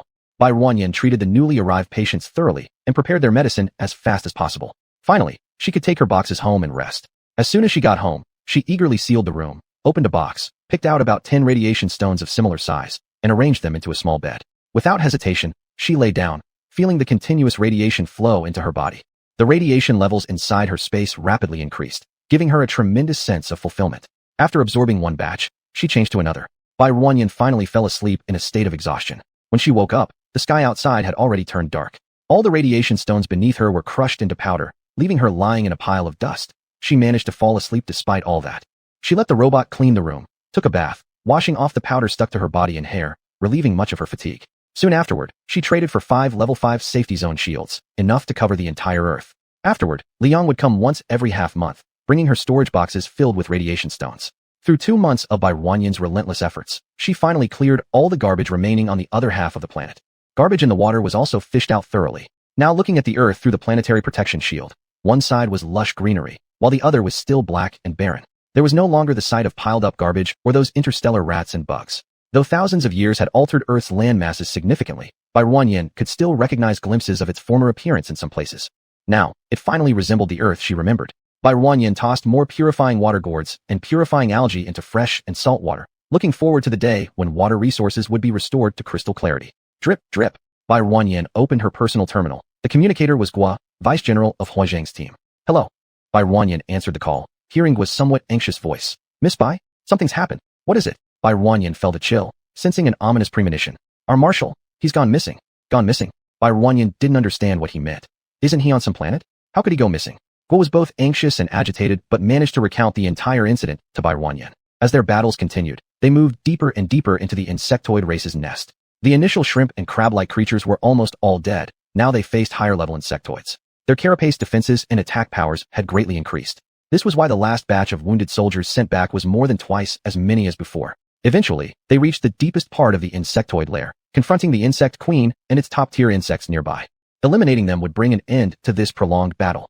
Huazheng, the strongest in strength, naturally took charge against the insect queen, also the strongest adversary. In a final, explosive burst, the insect queen's body shattered into countless pieces, but Huazheng disappeared without a trace. Neither alive nor dead, he simply vanished. Some suggested that he might have fallen into one of the insect race's wormholes, not knowing which planet or part of the universe he landed on. Others speculated that such an intense explosion, capable of reducing the insect queen to fragments, must have released an immense amount of energy. Chapter 132, 3 Big Steamed Buns. Young Marshal Hua is a bit crispy. For some reason, Bai Ruanyan thought of this sentence. Shaking her head, she shook off the strange thoughts in her mind. This crispy chicken Huazheng is missing. How could she still be so heartless as to think about other things? She asked, then what can I do? Does the Hua family know about this? The Hua family already knows. Marshal Hua has rushed to the planet where the incident happened. Currently, there's nothing you need to do. I just felt like informing you. Last time, he had an accident on the battlefield and was teleported to the Black Star 12th domain by falling into a wormhole. This time, who knows where he was sent. With his abilities, she still believed that he could save himself. Just didn't know whether he would be lucky enough to meet someone who could rescue him this time. Hey Ms. Gu. Bai Ruanyan answered the video call, and on the other side was Gu Wanjun, whom she hadn't seen for a long time. Her eyes were red and swollen, obviously from crying. Ruanyan. Ms. Gu choked out 2 words before breaking down into tears again. What should we do? Why, even beautiful people evoke sympathy when they cry. Bai Ruanyan's heart felt heavy too. She consoled her softly. Don't worry. Huazheng will be fine. He's so capable. Why don't you trust him? You're right. He'll definitely be okay. Though Ms. Gu said this, her tears wouldn't stop flowing. All these years, I've never stopped worrying about their family. For so many years, I haven't had a single good night's sleep, worrying about one thing or another. Why, 2 skills Bai Ruanyan did not possess, getting along with people and comforting others. All she could do was listen quietly to her recount past events, how the 3 men in the family were injured on the battlefield several times, and how they were pulled back from death each time. The fate of space soldiers was always death in battle unless they retired because of injuries. It was only a matter of time. As long as the insectoids exist, the battle between the space citizens and the insectoids will never cease. He's probably been teleported somewhere again, like last time. Isn't Marshal Hua already heading out? You have to believe he will find Huazheng. The 2 talked for over an hour, and all Ms. Gu did was sob incessantly. Toward the end, she barely managed to control her tears. Sigh. How will she cry after cutting the communication? Bai Ruanyan absent-mindedly filled up the newly dug hole, realizing only later while placing the sapling inside that she'd made another silly mistake. Sigh. Where is he now? Does he even still have his emergency bag? This crispy chicken has been injured several times, but hasn't gained any experience at all. Every day, Ms. Gu would call, sometimes crying, sometimes low-spiritedly chatting idly with her. She told stories about Huazheng's growth from childhood, which inadvertently let Bai Ruanyan learn everything about him. Huazheng was also mischievous as a child. He once broke his mother's treasured porcelain vase and hid the shards under his father's bed, accusing his father of the act. If Marshal Hua hadn't been away from home for a week, Ms. Gu might have believed it. After breaking the great-grandfather's reading glasses, he hid the pieces in Grandpa Hua's room, causing the old man to be chased around by the even older Grandpa Hua, while he laughed merrily nearby. 20 days later, Bai Ruanyan received a video call from Huadad. He had never initiated contact with her, so this must mean Huazheng has been found. She hesitated slightly, afraid to connect in case she heard bad news. After pausing for a few seconds, she finally accepted the call. In the video, Huadad's somewhat stern face appeared. Marshal Hua, hello. Bai Ruanyan's voice unconsciously turned hoarse. Listening to her voice, Huadad's serious expression softened momentarily. Miss Bai, are you worried? I'm calling to tell you, Huazheng has been found. After saying this, he flipped the lens, and Bai Ruanyan saw Huazheng lying in the bed. He looked much thinner, his hair longer, with a rough face covered in stubble. Even in dreams, he seemed restless, frowning lightly as if troubled. A wave of indescribable emotions quickly surged within Bai Ruanyan. Her eyes became moist, yet at the same time, a sense of relief washed over her knowing he was safe. How is he now? Is he alright? Everything else is fine. It's just that his mental energy has been injured again. When we found him, he was awake for a while and said he wanted to go to your place. We are on our way there and are expected to reach you the day after tomorrow. Upon hearing they were coming, Bai Ruanyan felt an inexplicable joy. She had the cleaning robot thoroughly clean the room he previously stayed in, as well as some other rooms, replacing the bed linens with new ones, even though they weren't dirty at all. As the metal bed slowly approached, Bai Ruanyan couldn't help herself and walked over. She nodded briefly at Huadad as a sign of care, then took 2 steps to the bedside where Huazheng lay deeply asleep, still pale-faced. She grabbed his wrist and examined him for a moment, finally slightly putting her heart at ease. Where did you find him? On Sa Planet. At this, Huadad's face looked a bit peculiar. The Lord of Sa Planet went to check on the trees he planted and found him in the forest. Bai Ruanyan. She didn't expect such a turn of events. So why wasn't he found until now? Cough. He only goes there once every half-month.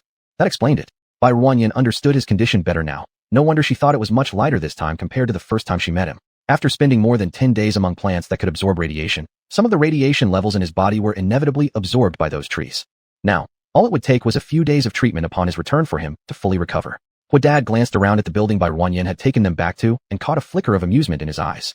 Huozheng used to stay here. Let him stay here again. The rooms on the ground floor are all unoccupied. Choose whichever one you like. Huodad's entourage consisted of more than 20 people, including subordinates and doctors. Having already taken Huozheng's pulse and explained everything to them, Barren left it up to Huodad to arrange and quickly walked into the kitchen to start cooking medicine for Huozheng. Not even waiting for it to steep for a moment, she poured the herbs directly into the clay pot, added extra water, and began to boil them immediately. Chapter 133, for big steamed buns. Then she cooked a big pot of porridge and warmed up over 40 steamed buns. She quickly stir-fried a large pot of leek and scrambled eggs, as well as sour and spicy potato shreds. With 2 large bowls of dishes, she thought it would be enough for them to eat. She ladled a bowl of rice porridge and added a spoonful of sugar into it. Commander Hua, I have prepared the food for you in the kitchen. All right, thank you very much. Seeing the bowl she was holding, it was already clear what she was about to do. Hua's father moved aside, not obstructing Barren's actions. He then stepped out to find someone to bring the food from the kitchen. Barren adjusted the bed higher so that it would be more convenient for her to feed him. You, how come you keep getting hurt? Soy PG? Aren't you supposed to be pretty strong? You're an interstellar 4S level strongman, and yet still so weak. Barren lowered her head to scoop some porridge, not noticing that the person in front of her had slowly opened his eyes. Huozheng initially felt somewhat bewildered, but upon realizing who stood before him, hearing her incessant chatter, he was filled with a sense of unprecedented satisfaction. This wasn't a dream. She really was standing in front of him. You were reckless and jumped straight into danger. Aren't you dumb? Barren looked up and met a pair of smiling eyes. Why you are awake. Barren instinctively turned her gaze away, feeling uneasy. She had just been talking ill of him, and he heard everything. Huozheng, looking at her cute expression full of guilt, smiled even more. He reached out and took the bowl from her hands, their fingers brushing each other. Barren's heart beat wildly like little deer jumping around, and her cheeks turned red without her noticing. Huozheng placed the bowl to the side and gripped her hand instead. Barren.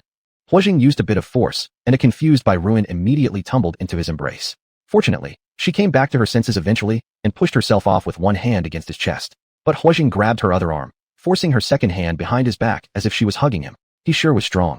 Despite Barren's wandering thoughts, she was tightly embraced by Huozheng. Damn, I got taken advantage of. Just as Barren was about to fight back, she heard Huozheng's voice. Rin, don't move. Let me hold you. Her heart softened, her muscles relaxed, and she stopped resisting, letting him hug her. She heard him say, it's really good to see you. In her heart, Barren also whispered, it's really good to see you again. When the explosion happened, many things flashed through his mind. When he lost consciousness, all he could think was, I want to see her again. If he survived, he would definitely be with her. Now, he truly did survive, and he no longer wanted to leave anything to regret. Before I lost consciousness, I told myself, if I can survive, I will definitely be with you. Barren felt quite complex inside and didn't know what to say in response. She silently listened. Ruin, can you be my girlfriend? Barren, pretending to be dead. Huozheng waited a while but didn't get an answer from her. He felt slightly disappointed, but not discouraged. He tightened his arms around her slightly more. After a while longer, Barren pushed him away. The medicine is still cooking in the kitchen. I need to check on it. There was still a slight blush on her cheeks, adding a few more shades of beauty to her already lovely face. By the way, the porridge is going to get cold. Hurry up and eat it. You need to take the medicine after. All right. Huozheng smiled as he took the porridge bowl from her hands and watched her walk out of the room. Leaning back onto the bed behind him, his smile vanished. In just 2 quick bites, he finished off the porridge in the bowl. Barren walked heavily along the corridor, almost bumping into a soldier coming out of the kitchen. Miss Bai, the soldier was holding 2 bowls of porridge filled to the brim in both hands. So he straightened up, offering a salute to Barren. Hello, hurry up and eat. I'll check on the simmering medicine. Since his comrades were waiting for him to deliver the porridge, the soldier didn't linger any further and said, Miss Bai, your food tastes delicious, before rushing off. Barren smiled and entered the kitchen. She glanced at the decoction simmering in the clay pot, judging that it was almost ready to be poured out. She decanted the liquid, rediluted it with water, and continued boiling. She pulled out a chair and sat down next to it, her thoughts drifting far away. Miss Bai, Hua's father came carrying an empty bowl, calling her when he saw Barren. Is it time to serve more porridge? Barren was brought back to reality by his voice. She stood up, lifted the pot lid, and took the bowl he handed over. You've worked hard, treating Huozheng and preparing meals for us. There's no need for you to worry about us anymore. We've all brought nutritional fluid. Go ahead and do your own thing. All right. Barren readily agreed. She had originally prepared the meal because of him, and since he said it wasn't necessary anymore, she was happy to have some free time. Is cooking for more than 20 people an easy task? By the way, Huozheng woke up a moment ago. She recalled Huozheng's condition and informed Mr. Hua. That's good. We owe you for taking care of him. I don't have any concerns now that I've left him in your hands. Mr. Hua smiled knowingly, which made Barren's heart race. She nodded, her emotions complicated. Mr. Hua returned with the bowl of porridge, understanding there must be something going on between the 2 young people. But they were old enough now. It was their responsibility to sort out their issues. 2 days later, Liang arrived with another group of injured patients. He also delivered several boxes of radiation stones to Bai Ruin as usual, while checking up on the wounded marshal. These are the last casualties. The insectoids on the planet have all been exterminated. There will be no more injured coming in, Bai Ruin acknowledged, putting away the storage box into her space, then led him to check on Huojing at her home. So this is Miss Bai's residence. Liang had never seen Bai Ruin's house before. Gazing at the grand building before him, he couldn't help but express his admiration. Please come in. As Liang walked around inspecting the place, he felt every corner surpassed, even the most luxurious locations he'd ever seen. Marshal. Before opening the door, Bai Ruin knocked first. Upon pushing it open, Liang saw Huojing leaning against the headboard. Marshal, how are you doing? In 2 strides, Liang approached Huojing closely, scrutinizing him carefully for a long while before finally relaxing. Sitting on the chair beside Huojing, he said, seeing you like this reassures me. Miss Bai has taken great care of you. I'll leave you two to talk. Bai Ruin stepped out, closing the door behind her. Liang quickly filled Huojing in on all the camp affairs. Now that the war had ended, many matters still awaited his orders. Although Huojing had been lying here for these past couple of days, his mind hadn't been idle either. He already had a set of ideas about the arrangements. Chapter 134, 5 Big Steam Buns. Miss Bai, I'll leave Huojun in your hands. I'll go back with the others. Huodad found Bai Ruin early in the morning. Aren't you going to wait for him? His condition will allow him to stop taking medicine and go home with all of you in a few more days. He has to stay here and wait until the soldiers are all better, then return with them. Huodad said somewhat helplessly. That's pretty good. Bai Ruin felt her face heating up and stopped bringing up this topic. Huodad left with everyone in the afternoon, leaving Bai Ruin staring awkwardly at Huojun. Don't look at me. Eat. Bai Ruin glared irritably at Huojun, and only then did his expression soften slightly, and he stopped gazing at her. Bai Ruin realized that he had already become very open about his feelings this time, openly displaying his thoughts without reservation. This left her completely unsure how to interact with him, feeling rather awkward. She must have been out of her mind when she initially let him stay here out of pity. If you keep doing this, I'll kick you out. Seeing her flushed face, Huojun didn't dare provoke her too much and obediently began eating his meal. Dr. Bai, my leg hurts. Dr. Bai, my back aches. Could you check it for me? Dr. Bai, if you keep wasting medical resources like this, I'll give you an injection that'll make your whole body hurt. Bai Ruin held up the thickest needle from her set of silver needles to scare him. Looking at the thick silver needle, Huojun was deeply shocked and finally became obedient. Bai Ruin put the silver needle back into her bag, turning around with a smug smile on her face. Trying to compete with her. Why don't you go supervise your soldiers? What are you doing following me around? Bai Ruin looked exasperatedly at the person who had tagged along in her floating car. I'll go wherever you go. They don't need me watching them. Someone is already watching over them. But I don't need you watching me either. Just rest and recuperate at home properly. I'm already fine. I don't need to rest anymore. Then I'll arrange for Mrs. Gu to come pick you up tomorrow. My head hurts. Maybe I'm not fully recovered yet. Bai Ruin, what happened to this ancestor? His personality seems to have changed after coming back this time. He's become even more shameless. What exactly do you want to do? Exasperated, she sat across from him and looked at him. I want to follow you. And why are you following me? Liang said we need to spend more time together to understand each other better and develop mutual affection. He blinked his big eyes innocently, which made him feel a bit embarrassed as a grown man saying such things. This Liang, Bai Ruin gritted her molars. Have you ever heard of beauty created by distance? Huojun shook his head obediently. Bai Ruin spoke to him with a tone of negotiation. Didn't we agree before that if I ever want to find a partner, I would prioritize considering you? Behave yourself and stop acting like this, or I'll record your behavior and send it to your subordinates so they can see what their marshal is really like in everyday life. Involuntarily, Huojun sat a little straighter, making his already upright posture even more rigid. Bai Ruin, since you know fear, just behave yourself, go home. Huojun, shaking his head. Ongoing. Did Liang also teach you this? After hesitating for 2 seconds, Huojun obediently nodded and betrayed his good subordinate without a second thought. This Liang, Bai Ruin tightened her fingers. Why doesn't he teach some good things?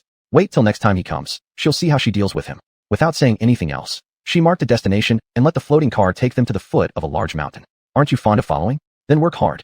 She threw him a set of digging tools and stuffed a space ring filled with plants into his arms.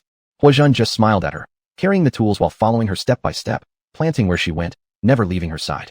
Bai Ruin rolled her eyes mentally, adding another item to her mental tally against Liang. But Commander Hu showed great perseverance. Bai Ruin intentionally tried to wear him out by making him dig holes manually instead of using robots. She handed the task over to little Commander Hua. Without hesitation, he worked tirelessly with relish, sweat breaking out on his forehead, while Bai Ruin sat leisurely nearby watching him dig. Tired? If you're tired, we can go back. Not tired, Huojun answered resolutely without pausing his actions, continuing to work hard. Each time he forcefully shoveled dirt, the muscles in his arms tensed. Not bad muscles there. Who doesn't enjoy watching a rugged man work hard? Bai Ruin watched intently from the sidelines. Huojun wasn't the stereotypical rugged man type. He didn't have particularly bulky muscles or a physique. Instead, he was the type who appears slim in clothing but muscular when undressed, exactly Bai Ruin's type. As she was absorbed in the scene, Bai Ruin suddenly felt a strong force collide with her body. Experiencing a sharp pain, she involuntarily began rolling down the slope of the mountain. Ah! Barren couldn't help but scream. Woof! The culprit, Dowdu, let out a voice that sounded off-key. It extended its large paws towards Barren, attempting to pull her back. But overly confident about the length of its claws, it didn't only miss grabbing Barren, but also accidentally pushed her again. Dowdu! Her voice filled with anger echoed through the air. Dowdu's dog body shivered twice. After a 2-second daze, it immediately chased after her. Though Huazheng was working hard with his head down, he kept an eye on Barren at all times. Upon hearing Barren's cry, his body instinctively ran towards her. However, bad luck struck Barren today. The mountain they were planting on was both tall and steep. With no handholds or footholds on the barren hill, Barren tumbled uncontrollably downhill. Huazheng, having no time to think, discarded the shovel in his hands and leaped forward, diving toward Barren. Finally catching her halfway down, he held her tightly with one arm, while swiftly pulling out a dagger from his waist with the other and jamming it into the mountain soil. Fortunately, the soil wasn't too loose, stopping their fall, leaving them dangling precariously halfway down the mountainside. Ayo wow! A furry mass thunderously rolled past them. Huazheng could only watch as Dowdu, ed and tumbled away. He had no extra hands left, nor did he trust himself to grab the massive dog. Gradually regaining her senses after the dizzying roll, Barren asked hesitantly. Just now, what was that sound? I don't know. Huazheng calmly replied. Then he questioned. Are you alright? Did you get hurt anywhere? Oh wow. Barren's words were cut short by Dowdu's cries of distress. Dowdu? Dowdu. Barren slightly turned her body to look down the mountain. The enormous figure of Dowdu was unmistakable. Chapter 135, 6 large steamed buns. It was obvious that they had already tumbled all the way to the bottom. Right now, lying sprawled out at the foot of the hill after being thrown around, it pitifully wailed. Its cries made by Wanyan slightly heartbroken. Is it injured? Huazheng didn't answer but instead asked, how did you roll down here? By Wanyan. This despicable thing. Let's go up, she said coldly. All right. With a slight exertion of his arm, Huazheng helped by Wanyan stand up. Their clothes, made of the latest interstellar technology, hadn't collected even a speck of dirt. Only now did Bai Wanyan realize that she was still being held in his arms. Her face turned red as she struggled slightly and pulled away from him. Thank you. Wah wah wah, Dowdu climbed up itself from below, rubbing its big head against Bai Wanyan's. Doggy, you dare rub against me. I rolled down because of you. Ha ha ha. Dowdu lowered its big head, not daring to look at Bai Wanyan. You? Come over here. Bai Wanyan grabbed its furry big ear and started walking up the mountain. Actually, it didn't hurt much. Yet Dowdu still ha ha ha. Whimpered while taking small steps matching her pace, walking up the mountain. Pant. Bai Wanyan sighed, finally having managed to escape the awkward atmosphere earlier. Huazheng followed behind them, gripping the hand that had just encircled Bai Wanyan and quietly laughed for a while. If Bai Wanyan looked back at this moment, she might have suspected Huazheng to be a weirdo. Bai Wanyan walked back to where she had been before, released a construction robot, and stopped tormenting it anymore. The speed at which the construction robot dug holes was very fast, quickly digging a large pit with only a few motions. Bai Wanyan took the tree she wanted to plan out from her space pocket. In Huazheng's eyes, it looked like she had pulled a big tree out of her spatial button. This tree had lush branches and leaves, and also blossomed pink fluffy flowers. What kind of tree is this? Huazheng, smelling the invigorating floral fragrance, couldn't help but ask. It's called the silk tree. Bai Wanyan softly breathed out the name of the tree. Originally, her plan wasn't for this tree, but due to some inexplicable force, she had picked this silk tree out from her space pocket. It's really beautiful. While saying this, Huazheng already picked up the shovel and began filling the hole with soil. After Bai Wanyan made sure the tree could stay upright in the hole, she let go and also picked up a shovel to start filling the soil. Could this be considered as one they both planted together? Bai Wanyan gently touched the tree trunk, feeling complex inside. That's enough for today. Let's go back. Huazheng glanced at the sun hanging high up, unsure why they needed to return so early, but he still nodded and agreed. Bai Wanyan sent him and Dowdu home in low spirits and drove off alone in her hovercar. Huazheng noticed the direction. It was towards the sanatorium. Bai Wanyan parked the hovercar at the entrance, then walked in. Miss Bai, Dr. Bai. The warriors lounging in the courtyard all stood up to greet her upon seeing her. Hello. Bai Wanyan stepped into the building and went to the room where the warriors boiled their medicine. Today's medicine had already been boiled earlier in the morning. Bai Wanyan opened the large refrigerator, inside which were neatly arranged metal basins labeled with names, each containing medicine for different warriors. She stretched out a hand, and in her palm appeared a bottle filled with water. This was the spiritual spring water from her space pocket. She took a dropper and dropped one drop of the spiritual spring water into every metal basin. She then took out a small transparent plastic bottle and filled it with a bit of the spiritual spring water, handing this bottle to an older ant who was responsible for boiling the medicine. Auntie, starting from tomorrow, when you boil their medicine again, add 1 drop of this liquid into each pot. Here's the dropper. She handed over more than 10 droppers to prevent any accidents like breaking. Understood. Having finished her task, she returned home. I'm back. Huazheng peeked out from the kitchen. What are you doing? Bai Wanyan curiously walked into the kitchen.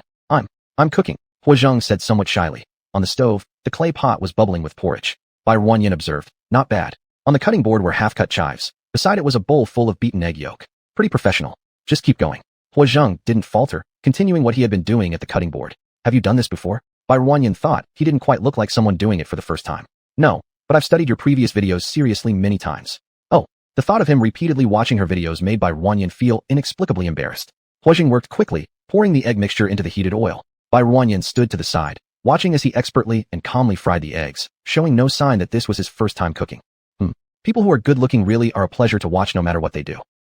A plate of fragrant scrambled eggs appeared before Bai Ruanyan, causing her to look up and meet Hua Zheng's slightly teasing eyes. What are you looking at? Take the dish to the dining room. Okay. Bai Ruanyan grabbed the plate and hurried out. Staring at someone just because they're making dinner isn't exactly impressive. Bai Ruanyan. Dinner consisted of Hua Zheng's thick rice porridge, scrambled eggs with chives, and spicy pickled cabbage. Bai Ruanyan also warmed up 2 steamed buns in case there wasn't enough food. Try it. Hua Zheng looked at her eagerly. Okay. Bai Ruanyan put a piece of the chive scrambled egg in her mouth. It was a bit too salty. Delicious, you're great. Bai Ruanyan gave him a thumbs up. Everyone likes compliments, so praising him would be the right thing to do. Hua Zheng seemed pleased as he took a bite himself. It's salty. Bai Ruanyan consoled him. It's fine. It's your first time, so it's normal to not get the seasoning quite right. You'll do better next time. But inside, Hua Zheng felt somewhat disheartened. He had studied every word she said in each of her videos and kept them in mind. When he missed her, he'd listened to her voice through those videos to ease his longing. He believed he could perfectly replicate her dishes. Liang said doing so would deeply move her. But looking at her reaction, she didn't seem particularly moved. It must be because I didn't do it well enough. I'll make it for you again tomorrow, guaranteeing it will be identical to yours. Bai Ruanyan looked at him, her gaze flickering momentarily before smiling and agreeing. All right. True to his word, Hua Zheng got up early the next morning to cook breakfast for Bai Ruanyan and attempted once more to perfect the dish of scrambled eggs with chives. Chapter 136, 7 Big Steamed Buns. This time the replication was greatly praised. The taste was indeed very similar to what Bai Ruanyan herself had made. Your body has recovered quite well. You don't need to take medicine anymore. That's great. Thank you, Dr. Bai. You're welcome. After checking on all her patients, Bai Ruanyan tidied up her things and left. Who's there? She clearly saw a flash of clothing at the gate just now. She took 2 steps to chase after, but the person had already run out of sight. Bai Ruanyan turned on the safety zone protection system. That piece of clothing wasn't from the warriors, and she had specifically told them not to come over. Soon she found what she wanted, but it was unexpected. It wasn't the person she imagined. Bai Ruanyan closed the interface as if nothing had happened and went home. Dr. Bai is back. Dr. Bai worked hard. As soon as Bai Ruanyan sat down, Hua Zheng handed her a chilled glass of fruit juice. His movements were skilled, as if he'd done it countless times before. Liang had said, a man should be diligent and considerate. Thank you. Bai Ruanyan took the cup and sipped. The chill refreshed her heart. They are recovering well. Most can stop taking medicine, and those with more serious conditions will recover in about 4 or 5 days. Hua Zheng looked puzzled. Didn't you tell Liang that it would take a month? Why is it suddenly so fast? Bai Ruanyan calmly drank her juice. Maybe their constitutions are all very good, so they recover quickly. Is that so? Hua Zheng deeply felt that it wasn't, but couldn't put his finger on it. What? Isn't it good to recover fast? Are you not happy? Happy. Bai Ruanyan hid her achievements, leaving Hua Zheng sitting on the sofa doubting himself. Ding ling ling. Ding ling ling. The doorbell rang. I'll go see. Bai Ruanyan pushed Hua Zheng back into his seat and ran out like a shot. Behind her, Daodu followed excitedly. Bai Ruanyan opened the door and saw someone outside. Chung Exile. It's you. Bye boss. Seeing Bai Ruanyan, Chung Exile instinctively shrank back. A giant dog head emerged from Bai Ruanyan's waist level, curiously looking over the visitor outside. Don't bite me. The memory of last time was still vivid. Instinctively, Chung Exile hugged his head and crouched down, curling his nearly 6-foot frame into a ball as much as possible. Daodu stretched its neck to sniff around, then disinterestedly pulled back its big head and trotted happily back into the house. It's gone. It won't bite you. So why did you come here? Let me tell you, skipping work will result in wage deductions. I have something to say to you. Recalling his purpose this time, Chung Exile calmed down as much as he could and cautiously peeked out, only relaxing completely once he was sure there were no alien beasts around. Bye boss. Chung Exile glanced behind him and around, making sure no one else was present, then whispered mysteriously to Bai Ruanyan. Can we talk inside? I have something important to tell you. Bai Ruanyan stepped aside from the doorway. Come in. She was quite curious about what he had to say. Before entering, Chung Exile carefully felt the door, ensuring there were no barriers before cautiously stepping in. He kept glancing around, searching for any sign of alien beasts. Seeing his behavior like a thief entering a village, Bai Ruanyan frowned and asked, what are you looking at? Did you come here for an adventure? Was it the alien beast? Woof. Who came first? I'm right here. Out of nowhere, Daodu poked a big head forward, followed closely by Huan with a stoic expression on her face. Alien beast. Chung Exile crouched down again, covering his head. Daodu came closer, sniffed him over, frowned, and then walked away indifferently. As long as you don't make overly threatening moves, they won't harm you. Chung Exile remained crouched with his head covered. If you don't get up and speak, I'll let them bite you. No. Chung Exile immediately stood up, still hugging his chest defensively. Let's go inside. Without another word, Barren Yuan went in first. Regretfully watching the two alien dogs glaring at him menacingly, Cheng Exile trembled and followed Barren Yuan into the house. He regretted it. Why hadn't he stayed home? It was insane to come here to look for trouble. Sit. Barren Yuan pointed at a nearby single-person sofa. Ah. Cheng Exile gaze swept over the various decorations in the room. It was too much to take in. He dared not fully sit, just daring to touch the edge of the sofa. The two large dogs followed them inside, one squatting beside Barren Yuan, and the other running to the back of the sofa, skillfully resting its big head on Barren Yuan's head as if it were a natural extension. Cough, cough, cough. Huozheng burst out laughing so hard that he sprayed tea at Dodo's antics. Having a dog head perched on one's head was kinda cute. Cheng Exile suddenly didn't feel afraid anymore. Barren Yuan raised a hand and gently pushed the dog's head that was using her head as a support to the side. Dodo wasn't discouraged. It placed its big head on Barren Yuan's shoulder instead, making it seem as though there was an extra dog head growing out of her body. Cheng Exile, why did I suddenly feel like laughing? Snicker. Huozheng had no hesitation and laughed heartily beside Cheng Exile. Cheng Exile finally remembered there was another person present. As he looked over, he felt the face becoming more and more familiar. Are you? Is that Commander Hua? Cheng Exile instinctively sat up straighter, resembling a student seeing his teacher. Hello. Huozheng stopped laughing, greeting him seriously. You said you had something to tell me. Go ahead. Cheng Exile hesitated for a moment before glancing towards Huozheng. You can ignore him, pretend he isn't here. Huozheng nodded in agreement. Well, these past few days, I discovered something. Cheng Exile recounted everything he had found out in detail over the past couple of days. Barren Yuan listened quietly throughout his story, allowing Cheng Exile to gain confidence as he spoke. Facing two formidable figures, Cheng Exile was incredibly nervous. One by boss was already enough to scare him, and now a 4S powerhouse appeared, who could send him flying into the sky in seconds. That's all I have to say. Cheng Exile sat obediently on the sofa, waiting for the two greats to speak. That you were willing to tell me this. I'm quite surprised. Barren Yuan stated honestly. Chapter 137. 8 Big Steamed Buns. How should I say this? Cheng Exile scratched his head. At that time, I dared to flirt with you, and even fantasized about marrying you to take over your family's property. Truly, my audacity knew no bounds. I was out of my mind. Huozheng. He unconsciously sat up a bit straighter. If you were talking about this, then count me in too. Now when I think about it, the method I came up with back then was also thanks to him. I admit I am quite a troublemaker, but I am a coward. Barren nodded in strong agreement. Scared to wet himself at the slightest fright, his courage is not great at all. Cheng Exile, I just said it casually. It was he who kept egging me on, which gave me the guts to do it. Thinking back now, I've been duped. If you didn't have those intentions, others wouldn't have been able to incite you with a few words. Barren coldly glanced at him. Cheng Exile shrank back, and dared not defend himself further. Although I don't have a salary now, my parents still do, and it's enough for our family to live on. They are very grateful to you. If you hadn't employed us, they wouldn't be living such a stable life right now. Once again, I apologize for what I did to you. It was wrong of me, and I will make up for it with my whole life. He looked at her solemnly. Cough. Huozheng couldn't bear sitting there anymore, and made some noise so the two would shift their attention to him. Barren, who is he? What did he do to you? Why does he need to compensate you for a lifetime? Huozheng listened on completely confused, unable to associate the names, thus not knowing who they were referring to. That's the brother-in-law of the mother of a veteran soldier's wife, whom your Shao deputy commander investigated thoroughly, without any issues. Huozheng calculated the complex relationship she described, and figured out who he was. Upon hearing that it was due to the incomplete investigation by the Shao deputy commander that Barren faced an unknown disturbance. I'll find him immediately. His expression darkened. As he spoke, he opened his personal terminal. No. Barren stopped him. It was such a long time ago, it hasn't caused any trouble. Your Shao deputy commander is a good person. Afterwards, he has done everything seriously for me. Let's let it go. But, not only did he fail to conduct a thorough investigation, according to what this man said, there were issues with both of them, yet he didn't uncover them. It was Barren's capability that allowed her to still be here, now conversing with him, saying no big deal. Had Barren been a frail young girl, perhaps the situation would have turned out differently. And when an issue arose, he didn't even report it to him. If he were to let him off easily, then he wouldn't be Huozheng. Barren could never guess what he was thinking. Seeing that he stopped talking, she thought it was over. She then turned to Cheng Exile and said, You should know this. If the matter you told me is true, then none of his family members will end well. His nature is different from yours. Hence he won't have the same outcome as you. I know. Cheng Exile felt heavy-hearted inside as well, but he believed he should do this. If something bad really happened, his entire family might be implicated. Though his parents were already old, and while he wasn't a well-disciplined person himself, he hoped that his parents' twilight years would be happy. He believed that apart from here, there wouldn't be another place like this. For his parents, everything was worth it. You're actually filial. Currently, Barren regards him slightly higher than before. She didn't expect she misjudged this person earlier. Judging from her observations now, he was at least someone who respected and cared for his parents. I understand everything you said. Do you have anything else to add? Cheng Exile truthfully shook his head. In that case, you can leave. Being absent without leave deducts your salary and will draw suspicion. Cheng Exile nodded again, quickly standing up from the sofa. Then I'll go back now. After speaking, He bowed respectively to the two of them, ready to leave. If you work hard, and within a year, your performance is good, I will re-sign a contract with you. Chung Xian Yuan froze momentarily, turning around to look at Bai Ruan, eyes filled with disbelief. He thought his entire life would be like this. Thank you, Miss Bai. He deeply looked at her, adding more resilience in his eyes. Wong! A sudden bark rang out. Chung Xian Yuan deftly squatted down, covering his head. All traces of resilience vanished from his eyes. Bai Ruan.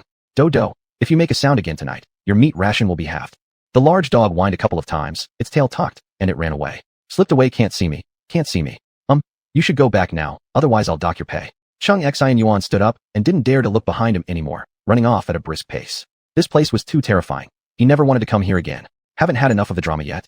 Why don't you leave? Cough. Huazheng poured himself another cup of tea and sat firmly on the sofa. Do you need my help with what he just said? No, this little thing doesn't require your help. Bai Ruan watched as he drank enthusiastically and couldn't resist pouring herself a cup of tea as well. What kind of tea is this? Huazheng honestly replied. I don't know. I just picked something labeled tea from your stuff. Oh. Bai Ruan took a sip. It smelled delicious. Do you believe what he just said? Huazheng placed his empty cup on the table.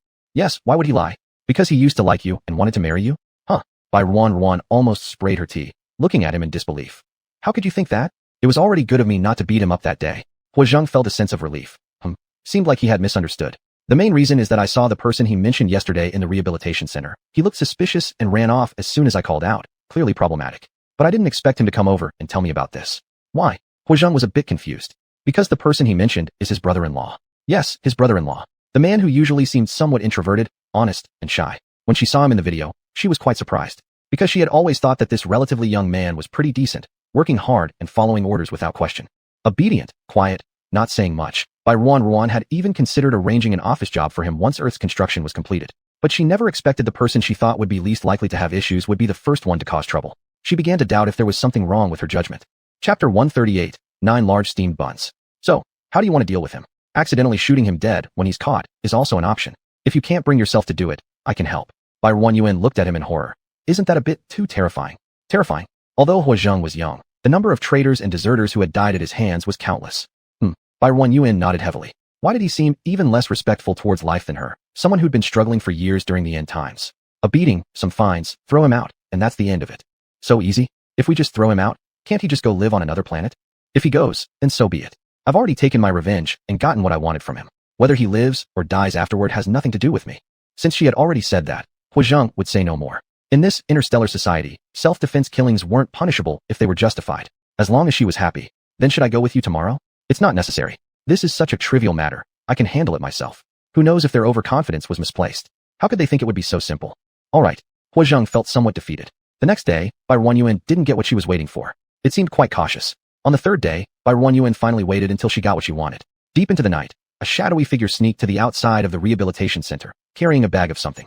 Because there was an open side gate beside the main entrance, he easily went inside. Bai Ruan followed not too far behind. She watched as he took out a shovel from the bundle and dug a small pit on one side of a building where the soldiers lived, then buried something from his bundle into the hole before covering it up. He repeated the process on the other side, then moved to another building of the soldiers' quarters and similarly planted objects on both sides of the building. Having re-wrapped the shovel back into the cloth bag, he scurried off through the gate. More than 100 meters away outside the gate, he pulled out a small switch-like object from his pocket, gripped it tightly, a deranged smile crossing his normally steady face as he pressed the button, waiting silently for the explosion sound that signified money in interstellar currency. After waiting for 5 or 6 seconds, everything in front remained eerily quiet. What's going on? His smile froze on his face. Didn't it say pressing the button would cause the explosion within 10 seconds? Taking 2 steps forward, he dared not go further. With the button pushed, who knew when it would explode? What if he stepped forward and it happened right then? The man stood there in misery, unable to retreat or stay still. Only with an explosion would he earn the money. Without an explosion, wouldn't his effort be wasted? But, if it exploded, wouldn't it affect him too? Just as he was indecisive, a hand landed on his shoulder. Trembling all over, the man turned his head only to see a shadow due to the darkness of the night. He jumped. Motherfucker. No need to call mother. Calling ancestor is sufficient. Bai Ruan curled her lips upward, revealing her neat white teeth. Realizing after laughing that it was too dark for the other side to see, she closed her mouth and stopped displaying her beautiful, healthy teeth. White boss. Upon hearing the familiar voice, the man trembled even harder. What are you doing here late at night instead of sleeping? I couldn't sleep, so I just wandered around. The man glanced at the distant motionless buildings and was somewhat relieved they hadn't gone off. Couldn't sleep? It's already 2 in the morning. How old are you? Starting a senior lifestyle so early. Yes. My body really isn't as good as an elder's now. Well, then I'll head back. I still have work tomorrow. You should go back early too. White boss, huh? Saying this, the man turned to leave. Don't rush. Stay for a while longer. Maybe there will be an explosion shortly. The man froze mid-step, his complexion turning deathly pale. Fortunately, it was nighttime, and he believed the person across from him couldn't clearly see him. He. White boss, what are you talking about? There's no reason why something would explode, right? However, Barren Yuan saw every detail of his facial expression and smiled, saying, that's true. Why would anything explode under normal circumstances? He. That's exactly what I'm saying. White boss, you really know how to joke. Then I'll head back. Why don't you check why the thing you buried didn't explode? The man trembled violently. His legs went limp, nearly causing him to collapse onto the ground. Still, he managed to steady his voice and ask, Miss Bai, what are you talking about? I don't understand. Enough pretending. I've been following you the whole way. Whatever you did inside there, both you and I know it, and so does something else. Barren Yuan pointed upwards, indicating that heaven was also aware of his actions. However, the man clearly misunderstood, thinking Barren Yuan was referring to the safety zone's protective shield. He didn't actually worry about this. The shielding device he carried was given by someone reliable who assured him the protective shield wouldn't capture his figure. Barren Yuan took 4 small items out of her pocket and threw them at him, landing successively on his body. Take your stuff back. Leaving them here won't get you any money. His body slackened as he fell completely to the ground after hearing the words from Miss White, who had said she'd been tailing him all along. She'd seen everything he'd done clearly. The man struggled to support himself, not daring to look for the scattered mini bombs lying somewhere on the ground. Kneeling forward, he begged in front of Barren Yuan. Boss Bai, please forgive me this one time. Barren Yuan coldly looked down on him with eyes filled with frost. Boss Bai, I have old parents to support and young children to take care of. I had no other choice. I admit I'm wrong. Please forgive me just this once. I beg you. Crawling forward on his knees, he reached out to hug Barren Yuan's legs. She stepped back 2 steps to avoid his extended hands. Seemingly producing a metal rod from nowhere, she lifted up his chin and stared into his eyes. Zhang-Wan, if I remember correctly, didn't you earn 2,800 interstellar coins per month on your original planet? Your parents seem to have made around 2,000 interstellar coins each month too. So, now I give you 5,000 interstellar coins monthly, and you think that's too little? Zhang-Wan was at a loss for how to defend himself. To be honest, both he and his father now earned a salary of 5,000 interstellar coins every month. Chapter 139, 10 Big Steamed Buns. His mother could earn 105 interstellar coins every day, and sometimes Mr. Bai would give her an extra 50 interstellar coins. In theory, he should have been content, but that's human nature. Once you've got something, you want more. Desire and greed are endless. Besides, his wife was about to give birth to their child. He may be stuck like this for the rest of his life, but he wanted to provide a better environment for his son. He certainly didn't want him to live the same way he did. That person had said that if he could accomplish this task, money wouldn't be a problem. They would also figure out a way to take them out of here, either to Blue Star or Purple Star. Since it's like this, I won't make it difficult for you. Zhang-Wen's heart was filled with joy, but before he could even smile, he heard Barren Yuan say, let me beat you up first, and then give me the money for your family of 4's spaceship ticket back. Then you can leave. Any problems with that? We don't have that much money to give you now. My wife is about to give birth, and if you chase us away at this time, where can we go? You need to find your boss and have him fulfill all his promises to you. Let him find you a feng shui treasure land to settle down in. Zhang-Wan. He had never intended to let that person off anyway. Now that he's been caught, Zhang-Wan decided he'd skin the man alive. If not for the ideas this person gave him, how would he end up like this? But he also knew very well that since the job wasn't completed, everything the person originally promised would definitely not come true. Mr. Bai, your big brother-in-law did such outrageous things before, and you could forgive him. Why can't you do the same for me? You can forgive him. Why can't you forgive me just this one time? I was forced into it. I just wanted my family to have a better life. What's wrong with that? From the day we were born, you've had a good fate. But what about me? If I don't strive hard, how can my family of 4 survive? What's wrong with that? Now, you haven't suffered any injuries, and the thing I planned has been ruined by you. You've suffered no losses. Just let me go this one time. I'll work for free for you. Just promise that my family will continue living on Earth. There's already someone eating without working. I don't have that much money to support another person. Barren Yuan smiled and continued. Moreover, your situation and your big brother-in-law's are different. He just needed a beating, but as for you, you buried bombs in those places. You weren't doing it just to hear the sound, right? You were trying to kill people. My place is too small to accommodate a big Buddha like you. I'm afraid one day while sleeping, I'll be blown up to heaven. Zhang-Wan wanted to explain further, but Barren Yuan didn't want to listen to any more useless nonsense from him. Since you don't know how to choose, let me choose for you. Don't thank me, she said while pulling back the metal stick and loosening up her limbs, pushing up her sleeves as she did so. Don't worry, I'll act quickly. No need to be afraid. Zhang-Wan. Hearing this made him even more terrified.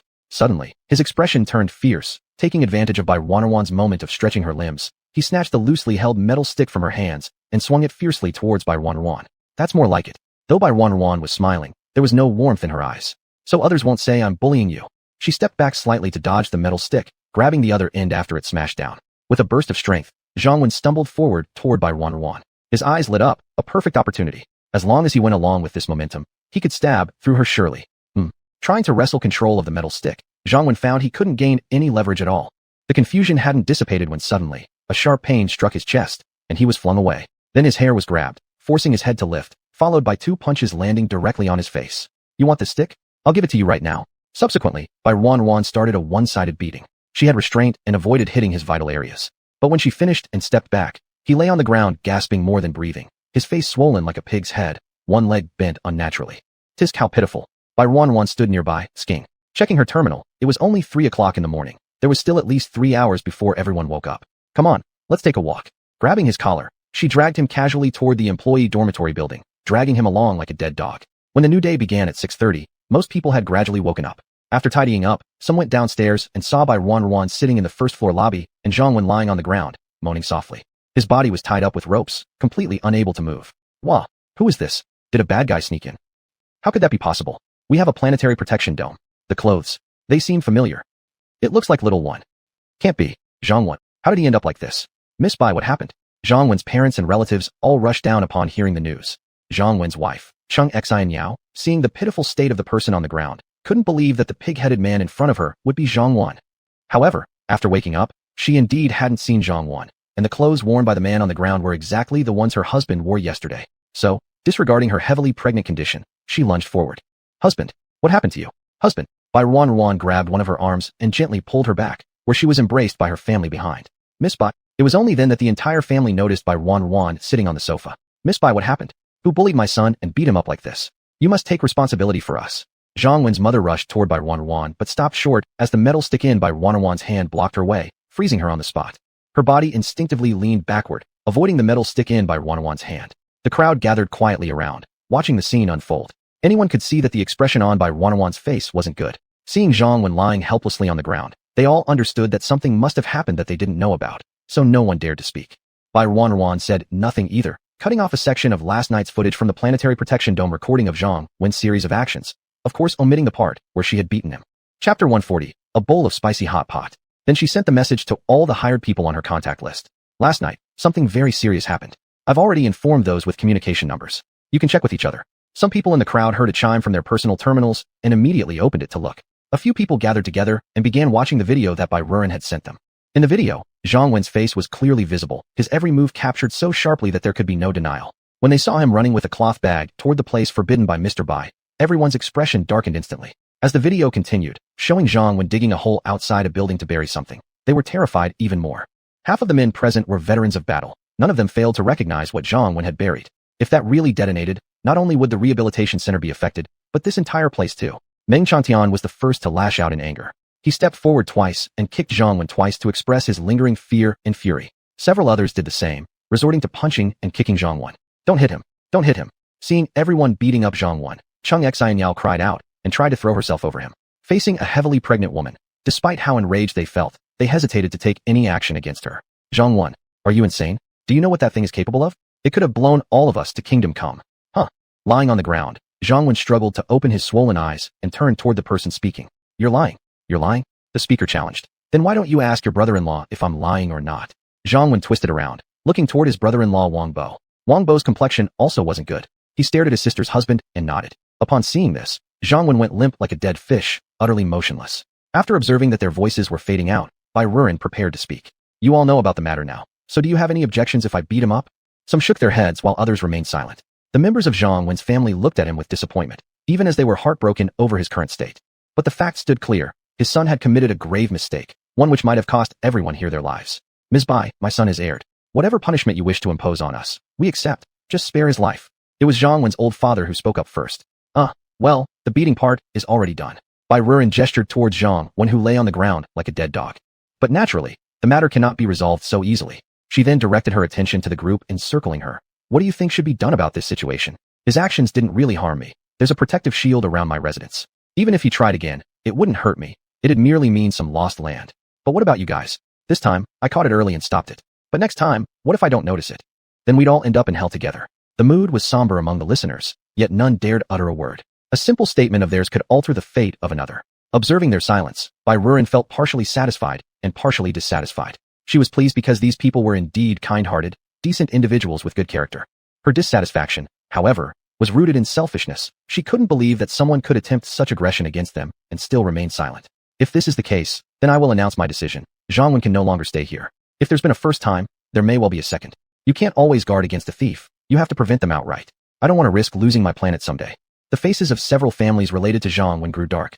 Zhang Wen conspired with someone else to try and blow up those warriors staying in my health resort. Although he doesn't know the destructive force of these for explosive devices, I believe the person who ordered him to do it certainly knew. That person's goal must have been to thoroughly destroy all the lives on this planet. Barren had previously seen Zhang Wen's chat records with that person. At the end of their conversation, the person told Zhang Wen to delete all the chat logs. But fearing that the other side might break their promise, Zhang Wen hadn't erased anything. Consequently, Barren understood the full details clearly. However, the person never disclosed their identity to Zhang Wen, only sending him a third of the down payment. Once Zhang Wen sent the video of the explosion, the remaining balance would be paid. Barren glanced at the information and realized they had offered 10,000 interstellar coins. That party truly was generous. Unfortunately, they will never get to see the explosion video. She had not been in the star system for long and knew very few people. So few that they could be counted on the fingers of one hand. No, 2 hands. And among them, the only person she had a feud with was Cheng Ji, the arrogant bastard. No one else. When Zhang Wen came, his spaceship ticket cost a total of 33,477 interstellar coins. I wanted to pay this money back to me. Even though nothing happened today, if I hadn't discovered it early, none of us would now be sitting here chatting leisurely. Therefore, he must compensate me for emotional distress. I don't demand much. 10,000 interstellar coins should suffice. Also, within 3 days of Zhang Wen repaying this debt, he must leave Earth Star. I cannot keep him here anymore. I am responsible for every single person on Earth Star. None of the Zhang family said anything, except Zhang Wen's wife, who wiped her tears and asked if they could have more time. My belly is about to burst with childbirth soon. At this moment, where can we go if you force us to leave? But clearly, your husband didn't give a thought to either you or the baby in your belly at all. What reason do I, as an outsider, have to consider your circumstances? Cheng Exile didn't know what to say and could only sniffle softly on the side. Her own mother comforted her by patting her hand and whispering something into her ear. Mr. Zhang. Barren looked toward Zhang Wen's father, whose heart skipped a beat, instantly sensing an ominous feeling. Your son has done such things, even if they were unsuccessful. I certainly do not intend to keep him. But how about your whole family? Honestly, I also dare not hire you anymore. After all, you are his parents, his family. If, due to my expelling Zhang Wen, you did something against me or against Earth Star, then what would I do? So don't even think of telling me that you wouldn't do such a thing.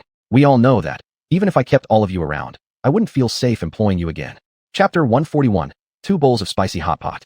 Rest assured, I won't ask you all to pay for the starship tickets when you leave. And I'll still pay your wages for these few days of this month. What Bai Rujuan said was crystal clear. Zhang Wen's parents felt immense anguish in their hearts, yet they also knew that there was no other way. Both of them wiped away the tears on their faces and nodded in agreement, while Cheng Xinjiao could only silently cry to express her inner anxiety. Cheng Xian hid behind his family members, with a look of guilt and fear in his eyes. He knew that it was because of his betrayal that his brother-in-law had been discovered and arrested. If he had pretended to not know anything at the time, his brother-in-law wouldn't have been caught. But now he also realized that if he hadn't told Ms. Bai about this matter back then, they would already all be dead by now. He didn't know whether he should feel guilty or grateful. What concerned him right now was whether Bai Rujuan would drive them all out as well. The 2 families related to Zhang Wen's family were fearful, not knowing whether Ms. Bai would expel them too. Bai Rujuan looked at the 2 families. If you want to leave together, I won't make things difficult for you. I will still pay you for the last 2 days of work. If you still want to stay, everything will remain unchanged. The 2 families sighed with relief simultaneously, and expressions of having narrowly escaped death showed on their faces. However, Zhang Na, Wang Bo's wife, and Cheng Xinjiao's parents were filled with sorrow and hesitation inside. On one side were their hometowns, on the other side were their daughters. Neither did they want to leave them so easily, but letting them follow. Wang Bo's family would not leave, meaning Zhang Na couldn't leave either. As for Cheng Xinjiao and Cheng Xinyuan's parents, during the past few months, they had lived through some of the best days in over 100 years. If they left here, they wouldn't be able to find work with a monthly income of more than 3,000 space coins. Although their son made a mistake earlier and now only earns hundreds of space coins per month. Their son mentioned the other day that Ms. Bai thought he had performed well recently and had forgiven him. As long as he behaves himself, she is willing to forgive him. Once married, the daughter becomes part of another family, and all the hopes of the elderly couple are now tied to this son. They wanted to save more money to marry off their son so that they themselves could finally live a peaceful retirement. In the end, only 6 members of Zhang Wen's family left. Zhang Wen had saved some money over the past few months, plus the 10,000 space coins transferred to him by an unknown person, which was enough to cover his debt to Bai Rujuan. But buying starship tickets for the whole family wouldn't be covered by Bai Rujuan again, presenting another significant expense. After all the expenditures, the remaining money ended up being almost the same as what they brought when they arrived. This day was overwhelming for Cheng Xinjiao, who had started spotting blood at noon. Her family quickly contacted Bai Rujuan, spending money to use the medical chamber once, barely stabilizing her condition. Since she was already 8 months pregnant, an early delivery would pose serious risks. Without a baby-specific machine, Bai Rujuan wasn't sure if the child would survive. So eventually, she softened her heart, Cheng Xinjiao could temporarily stay until Zhang Wen's family found a place to settle or her body stabilized further before leaving. Additionally, the Zhang family used the medical chamber 3 times for Zhang Wen. His broken leg was reconnected, and he could now slowly walk using crutches. The swelling on his face had reduced significantly, making him look like a human again. Within the 3-day limit, the entire family boarded the starship heading back to their previous planet after leaving Earth. That previous planet wasn't very prosperous, so the immigration application was approved without much hassle. Luckily, their old house was still there, so life reverted back to normal for them. With Zhang Wen's leg not fully healed, he needed to continue resting at home. Zhang's father and mother humbly pleaded to return to their former jobs, while his youngest daughter, due to her young age, continued looking for work and remained at home taking care of the younger children. These months' experiences felt like a dream. After learning that her family had returned to the previous planet and resumed their old lives, Cheng Xinjiao finally let go of some of her anxiety, and her pregnancy stabilized. She was deeply worried about Zhang Wen, so as soon as her body condition improved and could endure the long journey, she bid farewell to her parents and boarded the starship going home. As for the aftermath, it was no longer something Bai Rujuan needed to concern herself with. Cheng Xinyuan, watching his sister suffer, always felt extremely guilty inside. Every day, he endured mental anguish, repeatedly questioning himself if he regretted his actions. But if time could rewind, he would still make the same choice. Bai Rujuan, seeing his conflicted expression, kindly reminded him, "I've been paying attention to your younger brother for a while now. Even if you hadn't said anything, I would have discovered what he was up to. Since I saw him outside the rehabilitation center, I've already had the planetary shield system monitor his every move. If he ever showed up where he shouldn't be, I'd receive an immediate alert." Finally, Bai Rujuan added one last remark to him. "You saved yourself once, otherwise, I wouldn't have let you off so easily." Cheng Xinyuan, upon hearing her words, felt suddenly enlightened and released a sigh of relief. So, Miss Bai had noticed all along. That meant, even if he hadn't told Miss Bai, the outcome would still have been the same. Thus, this matter wasn't his fault. Miss Bai also said that he had saved himself. Did that mean she originally intended to use this opportunity to drive him out as well? Now, not only could he stay, but Miss Kai had also mentioned she was willing to sign a new contract with him again. He could earn 5,000 space coins every month again. Cheng Xinyuan's heart filled with joy. Thank goodness. He was so glad he had found out about this matter and reported it to Miss Bai. Otherwise, how could he have such a good turn of events? Indeed, good people are rewarded with good things. This saying was absolutely true. From now on, he would certainly do more good deeds and fewer bad ones. And he would earnestly hope that fortune would continue to smile on him, allowing him to earn even more space coins. But Bai Rujuan had no time to indulge in Cheng Xinyuan's thoughts. With her spiritual spring waters enhancement, all the warriors had become lively and energetic once again. And that also signaled they were ready to go. Huojing was also ready to leave. During their few days together, he followed Li Yang's advice strictly, yet his relationship with Bai Rujuan didn't improve by even a step. Still, after such a long period of interaction, he was quite satisfied. But he wanted to make another attempt. It was uncertain when they might meet again, and perhaps it would only be when he got injured next time. Chapter 142, 3 bowls of spicy hot pot. May your journey be smooth. Bai Ruanyan stood in her place, looking at him and smiling with her eyes curved into crescents. Huojing suddenly lost his composure. Thank you. He looked at her with gentle eyes as if trying to engrave her image in his heart. Since this was the result she hoped for, let it be then. The cabin door slowly closed, cutting off their sight of each other's faces. This starship carrying the last batch of recovered warriors finally broke through the clouds and disappeared from her line of sight. Bai Ruanyan turned around, and the smile on her face faded. Huan. She saw the large white figure, and the melancholy in her eyes vanished, replaced by a flicker of happiness. Did you come to pick me up? You're the best. She hugged its thick forelegs, burying herself into its fluffy fur. Huan squatted there allowing her to pat it. Feeling her trying to climb higher, it rested its front paws under her, lifting her smoothly onto its neck. Sitting securely, Bai Ruanyan caught sight of her hovering car in the distance. My car is still over there. Let's go fetch it, all right? Huan emitted a low growl from its throat, standing on its hind legs while carrying her toward her hovering car. Bai Ruanyan stored her car into her space pocket, after which Huan gradually picked up speed, circling the open ground with her on its back before returning to their home. Bai Ruanyan slid down Huan's back like riding a slide, landing softly on its big, fluffy tail. Thanks so much. She patted its strong hind legs, releasing them before it could buck. She darted inside first, gulped down a glass of water, then lay on the sofa staring at the snow-white ceiling above her. Douda thrust its big head near, sniffing beside her face. Relax, I'm still not dead yet. She grabbed its big head and roughed it up good before letting go. After a moment of emptiness, she opened her personal terminal and issued the order for a thorough cleaning to the cleaning robots in those 2 buildings. It had become empty again and quiet once more. She devoted more time now to rebuilding Earth, even though it was beyond recognition from thousands of years of change. She could only guess where certain places used to be based on approximate latitudes and longitudes. Perhaps because there had been too many recent events, Bai Ruanyan's spirits were consistently low. She really missed home. Who among these people could truly empathize with her feelings? No matter how vast the world might be, she found no home, no sense of belonging. Through several thousand years of Chinese history, even when the end times eventually arrived, they continued striving to rebuild their homeland. But her, waking up one day, 5,000 years later, China as she knew it, gone. People of China as she knew them, vanished. And the Earth she once knew, also gone. Was this Earth now truly the same Earth from before? Though she encountered countless interstellar beings whose features resembled the ancient Han Chinese closely, she understood that they weren't them. Though outwardly similar, she knew deep down that she was different from these interstellar beings. She would forever miss the original Earth, never fully integrating into this future society. In the whole universe, only she remained. This overwhelming sense of loneliness enveloped her as she alone carried an enormous treasure, guarded a massive secret. Unspoken, unable to share. Miss Bai, let me show you our daughter. After a long while, Lin Yuchu finally came to deliver her good news to Bai Wanyan. Lin Yuchu. Picture. In the picture, a container full of liquid submerged a simulated uterus. Inside, a baby had already developed a recognizable human form. Congratulations. New life symbolizes hope. Lin Yuchu. Picture. Bai Wanyan clicked open the message. In the photo was the familiar Lin Yuchu. Her eyes automatically focused on her abdomen. The skin of the stomach protruded slightly. Perhaps due to her lean frame, her belly appeared all the more swollen. Bai Wanyan, so? You're pregnant. Lin Yuchu. Yes, originally I had little faith in artificial insemination, so we opted for the artificial uterus. But unexpectedly, shortly after receiving the notification of successful implantation in the artificial uterus, my body started reacting too. A hospital check confirmed that I was pregnant. Bai Wanyan. That's truly great. Double the good news. Congratulations. Lin Yuchu, thank you. If it weren't for you, I wouldn't have these two treasures today. Me and Brother Lei sent you some gifts, should arrive by this afternoon. Please remember to accept them. Bai Wanyan. You're being far too courteous. Lin Yuchu. It's only right. Once the child in my stomach comes out, I will definitely let you take a look. Bai Wanyan. Sure.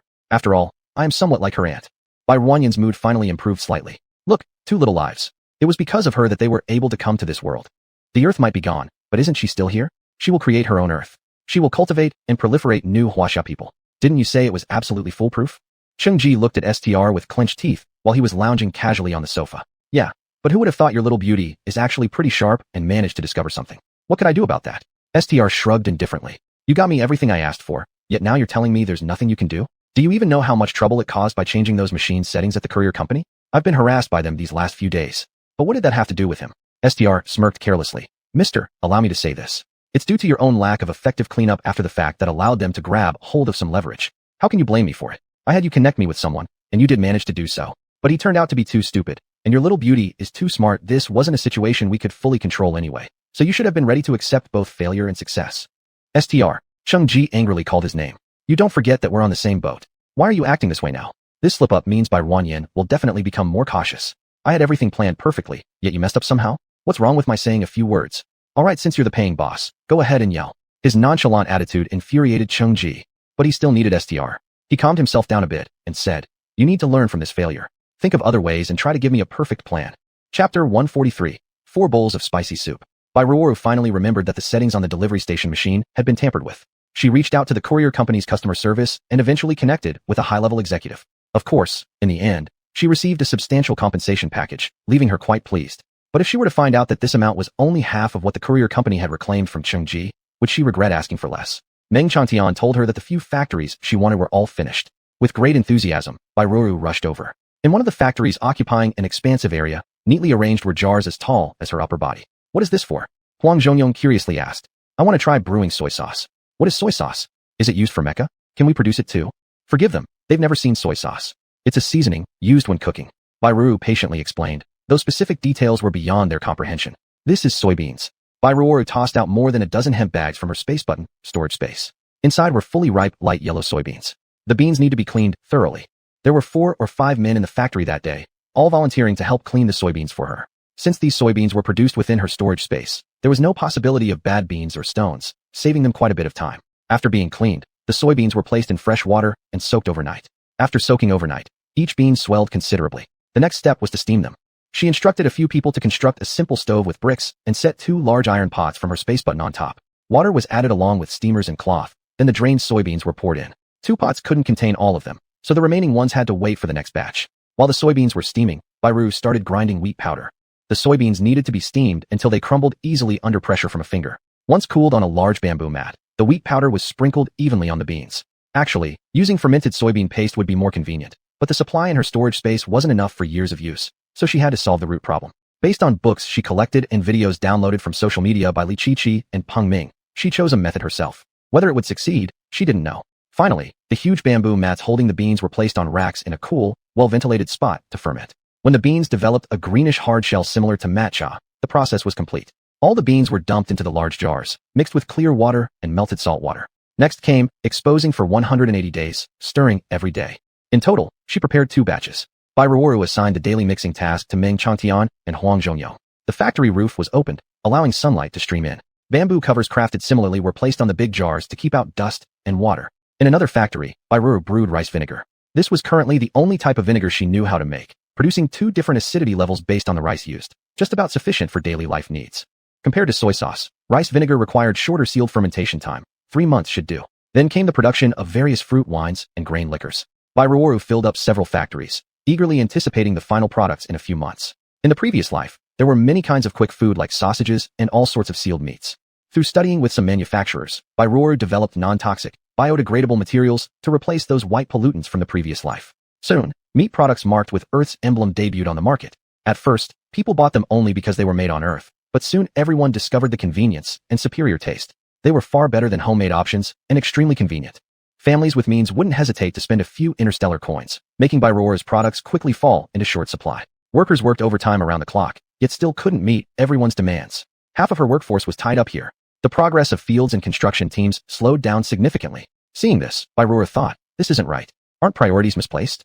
As a result, she had Sun Jejia temporarily shut down the purchase channel, first clearing the accumulated orders. A flood of people began relentlessly contacting customer service, causing Sun Jejia much distress. Bai Ruoru eventually recruited 2 more women to assist her before she was finally relieved. Bai Ruoru kept a few people who were good at making these preserved meats and re-signed contracts with them. For the next 10 years, they would have to serve Bai Ruoru. If they breached the contract, they would face exorbitant penalties. Similarly, Bai Ruoru offered them a monthly salary of 5,000 interstellar coins.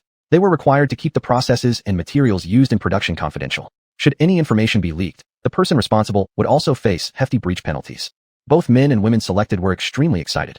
Weren't they all becoming full-time regular employees now? They wouldn't have to work alongside others in large groups doing the same labor anymore. Just like Sun Jejia, they had truly found their own jobs. The rest still had to busy themselves with urban construction and fieldwork. Bai Ruoru contacted Deputy General Gua, asking him to find another 10 veteran households to fill the gap temporarily. She also asked him to select more for her, readying them as she gradually moved them over in later batches. At least until the newly arrived 10 families got acquainted with the previous dozens of families and became familiar with their tasks. Only then would she let the next batch come over. The fast food industry began developing normally, and Bai Ruoru added various flavors of sausages to the product list. They made one batch after another, no longer allowing them to produce at random. She hadn't anticipated that so many people would buy them before. After all, the selling price was marked up from the raw meat sold in her shop. Even so, this did nothing to stop those rich people from buying impulsively. Eventually, Bai Ruoru selected some more people and implemented a 3-shift system. The machines were turned on except during midday and late-night rest periods. The meat and various organs stored in Bai Ruoru's space were being rapidly consumed. She could only negotiate purchasing prices with the previous suppliers. How could the bosses not know about the new and interesting foods recently launched on Earth? Thus, the prices of the meat supplied to Bai Ruoru had risen slightly. Chapter 144, 5 bowls of spicy hot pot. Bai Ruoru understood this quite well because, under her influence, the price of unprocessed interstellar beast meat had risen as well. A mere slight increase in price for her was already very reasonable. As for that boss who previously exposed their chat contents, sorry about that. You can go play elsewhere. Boss Bai, could you take a look at what kind of instant food you created? Can we do it too? A boss approached Bai Ruoru and also wanted to try something with cooked or instant food. We don't plan on stealing your voice either. We will just use our own meat, which will be cheaper than yours, but I suspect the taste won't compare at all. We've discussed it among ourselves, and we're willing to give you 30% of the profits over the next 10 years. How does that sound? Bai Ruoru thought this was worth exploring. As they said, the main ingredient is different. The instant food products she currently produces are all priced high, and those who can afford them are middle upper class individuals, and only uppermost echelons people can regularly buy them. Therefore, if these bosses create a low-end version of instant food, it won't affect her. Do you really think the taste will be good? You should know that unprocessed meat itself doesn't have a great taste. That boss suggested. Then why don't we try it? If the taste turns out to be good, this could be a lucrative business. Bai Ruoru thought it was feasible, so she bought 2 pounds of meat and started simmering it. The final product tasted decent enough. The spices masked some of its original flavor. She felt that interstellar beings would probably be able to accept it. She sent the remaining small piece of braised meat over to the other party, who after eating it praised it highly. Both sides then signed the contract smoothly. Bai Ruoru sent all the necessary equipment to them, and the custom-made shop she designed was also recommended to them. After receiving Bai Ruoru's pre-prepared braised meat seasoning packet, the few meat-selling bosses immediately dived into action. The instant food products they produced were heavily snatched up once released, and orders flooded in, leaving them overwhelmed. Many families with average means were willing to spend hundreds of interstellar coins to buy a bag to try the new product. Once the low-spec version of the instant food hit the market, The people responsible for instant food products on Earthstar began to worry. They feared that their sales would be affected, and if sales dropped, some of them might face unemployment. However, the truth proved their concerns unnecessary. Their sales were not impacted in any way, and monthly orders continued to be numerous. They even felt like orders seemed more abundant, as the volume of goods required by the bosses increased. Miss Bai, didn't you mention before about accepting warriors for mental energy treatment? I recently contacted a batch, and I wonder if you are available. Bai Yuan, looking at Li Yang's communication, remembered that she did indeed tell him this. I am available, but my charges here are quite expensive, are you aware?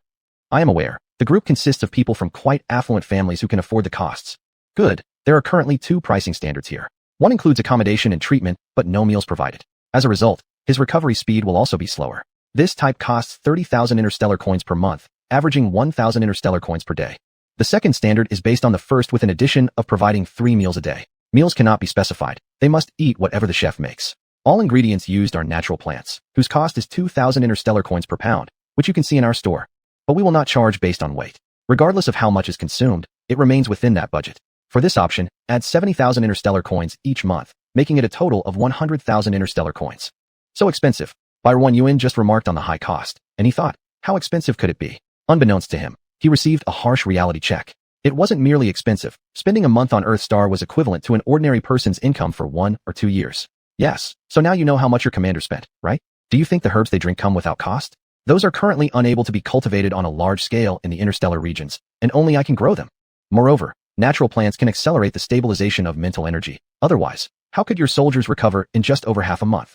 If it were so simple, how could this disease have troubled interstellar space for so many years? The amount of natural plants they consume in a single day isn't just a pound. I'm already giving the lowest possible price. If you find having 3 meals of natural food a luxury, you can choose to have 1 or 2 meals a day instead, reducing the price by 1/3. In reality, Liang also understood that, according to Bai Yuan's calculations, the warriors were getting a great deal. Prepared 3 meals only cost over 2,000 interstellar coins a day, knowing full well that outside, people fought bitterly just to buy 1 pound of natural plants from Earthstar. With such an accounting, he even found himself wanting to go to Earthstar. If the people outside learned that on Earthstar they could eat 3 lavish meals a day for only 2,000 coins, wouldn't they fight like crazy? But hearing it would cost 100,000 interstellar coins a month, no one would find it cheap. I'll discuss with them and see what choices they prefer. Bai Yuan had no objections. Send their list to Deputy General Gua and have him check these individuals for me, so nobody with ill intent slips through. That goes without saying. I'll send you all their information right away. Bai Yuan took a glance at the data he sent over, which totaled 21 people. Nothing seemed amiss at first glance, but she still wasn't reassured and asked Deputy General Gua to conduct another investigation. The final results matched up pretty well with what Li Yang had provided, which put her mind fully at ease. Of the 21 people, only 12 confirmed. 5 selected the 10,000 coin package, and the remaining 7 went with the 3,000 coin option. Bai Yuan casually requested another 10 families from Deputy General Gua, coordinating them to come along with these 12 people. Calling it 12 people was inaccurate since 18 actually arrived. 6 brought family members along, 3 of whom were in wheelchairs. Their ages weren't particularly high, honestly speaking, but interstellar life really wore down warriors. Hello, I'm Bai Yuan, the administrator of Earthstar and your attending physician. Welcome to Earth. Upon arriving on Earth, new visitors couldn't help but be shocked by the lush greenery surrounding them, gazing around in amazement. Can I touch it? One younger warrior, seemingly quite lively, after receiving Bai Yuan's permission, immediately squatted down to touch the grass beside his feet. Mom, these are real plants. This is so amazing. Chapter 145, 6 bowls of spicy hot pot. A middle-aged woman stood beside him, also squatting down to touch the small grass on the ground, filled with great surprise. Some people followed her example. More than half of them squatted on the ground, stroking the little grass. Bai Yuan fully understood them, so she didn't stop them. Only when everyone had their fill of fun did she lead them back. She first handed the newcomers over to Meng Changtian and the others for arrangements, then took 18 individuals to the sanatorium. The group got off the hover car, and the first thing they saw was the tree-shaped gate decoration. Wow, is this real? The young soldier rushed up first, placing his hand on the tree trunk, taking a while before he withdrew his hand. Turning back, he grinned at everyone, saying, "It's fake, but it's made really well." Bai Yuan opened the movable gates, inside which a much more beautiful and delicate layout attracted everyone's gaze. Various blooming flowers, a faint fragrance filling the air, tall straight trees, unfamiliar emerald green grass. A scene full of vibrant vitality that one couldn't bear to tear their eyes away from. Everyone, come in quickly. Bai Yuan could only interrupt their thoughts and guided them in. In the future, you can come to these flowers and plants every day. Let's arrange your accommodations now. At this, the crowd reluctantly followed her into the building, glancing back occasionally. On the first floor, there are treatment rooms, herbal medicine rooms, dining areas, kitchens, etc. The layout diagram is hanging on the wall near the entrance. You can look at it if you lose your way. As Bai Yuan spoke, she pointed at an indoor structural diagram hanging on the wall next to the door. The second floor has a gym and training rooms, open 24 hours a day. From the third floor upward are rooms. Each room's interior design is similar, and you can choose freely. Why don't we start choosing rooms now? Let's place your luggage inside. Compliantly, the group started picking rooms. They weren't very picky. Both the third and fourth floors had excellent views of the outside scenery, so they ended up living in adjacent rooms. Bai Ruanyin was quite satisfied with this, as it would save her running up and down the stairs later when treating them. Once everyone was settled, it was time for Bai Ruanyin to collect the fees. Each of the 18 paid their due amount in galactic coins, and the transactions went smoothly. Of the 6 caregivers, 2 shared a room with patients, so Bai Ruanyin casually charged 3,000. The remaining 4 needed separate rooms, so she added 2,000 based on this. If food was required, the price was still 70,000 credits per month. Both the young soldier and his mother opted for the plan with 3 meals a day for 70,000 galactic coins. Dr. Bai, I am your devoted fan. Finally being so close to Dr. Bai, the young soldier's mother couldn't contain her excitement. Hello. This was the first time Bai Ruanyin encountered a fan. It felt quite unique. Can we take a picture together? If they know I've been to Earth, they will definitely be envious of me. The young soldier's mother grinned, so widely she could barely close her mouth. When Lieutenant Li contacted us and mentioned coming to Earth, I immediately agreed, without a second thought. I was too excited to sleep well for several days. Sure. Looking at her, Bai Ruanyin couldn't help but smile as well. The young soldier's mother opened her personal terminal, and Bai Ruanyin stood beside her. One smiled gracefully, and the other smiled foolishly. But the young soldier's mother was very satisfied and cherished the photo immensely. She would surely keep it well. Dr. Bai, you're just too beautiful in person. I never expected that not only do you cook deliciously, but you can also heal. If I had known about your talents earlier, I would have come to you long ago. My son has been suffering from headaches every day. When mild, he could survive on painkillers, but when severe, it drove him to prefer death over life. Mentioning her son's illness, the joy vanished from the mother's face, replaced by sorrow and heartache. There were times he hit his head against the wall until it bled. He said, Mom, let me die peacefully. I don't want to suffer anymore. But how could I let him go? The mother's eyes turned red. Bai Ruanyin was least adept at consoling people, so all she could do was pat her shoulder and comfort her. Don't worry, I'll cure him. Looking at the cheerful young soldier, where could one see any trace of someone who once wanted euthanasia? I absolutely trust you. Wiping away the tears at the corner of her eyes, the child's mother said, Dr. Bai, you don't know. You've changed our entire family's fate. Originally, seeing our child suffering, my husband and I had already decided to agree with his wishes. If his future life was going to be spent enduring such pain, we were willing to fulfill his wish. It was at this time that I saw your live broadcast. Initially, I just grabbed a meal because it interested me, but unexpectedly, the child loved it so much. Unfortunately, it wasn't as easy to grab one later. The child's father and his company colleagues all helped, managing to get 1 out of 10 tries, resorting to buying at high prices when we failed. We've even tried leaving you messages, but perhaps there were too many private messages in your inbox for you to notice. But since the child was willing to eat, we were willing to buy for him. We agreed that he would stay with us a little longer, until after the new year, and then we would send him away. All we wanted was to give him the best before he left. However, after eating natural food several times, his headaches actually lessened somewhat. One day he told us, Mom, Dad, I'm not going anymore. Now I can stay with you guys. The boy's mother looked at her son who was exploring the surroundings from afar, her face lighting up with a smile. Dr. Bai, our whole family thanks you. Bai Ruanyin also felt very moved upon hearing the story, never expecting such depth behind it.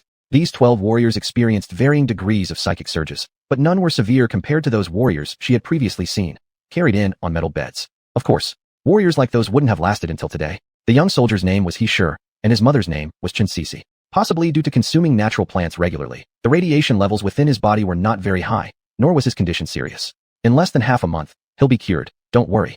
Being a fan of hers naturally merited extra care, so she consoled them verbally. Is that true? Chen Sisi was, of course, extremely delighted upon hearing these words and turned to look at her son. Sure. Did you hear that? The young soldier nodded forcefully, his eyes glowing with radiant excitement. This boy was merely small in stature. He was actually 24 years old this year, several years older than Bai Ruanyin's current body. Chapter 146, 7 Bowls of Spicy Hot Pot. Every time Bai Ruoru saw her face, she would blush, but it wasn't out of romantic love for Bai. It was purely shyness at meeting a pretty young girl. Once I've fully recovered, I'll return the rest of the money to you all, so don't worry. Bai Ruoru said this to the mother and son pair, but also to others who could hear her. No refunds, no refunds. Chen Sisi refused quickly. Can we stay here for a whole month? It's really hard for us to come here. The mother and son both looked at her with pitiful eyes. Bai Ruoru, gazing at their identical eyes, nodded in agreement. Yes. Chen Sisi happily jumped on the spot, as joyous as a young girl. Be happy, but remember that apart from inside this sanatorium, no photos can be uploaded. You have my word, I will listen. After reviewing all the patient's conditions and prescribing medicine for them. The medicine can be cooked by yourselves or let the people here cook it for you, but it will cost extra. The two chose to have her team prepare the medicine for them, while the others preferred to make it themselves. They were all curious about making their own concoctions. Bai Ruoru first went home to pack the herbs, then asked an experienced Annie who had made medicinal decoctions before to go to the sanatorium and cook for the two patients.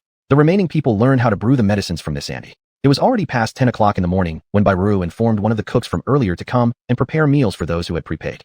By now, they had basically mastered some simple homely dishes, and the taste was excellent, no longer requiring Bairu to write recipes for them. He Shun and his mom Chin Sisi ate heartily, prompting the other four to eat quite a bit more too under their influence. Some curious patients came near the dining table to take a look at what they were eating. Things unfamiliar plants always fascinated them. The enticing aroma of food kept wafting into their noses, and all these observers unconsciously began to salivate. What's happening? People inexperienced with such situations even thought they were sick. I think I might be sick. Why is there so much saliva in my mouth? I must find Dr. Bai. The food looked tempting, but warriors were disciplined, none suggesting they should taste it. Since they hadn't paid the star currency, none wanted to benefit from another's meal. But 7 million star coins for meals were very expensive, far beyond their means. They could only retreat back to their rooms and inject another dose of nutritional liquid. Glancing at each other, the mother and son sneaked a smile and sped up their eating. The food here was much better than what they usually ate at home. That's because Bairu added all sorts of ingredients generously, creating richer aromas through their combination. For dishes and a soup, all 6 people ate till nothing remained. Will every meal in the future be like this? One of the soldiers touched his bloated stomach, enjoying a sense of comfort throughout his body as he continued to lounge in his chair reminiscing about the meal. It was just too good. This is what food tastes like. So much better than nutrient solution. Another soldier sighed. I must speak with Dr. Bai as well. I want to stay here for a full month too. These few soldiers who had signed up for the food package all came from families with comfortable circumstances. The cost was insignificant for them. After slouching in their chairs for a while, everyone eventually dispersed. Mother and son did not return to their room either, stepping out of the building and walking towards the small garden ahead, lingering among the vibrant life within. Oh, Mom, come quick. This flower is so beautiful. Where?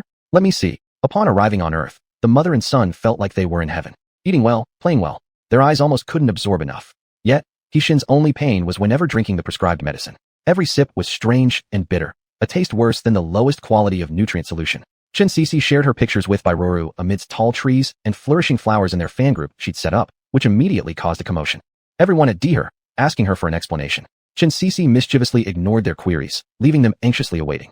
Only after lying down at night did she start replying one by one, keeping the chat lively until deep into the night. As the main character, Chin Sisi slept soundly and woke early the next morning, still brimming with energy. Breakfast consisted of a large pot of millet porridge, a small bowl of steamed egg custard for each person, flaky and soft scallion pancakes, and 4 varieties of pickled vegetables. The 6 gobbled happily. The pancake-making sister had made the pancakes large, 20 in total. They were expected to leave some food on their plates, but once again they licked their bowls clean. Once full, sleepiness started to creep in. Chin Sisi returned to her room for a quick nap and left the herbal medicine boiling to her son. Everyone should take care of their own business. Yeah, that's exactly what it is. I'm truly a good mother. Hey, Dr. Bai. Bairu saw Chin Sisi from afar. She ran over quickly. Where are you going? Can I tag along? Bairu was heading out to plant more trees today. Do you not have to supervise him? Chin Sisi pouted slightly and said, he went with the child to the stadium behind the sanatorium to play football without me. If you're not too tired, then come along with me. She sounded so pitiful. I'm not scared. If anything, I can just stand by your side and watch you work. Without knowing what Bairu would be doing, she had already pledged her commitment. Bairu invited her onto the levitating vehicle and took her to the mountain that still wasn't fully covered with trees yet. Did you plant all of these yourself? Chin Sisi looked at this big mountain, where one side was already fully covered in greenery. Bairu handed her a metal pry bar. You can give it a try. She pulled out a small pile of plants and a bucket of water from her dimensional button. The surface of the water even floated with a gourd dipper. Not waiting for Chin Sisi, Bairu began digging holes, placing plants in them once they reached the right depth, filling them with soil, and finally pouring half a gourd of water around the roots. Chin Sisi imitated her, following her actions step by step. She placed a sapling into the hole she dug, refilled it with soil, and poured a scoop of water on top. This one's mine. Chin Sisi was rather proud of herself. In the future, it would grow as tall and robust as the ones in the yard where they stayed. Dr. Bai, make sure you remember that this tree was planted by me, and I will definitely come back to see it. Chapter 147, 8 bowls of spicy hot pot. Alright, Barren Yuan casually agreed. Chin Sisi was full of enthusiasm and sat on the ground after digging the 7th pit. Huff, huff. I must say this is actually quite tiring. Seeing Barren Yuan's steady movements, Chin Sisi felt admiration. Barren Yuan threw the gourd ladle into the bucket, glanced at the time. It was nearly 11:30. At 11:30, they would start eating. She put everything back into her space storage. Let's go. I'll send you back. It's almost mealtime. Upon hearing mealtime, Chin Sisi quickly got up and followed Barren Yuan as she descended the mountain with light steps. Barren Yuan chuckled inwardly as she watched her vanish in a flash, leaving no trace of her previous fatigue. Shaking her head, Barren Yuan drove her levitating car back to the same mountain. Looking at the tall and short figures in front of her, Barren Yuan said incredulously, "What did you just say?" "I said, my mom and I will help you plant trees." Barren Yuan looked at He, who nodded affirmatively. It turned out that what his mother had said was also his intention. He added casually, "We don't want interstellar coins. It's free." By 1 yuan. Was this what she wanted to hear? Lately, she had grown lazy, always setting out around 8. But she hadn't expected to encounter these two on her way, who jumped up and down excitedly until they managed to stop her. It was simply because she felt sorry seeing them jumping themselves tired. Yet unexpectedly, these two became additional free laborers. That, your son is still a patient, isn't he? I'm fine, Dr. Bai. As long as my head doesn't hurt. I'm just like any normal person. He sure was even more enthusiastic than his mother, quickly responding to Bai 1 yuan for fear that she might reject him. If you really want to, then come along. Bai 1 yuan stepped aside from the floating car's entrance, letting them climb aboard. How strange these two were. Why couldn't the big garden hold their interest? Confused face? He sure had much more strength than his mother. After finishing the 6th pit, his mother had collapsed again, but his good big brother continued digging enthusiastically, picking among the plants, determined to find the one that caught his eye. By noon, Bai 1 yuan once again dropped them off before lunch. Dr. Bai, what time are we going in the afternoon? Please don't leave me behind. He sure clung to the doorframe, looking at her pitifully, faking sadness or whatever, but she found herself strangely susceptible to it. So let's say 1:30. Great. See you then. He sure finally went inside contentedly. Bai 1 yuan could only abandon the idea of going up the mountain right now and drove home. Aren't you tired? Not at all, Dr. Bai. I'm a model member of our squad. Leave it to me. He sure flexed his biceps and carried on working hard. And his mother, already loafing on the side. After only 4 days, Mrs. Chun indicated that she couldn't continue anymore, whereupon he sure roped in another young man from the sanatorium to join him in planting trees. The two worked with great energy. Bai 1 yuan was filled with doubts. Could planting trees and flowers be that interesting? 3 days later, 2 became 5 people. Another 2 days passed, 5 became 8. This time, all those with nimble legs gathered here. The 8 strapping youths worked happily with great effort. Bai 1 yuan remained baffled. What was so fun about this? To thank them, for 3 of the workers who didn't buy their meals separately, Bai 1 yuan asked her cook sister-in-law to prepare lunch and dinner for them as well. These 3 ended up working even harder. As for the other 4 patients with mobility issues, she left them alone. After all, the meals were the rewards for those 3, so it had nothing to do with the others. For the 5 who ordered their meals, Bai 1 yuan certainly wouldn't neglect them either. She planned to give each of them a plant when they left, though she hadn't yet decided exactly what to give. In less than half a month, the 5 patients who had not only ordered meals but also lived among the plants every day were diagnosed by Bai 1 yuan as fully recovered. They were reluctant to leave. Coming from families that weren't lacking financially, they all wanted to stay for a full month before departing. Meanwhile, the remaining 3 who Bai 1 yuan treated with free lunch and dinner also recovered within half a month. Though eager to remain longer, their families were extremely concerned about them and constantly hoped for their early return for a visit. Additionally, living here was quite expensive, so the 3 ultimately chose to leave. Half a month later, the remaining 4 patients with mobility problems could also try walking unaided, and by close to a month, they were able to walk without obstacles like normal people, never needing wheelchairs again. Moreover, Bai 1 yuan also informed them that they were cured. The 4 patients and their accompanying family members were all very grateful to Bai 1 yuan. Although their recovery speed was a bit slower than others, the final result was good. 2 of them came from families with average financial conditions. For their families, 10,000 interstellar coins was really a huge amount of money. One of them had even borrowed from many people to come here. Thus, after being diagnosed as cured by Bai 1 yuan, the 2 families couldn't wait to set off and leave. Because there were still 2 days short of a full month, Bai 1 yuan refunded the fees for these 2 days to them. All 4 families felt somewhat embarrassed, refusing to accept the refund and saying it could be counted as Dr. Bai's consultation fee. But how could Bai 1 yuan possibly take this money? 2 days' worth of fees amounted to 2,000 interstellar coins, which equated to 1 month's salary for some families. The 2 families with poorer conditions quietly sighed in relief. 2,000 interstellar coins, plus the 2 days' room fees for the caretakers. This money could help them do quite a lot of things. After seeing the 8 people off, the rehabilitation center now only had the 5 patients who had been cured long ago, and Chen Sisi left. After a full month, they too had to leave. They wanted to continue staying here as well. This nearly 1-month period had been very fulfilling and joyful. However, their families either hailed from military or business backgrounds, and now that they were cured, they either had to return to their previous positions or get ready to take over their family businesses. They couldn't follow their own wishes any longer. Still, those plants they planted, if they grew up, they would definitely come back to see them. Bai 1 yuan first refunded the unused treatment fees from before. Each day was 1,000 interstellar coins, and they at least could receive a refund of 5,000 interstellar coins each. Then Bai 1 yuan took out 5 potted plants from her space ring. One was a tortoise-shell bamboo, one was a fan palm bamboo, one was a bird of paradise, one was a rubber tree, and one was a lily bamboo. These 5 kinds all belonged to the larger types of plants and were more suitable to keep indoors. Chapter 148, 9-bowl spicy hot pot. You've worked hard helping me plant trees before. These are the gifts I have for you. Take a look and see which one you like. I'll bring it over. Is there one for me? Chen Sisi smiled and raised her hand to ask. Mom. Sure, he tugged at her sleeve, a little embarrassed. Her mom had only gone for 2 days in the beginning. Even after that, she only did a bit of work, an hour a day with a rest day in between. How could she possibly ask for something? Yes. Bai 1 yuan paused for a moment and then responded. She took out another pot of colorful cactus and pothos from her space ring and placed them in front of Chen Sisi for her to choose. Which one do you like? The colorful cactus had a beautiful blooming flower on its top with a yellow-pink gradient, which Chen Cece instantly fell in love with. I'll take this one. She stepped forward and hugged the pot close, as if worried someone would snatch it away. Be careful, it has thorns, don't get pricked. Barren Yuan couldn't help but worry as she leaned in too close. Chen Cece then saw that the little ball was covered in fluffy spikes. Sure, he chose the Monstera Deliciosa, while the remaining 4 people selected 1 Dracaena Sanderiana each, and 2 picked the Birds of Paradise. Barren Yuan took back the 2 remaining plants into her space ring and handed over another Birds of Paradise, similar in size to the previous one, to another person. Since everyone had their own space rings, there was no need to awkwardly carry the plants onto the starship. With smiles on their faces, they all waved goodbye to Barren Yuan. This time, they truly left with full arms. Not long after all these people returned home, Liang contacted her and said that another group of people wanted to come here for treatment. This time, there were 38 individuals, all inspired by the attention drawn to the 12 who had previously been treated. They all trusted Barren Yuan's medical skills completely. Whether rich or poor, they had prepared the money necessary to come to Barren Yuan. Currently, not many people knew about her services yet, and some still haven't saved enough money, so this round consisted of only 38 patients, totaling 52 people including those accompanying them. Liang sent over their details, and as usual, Barren Yuan asked Guo Fuxing to investigate them again. Miss Bai, don't you trust me? I know all these people personally, down to their roots. They're absolutely fine. But Barren Yuan insisted that she would wait for Guo Fuxing's investigation results before proceeding.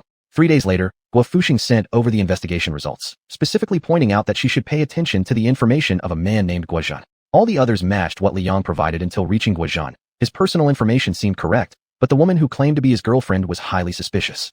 Guo Fuxing reported that someone had seen this woman around Chengji, leading to the suspicion that she might be working for Chengji. Thus, her coming to Earth must have ulterior motives. Hadn't their previous plan failed? Now Chengji was directly sending his own people? Barren Yuan really didn't understand why he kept targeting her when she was merely hiding on Earth quietly cultivating rice trees. Was being the president such a leisurely job? She just couldn't figure out why he always focused on her like this. Yet, she also didn't want to deal with them. So, she removed Guo Zhan and his girlfriend from the list. She also informed Liang of this matter. Liang no longer dared to boast about how capable he was and stayed quiet. Oh, Dr. Bai, Zhirongwei recently made a mess in the military camp, pulling people daily to practice acupuncture, making everyone avoid him whenever they see him. At this, Barren Yuan couldn't help but laugh. No wonder he'd had so many questions lately, and she'd thought his progress was quick, not realizing it was all thanks to the guinea pigs. Previously, he had suggested quitting to focus solely on learning under her, but was stopped. There weren't many patients here, and her ability to teach him was limited. Moreover, his foundation wasn't solid enough, and when she tried to explain things, he often didn't understand her. She told him to stay in the military camp for 3 more years, allowing him time to strengthen his foundation. How could traditional Chinese medicine be so easily mastered? 7 days later, the 50 people arrived on Earth, and Barren Yuan began her news cycle. Boss, today I noticed the paddy tree's grains starting to turn yellow. Are they about to ripen? Upon receiving the message, Barren Yuan quickly hopped onto her hovercar and went over to check. The grown paddy trees were roughly 4 meters tall now, with large crowns. The yellow-green panicles hung down, swaying slightly with the breeze. They were indeed almost ripe. Barren Yuan also checked the traditional rice nearby. Its growth was slower than that of the paddy trees. Call me once the paddy tree's grains turned fully yellow. Barren Yuan exchanged greetings with the sister-in-law who had called her, then drove the hovercar around the fields to check on the growth of all the crops. She wasn't sure if it was the effect of the spirit spring water, but Barren Yuan just felt they were all growing more luxuriantly than those she had seen before. Just like the previous crops, they were producing more and growing larger than ever before. Thinking about the rice trees she had sold earlier, she proactively contacted the buyers to inquire about their status. Fruit Cat, Boss Bai, you finally remembered me. What, Barren Yuan? Isn't it because the rice tree is about to ripen? So I wanted to ask how your side is doing? Fruit Cat. Picture. Fruit Cat. Look, they are thriving, aren't they? All thanks to my care. Barren Yuan clicked on the picture, which showed several tall and lush rice trees. Barren Yuan, they are growing wonderfully. Good job, Fruit Cat. Hee, still got a bit more to go? Miss Bai, can you check for me how much longer will these take to mature? Zhou Wenbin felt slightly embarrassed by the praise. He originally intended for her to compliment him, but when she actually praised him, his face grew a little warm. After receiving these seedlings, he specially flew here to take care of them. His father was too busy, so he came himself since they both couldn't bear to let the seedlings be left unattended. Seeing a little tree sapling grow gradually into this current state filled him with excitement and pride. Barren Yuan, it's estimated that another month is needed. By the way, I ordered 2 harvesters and huskers before. Would you like to order some as well? Fruit Cat, sure, definitely yes. Barren Yuan thus recommended the shop where she placed her orders to him. Mention my name. They'll probably give you some discount. The remaining 2 farms' crops were less mature, because Barren Yuan gave them the seedlings later. She also recommended that same shop to them, and the 2 families were both very happy.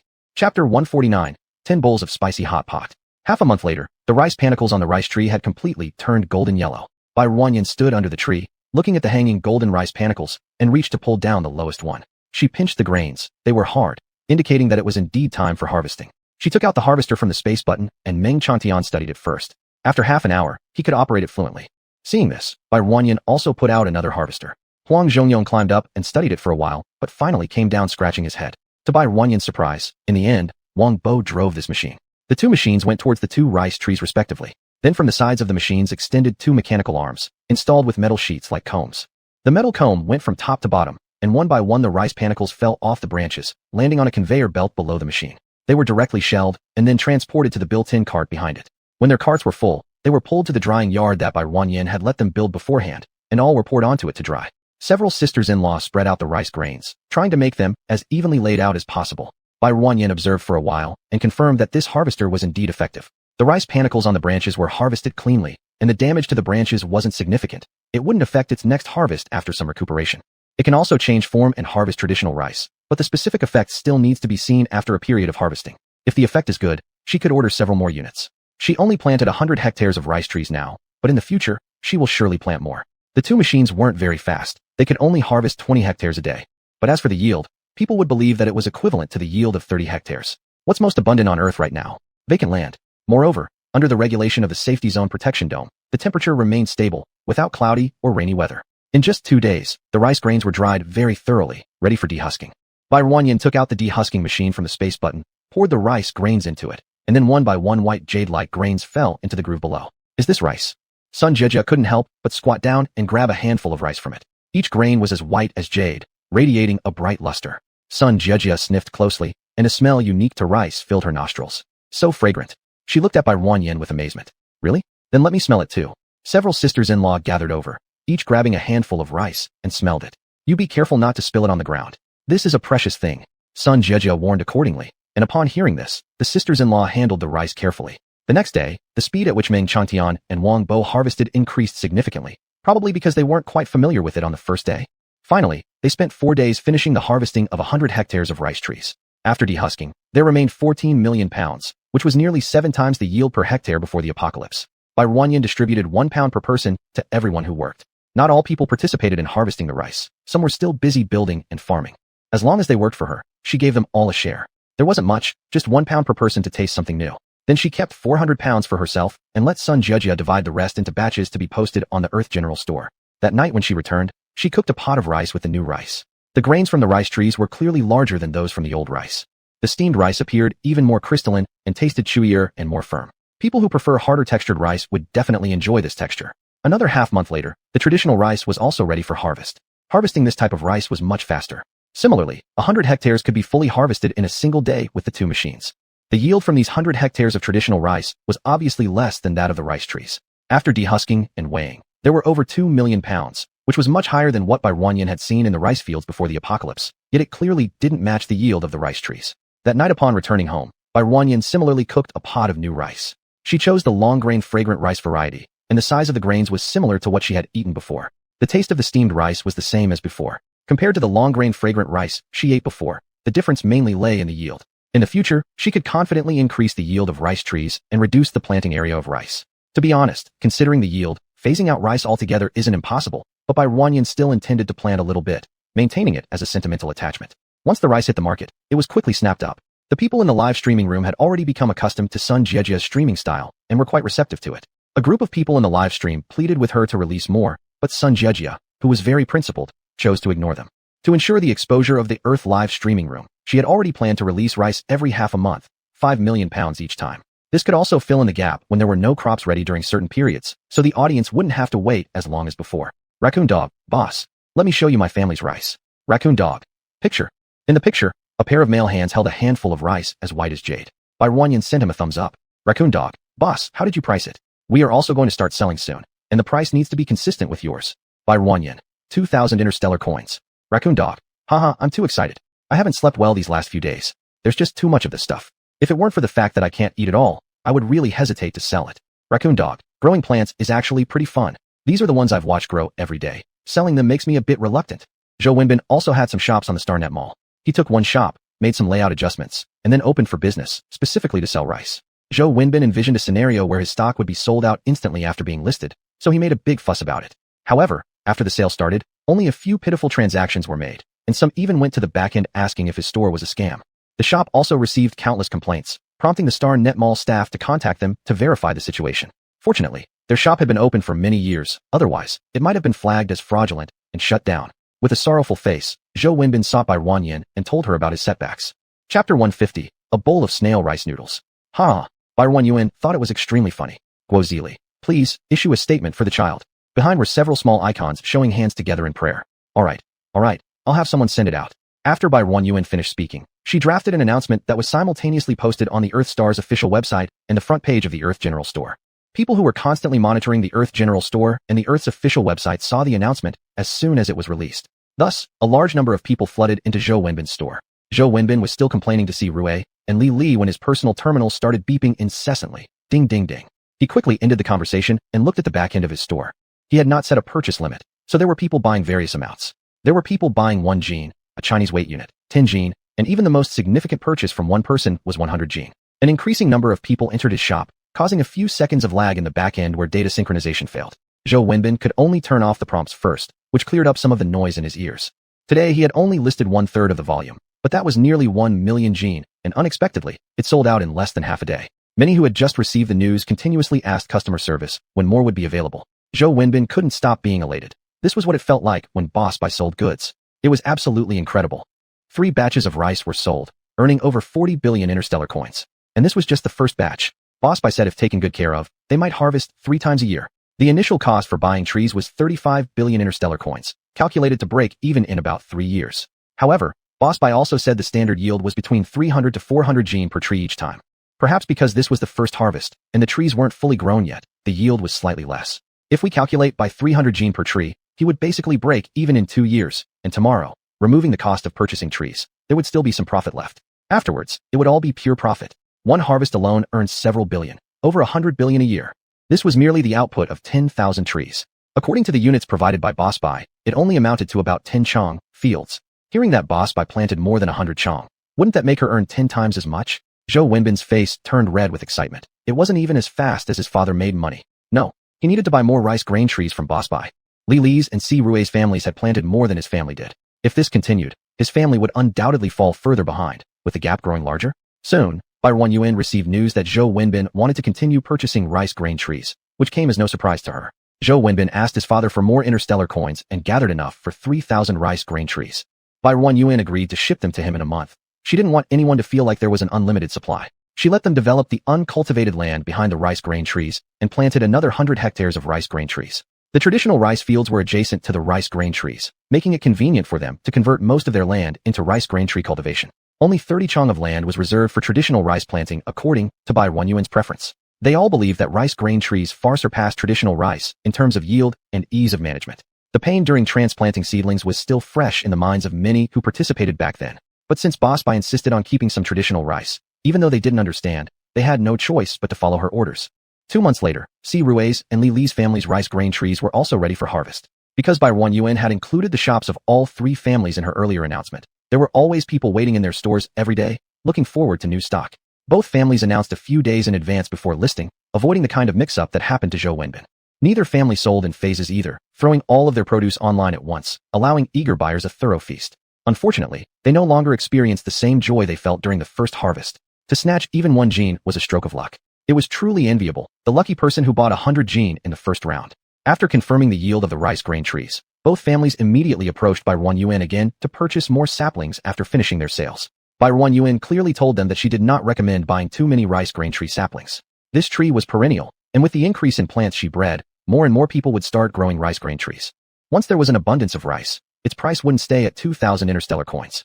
The 2 families didn't expect Bai Ruanyuan to say this. Business people prioritize profit, so they thought Bai Ruanyuan would monopolize the market for these plants. They never expected that she planned to sell to others beyond their few families. As she said, once the number of rice grain trees planted increases in the future, the price of rice might not remain as high. The initial investment costs could be wasted. Bai Ruanyuan understood what they were worried about and promised them that she wouldn't sell any more saplings of the rice grain tree to anyone else within 3 years. 3 years. Plenty of time for them to recoup their original investments and make a substantial profit. And Bai Ruanyuan didn't intend to lower the prices right away either. For now, the price of the rice grain trees would remain unchanged. If you wanted to buy them, it was up to you. It wouldn't be until later, when the total rice production could potentially meet half the demand of interstellar residents, that she estimated the price of rice might start to fall. Some people might reduce prices for promotional purposes, but that had nothing to do with her. With Bai Yuan's guarantee for 3 years, both families pooled their funds together and bought over 10,000 rice grain trees. Regardless of what happened later, the current situation showed how immensely profitable this business was. Costs could be recovered in 2 years, leading to pure profit by the 3rd year. And given their large scale of operations, even if others started planting rice grain trees after 3 years, they wouldn't be able to catch up with either quantity or output. Before the price fell, they'd first rake in a lot of money. Even if the prices dropped afterward, they'd still end up making a handsome profit overall. This idea also came to Bai Yuan's mind recently, and just as the two families came looking for her, she discussed the matter. Afterward, without playing favorites, she informed Zhou Wenbin of the same thing. After discussing with his father, Zhou Wenbin realized their financial resources couldn't match the other two families. In the end, Zhou's father took out a loan from the bank and borrowed additional funds, eventually placing an order for 150,000 rice grain trees. When Zhou Wenbin relayed this decision to Bai Yuan, she was startled. Her heart nearly leaped out of her chest. 150,000 rice grain trees represented an astronomically huge sum of money. She had never dared to spend money recklessly, always living within her means and never biting off more than she could chew. Chapter 151. 2 bowls of snail rice noodles. She could never dare to do such over-the-top consumption. By Ruren. Aren't you afraid you won't be able to pay it back? Guo Zili. We'll pay it off within 5 years, don't worry. My dad and I both see great potential in this rice tree. We can recoup our costs in about 2 years, so there shouldn't be any problems. Bai Ruren could only lament how bold these businessmen were. Altogether, the 3 families had more than 300,000 trees. Bai Ruren's space equated 1 day inside to 30 days outside, but preparing 300,000 saplings would still take around 10 days. The agreed delivery was set for 1.5 months later. Zhou Wenbin's family, having more, would receive their shipment 2 months later. What are you looking at? As Bai Ruren walked through the city, she saw several people gathered together, intently focused on something. She approached and found that they were all engrossed in their personal terminals, each wearing headphones, politely not disturbing one another. Because no one heard Bai Ruren's voice until she tapped one person's shoulder, everyone jumped in surprise, instinctively hiding their terminals like students caught playing with phones in class. Afraid of what it's lunch break. Realizing her comment, they laughed awkwardly. What are you watching? Is it an interesting show? Can you recommend it to me? Since coming here, apart from treating illnesses and planting trees, her remaining time was spent on physical training and cultivation. The 2 dramas she had seen had overly naive and sweet plots. If she hadn't been busy, she might have impulsively written some scripts herself. It's not a drama. We're watching the military academy competition. The entertainment options for interstellar people weren't too varied. Every May was the month for competitions among students of military academies, while June was reserved for competitions between military factions. This memory didn't exist in Bai Ruren's mind, so she opened her personal terminal and began searching online. Look at this school. The students here are powerful. Don't listen to him talking nonsense. Look at this school. This school has impressive students. They eagerly recommended schools to Bai Ruren. This student at this school definitely has promise. I also find this student promising. I'm really bullish on him. Bai Ruren clicked into a live stream, where 2 identical mechs were locked in combat. One was clearly operated more flexibly than the other and quickly dominated its opponent. Neither of these 2 are up to par. Gathering closer to watch together, they started critiquing. The speed of his punch is far too slow. On the battlefield, before he swings, the insectoid aliens would have already smashed him flat. The winner has done well enough. His grasp on the mech is solid. Don't set expectations too high. I imagine my level when I was in school must have been around this level. I was different. In my prime, I was unbeatable. You're just bragging. Yet it was still pretty entertaining. Bai Ruren joined them in watching the live streams for over an hour until their work hours arrived, forcing her to part ways with them. Bai Ruren now had a new form of entertainment, watching the military academy competition. The early individual matches were fierce, but the subsequent group battles between military academies proved even more fascinating. Through the use of transmission devices, the participating students entered a virtual world which, though labeled as virtual, felt completely real to those inside it. Simulated military engagements took place, and the surviving party was declared the victor. This was far better than watching series. All sorts of mechs appeared in the simulation, filling Bai Ruren's knowledge gaps regarding this area. Mechs were mainly divided into 3 types: light, medium, and heavy. This was closely related to their carrying capacities. Light mechs excelled in speed, fast running meaning faster escape, but couldn't carry much in terms of weapons, making them suitable for ambushes. Medium mechs were standard. They could do everything but did nothing exceptionally. Heavy mechs, due to their large size, could carry more weaponry but suffered from slower speeds and easier targeting, leaving them vulnerable to attack. However, each type of mech had its own reasons for existence, and all 3 needed to work together in coordination to maximize their strengths. In the end, the Federal 4th Military Academy of Earth came in first, the Federal 1st Military Academy of Purple Star placed second, and the 3rd Military Academy of Purple Star secured third. Next, let General Huazheng present awards and certificates to the top 3 winners. Bai Ruren felt her heart skip a beat as the camera panned to reveal a handsome and aloof face.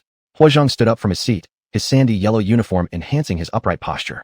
His figure was straight, and every step he took seemed to be measured precisely. It seemed like it had been a long time since she last saw him, and he seemed to have not changed much. Huazheng walked to the awarding podium, taking the prizes from the hands of the nearby etiquette attendant and presented them to the top 3 winners one by one. It seemed that he said something to each of them, but his voice was too low for the camera equipment to capture it. General Gua. Picture. General Gua. Check out our boss, isn't he handsome?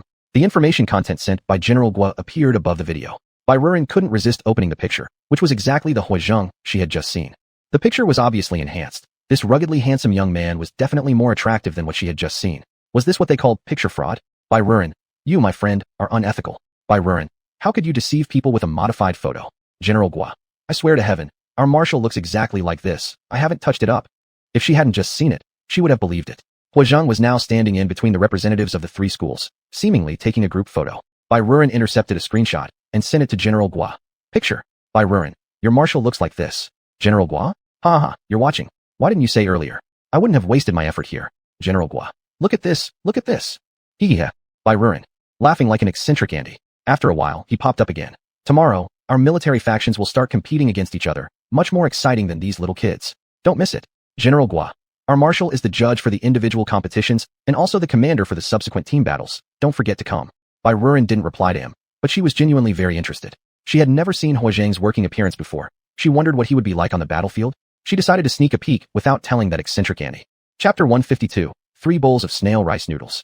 On June 1st, the grand military competition opened. At first, it was the soldiers' competition just like before, but this time the level of excitement had increased significantly compared to the military academy students. Close combat and mech battles were both spectacular beyond measure. Bai Ruren seemed to be reminiscing about the selection matches in shows like I Am a Special Forces Soldier or The King of Special Forces from her previous life. The camera often cut to the spectators on the stands, where General Huizheng's exceptionally youthful face stood out among the crowd. Deputy General Gua. Picture. Deputy General Gua. Look at our handsome marshal. Bai Ruren chose to ignore the quirky Andy entirely. The grand competition proceeded smoothly, though sometimes Bai Ruren could not watch the live stream, only catching up on video clips or recordings at night. However, she missed none of Huizheng's highlight moments, as Deputy General Gua, the #1 fan of Huizheng, would send her screenshots every time he appeared on screen for company. In the second half, there were various interregimental sparring matches, also taking place in virtual environments, but with larger and more complex maps. The 72nd Army clashed against the 45th Army, with Commander Huizheng leading the 72nd Army, and a man with streaks of gray hair commanding the 45th Army. Deputy General Gua. Did you see that old white-haired man on the opposite side? Deputy General Gua. This veteran has been in the army for over 60 years. He's commanded dozens of large and small campaigns. How shameless the 45th Army is to put him into play. Bai Ruren chuckled internally and glanced several times at both the old general and Huizheng. As the map loading completed, the warriors of both sides were teleported into random positions across the battlefield. It seemed the 72nd Army had bad luck, as their troops were scattered far apart, some lone blue dots surrounded by numerous red ones. Right after the countdown ended, Huizheng's side suffered apparent casualties. The 45th Army also suffered losses, but less so than the 72nd Army, and at a slower pace. The 72nd Army was having an extremely disadvantageous start. In the command room of the 72nd Army, many officers wore very serious expressions. In contrast, the faces of the officers in the 45th Army command room were filled with joy. Huizheng, however, remained unperturbed, calmly issuing commands based on the map. Order, the 6th squad proceed towards C7. Order, the 4th squad advance to E3. Each command was promptly sent, and the battle scene transformed instantly. The dispersed navy blue units quickly formed smaller teams moving towards Huizheng's designated points. Deputy General Gua. Our marshal is truly amazing. Bai Ruren. The situation stabilized swiftly, with the blue team's casualty numbers balancing with the red team's. Orders from both sides kept coming in non-stop. Team 2. Advance towards C2. Artillery. Reach A4 within 3 minutes. Tank unit. Hostile infantry spotted at the 1 o'clock direction behind the right flank. Huizheng maintained a stern demeanor, issuing commands in his cold and clear voice. Bai Ruren couldn't help but feel entranced as she watched. She finally understood why so many people love their soldier brothers. With the current appearance of Huizheng, how many young girls wouldn't start to have thoughts? Was it because the soldiers of the 72nd Army were more skilled? After the 72nd Army soldiers regrouped, their casualties gradually decreased, while those of the 45th Army began to rise noticeably. The old general stared with deep-set eyes, maintaining a calm composure as he issued orders one by one. Ultimately, the two armies met in decisive combat within a valley. Huizheng's 72nd Army triumphed, setting up an ambush in the valley which wiped out the last remaining forces of the 45th Army. On the display screen, everything froze in place, showing 4 large words: Blue Team wins. Deputy General Gua. Ah. Deputy General Gua. We've won again. Bai Ruren. Initially, she was thrilled too, but with his sudden cheer, her immersion in the moment shattered. Isn't that word, again, meant to humble brag? Deputy General Gua. Every year we win. It's too boring. So why are you shouting so enthusiastically? Deputy General Gua. By the way, Deputy General Gua. Picture. Deputy General Gua. Picture, +1. Deputy General Gua. Picture, +2. Deputy General Gua. Picture, +40. Deputy General Gua. Quickly come admire the bearing of our boss. Even shouting so excitedly doesn't stop him from capturing screenshots. He takes snapshots seriously. Not responding didn't deter Deputy General Gua from indulging in self-satisfaction. Deputy General Gua. Why do you think our boss is so great? Deputy General Gua. Year after year, first place belongs to us. It feels kind of awkward. Deputy General Gua. Unfortunately, I wasn't in action, otherwise, we would have won even faster. By Ruanguan. What a real pity that is. Deputy General Gua. You finally replied to me. By Ruanguan. You know I don't want to reply, so why do you keep sending things to me? Deputy General Gua. Isn't it because I want someone to share happiness with? Deputy General Gua. Isn't there a saying, it's better to enjoy together than alone? By Ruanguan. Thank you very much. Deputy General Gua. You're welcome should. By Ruanguan. She didn't know whether he was pretending or truly this silly. Too lazy to respond, she stopped replying. However, looking at the handsome pictures of Huozheng sent by him, she couldn't help downloading them one by one. Life returned to its calm once again. The soy sauce brewed before was now ready for harvest. Meng Changtian and Huang Zhongyong came every day to stir it. Now it had turned into a shiny dark brown color. Bai Ruanguan asked them to pour several buckets of clear water inside and mix thoroughly before soaking it overnight. Next, they needed to separate the liquid from the beans and filter out the liquid, which would be boiled in large pots before consumption. Once the soup cooled down, Bai Ruanguan scooped a bit to taste. It tasted similar to the soy sauce she'd eaten before, perhaps even more fragrant. After having the liquid tested to ensure no harmful bacteria that could cause illness were present, she began filling and sealing. Even though she only prepared 2 jars, the output was quite good. About 70 bottles of 1,000 milliliter glass bottles were filled. Since it worked well, Bai Ruanguan decided to utilize the other big jars as well. 5 men and 5 women were selected from her hired workers, who would specifically take charge of brewing soy sauce. She also ordered new tools so they could save time and effort when stirring daily. These 10 people signed 10-year labor contracts and 20-year confidentiality agreements. They would work for Bai Ruanguan for 10 years, and during this period, Bai Ruanguan would teach them all the steps to make soy sauce. Therefore, she also made them sign a 20-year confidentiality contract. Chapter 153. 4 bowls of snail rice noodles. Even if they leave this position or the earth 10 years later, they still have to guarantee that they will not work in the same industry within 10 years. For convenience, Bai Ruanguan selected 5 couples. Only these 5 families knew the method for making soy sauce. If it were leaked, she would only need to investigate these 5 families. The attempt at making rice vinegar had failed before, and it was unknown whether it was due to improper sealing or some other problem, causing the fermentation of 2 vats of rice vinegar with different acidity levels to fail. However, Bai Ruanguan did not want to give up, so she prepared another 2 vats. After finishing the busy work at the soy sauce factory, she calculated that the rice vinegar should be about ready. Bai Ruanguan removed the seal layer and opened the lid with a mix of anxiety and excitement. In the jar, the upper layer was a clear, transparent liquid, and the bottom was the sedimented rice grains. Bai Ruanguan scooped up a bit of the liquid from the upper layer and tasted it. She wrinkled her eyebrows as it was sour. Shouldn't this be successful? She opened the other jar, which looked similar to the previous one. Tasting its flavor, it wasn't as sour as the first one. After ensuring that both liquids contained no harmful bacteria to humans, Bai Ruanguan measured their acidity levels. The first jar of rice vinegar measured at 8 degrees, while the second jar was at 5 degrees. These 2 jars were small and yielded around 30 bottles of 1,000 milliliters each. Handing over these bottles and jars to Sun Jiejia for processing, Bai Ruanguan selected several sisters-in-law to make vinegar together with her. There was no need to sign confidentiality contracts with them. They only helped her fry the rice, and no one knew how she proceeded after that. The second harvest of the rice trees grew quickly and could be harvested again after 3.5 months. Because the seedlings had grown earlier, more time was wasted, so the first harvest took longer. As Bai Ruanguan predicted, each tree's yield for the second harvest increased by 40 to 50 pounds of rice per tree. Lin Yuqiu. Miss Bai, this is my son. Lin Yuqiu. Picture. In the picture, a tiny baby lay on an infant bed, his glossy big eyes gazing at the camera. Bai Ruanguan, is time passing so fast? It hadn't been even 10 months yet, right? Lin Yuqiu. The artificial uterus shortens the period of pregnancy, generally taking around 8 months. Ah, that's how it is. Bai Ruanguan, congratulations then. What's the little one's name? Lin Yuqiu. His name is Shi Rui. I hope he grows up to be as smart as his dad. Bai Ruanguan, your husband is so intelligent, and your child won't lag behind when he grows up. This statement resonated deeply with Lin Yuqiu, filling her heart with joy. Bai Ruanguan, is the baby inside behaving well? Lin Yuqiu, very well behaved. Previously, I saw others suffering greatly during pregnancy with nausea, which made me worried. However, this little guy has been very obedient and hasn't caused me any hardship. The entire pregnancy went smoothly with good eating and sleeping. Bai Ruanguan, she is a princess, your mother's favorite child. She's just being considerate towards you. Lin Yuqiu gently touched her stomach.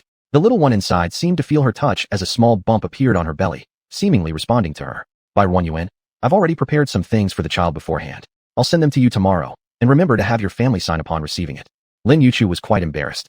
How can I let you spend money again like this? Bai Ruanguan, Am I not their auntie? It's proper to give them a bit of a gift for meeting. Lin Yuchu. That's way too much. Since learning about her pregnancy, Bai Yuan would occasionally mail vegetables, fruits, and nuts suitable for pregnant women to Lin Yuchu. Neither of them wanted to accept such gifts easily, so they transferred payment to Bai Yuan. Bai Yuan did not decline, but every so often would replenish her supplies, sending more than last time. She claimed that all these items are beneficial to the growth and development of the child, so Lin Yuchu couldn't refuse. After twice, they stopped resisting and simply accepted silently. There was no way to return the money. No matter how much they gave, Bai Yuan would replenish the same amount the next time. After several instances, they understood Bai Yuan's attitude. The baby in Lin Yuchu's belly was expected to arrive in about 2 months. Bai Yuan shared all the childbirth knowledge she knew with Lin Yuchu, alleviating much of her nervousness. To be honest, as the due date approached, she involuntarily felt some anxiety. Bai Yuan picked several boxes of infant formula suitable for newborns, milk bottles, warmers, breast pumps. Also small clothes, socks, hats for boys and girls, disposable underwear, toilet paper, and other items needed in a delivery bag. After packing several large packages and a few boxes of formula, she sent them off to Lin Yuchu. Since Shilei was not at home, Lin Yuchu's mother-in-law and her own mother went together to bring the items back. After seeing such a huge pile of things, the two summoned the 2 elderly fathers over, and with 4 people working hard, they barely managed to carry everything back. Inside were items the family had never seen before. Fortunately, Bai Yuan had sent Lin Yuchu a long series of messages detailing how to use each item and the quantities. This Miss Bai, she is truly thoughtful. Lin Yuchu's mother couldn't help but marvel as she held up the canned baby formula. It's more than just that. She has thought of everything. I've never even heard of some of these things, said Lin Yuchu's mother-in-law, holding a small blue piece of clothing obviously meant for a child. This material, whatever it was, felt very comfortable and especially soft when touched. It seemed far superior to the clothes they had bought previously. Xiao Chu quickly dressed the child in this. It clearly looks better than what we bought. Daughter, with Miss Bai sending so many things, you must properly thank her. The return gifts should be generous too. These items seem quite expensive. Expensive? These were items that money couldn't even buy. Lin Yuchu looked at all the items and felt an overwhelming warmth inside. Mom, this Miss here is my benefactor and Shilei's. She cured Shilei's headache issues, and having these 2 children is also thanks to her blessing. Really? You've never mentioned this before. Did you thank her properly then? A person so capable is definitely someone you don't want to offend. Lin Yuchu gently pulled off her son's original clothes while holding his little arm. Don't worry, we have thanked her properly. But her kindness isn't something that can be repaid with mere words or by giving more money. I've agreed with Shilei. If she ever needs help in the future, we must assist her without hesitation, no matter the cost. Only this way can we repay her. Chapter 154, 5 bowls of snail rice noodles. Originally, I thought about letting the kids recognize her as a godmother, but she is just too young, so it wouldn't be appropriate. How old is she? The 2 elder mothers both curiously asked. She should be 19. Lin Yuchu calculated and thought that this should be the age. Does she have a partner yet? If not, my mom could introduce someone. Thinking about the nephew at home who still doesn't have a partner, Lin Yuchu's mother was very interested. Mom, don't let your imagination run wild. Lin Yuchu had also learned from Shilei that Huazheng was interested in Bai Yu. Apart from someone like Huazheng, she really couldn't think of anyone who would be worthy of Miss Bai. Perhaps the president himself could match. No, he is too old. He's not suited for Miss Bai either. How is this wild imagination? If she doesn't have a partner, introduce her to your brother. If it works out, it will be a good thing. In parents' eyes, their own children are always the best. My brother? Her cousin with average looks and job? It was truly a stretch her mom imagined. The person already has a partner, so stop thinking about it. Mrs. Lin sighed with regret and didn't say anything further. By the way, what about Shilei's friend? As soon as Mrs. Lin sat back down, Mrs. Shi stood up again. That friend. Shilei has quite a few friends. Lin Yuchu wasn't sure which one they were talking about. Wasn't it? What was his name? Mrs. Shi momentarily forgot the young man's name. Then she suddenly remembered. The one who introduced us to Dr. Bai. Oh, Lin Yuchu realized they were referring to Huazheng. That guy likes this Bai girl. Is that so? Mrs. Shi also felt some regret. She'd been hoping to introduce him to her colleague's daughter. You know, they really do suit each other. Stick the needle in a little deeper, yes. Ji Rongwei, following Bai Yu's instructions, inserted the needle deeper. Sanyinjiao, Zusanli. For every acupoint Bai Yu mentioned, Ji Rongwei applied the needle accordingly. Not bad. Bai Yu complimented him twice, and it was clear he had genuinely put effort into it. Ji Rongwei quietly let out a sigh of relief. His palms were sweating from nervousness. Thank you, teacher. Have you read the book I gave you? Ji Rongwei said somewhat bashfully. I've read half of it, but there are parts one don't fully understand. Next, Bai Yu clarified his questions. After hearing Bai Yu's explanation, Ji Rongwei understood some things clearly while others were still unclear, so Bai Yu had to explain even more thoroughly. The two spent nearly 3 hours on the exam plus clarifying doubts. Teacher, I have a junior classmate. Her qualifications are also very good, and she's exceptionally smart with an impressive memory. She graduated in June and is now interning at a hospital. A few days ago, she told me that she's not learning much at the hospital. Teacher, her wish is the same as mine. Could you possibly? Seeing his anxious expression, Bai Yu understood the unspoken part. He wanted to recommend his junior classmate to learn under her. She considered it. If either of these senior-junior pairs could master something, Then she wouldn't have to work so hard anymore. At that point, if she handed over the sanitarium to them, she could just laze around as a couch potato. Who knows? With all the galactic coins in her bank account, she simply hasn't had the time to spend them. Alright, if she wants to come, she can. And if you have other talented juniors, they're welcome to come too. Really? Ji Ronwei looked at her with bright shining eyes. Yes. By one, you couldn't stand having a big man look at her like that. Put away that gaze of yours, or else I'll crawl through the internet and beat you up. Ji Ronwei's expression instantly turned serious. He dared not look at Bai Ruanyu with such eyes any longer. Just as well, there aren't any doctors here at the rehabilitation center, so I could hire them. The salary won't be high. As you know, the patients here are singular and very few. We can only ensure they get proper food and lodging. This is what you should worry about. My junior classmate comes from a pretty wealthy family. I'll go tell her. You don't need to worry about anything else. Just give her pointers when you have free time. This junior classmate of Ji Ronwei's is named Pang Beibei. After Ji Ronwei contacted her and told her about Bai Ruanyu, the girl decided without hesitation to join Bai Ruanyu. After hanging up the phone, she rushed to the HR department to submit her resignation and promptly purchased tickets to Earth. Ji Ronwei also contacted 4 or 5 other junior classmates, among whom 1 male and 1 female decided to visit Earth as well. If things don't work out, you can always come back, and it won't affect their ability to find new jobs at all. It's just that the tickets for the starship are incredibly expensive. The first one to arrive, of course, was Pang Beibei. Stepping out of the small spaceship, Pang Beibei immediately spotted Bai Ruanyu waiting on the side. Hello, are you Dr. Bai? Pang Beibei walked up to Bai Ruanyu, extending her hand. I'm Pang Beibei. Nice to meet you. Please take care of me in the future. Hello, I'm Bai Ruanyu. Bai Ruanyu extended her hand as well, giving a friendly handshake. I didn't expect you to be so young. When senior brother Ji mentioned this to me, I had a hard time believing it. Pang Beibei had dark hair and dark eyes, the kind of appearance Bai Ruanyu favored most, familiar and likable. Her initial impression of Pang Beibei naturally improved. With a cheerful smile, her eyes bent into crescents, revealing an adorable apple-shaped face. So should I call you teacher?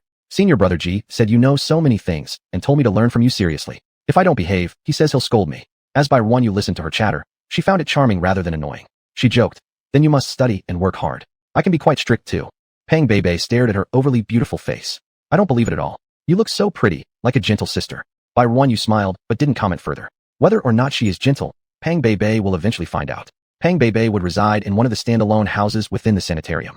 Each house was 2 stories, with a little yard on the ground floor planted with various flowers and grasses. Teacher, are these all real? Pang Beibei rushed into the garden, gently touching a flower, too afraid to apply any force. Bai Ruanyu wandered in and plucked a pale yellow double-petaled flower from the sea of blossoms, pinning it onto the little ponytail atop Pang Beibei's head. Pang Beibei was nervous and dared not move. Teacher, is it going to fall off?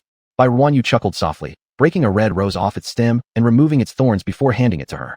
Chapter 155, 6 bowls of snail rice noodles. Take a look, which one do you like? After you choose, I'll take you to meet my patients. Yes. At the mention of patients, Pang Beibei became interested. I'll take this one. She pointed at the little courtyard. If she could rush here, then surely there must be an edge between her and this place. After putting her luggage in the room, she eagerly followed Bai Ruanyu to see the patients. Senior brother Ji said that Dr. Bai was highly skilled and could solve cases of mental force riots that no one before could ever handle. This was the disease that she and her senior brother had always wanted to find a way to solve. That's why she didn't hesitate and came over immediately. Bai Ruanyu took her to the building where the patients were currently staying. Along the way, Pang Beibei looked curiously everywhere. On both sides of the path they walked, tall trees lined the route. She couldn't help but approach, curious, touched, and even scratched them. Her teacher told her these were all real. Has plant life been revived? Yes, Earthstar is quite popular on the StarNet, don't you know? Pang Beibei grinned awkwardly. I rarely use the internet. There are actually people who don't often use the internet. Bai Ruanyu looked at her as if she was a rare animal, making Pang Beibei even more embarrassed. I am always studying. Saying this, it felt somewhat shameful, as if she was boasting about herself. We've arrived. Bai Ruanyu led her into the building, and the two stopped their previous conversation. Dr. Bai. The patients in the lobby warmly greeted her upon seeing her. Hello. Bai Ruanyu also responded to them. Are you here for a follow-up checkup? Bai Ruanyu nodded at them, so everyone quickly returned to their respective rooms. Teacher, are they all patients? Pang Beibei pointed at those retreating backs, almost disbelievingly saying, yes, these people have all been here for nearly half a month, and their current state is normal.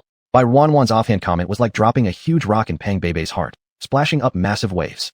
She stared disbelievingly at Bai Ruanyu, then looked again at the empty hall. Her body was shaking with excitement. Bai Ruanyu didn't notice her abnormality. She took out a record book from a space ring, then clipped a pen onto it. Let's go, we'll visit the first patient, room 201. Saying that, she brought Pang Beibei upstairs, who was still brimming with excitement. She knocked on the door of 201, only opening it after hearing the response inside. Bai Ruanyu opened the book and found the page with the patient's details. Zhang Wen. How have you been feeling these past 2 days? The patient named Zhang Wen patted his left leg. Great. It doesn't hurt at all. Hold out your hand.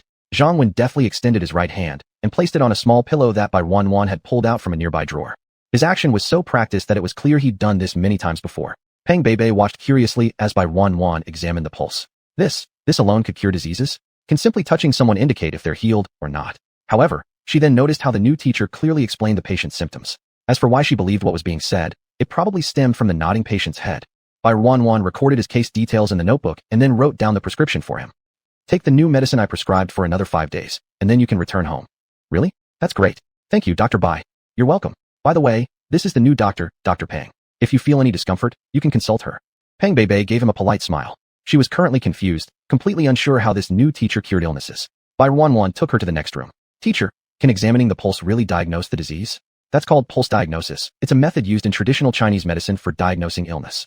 Bai Wanwan explained to her. Teacher, can I learn it? Peng Beibei looked at her expectantly. Of course, if you want to learn the treatment methods for spiritual energy riots, this is the necessary path you must walk. Thank you, teacher. Peng Beibei was extremely delighted. This was the closest she had ever been to achieving her dream. Then she asked, is senior brother Ji also learning this? Yup, so you need to study hard too. I promise. Peng Beibei made a quick commitment. Bai Wanwan was very satisfied. Her goal of living comfortably was getting closer. Your future work will be here. If they experience any headaches or fevers, you'll help check. In whichever building the patients are in, you'll stay there. You can have your 3 meals a day in the dining area of that building, and I'll inform the cook. Here, meals and accommodations are provided, so the salary isn't high. 2,000 interstellar coins per month. Can you accept that? Peng Beibei carefully memorized what she said. After hearing her question, she quickly nodded. It wasn't just 2,000 interstellar coins. If they didn't pay her, or even made her pay them, it would be fine. As long as she could learn new knowledge, truly master the method to treat mental force riots. Bai Wanwan handed her the same books she had sent Ji Rongwei earlier. Follow the order I've marked 1, 2, 3. Try to memorize them. If there's anything you don't understand, ask me. Okay, thank you, teacher. Peng Beibei looked at this pile of new knowledge and couldn't wait to find a place to start studying right away. Bai Wanwan took her around the wards of the 19 patients, letting her roughly understand the situation and introduced her to the patients as well. Though most of them would only stay for a few more days. I've already asked the kitchen to include your meals. You can go to the dining hall during lunchtime today. If you prefer not to eat with a crowd, you can also prepare a lunchbox and take it back to your dormitory. Good. After explaining everything clearly, Bai Wanwan let her do as she pleased, then returned home herself. The other 2 young doctors arrived on the second day. Bai Wanwan and Peng Beibei welcomed them together. They were all from the same school, so they might know each other already. Did you sleep well last night? Bai Wanwan kindly asked. Very well, especially when I woke up in the morning. I opened the window, and a whiff of floral fragrance came in, making my body feel incredibly comfortable. Peng Beibei felt refreshed, experiencing unprecedented comfort in her body. That's great. The 2 of them didn't have to wait long before a small spaceship broke through the clouds and landed. Showing. As soon as the cabin door opened and 2 people walked out, Peng Beibei couldn't help but rush over. It's actually you. The 2 were from the same class and year, but had parted ways after graduation. They never expected to reunite here. Beibei. Xiaoying saw Peng Beibei and was equally surprised. Chapter 156, 7 bowls of snail rice noodles. I was saying, if this place is good, I would call you over as well. Didn't expect you to come. Actually, both of them had the same thought in mind, and they looked at each other and smiled. The boy beside them was named Zhou Cheng, 1 year senior than the 2 girls. He used to be a doctor in a hospital and spent his days idly. After receiving Ji Rongwei's message, he quit his job without hesitation and rushed over. Neither of the 2 had chosen a place to live yet, so they ended up staying near Peng Beibei's place. Bai Yuan repeated the things she had said to Peng Beibei to them and sent the ebook to them. The workplace and restaurant are all familiar to Peng Beibei. Let her take you there tomorrow. All instruments are on the first floor. If you need anything more, you can ask me for it. This was the first time the 2 of them encountered such a boss. They were a bit at a loss at that moment, not knowing what to do. Bai Yuan didn't care about their puzzled eyes. She signed a contract with them and left. No problem. I've been here all day today. I'm familiar, I'll take you. Peng Beibei patted her chest. The food here is very delicious. Let me take you out for lunch later. Guaranteed that you've never tasted it before. Is this edible? The 2 newcomers were holding their plates full of food, looking a little incredulous. Taste quickly. Peng Beibei found a seat and started eating greedily. The 2 sat down with her, and seeing her enjoying her meal made them start eating as well. Today's lunch included leek egg dumplings, seaweed egg soup, stir-fried potatoes, and garlic stir-fried beef. Once the 2 took a bite of the dumpling, the strong flour texture matched with the fresh and fragrant leek egg. The large dumplings as big as an adult man's fist could be eaten by Zhou in 3 bites. So tasty. Xiaoying couldn't help but exclaim, taking a big bite, feeling extremely satisfied. Can we eat this kind of meal every day in the future? Each meal will be different. The dishes will change by evening. Xiaoying and Zhou regretted that such delicious food wouldn't be available next time. They worked hard to have 2 more portions until they couldn't eat anymore. What's this made of? Never seen it before. Plansa, isn't it written on the label? Just now you ate potato slices, garlic stir-fried beef. The soup is seaweed egg, and the dumplings filled with leeks and eggs. Having arrived a day earlier, and already having had 3 meals, Peng Beibei was already very familiar with everything. Do we not need to drink nutrient solution anymore? You can drink if you want to, there's no need to always eat in the restaurant. With such delicious meals, who would want to drink nutrient solutions? At night, they ate fried noodles. All three couldn't help but eat too much. Each of them had to support themselves against the wall when they went back. Bai Yuan visited the rehabilitation center every 3 days, checking on the patients and answering questions for the three of them. It's no wonder they're high achievers. All their comprehension abilities are very good. Especially Peng Beibei, as Ji Rongwei said. She had a perfect memory, and within a few days, memorized the first 3 books Bai Yuan sent her. Bai Yuan didn't possess such ability when she studied initially. New patients continued to arrive. Some cured ones began to leave. The 3 young doctors evolved from being frazzled to methodical in their approach. Peng Beibei showed the fastest improvement due to her photographic memory, but at the same time, like others, she worked very hard. Ji Rongwei became quite envious upon witnessing their progress. Finally, he decided to leave the military camp and join Bai Yuan. After all, the difference between distance was significant. He could only have video calls with Bai Yuan once in a while. Bai Yuan resolved his recent confusions and gave him a small exam. But his progress wasn't as great as the 3 students who were around her. With the 4 of them together around Bai Yuan, they learned from each other and helped each other. Ji Rongwei told them stories of cases he had seen during his years in the army, and the 4 of them progressed rapidly. However, the vastness and depth of Chinese medicine knowledge wasn't something easy to master. Bai Yuan was satisfied with their progress, but to graduate, they still had a long way to go. Alas, retirement seemed far away for her. Today, under the bright sunshine of August, last year's shadowy storm month didn't disturb them again. City construction has reached a conclusion for now. Men also began to be busy with reclamation and farming. There are currently some vacant houses. If any of you are interested in buying, you can find me. For you guys to buy, I can offer some discounts. The price won't be too high. After hearing this, some people began to get their minds moving. Although living in the staff dormitory was quite good, some people had large families and found it a bit crowded. Moreover, where there are many people, conflicts easily arise. Everyone sees each other all the time. If something happens at one family, such as a couple arguing one day, everyone in the building would know by the next day. It's better to have your own house. Soon enough, a few families approached Bai Yuan to inquire about housing. Real estate prices in the Star Era weren't cheap either. Much like before the apocalypse, prime locations were especially expensive. Bai Yuan referenced property prices from other planets and set a moderate price. For them, the cost was 3,000 interstellar coins per square meter, with installment payments available. These families quickly chose their favorite homes, but couldn't afford to pay the full amount up front. They could only opt for installment plans. However, moving out to live independently was incredibly comfortable. There was no need to deliberately pay attention to every word or action. Especially Sun Jejia's family. Since she took over the Earth grocery store business, some people occasionally made snide remarks. But this was by boss's arrangement. It wasn't as if she schemed to get it. By boss chose her instead of others, proving that she has this ability. Moreover, she truly believed in her competence. These past few months, she felt she had performed exceptionally well. Now that they've separated, she finally didn't have to listen to their jeers anymore. Honey, why do we have to buy a house? Living together with those brothers is great, isn't it? Sun Jejia shot him a disdainful look. Didn't you hear what people said about me? That I bribed by boss. Or that I always flatter her. Otherwise, how could someone like me, among so many people, gain by boss's favor and get the online store under my control? Did they say that? I never heard. Huang Zhongyong scratched his head, feeling a bit embarrassed. My dear, don't listen to them talking nonsense. You're the best in my heart. No one compares to you. My boss must have chosen you because she saw your excellence. Chapter 157. 8 bowls of snail rice noodles. That's right. Sun Jejia felt very flattered by her husband's praise, and her mood improved slightly. My wife is absolutely correct. Moving out was good. Huang Zhongyong had nothing to say once he heard that his wife had been bullied. Good move. How could brothers be more important than a wife? You're sensible. I'm about to give birth, and after the child comes, where will we be able to live in our old place? Sun Jejia gave him a sidelong glance. Moreover, it's only 3,000 interstellar coins per square meter here. It's just because Mr. Bai started recently and doesn't quite understand property prices yet. How many years has our house been around? Now it's already grown to 7,400 coins per square meter. Just wait. Later if they want to buy again, it may not be at this price anymore. My wife is sharp. Huang Zhongyong gave Sun Jejia a thumbs up, hugging her into his arms with a prideful, smug expression on her face. What's wrong? Huang Zhongyong looked at her with some tension. Your son just kicked me. Huang Zhongyong immediately took on a serious look as he said to Sun Jejia's belly. Son, behave yourself. Don't bully your mom. Otherwise, when you come out, I'll show you what it's like to spank your bottom. He's still small. How could he know what you're talking about? Sun Jejia couldn't help but laugh. I just care for you, by the way. I see that your ankles have been swelling these past few days. Why don't you talk to Mr. Bai, find someone to temporarily replace you, and just stay home? I've already arranged with Mr. Bai that I'll work until the end of this month, then I won't go. Let Aunt Zhao take over the online store business first, and the live streaming part will still be handled by Mr. Bai. After my confinement period, I will resume my responsibilities. Actually, after her stomach grew, Mr. Bai had asked her if she needed to rest at home. He would pay her the minimum wage so she wouldn't lose income. Even though the minimum wage was 1,500 interstellar coins, she believed her body could endure and wanted to earn more money, so she continued working for a few more months. Every month, Mr. Bai arranged for her and another pregnant sister-in-law to undergo free health checks at the rehabilitation center to ensure the health of their unborn children.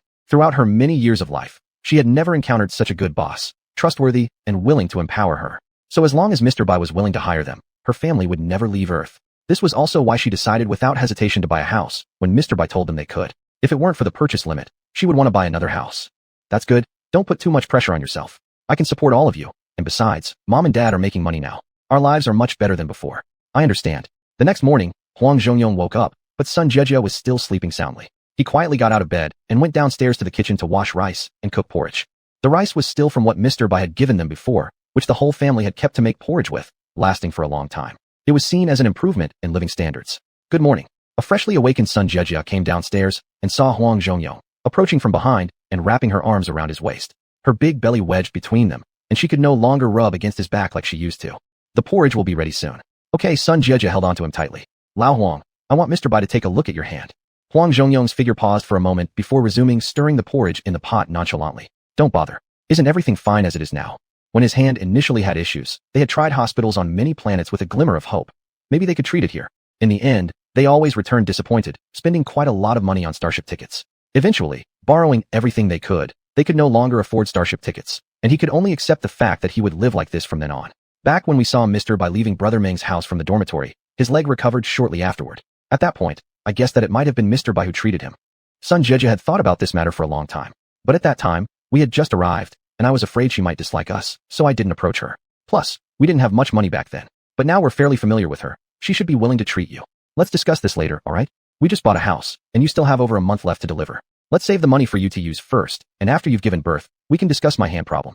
After hearing this, Sun Jejia felt somewhat guilty and said, it's all my fault. I should have waited before buying the house. I should have let Mr. Bai treat your hand first. After hearing this, Huang Zhongyong turned off the fire, then turned around to comfort her as he hugged her. Yesterday you still said it was a rare opportunity, so why do you regret it today? My hand has been like this for how long? A few more days won't make any difference. You also said that perhaps in a few days Mr. Bai might not sell at this price anymore.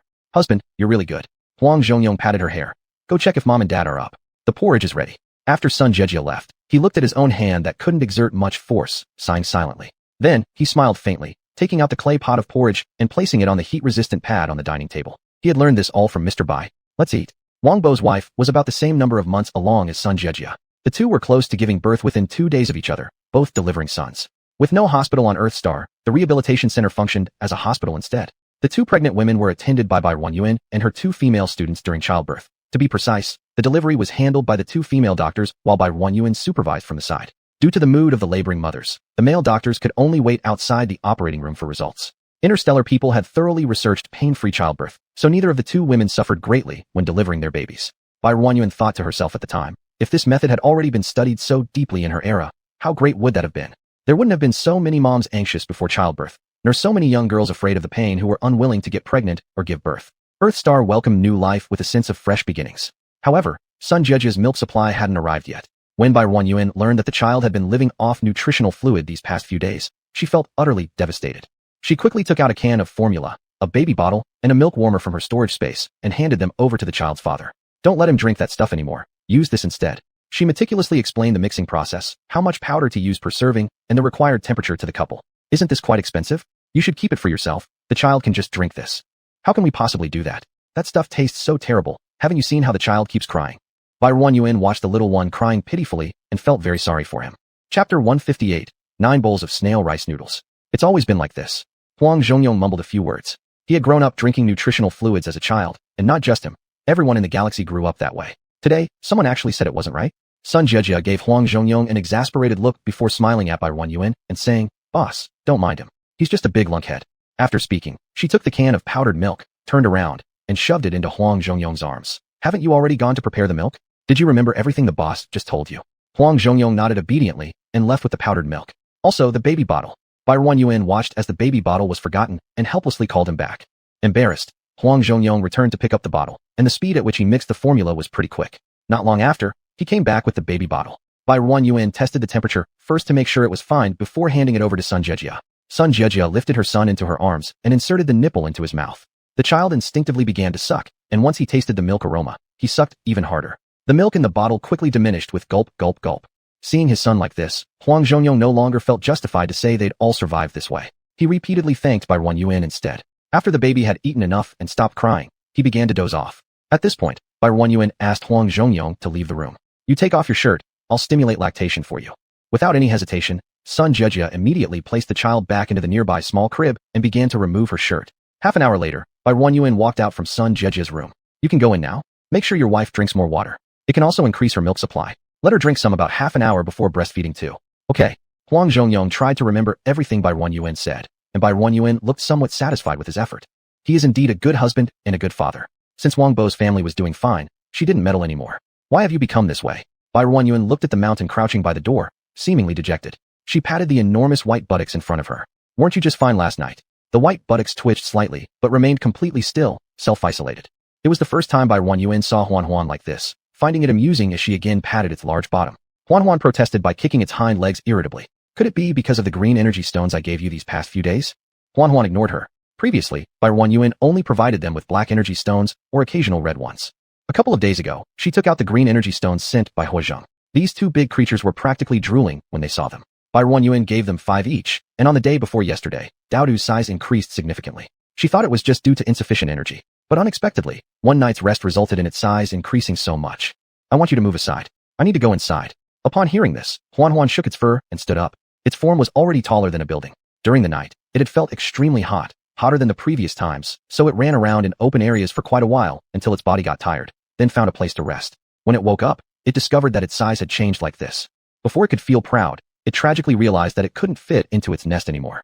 After testing for an entire morning, whether lying down, lying on its side, or crouching, it still couldn't enter what they called the door. It wanted to slap it away with a single palm, but it knew that those two-legged creatures would get mad if they saw. You can only grow larger and cannot shrink smaller. In other people's cartoons, they can change their sizes freely. You're too outdated. She dragged its mat outside and placed it on a piece of cement ground to the side. Then you'll just have to live outside. Bai Wan Yuan shrugged. She really had no other options. She had previously considered how if they grew up and found it inconvenient to enter and exit, expanding the gates to their maximum limit would be the answer. Unless she demolished the house and rebuilt it. Huan Huan lay on its little mat, with more than half of its but still sticking out. Bai Wan Yuan took a picture of it and sent it to He Zheng. Are you busy? Just asking. Do you think its current size is normal? Isn't it a bit too big? He Zheng replied very quickly. The size is too large. The adult size at the breeding base was only as big as its previous size. How has it grown again? Bai Wan Yuan mentioned giving them the green energy stones. You are truly generous. He Zheng remarked with some admiration. If this were in someone else's hands, wouldn't they hoard it like a treasure? Well, that was just normal energy intake. They shouldn't have exceeded their limits either. Bai Wan Yuan. Could it be because they drank my energy liquid? He Zheng. Did you give them your energy liquid too? I'm not familiar with your energy liquid, so I can't comment on it. But if there's no other special reason, your energy liquid might be the main cause. Bai Wan Yuan asked one last time with a glimmer of hope. Can interstellar dogs transform? Transform. He Zheng didn't understand. Can they change size at will? From what we know now, they don't have this ability. He Zheng found it amusing inside. This girl had quite an imagination. Could you give me some of your energy liquid? If I let them analyze it, we'll find out the answer. Don't worry, I'll pay you. This small request was something Bai Wan Yuan could fulfill. She sent him a bottle of 20 milliliters diluted spiritual water via mail, not taking his money. In return, He Zheng sent her a small box of green energy stones. This was worse than asking for money. How much would this box of green energy stones cost? Half a month later, He Zheng gave her the answer. Your energy liquid can purify radiation and enhance cell division. Your interstellar dog has been largely transformed by your energy liquid. Bai Wan Yuan had already suspected as much, but He Zheng's test results confirmed her suspicion. Huan Huan had been living in the yard for half a month, and its mood was far from pleasant. Daodu kept flaunting in front of it, causing Huan Huan to not like staying at home recently. Could you sell me more of your energy liquid? The lab said that your energy liquid also helps improve mental strength. They want to do some research to see if they can develop a medicine that boosts mental strength. After being treated by Bai Wan Yuan, He Zheng's mental strength started to show signs of improvement. The other day, after returning to the camp, he went to the testing center, and indeed, his mental strength was higher than the last time he tested. If he updates the data, he should now be considered to have 4S plus mental strength. Chapter 159, 10 bowls of snail rice noodles. He faintly felt the edge of 5S, but there was still a gap. He wasn't sure if he had to wait for an opportunity or take more energy drinks from Bai Wan Yuan. Your energy drink seems also able to enhance my mental power. I personally want to try some. You have a good eye. I can give you not much, because the plants here need them as well. Although her space has plenty of spirit spring water, it should not be given out indiscriminately. Finally, she sent him 5 bottles of 500 milliliters diluted spirit spring water by mail. I'll give you 2 bottles for yourself and 3 for experiments. She was worried that he might leave only a tiny bit for himself and turn over the rest like he did before. Receive. He Zheng typed these 2 words and sent them with a tender expression in his eyes. Upon receiving the spirit spring water, he personally delivered those 3 bottles to the laboratory and asked the finance department to transfer galactic coins to him. 3 bottles cost 100,000 galactic coins. The finance department was shocked when they received the information. What kind of water was this? It was so expensive.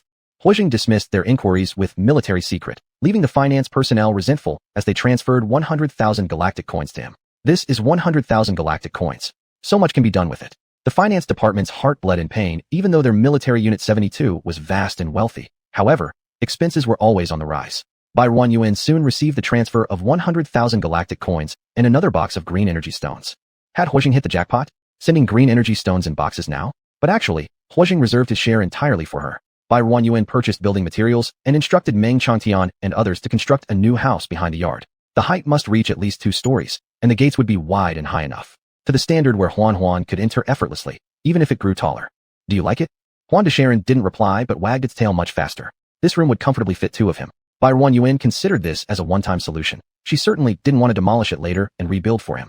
Dowda looked interested in this new house. It was far bigger than their previous nest. It wanted to live there too.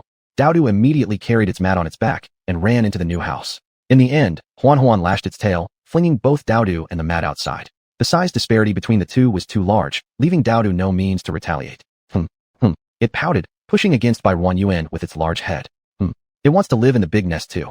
Who let you bully it all the time? Go back with me quietly. She pulled its large ear to prevent herself from being pushed over.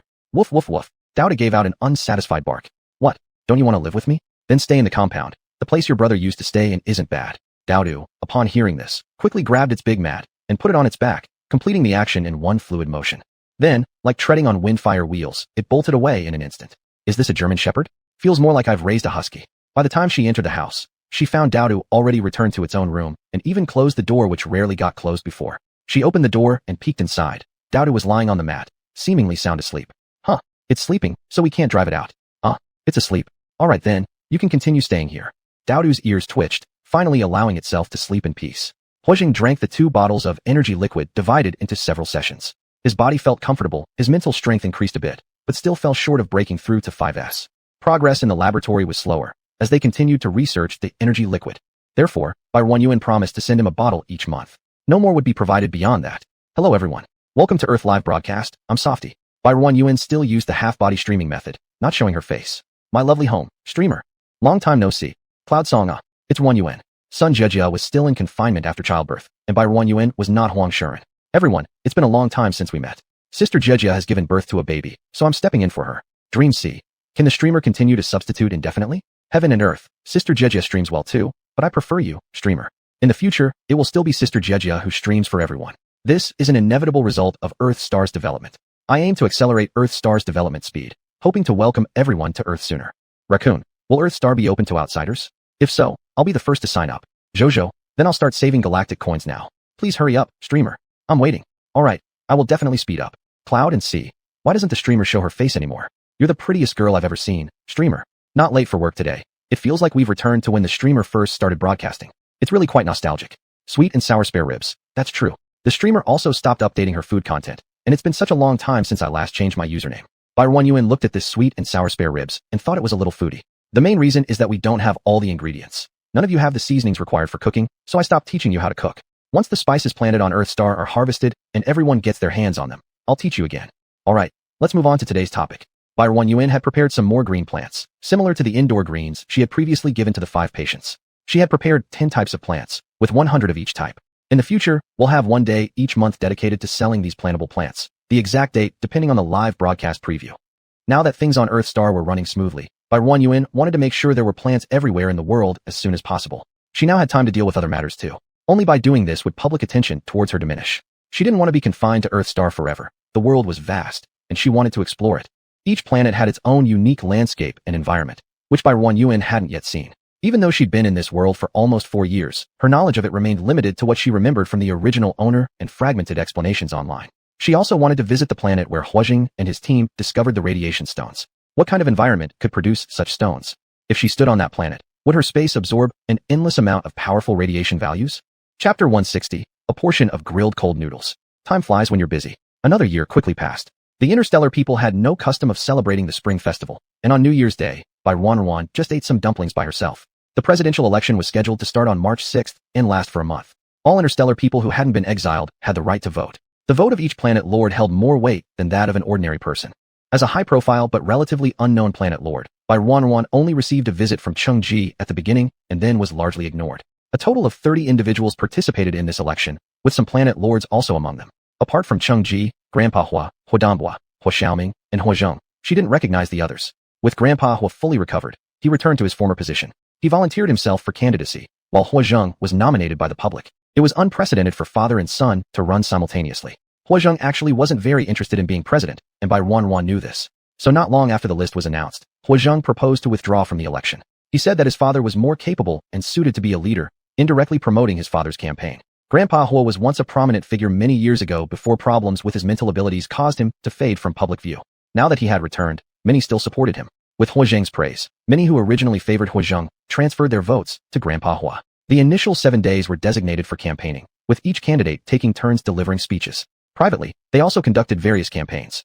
After the 7 days, the voting channel opened, allowing interstellar citizens to begin voting. Cheng Ji, as the previous president, still held considerable prestige, with his vote count leading all others. Grandpa Hua followed closely in second place. This was only the start. Many still held onto their votes, waiting for better deals or further observations. What a pity for Junior Marshal Hua. If he hadn't withdrawn, his vote count could certainly have countered Cheng Ji somewhat. Marshal Hua is still slightly lacking. Huang Zhongyong expressed his regret. If Marshal Hua became president, it would also be fine. With Junior Marshal Hua holding the military, their combined power would ensure good governance. Zhao Qingze relaxedly said while chewing on a blade of grass. Anyway, I've cast my vote for Marshal Hua. Whether one or the other from their family takes office, it doesn't matter. I voted for him too. We must support him. The planet Lord of Mercury I've seen before, large-headed and fat like a ball. Bai Ruan also hoped Grandpa Hua would become the president. Without mentioning anything else, just consider how many lives Hua family's relief policies have saved over the years. Bai Ruan cast her vote for Grandpa Hua, and turning around, posted an announcement on the official website. Its gist was that anyone who voted for Hua Xiaoming could claim a spider plan upon showing a screenshot. Upon posting the announcement, private messages in the back end of the official website soon started buzzing incessantly. Ding ding ding ding. Non-stop. Before Bai Ruan could check them, Hua Zheng's communication came through. Hey, what's up? Shouldn't they all be busy campaigning? I saw your announcement. You don't need to do this. Hua Zheng felt mixed emotions inside. No problem. I hope Marshal Hua can become president. Isn't that what we agreed on? Once he becomes president, I can strut around carefree. Hua Zheng chuckled lowly. You can already strut around freely. It's not the same. If your dad becomes president, I probably won't have to keep hiding on Earth Star. After hearing this, Hua Zheng paused for a moment. Don't worry, I'll help him win the election. After hanging up the call, Bai Ruan began checking the private messages in the official website's backend. Screenshots were sent one by one, each asking when the plans would be distributed. Each individual has only one voting chance, and once voted, it cannot be changed. Therefore, Bai Ruan did not worry about anyone voiding their vote. Each screenshot clearly showed the voter's basic personal information along with the latest tally for Grandpa Hua's votes. This was entirely unforgeable. Her communicator buzzed again, but seeing it was a strange number, she rejected the call. However, the caller persisted relentlessly, calling repeatedly. Eventually, Bai Ruan answered, and the face she expected appeared on screen. She said nothing, adjusting the camera angle to show the ceiling, and resumed checking the private messages from the official website's backend. Cheng Ji looked extremely grim. What he feared most had happened. This Earth Star planet lord truly provided immense support to the Hua family during the election. Her strategy of gifting plants seriously disrupted his vote-buying plans. Originally, the price he had offered was 1,000 interstellar coins per vote, but someone else offered 5,000 interstellar coins per vote, forcing him to raise his offer to 2,000 interstellar coins. Why would ordinary people care who became president? All they cared about was how much money they could make. He had recently purchased quite a few votes. Although there were fools who spent 3,000 interstellar coins on a vote, it was still hard for them to achieve greatness. This competition was about who had more votes, not who spent more money. In terms of wealth, he believed no one could surpass him. After all, he wasn't fighting alone. But once Bai Ruan's announcement went out, it suddenly became much harder for them to buy votes. A single plant could sell for at least tens of thousands of interstellar coins, and many people would fight to snatch it up, who would even glance at their measly few thousand interstellar coins. The most direct evidence was the rapid increase in Hua Xiaoming's votes. They had already surpassed him, who was originally in first place, and continued to rise quickly. Cheng Ji waited for half a while, but received no response from the other side. If it weren't for some occasional noise, he would have thought the connection had been stuck. He had originally wanted her to speak first, but now he had to take the initiative. Long time no see, Miss Bai. Bai Ruan. Her hands did not stop moving. What are you busy with? Isn't that a deliberate question? Cheng Ji. Miss Bai, have you considered what I mentioned before, about giving me your vote? I've already voted for Marshal Hua. If that's what you're asking, you can hang up now. Cheng Ji also knew this, but he was just trying to find something to talk about with her. Miss Bai, I've seen your announcement. What benefits has the Hua family given you? I'm willing to double it. Whatever they promised you, I can do too. Whatever they can give, I can match.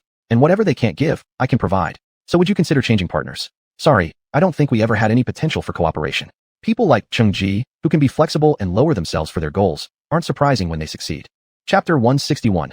2 portions of grilled cold noodles. But similarly, this kind of person, If you have no value at all, will not hesitate to throw you away. Mr. Bai, we were more familiar with the Hua family before, right? If you can help them, you can also help me. What can they give you? As long as I remain in the position of president, whatever you want me to do for you, I can meet your requests. Yet, the more he said, the more it highlighted his desperation and indicated that his current situation was not favorable. Bairu went online to check the current voting situation, and unsurprisingly, General Hua had steadily taken the first place. Cheng Ji returned disappointed once again, but Bairu admired him because every time he contacted her, the results left him dissatisfied. Yet next time, he could act as if nothing happened and still reach out to her. If she were him, after being refused once, she probably wouldn't try a second time. She scrolled down her private messages until the very bottom, starting to tally up numbers from the last message upwards and save screenshots along with the addresses provided. After noting down 100 names, she sent out a batch of green plants. They were all shipped as soil balls since she didn't have enough flower pots for everyone. She did it herself and wasn't too rushed, so her progress was quite slow. People on the Starnet began questioning her promise to send plants due to her election pledge, suspecting that Bairu was colluding with the Hua family to secure votes unfairly. However, before any real uproar occurred, the first 100 voters started receiving the green spider plants she had mailed out. Though the seedlings were small, each came with 10 milliliters of energy fluid, showcasing her sincere dedication. Some immediately resold them for several 10,000 stellar coins, while others managed to sell them for over 100,000 stellar coins. Bairu didn't care about people reselling the plants. As long as she fulfilled her part, that was enough. The dispute was over almost as soon as it started, with more and more people receiving her emails and posting photos of their deliveries. Although Bairu's shipping speed was concerning, seeing so many who had already received their plants, more people were enticed to join in. As a result, Hodati's votes surged significantly, quickly pulling ahead of the others. Still, some remained hesitant, hoping to exchange their single vote for even greater benefits. I officially lodge a protest with the committee. Hua Xiaoming's actions constitute buying votes. This seriously damages the interests of others and violates the principle of fairness, justice, openness. The committee should deal with Hua Xiaoming's behavior accordingly. Naturally, Mr. Hua's leading votes caused discontent among the other 28 candidates. What is there left to choose? Just hand over the presidency to Hua Xiaoming directly, and the rest of us can pack up and go home. Even the committee found the present situation awkward. As in previous elections, candidates' votes generally didn't differ by much early on. After all, those qualified to run were capable individuals with solid networks. However, leading like this since the beginning. This was the first time it ever happened. If you say that the public holds a special preference for this person, recognizing them fully well, then they wouldn't say much either. But the issue here is, voting has been too hasty. A single plant from Earth Star's leader bought off everyone. How can elections proceed normally then? In past years, the competition between candidates was always fierce. To ensure their success, they often proposed numerous policies or even unfair treaties. The committee was happy to see such a scenario unfold, for the more benefits the future president promised, the more they stood to gain. This supposed serious event turned into a farce. None of the 29 candidates got the chance to demonstrate themselves, yet the first-place contender had already pulled far ahead. I think General Hua's practice of buying votes indeed severely disrupts the fairness of the election. Many within the committee disliked Hua Zheng, agreeing with the complainant's claims. But it's not him buying votes. It's someone else doing it. What does this have to do with him? Those leaning toward Mr. Hua naturally countered. I don't think getting fans to rally support for their idol constitutes buying votes. But ultimately, he's the one who benefits. If according to what you're saying, then shouldn't the other candidates be allowed to let others buy votes on their behalf as well? Can you not exaggerate everything? There are always such individuals in every election. It's just that this year's fan base is exceptionally strong, hence drawing attention from all fronts. That's true. Do you really think the other candidates don't have fans buying votes for them? It would be easy to define how this counted. Committee members aren't fools. Purchasing votes behind closed doors is routine. As long as they aren't caught, there isn't much anyone can say. The candidates all tacitly understood and relied on their own abilities. However, Bairu's influence was simply too great, and the benefits she offered were irresistible, leading to a one-sided situation. Hua Xiaoming sat to the side, watching them argue heatedly without uttering a word. He supported his forehead with one hand, and everyone around assumed he had a headache from the noise, but only he knew that he was trying hard not to laugh. This young girl Ruan is truly amazing. She's such a treasure. When he returned home later, he would have his wife check if there was anything this young girl liked, and send her more. After arguing for a long time, the committee finally ruled that Hua Xiaoming's current situation did not constitute vote buying and dismissed the complainant's request. Bairu was busy every day, recording names, addresses, and sending packages. During this time, she received a large parcel sent by Ms. Gu, which contained beautiful clothes, jewelry, and head ornaments. Ms. Gu also gave her a large sum of money. Ruan, you've worked hard, but this money shouldn't come out of your pocket. Bairu didn't refuse and accepted it. Some planetary lords also messaged her privately, asking what they could exchange their votes for. Bairu thought for a moment, then sent them the tree seedlings and indoor potted plants she had sold before, telling them they could choose one. They immediately agreed and soon sent Bairu screenshots of their votes. You see, some things aren't something you can buy even if you have money. Like these plants from Earth Star, there are things money cannot necessarily buy. One vote in exchange for a tree indirectly means having contact with the planetary lord of Earth Star, allowing future plant purchases to be faster than others. This deal wasn't a loss at all. Because of Bairuoru's action, the tug-of-war that was supposed to last until the last day of voting ended early. It couldn't be said for all interstellar people, but most of them exchanged their votes in their hands for a plant called pot hose that they now held. Chapter 162. 3 Orders of Grilled Cold Noodles. The vote counts for all the candidates had come to a standstill, only incrementing much later by 1 or 2 votes. Many who had been waiting, intending to save their votes until the last moment, seeing this situation, hurriedly cast their votes for Brother Hua in exchange for a green ivy plant. The other candidates had long stopped buying votes. They had thought about following Bai Yuan's approach, but they couldn't offer anything more attractive than she could. Seeing that there was no way they could catch up with Hua Xiaoming, they decided not to waste any more star coins. After waiting for an entire day without any changes in the numbers, the committee decided to close the voting channel early. Those who were going to vote had already done so. Waiting longer would just be a waste of time. Brother Hua became the next president without any suspense. During the transfer ceremony, Cheng Ji was dressed formally, wearing a crown studded with purple gems on his head, smiling like he was basking in a spring breeze. A closer look revealed that those weren't gems, but all purple energy stones embedded into the crown. Cheng Ji first shook hands with Brother Hua, then gently and elegantly removed the crown from his head, placing the symbolic presidential crown onto Brother Hua's head. Standing side by side facing the camera, applause erupted below. Following this, it was Brother Hua's main event. Cheng Ji smiled as he stepped off the stage, and after leaving the hall, his expression turned solemn.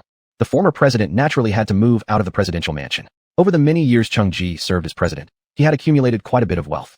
Other than the belongings that belonged to the mansion itself, everything else he had accumulated over the years had already been packed away. Cheng Ji was no longer the president, but within the next 5 years, he would still live under surveillance. The bodyguards around him were both for his protection and to monitor him. Being someone who had access to federal secrets, he would have to wait for the secrets to be updated in 5 years before gaining true freedom. The Federation would provide him with a residence where he would spend the remaining 5 years. Naturally, someone had already moved Cheng Ji's items to this house, a place that had seen multiple presidents pass through. There would still be butlers, cleaning robots, and cooks to take care of daily life in every aspect. Aside from not being as busy as when he was president, nothing would be different. No wonder some presidents were very reluctant to leave after 5 years. When everyone finally left, the room was left with only Cheng Ji. His expression gradually turned cold as he opened his personal terminal, finding a person in the contact list, and sent a nonsensical message. The other party naturally understood his meaning, regretting only his excessive soft-heartedness before. Had he taken the step earlier, how could he be in this situation now? Brother, information has been sent from the other side. A man with shoulder-length yellow hair opened a door and handed the line of text on the terminal to the person sprawled on the sofa with no grace. Site slightly leaned forward to take a glance at the content, and then lay back, completely uninterested. Wasn't it arranged long ago? Just notify the other side. You don't need to tell me. Okay. The blonde-haired man immediately complied and turned to exit. Huh. Site's face showed a mocking smile. He didn't know how he had become president back then, so dull-witted, and still managed to stay in that position for so many years. Hesitant and indecisive, unable to be ruthless when needed, yet too cruel when unnecessary. Thinking about the little girl who led to his current predicament, Site gave a playful laugh. He opened his personal terminal, found the number of his subordinate, and made the call. Hey, tell them I'm coming too. Since idling around wasn't doing anything, he might as well meet this young lady. Recently, Bai Yuan had been busy recording names, planting green ivy, and mailing it out. Fortunately, this plant grew quickly. A single vine could yield several pots. But recently, she felt as if she would vomit from planting green ivy, never wanting to grow it again. Bang! Suddenly, a huge sound rang out in the sky. Bai Yuan paused her actions, setting down the green ivy sapling. She stepped out of the house, and Huan and Daodu were already guarding the yard, looking up at the sky. Upon hearing Bai Yuan's footsteps, Daodu rushed over, using its big head to push Bai Yuan back inside the house. Don't mess around. Bai Yuan tried pushing its big head aside. Woof! Danger outside, go back inside. It kept pushing her with its large head, and Bai Yuan could only hold onto the fur on its head to keep her balance. Otherwise she would have fallen flat on her back. Woof woof, listen, go back inside quickly. Though Bai Yuan didn't understand animal language, judging by the scene, she could figure out part of what was happening. You good-for-nothing dog. You still know to protect me when it's dangerous, don't worry. Nothing will happen to me. Move aside, I want to go out and take a look. However, at this moment, Daodu wasn't listening to her much. Animal instincts told him that there was danger now, and he only felt that the bipeds today were just too disobedient. Bang bang. The sky sounded with 2 more loud bangs. Daodu's huge body trembled once, and he started pushing Bai Yuan even more forcefully with his big head. Bai Yuan had no choice but to push on its big head and climb onto its head with all her strength, then slide down along its body. Woof woof woof. You bipedal creature. You make animals so worried. Daodu turned to chase after her, but was blocked by Huan. Huan's eyes coldly looked at it, and Daodu's heart quivered, making him dare not move anymore. Roar. Follow up. Huan turned around, and its mountain-like huge body chased after Bai Yuan in the direction she left. While walking, Bai Yuan opened her personal terminal. The whole screen was bright red, constantly showing alarm. The planet shield outside Earth star was under attack. She pulled up the image. Outside the protective shield, at least 8 small starships were floating. On each ship's hull was painted an enormous skull. They were space pirates. Standing outside the gate, Barren Yuan checked how much energy the planet shield had remaining and sighed in relief. After 3 attacks, the energy used by the planet shield was much less than she had expected. Besides, she had previously stored 6 purple energy stones inside it, enough to withstand attacks for a very long time. If others knew that her planet shield was powered by purple energy stones, and that she possessed 6 of them, they would surely go crazy. The interstellar world hasn't dug up any purple energy stones in a long time. The rare blue energy stones were both treasured and kept as precious collections. Miss Bai, what happened? I heard some noise. Is someone attacking the shield? What should we do? How long can the shield hold out? Will we die here? Upon hearing the sounds, many employees rushed to Barren Yuan's place. Chapter 163, 4 portions of grilled cold noodles. Barren's gaze swept over these people. Don't worry, nothing will happen. The planetary shield has plenty of energy and won't break. They can't breach it, so all of you should just go back to whatever you were doing. Though she said this, very few could truly put their minds at ease. Everyone was currently unarmed, and each had some issues with their bodies. Dr. Bai, what happened? From the rehabilitation center, Ji Rongwei also called Barren to inquire. Someone is attacking the shield, but you don't need to worry about it. Just make sure to take care of the patients. Ji Rongwei's side was rather noisy, with many voices speaking. He said, Dr. Bai, the soldiers have some weapons. They say they want to fight with you. After enduring too many battles, Ji Rongwei was holding up relatively better now, remaining steady. However, upon hearing someone attacking the shield, the 3 younger students became restless. Relax, if Dr. Bai says it's fine, then it will be fine. You 3 should head to the restroom for a bit. Ji Rongwei noticed their pallid faces and knew they were still children who had just left school, without having experienced the cruelty of war, so it was normal for them to feel fear. Hurry up, we'll protect you. Don't worry. The surrounding soldiers also assured them out loud. These young doctors took great care of them in their usual lives, and the soldiers could feel that, so they were very willing to protect them when needed. The 3 young ones felt somewhat embarrassed. Compared to these patients, they realized they were being overly timid. Hurry up. An old soldier patted Zhou Cheng's shoulder. Being strong, his pat sent Zhou Cheng stumbling slightly, causing everyone around to burst into laughter, making Zhou Cheng's face flush bright red. Ji Rongwei's communication channel remained open, and Barren heard every sound from there clearly. However, she didn't have time to chat with them now. There's no need for the moment. Let everyone rest. I'll contact you again if necessary. She cut off the communication first, then looked at those around her. You should get back to work too. Don't delay your jobs. If you skip work, I'll definitely deduct your pay. As she spoke, she released several combat robots from her storage button one by one. Meng Chantian and the others' eyes flickered upon seeing these robots. Get back to work. You wouldn't want to lose your pay, would you? Meng Chantian added, then chased everyone away. Since even Bai Boss could bring out such robots, what did they have to worry about? The men dispersed, and the women who had come with them also walked away, their faces ashen. Still, their voices could be heard. Is it really alright? Won't anything bad happen? After everyone had scattered, Huan emerged with Daodu from the gate and squatted next to Barren. Daodu curiously stretched its neck, sniffing at the scent of the robots, seemingly intending to bite on one. To the side, Barren slapped it lightly on the mouth, which immediately subdued Daodu. Barren opened a switch behind them, throwing 10 green energy stones into each robot one by one, before closing the switch and activating them. In total, she brought out 10 battle robots. After activation, the screens on their surfaces lit up with white light, followed by operation panels appearing. Barren wanted to attack the starships outside the protective barrier and could only use space missiles. She connected the 10 robots to her personal terminal, facilitating her control. On the operating panel, she entered commands, and the 10 robots marched simultaneously towards her designated position. Upon reaching the destination, their heads opened, revealing thick and long barrels extending outward. Barren selected a starship on the left wing through the images relayed back from the planetary shield, issuing an order to attack. Standing far away with 2 large companions watching, the cannons of the 10 robots collectively locked onto the starship on the left wing. White lights slowly accumulated at the cannon mouths, becoming increasingly brighter. Unable to withstand the brightness, Barren had to avert her eyes, instead focusing on the real-time feed from the planetary defense system. 10 beams pierced through the clouds, striking the starship on the left wing. After a dazzling flash of white light, the starship in the previous left-wing position had been turned into debris floating in space. What had originally been an orderly formation now lay disarrayed, with nearby starships all impacted by the explosion, shaken out of their positions. Even the 2 small starships behind it were affected, looking severely battered. Barren acted too hastily. She was merely testing the power. Had she known it would be this powerful, she might have scaled it down a bit. Her energy stones. It hurt so much. This strike, however, did not exhaustively consume all 10 green energy stones. But when Barren opened the energy box, she found only 5 left. Barren. No wonder they say war is expensive. Shit. On a small starship at the back of the Star Fleet, a man with a huge centipede scar from his left eye to his right jaw slammed the control panel hard and cursed. Is this the little girl you said was inside? He looked to his side, his eyes filled with ferocity, as if he could pounce and tear that person apart at any second. Sete played with a sharp knife in his hand and smiled nonchalantly. He corrected the other man. It wasn't me who said it, it was Cheng Ji. I don't give a damn who said it. I lost 3 brothers and 1 starship. No, 3 starships. You owe me interstellar coins. It's your own command issue, not our problem. I only provide information. Anything else is none of my concern. Sate didn't even lift an eyelid as he said this. I'm telling you, don't try to play tricks on me. The scarred man grabbed Sate by the collar, trying to lift him up, but found he didn't budge an inch. The scarred man increased his grip, yet still couldn't make him leave the chair by even a fraction. His face turned red as he reluctantly let go and stepped back. He had underestimated this seemingly frail man. Sate finally bothered to look up at him, a smirk of what seemed like mockery playing on his lips. Carry on, don't forget, you've already taken the money. The scarred man looked at the knife Sate played with, and at his tone, a strange chill ran down his spine, making him instinctively take a step back, his face turning unpleasant.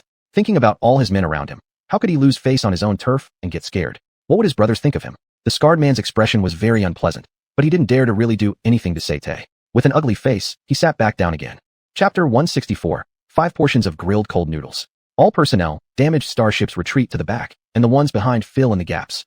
2 heavily damaged starships wobbled out of the formation and moved to the rear, while the starships behind them filled their positions. All the starships restored their previous formation. All starships prepare. Attack towards the 110.103 direction. Barren Yuan gritted her teeth and loaded each robot's energy box with 20 to 30 green energy stones. Bang! A louder explosion than before rang out, and Barren Yuan only stabilized herself by holding onto a robot. She felt that with that explosion, even the planet beneath her feet shook. She hurriedly glanced at the control panel for the planetary shield. Fortunately, this attack had used up a lot of energy, but all data on the shield remained stable. Shit, what kind of shield is this? It withstands such attacks without any reaction at all. At this moment, the man with the scarred face stood on his chair, leaning against the transparent wall looking ahead. The place he was attacking still showed no signs of damage or response. Not what he'd imagined. No destruction of the planetary shield or its cloaking effect being removed. I won't believe it. Hit it again. Use the maximum energy possible. Fire the cannons. As soon as his order was given, the lead starship came under attack. A burst of white light later, the first starship vanished from its original location, and those behind were affected, pushed off their original positions by the energy blast. Subsequently, beams struck one starship after another. Although they didn't vanish completely like before, many of the ships now looked unstable and heavily damaged, unable to continue fighting. You group of useless bastards. Scarface shouted furiously into the communication system. What? Are all of you morons incapable of dodging attacks? What about defense? Are you saving it to grow old with? But, boss, we did activate the defenses. Through the comm system, a small voice trembled. Boss, I activated mine too. I couldn't see it before getting hit. Shit. Scarface violently hammered the control panel, causing the starship they were riding on to shift several meters away. You'd better be careful. I don't want to die together with you. Scarface immediately turned toward the person who spoke with an angry glare. Shut your dog mouth. Stewart shrugged slightly, smirking and replied, showing his teeth. Lao Ba, come over and pick me up. Scarface roared through the communication system, then said, looking at Stewart, let me show you true strength. In a short while, a huge starship stopped nearby, and the 2 starships connected. Scarface walked through the corridor and boarded the other ship. Boss. Lao Ba and another henchman stood respectfully on either side of the door, greeting Scarface. Seeing them, Scarface slapped Lao Ba's cheek with his big hand and scolded. Truly making me look bad. Boss, it's our incompetence. Lao Ba dared not move, only quietly admitting his mistake. Allowing some punk to mock me. Scarface strode into the control room and sat down at the control panel. He drove the starship past several other ships, reaching the leading position. Everyone, previous position, launch in 10 seconds. After Scarface issued the command, he input a series of commands on the control panel and finally pressed the red button. Instantly, several dazzling beams shot out toward the previous direction, hitting something unknown, triggering sparks all over. An indistinct transparent dome seemed to appear in the void for a moment before vanishing again. Shit, didn't you use the highest power? Did you? We did. Already using maximum power. Through the comm system, the few surviving starships assured that they indeed fired their strongest energy weapons. At this time, who would dare disobey his orders? Fucking hell. What kind of shield is this? According to Scarface's estimation, all the combined energy from these ships should have been equal to the God of War cannon's destructive force. No matter what defense it was, it should have been destroyed. But even after withstanding their multiple attacks, it held firm without any change. Were the shields around the purple star and blue star really this strong? While he was contemplating this, suddenly there was a flash of brightness ahead. Boss, quickly dodge. Lao Ba screamed behind him. Without realizing it, Scarface subconsciously moved the control stick. Next moment, the ship violently shook. Boss, left side damage. Another henchman rushed over to report. Lao Ba and Scarface unconsciously sighed in relief. The ship was only damaged slightly on its hull, but they had successfully avoided a fatal blow. Still our boss. Lao Ba quickly started flattering. A trace of a smile appeared on Scarface's face. You, boss, our starship is destroyed. We need assistance. The communication system transmitted a cacophony of sounds, interrupting Scarface's unfinished sentence. The smile on his face vanished, and the darkness returned. Lao San, go assist Lao Lu. Understood. Lao Ba and the little brother looked embarrassed, but dared not utter another word, behaving well out of fear of attracting Scarface's attention in ways that might irritate him.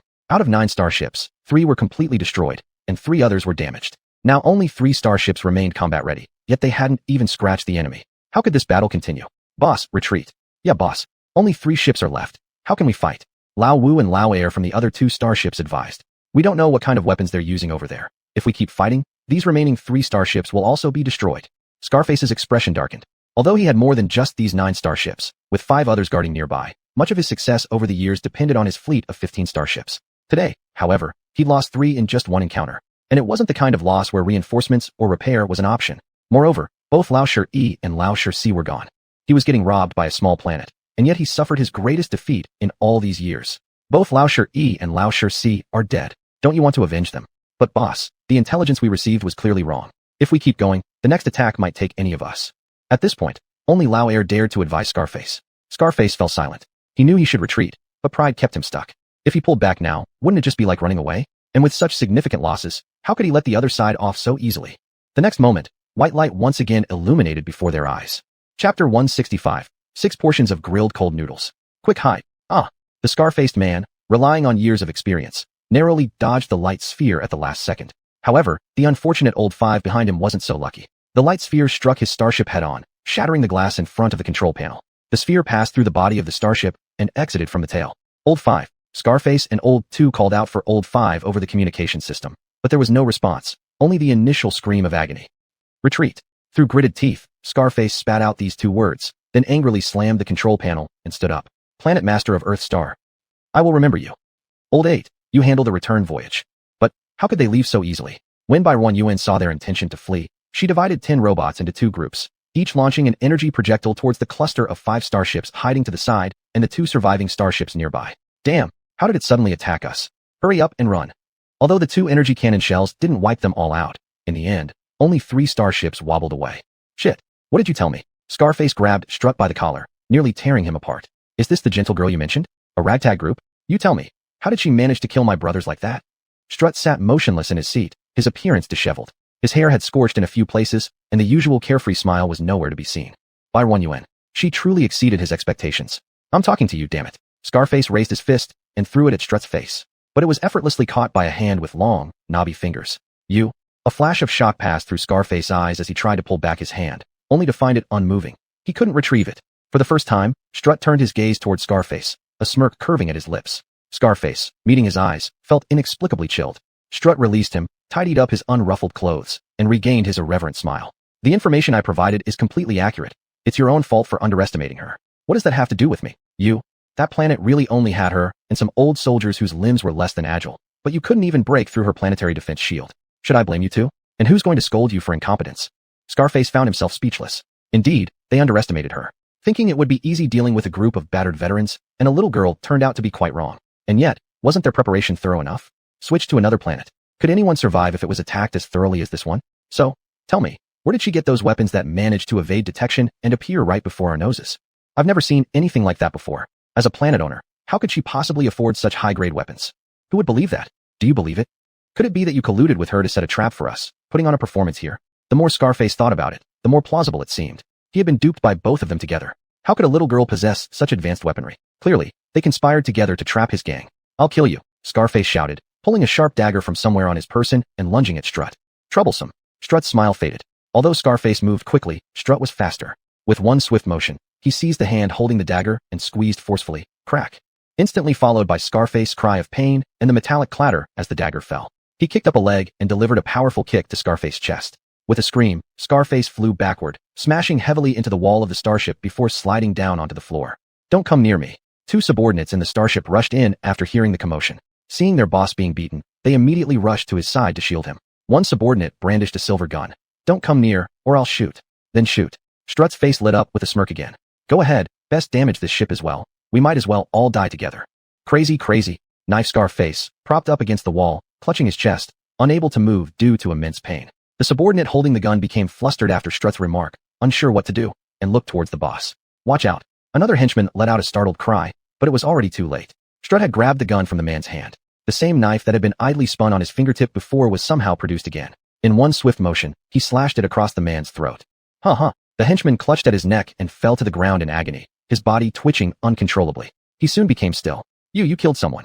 The remaining henchman was so frightened that he collapsed on the spot, staring in sheer terror at Strut. You don't come near me.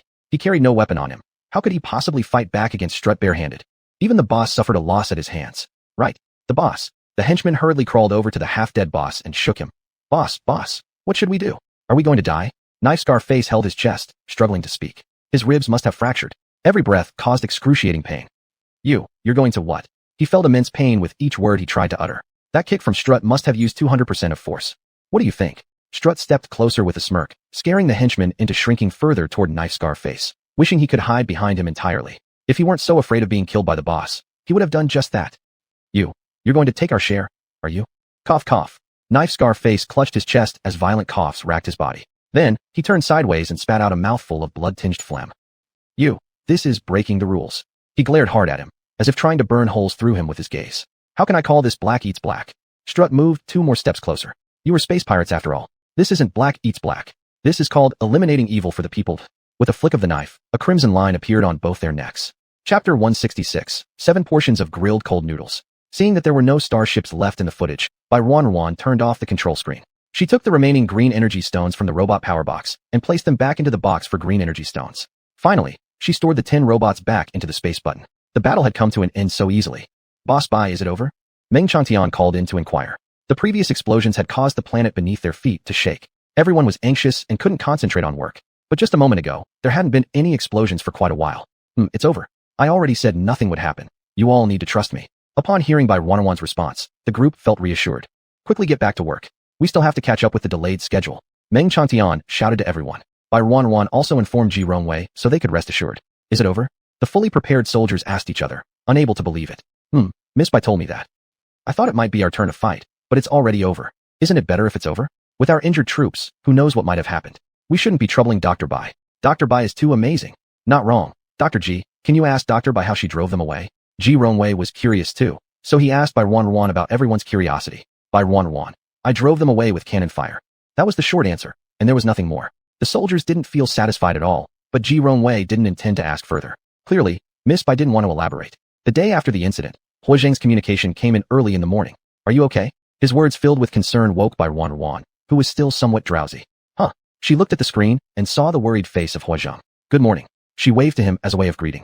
Morning. Hua Zheng glanced at her exposed neck and shoulders, then shifted his gaze elsewhere, with his ears turning red. What's wrong with you? Barren only noticed afterward. Seeing that the person on the other side was avoiding her eyes, she suddenly remembered that the sleep dress she was wearing revealed much, a gift from Ms. Gu earlier. Barren quickly adjusted the angle of the camera, grabbed a shirt, and put it on before returning the camera to its original position. I've changed clothes now, you can look at me. After finishing her sentence, Barren herself found it amusing. She teased, aren't you being a little too innocent? Cough, cough, cough. Hua Zheng accidentally choked on his saliva, coughing incessantly and not looking straight ahead, letting Barren see his blushing ears. Is he blushing? Barren couldn't help but laugh aloud. Ha ha ha, Commander Hua, are you blushing? Hua Zheng quickly composed himself and started talking about serious matters. Someone just told me this morning that you were attacked yesterday. Don't know where these star pirates came from. Anyway, as you can see, I'm fine here chatting with you, right? Hua Zheng couldn't help but scrutinize her face carefully, making sure she was completely unharmed, before finally relaxing.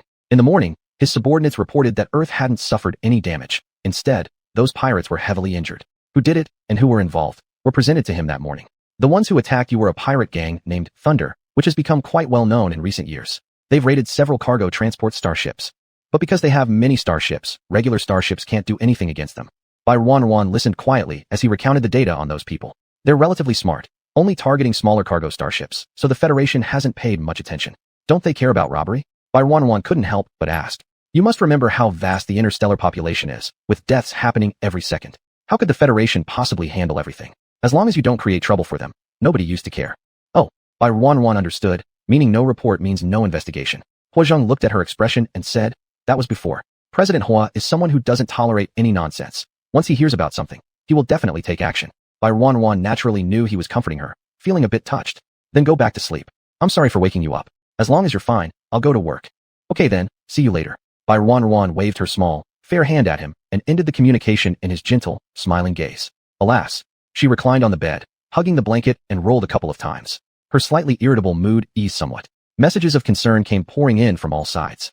Mrs. Gu asked if she was scared and even wanted to come over to keep her company. Now that Mr. Hua had just taken office, it was a busy time for both him and Mrs. Gu. There was no way for her to leave. Bai Ruan quickly refused and managed to console her. Boss Bai, I am really sorry, but my wife wants to go back to my mother-in-law's place. Bai Ruan looked at the former soldier before her, whose leg had been injured by insectoids years ago, causing him to walk with a limp. She remembered him. He was one of the people who had recently come over, along with his father, mother, and a 10-year-old son. She thought for a moment and said, actually, Earth is quite safe, safer than other planets. The man's expression became apologetic. After yesterday's incident, his wife and mother were terrified and insisted on leaving. This time nothing happened, but what about next time? Can you guarantee that nothing will happen next time? Exactly. Your leg isn't fully healed either. Now our family's future depends on our son. He's still so young. What if something happens? The war injured you badly, scaring both me and your wife half to death. I don't want to feel like this ever again in my life. I just want to live peacefully. If I had known things would be like this, I wouldn't have come. The cries and shouts of his wife and mother were still echoing in his ears. The man could only tough it out and say, I'm truly sorry for letting you down. She misses her family too much, and we've argued many times. There was really nothing I could do. The man was honest and not good with words, unable to make up any good lies. If you miss your family, you can go visit them, and then return when you're done. That works, doesn't it? The man didn't know how to respond. Chapter 167. 8 portions of grilled cold noodles. Seeing his troubled expression, Bai Ruan decided not to trouble him further. You don't want to come back? Yes. The man nodded with some embarrassment. If you're scared off by what happened yesterday, I can promise you that Earth will not have any problems. No one can break in, so you don't need to worry. Looking at the silent man keeping his head down, Bai Ruan realized she couldn't change his mind and said, since you all want to leave, I won't force you. But do you remember the rules? You've just been here for a short while, less than 3 years, so the cost of your spaceship tickets when you came must be repaid to me, along with half a month's salary deducted from you. Hearing this, the man looked up in surprise at Bai Ruan. It's all written in the contract, no need to be surprised. She opened her personal terminal and checked the records of the tickets she had purchased for them. Your name is Peng Zhou, right? Let me check. Bai Ruan silently calculated the ticket costs for their family of 5 in her heart. You have a total of 5 people in your family. The ticket price is 52,833 interstellar coins, plus half a month's salary of 2,500 interstellar coins, making a total of 55,333 interstellar coins. Looking at his shocked eyes, she said, you just need to pay the money to the accountant. They'll let me know. Then you can buy tickets. Once you have bought them, let me know, and I will open the shield. Otherwise, you can't leave. The man returned home silently and repeated every word Bai Ruan told him to 2 women. What? This much money? His mother exclaimed, quickly covering her mouth and glancing at the door. Do we really have this much money? She whispered and then looked at her daughter-in-law. Daughter-in-law, go online and check if the ticket prices are really this expensive. The man's wife quickly opened her personal terminal and logged onto the StarNet. Entering the ticket buying system, she found out how expensive it was. More expensive even than the price Bai Ruan quoted them. Hundreds of interstellar coins more. Mom, should we still go? The man's wife looked at her mother-in-law. Go? Where to go? The old lady slapped her thigh in anger. Where do we have so much money to give her? We need to buy return tickets too, costing several tens of thousands. If we had this kind of money initially, we wouldn't have come here either. You didn't tell me spaceship tickets were this expensive. If you had, I wouldn't have mentioned leaving. Now there's nothing to be done. We'll stay here for now. That's right. Son, why aren't you going to work? You'd lose half a day's salary if discovered. Hurry up. The old lady gave him a few slaps and urged him on repeatedly. Didn't you ask me to resign from my boss? The man muttered. How dare you talk back to me? Hurry up to work. The man ran out of the house, exhaling deeply. He thought this place was quite good, really. It's all your fault. The old lady, with her anger still unresolved, looked disapprovingly at her daughter-in-law beside her, her nose out of place, her eyes glaring. How is it my fault? The daughter-in-law wasn't someone to be easily bullied and immediately questioned. At the beginning, if you hadn't heard about the monthly salary of 5,000 interstellar coins and jumped for joy wanting to come here, would we have come? We'd still be safely staying at home if it weren't for you. At the beginning, didn't you agree as well? And even said let's go tomorrow. Don't let others snatch such a good job away. Besides, since we've come here, haven't you earned quite a bit of money too? Now you blame me again. Since they had arrived here, although they didn't get the monthly salary of 5,000 interstellar coins, they could earn over 100 interstellar coins per day. In a month, they earned just as much as the man. And they got to decide whether to work or not. Worked for a day, got paid for a day. There was no better job than this. The old lady was speechless and no longer wanted to argue with her daughter-in-law. So, we too will start working in the afternoon to make some money. We need to save up for spaceship tickets. Save enough as soon as possible and leave this dangerous place early. Both the mother-in-law and daughter-in-law agreed on this point.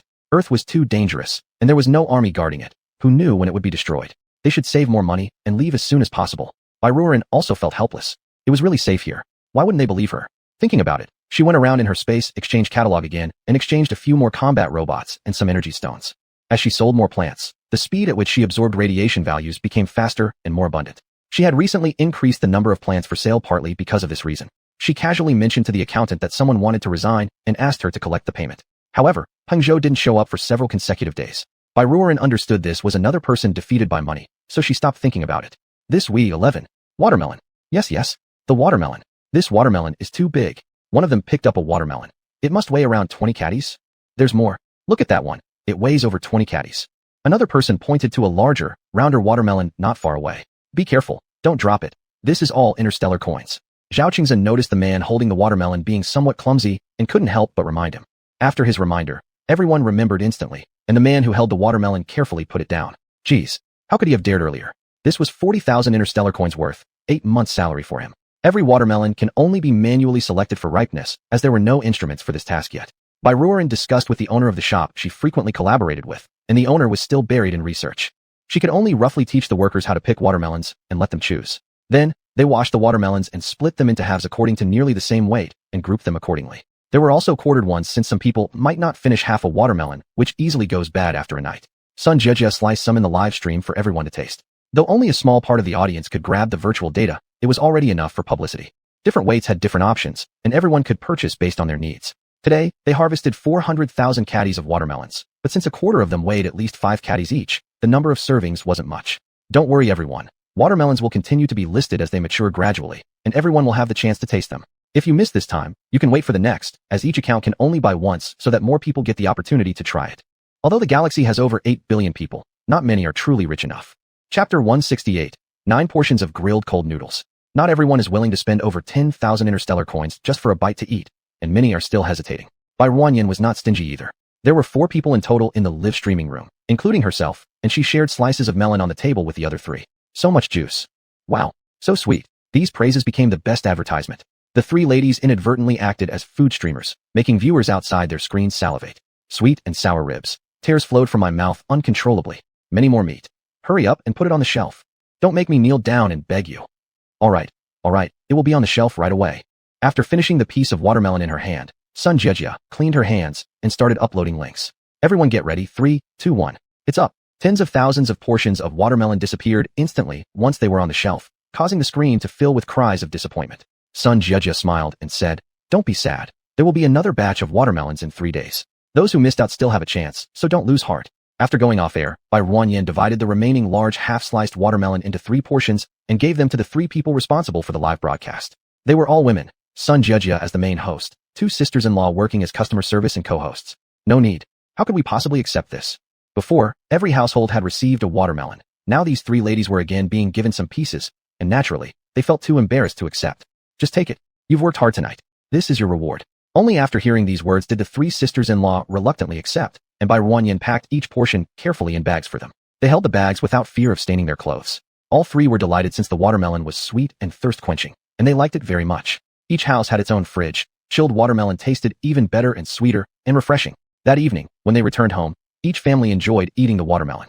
Each time Bai Ruanyan harvested new vegetables, she would distribute them among the households. Of course, there were people who had thought about selling them. But when they found buyers, received money, and attempted to ship out the vegetables that had been allocated to them, they shockingly discovered that they couldn't mail anything at all.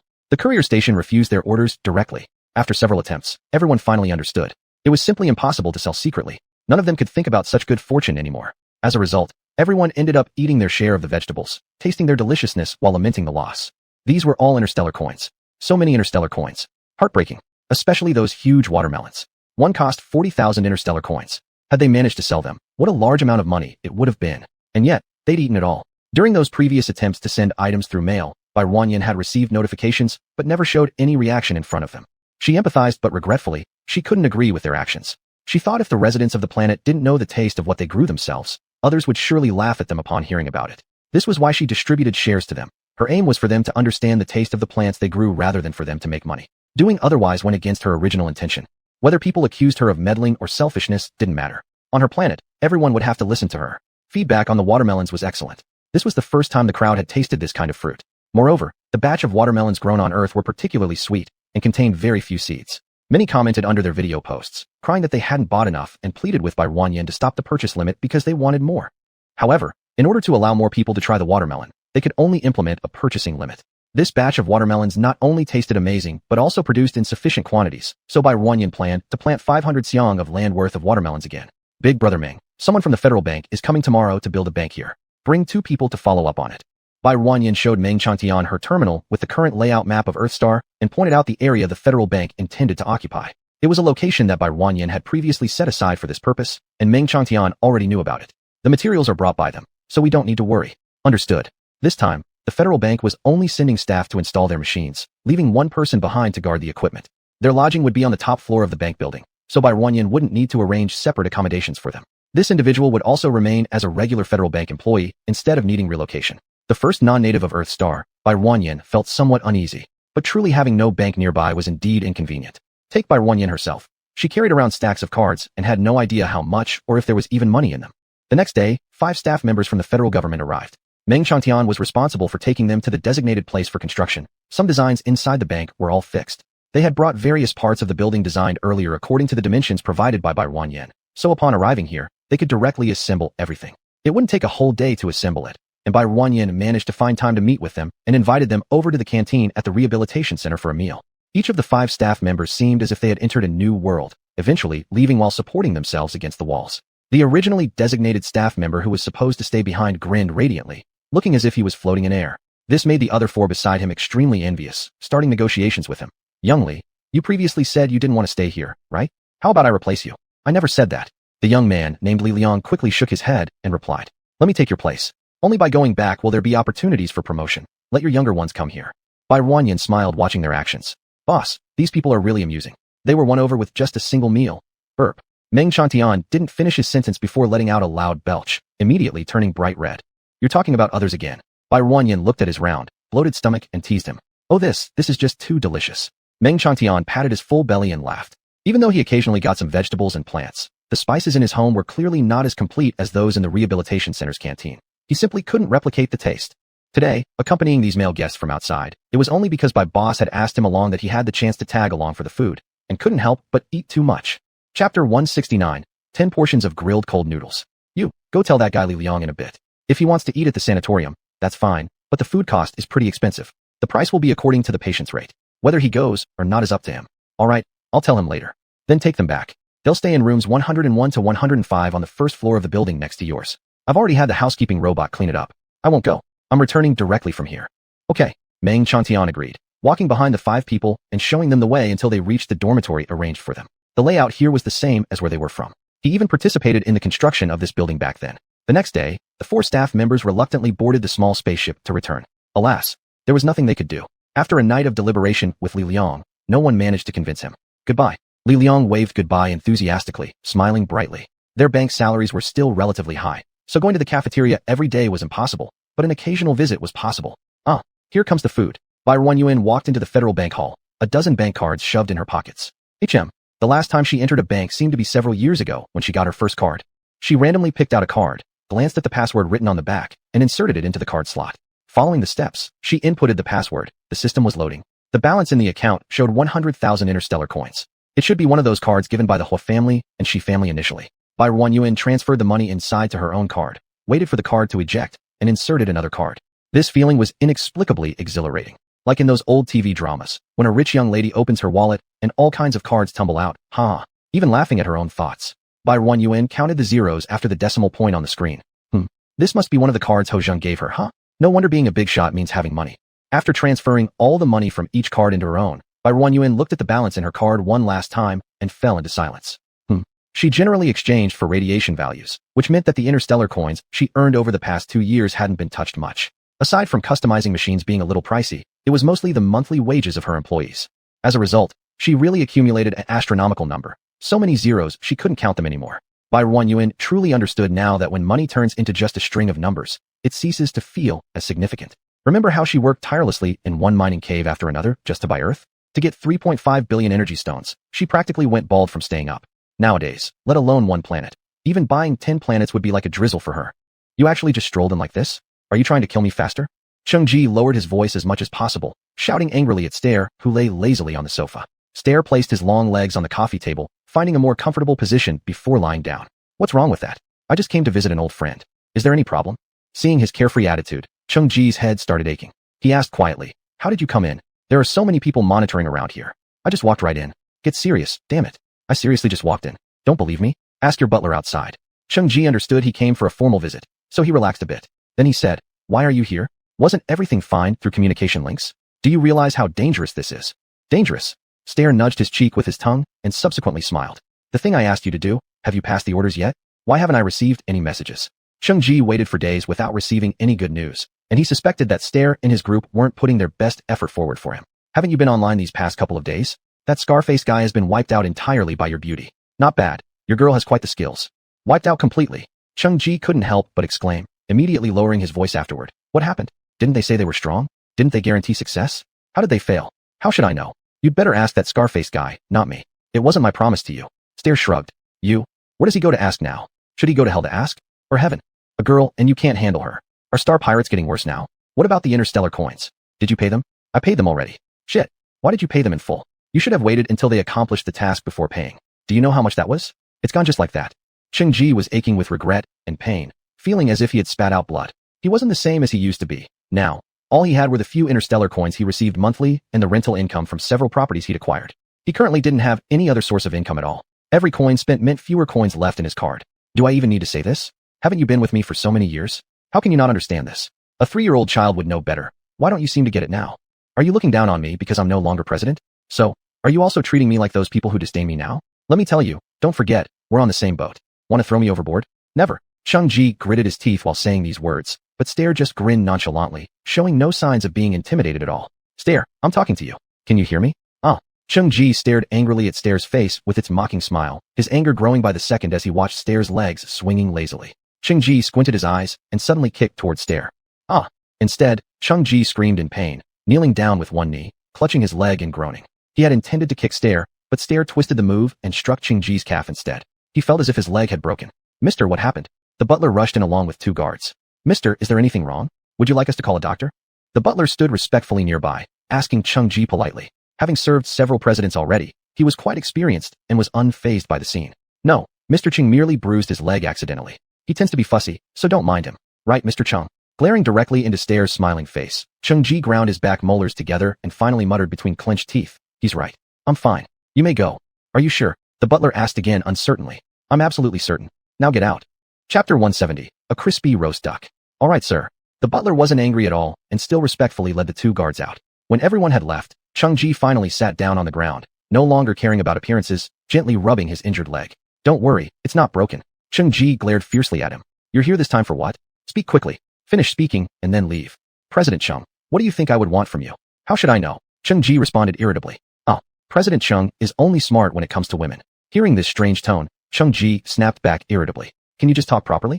Everything between us was consensual. I haven't mistreated anyone. Every person I've broken up with has been given a breakup fee. The way he described being a jerk seemed so justified. Clap, clap, clap. Seder applauded for him. Amazing, truly amazing. Cheng-Ji inexplicably felt a bit embarrassed. My private affairs are none of your concern. What do you really want? What else could I want? Lately, I'm short on cash, so I'm asking you for some interstellar coins to spend. Haven't I already given you a sum of money, telling you to save some for spending? You know my current situation. Seder only smiled at him without saying anything more. Cheng-Ji complained for a while, but in the end, he relented and opened his personal terminal to transfer a sum of money to one of his cards. I only have this much now. You guys should spend wisely. Seeing the amount he transferred, Seder showed a bit more patience with his complaining. After he finished whining, Seder stood up from the sofa. Where are you going? Mr. Cheng, since your leg is injured, I won't bother you further. I'll visit another day. Cheng-Ji choked, unsure whether to feel happy or upset, and could only watch as the other party left. After stepping out, Seder greeted the butler on the first floor and confidently walked out the door. Not far away, he felt someone following him. Seder smirked, weaving through the crowd, making the person who was tailing him lose sight of him very quickly. Boss, Huang Mao, waiting at the designated location, saw that Seder returned unscathed and let out a huge sigh of relief. Boss, don't run off randomly in the future. You don't know how worried you've made us. Seder patted his shoulder and embraced his shoulders as they entered the building ahead. Huang Mao felt flattered and stumbled after him as they went inside. This time's bounty was good. I'll send it to everyone soon. Oh, yay. Thanks, boss. The boss is great. Seder waved his hand to silence them, then returned to his room afterward. Boss, did everything go smoothly? Did you get injured? A few junior leaders followed him in, all deeply concerned. They were shocked when they heard the reports about their team's total defeat. Though they believed in the boss's capabilities, they couldn't help but worry. Miscalculated Earth Star. Seder thought of the overly beautiful girl and couldn't help but smile. Still, things turned out well, he said, opening his personal terminal and transferring a sum of interstellar coins to each of the junior leaders. When the junior leaders checked their personal terminals and saw the numbers, they all grinned widely. Wow, boss, did you encounter a rich pig? Seder chuckled and didn't say more, continuing to distribute the interstellar coins among the junior members. None were overlooked, and everyone received a share. This batch of interstellar coins was partly from the recent funds taken from Cheng-Ji, partly prepared as payment for the Scarface group, and mostly plundered from Scarface himself. Supporting so many people and starships meant Scarface naturally had substantial reserves, and most of these now belonged to Sator and his gang. With this, we can rest for half a year. That's right. Boss, if there's any more such good opportunities, next time remember to bring the brothers along. Call you? Would you still be alive if I did? Yeah. Do you think you're as capable as the boss? Sator didn't bother with their praise and waved for them to leave.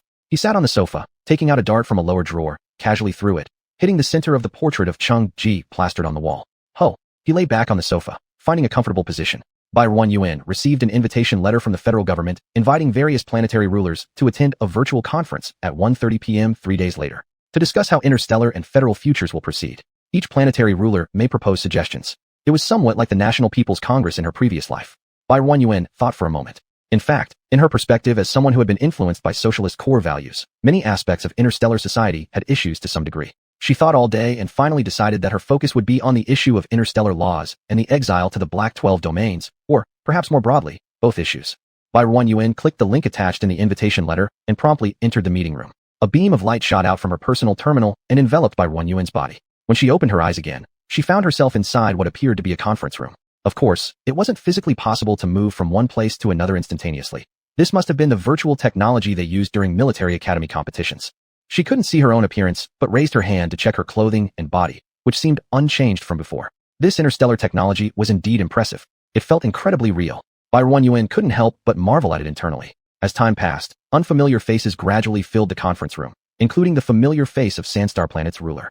He saw Barren UN too, but with so many people around, they merely nodded briefly to each other. Glancing around, Barren UN noticed there were over 100 representatives, not quite, but definitely every planet ruler was present. Everyone found a seat to their liking and waited for everyone else to arrive. As the clock approached 1:30 p.m., Father Hua and a group of people in uniforms entered the meeting room. They sat at the podium up front, while Barren UN and the others were seated on the rows of sofas below. Hello everyone. Let me introduce myself. My name is Hua Xiaoming. Father Hua began speaking, and after his speech, others followed in turn. Once the leaders upstairs had spoken in rotation, it was finally Barren UN and the other planet rulers' turn to speak. The order was determined by seating arrangement. So like a student in school trying to avoid being called on by the teacher, Barren UN chose a middle-to-back position. Chapter 171, 2 Crispy Roast Ducks. Thus, it would be a long time before it was her turn, so she sat quietly aside listening to the speeches of those before her and casually eavesdropping on gossip around her. Among this group of people, Barren UN's unfamiliar face clearly indicated that she was a newcomer, and with such youth, many couldn't help but take a few extra glances at her. There were also some who had seen various screenshots of Barren UN from the time she appeared online, knowing that Barren UN was exactly that person. Overseen Earth's planet for nearly 2 years without revealing much about herself, yet still received much attention.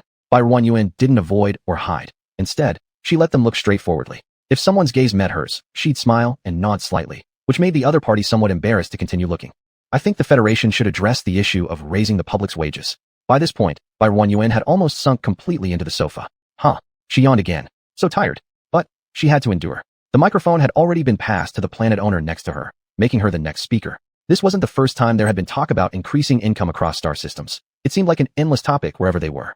The neighboring planet owner talked fluently for 5 minutes, during which Barren UN tried to stifle 2 more yawns. Finally, the other person sat down and handed over the microphone to her. As Barren UN took the microphone, another involuntary yawn escaped. A loud ha echoed throughout the room via the microphone. The scene fell quiet momentarily. Barren UN. Wasn't there a crack in the ground somewhere she could hide in? That was too embarrassing. Huadad's lips curled slightly upward before he pulled it back down forcefully.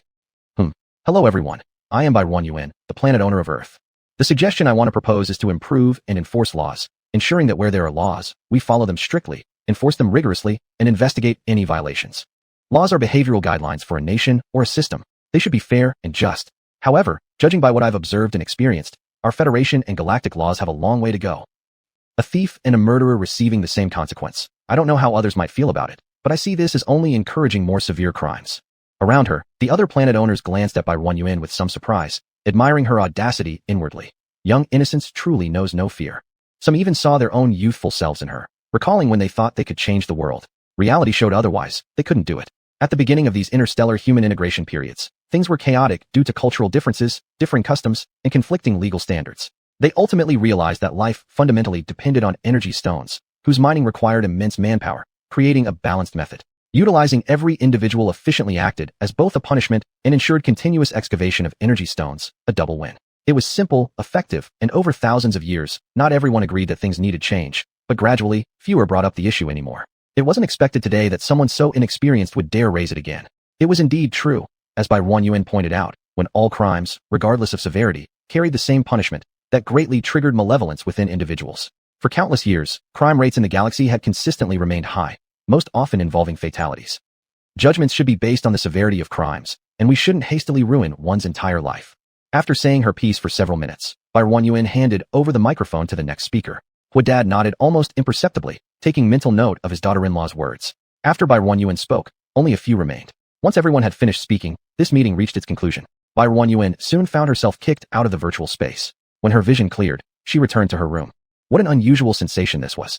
The next day, Hoard contacted Bai Yuan through the communications system, initiating a more detailed discussion regarding yesterday's topic. Yuan, Uncle would like to talk about what you mentioned yesterday. What useful suggestions could Bai Yuan offer? She could merely transplant the comprehensive legal framework from pre-catastrophe Huaxia, China, to implement. As Hoard listened, his eyes lit up increasingly brighter. The wisdom of his daughter-in-law truly ran deep. Bai Yuan knew from his expression that he had misunderstood. Poor uncle, this wasn't my idea at all. These are the laws from ancient Huaxia. I'm just borrowing from them, planting trees so future generations can rest in their shade. This daughter-in-law of his always came up with things he hadn't heard before, yet they seemed quite reasonable. Well, uncle, I think for some people in the Black Star 12 sectors who have served many years and whose crimes weren't very severe, we should let them go and allow them to return to their homelands. Bai Yuan told Hoard about Luo Han and his mother's story, which left him feeling somewhat moved as well. There were likely countless others suffering like Luo Han and his mother in the Black Star 12 sectors. You let uncle think about it. I'll see how we can handle this. Alright. After hanging up the communication, Hoard discussed what Bai Yuan had mentioned with his subordinates, and this discussion lasted for a month. Finally, the Federation's official website issued over 10 notices, selecting from Bai Yuan's suggestions areas that indeed needed improvement and making adjustments accordingly. They also recompiled the interstellar laws, incorporating Bai Yuan's previous ideas into the Federation's legal language. What shocked the interstellar populace most was the Federation government's handling of the exiles in the Black Star 12 sectors. Except for those involved in murder, rape, human trafficking, and other extremely heinous crimes, other exiles would be evaluated based on their situations and the newly announced timelines by the Federation government. Those who met the criteria could apply to leave the Black Star 12 sectors and return to their former planets, where the home planets were required to unconditionally accept them without discrimination. The announcement was also published simultaneously on the official website of the Black Star 12 sectors, causing an uproar there as countless people broke down in tears upon seeing the notice. Some already had silver hair and stooped backs, and some had never lived long enough to see this day. Chapter 172, 3 Crispy Roast Ducks. Mom. Luo Han burst into the dormitory like a gust of wind and hugged his mother tightly. Mom, we can leave here now. We can go home. Luo Han's mother didn't know why her son was reacting so strongly. After she finally understood what he said, her body stiffened in disbelief as she asked Luo Han, Son, what did you just say? Mom, the newly elected president has changed the law. People like me who have mined long enough years can go back home. Oh, really? Yes. Luo Han nodded vigorously. Mom, hurry up and pack our things. After packing, we'll leave tomorrow. Over these 2 years, Luo Han had taken great care of his mother. Although they didn't live luxuriously, they managed to be adequately fed without ever going hungry. Moreover, her legs had recovered to a normal state over the past 2 years, walking with agility. But Luo Han didn't dare let her mine again. How could she bear watching her son work himself to the bone every month for their rent? She only promised him that this time she would definitely take good care of her legs and wouldn't overwork herself like before. If others worked 4 hours a day, she would work for just over 2 hours. Luo Han could see her determination and was also afraid she might sneak off, so he reluctantly agreed. The two immediately began packing their luggage, but actually, there wasn't much to pack. Just some junk that didn't need to be taken anyway. People who had gone out mining kept rushing back one by one. The entire dormitory building became lively and bustling. The old blind man, Chun Hao, the sisters, and the couple came back too. Everyone saw the announcement. Who would have any thought left for mining anymore? And they didn't need to continue mining either. None of them were unpardonable sinners. They all met the conditions to leave now. Did you see the announcement? Everyone's face bore unrestrained smiles. Isn't it? Hurry up and pack the stuff so we can go. I certainly don't want to stay here anymore. By the way, everyone should apply for spaceship tickets first. Otherwise, we might not know when it will be our turn. After hearing that, everyone stopped packing at once and started filling out applications on their personal terminals. But they were still too late. By the time Luo Han finished applying, his flight was 7 days away. Alas, too late. Why didn't I think of this earlier? Luo Han sighed somewhat. What about your flights, everyone? 7 days from now. 8 days from now. Since they applied together, their batches turned out to be roughly the same. As the excitement gradually subsided, they looked at each other and felt much more reluctant to part. For so many years, they had lived together. All of them were kind-hearted people without ill intentions. In recent years, they helped and cared for each other. Now suddenly they were going to separate, and deep sorrow enveloped all of them. Where are you all going? I'm going back to Saturn. The old blind man touched his already gray hair and said with a sense of nostalgia, Uncle Blind Man, why don't you go with us? The two sisters suggested. In the few years they had been here, they had received much help from this uncle, especially when they had just arrived. If it hadn't been for him leading them around, they couldn't imagine where they'd be now. No, the old blind man chuckled. I want to go back and check. My wife, I wonder how she's doing now. My eldest son, I wonder if he's gotten married yet. You have a wife and son? The old blind man had never mentioned anything about his previous life before, so everyone assumed he was alone. Since he still had family, the sisters didn't press the matter further, knowing it was comforting to know someone else would take care of him. Their tickets home were provided free by the federal government. If they had to pay for them themselves with interstellar coins, probably half of them wouldn't be able to afford to go back home. That evening, a riot broke out in the safe zone. Some people, who had been exiled due to arson or murder, saw so many people leaving while they could not, gathered radicals, and plotted this riot. Fortunately, the scale was small, no one was killed, only a few sustained minor injuries. The riot was quickly suppressed by the military force in the safe zone. Everyone in the dorm stayed put inside their rooms for several days straight. With their departure imminent, it was crucial to ensure nothing untoward happened at this critical juncture. Finally, on the day they were leaving, they carried their belongings amidst envious glances from many others and boarded the starship returning home. Luohan looked back at this place that was so familiar, waving his hand. It was saying goodbye to this place, and also saying farewell to his past self. I wonder where our benefactor is now. Luohan said to his mother, once we get home, you can look for her. If she's alone, you can invite her to come and live with us. His mother patted his shoulder and said, good, I was thinking the same thing. After the mother and son finished speaking, they both fell silent for a moment. They were going home. While they were happy, they were also a bit worried about the future of their lives. Their home was on Yaxing. They didn't know if their house was still there. After all, they'd been gone for several years. Mom, don't worry. When we get back, I'll find work, and I will definitely be able to support you. Yes, Mom believes in you. Luohan's mother gave him a gentle smile. Excuse me, may I ask if you are Mr. Luohan? A staff member from the starship walked over and stood beside the seats of the mother and son. Luohan felt a sudden tension, raising his head to look at this female staff member. You, hello, is there something wrong? Could it be that they wouldn't be allowed to leave? Mr. Luohan, please don't be nervous. The female staff member saw his anxiety and comforted him with words. A friend of yours asked us to pass this envelope to you. As she spoke, she handed over an envelope to him. For me. Luohan accepted the envelope hesitantly, noticing it felt soft and smooth like leather. Have a pleasant journey. The female staff member handed over the item and then went away to take care of her duties. Who gave this to you? His mother also looked curiously at the envelope. I don't know. Luohan opened the envelope as he spoke. Inside was just a name and a string of numbers. Luohan looked at the name and number and almost jumped off his seat in excitement. What happened? Seeing his excitement, his mother couldn't help but ask. Mom, it's our benefactor. Hearing this, his mother was equally thrilled. Really? What did Ms. Bai say? Did she mention where she is now? Luohan shook his head. There's just a string of numbers. It could be her communication number. Chapter 173, for crispy roasted ducks. As he spoke, he opened his personal terminal. Now that his network had been switched to the Star Network, he could contact any interstellar being except those in the Black Star 12 domains. He entered the string of numbers and nervously pressed call. After 2 rings, the other side picked up. Hello? Hi. It was their familiar voice. Luohan suddenly felt a lump in his throat. When Bai Ruanyan left without saying goodbye, and when he discovered that he couldn't contact her no matter what, he thought something might have happened to her. After all, in the Black Star 12 domains, you never knew if you would see the next day. He looked for her everywhere, but couldn't find her. In the end, with little hope, he asked the office, only to learn that she had left the Black Star 12 domains. He sighed in relief. At the same time, he felt a bit sad. On the day she said she would treat them to dinner, it was because she was leaving. But why didn't she say so? Even though she could leave this place, he was happy for her. Benefactor, is that you? Luohan himself didn't realize that his voice trembled slightly. Luohan. The girl's voice carried joy and lightness. I was just thinking about how long it would take for you guys to contact me. Turns out, it's sooner than I expected. Since knowing that Mr. Huo wanted to issue this announcement, she had entrusted him to help look for Luohan and his mother. But she couldn't make too much noise looking for them. So on the starship, she came up with a plan. If there were a mother and son named Luohan who boarded the ship, they'd be given her contact information. In the past few days, there really was a Luohan who contacted her. It was also coincidentally a mother and son pair. Miss Bai, hearing her long-missed voice, Luohan's mother couldn't help but speak up. Auntie, hello, how's your leg now? Completely recovered, and I still haven't thanked you. That's good. Just as Bai Ruanyan had imagined, her leg had healed completely. It's like this, I'm contacting someone to ask whether you want to return to your original planet. Have you thought about what you want to do in the future? We are going back to Yaxing. We have a house there, at least somewhere to live. Luohan's mother spoke with some silence, reminiscing about her previous life. She wasn't sure if she'd encounter her former boss again or get into trouble once more. Bai Ruanyan actually sounded rather delighted upon hearing this. She said, if you're looking for work, could you prioritize working for me? I'm hiring workers here. Monthly salary is 5,000 space coins, lodging provided, but no food, for days off each month. What? Mother and son were both astonished. What had Miss Bai been doing these few years? Now she could afford to hire workers? I said. Bai Ruanyan repeated what she had said earlier. Would you consider it? The environment here is quite good. Bai Ruanyan enthusiastically promoted her own place. Yes, we'll come. Once Luohan heard clearly what she said, he responded without hesitation. He trusted his benefactor, both in the past and in the present. That's great. Bai Ruanyin was also very happy. I'm on Earth Star. Where are you now? If you need to buy tickets yourself, I can cover them for you. We've just departed from Planet 6, and when we arrive at Lantian, I can change the destination to Earth Star.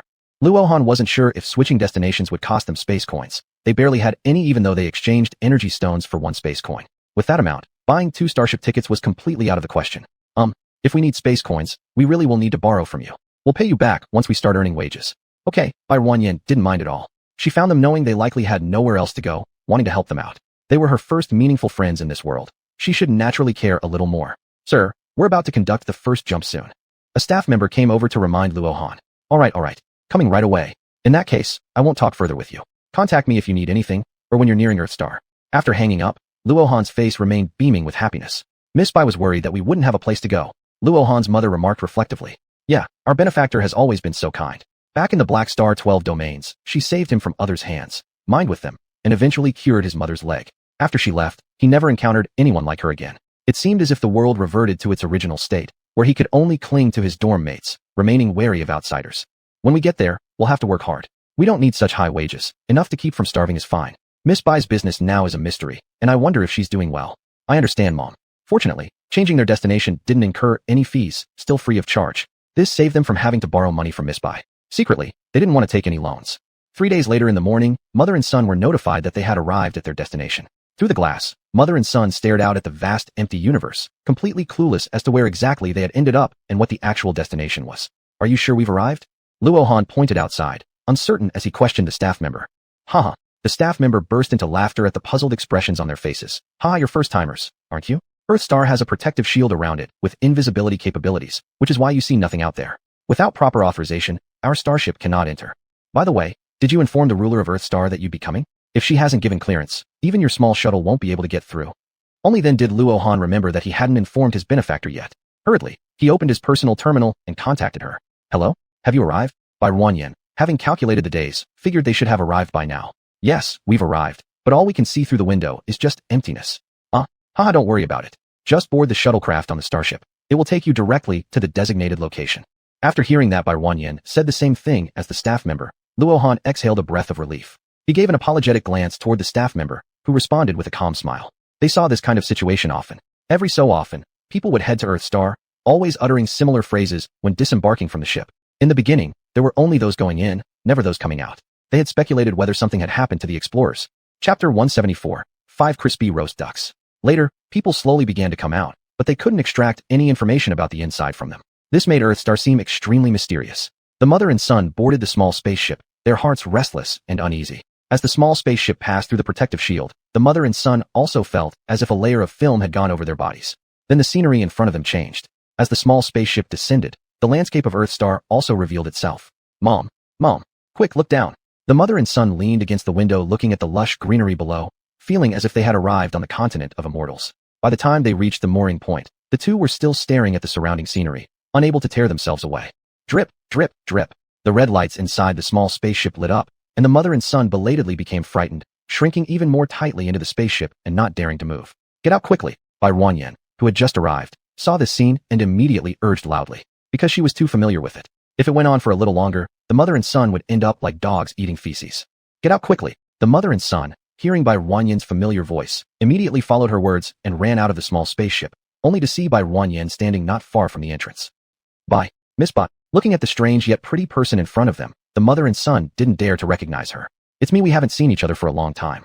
Bai Ruanyin took a few steps closer, supporting Luohan's mother's arm and greeted them with a smile. It really is you. Hearing the familiar voice, the mother and son finally confirmed that this was indeed Miss Bai.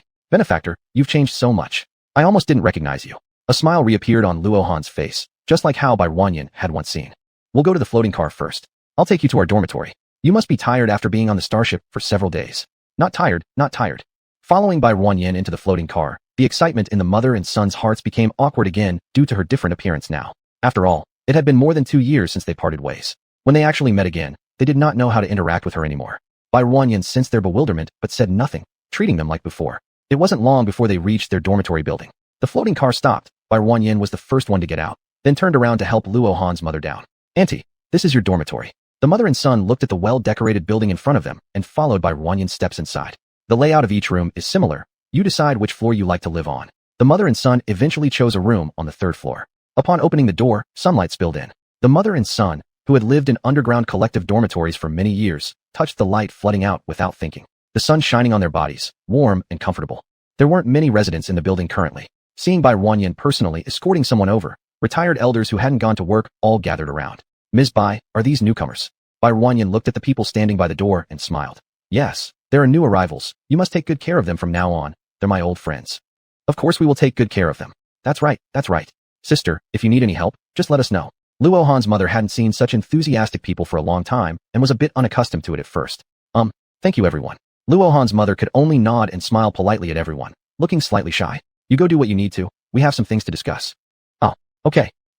Everyone left, leaving only Bai Ruanyin, Luo Han, and his mother inside the house. So, why don't you organize your stuff first, and then rest a bit? I'll come find you at 2 in the afternoon and show you around Earthstar. Both mother and son agreed, feeling somewhat exhausted from their journey. When Bai Ruanyin came back in the afternoon, the mother and son both seemed refreshed and invigorated. She took them to the floating car again, letting it automatically drive while flying slowly, just like a sightseeing bus carrying the mother and son to tour Earthstar. Benefactor, what are all these? Luo Han looked at the lush green plants outside the window and had no idea what they were. These are plants. Bai Ruanyin let the floating car stop and went down to pick some flowers for the mother and son. This is a flower, smell it, it's very fragrant. The mother and son obediently leaned forward to smell it, an invigorating scent permeating their nostrils. Whoa, so fragrant. Luo Han didn't know how to describe this smell and could only say, it's so fragrant. Are these plants alive and fresh? The mother and son looked at the colorful flowers in their hands, feeling extremely moved. As they passed by fields, there were people working inside.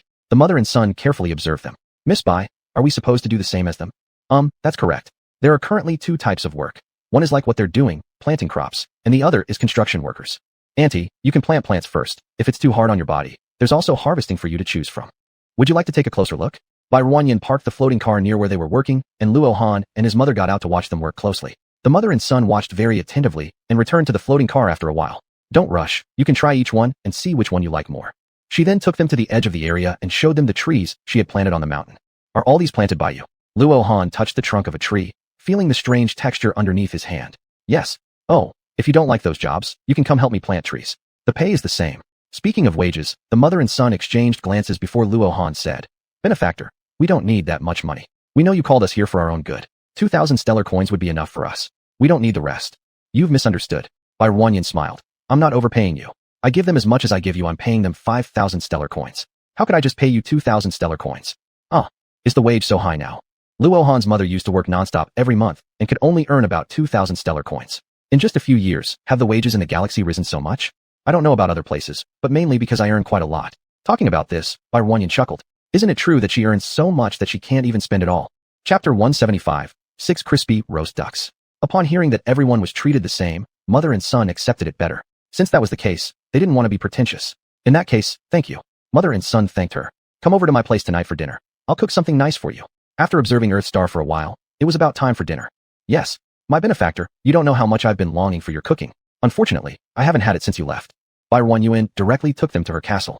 Getting off the levitation car, the mother and son were stunned by the massive courtyard before their eyes. Right?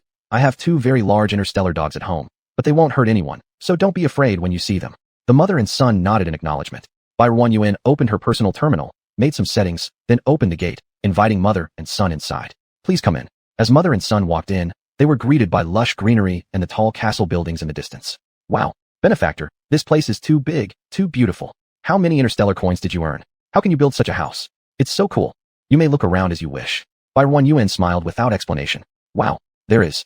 Luo Han's words hadn't finished when his face changed from smiling to fear, his color fading instantly. There's an interstellar beast. Without hesitation, Luo Han shielded his mother behind him, assuming an attack posture. Bai Ruanyin turned back to check, coincidentally meeting Daodu's sly and rat-like big face. It heard a stranger's voice and ran out to take a look, not expecting such a big reaction from the biped creature. It seemed funny. Daodu grinned, showing its pink long tongue, smiling somewhat foolishly. Luo Han. He finally remembered what the benefactor said earlier. I have 2 very large interstellar dogs at home. Are these considered very large? They're just too terrifying. Luo Han withdrew his attack stance, laughing awkwardly. Hee, are these the interstellar dogs you mentioned just now? Bai Ruanyin waved to Daodu, who trotted up happily, shoving its big head under Bai Ruanyin's hand. Bai Ruanyin scratched its big head as it wished, so comfortable that its eyes started closing. This interstellar dog is actually pretty cute. Seeing its contented appearance, Luo Han's hands began to itch, wanting to touch it. Can I pet it? He looked at her hopefully. Bai Ruanyin asked Daodu. He really likes you. Can he touch you? Daodu's glossy big eyes studied Luohan, evaluating for a moment before reluctantly stretching out a paw. Luohan understood and grabbed the giant paw immediately. So soft. As Luohan touched the fluffy fur, he wore an expression of pure happiness. After a few pats, Daodu pulled its paw back, refusing further touches. Bai Yuan patted Daodu's big head. Go get Huan, tell it we have guests. Daodu rubbed against her, then waddled off with its hefty but swaying. You've taken good care of it. Luohan remarked sincerely. Could they be any better? Bai Yuan's face smiled cheerfully on the outside, while inwardly she grumbled. These two consume a lot. Her biggest monthly expense goes to them. Soon, a snow-white huge snow mountain moved over behind Daodu. Luohan had already seen Daodu earlier, adapting well enough. Seeing this scene caused only slight shock, without any embarrassing actions. The snow mountain soon reached them, and Huan gently leaned down, brushing against Bai Yuan. Its azure blue eyes examined the unfamiliar bipeds. Luohan locked onto its pair of azure blue eyes, his heart jolting, causing him to involuntarily step back. Huan, after brushing against Bai Yuan, sat down where it was. Its grand size required them to look up. This is just too big. Luohan's mother was also shocked. Benefactor, what did you feed them? I've never seen such large interstellar dogs. Can I touch this one too? He also hoped with the added comment. No, you can't touch this one. Its temperament isn't great, and it's very fierce. Oh. Luohan felt a bit regretful, but obediently refrained from touching. Bai Yuan stroked Huan's snowy white fur. If you see them anywhere in the future, don't be scared, they won't attack people actively. Apart from them, there are no other interstellar beasts on Earth's star. They cannot enter either, so you don't need to be afraid. Since there were people who had been scared before, Bai Yuan also worried that the new mother-son pair would be frightened. Understood. Watching the snow-white ferocious beast, let Bai Yuan stroke it so docilely, Luohan was truly envious. You go play. I need to prepare dinner for my guests. The two giant beasts turned away obediently upon hearing this, not disturbing them further. They really follow your commands. Benefactor, if they have pups, can you give me one? Bai Yuan glanced at him and shook her head. Why? Are you afraid I can't take good care of it? I will definitely raise it well. This wasn't about whether he could raise it well. It was a matter of whether he could afford it and control it. I believe you would take good care of it. But Huan is male, so having one like him is impossible. Luohan felt a little disheartened, thinking how amazing that white interstellar dog looked. What about the other one? He persisted with his question. The other one is female, but as you saw, their sizes are drastically different. They simply don't match up. Moreover, she could tell that Huan showed no romantic interest in Daodu. Maybe because of their different appearances, Huan always seemed resigned to and disdainful of Daodu. She guessed he probably regarded Daodu as a half-sibling from different parents, making offspring between them pretty much out of the question. Also, interstellar dogs feed on energy stones and meat. Do you know how much these two consume per meal? Their sizes should give you an idea. Luohan was too captivated by their appearance to consider anything else. Seeing how obedient they were made him want one too. After hearing Bai Yuan's words, he came back to reality. With their massive bodies, they must eat a lot, especially given his current situation. Even if he stood now, he wouldn't be able to afford their food in the future. Then never mind. Please come inside.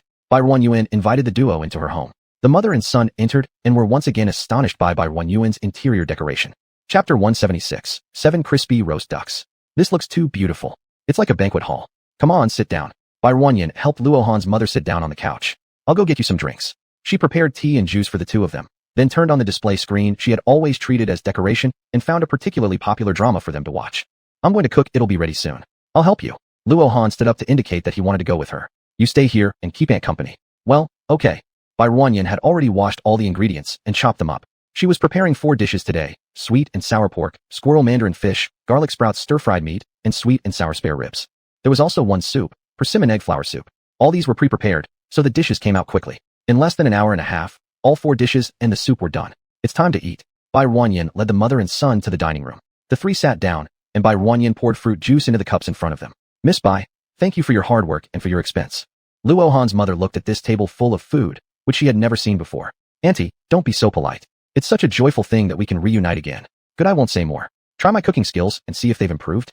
Bai Yuan placed a piece of sweet and sour spare rib on her plate and indicated to Luohan to eat. Take what you need, I won't be formal with you. Luohan also took a piece of sweet and sour spare rib. The meat melted in his mouth, tangy yet fragrant, matching the taste in his memory. Luohan felt his eyes welling up. It's even better than before, benefactor. Your skills have improved greatly.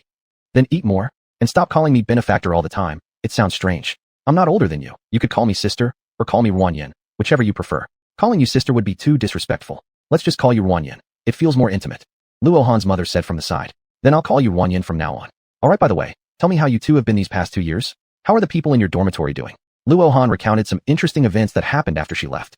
The Wolf Warrior team has been looking for someone, saying this person stole a lot of their energy stones. They've been searching for half a year without finding him, but I think they just set their sights on what the other person had. Who could possibly steal from the wolf warrior team? Haha, telling others would be funny, they're not likely to take something from others, period. By Runyan. She suspected they were looking for her. Initially, she refused to sell the yellow energy stones to the wolf warrior team according to their wishes and instead sold them to an old customer of hers. Because of this, the wolf warrior team, feeling shamed, falsely accused her of stealing their property. They enjoyed a pleasant meal. By Runyan packed the leftovers for them to take home. You can reheat it in the morning and it will be good to eat. After seeing the mother and son off, By Runyan waved goodbye. The next day, Luo Han went to the construction team, while his mother joined the picking team. She finally learned what Luo Han's mother was called. She was named Chen Xiaoxiao. On the third day, Luo Han and his mother Chen Xiaoxiao tried working in the farming team for a day. Eventually, Luo Han decided that the construction team suited him better, and his mother Chen Xiaoxiao stayed in the picking team. Runyan, do you still need workers? A few days later, Luo Han ran over to Bai Runyan's place after work. What's wrong? Bai Runyan asked. It's just that, the people from my previous dormitory, they know I'm here with you, where we're provided housing and make 5,000 galactic coins per month, and they want to come try it out as well. His dorm mates had gradually returned to their hometowns. The blind man had been away from home for more than 10 years, and when he returned to his hometown after all these years, the house had long since belonged to strangers. In the decade he was gone, his wife remarried 10 years ago, leading to a forced divorce. He received no word about it. Now, his son has formed a family and has 2 adorable children. The 4 of them live harmoniously with the old woman. When he suddenly reappeared, it made everyone unhappy. His son said that if it weren't for his stepfather, his whole family would have been bullied to death back then. So, he supported his mother remarrying, because they all believed he wouldn't return and assumed he had died somewhere outside. Now that he had returned, it put everyone in an awkward situation. My son told me that he's willing to rent a house for me outside, and he is also willing to give me an allowance, but he hopes I won't go to disturb his mom and stepfather. The old blind man left their home without knowing how he felt. He had searched for a long time before he finally found them. He was so excited when he returned, but now he feels equally sorrowful. Chen Hao must be in a similar situation, right? When he went back, he discovered that things were not as they used to be, and there was no longer any reason for him to stay. As for the sisters and the couple, they have all successfully reunited with their families, but it's not easy for them to find higher-paying jobs. Although the federal government's announcement states that they should be treated equally, their records document their past experiences, so many people will inevitably look at them through colored lenses once they see what they've gone through. It's like expecting them to suddenly turn violent and harm others at any moment. As such, it's even more impossible for them to get good jobs. Once employers see that they were exiles, they are often rejected outright. For Cheng Han, who is missing an arm, and Meng Fei S, who is already quite elderly, it's even harder for them. They can't even secure low-paying work.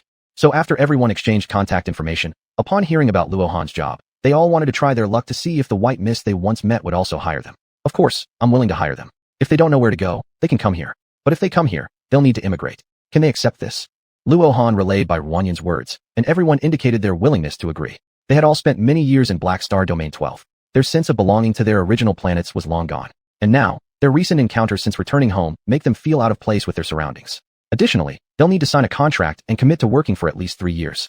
I will cover their spaceship tickets if they come here, but if they don't complete 3 years of work, they will have to repay me this amount, and half a month's salary will be deducted when they leave. However, if they work full 3 years, the cost of the ticket will be forgiven, and there won't be a deduction from their final paycheck. Chapter 177.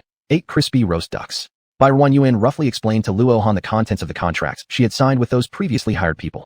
As Luo Han listened, he sent what she said to his roommates. Runyan, why didn't my mom and I sign a contract? You and your mom's situation is different from theirs. If one day the 2 of you want to leave, you can do so at any time. Luo Han felt somewhat touched inside, which meant that in her heart, he and his mother were different. I'll prepare a contract for the 2 of you in a few days, which will also guarantee your rights. After thinking it over, Bai Runyan believed they should still sign a contract with them. Everything follows your lead. Luo Han didn't fully understand these matters, but he knew that Bai Runyan would never deceive him or his mother, so whatever she said, they would follow. His roommates all thought that the conditions proposed by Bai Runyan were acceptable, far too acceptable, weren't they? If they could really earn 5,000 interstellar coins per month, they would stay there forever. Both pairs of siblings and couples had families. The sisters were a bit hesitant, so eventually, the couple decided to bring their parents along to Earth. The sisters wanted to take a look first, and if the place was indeed good, they would then consider bringing their parents over. Bai Runyan asked Luo Han to collect their personal information and booked 10 space shuttle tickets to Earth. Thank you, Runyan. Luo Han's heart was somewhat complicated. He was happy for his former roommates, yet he also felt perhaps without his word, Bai Runyan might not have agreed to let them come to Earth. He had caused trouble for Bai Runyan. 5 days later, the 10 of them arrived on Earth, and Bai Runyan took Luo Han and his mother to greet them. The group felt a little uneasy upon seeing Bai Runyan, but after spotting the familiar figures of Luo Han and his mother, their anxiety eased a bit. This Miss Bai had abilities. Over these days, they had looked up online despite the limited information available, yet they witnessed Miss Bai's step-by-step progress in Earth development. This silly kid Luo Han just worked hard every day and cared for his mother, showing no interest in checking out the affairs of Earth or Bai Runyan. So, he still knew nothing about what Barren Yuan had been up to these past few years. Grandpa Memphis looked older than he did a few years ago, with an even more bent back. But actually, he was only over 100 years old. It was because he'd spent too many years on Black Star's 12th domain, which exhausted his body. However, the old man's mental state was pretty good, and his eyes remained spirited. Hello everyone, it's been a long time. Miss Bai initiated the greeting, visibly relieving some tension in the crowd as they relaxed a bit. Barren Yuan led them to the building where Luo Han and his mother lived, allowing them to choose their own rooms. After such a long journey, rest well today. Let Luo Han introduce Earth and the work to you. Tomorrow, let Luo Han and Aunt Chen guide you through the work process. You may choose whichever you prefer. After Barren Yuan left, the group finally completely relaxed and began inquiring Luo Han about everything concerning Earth. Son Luo, it's all thanks to you. If it weren't for you, we wouldn't have met Miss Bai. That's right. Miss Bai is now the planet owner. To contact her would have been nearly impossible. What's this about being the planet owner? Luo Han looked perplexed. What act are you putting on? Little guy, Miss Bai is the planet owner of Earth. Don't tell me you don't know. This simpleton truly didn't know. You mean, my benefactor is the planet owner? Yes. Shen Hao noticed Luo Han's surprised expression and confirmed that this guy genuinely didn't know anything anymore. The kid was still as dumb as ever. Didn't you go on the StarNet and check? Miss Bai is very famous on the StarNet. It's heard that the laws changed because of Miss Bai. The reason we're able to return is also due to Miss Bai's proposal. Miss Bai has a good relationship with the newly appointed president. During the election, I saw Miss Bai campaigning for the new president, giving away a plant to anyone who voted for the new president. Is that true? Luo Han stared vacantly while listening to their stories about Barren Yuan, and he realized how much of it he didn't know. After they had all finished speaking, they noticed both Luo Han and his mother were lost in deep thought. Mom, you talk with everyone. I'm going out for a bit. Luo Han ran off like a streak. What is the child running off for? Why is he in such a hurry? Chen Xiaoxiao roughly knew what her son was about to do. Her heart was quite unsettled as well. Luo Han himself didn't realize how long he had run until he finally reached Barren Yuan's home. He nervously pressed the doorbell and anxiously waited for her to come out. Why did you come here? Shouldn't you be with them? When Barren Yuan opened the door, she saw Luo Han standing there with red eyes. Why are you crying? Seeing her, Luo Han couldn't help but take 2 steps forward and hug her tightly, and his tears began to flow. Barren Yuan felt the warmth on her shoulder and didn't know how to handle the situation at first. What's wrong? Did someone bully you? With a choked voice, Luo Han said, Barren Yuan, thank you. Thank you for saving me when someone bullied me. Thank you for taking me to mine. Thank you for curing my mother's leg. And thank you for letting me leave Black Star's 12th domain. I thought my life would be like that forever. It's you. You were like a ray of light shining into my life, redeeming me, giving me reasons and courage to move forward. I heard they said it was you who proposed to modify the law, allowing people from Black Star's 12th domain to return home. It's about this matter. Barren Yuan thought he had known this long ago. She was thinking that he had matured, but it turned out that he didn't know yet. When she brought up the proposal back then, it was not only due to her mining experiences those years, but more importantly, because his mother and him were still struggling for survival on Black Star's 12th domain. She patted his back and consoled him. Then in the future, you have to work hard to repay me, got it? Luo Han nodded vigorously in agreement. He would definitely work hard and dedicate the rest of his life to thank her. All right then. Barren Yuan gently pushed him away. You'd better go back now. They're waiting for you. Lead them well in working. That is the first task I give to you. Luo Han wiped the tears off his face, nodded to indicate that he understood, and turned around under Barren Yuan's gaze, walking back along the way he came. After a good cry, the emotions pent up inside him had been released almost entirely. Luo Han slowly made his way back, gradually calming down. Thinking about how embarrassing it was to cling to Barren Yuan and cry earlier, he wished he could dig a hole and bury himself right there. Chapter 178. 9 Crispy Roast Ducks. Did you go see Miss Bai? Chen Xiaoxiao watched her son return with a low spirit and asked. Yeah, Mom, from now on, I will work hard and protect Wan well. You just need to remember what you said. Hey, Uncle Hua. Barren Yu answered the video call. On the other side was Hua Dad's slightly weary face. Sorry, Xiao Wan, for disturbing you so late at night. It's not a disturbance, I usually sleep late anyway. Is there something you need? Since it was so late, there must be some important matter. It's like this. I want you to help me treat a friend. Oh, you can send someone to bring him over here. My friend is in bad shape and can't endure space travel. So, I hope you can come to him. This put Barren Yu in a bit of a difficult situation. Uncle Hua, you know my situation. It's not suitable for me to leave Earth Star right now. Of course, Hua Dad knew about Barren Yu's situation. He had heard about the pirate attack on Earth Star. But his friend was very important to the Federation. Barren Yu, my friend is Deng Ping Fan. Deng Ping Fan. Barren Yu recognized this name. She logged onto the Star Network and searched for his information. In every entry, a picture of an elderly man with all white hair appeared. The highest level engineer in the galaxy, he is now 372 years old. Many advanced weapons and battle suits were created by his hands. The reason why the galaxy can have any fighting strength against the insect species cannot be separated from his masterpieces. It didn't matter whether it was Hua Dad himself who fell ill. Just knowing it was Deng Ping Fan made Barren Yu seriously consider whether or not she should go out. She wasn't selfish without cause. Regarding matters concerning her own safety, she always placed herself first. Giving up her life for someone else's?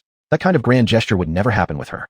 I know this may trouble you, but I assure you, we will absolutely ensure your protection. Mr. Deng Pingfan is a very important person to the galaxy and the Federation. After being silent for quite a while, Bai Ruanyu finally responded. All right, I'll give it a try for you, Uncle Hua. Send someone to pick me up.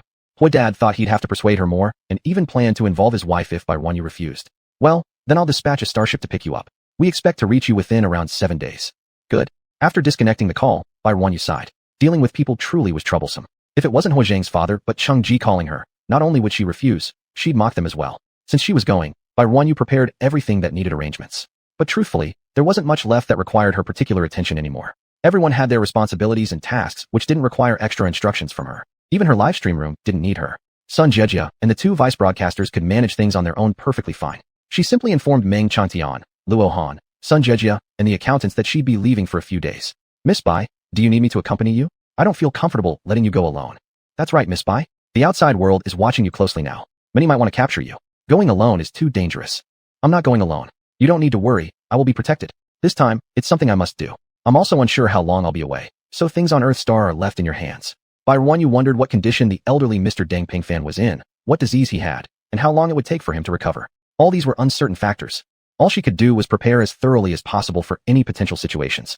For feeding the 2 interstellar dogs, Bai Ruanyu decided to entrust Luo Han with the task. She noticed earlier that he liked the 2 dogs very much, so he should be able to handle it responsibly. Thinking of this, Bai Ruanyu prepared 1 month's worth of food for the 2 interstellar dogs, each portion neatly packed in a metal box, filling an entire room with enough supplies for 30 days. Bai Ruanyu stored them all inside a spatial button, then handed it to Luo Han. And here is their food for 1 month. You just need to visit twice daily, morning and evening. Rest assured, they won't harm you. If I haven't returned after a month, I'll arrange for the meat seller to ship supplies. You can continue according to the amount I've prepared. Don't worry, there's definitely no problem. I'll make sure they're fed till they're plump and healthy. 7 days passed quickly, and a huge starship appeared overhead, blocking out the sky and drawing the attention of many people. It slowly descended from the sky and docked at the spot Bai Ruanyu had designated. The docking area, which seemed large before, now looked small in comparison. The entire starship was black with some silver decorative patterns in certain areas. Bai Ruanyu recognized it. If her memory served correctly, this should be the god of war. She felt an impulse to call Luo Han over for a visit. The hatch opened, revealing a man standing tall with a handsome face. Who else could it be but Hua Zhang, whom she hadn't seen for so long? He looked at her and smiled, saying, Long time no see. Long time no see.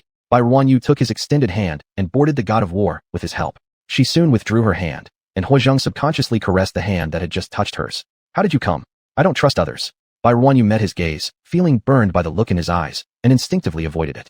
You're still righteous. Bai Ruanyu playfully patted his shoulder before changing the subject. This is the god of war, isn't it? I only saw it once before when I was on Black Star 12 domain. Where's my room? Take me there quickly. Hua Zhang led her forward for a while, then turned a corner where a staircase appeared. Bai Ruanyu followed behind as Hua Zhang guided her to the 4th floor. They came upon an enormous hall, with rooms on both sides. Hua Zhang brought her through the grand hall to a door at the end. He turned the doorknob and pushed open the door, allowing Bai Ruanyu to finally see the inside. There were imitation wood floors, light green floral curtains. On the bed was a matching light green cup, looking soft and fluffy. Do you like it? A somewhat nervous voice sounded near her ear. Yes. It was clear that whoever arranged this put a lot of effort into it, and Bai Ruanyu sincerely praised it. Hua Zhang secretly sighed in relief. Bai Ruanyu touched the little daisies placed on the table. They were very realistic, but clearly fake upon touch. Hua Zhang watched her attentively handling the pot of daisies, blushing slightly behind his ears. These were replicas of one of the flowers he had previously seen in her place, designed and crafted based on his drawings. The starship was about to take off. A gentle female voice announced over the corridor intercom, much like an airplane stewardess. Bai Ruanyu looked out of the window in her room as the scenery outside began to move, gradually shrinking further away.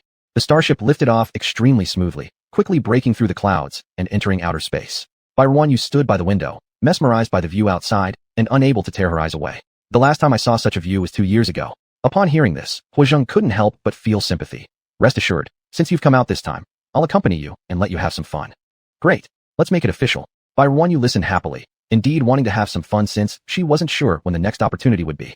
Hua Zhang left the room, giving Bai Ruanyu some personal space. Bai Ruanyu sat by the window watching the scenery outside, an endless expanse of the universe, occasionally seeing a meteor flash by the window. She also glimpsed planets of various colors far away, often populated with people living on them. After watching for more than an hour, Bai Ruanyu started to feel a bit tired. At first, the beautiful scenery fascinated her, but after seeing too much, it lost its charm. She pushed open the door and stepped out. The 4th floor was eerily quiet with not a soul in sight. Bai Ruanyu toured the entire floor and tried opening other room doors to check. All the rooms except for the one next to hers were empty and bare. Following the stairs, Bai Ruanyu went down to the 3rd floor where soldiers dressed in dark brown military uniforms roamed around. Seeing Bai Ruanyu, each one saluted her respectfully. Their mission this time was to ensure the safety of this young lady. Thus they all remembered her appearance clearly. They had never seen such a beautiful girl, unable to resist looking at her a few more times. What are you all staring at? A soft, sweet female voice echoed from the stairway entrance. This was the same voice by one you had heard more than an hour ago. She turned to see a pale-skinned, sweet-looking woman. Upon noticing her, the woman's expression faltered momentarily, quickly crossing her eyes with a flash of jealousy and displeasure. Is this young lady our guest this time? The girl's face instantly lit up with a smile, two dimples appearing on her cheeks, looking incredibly sweet. It would make people think she was a gentle and sweet person, if by one you hadn't caught the glint of something else in her eyes just moments ago. Hello, my surname is Bai. By one you gave her a polite greeting. Miss Bai, hello. My name is Chen Tian. I'm your assigned living assistant. If you need anything, you can come to me. My room is the first one on the left. Chen Tian pointed in the direction of her room. All right, if I need anything, I'll come find you. Chapter 179, 10 Crispy Roast Ducks. Since the third floor was where they lived, Bai Ruren no longer had the idea of touring around, and went downstairs to the first floor after saying goodbye to Chen Tian. Chen Tian looked at her retreating figure, pouted her lips, and felt very unhappy. She had signed up for this so-called living assistant position after hearing that young General Hua led the team. She considered herself the most beautiful among the female soldiers, but this Miss Bai was so unreal in her beauty, and she didn't know where she had done any enhancements, yet they seemed rather natural. After getting to know each other better, she would have to ask carefully. Bai Ruren descended to the second floor. There were warriors guarding here, and Bai Ruren was stopped outside the door. Sorry, this is a military restricted area, you cannot enter. There should be some weapon equipment inside, probably operated during their fights. Bai Ruren nodded at them and then left, descending to the first floor. The first floor was also a large hall with several tables and chairs, a washroom, a drinking water station, and then there was the captain's cockpit with a sign that said, "No trespassing." How are you all resting? Huozheng was inside the second floor room. After hearing the soldiers report that Bai Ruren had come by, he quickly rushed out. By the time he arrived, Bai Ruren had already toured the first floor. I'm hungry. Bai Ruren straightforwardly asked. What's for lunch? Hungry? Huozheng hurriedly took out a nutrient liquid from his space button and handed it to her. This is peach flavored, which many girls like. Give it a try. If you don't like this flavor, I also prepared strawberry and cake flavors for you. The nutrient liquid in his hand clearly looked like high-grade nutrient liquid, but Bai Ruren, who had only tasted the flavor of nutrient liquid once, refused both physically and mentally. I don't want it.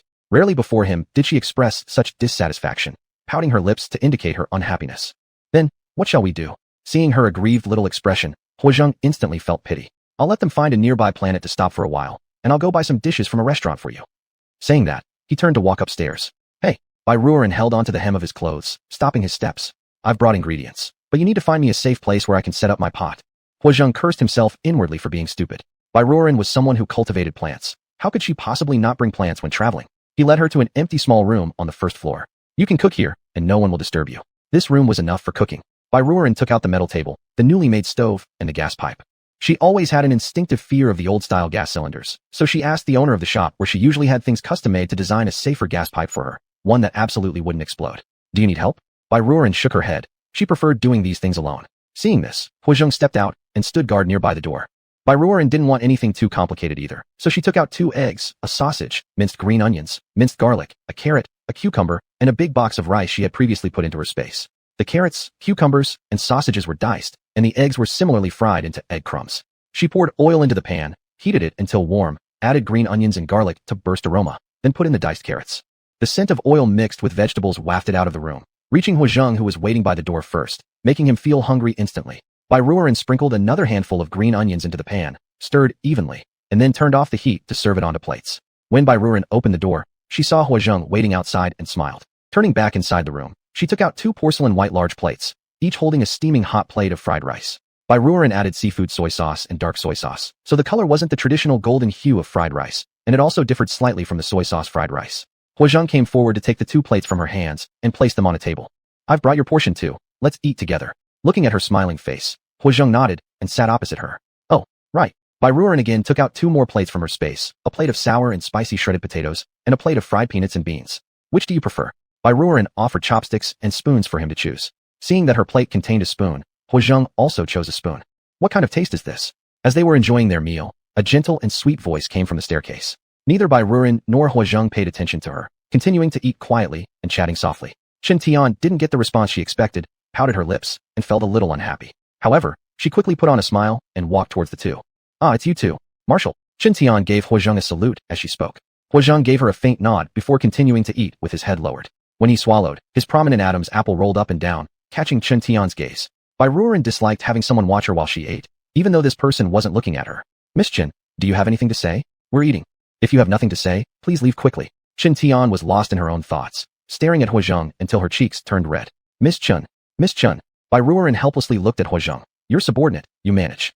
Huazheng thought that Bai Ruoren was jealous because of other women looking at him, which made him inwardly pleased. He lifted his head, his face cold as he looked at Chen Tian. Female soldier, do you have something? If not, you can go. Chen Tian came back to her senses due to his voice, her face reddening even more. No, I just smelled something and came down to check. Finally, Chen Tian shifted her gaze from Huazheng's face to the two plates on the table. A mysterious aroma was emanating from them. Marshal Hua, what is this you are eating? It smells so good. Rice fried with soy sauce, a kind of delicacy from Miss Bai's planet. You can leave if you have nothing important. Ah, it truly smells amazing. I've never seen or tasted it before. She was practically saying, can I try some? Huazheng paid no more attention to her, lowering his head again to continue eating. He used public chopsticks to add some potato threads to Bai Ruoren's plate. You should eat more. How is this dish made? Teach me one day. Bai Ruoren glanced at the potato threads and then calmly scooped them up with rice. Huazheng's ears turned red again. Seeing Huazheng's action, Chen Tian envied her so much that her eyes turned red. She wished it were her sitting across from him. However, it was this unfamiliar female guest, whose background was unknown but had actually been welcomed by Marshal Hua and the War God spacecraft together. Of course, your cooking before was delicious. You seem to be very talented in cooking. Then, teach me how to make this fried rice. Next time, I'll cook it for you. Chen Tian stared at this gentle and tender Marshal Hua, someone she had never seen before. With a woman's intuition, she felt there must be a special relationship between the Marshal Hua and this female guest they were ordered to protect with their lives. She believed he must like her. Filled with both jealousy and discomfort, Chen Tian almost ripped her pants by squeezing her fists. But the two in front of her acted as if she weren't even there, talking freely and completely ignoring her. Chen Tian felt humiliated and angry, her eyes involuntarily turning red. Marshal Hua, I have something else to attend to. I will take my leave. Unable to endure any longer, Chen Tian said this and turned to run away. Huazheng frowned slightly. I don't know how they selected such people. Even though Chen Tian hadn't gone far, she heard this sentence, and the tears in her eyes could no longer be held back. She ran all the way back to her room and cried herself to exhaustion lying face down on the bed. To be able to be part of this mission with him, she went through several rounds of selection and left everyone behind to secure the opportunity to stand by his side. But now, it seemed he already liked someone else. Then, what did all her previous efforts mean? What was her reason for coming here? If she had known this would happen, she wouldn't have come. It's all because Marshal Hua is so handsome. Any girl who sees him would like him. Do you think I'm handsome too? Huazheng raised his head and seriously asked her. Yes. After finishing, Bai Ruoren awkwardly lowered her head to focus on eating without further chatting with him. Huazheng also laughed. It's fine as long as you think I am. Bai Ruoren, blushing from his words, dared not look up at him anymore. Both finished every last bite of their meals, and Huazheng voluntarily took the dishes to wash and return them clean to Bai Ruoren. Bai Ruoren actively suggested, are there any soldiers among those you brought who feel unwell? Anyway, I have nothing to do, so I can examine them. From Earth Star to Purple Star, it would take about 7 days, and Bai Ruoren thought she'd just be staying idle anyway. Wouldn't it be tiring? Huazheng was reluctant to see her overworked. She only needed to rest well and occasionally chat with him. Not really, staying idle is boring anyway. It could count as gaining experience. Then I'll go ask. Soldiers, more or less, all have some minor ailments. Huazheng and his team brought 100 selected warriors this time, a promise from Huadad to her that they would absolutely protect her. When Huazheng announced it, more than 10 warriors immediately followed him down. The group saw that the marshal was bringing them to the very person they were supposed to protect, so they all exchanged puzzled glances. This was the doctor their marshal mentioned? Could such a pretty young girl really cure illnesses? Ignoring their evident skepticism, Bai Ruoren asked the first soldier in line, where do you feel unwell? Chapter 180, a piece of stinky tofu. My shoulder always hurts. The soldier lingered on Bai Ruoren's overly beautiful face for a long time. He had never seen such a pretty young sister, as beautiful as the big star GG. An unpleasant cough interrupted the soldier's days. The soldiers looked over and met their marshal's cold face. Come over here and let me take a look. Bai Ruoren found it amusing in her heart, waving to indicate that the soldier should come closer. Where does it hurt? Is it this side? Bai Ruoren touched both sides of his shoulders. Feeling the delicate and soft hands on him, the soldier's face turned red without him even realizing it. Yes, it's the left side. There was an indescribable fragrance at the tip of his nose, and the soldier deeply sniffed, feeling relaxed in body and mind. Huazheng's expression became darker. Was this how she usually treated patients? The deep sniffing action by the soldier further irritated him. In 2 steps, he went forward and grabbed Bai Ruoren's hand which was on the soldier's shoulder. What's wrong? Bai Ruoren looked at him with some confusion, not knowing what was bothering him. If you're seeing the patient, then why are you touching him? Bai Ruoren said helplessly. He said his shoulder hurts. If I don't touch it, how will I know what's causing the pain? But you didn't have to touch it for so long. Huazheng mumbled softly, but Bai Ruoren, with her excellent hearing, heard very clearly. All right. Since she had already figured everything out from her touch, Bai Ruoren withdrew her hand and sprayed alcohol on it to disinfect. Then, she took out the prepared silver needles from the medical box and inserted one into several acupoints on the soldier's shoulder. Take them out after half an hour, you can go sit somewhere else. The soldier carefully stood up, afraid that the needles on his body might move out of place. This alone can cure the illness. The surrounding soldiers watching were skeptical. Could these thin needles really cure illnesses? It's a minor issue, so naturally, the treatment is simple. Who's next? Bai Ruanyuan looked into the crowd, but all the soldiers hesitated, looking at each other and none daring to step forward. You? Bai Ruanyuan pointed at a man in the crowd who didn't look healthy. Me? That soldier pointed at himself. Yes, you. But the man hesitated, thinking if just getting a few needles stuck into his body could cure the disease. He didn't believe it. He only thought that this lady who needed their full protection might be bored, so she was having fun with them. Seeing them shirking responsibilities, Bai Ruanyuan got a bit angry. If you don't want me to treat you, then you can leave now. She wasn't a monkey. She didn't need so many people around her gawking. Thinking about it, she glared at the main culprit, having told him to find people who would willingly let her treat them. But who were these guys he brought? When had Bai Ruanyuan ever begged others to let her heal them? Huazheng was puzzled by the glare, unsure why she was upset with him. What had he done? Was she mad because of what he said before? Wasn't it because she kept touching that soldier until his face turned red? How could these soldiers who rarely see women resist such teasing? She belongs to him. There's no way subordinates should entertain inappropriate thoughts about her. Then I'll go back first. As soon as a few soldiers heard, they quickly made excuses to retreat, turning around and running upstairs.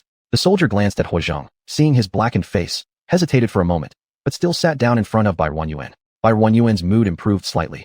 Put one hand on the table. The soldier obediently placed one hand on the table. Bai Ruanyuan pulled the small pillow that had been ignored aside. Lift your hand a bit.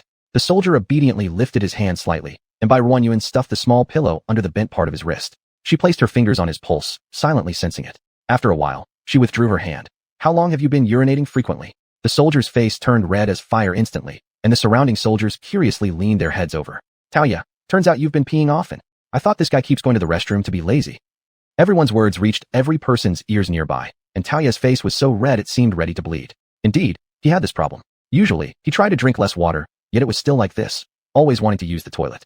He didn't expect that this young miss, after merely touching his wrist, could know about his condition. It was truly magical. I said, how long has this been happening? Seeing him not answering, Bai Ruanyuan could only repeat the question.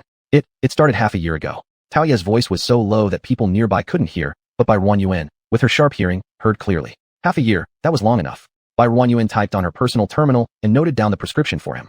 The medicine will be sent to you after I finish checking everything. Just follow my instructions. All right. With some anxiety in his heart, Taoya stepped aside. He hadn't even had any needles inserted. Did this mean his condition was serious? Next, anyone coming? Her display of skill had convinced the soldiers she truly understood some medical techniques, subtly changing their minds as they grew eager. They had come down because each had one or another discomfort, which is why they had followed along. I'll go. A soldier emerged from the crowd and sat in front of Bai Ruanyuan. My waist always hurts. Could you check it out for me? These soldiers all had minor ailments, and Bai Ruanyuan solved most problems by massaging them and inserting a few needles. Only one or two required a bit of medication for adjustment. Come to think of it, how could someone with poor health be assigned to protect Bai Ruanyuan? Bai Ruanyuan quickly returned to her state of boredom, occasionally gazing at the scenery outside, chatting with Huazheng for a while, and then spending the remaining time idly practicing with energy stones. Bai Ruanyuan took out over 20 large watermelons from her space ring and chopped them up with great vigor in her exclusive little kitchen. Then she called 4 soldiers to carry up the 4 large basins full of watermelon slices upstairs to the second floor soldiers. Eat the red part, the black are its seeds, you can spit them out if you want. After explaining, she continued chopping with another round of ding ding wong wong. The 4 soldiers soon came back down and were in a hurry to run back. Their portion was being held by someone else. If they returned late, others might eat theirs. Chapter 181. 2 pieces of stinky tofu. Hey, wait a moment. Bai Ruanyuan stopped them and pointed at the 4 basins of watermelon on the ground. Take these up too, and just bring the basins back later. The 4 soldiers immediately happily ran over, each picking up a basin, and briskly walked upstairs. Bai Ruanyuan took out another watermelon, washed its surface clean, and cut it into 4 wedges. This watermelon was Chilean watermelon, so it wouldn't have any black seeds, which was very friendly for someone like Bai Ruanyuan who didn't like seeds. Then she opened her personal terminal and found Huazheng. What are you doing? Come down and eat some watermelon. Actually, Huazheng was also on the second floor, slowly eating the watermelon in his hand. The watermelon Bai Ruanyuan cut wasn't neatly divided into exactly 200 pieces. After every soldier got 2 pieces, there were still a few left in front of Huazheng. After receiving Bai Ruanyuan's message, Huazheng threw the rind into one of the basins full of watermelon peels and then washed his hands. You guys figure out how to divide the remaining pieces yourselves. With that, he casually went downstairs. The soldiers looked at the remaining 6 or 7 pieces of watermelon in the basin, glanced at each other, none willing to yield as they didn't want to miss out. The squad leader saw this situation. Since it's like this, let's draw lots then. Some were happy, some were sad. But all this had nothing to do with Huazheng sitting downstairs using a spoon to scoop up a quarter of the watermelon. Chen Tian came downstairs to check, heard the clamor from inside the second floor, went to take a look, and then saw several large basins on the ground filled with unknown items. The air still carried an unidentified sweet fragrance. What did you eat? She couldn't help but ask. Watermelon. Really sweet. Haven't you eaten it? The scene then fell into an awkward silence. It was only then that the soldiers remembered for some reason they had forgotten about this female soldier, not only neglecting to give her watermelon, but also not reserving any for her. Oh, it's fine. If you ate it for me, that's good too. Shen Tian's voice remained gentle and sweet, but her face turned dark as soon as she turned away, clenching her fingers in anger. It was always like this. Her mouth pouted unhappily. Since she took on this mission, she hadn't been smooth sailing. Everything she tried seemed unsuccessful. They said she was supposed to be the mysterious guest's life assistant and provide close-range protection while taking care of her daily needs. But it seemed like the guest didn't particularly like her, nor did she need her for daily tasks. She was practically invisible on this battleship. Feeling frustrated, Shen Tian reached the first floor and saw from afar that those two were sitting together again. Getting closer, she discovered them eating something. Judging by the green shell, it seemed similar to what the soldiers upstairs were eating. She approached the two people and greeted them. Marshal Miss Bai, good day. Hello. Miss Bai Wanyan returned her greeting. Looking at her, she asked, did you get some watermelon? I had them take some upstairs earlier. No, Shen Tian said somewhat dejectedly, her gaze sweeping over the watermelon in front of them and the two was placed on the other side of the table. So, this thing is called watermelon. Isn't it from Miss Bai? When they arrived, they hadn't tasted these things before. It wasn't until Miss Bai arrived that these appeared. They really should have, Miss Bai Wanyan muttered, picking up a quarter slice of watermelon from the other side of the table and handing it to her. Go ahead and eat it. Ah. Shen Tian didn't expect Miss Bai Wanyan to be so generous this time, instinctively extending her hand to receive it in a daze. Oh right. Bai Wanyan ran to her little kitchen and grabbed a fruit knife. Cut it yourself or eat it with a spoon like us. After saying that, she also shoved a new spoon into her hand. Thank you, thank you. Shen Tian thanked her. You're welcome. Go ahead and eat. It won't be cool for long. Her watermelon was chilled. Each bite was refreshing and uplifting. Shen Tian held the watermelon and walked back, the original unhappiness in her heart now gone. After all, she was just a young girl. Her mood came quickly and left just as fast. You don't have to bother with her. Huozheng wasn't quite satisfied with this chosen female soldier. Everyone else had it, but she didn't. What does that mean? I don't lack this piece anyway, and she's still just a child. Bai Wanyan laughed and commented a couple of sentences. She could sense that this young girl had a proud nature, but her thoughts weren't bad. She just harbored feelings for Huozheng, thus always wanting to put on a show in front of him. She's a few years older than you. Huozheng scooped up a big piece of watermelon and put it into his mouth, looking very satisfied as he said, in my eyes, she's just a kid. A person with more than 50 years of age from 2 lifetimes combined is not wrong to see a 20-year-old girl as just a kid. Moreover, she wouldn't interact with her for many more days and probably wouldn't meet her again in the future. Whether the other party was good or bad had nothing to do with her. Today Bai Wanyan took out some watermelon to eat, tomorrow some apples, the day after tomorrow some bananas. The soldiers would all see her and smile like they had flowers blooming on their faces, making Bai Wanyan feel somewhat wryly amused. After a few boring days aboard the starship, they could finally see the purple star. Bai Wanyan looked at the faint protective barrier encircling the purple planet and understood this to be the legendary planetary shield. They soon approached the purple star, and Bai Wanyan felt as if her body passed through a layer of film. The view outside the window transformed into layers of white clouds. She packed her belongings, confirmed that she hadn't left anything behind, and then exited her room. Why did you come out? Huozheng happened to be going upstairs when he saw Bai Wanyan coming out. Aren't we here already? Bai Wanyan looked at him with wide eyes, appearing somewhat confused. Coupled with her face, it made her look exceptionally cute. Oh, you're right. Huozheng found himself momentarily tongue-tied. Actually, they still had a little while before reaching their destination, and he needed to ensure her absolute safety before allowing her to disembark from the starship. But you stay close to me and don't run off. That's all he could say. Okay, Bai Wanyan readily agreed. Huozheng took her down to the first floor where several soldiers were already waiting. Marshal Miss Bai. Marshal, Miss Bai. Bai Wanyan smiled and nodded at them before obediently staying close behind Huozheng. Heightened vigilance. We'll be there soon. Huozheng solemnly reminded them. Yes. The soldiers chorused in agreement and returned to their respective positions. Report. A missile is heading towards our location. The interception system has been activated. Chapter 182. 3 pieces of stinky tofu. Bai Wanyan listened to the report and didn't expect that there would actually be someone who would attack them. Don't be afraid. Huozheng softly consoled her. Bai Wanyan nodded. She wasn't really afraid either. Miss Bai. Shen Tian ran down from the 3rd floor. She had also heard the broadcast. She was supposed to provide close protection for Miss Bai. If anything happened to her, she couldn't afford to take that responsibility. Bai Wanyan nodded at her. You will have a lot of work. Shen Tian's face showed some embarrassment. It's not hard. It's what I should do. During this period, she hadn't eaten few things that belonged to Miss Bai, and their taste were something she had never tasted before. As the saying goes, if you accept gifts, you become indebted. She ate for several days in a row, and her attitude toward Bai Wanyan had changed long ago. The name God of War was not given in vain. Although several forces tried to attack them, they could not even break through the defense of the God of War. Bai Wanyan avoided the window so that people outside couldn't see her. Soon, the God of War stopped at the designated location, and more warriors and armed forces appeared outside the window. Huozheng took out a prepared cloak and draped it over Bai Wanyan, covering her face tightly. You don't have to be afraid, I'll always be with you. He gently wrapped an arm around her shoulders, holding her protectively. Then he led her down from the already open cabin door, with guards surrounding them on all sides.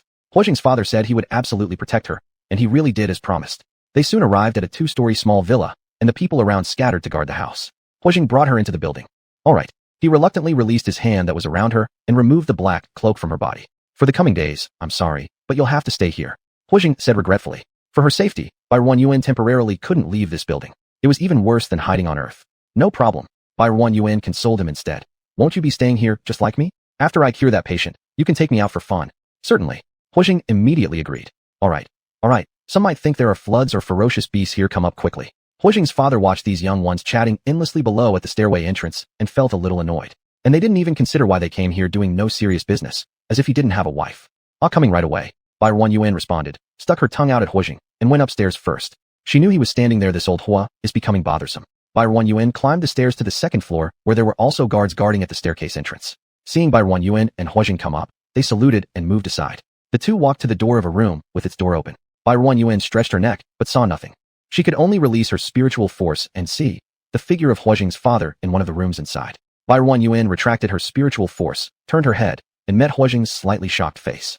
Huh, what's wrong with you? Nothing. Huijing calmed the expression on his face and became indifferent again. Oh, Barren Yuan didn't ask any more questions. She thought he was just being weird again, so she went inside first. Huijing looked at her back shadow, and his eyes darkened. Just now, he clearly felt the faint touch of spiritual force. If his spiritual level were still at 4S, perhaps he wouldn't have even noticed that spiritual force. Could Wanwan's spiritual power be higher than his? Huijing had many doubts in his heart. She was like a book, containing too much content. Maybe only when the book reached its end would all things become clear. Barren Yuan approached the inner room, and there were 2 guards in front of the door. But apparently, they recognized Barren Yuan, so after seeing them, they pulled the door open and invited them in. Barren Yuan stepped in, and inside was a spacious room. The decoration was very nice, and from the furnishings, one could tell that the owner was either rich or of high status.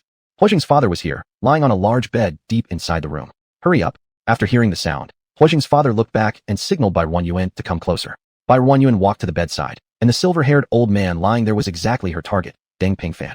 The old man was asleep, and Barren Yuan did not know if she should start treatment now. You should start now. He has been mostly sleeping lately and rarely wakes up. Mr. Hua looked at Deng Pingfan on the bed with a heavy heart. All right. Barren Yuan adjusted Deng Pingfan's hand so that the palm faced upward and then began to take his pulse. She retracted her hand and placed the patient's hand back where it was. Based on his current condition, he might last another half a month. I can treat him, but how much he recovers depends on him.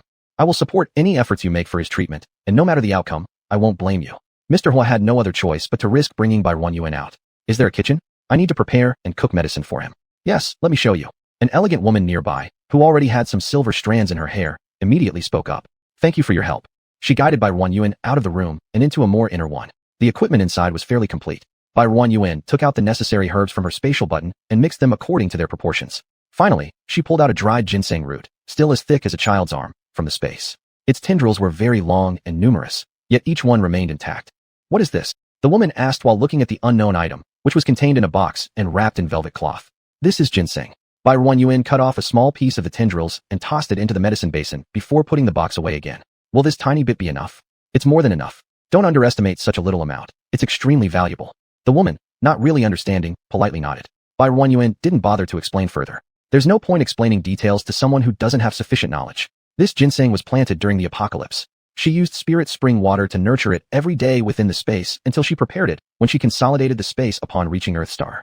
Even if we calculate by the time difference between the space and the outside world, this ginseng must have been growing for over 200 years. However, its medicinal potency equaled that of a 1,000-year-old ginseng. That's why Barren Yuan considered it extremely precious. Currently, there are only 10 of these ginseng roots left in her space, and she doesn't intend to harvest them yet. When she has free time, she waters them with spirit spring water to keep them growing. So this ginseng was indeed very precious. Chapter 183. 4 pieces of stinky tofu. Barren Yuan soaked the herbs, then started cooking porridge for Mr. Feng.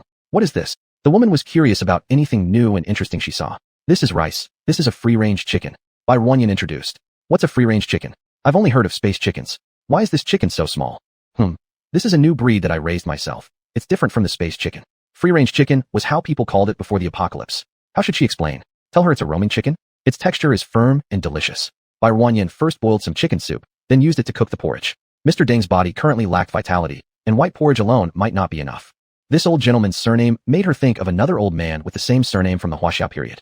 Their symptoms were somewhat similar, both caused by long-term exposure to radioactive substances. This elderly man was still lucky. Radiation treatment in the interstellar era was much more advanced, which allowed him to live for many more years. If only she could go back to that era, she could cure the other Mr. Deng too, and the later Huaxiao would surely become even stronger. I haven't properly introduced myself yet. My last name is Bai Su. I'm Deng Pingfan's wife. Miss, may I know how you should be addressed? Bai Ruanyan didn't expect that the other person also surnamed Bai. Wow, that's really coincidental. My last name is Bai too, Bai Ruanyan. After hearing this, Bai Su became obviously more interested and asked Bai Ruanyan more questions about her family background. After learning Bai Ruanyan's story, Bai Su couldn't help but feel pity. Who would have thought you've gone through so much hardship at such a young age? Fortunately, everything is getting better now. Then who did you learn your medical skills from? Laughing already shows how talented you are at such a young age. A few books have been passed down in my family. I taught myself when I was little. You're truly very smart. Ah, not bad. Bai Ruanyan moved the clay pot filled with medicine to the stove, turned on the fire, and began brewing. Do they talk like this as the two chatted intermittently, most of which were questions from Bai Su, while Bai Ruanyan responded briefly. She actually preferred being alone and didn't enjoy having someone around, but she couldn't stop others from observing throughout the process. It was normal for them to be cautious. Besides, they weren't doing anything unnecessary. Bai Ruanyan poured the brewed medicine into a bowl, added water again, and continued boiling. Is this good? Not yet. It needs to be boiled once more, and then the liquid from both boilings should be mixed together. Bai Ruanyan turned off the fire under the chicken soup porridge and served a bowl. Why don't you take this bowl of porridge over to Mr. Deng first? This way, his stomach will have something in it, so he won't hurt it when taking the medicine later. All right. Bai Su hesitated for a moment, then took the bowl. In fact, she wanted to stay and watch Bai Ruanyan. As she left with the bowl, Bai Ruanyan let out a sigh of relief. Smelling the fragrant aroma of the chicken porridge nearby, she slipped out and beckoned Hezhong, who was sitting in the living room. What's wrong? Hezhong quickly walked over. I cooked some porridge. Do you want a bowl? Yes. He followed her inside as Bai Ruanyan served him a bowl of porridge. Why don't you ask uncle if he wants some as well? After pondering for a bit, she said, never mind, no need to ask. Then she served another 2 bowls and placed them on a tray. Would you mind delivering these to them? Sure. He carried the tray and delivered it, returning soon after to eat in the kitchen with Bai Ruanyan. After Bai Ruanyan took a sip of the porridge, she recalled an amusing past incident involving Hezhong. Do you remember? Back then, you called me just to get another bite of porridge. Don't say it. A large hand covered her lips. Bai Ruanyan widened her eyes and glared at him. Let go. All right. I'll let go only if you promise not to continue talking about that and not mention that word. His ears were already flushed red, yet his face looked composed and calm. So fake. Just try letting go of me. Bai Ruanyan could only nod. This guy was truly hard to resist teasing. We've agreed. Bai Ruanyan nodded. Hezhong slowly released his hand and felt the tension ease. The moment Bai Ruanyan's body leaned back and escaped his grip, she wiped her lips forcefully. I wash my hands. Bai Ruanyan shot a glare at Hezhong, who still seemed a little indignant. He even extended his hand towards her face to prove that he had washed. Bai Ruanyan smacked him once on his palm, forgetting that force works both ways. Although his thick skin wasn't affected, her own palm turned slightly red. Let me see, did it hurt? He grabbed her hand to inspect. Her skin was originally pale, making the redness stand out conspicuously. Does it hurt? He massaged her palm to ease the discomfort, and Bai Ruanyan only felt itchy from the calluses on his palm. Her face slightly red, she withdrew her hand and ignored him, focusing on drinking the porridge. Humph. A person like him should remain perpetually single. Humph. Little girl, our old Mr. Deng wants to see you. Bai Su walked in with a tray, which had 3 empty bowls on it. All right, I'll come over after I finish brewing my medicine. Bai Su placed the tray aside, not leaving, and found a place to sit. Young lady, your porridge is truly delicious. For so many years, I've never tasted something like this. You're too kind. Bai Ruanyan smiled, and continued eating her porridge. Bai Su looked at Hezhong sitting across from Bai Ruanyan, noticing the strange atmosphere between them. This stubborn young man would often look at the white surnamed young lady across from him, for no reason. A trace of amusement flashed in Bai Su's eyes. Has this stubborn young man finally seen the light? Hezhong, I remember that you disliked dealing with young ladies the most. Now looking at you, isn't it true that you're getting along well with Miss Bai? Here it comes. In Bai Ruanyan's mind, common tropes from novels were coming into play. The elder by the male lead side will inevitably say in front of the female lead, I have watched the young master grow up, and this is the first time I've seen him care so much about a young lady. I can tell that you must be special in his heart. Or, I can tell that the young master must value you greatly. Hezhong's ears turned slightly red, and he looked up just as Bai Ruanyan shot him an annoyed glance. Hezhong, it seems like the medicine is done. Bai Ruanyan washed the empty bowl and spoon after finishing her meal, then tucked them away in her dimensional button. She poured the brewed medicine into the previously prepared medicine, then took out half the amount, carrying the bowl as she left the kitchen. Bai Su mysteriously sensed that Miss Bai seemed a bit unhappy. She was quite normal when she left earlier. She glanced curiously at Hezhong, but he was busy drinking porridge and didn't notice her gaze. Chapter 184, 5 Stinky Tofus. Bai Su. She also walked out of the house and followed Bai Ruren's footsteps. Mr. Deng was already awake, leaning against the head of the bed when Bai Ruren entered. Hearing the sound of footsteps, he looked over, his amber eyes still bright and alert. This is Dr. Bai, isn't it? Mr. Deng revealed a kind smile, warmly greeting Bai Ruren. Hello, I'm Bai Ruren. Bai Ruren approached with neither arrogance nor humility, handing him the medicine bowl. Grandpa Deng took it over, glancing at the dark brown liquid inside. Is this the medicine that can treat my illness? The old man curiously examined it for a moment, then prepared to drink it. Wait a moment. Bai Su interrupted his action. Old Mr. Deng, shouldn't we let someone try this medicine first before drinking it? Upon hearing this, Bai Ruren's smile faded as she turned her gaze toward Mr. Hu sitting beside. Mr. Hu began to speak. Dr. Bai's medical skills are highly remarkable. She came here with me. Aren't you convinced yet? Bai Su's expression remained hesitant, looking towards the bed where Deng Pingfan lay. Old Mr. Deng's body simply cannot afford any mishaps now, so I have to be careful. After saying that, she turned to Bai Ruren. Miss Bai, it's not that I don't trust you, but I want everything to be absolutely sure. Huozheng suffered a violent mental disorder in the past and was cured by her. No one else can treat old Mr. Deng's condition. If Dr. Bai says she can cure him, why are you hesitating? Bai Su still had some concerns. You can find someone to test the medicine, but it should be on someone who has the same symptoms as Mr. Deng. Otherwise, testing would be meaningless. You can also find a doctor to check if the medicine suits his symptoms. Bai Ruren interjected nonchalantly. But I already mentioned, he has at most half a month left. If you delay because of your hesitations and he dies in the end, I will not bear any responsibility. Saying this openly in front of the patient himself, Bai Su and Deng Pingfan did not look too pleased. Deng Pingfan's gaze swept across Bai Ruren's face. It was obvious that this young girl wasn't faking her frustration. Interrupting his wife who was about to continue, he said, It's fine. I believe in Dr. Bai. My current physical state, I know it best. Don't worry unnecessarily. Having consoled his wife, Deng Pingfan drank down all the medicinal concoction in one go. This medicine had an especially strange taste. After finishing it, Deng Pingfan made a few sounds of discomfort, spitting out a small amount of the medicine. What's going on? Bai Su immediately turned pale and rushed to Deng Pingfan's side to support him. Is there something wrong with the medicine? Quick, call the doctor. She shouted loudly toward the door, her body visibly trembling from fear. Don't scare me like that. Deng Pingfan raised a shaky hand to wave weakly, but Bai Su didn't pay attention at all. Bai Ruren handed a water cup from the bedside cabinet to him. Rinse your mouth. As Deng Pingfan was just about to take it, Bai Su swung her hand down forcefully, shattering the glass cup on the ground into countless pieces, showing how hard she hit it. The back of Bai Ruren's hand quickly turned red. Ruren, are you alright? Mr. Hu stood up instantly and rushed over, lifting Bai Ruren's arm to examine it closely. Are you hurt anywhere? Bai Ruren flexed her fingers a little and, finding it wasn't very painful, shook her head. At this moment, a guard rushed in with two people who looked like doctors, holding instruments in their hands. Bai Ruren got pushed away from Deng Pingfan's side. Old Deng, don't talk for now. Let the doctors examine you carefully. With a cold face, Bai Ruren walked out of the room. What happened? Upon hearing the noise, Huozheng emerged from the kitchen to investigate, still wearing the pink apron Bai Ruren had put aside earlier, with water still on his hands. Bai Ruren couldn't help but find his tall frame wrapped in such a small apron amusing. Though wanting to laugh at him, when she spoke, her voice carried a touch of sobbing. She pouted her lips, her eye rims turning red. What's wrong? Without caring about his wet hands, Huozheng used one arm to pull her onto a chair in the kitchen. Only then did he notice the reddened back of Bai Ruren's hand. What happened? He grabbed her hand, and within just a short while, her hand back had swollen. Seeing this, Huozheng was filled with sorrow, wanting to touch it, but dared not. I'll go ask if there's a medical pod. Saying this, he abruptly stood up and walked out. He returned shortly after. Come, I found one. Supporting her gently, he led her to a room on the first floor. Inside was a medical chamber used by the guards on a regular basis. There is also one on the second floor, but it's for Mr. Deng's use only. No one else can use it. Huozheng pressed the switch, opened the chamber door, and placed Bai Ruren's hand inside. Soon, a layer of light green liquid appeared underneath, immersing Bai Ruren's palm in it. She felt as if her hand was soaked in a cool, refreshing activity. Soak for 10 minutes, and it won't hurt anymore. Huozheng consoled her softly and wiped away the 2 tears still hanging on her face. Bai Ruren was feeling down and didn't bother to dodge his hand. Huozheng squatted in front of her so she could see him more easily. I heard some noise. What happened? Can you tell me? Bai Ruren quietly recounted the previous events, and after hearing them, Huozheng's expression became slightly heavier. I trust you. You saved my life 3 times before, which is proof enough of your medical skills. In fact, Bai Ruren had encountered such distrust many times. Wasn't it because her face was too young? If she were 10 years older now, perhaps she would be more convincing. At first, she wasn't particularly upset, but after seeing his concerned eyes, it was as if she became that bullied child who suddenly saw a supportive adult, and all sorts of emotions flooded her mind. Now Bai Ruren felt somewhat embarrassed, crying in front of Huozheng, shedding a couple of tears. It was too embarrassing. So she didn't really want to talk right now, nor did she know how to phrase things to move past the earlier incident. The 10 minutes passed quickly, and the pale green liquid at the bottom of the pod gradually disappeared, vanishing somewhere unknown. Not a single drop remained on Bai Ruren's body. She was dry as though she hadn't been immersed at all. Huozheng, please go ask Uncle Hua when he has time to send me off.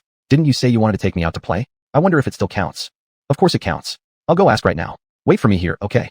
Chapter 185. 6 pieces of stinky tofu. Alright. Huozheng strode out, and Bai Ruren also left the room.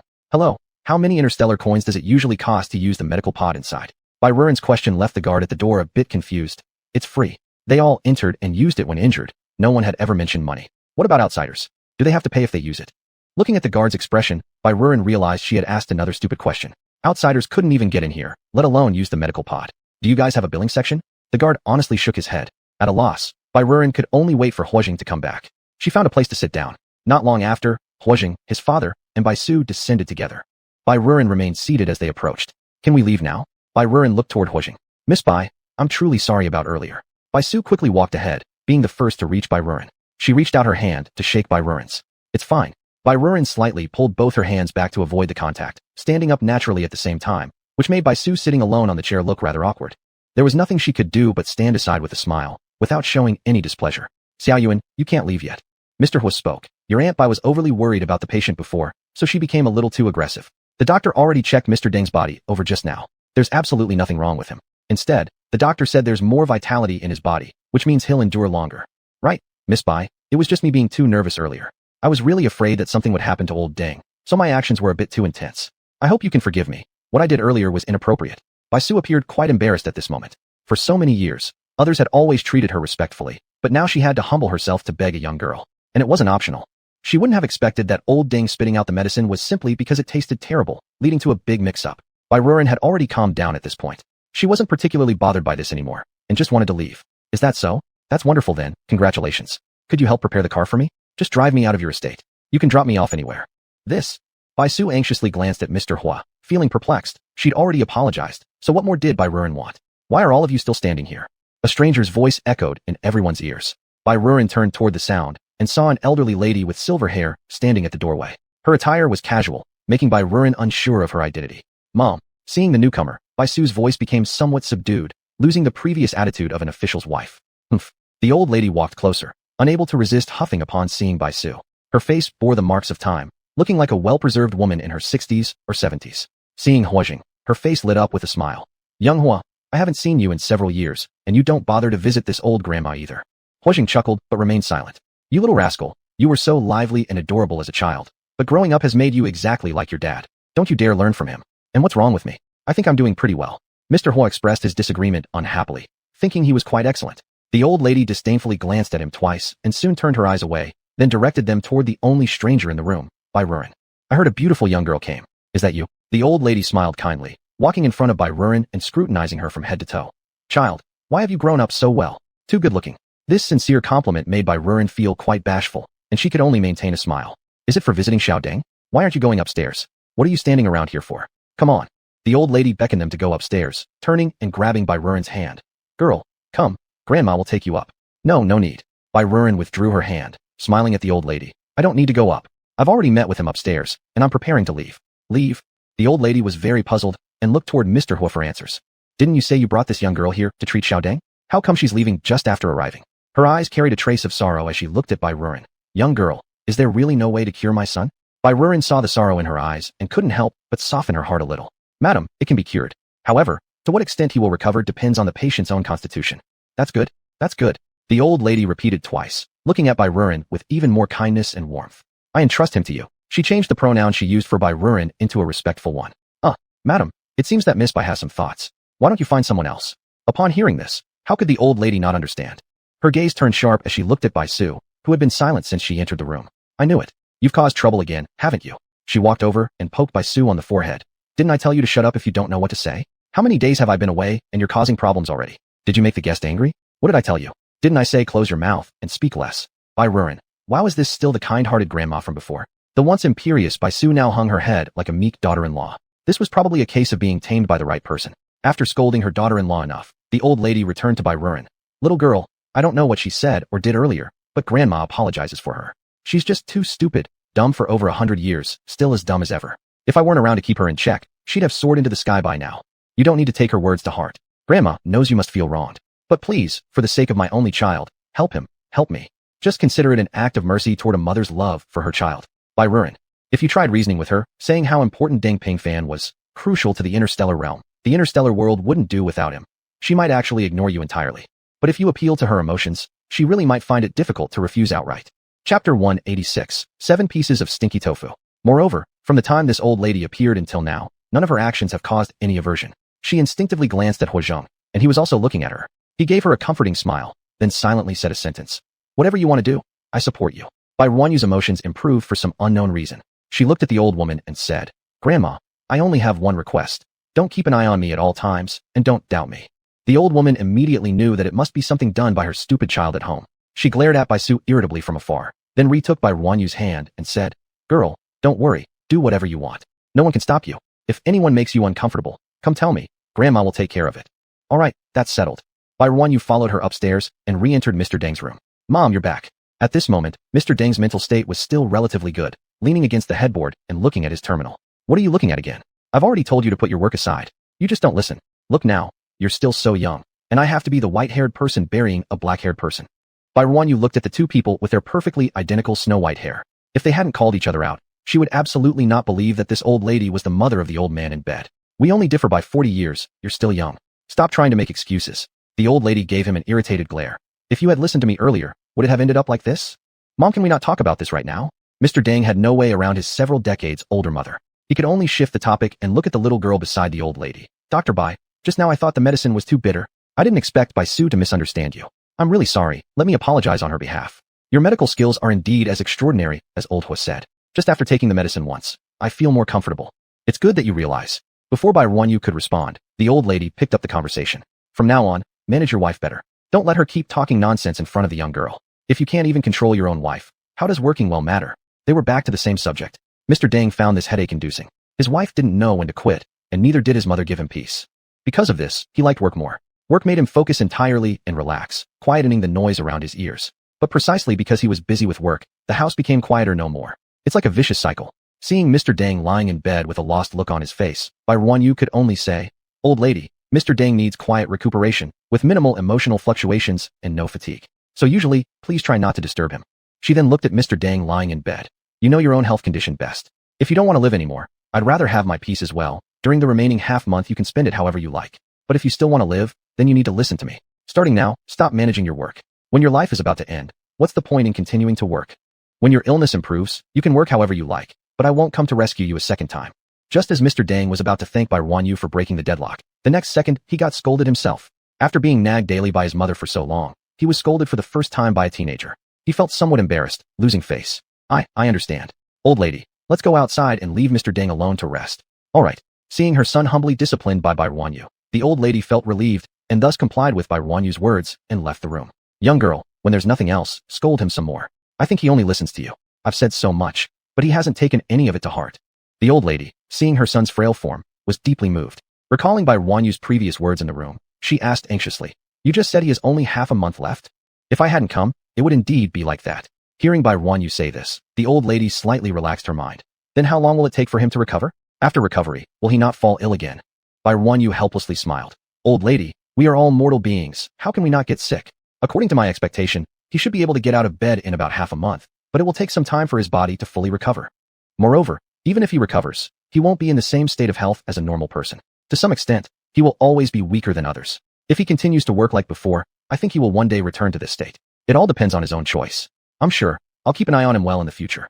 The old lady promised, having already made up her mind to keep a close watch on him after he gets better. Bai Ruanyu shook her head and said nothing. Deng Pingfan was an adult. If he really wanted to do something, who could stop him? Besides, when it came to people who dedicated their entire lives to their beloved careers, she had seen too many like him. Nothing would probably hinder their path, except death.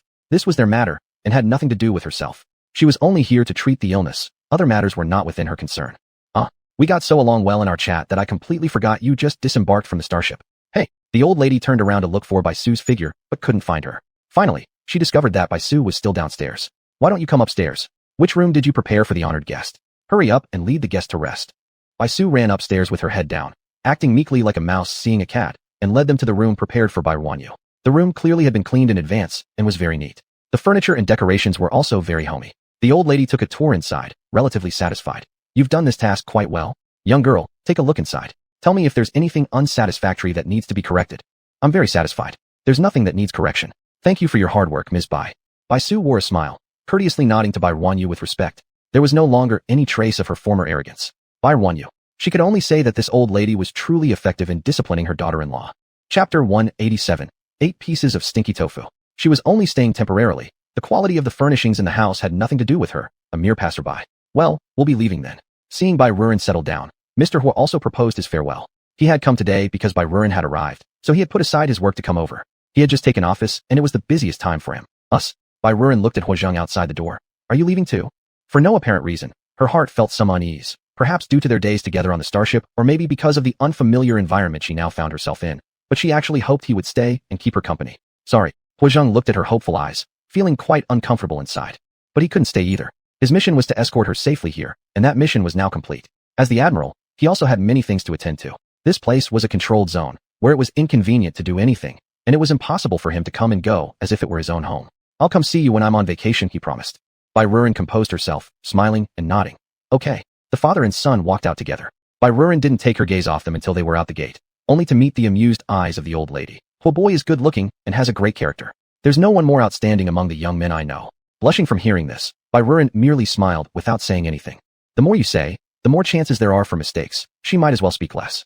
Every morning, she diagnosed Deng Pingfan's pulse once and gave him acupuncture once every 7 days. After diagnosing his pulse, she steeped his medicine, then handed over the breakfast she had prepared to someone who would serve him. Morning, noon, and night. What she ate, he ate.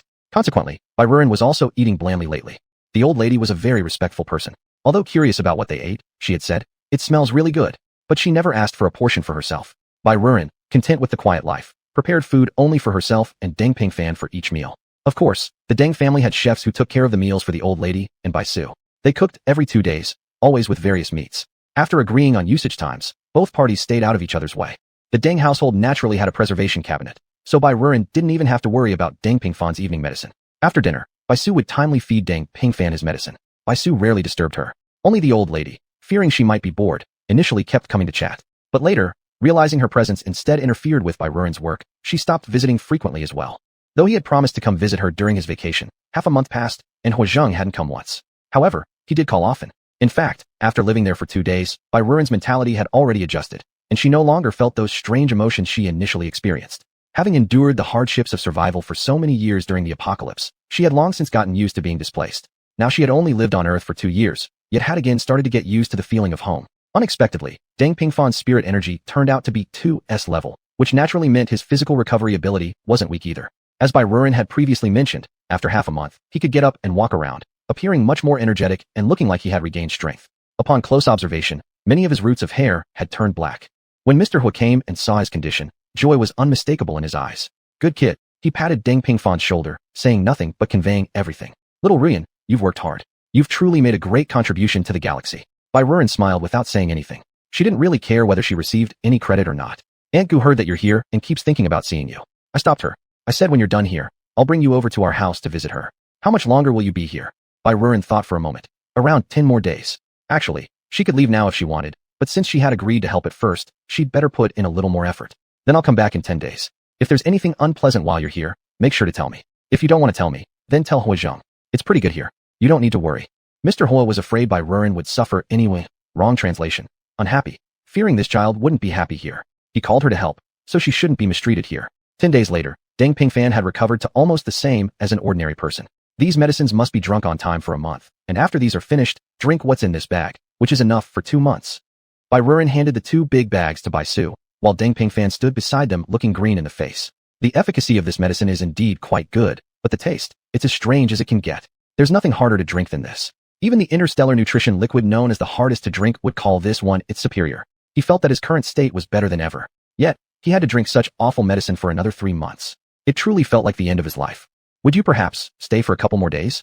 I really cannot feel at ease without you. Bai Su took the 2 big bags of medicine, which were surprisingly heavy. She didn't want Bai Ruren to leave. All her previous doubts about her had already been dispelled over these past few days. She had personally witnessed old Deng getting better day by day, so she no longer harbored any suspicions towards Bai Ruren. Instead, there was only absolute trust.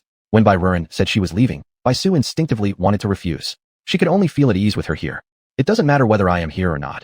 As long as he takes his medicine on time and rests well, his body will naturally get better. If he continues to neglect his health as he used to, it won't take long for him to revert to his previous condition. While listening, Bai Su kept giving side glances to Deng Pingfan. But the old lady paid no attention to that and directly said, "Did you hear what Dr. Bai just said? It's not easy for Dr. Bai to come here. She already said before, if you fall ill again, she won't be coming back. I've thought things through in the past few days. You are no longer young, so why should I bother worrying about your affairs unnecessarily? From now on, do whatever you want. Work as hard as you wish. I won't interfere anymore. Dr. Bai is right. Your body belongs to yourself. Whatever others say won't change anything. The shock and trauma I've experienced during this time has been enough. If you don't want to live, I still do. Tomorrow, I'll move to the house on Frentisti Planet to avoid seeing you tormenting yourself. Mom. Upon hearing that her mother was planning to leave, Deng Pingfan, who had remained silent all along, couldn't help but finally utter a sound. Chapter 188. 9 pieces of stinky tofu. From now on, I'll try to control myself as much as possible. Alright, please don't leave. But no way. Certain people already think I'm a bother. My leaving would free up space for them. At certain people, Bai Su's heart was delighted, but her face turned pale when she heard the old lady's words. Mom, how could you think this way? With you here, the family gains a pillar of strength, and many things rely on you. Humph. The old lady huffed once, but her expression softened slightly. At least this daughter-in-law still had some conscience. Bai Ruoren wasn't interested in their little drama. After tidying up all her belongings, she waited for Mr. Hu's people to come pick her up. Young lady, I truly thank you.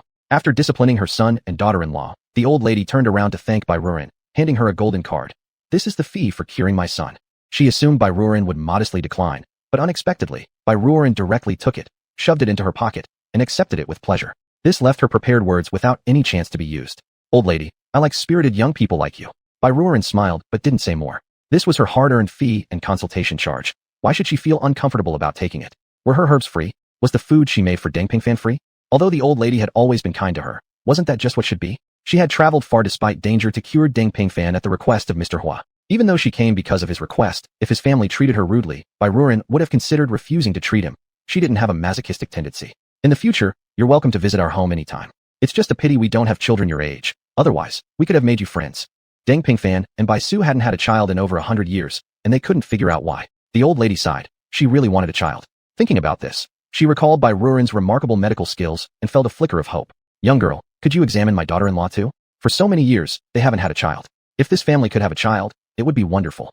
Bai Ruoren glanced at Deng Pingfan, whose hair was snow white, uncertain if at his age he even retained such function. But secretly, she wasn't inclined to get involved. Even interstellar medicine can't solve this issue, so neither can I. Besides, Mr. Deng is this old. You understand. The old lady wanted to say more, but just then the door opened and Huazhan and his father walked in. Thereby, the old lady couldn't continue speaking. Here you are.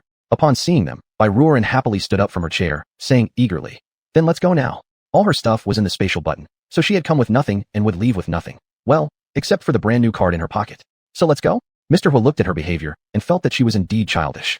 But thinking that she had been cooped up in this house for nearly a month, he somewhat understood.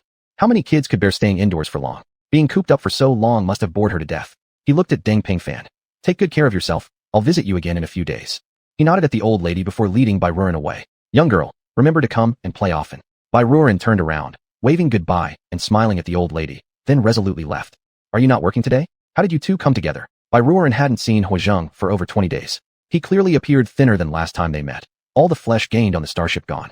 I said I could come by myself, but he insisted on coming along. Mr. Hua's teasing voice rang ahead, making Huazhan feel a bit embarrassed when looking at Bai Ruoren. But after being apart for so many days, he was reluctant to take his eyes off her.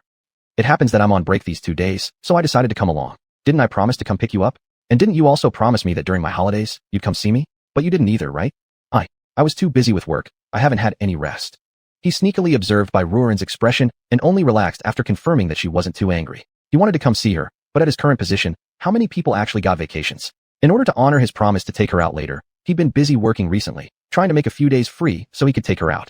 My mom is waiting for us at home. Come upstairs quickly. Mr. Hua really couldn't bear to look at his good-for-nothing son being so honest in front of the young lady. Ms. Gu had been waiting by the door for quite some time, and as soon as the hover car stopped, she hurried over without hesitation. Mom. She didn't even glance at her beloved eldest son but rushed straight to Bai Ruoren, immediately hugging the girl tightly. Oh my, I've missed you so much. I've been looking forward to your arrival for days now, and finally you're here. Are you tired? Hurry up, come inside. Before Bai Ruoren could say anything, she was dragged into the house by the enthusiastic Ms. Gu, leaving her no time to even notice what Mr. Hua's house looked like. The father and son, forgotten on the spot, exchanged a glance, sighed collectively, and followed after them. Bai Ruoren had already been enthusiastically pulled by Ms. Gu to take a look at the room.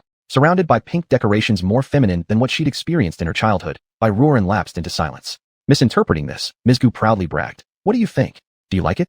It's all arranged by me. And that red decoration when I went to pick you up earlier? Also my doing. Girls like bright colors, but those 2 men just wouldn't believe me. What do you think? Do you like it? I like it. Thank you so much for your efforts. See, didn't I tell you she'd like it? Ms. Gu turned triumphantly towards the father and son duo trailing behind them. I told you that Ruoren would like it, but you didn't believe me. The Hua family father and son both felt their eyes burning from the overwhelming pink throughout the room. Huazhan sympathetically glanced at Bai Ruoren, meeting her expressionless gaze and finding it oddly amusing. I always thought that if I had a daughter, I would prepare a room like this, filled with soft pink tones, but never got such a chance. Now I'm finally getting the experience I've dreamed of. As long as you're happy. After touring the specially prepared room, Ms. Gu led her around the house, introducing various places to ensure Bai Ruren knew every corner well. Chapter 189, 10 Pieces of Stinky Tofu. The area of the Hua family house is almost the same as Bai Ruren's castle. There is a large parking spot in the backyard, which fully satisfies the needs for medium and small hovercars to dock. Artificial green plants were placed around the house, adding some color. It could be seen that the main building had been around for a while. With a vast coverage area, it was a 3-story building with many rooms on each floor, which indirectly indicated how prosperous this family used to be. Bai Ruren lived on the 2nd floor, Mr. Hua and his wife on the 3rd floor, and Hua Zhang's room was also on the 2nd floor, right next to Bai Ruren's. This made Bai Ruren suspect that she had been deliberately arranged like this. By the way, let me show you the pot hose you gave me before. It's growing really well now. The pot hose was placed on the balcony of her bedroom. 2 long branches had grown and were secured against the wall by Gu Wanjun, climbing up along the marble wall. It's growing so well. Bai Ruren sincerely praised. This was also the first time she saw the growth of plants outside of Earth. Of course, the sweet potatoes Lily planted previously were not included. How could it grow poorly when you treat it better than us every day? Mr. Hua said jealously from outside the door. By the way, why haven't I seen Grandpa? Bai Ruren finally remembered something was off. He went to visit an old friend. They made plans long ago. He even mentioned he wouldn't go since you were coming today, but after arguing with his old friend, he still went. You'll see him tonight. Grandpa previously mostly stayed at home because of his leg issues and mental power upheaval. His few old friends could only come see him occasionally at home. Now that his legs are better and his mental power upheaval has been resolved, his heart has become restless for going out. In reality, if Bai Ruren hadn't come today, the old man might have even refused to return home. I brought over some vegetables for you. Since I was at someone else's house last time, it wasn't convenient to hand them over to Uncle Hua. As Bai Ruren spoke, she took out her space button and began taking things out from inside. 10 pounds of tomatoes, 10 pounds of leeks, 5 cabbages, 5 pounds of garlic, 5 pounds of ginger, 10 pounds of sweet potatoes, 10 pounds of potatoes. Various items piled up all over the place. Bai Ruren placed the last large watermelon on the ground and finally stopped taking things out. You came, and that's good enough. Why did you bring so many things? Ms. Gu mildly reproached her, but her face was full of smiles. Wow, this must be a watermelon, right? It's so big. As I remember, Hua Zhang once told me about it. Ms. Gu curiously touched one of the huge watermelons. Son, go cut it open. Let everyone try a piece. She pointed to the largest watermelon on the ground and instructed Hua Zhang to cut it. After looking at the picture Hua Zhang showed her before, that pink flesh, Ms. Gu grew more eager moment by moment. Hua Zhang found it funny inside, yet obediently carried the biggest one into the kitchen. Old Hua, store these things properly. I leave it to you here. After finishing her sentence, Ms. Gu pulled Bai Ruren back to the living room on the 1st floor, sat down on the sofa, turned on the display screen, and started searching for the most popular drama recently. Let the two of them deal with their business. We'll watch the drama. Have you seen this? It's extremely popular lately. Bai Ruren felt a slight sympathy for the father and son, and then began watching TV dramas with Ms. Gu. Hua Zhang soon returned with a basin of sliced watermelon and placed the basin on the coffee table, sitting casually next to Bai Ruren. Here, take this. Bai Ruren accepted the watermelon slice Hua Zhang handed her and realized it had fewer seeds, so she smiled up at him. Thank you. Ms. Gu watched with envy on the side. Her son had never shown such filial piety towards her. Hurry up and pick a good piece for me too. Ms. Gu could only provide for herself. Self-sufficient indeed fills her up. Alright. Hua Zhang quickly picked another piece of watermelon from the bowl and handed it to her. Gu Wanjun. She really shouldn't keep her son anymore. Bai Ruren just felt her cheeks heat up, not sure whether to be happy about this guy's thoughtfulness or to say he has an interesting mindset. What would Mrs. Gu think about her? What's wrong? Just eat it. Hua Zhang noticed she held the watermelon without eating, feeling a little confused. Bai Ruren took a bite. It was so sweet. Some people, truly. TSK TSK TSK. Mrs. Gu made a TSK TSK TSK sound while eating her watermelon. Hua Zhang's ears turned red again. Seeing the scarlet behind his ear, Mrs. Gu became even more playful. Ruru, let me tell you a secret. My son, whenever he feels shy, his ears turn red. Hearing this, Bai Ruren's gaze subconsciously fell to his ears. Hua Zhang sharply turned his head to look at Bai Ruren, preventing her from seeing behind his ears. Ha! Ms. Gu, sitting on the side, had a perfect view of his ears, which were now bright red. I'll go check on my dad. Hua Zhang stood up in a flash with an expression that looked as if he was running away. Ha! Ms. Gu couldn't stop laughing until Hua Zhang disappeared from sight. Sorry for making you laugh. Ha! It's been so long since he went to military school that I haven't seen him like this. Ms. Gu Wanjun said it with nostalgia. Back then, Hua Zhang would still run around after her, calling mommy, without end. But as he grew older, those times slowly faded away. In the blink of an eye, the kid has grown so big. Ms. Gu felt a bit melancholic as she spoke. Yeah, the kid is already so big, but you still don't act like a proper mother at all. Mr. Hua returned with Hua Zhang. Hua Zhang hesitated for a moment, but sat beside his father anyway. Ms. Gu started to feel amused again, but remembering what old Hua had said earlier, she threw the watermelon rind into an empty basin nearby with an unhappy face. Who cares whether I'm a proper mother or not? He's still my son. She sounded quite proud. Mr. Hua picked up a piece of watermelon. Yes, the madam is absolutely right. After saying this, he took a bite of the pink fruit, and immediately gave Bai Ruren a thumbs up. You, young lady, are really something. How did you come up with these things? I didn't create them. They came from seeds. Upon hearing this, Mr. Ho pondered for a while. Can you grow anything as long as you have the seed? I suppose so. At least so far, I haven't encountered anything that can't be grown. Mr. Ho nodded thoughtfully, as if he understood. The next day, he brought back a small bag of seeds for Bai Ruren. What is this? Bai Ruren looked at the transparent bag containing milky, white little balls that resembled milk chocolate beans. Chapter 190. A bowl of minced meat rice noodles. This is a plant called yuding that was discovered by our ancestors on a planet. It has an inhibitory effect on mental force upheaval. Does it mean I should grow them? Mr. Ho nodded. Yes, today they retrieved these from the storage pod at my request. If you can successfully grow this plant, I can arrange for them to send over the seeds that were previously stored for you. As someone who possesses a special space, Bai Ruren naturally yearned for new and unusual plants. But she believed that any plants found in interstellar space would likely be available in the exchange book within her space. What about after growing them? What are your plans? She didn't think the other party was merely curious if she could grow them, especially given the unique effects of this particular plant. Indeed, if you manage to grow them, the federal government intends to purchase a large quantity of these plants from you. Mr. Hu didn't hold back. Ruren, your medical skills are indeed remarkable, but as you've seen, not everyone can afford to be treated by you. Of course, I know that the fees you charge are already at the lowest standard. However, for some people living at the bottom of society, it's still a cost they cannot bear. A single yuding can extract many bottles of mental force suppressants. They were once sold at very affordable prices, capable of suppression lasting from half a month to a month, depending on the degree of their mental force upheaval. Bai Ruren nodded and agreed. All right, I'll give it a try. We can discuss the purchasing terms later if I succeed in growing them. Anyway, all she had to do was sprinkle the seeds into the soil in her space, without requiring excessive attention. Of course, but I trust you. I believe you will certainly succeed in growing them. Bai Ruren, however, wasn't as confident. These seeds had been preserved for over 1,000 years, and she wasn't certain if they retained any activity. If they failed to grow, it wouldn't be her fault. We'll discuss this matter later.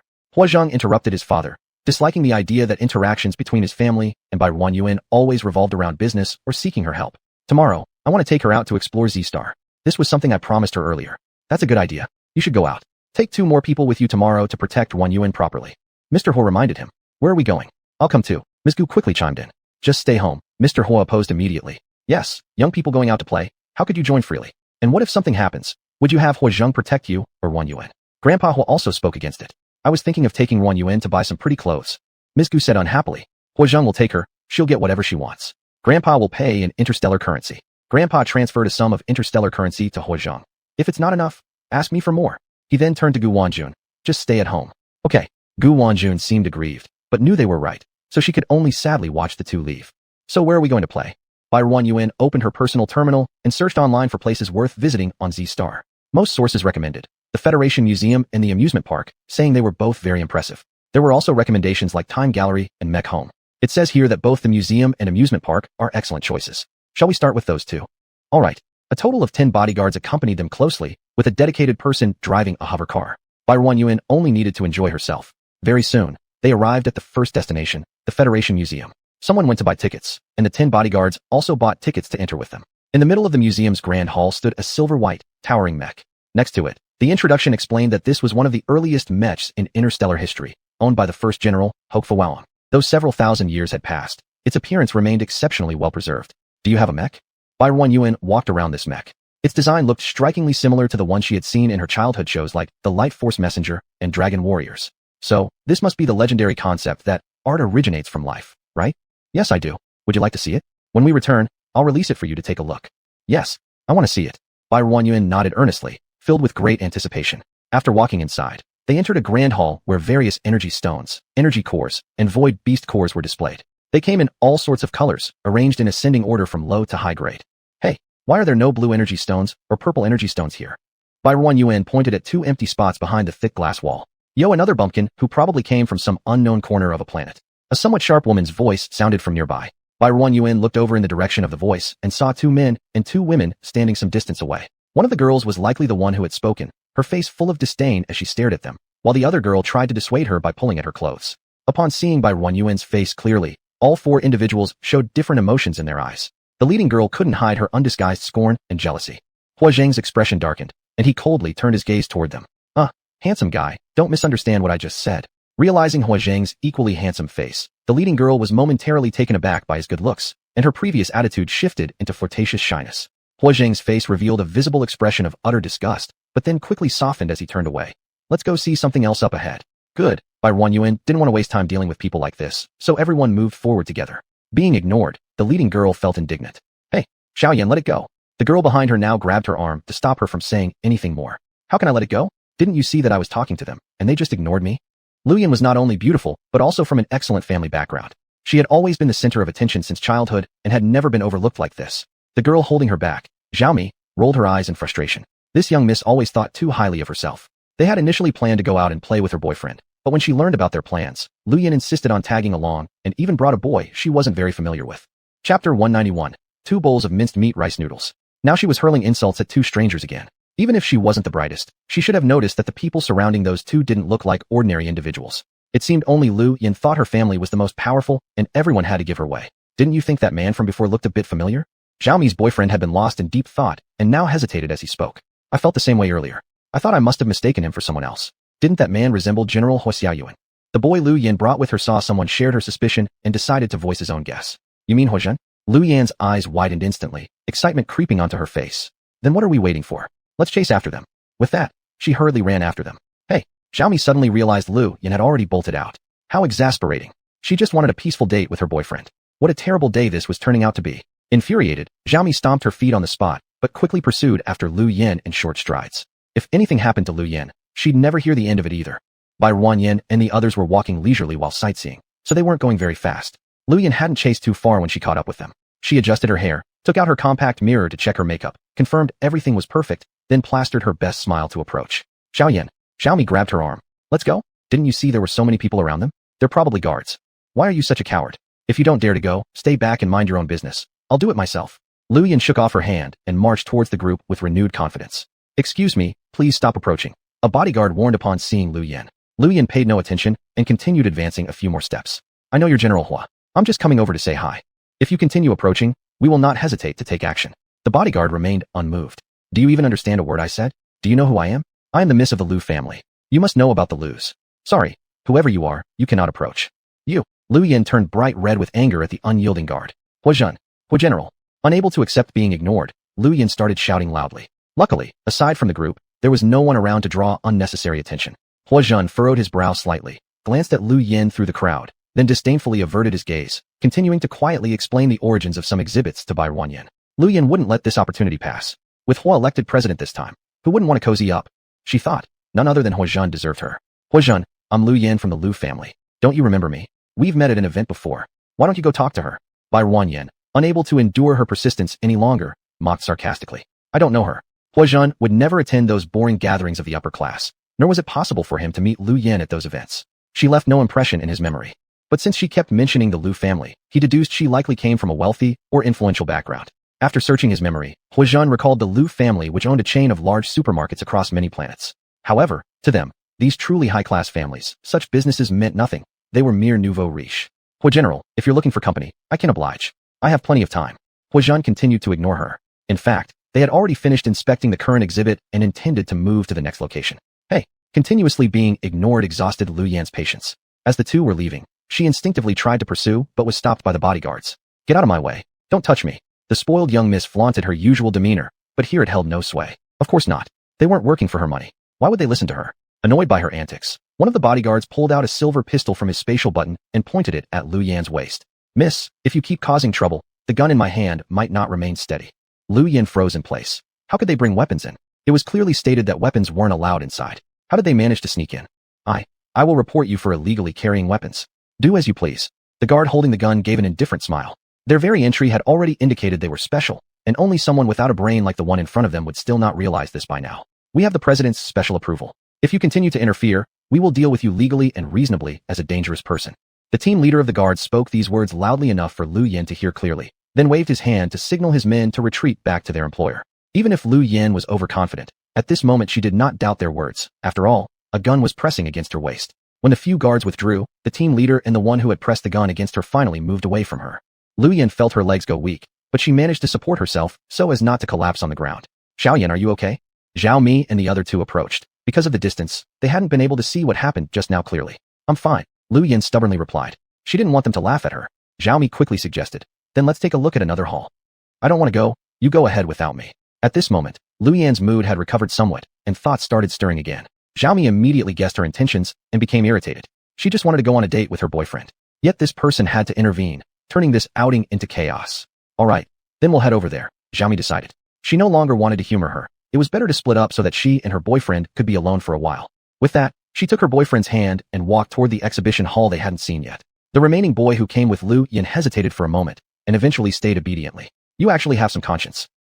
Seeing that he stayed, Lu Yin's mood instantly improved. Since she brought him here, if he also left her alone, could she ever forgive him when she returned? The boy who came with Lu Yin stood there uncertainly for a moment, but finally decided to stay. Chapter 192, 3 bowls of minced meat rice noodles. Let's go over there. Lu Yin pointed in the direction where Bai Ruanyin and the others had left, then walked over. The boy following her quickly flashed a look of disgust in his eyes, then followed behind her. If it weren't for his family asking him to please Lu Yin, he wouldn't even want to look at her more than once. This woman was clearly interested in Commander He Xiaoyuan. Doesn't she realize if she even deserves him? Hurry up, Lu Yin urged aloud. Walk more naturally, and cooperate with me in a while. The two soon saw He Zheng and his large group. This time, Lu Yin didn't dare approach recklessly. Bai Ruanyin, of course, also noticed that someone was following them behind. She helplessly glanced at He Zheng. Is this the star effect? He Zheng thought that Bai Ruanyin didn't like being followed, so seeing her look at him, he was about to let the bodyguards drive the two away. Never mind. If they want to follow, let them follow. This is a public place. You can't dominate by not allowing others to walk on this road. The presence of these two people did not affect Bai Ruanyin's mood for enjoying the scenery. They were currently in the central exhibition hall, where another mech stood proudly. This mech was bright blue, and its metallic surface reflected a luster under the lights. Its appearance was obviously different from the previous mech they'd seen. If the previous mech could be compared to a disciplined youth, then this one in front of them was akin to a somewhat eccentric teenager. Will really anyone choose such an ostentatious color? Won't he be spotted far away on the battlefield? He Zheng awkwardly touched his nose, saying nothing. Bai Ruanyin looked at its introduction, and when she saw its previous owner, He Yantian, she turned to He Zheng. Exactly as you think, our elder ancestor. Saying such things about their ancestor in front of his family member. She compensated. No wonder, haha, this color is actually quite nice. He Zheng's eyes carried a smile. This Bai Ruanyin was truly adorable to make him want to pinch her cheeks. What are you looking at me for? Go ahead, take a look ahead. Bai Ruanyin quickened her pace forward. A smile couldn't stop blooming on He Zheng's lips as he followed along. Turning a corner, the two entered a new exhibition hall. Inside, 2 gentlemen were standing with their backs to them. When the pair turned around, Bai Ruanyin recognized their faces and thought the world was indeed small. How coincidental, Miss Bai? Who would have thought we'd run into you here? It is pretty coincidental, President Cheng. Sorry, I forgot you're not the president anymore. I should call you Mr. Cheng. Cheng Ji's smile nearly couldn't hold. Isn't he the way he is today, all because of her? If she hadn't interfered and pulled votes for He Xiaoming, who knows who might still be sitting on the presidential seat? Through clenched teeth, Cheng Ji grinned on the surface. No problem. Bai Ruanyin's gaze swept past the man beside him. That red-haired head made ignoring him impossible. He stared back at her, oozing a sort of rogue vibe. Their gazes met, and his lips curled upward, showing a lazy, unrefined smirk. Her instinct told her this man was somewhat dangerous. Bai Ruanyin retracted her gaze and glanced over Cheng Ji. From him, she only saw a superficial astuteness, incomparable to the person standing next to him. Well, we'll take our leave. She didn't want any interaction with Cheng Ji, now or ever before. No. Cheng Ji blocked their path. Before, I could only chat with you via communication, but what a coincidence to bump into you here today. You simply must allow me to show my hospitality. How about we share a meal together? No, we have other things to do. Bai Ruanyin refused. No, you rarely come. How can your old friend not properly care for you? Cheng Ji's eyes lingered on Bai Ruanyin's face, beautiful, as if unreal. So damn beautiful.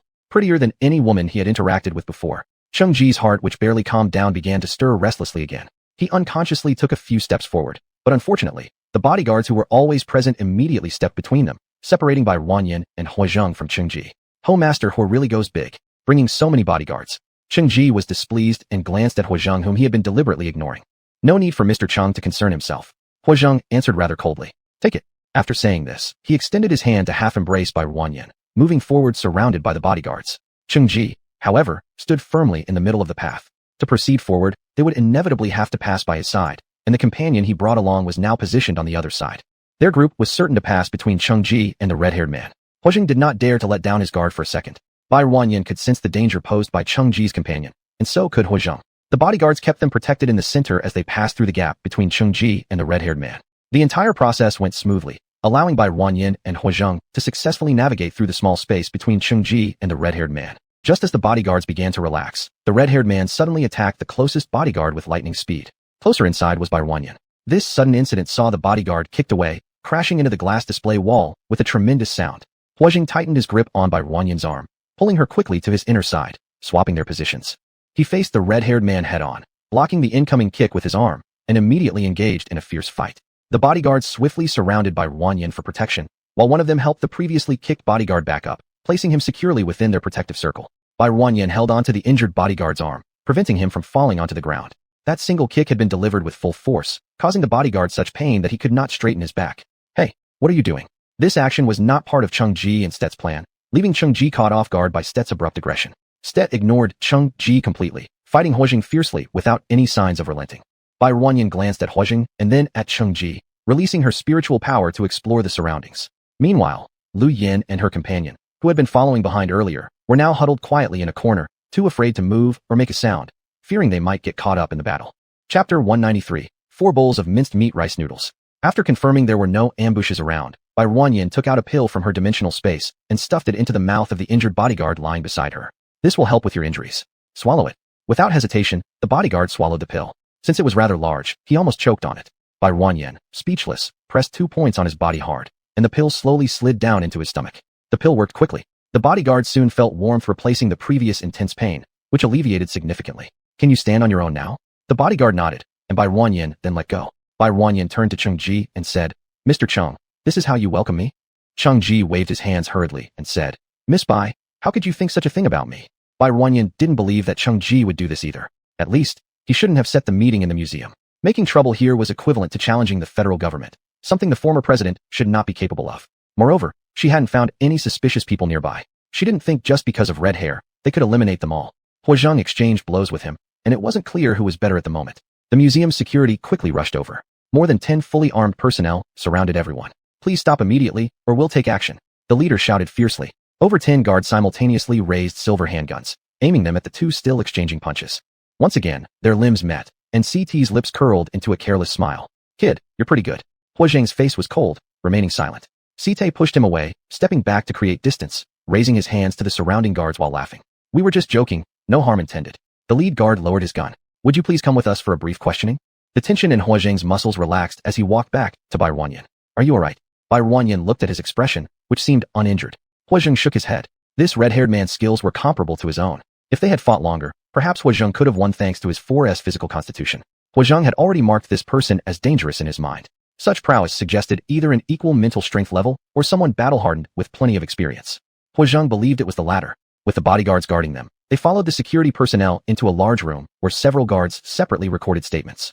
Bai Ruanyin explained everything truthfully since they were the victims and did not need to hide anything. However, the red-haired man and Cheng Ji claimed they were merely joking. I'm friends with that girl, and my friend has always been curious about her. So, after meeting her here by chance, we played a joke with her and her companions. My friend simply wanted to test the skills of her male companion. I just wanted to see if that kid deserved the girl. If not, I try to pursue her myself. When the security officers told Bai Ruanyin and Huajing what the two had said, Huajing was so angry his face turned pitch black. Given Cheng Ji was a former president, in the end, they only required him to pay some fines, and the museum decided not to further pursue the matter. Looking forward to seeing you guys next time. CT's face remained filled with that carefree smile, with added interest in his eyes as he looked at Huajing. Is this the rumored 4S class mental power warrior? He was extremely curious. Miss Bai, my name is CT. After introducing himself, CT left the museum first. Well then, until next time, Miss Bai, you're welcome to visit my place anytime. Cheng Ji quickly chased after CT, saying along the way, wait for me. He had only heard that Bai Ruanyin appeared on Zixing, so once he knew they were at the Federal Museum, he wanted to meet her. However, CT somehow got the news and joined along the way. They even started fighting right inside the museum. His reputation as a former president had been utterly ruined by CT today. A former president being interrogated by a group of security guards? Ridiculous. Everyone was politely escorted out of the museum. Although Bai Ruanyin's party received a ticket compensation, they were no longer welcome to re-enter. Sai? Didn't check the almanac today. It must say, not suitable for going out. What's an almanac? Huajing had never heard of such a thing. It was a term from the Huaxia period, which had the 24 solar terms, auspiciousness, and taboos, etc. Nowadays, it's basically useless. Huajing understood vaguely but did not ask further. The museum can't be entered today, we'll come back another day. So, shall we head to the amusement park next? Bai Ruanyin nodded in agreement with what he suggested. The group started walking on the street again, found their hover car, and a bodyguard came forward, holding a black device around the hover car as he circled it. Afterward, the bodyguard proceeded to open the door of the vehicle, signaling to Huajing that everything was secure. What is that? Bai Ruanyin was referring to the item the bodyguard had held earlier. It's a detector that can detect if anyone tampered with the hover car. Huajing explained quietly to her. Oh, so this thing sounded quite practical? Once aboard the hover car, Bai Ruanyin began investigating the exchange book in her mind, quickly searching for the item Huajing mentioned earlier. From Huajing's perspective, she seemed startled by the previous fight and now spaced out. seemingly lost in thought about something unknown. He didn't go over to disturb her, thinking she would probably prefer to be alone for a while. Bai Ruanyan soon found what Huazheng had described in the exchange book. It looked similar in appearance to the one the bodyguard had been using earlier. This product came in several levels, with 5 being the highest level. Naturally, Bai Ruanyan chose the highest level in exchange for 2 units with radiation values, placing them in storage. She then retracted her awareness and noticed Huazheng leaning his head toward the window, his gaze fixed somewhere outside. Deciding to do the same, she also looked out the window, and silence fell within the hover car. Bai Ruanyan noticed how other hover cars consistently flew past hers, each following an invisible track, flying through the sky orderly, with no worry of collisions. As the hover car drifted farther away, the buildings below became more sparse. Before long, Bai Ruanyan could see through the window an enormous Ferris wheel, larger than the world's biggest Ferris wheel she had once seen. Chapter 194, 5 bowls of minced meat rice noodles. Wow, it's so big. Bai Ruanyan was looking at it intently from the window. Do you like it that much? Huazheng laughed as he looked at her. Bai Ruanyan nodded earnestly. She had never been to an amusement park before and had only seen them on TV or in some pictures. She remembered that during junior high school, many notebooks would have Ferris wheels on them, paired with beautiful backgrounds and words. Did you know? There are many legends about the Ferris wheel. Huazheng had never heard of these. What kind of legends are there? Lovers who ride the Ferris wheel together will eventually break up, but if they kiss when the Ferris wheel reaches its highest point, they will continue forever. When you look up at the Ferris wheel, you are looking up at happiness. The higher the happiness, the higher the Ferris wheel. When you desire happiness but it doesn't come quickly, sit on the Ferris wheel waiting for it to rise slowly, until it reaches the top, then the happiness you want will arrive. Huazheng's eyes flickered slightly. Is that true? Is it really that effective? It should be. I've also just heard it. The floating car finally stopped after finding an empty parking spot. As soon as the door opened, Bai Ruanyan was the first to rush down. Huazheng, hurry up and come down. Seeing her eager appearance, Huazheng shook his head and smiled, thinking she might have been scared by something earlier. But it seemed not to have affected her at all. He worried unnecessarily this entire time. Just coming, take it slow. At this moment, he finally saw in her a little girl belonging to her age. 9 bodyguards quickly followed up. Huazheng waited until another bodyguard completely stopped the floating car before they both got off. Huazheng, take a picture of me and this Ferris wheel. From far away, Bai Ruanyan shouted at him, and Huazheng responded with a smile. All right. Since they came out to play today, Bai Ruanyan changed into a beige dress that Ms. Gu sent her before, which flowed naturally at the bottom like a princess dress.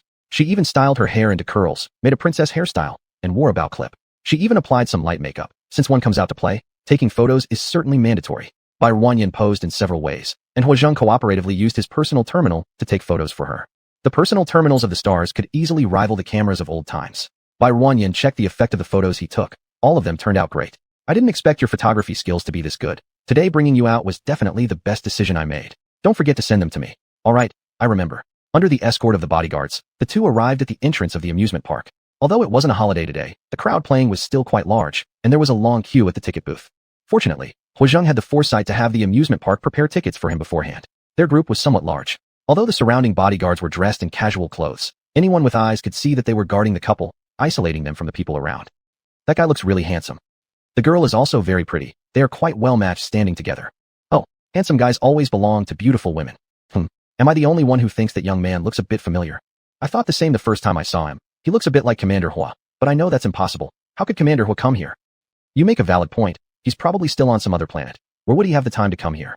Some people around them secretly turned on their personal terminals to take pictures of them, mainly of the person who looked a lot like Commander Hua. Do you want to wear a mask? Bai Ruanyan forgot Huazheng's identity and raised a black mask to give him. Huazheng took the mask and put it on, and the attention from people around them gradually lessened. At least no one was secretly taking pictures of him anymore. But the two, one tall, one looking beautiful and petite, were still quite eye-catching. Even though his face was covered, his shoulders, waist, and legs, many girls felt that even if he wasn't handsome, they would still go for him. Fortunately, the tickets were returned quickly. Huazheng took Bai Ruanyan through a special channel into the amusement park. What do you want to play first? He handed over a map of the amusement park to Bai Ruanyan, who didn't even glance at it after receiving it. Let's just walk along this road. Whatever we pass, we'll play, okay? What could Huazheng say? Okay. The first ride they encountered was the carousel. Huazheng didn't go on it. Instead, 3 bodyguards accompanied Bai Ruanyan, sitting in front and behind her, while the remaining seats were mostly occupied by little kids. The parents, grandparents, and other spectators around them kept their gazes lingering on Bai Ruanyan and the group. Bai Ruanyan felt somewhat embarrassed under so many eyes, so she fixed her gaze on Huazheng to alleviate the awkwardness. Fortunately, the carousel soon began moving. The metal horses beneath them floated up and down with the rhythm of the music, and all around were the happy ha-ha-ha laughter of the children. Ruanyan. Upon hearing her name, Bai Ruanyan looked over to see Huazheng using his personal terminal to take photos of her. Instinctively, she raised her hand to make a V sign, a radiant smile on her face. After spinning 3 rounds, the carousel slowly came to a stop. Bai Ruanyan followed the little kids out of the arena and found Huazheng waiting for her at the exit. Their next stop was the thrilling roller coaster with its winding tracks looping high in the sky, looking exciting even from afar. Bai Ruanyan specifically waited for the next car just so she could sit in the front seat. Are you sure you want to sit here? Hua Zheng asked uncertainly. From Bai Ruanyan's behavior, it seemed she hadn't experienced these kinds of rides before. Hua Zheng himself had come here a few times before he turned 16, knowing well that this roller coaster was excessively thrilling and not everyone could handle it. I'm sure don't underestimate me. Alright, I'm not underestimating you.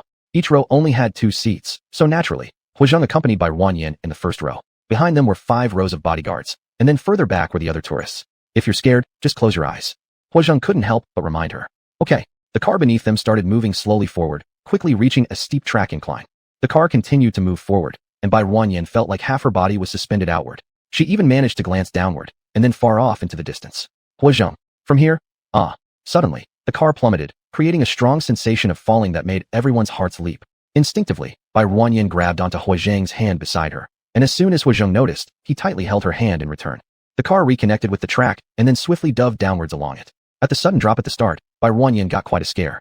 This interstellar amusement park was too daring. What if the car hadn't properly connected with the track? They would have just fallen straight down. Chapter 195. 6 bowls of minced meat rice noodles. At first, she was not very accustomed to this super fast feeling, but as she gradually adapted, Bai Ru also found some fun in it. Especially the unknown bodyguard behind her always couldn't help shouting during some downward segments. By the later part, his voice was obviously hoarse from all the yelling. The more Bai Ru listened, the less time she had to feel afraid as laughter bubbled up inside her. Finally, upon hearing that slightly raspy voice, she couldn't help but burst into uncontrollable laughter. Ha! Hua Zheng. He clenched his already empty left hand tightly. How was this girl different from other girls? The roller coaster soon reached its latter half. Just after making one final big curve, it would be close to reaching the end. After climbing another high slope, the carriage followed its normal procedure, moving the car's front forward again. Just as the entire front of the car had just moved out, an explosion sounded ahead. The big curve in front of them had been blown apart, and, under the influence of gravity, collapsed with a deafening boom that shook the ground. Bai Ruo's cart involuntarily slid forward another small distance. Because the segment of track in front was blown down, their section also got affected and shifted slightly in position. Bai Ruo didn't think their car could possibly reconnect with the rail anymore in this state. She looked at Hua Zheng beside her. What do we do? Don't be afraid. His voice was deep, yet for some reason, Bai Ruo felt he wasn't entirely confident either. I believe me. I won't let you get hurt. Though Hua Zheng spoke firmly, Bai Ruo subconsciously still felt uneasy. He lifted the metal bars used to secure their figures, lifting Bai Ruo's as well, and then scooped her up in a princess carry, placing her in his arms. Chaos erupted on the car. Besides their 12 people, there were 28 ordinary tourists on board, mostly young people or couples who had come here to have fun. Help! I don't want to die. Will this car stop moving forward now? F***CK? We're gonna die. I want to go home. Wah. The situation became extremely chaotic. Hua Zheng patted Bai Ruo's head. Don't be afraid. Despite everything, Hua Zheng's body remained robust. Otherwise, he wouldn't be able to repeatedly survive such dangerous situations. The bodyguard's physical fitness and mental strength were generally at level 3S. Even if they fell from this height, they'd survive. But those ordinary tourists with much lower physical qualities and mental strengths wouldn't be so fortunate. Dropping from such a height would almost certainly lead to death or serious injury. Bai Ruo quickly understood his intention. He intended to use his own body to protect her. You have your mech suit, don't you? Hua Zheng shook his head. There's no anchor point. Releasing my mech would only make the car drop faster. Although the car's power supply had stopped due to the collapsed rail, the car had already fallen forward. Their bodies were now mostly outside the car. It seemed like they had talked for a long time, but in reality, only about 10 seconds had passed. Relying on others for rescue was too passive. This vehicle could fall down at any moment. The staff should be coming soon. Don't be afraid. I'm not afraid. Bai Ruo couldn't deny feeling touched. His arm hugged her tightly. If they really did fall, he would undoubtedly be able to protect her. Hua Zheng, let's climb to the back of the car. It'll help reduce the weight at the front. All right. Whatever Bai Ruo said, Hua Zheng agreed. He effortlessly lifted her up, and the bodyguards behind received her. There was nowhere to sit, so she could only stand precariously within the gaps. Meanwhile, the car further moved forward a bit, amplifying the screams and cries from the people at the back.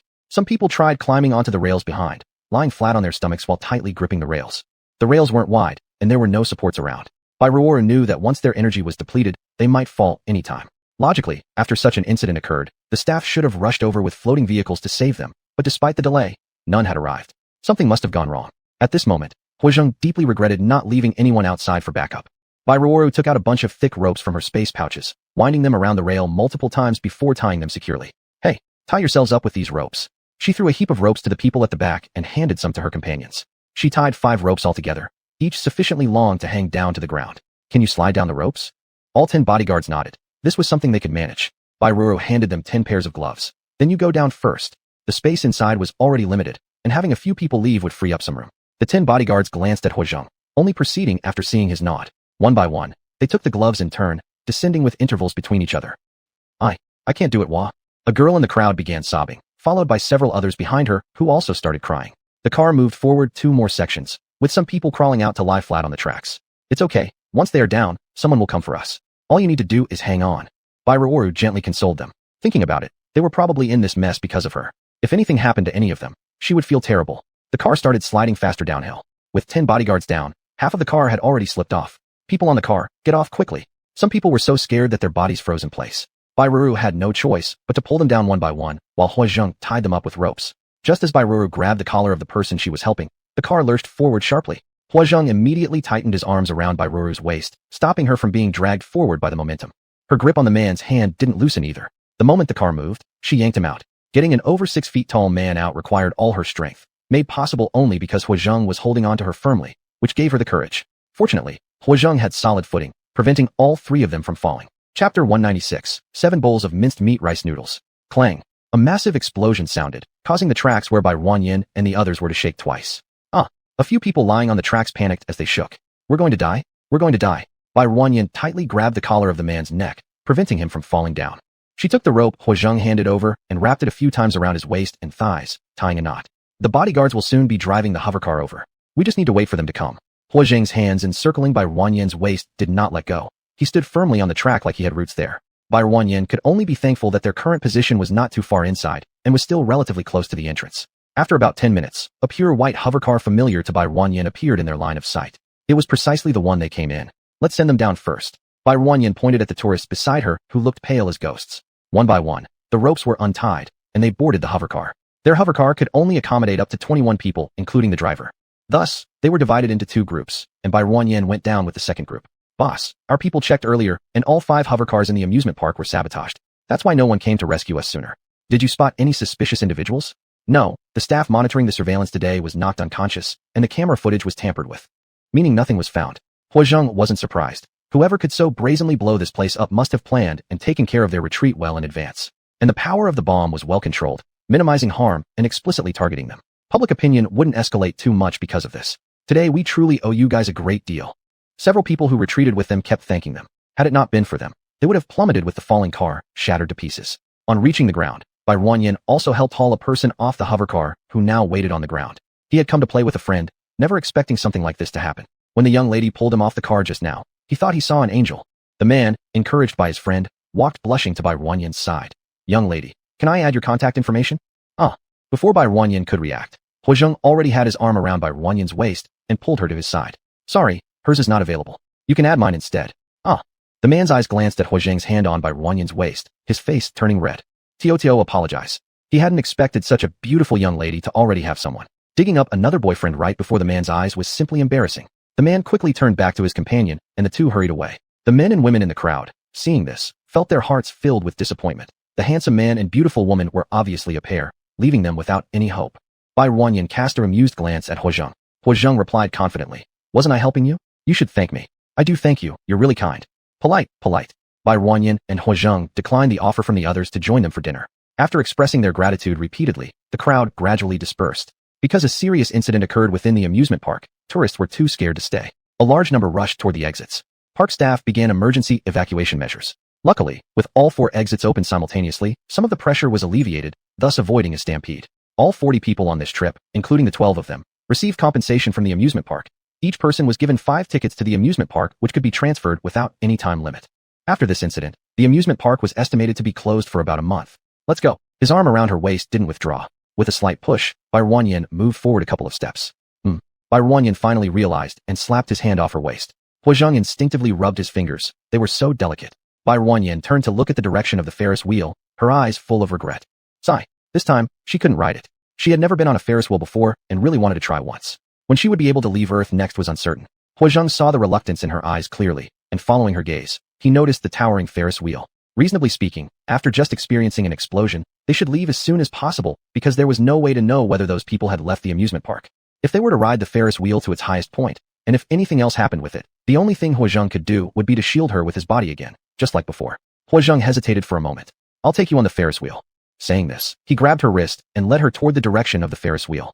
Didn't you say we couldn't play anymore?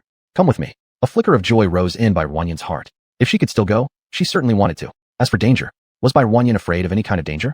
Huazheng led Bai Wanyan to the ticket booth of the Ferris wheel where there was practically no one left. The staff, seeing them approach, hurried forward and said, "Sorry, but we're suspending operations now. Wait for me here a moment." Huazheng then stepped up and whispered something to the staff. The worker opened their personal terminal and made a call, speaking for about 1 or 2 minutes before hanging up. Afterward, they respectfully gestured with a please sign towards Huazheng. Huazheng turned and walked back to Bai Wanyan, taking her wrist. "Let's go. You can play now." "What did you say to him? How did he agree so quickly?" Bai Wanyan asked curiously. "I told him I'm pursuing you, and that if you could ride the Ferris wheel, you'd agree to become my girlfriend." Bai Wanyan's face flushed crimson. "What nonsense are you telling them?" Huazheng smiled at her without saying a word. Of course, he had deceived her. He had revealed his identity to the other party, which allowed the owner of the amusement park to give him special access.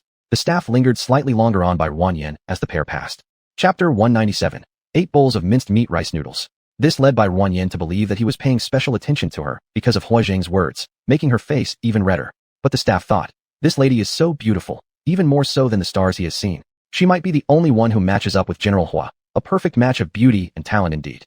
This time, Huazheng left his several bodyguards below. Following them would have been meaningless. It was better for them to stay below on alert. The staff opened a cabin and let the two enter, then closed the door carefully. Soon, Bai Wanyan felt they started moving. She hurriedly looked outside, where the scenery slowly grew distant. Bai Wanyan could see the tall buildings in the distance from above. Before long, the cabin they were in ascended to the highest point of the Ferris wheel, allowing them to see the entire amusement park below clearly. Wanyan. Bai Wanyan turned her head and touched something soft on her lips. Bai Wanyan. Her pupils widened. In front of her was Huazheng's face magnified many times. As the cabin began descending, Huazheng also released Bai Wanyan and sat back down. Bai Wanyan instinctively covered her lips. Her big eyes stared at him in shock. Huazheng's eyes were filled with smiles as he said, "Wanyan, didn't you once say that when a Ferris wheel reaches its highest point, if lovers kiss, they will continue walking together forever? We kissed just now, so does that mean we will always be together? What's wrong with you two?" I notice Wanyan isn't speaking either. Did something happen today? Or did you upset her? Mrs. Gu really knows how to guess, hitting both marks. No, she may just be tired from today's activities, Mom. Don't overthink this. After returning to the room, Huazheng washed up and then laid down on the bed. Sigh. He shifted positions, feeling melancholic. Since he had kissed her, she hadn't spoken a single word to him anymore. Though there was disappointment, he could feel her attraction towards him. But for some unknown reason, she seemed to be resisting him continuously, leaving a rather contradictory feeling. The next day, Bai Wanyan no longer needed Huazheng's accompaniment. "Wanyan, how can we let you go alone?" "That's right. I heard about what happened yesterday, and I even plan to arrange more bodyguards for you today." After hearing what had happened to them, Mrs. Gu was extremely worried. "There's no problem, don't worry. Nothing happened. If you'd like, today we could go shopping for some pretty clothes. Would you join me?" "Of course I'd love to." Gu Wanjuan's eyes lit up when she heard this. She had already intended to take Bai Wanyan out shopping, wanting to dress her up beautifully. "Let Huazheng come along too. He can help carry your bags." Grandpa, who noticed some apparent discomfort between the two youngsters and decided to create an environment for them to relieve their tensions. "It's fine. Having someone to carry the bags will be great. What do you think, Wanyan?"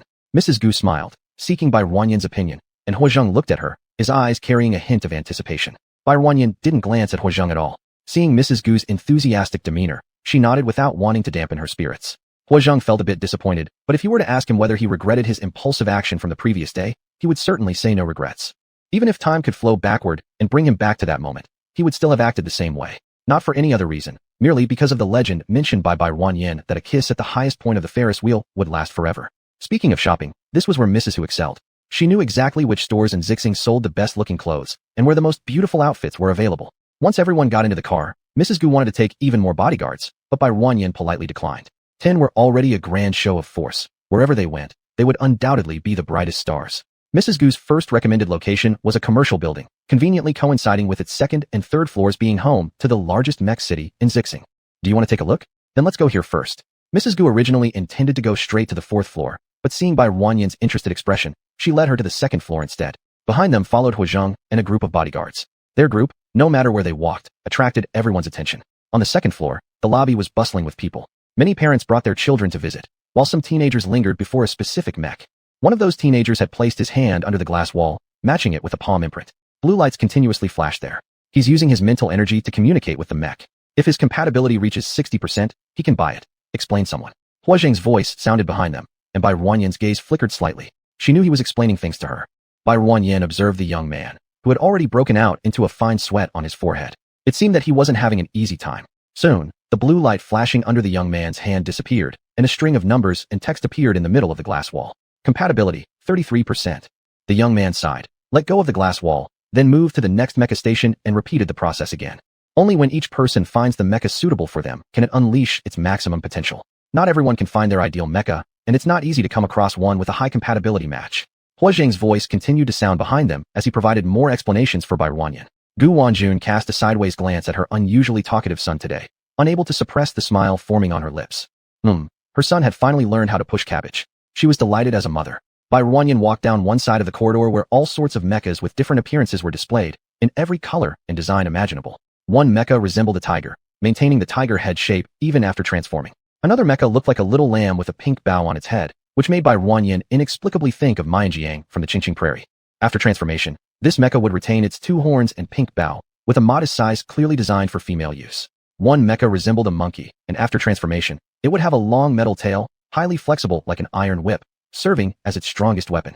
Many designs are modeled after star beasts, while some others are based on prototypes of ancient beasts from bygone eras.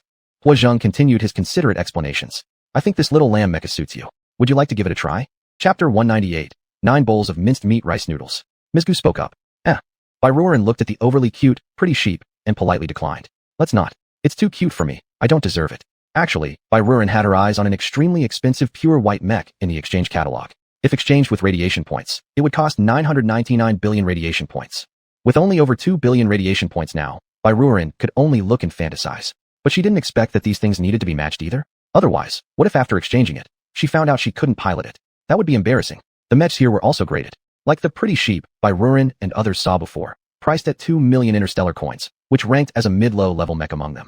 I think it suits you very well. If you like it, I'll buy it for you. Gu Wanjun, with her deep pockets, casually suggested. Bai Ruanyan felt embarrassed. Maybe in Gu Wanjun's eyes, anything pink and cute was suitable for her. Next time, if there's something I like, I'll let you know, and you can buy it for me then. The group took a turn around this place, having seen all kinds of mechs. From 1 million to several billion, they were abundant. They noticed the previously failed youth trying again in front of a squirrel-shaped mech. The mech's glass wall had already released a bright blue light. The young man jumped 3 feet into the air. I've succeeded. I've succeeded. He was indescribably excited. Then he started calling his family, sharing the news of his success, and incidentally said, send me some interstellar coins. What you gave before wasn't enough.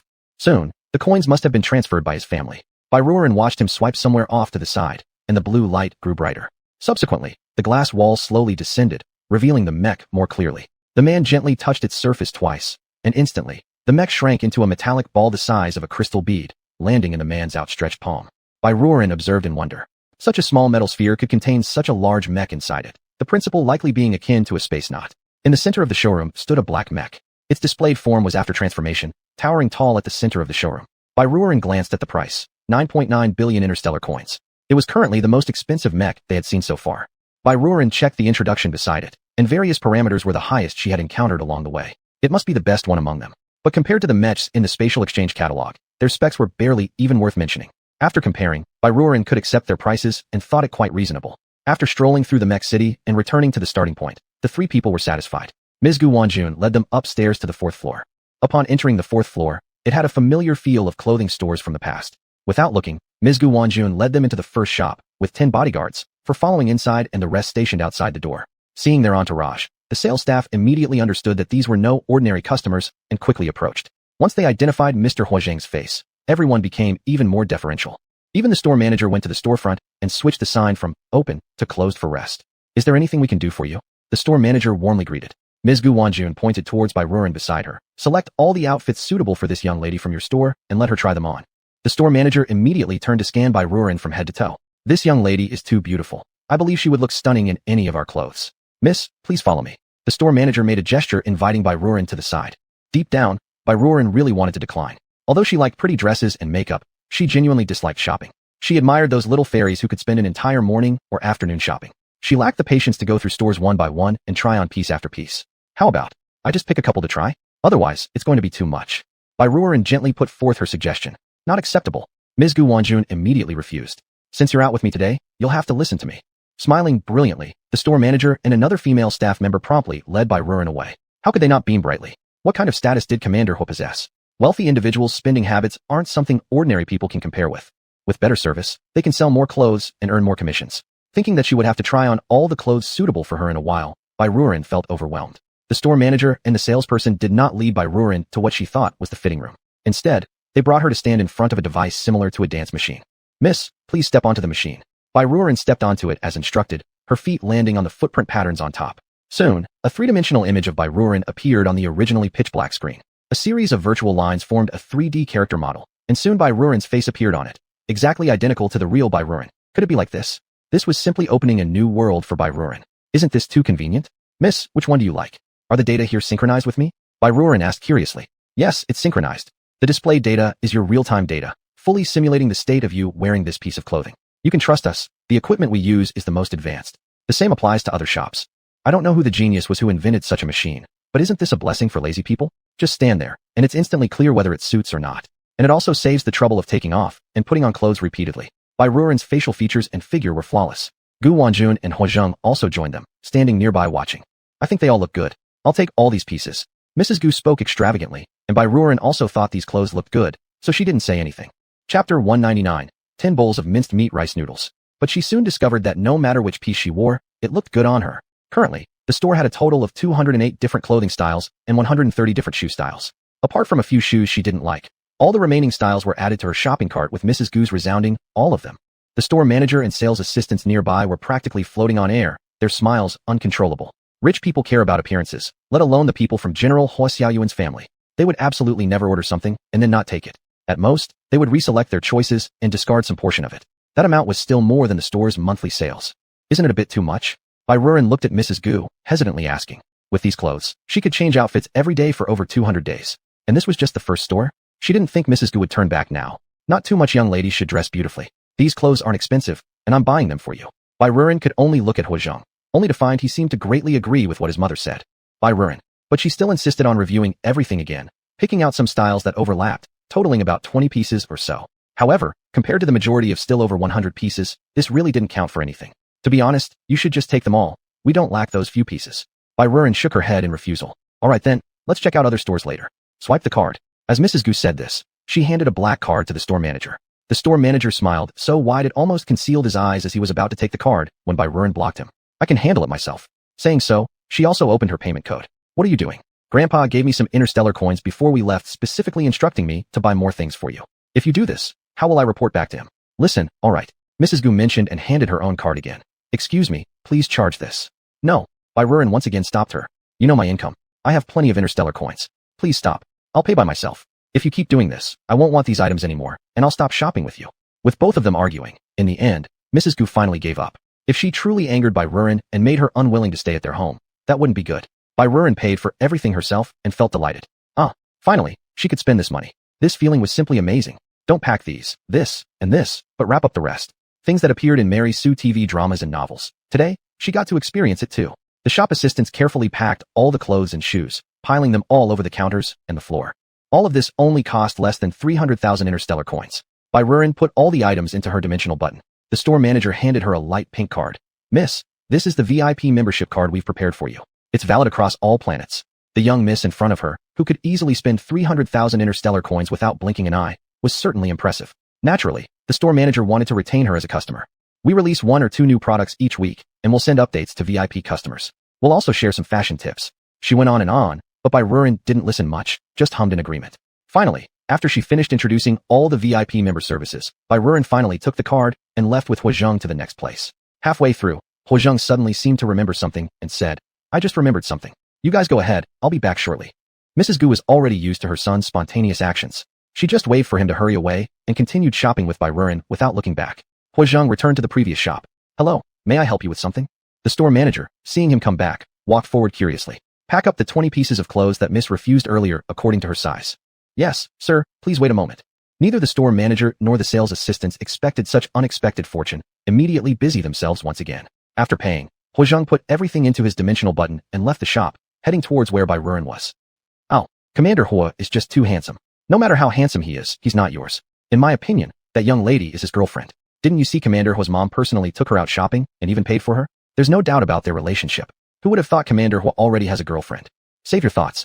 Even if he doesn't have a girlfriend, that person definitely wouldn't be you. Soon, a trending topic appeared on the Starnet. Commander Hua Xiaoyuan and his mother accompany Commander Hua's girlfriend on a shopping trip, hinting at an impending joyous event. The trio, busy with shopping, were unaware of this matter. Barren happily but painfully packed piles of bags into her dimensional button. She clearly already had enough, yet when she saw beautiful clothes, she couldn't help but feel tempted.